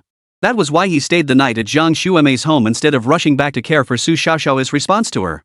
A gift of wood apple was repaid with a jade pendant. Su Xiaobai took the chopsticks Ziyang Emei offered, lowering his head to eat. He carried himself like the head of a 2-person household, everything firmly under his control. Ziyang Emei watched Su Xiaobai wolf down his food, pursing her lips slightly. Beneath the table, her small foot brushed lightly against his calf, her face wearing a playful expression. Su Xiaobai once again trapped her small foot between his legs, glaring at her fiercely. After we finish eating, I'll devour you. Ziyang Emei lifted her chest proudly, her flushed cheeks radiating a spirited glow. But seated directly across from Su Xiaobai, her little foot naturally pressed down firmly, making direct contact. Su Xiaobai's eyebrows arched. The pure yang energy that had only subsided last night surged once more. Without a second thought, he quickly finished his meal and then looked up at Ziyang Emei. Ziyang Emei's cheeks were flushed. Sensing Su Xiaobai's gaze, she pressed her delicate pink lips together slightly, looking exceptionally alluring. This meal is impossible to finish. Devouring you first is the proper course of action. Su Xiaobai grinned widely, shifting his stance slightly. In an instant, Ziyang Emei lost sight of him. The next moment, Ziyang Emei's body tensed as she suddenly found herself in Su Xiaobai's embrace. She raised her eyebrows defiantly and murmured, "Be gentle. I just changed my clothes and still need to go to work." Those words became the final straw that ignited the fiery passion within Su Xiaobai. It was at that very moment he let out a faint sigh. In every way, he was no longer the earnest, rigid youth of before. He had transformed into the lecherous man the old man had warned about. They'd ended up in bed, broad daylight no less. What should have been a sunny morning had been turned upside down by a single little foot. A woman's muffled sobs echoed through the dining room, lingering long after the sound faded. A glass window flanked one side of the room, but thankfully, nothing obstructed the view on the other side, sparing them the worry of being seen. Sunlight streamed through the glass, casting a warm glow upon the 2 figures seated at the table. Time seemed to stand still as the storm subsided, leaving only the blazing sun. Su Xiaobai sat on the wooden dining chair, exhaling a long breath. More than half of the pure yang energy had now transformed into internal force, with only a small portion still circulating within him. Ziyang Emei's hair was disheveled as she leaned against him, sitting on his lap. Her skirt had ridden up to her waist, creased and wrinkled, and even her stockings were torn. "It's all your fault. How am I supposed to go to work like this?" Ziyang Emei murmured, her head resting against Su Xiaobai's chest. 2 crimson clouds still bloomed on her cheeks, reflecting the morning glow and blazing more vividly than peach blossoms. Su Xiaobai's hands circled her waist as he spoke with a satisfied expression, "It's mostly because you're just too beautiful. But honestly, you probably did go to work this morning, your stamina was already at its limit." As he spoke, he lifted Ziyang Emei and carried her to the bedroom bed. The moment he laid her down, she drifted off to sleep. Even in slumber, her arms remained wrapped tightly around Su Xiaobai's neck. Su Xiaobai's body trembled slightly. Only then did Ziyang Emei release him and drift off into a deep sleep. As Su Xiaobai glanced once more at the woman's exquisitely undulating form, about to turn and leave, he suddenly frowned. Within Ziyang Emei's body, strands of internal energy had unexpectedly formed. They seemed to possess the strength of someone at the mid-stage of the fierce and vigorous realm, and the quality of this energy was remarkably high. It was clearly Ziyang True Qi, though within Ziyang Emei's body, it had transformed into pure yin energy. Unbeknownst to him, the Ziyang True Qi had surged into Ziyang Emei's body. It appeared that the benefits she gained from this intimate entanglement were astonishing. This must be some profound method inherent to the Ziyang True Qi. Su Xiaobai exhaled deeply, thinking to himself that it seemed he could visit Ziyang Emei more often in the future. Given time, Jiang Shuemei would naturally ascend to the realm of a grandmaster, a progression as smooth as water flowing downhill. 189 One person supporting a family. At 8:30 p.m., Su Xiaobai returned to his home at Unit 33, Shenyuan Garden. Su Xiaoxiao wasn't there, yet somehow, even just sitting on the sofa, he felt a profound sense of coming home. That feeling was like having a place to belong, and it all stemmed from Su Xiaoxiao's presence. As long as she was home, Su Xiaobai would find a way to keep her in Donghai after elementary school graduation, rather than letting her return to Emei. Sometimes, one person could hold up an entire household. Even someone as formidable as Su Xiaobai had moments of loneliness. But when he thought of Su Xiaoxiao, his own flesh and blood, a surge of happiness would well up within him. This happiness had nothing to do with strength. Perhaps even if Su Xiaoxiao were gone, he would remain powerful and devoted to martial arts, yet he would always feel his life was somehow incomplete. This was the bond of family. Yet Su Xiaobai's realization came too late. Had he understood this the night he met Lin Huixin, he would have done everything in his power to keep her by his side. By any measure, his strength surpassed hers. Forcibly bringing her to his side, she would have been powerless to resist. That outcome might have altered the course of events entirely. Yet Su Xiaoxiao, raised in that small northern town, had perhaps lost that wildness, that chivalrous spirit, another kind of regret. As this thought crossed his mind, Su Xiaobai exhaled a long breath. The force of it sent a vase on the coffee table tumbling to the floor. This vase was made entirely of glass, quite thick and heavy, weighing 7 or 8 pounds. Su Xiaobai had blown it over with an unconscious breath, a sign her abilities had grown stronger, thanks to the turmoil of the past 2 days. He rose, returned to his room, and picked up the black box he'd taken from the 100 Flowers nightclub. Mounting his bicycle, Su Xiaobai headed toward Jiadu Beverage. Once he recovered this money, all his debts would be settled. This time, Tang Tianming would have no grounds to object, and everyone in the sales department could resign without hindrance. Arriving at Jiadu Beverages 20 minutes before the official start time, the place was still relatively quiet. But as Su Xiaobai headed upstairs, his gaze suddenly sharpened. In the adjacent sales department 3 office, the group Fatso, Skinny, Qi Miao, Yen Kuei, and Qin Hong were all present. 20 people sat there, deep in conversation about something. Qin Hong, sharp-eyed, caught sight of Su Xiaobai at the stairwell entrance. She jumped up, letting out a shriek, "Brother Su! You're here? I've been dying to see you." Su Xiaobai's eye twitched. What was this all about? If the fat guy or skinny guy had spoken like that, he wouldn't have batted an eye, but coming from Qin Hong? He couldn't quite handle it. The entire group immediately stood up and quickly surrounded him. Su Xiaobai waved his hand. "All right, let's talk inside. What kind of scene is this, crowding around the stairwell?" Arriving at Business Division 3, Su Xiaobai placed the black box on the desk. Turning to Qi Miao, he said, "Qi Miao, this is the outstanding payment from 100 Flowers nightclub, 1 million yuan total. Take out the extra tens of thousands and distribute it among everyone." "Brother Su, how can we possibly accept this? The extra money is yours to begin with, it should be yours. How could we take any of it?" Yen Kuei shook his head solemnly. Qin Hong chimed in boldly from the side, "Brother Su, you're right. We've been taking your money without doing anything substantial. This can't go on forever." Su Xiaobai waved his hand. "You've all quit your jobs to follow me. There's bound to be a gap in your careers. You still need to support your families. Consider this extra money as gifts for your loved ones." The group exchanged glances, their eyes brimming with genuine emotion.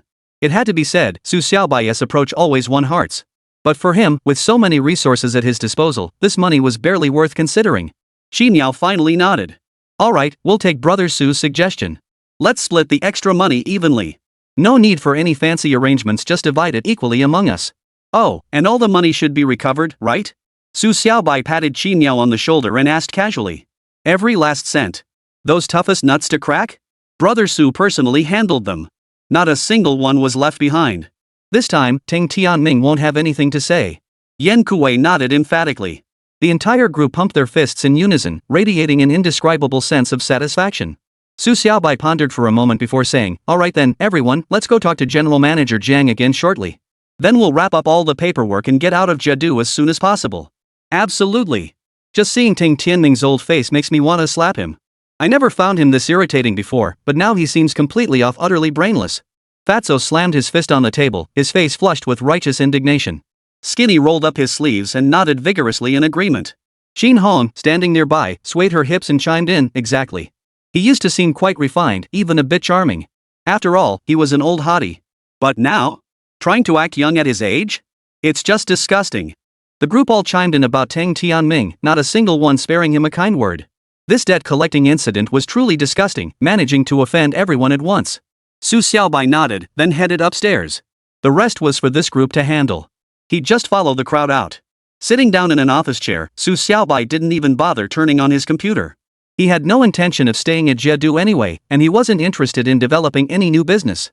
He found himself with nothing to do. He turned his head to look at the toy parrot on his desk. It was a gift from Su Xiaoxiao, specifically meant to relieve his boredom. Its name was Ah Cho. He pressed the toy parrot's head. The rather ugly-looking bird opened its beak and said, "Feeling bored? How about I sing you a song?" That blunt way of speaking was so much like Su Xiaoxiao that Su Xiaobai couldn't help but smile slightly. Just then, a knock sounded at the office door. Su Xiaobai looked up. Judging by the footsteps, it was clearly Yi Qingru arriving. The office door swung open. Yi Qingru crossed her arms, leaning against the doorframe with a faint smile. She raised an eyebrow and said, "Xiaobai, you're up early. I just dropped Xiaoxiao off at school. You've been quite the hands-off manager these past couple of days." Su Xiaobai felt a wave of relief wash over him. He smiled faintly and replied, "Xiaorou, come in and sit down. Did Xiaoxiao cause you any trouble these past couple of days?" "What are you talking about? How could Xiaoxiao be trouble? I'm thrilled to be with her." Yi Qingru pouted playfully as she swayed her hips into the room, casually closing the office door behind her. Her high heel scraped lightly against the floor as she walked to the chair in front of Su Xiaobai's desk and plopped down. As she sat down, her legs came together, slightly angled, forming two perfect lines. Second update. 5 updates today, 2 now, more this afternoon. 190, backtracking. Yi Qingru wore a black blouse today, a standard feminine cut with a straight collar and subtle lace trim at the cuffs. She paired it with bright yellow skinny jeans. It's worth noting that few women dare to wear yellow leggings. It's a color that truly exposes flaws. It either makes legs look thick or short. But Yi Qingru's long legs appeared even longer and straighter, a shape that made men's eyes go wide. Yet whether other men stared or not, Yi Qingru paid no mind, refusing to give any man the slightest chance to approach her. If Su Xiaobai's gaze had lingered, she would have been utterly delighted. But after his exertions with Jiang Shuemei yesterday and today, the pure yang energy within him had calmed considerably. Now, as he looked at Yi Qingru's legs, his eyes held only admiration, not lingering. A faint pang of disappointment flitted through Yi Qingru's heart. Yet she quickly dismissed it. Such an admiring gaze was quite flattering. Leaning her body slightly to one side, she arched her eyebrows and said to Su Xiaobai, "These past 2 days, I took Xiaoxiao back to Lingyuan Temple. Master Huixin wasn't there, but there was a Taoist priest. It was quite an interesting sight, a Taoist priest sitting in a Buddhist temple. Judging by the monks' attitude toward him, they were extremely respectful. I couldn't quite figure out why. That Taoist was quite a decent fellow, though, and very knowledgeable. He arranged lodging for Xiaoxiao and me. We stayed just one night and returned yesterday evening. When we came back, we brought a whole bunch of things, bags and packages. Tonight, I'll be having dinner at your place. All the vegetarian dishes are in your fridge." Su Xiaobai smiled faintly. The Taoist Yi Qingru mentioned must be Ming Si. These past days, Huixin had been studying the Wuji Qiankuan formation on Wudong Island, so Ming Si had been stationed at Lingyuan Temple. Listening to Yi Qingru's soft, gentle voice as light and soothing as a girl next door, Su Xiaobai felt his heart melt. He didn't respond, completely lost in her charm. Yi Qingru watched Su Xiaobai's expression, a faint smile curving her lips as she teased, "Oh, you. Really, I've said so much, and you don't even offer a single word of encouragement. I enjoy listening to you speak, and these matters are genuinely fascinating. With you guiding Xiaoxiao, I feel completely at ease." Su Xiaobai nodded slightly, his gaze softening. Yi Qingru paused, then pressed her lips together, a hint of delight flickering in her eyes. Finally, she murmured in a soft, nasal tone, "You really know how to talk." Then her tone shifted abruptly, "But speaking of which, why did you even come to work today? Since we've all decided to quit anyway, and we've nearly collected all the money owed, you could have just skipped it. We only need a few people here to keep watch. I came today to deliver the money from the 100 Flowers nightclub. With this, all the debts will be settled. I've told Qi Miao and the others to speak with Tang Tianming. We can just leave now." Su Xiaobai nodded, his gaze lingering briefly on Yi Qingru's face. Just as he was about to say something else, a commotion erupted outside the office.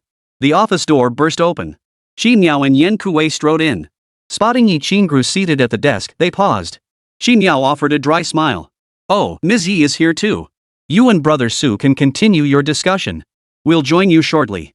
Alright, if you have business, come in and talk. We're all on the same team.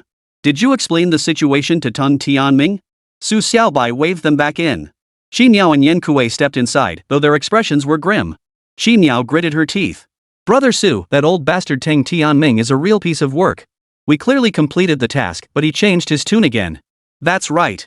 Tang Tianming wants us to bring in another 10 million in business for the company before we can leave. This time, he absolutely promises to let us go." Yan Kuei gritted his teeth, fists clenched tight. By this point, he was practically shouting, "Brother Su, I want to smash that old bastard in the face. He's a ing scumbag. How could he go back on his word like this?" Huixin raised an eyebrow, rising abruptly from her chair. Her expression turned icy. What? Tang Tianming pulled a fast one? How dare he? He promised one thing and then reneged? That's shameless.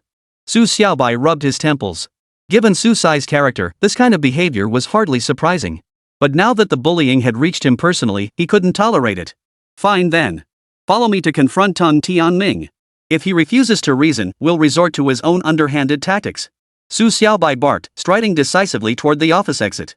He never thought of holding back against colossal forces like the hidden sect of the Demon Gate or the hidden sect of the Taoist Gate, so why should he with a mere small-time entrepreneur like Tang Tianming?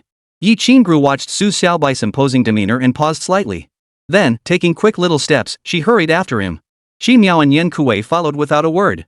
As they walked, Xi Miao whispered to Yen Kuei, "Go notify everyone in the business department. Brother Su is taking on Tang Tianming for us. Otherwise, with his talent, he could be thriving in Jiadu. So we absolutely must show our support. Right now, we have to back Brother Su up. We can't back down." Yen Kuei nodded emphatically and sprinted downstairs at breakneck speed. Tang Tianming's office occupied the entire fourth floor, the largest suite in all of Jiadu Beverages. It was easily 5 or 6 times the size of Su Xiaobai's office, complete with amenities like a rest bedroom and private bathroom. The entire space was lavishly decorated, furnished with the most cutting-edge equipment. Tang Tianming was currently reclining on a set of coffee-colored sofas. Across from him sat Su Guangliang, a smug look on his face. While brewing tea for Tang Tianming, he raised his eyebrows and said, "Uncle, those scumbags in the sales department? They're nothing special. After all the fuss, they'll just give up and won't be able to leave. And even if they did leave, we'd skin them alive first. In that time, we could easily recruit a whole new batch of salespeople. After all, with money, you can hire anyone anywhere." Tang Tianming reached out to take the tea leaves Su Guangliang offered, replying softly, "Guangliang, no matter what, this position will be yours someday. Xiaolei has no interest in it, and I've let her be. So work harder, it's like safeguarding our family business for Xiaolei. You can handle the sales department however you like.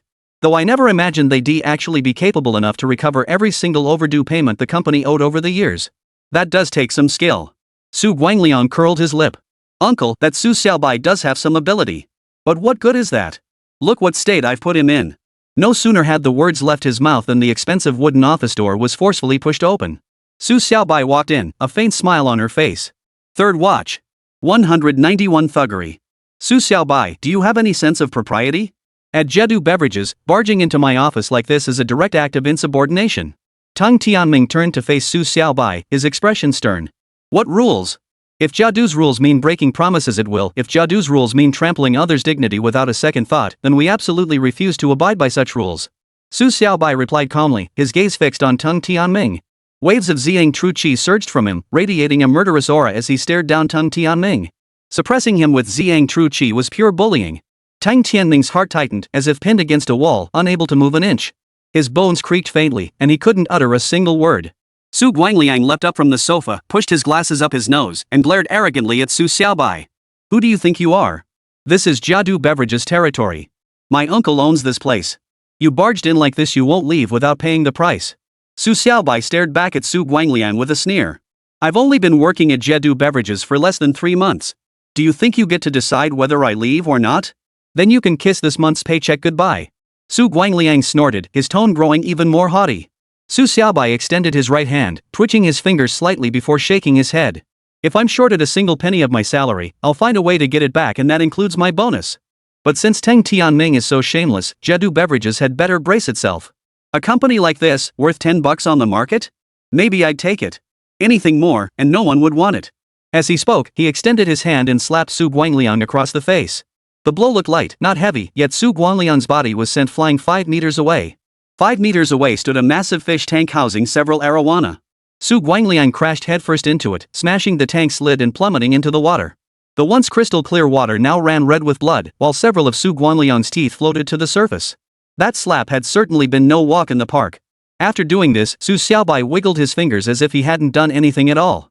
Finally, he fixed his gaze on Tang Tianming and said, Tang Tianming, sign the termination contract now, and I'll let you off. Otherwise, I won't mind breaking both your legs. You've got the wrong idea. This is violence. Tang Tianming gritted his teeth and shouted forcefully, though his body trembled violently, clearly terrified. Su Xiaobai nodded. You're right. I am using force. Got a problem with that? Tang Tianming choked on his words. Su Xiaobai's manner of speaking left him utterly at a loss. This was textbook thuggery. If you choose to play by the rules and reason with me, I'll do the same, but if you want to be a thug, then I'll be a thug too. With your pathetic skills, you're not even fit to be a proper thug. Su Xiaobai spoke softly, yet his gaze held a murderous glint. Tung Tianming glanced at Su Guangliang, still bubbling in the fish tank. He was unconscious now, but trapped in the tank. He kept swallowing water. As he drank, his belly began to swell. He now resembled a woman 4 months pregnant, but with no one coming to rescue him, he kept drinking. Tung Tianming's eye twitched. Finally, he pointed at Su Guangliang and said, Su Xiaobai, just get Guangliang out of there. I'll sign the contract. This time, I admit defeat. Is that not enough? Don't worry, he won't die. Just sign the contract, and I'll pull him out. There aren't that many people here, so it won't take long. Let's part ways amicably. You can hand over what you owe everyone while you're at it. Besides, even if he dies, so what? It's no big deal. He's been messing with me time and again. I've always refused to pick a fight with him, but he just won't let it go. If he dies here, it's only natural. Su Xiaobai shook his head, speaking slowly and deliberately, not even glancing sideways at Su Guangliang. Without a word, Tung Tianming bolted toward the desk like his pants were on fire. He grabbed the stack of contracts and began signing them one after another. Admittedly, his speed was remarkably agile. His demeanor was like that of a young man in his early 20s, exceptionally nimble. 2 minutes later,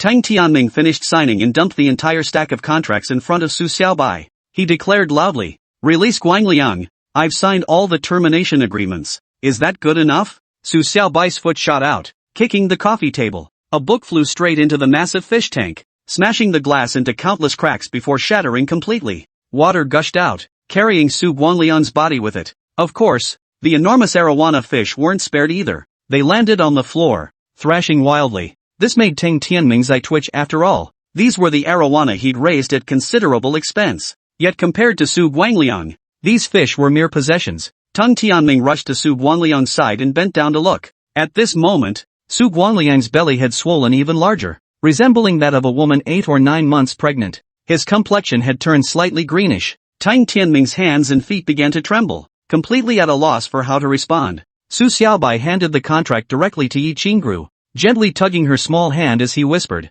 Xiao Rou, take a look. If it's acceptable, we'll call this matter settled. A clatter of chaotic footsteps echoed from outside. The door burst open as Yin Kuwei stormed in, leading the entire sales department. Each of them clutched chairs in their hands, radiating a murderous aura. As they burst in, the fat man bellowed, Brother Su, we're here to back you up. That scumbag Tung Tianming will fight him to the death. Rest assured, we're always on your side. Qin Hong charged in, shouting, Brother Su, I'll fight for you. If anyone dares hurt you, I'll kick their balls to pieces. That old bastard Tung Tianming deserves to die. But the moment they burst in, the scene seemed oddly off. Everyone fell silent, their eyes fixated on Su Xiaobai. Tung Tianming's face was deathly pale. Seeing so many people burst in terrified him, but the sight of Su Guangliang lying there like a dead fish terrified him even more. He couldn't help but turn his gaze toward Su Xiaobai. Su Xiaobai snorted coldly. Don't worry, he said flatly. Su Guangliang won't die. Flip him over and stomp on his back for half an hour.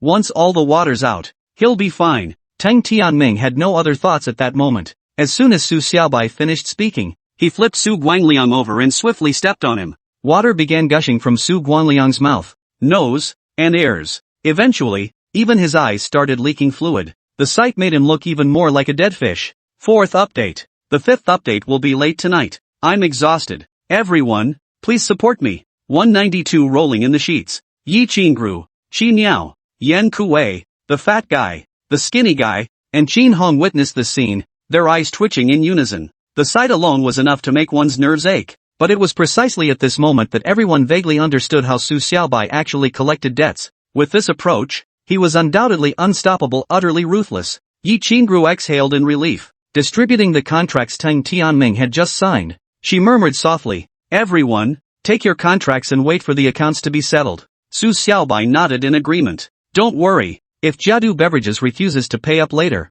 we'll just do this again. Next time, we'll smash the finance office right in the face. A twitch flashed across Tung Tianming's eye, his gaze flickering with venom. Fortunately, he was facing away from Su Xiaobai, busy stomping on Su Guangliang's body, so his resentment went unnoticed. The group left Tung Tianming's office immediately. Su Xiaobai returned to his own office, followed by Yi Qingru. Then came Qi Miao, Yan Kuwei, the fat guy, the skinny guy, and Qin Hong, not a single one missing. Brother Su. That was absolutely thrilling. Who'd have thought that 4-Eye Su was hiding in Tang Tianming's office? I never would have guessed. But seriously, how did he manage to drink that much water? Fatso raised his eyebrows and asked, his face beaming with delight. Yan Kuwei slapped his thigh and exclaimed, you bet, Brother Su. Seeing Su 4-Eyes lying there like a dead fish, soaking wet, made me feel absolutely thrilled. Qi Miao glanced at Su Xiaobai and Yi Qingru before recounting the entire incident. Given their temperaments, Su Xiaobai and Yi Qingru wouldn't divulge this story, but fortunately Qi Miao had been present and shared it with everyone.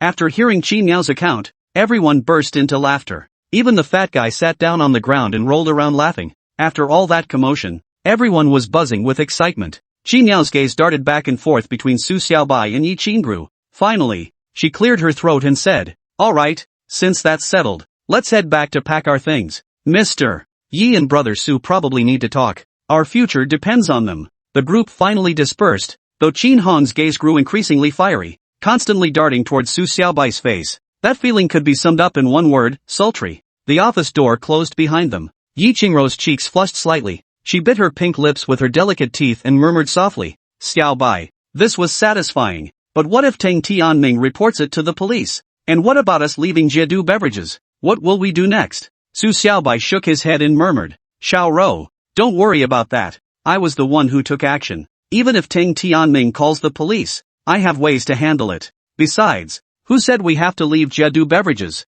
Not leaving? Yi Qingru froze, then furrowed her brows. But we went through all this trouble to get the termination agreement. You mean we're not leaving? I get it, you want to buy out Jiedu beverages. But that'll cost at least $1 billion. Su Xiaobai watched Yi Qingru's expression and couldn't help but smile. Don't worry. I told you Jiedu beverages is worth no more than $10, and that wasn't just idle talk. Give it a while, and when Tang Tianming decides to sell, that's exactly what it'll fetch. Yi Qingru eyed Su Xiaobai with a half-smile. Her teeth clenched slightly. Her gaze drifted, yet held an indescribable joy. But after just that glance, she arched her willow brows again and murmured softly, Xiaobai, you could use force to resolve this, but if Tang Tianming refuses to sell, you won't have any other options. Besides, I can't shake the feeling that with Tang Tianming's public influence, if the police get involved in this, you'll inevitably face some repercussions. Su Xiaobai rose and walked to Yi Qingru's side, patting her arm. His thoughts drifted to the two true high-ranking figures of the Demon Sect's hidden sect, the real power brokers who controlled the lifeblood of the East Sea.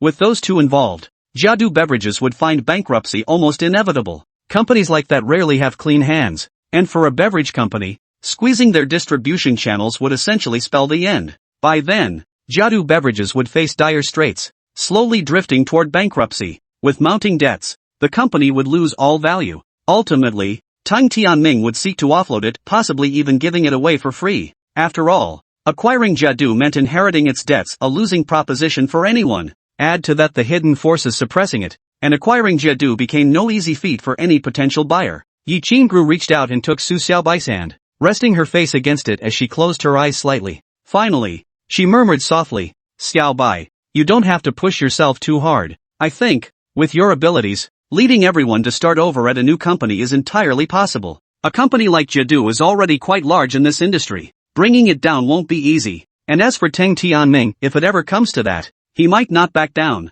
After all, he must hate you to the core. Xiao Rou, you don't need to worry about these matters. I have my own solutions. For now, go downstairs and talk with Qi Miao's group. Since everyone's packing up to go home anyway, I don't think it'll take long before Jiedu is settled. Su Xiaobai's hand brushed against Yi Qingru's soft cheek, sending a gentle ripple through his heart. This sensation was far superior to any skirt-blowing encounter. While skirt-blowing offered visual pleasure, this was pure tactile delight, a completely different level altogether. Yi Qingru murmured a soft okay, though her face still held a trace of worry. She said nothing more, but finally rose slowly, her cheeks flushing as she nestled into Su Xiaobai's embrace. Xiaobai, she murmured softly, her brows lowered. Once this busy period is over, let's go see a movie together. Otherwise, it really doesn't feel like we're dating at all, not a single date. It always leaves me feeling a bit regretful. Yi Qingru murmured softly, her brows lowered as she spoke. Then, with a swift peck on Su Xiaobai's cheek, she turned and walked away,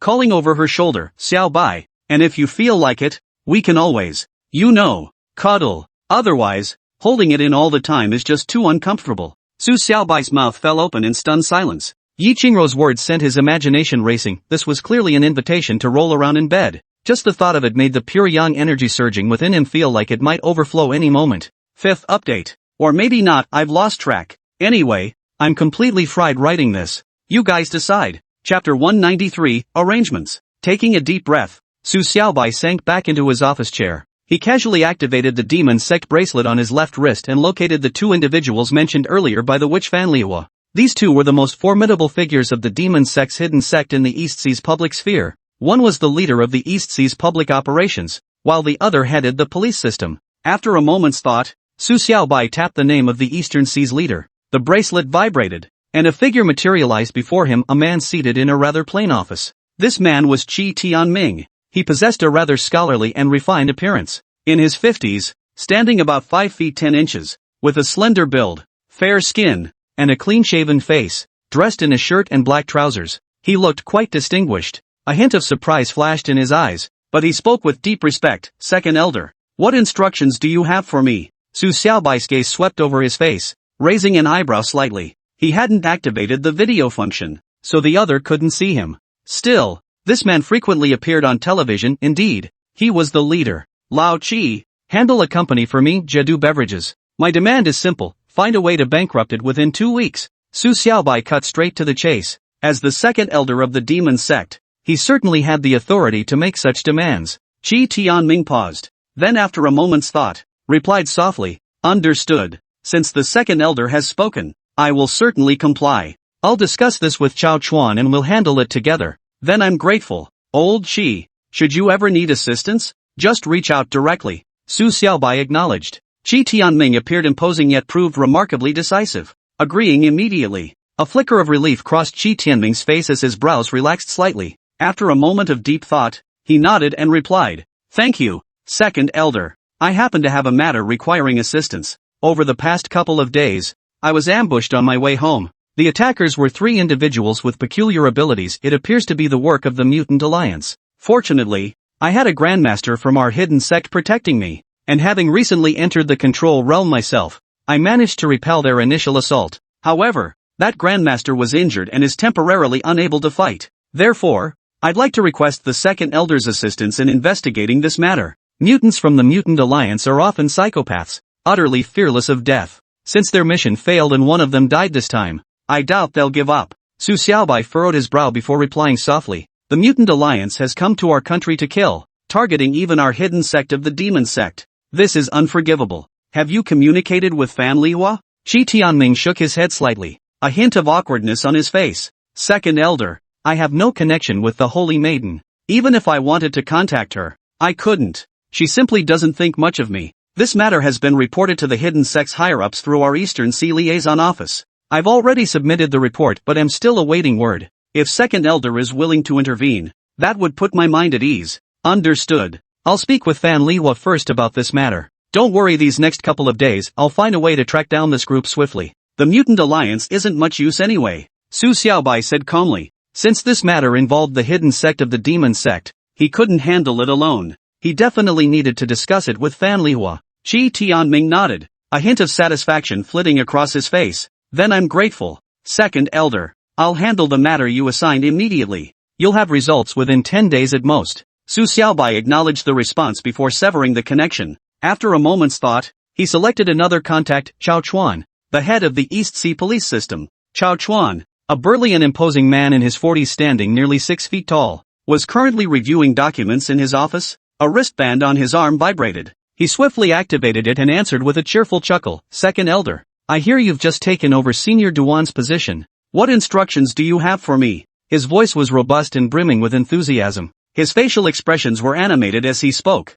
clearly an extroverted personality, quite different from Qi Tianming. Su Xiaobai raised an eyebrow and said softly, Old Chao, I'm reaching out to you with no ulterior motives. I just want to get acquainted. I'll give you my phone number shortly, and we can stay in touch via mobile going forward. I'm sure I'll need your help from time to time. Also, no need for such formality from now on. I imagine you know my age, I'm a few years younger than you. Let's grab a meal or hang out whenever we have time. Chao Chuan grinned. I've certainly heard about you, Elder Su. You're a real powerhouse, an extraordinary fighter. a master at the fasting realm level. Someone like me, a grandmaster, would probably be knocked out with a single slap. Had, Elder Su. I'm a social butterfly myself. Your personality suits mine perfectly. Though, at my level, barely qualifying as a hidden sect guardian, I've picked up some intel, but certainly not as much as you've seen. For matters within the sect going forward, I'll need Elder Su's guidance. Oh, right, I hail from the Rock-Solid sect, while Old Qi comes from the No-Thought sect.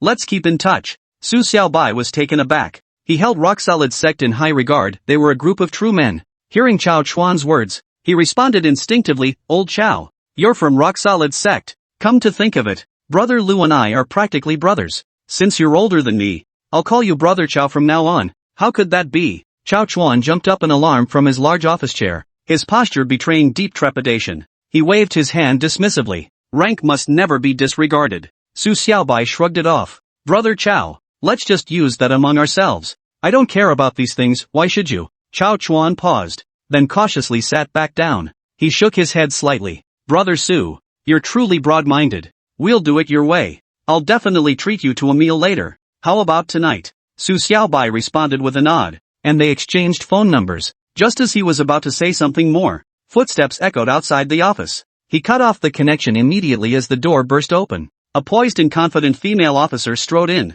accompanied by a male officer. Behind them, Teng Tianming entered. His teeth gritted. Today's fifth update continues, first installment. 194, Reunion with Yan Xiaojie. Teng Tianming pointed at Su Xiaobai and declared, It's him. He caused trouble at the factory and injured my nephew. His attitude was extremely arrogant. Arrest him. Su Xiaobai's brow furrowed. He raised his eyes to meet Yan Xiaojie's and said coolly, You again? You're causing trouble here. I have the right to intervene. You'd better come with me. Yan Xiaojie arched her eyebrows, standing tall with her back straight. Her two sturdy, long legs still exuded a panther-like allure. Quite eye-catching. Su Xiaobai shook his head. Who says I caused trouble? What evidence do you have? You want to take me away based solely on this guy's word? Don't you think that's ridiculous? Just then, a crowd surged outside Su Xiaobai's office. Yi Qingru, Qi Niao, and their group had returned, crowding the doorway. The chubby guy bellowed, Officer, what do you want with Brother Su?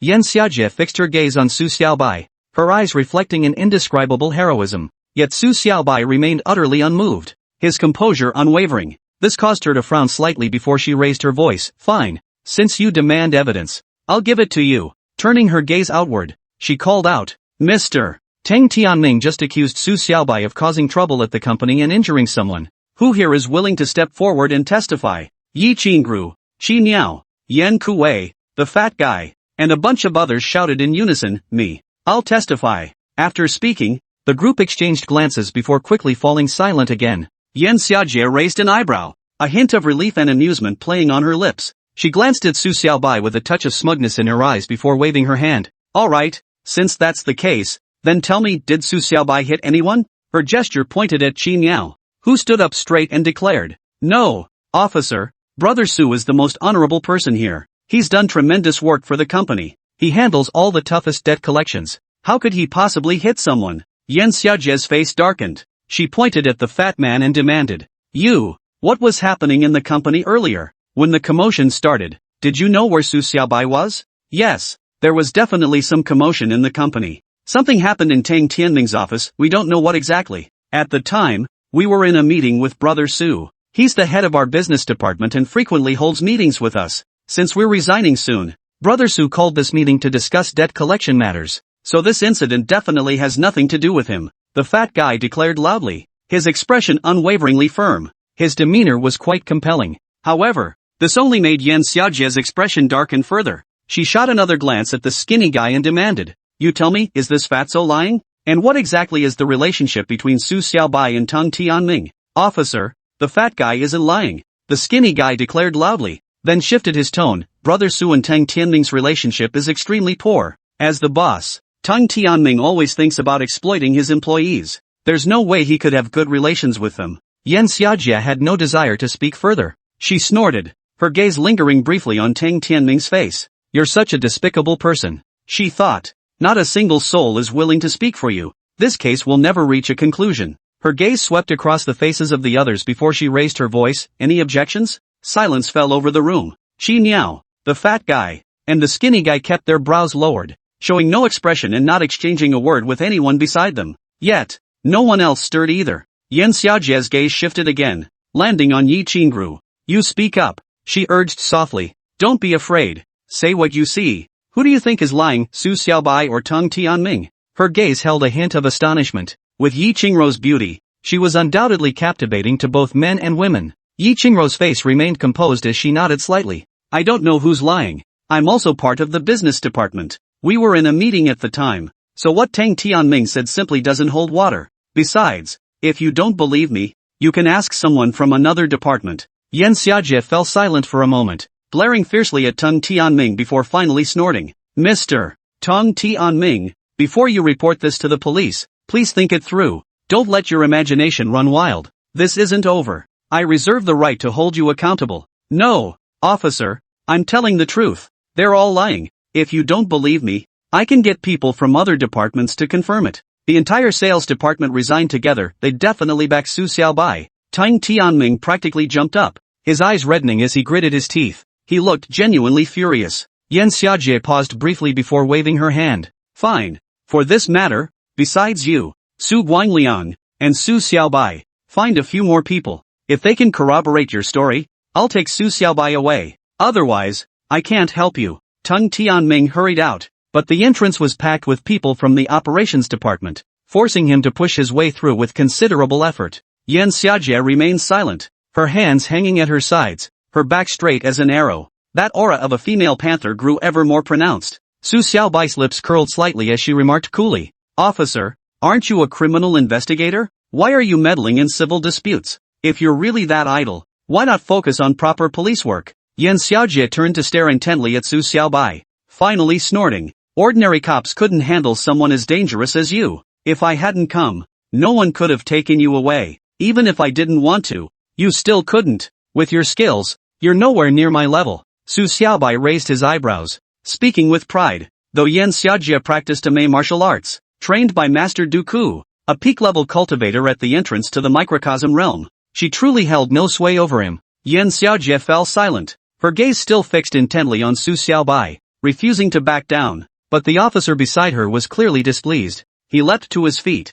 pointing an accusing finger at Su Xiaobai, about to speak out only to be abruptly pulled back by Yan Xiaojie. She whispered urgently, Xiao Yuan, this doesn't concern you. Don't get involved. Xiao Yuan glanced at Yan Xiaojie, about to protest, when Tang Tianming hurried back with 3 people in tow. One was from the finance department, another from customer service, and the third was surprisingly a security guard. Tang Tianming raised his eyebrows and said, Officer, I've brought the people involved. These 3 are well aware of the situation at the time. Why don't you ask them? Just as Yan Xiaojie was about to speak, Su Xiaobai's lips curled into a sneer. He cleared his throat softly. I object. Tang Tianming, bringing someone from finance or customer service is fine, I have no issue with that. But a security guard? Do you really think that's credible? 195 beautiful female leopard. Tang Tianming glared at Su Xiaobai. Why isn't it reliable? Can't this security guard witness your misconduct? Su Xiaobai remained seated in his office chair, lifting the corners of his mouth slightly.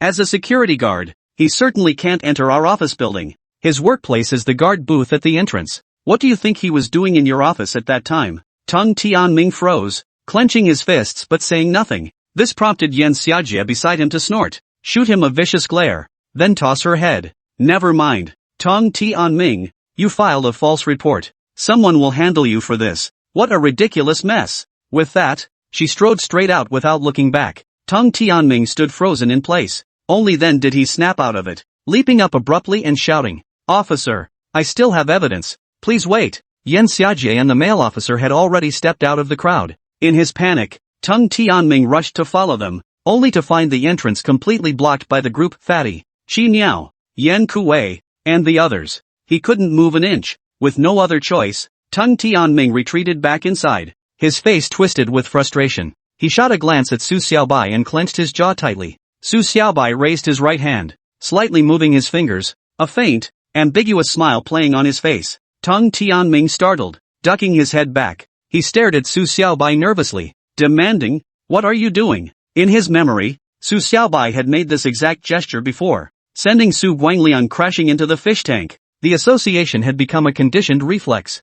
Su Xiaobai remained seated, not even rising. He merely raised an eyebrow. Tong Tianming, I'm sitting right here. What else could I possibly do? Alright, since the finance department staff are here too, and we've all resigned, you can transfer the money to everyone. We'll wait right here. When you transfer it, we'll leave work. Remember, not a single cent less. Tong Tianming froze, clenching his fists. But you've cornered me here. How am I supposed to make the transfers? Transfers are handled by finance. What does that have to do with you? You can call finance right now. We'll wait. Su Xiaobai responded coolly, his gaze sweeping over Tang Tianming's face. Tang Tianming gritted his teeth and glanced back. Over 20 people had completely blocked the doorway. He knew if this wasn't resolved, there was no way he'd be leaving. He pulled out his phone, made a call to arrange the transfer, and after hanging up, leaned against a corner. The 3 people he'd brought stood beside him, all watching Su Xiaobai cautiously, not daring to utter a word. Minutes later, text notifications chimed for everyone present.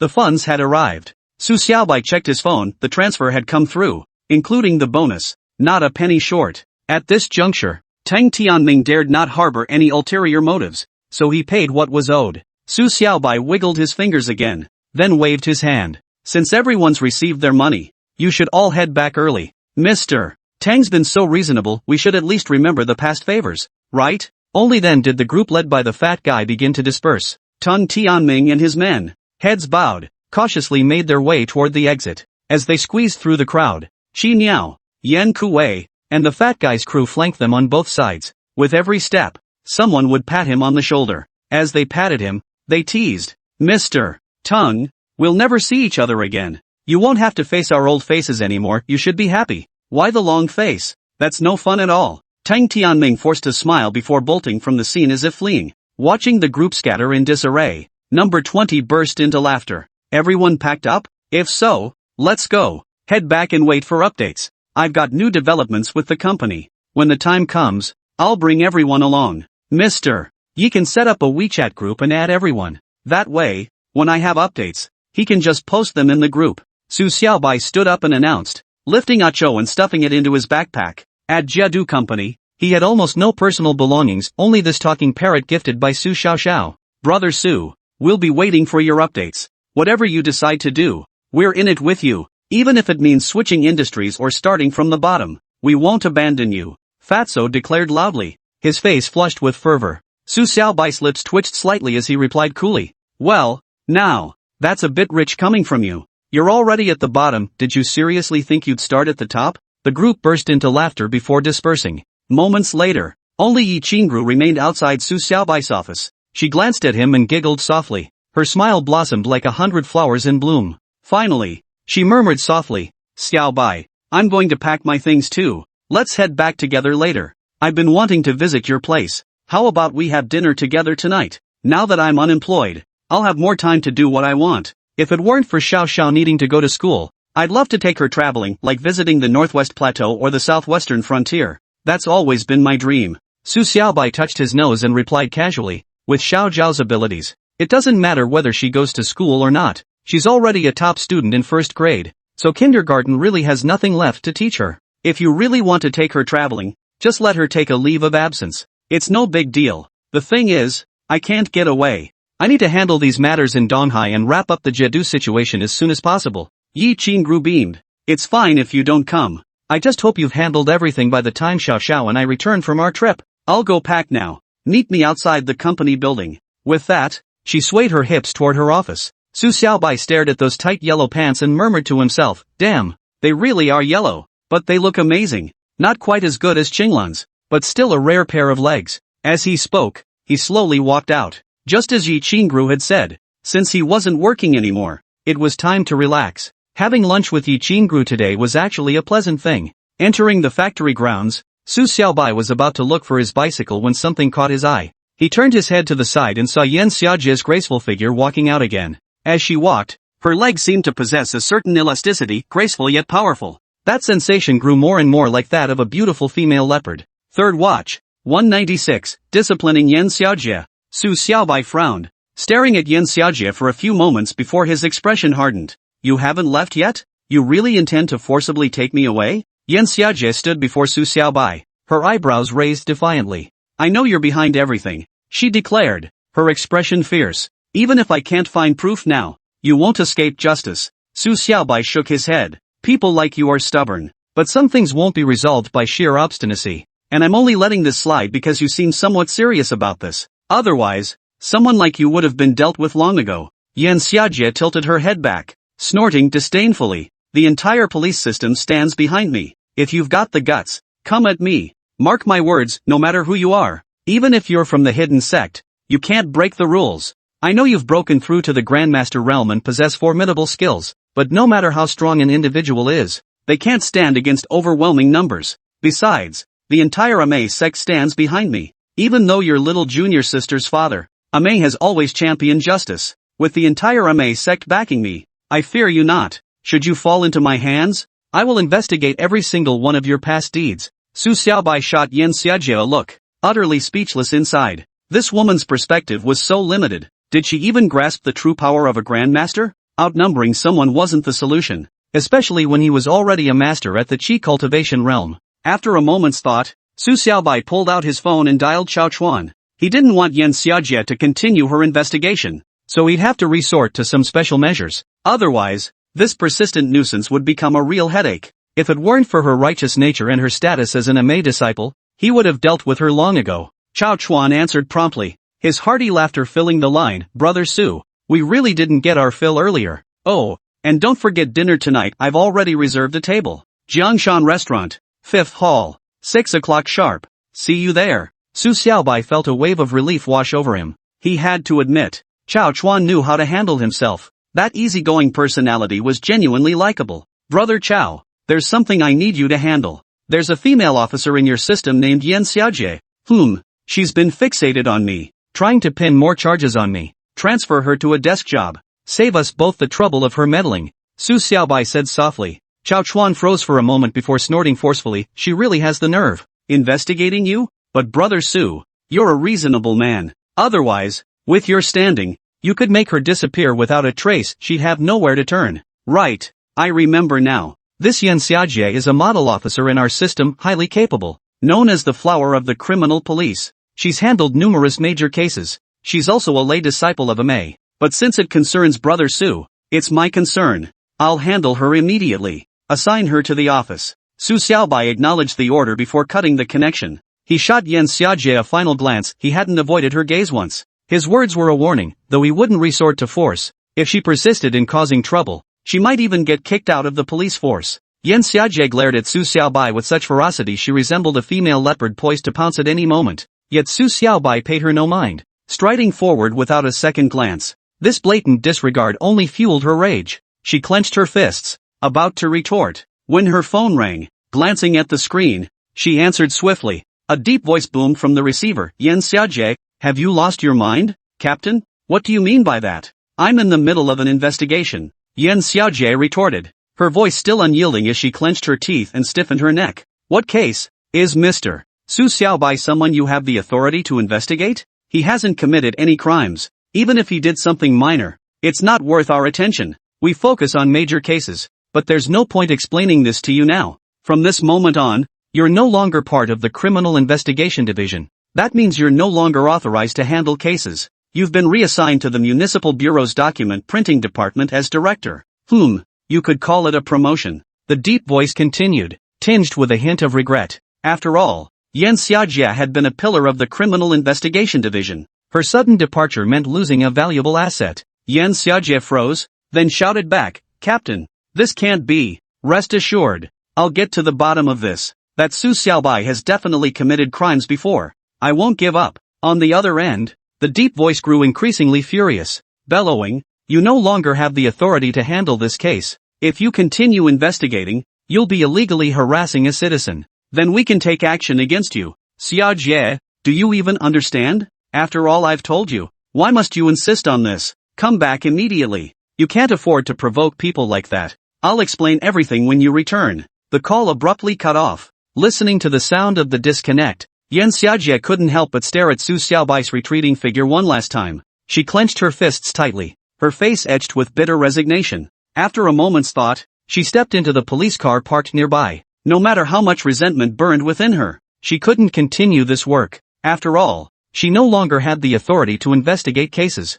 Su Xiaobai watched the police car drive away, shaking his head slightly. Behind him, Xin Yao's group began to emerge one by one. Several people got into their cars, each vehicle carrying a few passengers. After all, folks like the fat guy didn't have their own rides. Qin Hong rolled down her driver's side window and looked at Su Xiaobai. Brother Su, we're free and easy now. We're heading to the KTV to sing. We're going to party all night long, no turning back until we're drunk. Wanna join us? Su Xiaobai shook his head. Well, I won't be joining you. I've got a kid at home to look after. You guys go ahead and have fun. If anything comes up, just give me a call. Anyway, you'll be waiting for news. Xin Yao chimed in from the side. Brother Su, don't worry. We won't just be playing around during this time. We'll still be researching the market situation. That way, when we start our new jobs, we'll be ready to make a real impact. Once we're at the new company, we've got to deliver results. Otherwise, we'd be embarrassing Brother Su. We'd never let that happen. The group pumped their fists and shouted a few times, looking utterly ridiculous. But Su Xiaobai didn't say anything. He waved goodbye to them, and they drove off. A slight sense of relief washed over him. This workday routine was actually quite interesting. At least he'd met a group of salespeople this over the top, still brimming with passion and fervor. As the thought crossed his mind, he turned his head and saw Yi Qingru emerging from the building, a box in her arms. Her figure was graceful, her eyes gentle as water, radiating a sense of release and ease. Fourth update. One more update coming later tonight. Everyone can read it then. 197 The correct way to open it. At No. 33 Shangyuan Garden. Su Xiaobai sat in the sofa area, fingering a box. It was a remarkably rustic container, heavy in the hand and crafted entirely of metal. The metal was uniformly jet black, yet showed no signs of rust. It appeared exceptionally sturdy. This was the item the old man had left with Ming Qi, claiming it was a gift for Su Xiaobai. It wasn't that Su Xiaobai didn't want to open it, there simply was no opening. The box seemed to be a single, seamless piece of metal, perfectly joined. So Su Xiaobai had no idea how to open it. Yet within Su Xiaobai's perception, it was undeniably a box, one that should contain something inside. This sensation was quite peculiar, perhaps only a master at the fasting realm could sense it. The hum of the range had drifted from the kitchen. Yi Qingru was preparing lunch. After leaving Jiadu Corporation, the two had come straight to Su Xiaobai's home. Su Xiaobai set the box down, shook his head slightly, and muttered with a sigh, the old man always does things so mysteriously. He didn't leave me any clues. I have absolutely no direction. I can't even open a box. What kind of gift is this? As he ran his fingers over the box again, Su Xiaobai's gaze caught a glint of light. It was the last rays of the sun reflecting off the box. He paused, looked more closely, and finally noticed a small indentation on one corner of the box. It looked like a keyhole. The keyhole was minuscule, barely perceptible to the average person. Only someone at Su Xiaobai's level of perception could notice such minute details. He pondered for a moment.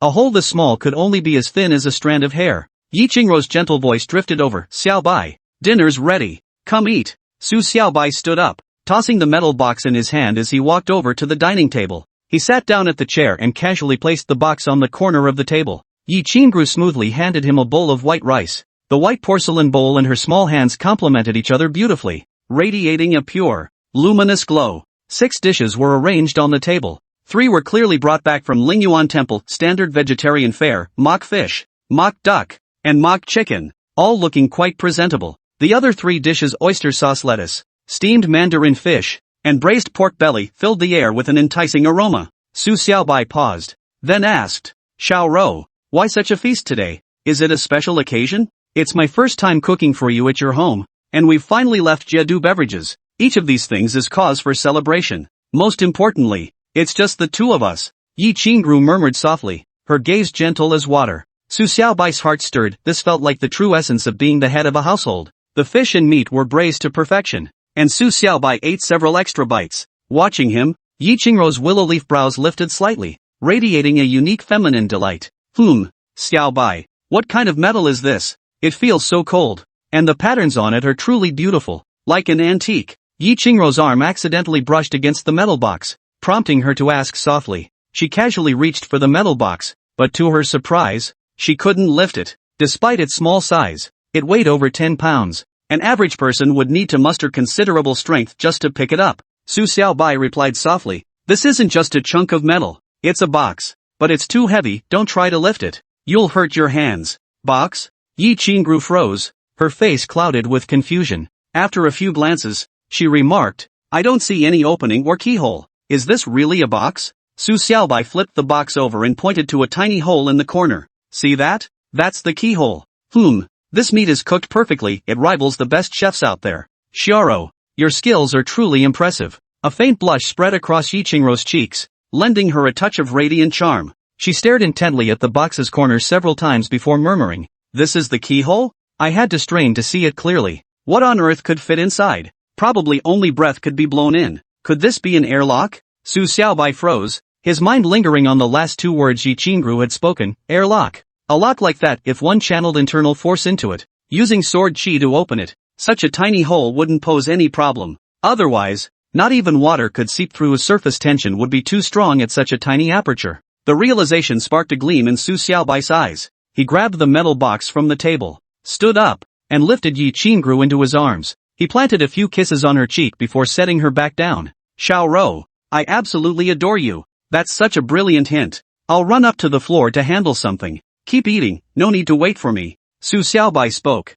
then vanished from the spot. Yiqingru had no idea how he disappeared, but at that moment, her mind was elsewhere. Su Xiaobai's words had stunned her. Her delicate cheeks flushed slightly as she sat there dazed, frozen like a statue. Those words, I absolutely adore you, echoed relentlessly in her mind, making her heart flutter wildly. Her hand drifted to her face. The kisses Su Xiaobai had just given her left her tingling all over, a sensation that seemed to warm her from the inside out. Su Xiaobai, oblivious to the turmoil his unrestrained actions had stirred in Yiqingru, sat cross-legged on the bedroom floor, holding the metal box in his hand. One finger pressed against the tiny hole as waves of Ziyang True Qi surged into the box. The energy flowed out of his body with a sensation akin to rushing water. The box remained utterly still, yet Su Xiaobai persisted. His Ziyang True Qi continued to flow into the box at a steady pace. Nearly an hour passed, and he had no idea how much inner energy he had channeled in. Compressed within the box, the energy had liquefied. Su Xiaobai estimated this liquid energy was sufficient to completely submerge the box's interior, a force surpassing even that of a grandmaster.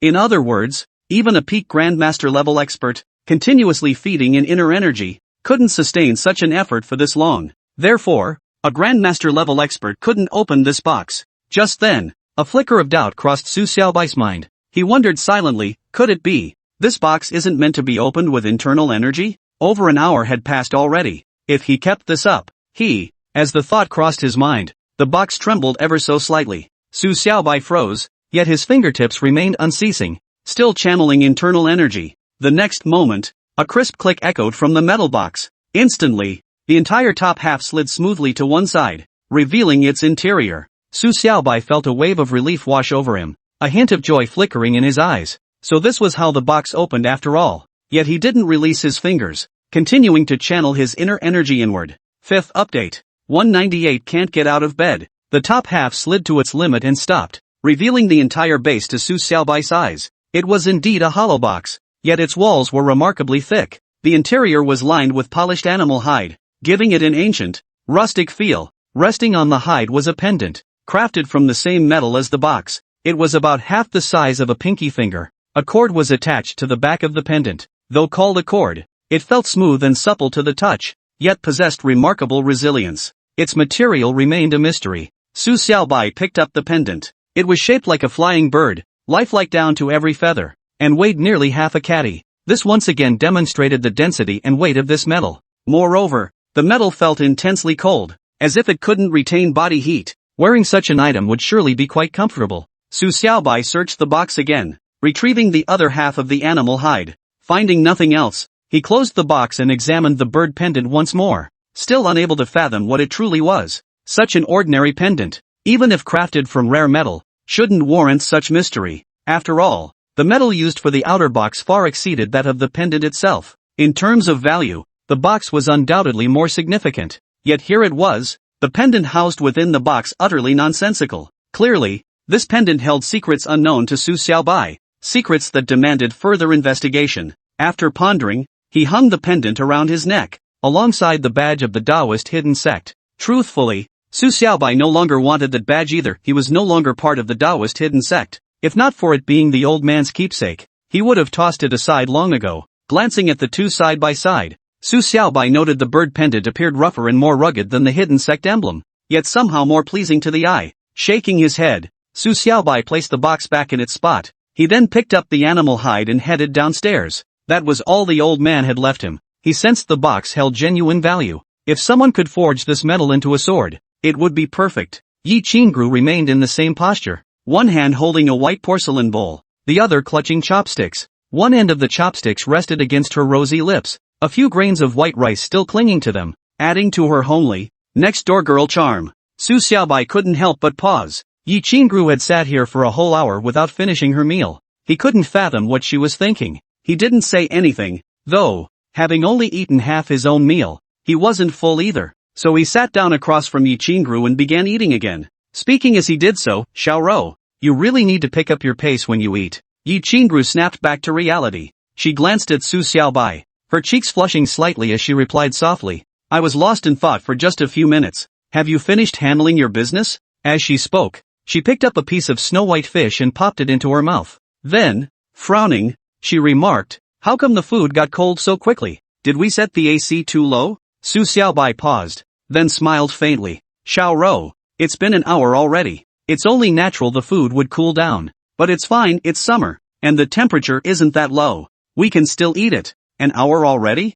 Yi Qingru froze, then glanced at the large clock hanging on the wall. A hint of confusion flashed across her face before she suddenly flushed again, as if remembering something. This is all your fault. Yi Qingru murmured softly, her gaze darting across Su Xiaobai's face. This left Su Xiaobai with a strange, inexplicable feeling. He hadn't done anything wrong, he was truly caught in the crossfire. But Su Xiaobai didn't plan to say anything to Yi Qingru.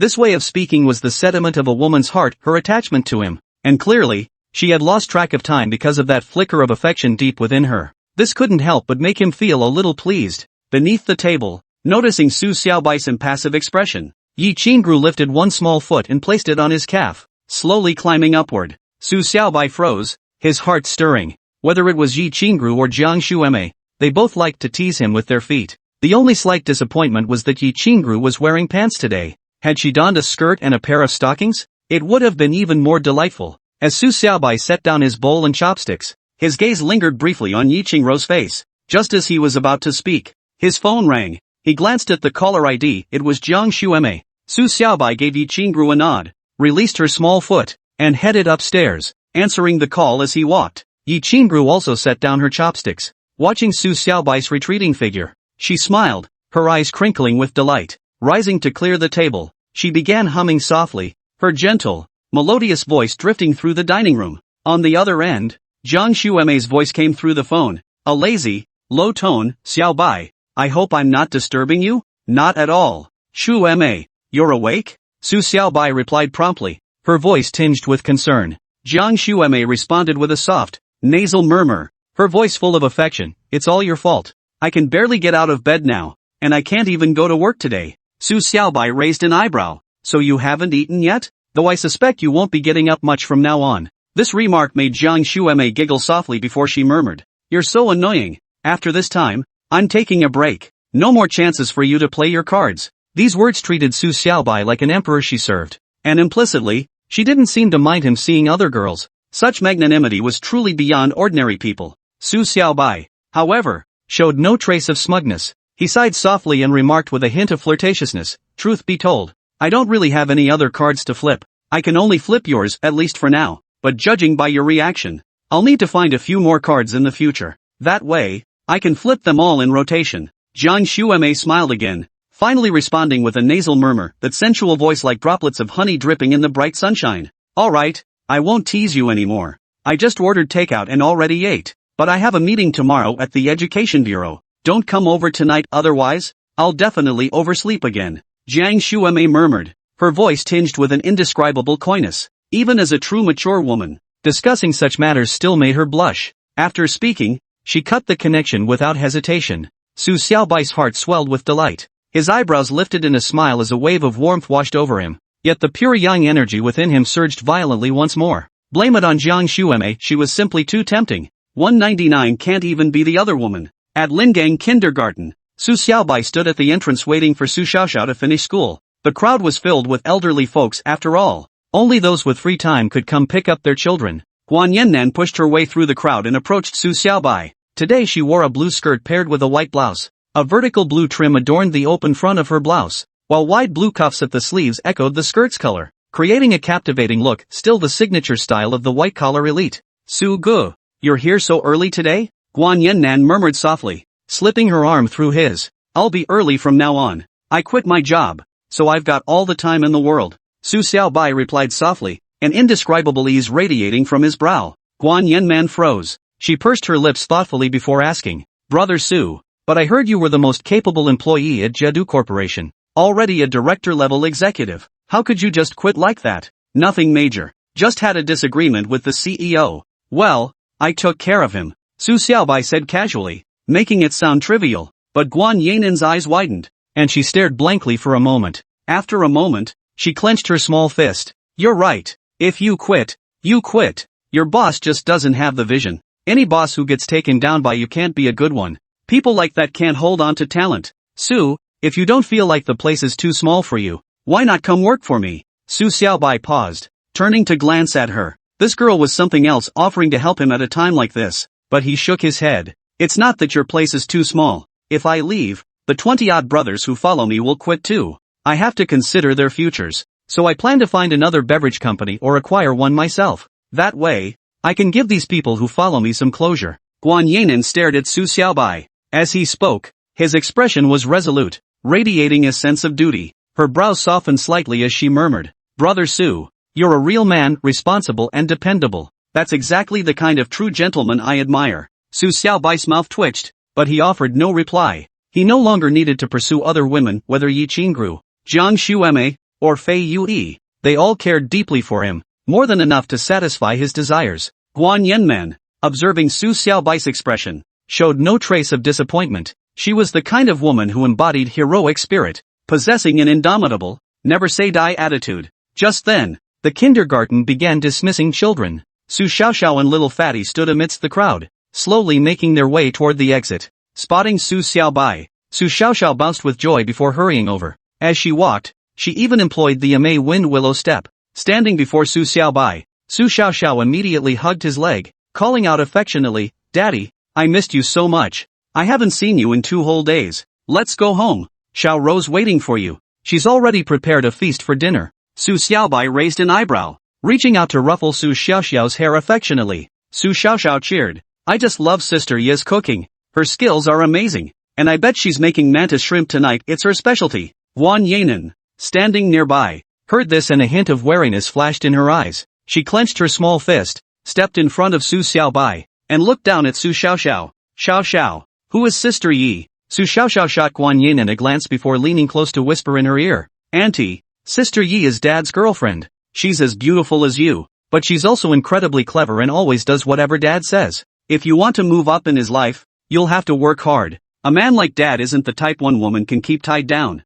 so you better try your best to secure second place. Otherwise, if you keep hesitating or waiting around, I doubt you'll even make it to the mistress position. Who knows what number you'll end up being. Go home and think about it. I've got to head back. With that, she tugged at Su Xiaobai's large hand and turned to walk away. Su Xiaobai, however, stood frozen in shock, his mouth agape, utterly stunned by her bold words. Though Su Xiaoxiao and Guan Yannan spoke softly, Su Xiaoxiao's words hadn't escaped his ears. He had no idea where she'd picked up such talk, and it left him utterly speechless. On the other side, Guan Yannan wore a similar expression, mouth agape, face frozen in shock, yet her eyes flashed with a wild gleam, making her look downright dangerous. Only when they reached the bicycle did Su Xiaobai snap out of it. His face hardened as he shot Su Xiaoxiao a glare. Xiao, he demanded. Who taught you to say those things to Xiaonan just now? No one taught me. It's just that when I was at Emei, Grandma often said things like this to Mom. She said men like Dad are destined to be extraordinary, and women will inevitably gravitate toward them. So she told Mom to stay away from you as much as possible to avoid heartbreak and tears. Grandma believed it wasn't worth shedding tears over a man. In this world, all men are scoundrels. Women don't need to depend on men, they can be independent and strong, master martial arts, and dominate the martial world. Su Xiaoxiao stated this with utmost seriousness, though it left Su Xiaobai squinting thoughtfully for a long while. Abbess Jiku's words seemed to strike a chord. Evidently, whatever had transpired between her and the old man back then had left deep scars. No wonder Lin Huixin hadn't contacted him even after giving birth to their child. Under Abbess Jiku's influence, she likely wouldn't seek him out again. If not for Su Xiaoxiao's upbringing, Lin Huixin probably wouldn't have even thought of Su Xiaobai. With that thought, Su Xiaobai took a deep breath, mounted his bicycle, and pedaled forward. As he rode, he called out, "Xiao Xiao, don't repeat what you just said to any other woman. You're just causing me trouble." "You know, trouble?" Su Xiaoxiao froze, then waved her tiny fist and changed her tune. "Dad, this isn't trouble at all. You're always so soft-hearted. Never telling women the truth because you're afraid of hurting them. Some things need to be made crystal clear. Anyway, I told them everything, that you have a girlfriend. If they still want to get close to you, they better be prepared to be the second or third choice. How is that causing trouble for you?" Such mature and blunt words probably weren't Su Xiaoxiao's own. She must have picked them up somewhere. They left Su Xiaobai speechless. Yet upon reflection, the words were harsh but true. Second update. 200 meeting Chao Chuan. At the Jiangshan Hotel, Su Xiaobai arrived just as the streetlights came on. After dropping Su Xiaoxiao off at home, he headed straight here. Chao Chuan had invited him to dinner, and he couldn't possibly decline. Though Chao Chuan served as the guardian of the hidden sect of the demon sect, effectively his subordinate, Su Xiaobai knew he'd need Chao's assistance for matters in the East Sea region. Building rapport was essential. Moreover, with the Jiadu beverage matter now requiring his attention, he needed Chao Chuan and Qi Tianyun's involvement. Xiaoli stood in the Jiangshan Hotel lobby, her graceful figure radiating a certain allure that drew extra glances from passers-by. Spotting Su Xiaobai enter, Xiaoli paused in surprise. She immediately approached him, leaning close to whisper, "Boss, what brings you here? Will Mingda be coming today too?" "This has nothing to do with Mingda. I'm here to dine with a friend, well, to offer some guidance regarding the fifth hall," Su Xiaobai replied softly, noting that Xiaoli's demeanor suggested she genuinely wished to see Mingda. Speaking of which, Mingda really wasn't a romantic soul. Every time he met Xiaoli, it was during a work dinner. It seemed the Wudong atmosphere had deeply influenced him. Single guys were always so clueless, sooner or later, they'd run into trouble. Seeing Xiaoli's wistful expression, Su Xiaobai paused before suggesting softly, "Xiaoli, after today's shift, I'll give you a few days off. We've got other undercover agents here besides you. I'll have Mingda come pick you up, you two can go out and have some fun together." "Ha?" Xiaoli froze, then shook her head hastily. "Boss, I can't accept that. Mingda is so busy. With his high standing at Wudong and his position as department head, surely we shouldn't trouble him to pick me up? If you really don't want him to, then forget it. I'm going to grab some food." Su Xiaobai shook his head solemnly, about to head inside. Xiaoli grabbed Su Xiaobai's arm, then quickly let go, realizing it might be inappropriate. She beamed and said, "Boss, I'm willing. I never said I wasn't. Thank you so much for making this happen. Oh, the guidance hall is over there. Last time you dined at the Jiangshan First Hall, that's the reserved banquet room, exclusively for your private use. No one else gets access." Su Xiaobai waved his hand dismissively, saying nothing more as he turned toward one side. Yet inwardly, he mused, Mingda, this is as far as I can help you. Since your mind is set on matters of the heart, there's no need to keep guarding Wudong Island." Stepping into the fifth guidance hall, he found it considerably smaller, though still tastefully decorated. Chao Chuan was bent over his phone when the sound made him snap to his feet. Spotting Su Xiaobai, he froze for a moment before breaking into a wide grin. "Young brother Su, you're truly remarkable. To reach the fasting realm at your age, unbelievable. And you're quite the looker too, tall, rich, and handsome. You've got it all. No wonder I heard even the Ice Queen, sect leader Zhua, has taken a fancy to you. You're really putting us men on the map." Su Xiaobai wrapped his arms around Chao Chuan for a hug. After a few hearty slaps on the back, they parted and sat down. Then, furrowing his brow, he asked, "Brother Chao, where did you hear these rumors? There's absolutely nothing going on between me and Sister Qinglan. Given her temperament, how could she possibly be smitten with me? Bro, this comes straight from the Taoist hidden sect. They say you've been slaughtering enemies left and right for Zhuo Qinglan, and they make it sound so convincing. They even claim you took down several Grandmaster-level experts. You're telling me this isn't true?" Chao Chuan frowned as he spoke. After a moment, he stroked his chin and shifted his tone. "Brother, I actually think this might not be entirely false. Think about it. Given Master Zhuo's temperament, if this story weren't true, she'd come looking for you the moment she heard it. She might even come hunting you down in the East Sea. Her dedication to protecting her personal reputation is absolute. So, I reckon she might genuinely have feelings for you, even just a little. That's enough. In our hidden sect, anyone who manages to hook up with a Jade Maiden sect disciple takes immense pride in it. And you, my friend, have won the favor of the Jade Maiden sect's leader. That's unprecedented. Truly admirable. I'm certainly impressed." Su Xiaobai froze, pondering Chao Chuan's words. Given Zhuo Qinglan's temperament, if she'd truly heard those remarks, she'd have called him immediately. but her complete lack of reaction now was definitely odd. Shaking his head, he said, "Brother Chow, enough of this speculation. Let's just eat. Oh, and thanks for handling Yin Xiaojie's matter." Chao Chuan pressed the table bell while grinning. "Bro, I've ordered everything, all signature dishes. I even got 2 bottles of the real deal, authentic Maotai original liquor. Let's drink our fill. The Yin Xiaojie thing was just part of my job. It was easy to handle. Really no big deal. But I heard you've been going after Jedu beverages lately?" Su Xiaobai nodded. "You bet. That Tang Tianming at Jedu Beverage is a real piece of work. I'm determined to bankrupt them and then acquire the company. Old Qi is already handling that. I've also arranged for people to cut off their sales channels.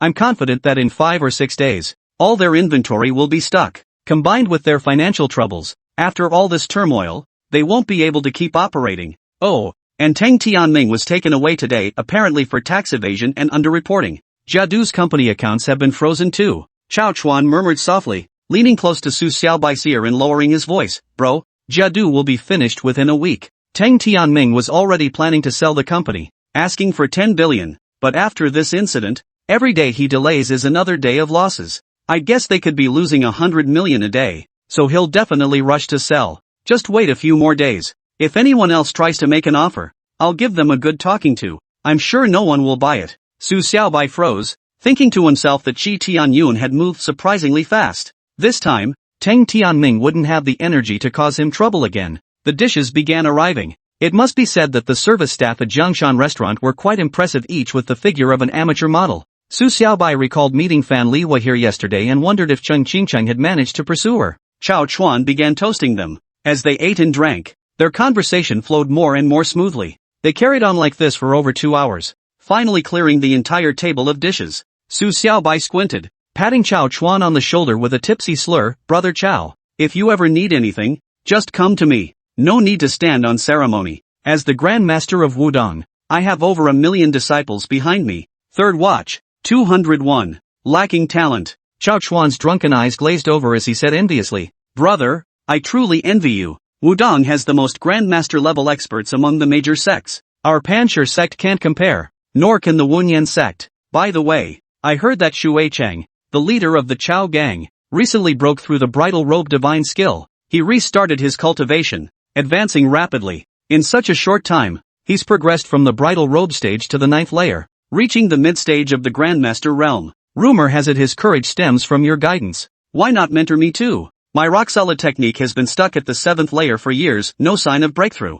Su Xiaobai shook his head. "Brother Chao, Shu Weiqing's rapid progress stems from his innate talent. Few possess the ability to reach the Grandmaster realm while still in the bridal Qi stage. Your natural talent is lacking, and this is something effort alone can't compensate for. So if you want to break through further, there's basically no hope. Reaching the Grandmaster realm is already your limit." Chao Chuan froze, then gave a bitter smile. "Brother, your words are truly crushing. I know my natural talent is lacking, which is why I sought guidance from masters. It seems this is something I simply cannot change." Su Xiaobai pondered for a moment before replying. "Brother Chao, I've heard that the Yuanxing pill from the Xiaoyao sect is incredibly beneficial for breaking through cultivation barriers. If I manage to take care of Daoyin, I'll find a way to get you one. Beyond that, I'm afraid there's nothing else I can do." Though he still held a Xiaohuan pill in his possession, he had no intention of parting with it. There were always those around him who needed such a treasure. Besides, given Chao Chuan's natural aptitude, the Xiaohuan pill might not even be effective.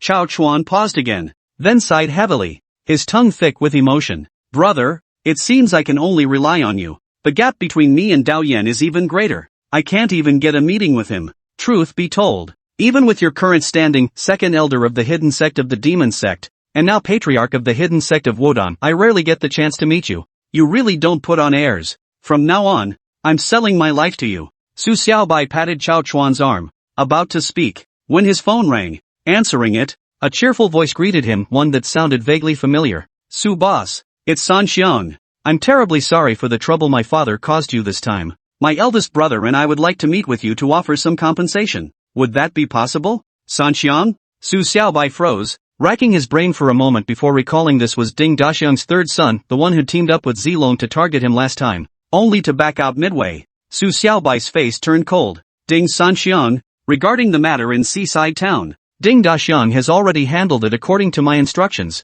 I don't need any compensation." "Had. Su boss, Don't rush to refuse just yet. Besides bringing 10 minor restoration pills this time, my elder brother and I also wish to have a deeper discussion with you. This is also my father's wish. He can't come to the East Sea right now. After all, the hidden sects of the Taoist world are all keeping an eye on him. Ding Sanxiang spoke dryly, his voice tinged with eager anticipation. Su Xiaobai's heart stirred. The minor restoration pills were genuine elixirs, holding immense appeal. Though he himself didn't need them, the Wudong disciples certainly did. With more people now under his protection, he had to consider the needs of the group. Then let's meet tomorrow morning at the small park near my place. Su Xiaobai agreed, then cut the connection. Finally, he shook his head and said, Brother Chao, gotta go now. I really drank too much. Chao Chuan grinned. Alright, little brother, head home. From now on, I'm counting on you. Oh, and about that thing old Qi mentioned earlier, the Mutant Alliance is after him. How do you plan to handle it?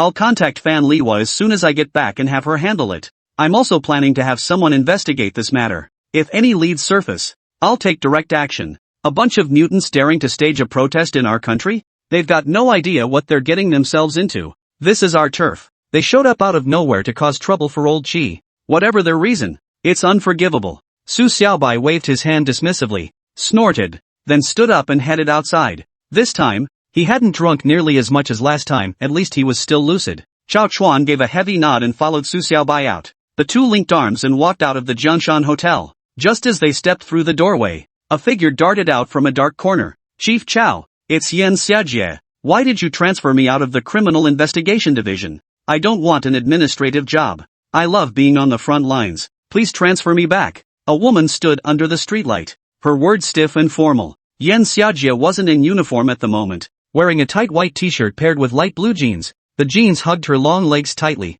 highlighting thick thighs and slender calves, giving her an almost crane-like grace. Clearly, she possessed remarkable leg strength. Su Xiaobai glanced sideways. At first glance, he hadn't noticed how much her appearance had improved after dressing up. She really did look quite good. Chao Chuan's face remained stern as he snorted heavily. I transferred you to administrative duties for you to reflect. You're far too impulsive, investigating anyone and everyone. Some matters are simply beyond your scope. Yan Xiaojie, let me make this clear. Brother Su is family to me. You launched an investigation into him without understanding the situation. That's unacceptable. You'll serve in an administrative role for a while. I'll assess your performance before deciding further. Yan Xiaojie froze, then glanced at Su Xiaobai. The two were slung arm in arm, reeking of alcohol, so she hadn't recognized him. Only upon closer inspection did she recognize him. Gritting her teeth, she spat, It's you? So you were the one pulling the strings behind the scenes all along. I won't let you get away with this. Chao Chuan grew annoyed. He tapped Yan Xiaojie with his thick, calloused hand and growled. Yan Xiaojie, do you have any brains? Let me tell you, Brother Su is a real big shot. Why would he bother targeting you? You're way too full of yourself. Everything he does has a reason. Stop making a scene. If you keep this up, you won't even get that clerical job. You'll be back home resting on your ass. Yan Xiaojie gritted her teeth, finally too scared to utter another word, but her eyes kept darting towards Su Xiaobai. Chao Chuan waved impatiently. Alright, you can go. If you really want your old position back, it's not impossible. As long as Brother Su is willing to forgive you, this matter can be dropped. But don't cause any more trouble. If you dare mess with Brother Su again and I find out, you're really done for. If it weren't for your squad leader coming to beg for mercy, I wouldn't have bothered with you. You just don't understand my good intentions. A big shot like Brother Su? Forget you, even I wouldn't dare cross him. It's not just a difference in status, but in power. If he were to kill you, no one would avenge you. Fourth update. 202, messing with Yan Xiaojie. Leaving the Jiangshan Hotel, Su Xiaobai pushed his bicycle into the night. As he walked, the Ziyang True Qi circulated within him, gradually suppressing the alcohol's effects. Yan Xiaojie followed closely behind him, step for step. Ever since Chao Chuan said that if Su Xiaobai forgave her, she could return to her original position, she had been trailing him constantly. Su Xiaobai, just tell me, will you let me return to the Criminal Investigation Division? I don't want desk work. I'll stop investigating you from now on. That should be acceptable, right? Yan Xiaojie's face was stern as she strode along with her elegant, long legs, keeping pace directly behind Su Xiaobai. Yet her tone was anything but pleasant, brutal and coarse, her demeanor as if she were dealing with a criminal. Su Xiaobai glanced back at her with obvious displeasure and snorted. What kind of attitude is that? Is that how you beg someone? I'm leaving now. Stop following me. Yan Xiaojie gritted her teeth in fury. But when you're under someone's roof, you have to bow your head. She stared at Su Xiaobai's retreating back, clenching her fists tightly. Finally, she took a deep breath, pushed her lips into a smile with 2 fingers, and forced a cheerful expression. Then she leaned close to Su Xiaobai and whispered, "Su Xiaobai, I'm sorry. I was wrong before. Please forgive me. Can I go back to my old position? How about I treat you to a meal later?" Su Xiaobai ignored her. She pressed on, "If you don't want to eat, how about I give you a gift instead?" "Alright, you stiff stick. Is that supposed to be a smile? It looks more like you're trying to scare someone. And since you're begging for my forgiveness, why not call me brother? You're so blunt about everything." Su Xiaobai snorted, still not pausing. He genuinely disliked people like Yin Xiajie. She'd always tried to find dirt on him, and this wasn't something a simple apology could fix. Yin Xiajie took another breath and ran her fingers through her hair. Tonight, she hadn't tied it back in a ponytail. Instead,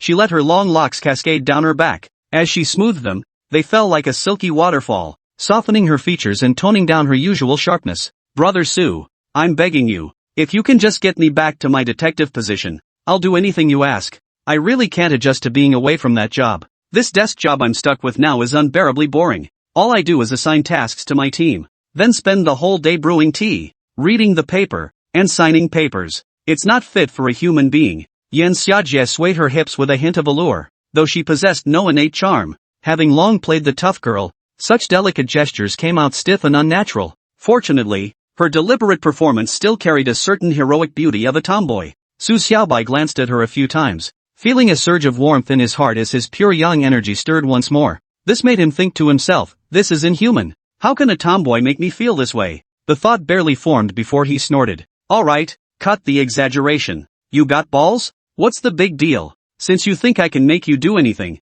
here's what we'll do. You run alongside my bike back home." With that, Su Xiaobai hopped onto his bike and pedaled toward Shangyuan Residential Complex. Yin Xiajie swayed her hips, then took off running alongside the bicycle. Her strides were remarkably rhythmic, evoking the image of a beautiful female leopard in full sprint. Her legs, particularly, showcased their form to perfection during the run. Combined with her pert behind, she was a sight to behold as she ran. The only real disappointment was her perfectly flat chest. It looked like a man's pectoral muscles, completely lacking any feminine appeal. Su Xiaobai glanced at her once before looking away, then caught a few more glimpses of her backside out of the corner of his eye before regaining his focus. The cycling pace wasn't particularly fast. Yin Xiajie's stamina was exceptional. She kept up without falling behind even a step. Under these conditions, Su Xiaobai gradually picked up speed, yet she still followed closely. After about 10 minutes, Yin Xiajie's clothes were completely soaked through. She'd finally reached her limit. With the sweat pouring out, her pants and white shirt clung tightly to her body.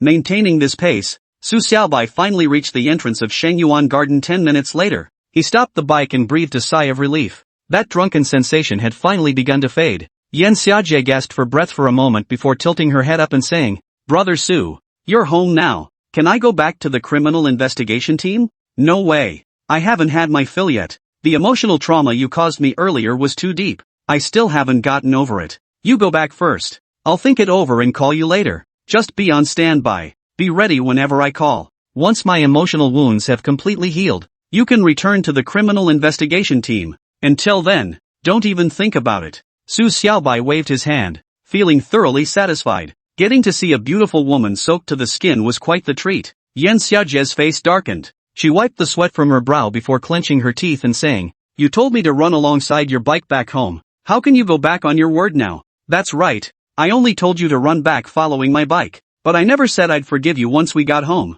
You misheard me. Don't blame me for going back on my word.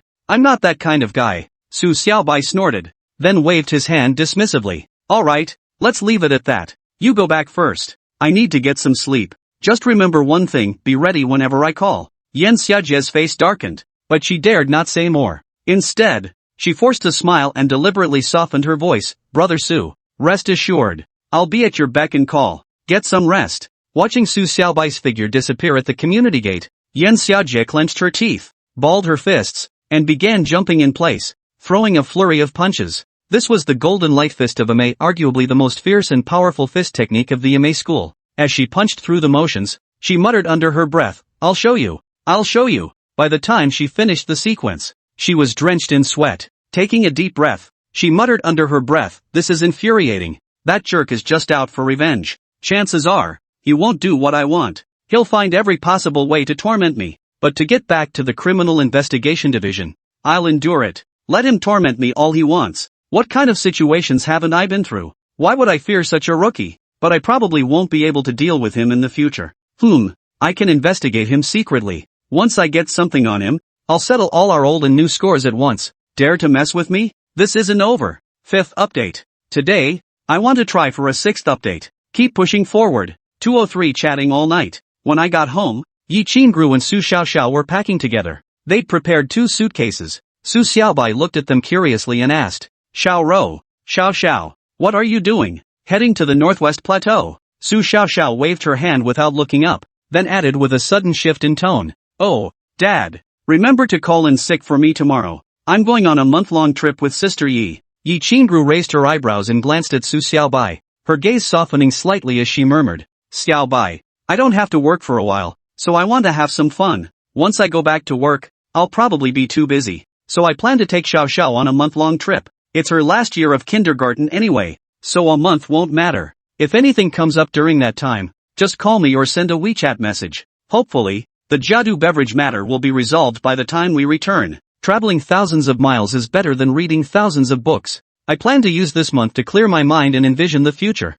Su Xiaobai nodded. Sounds good. I'll leave Xiao in your care. Come to think of it, since she's been with me, I've never really taken her out for a proper trip. I'm afraid you'll have to put in the extra effort. What are you talking about? Taking care of Xiao isn't a bother at all, and there's no need for formalities between us. Yi Qingru's eyes sparkled with an indescribable charm, as if she were already the mistress of the house. Su Xiaobai belched, and seeing Yi Qingru like this, his thoughts inevitably wandered. This was pure temptation, but she was leaving tomorrow. Doing anything now seemed a bit untimely. Dad, why are you drinking so much? Let me get you some water. You should take a shower. Yi's sister is sleeping with me tonight. You can sleep in tomorrow. We're leaving at 7 in the morning and have a flight booked for 9. Su Xiaoxiao frowned, looking like a little adult. She hurried to the kitchen, poured a glass of water, and handed it to Su Xiaobai. Throughout the entire process, she moved swiftly, employing the Emei wind willow step, yet the water in the cup remained perfectly still,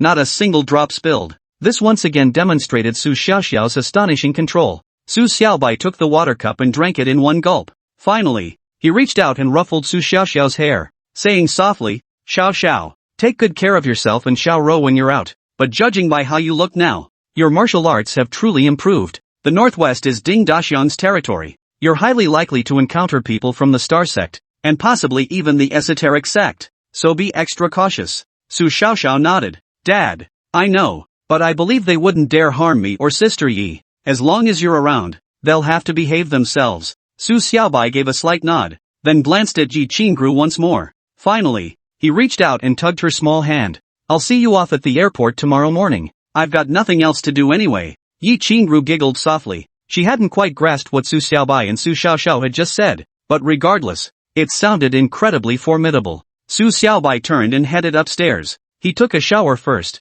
then tossed his clothes into the laundry basket. Afterward, he studied the bird pendant for a while longer, but even after half an hour, he hadn't figured out anything. Just as he sighed and was about to lie down, the door opened softly. Yi Qingru entered, dressed in a nightgown. She too had just showered, her hair still damp. Her cheeks glowed rosy against her pale skin. The pure white nightgown barely covered her hips, revealing 2 long, snow-white legs. Su Xiaobai felt his nose grow slightly damp as he stared at her blankly. Yi Qingru pursed her lips slightly, her eyes lifting as she spoke softly. Xiao asked me to come get your clothes to wash them in the laundry room. From now on, when we're not home, you'll have to wash your own clothes. It's a bit of a hassle. I know. It's no big deal. I'm old enough to take care of myself. I washed my own clothes all 4 years of college. You can count on me. Su Xiaobai nodded, but inwardly he was thinking that even if Yi Qingru and Su Xiaoxiao weren't around, Jianshu Emei could still come over occasionally to wash his clothes for him. Compared to Yi Qingru and Jianshu Emei, both gentle, domestic types, Guan Yinan clearly looked like someone who couldn't handle household chores at all. Yi Qingru spotted the laundry basket beside her and walked over,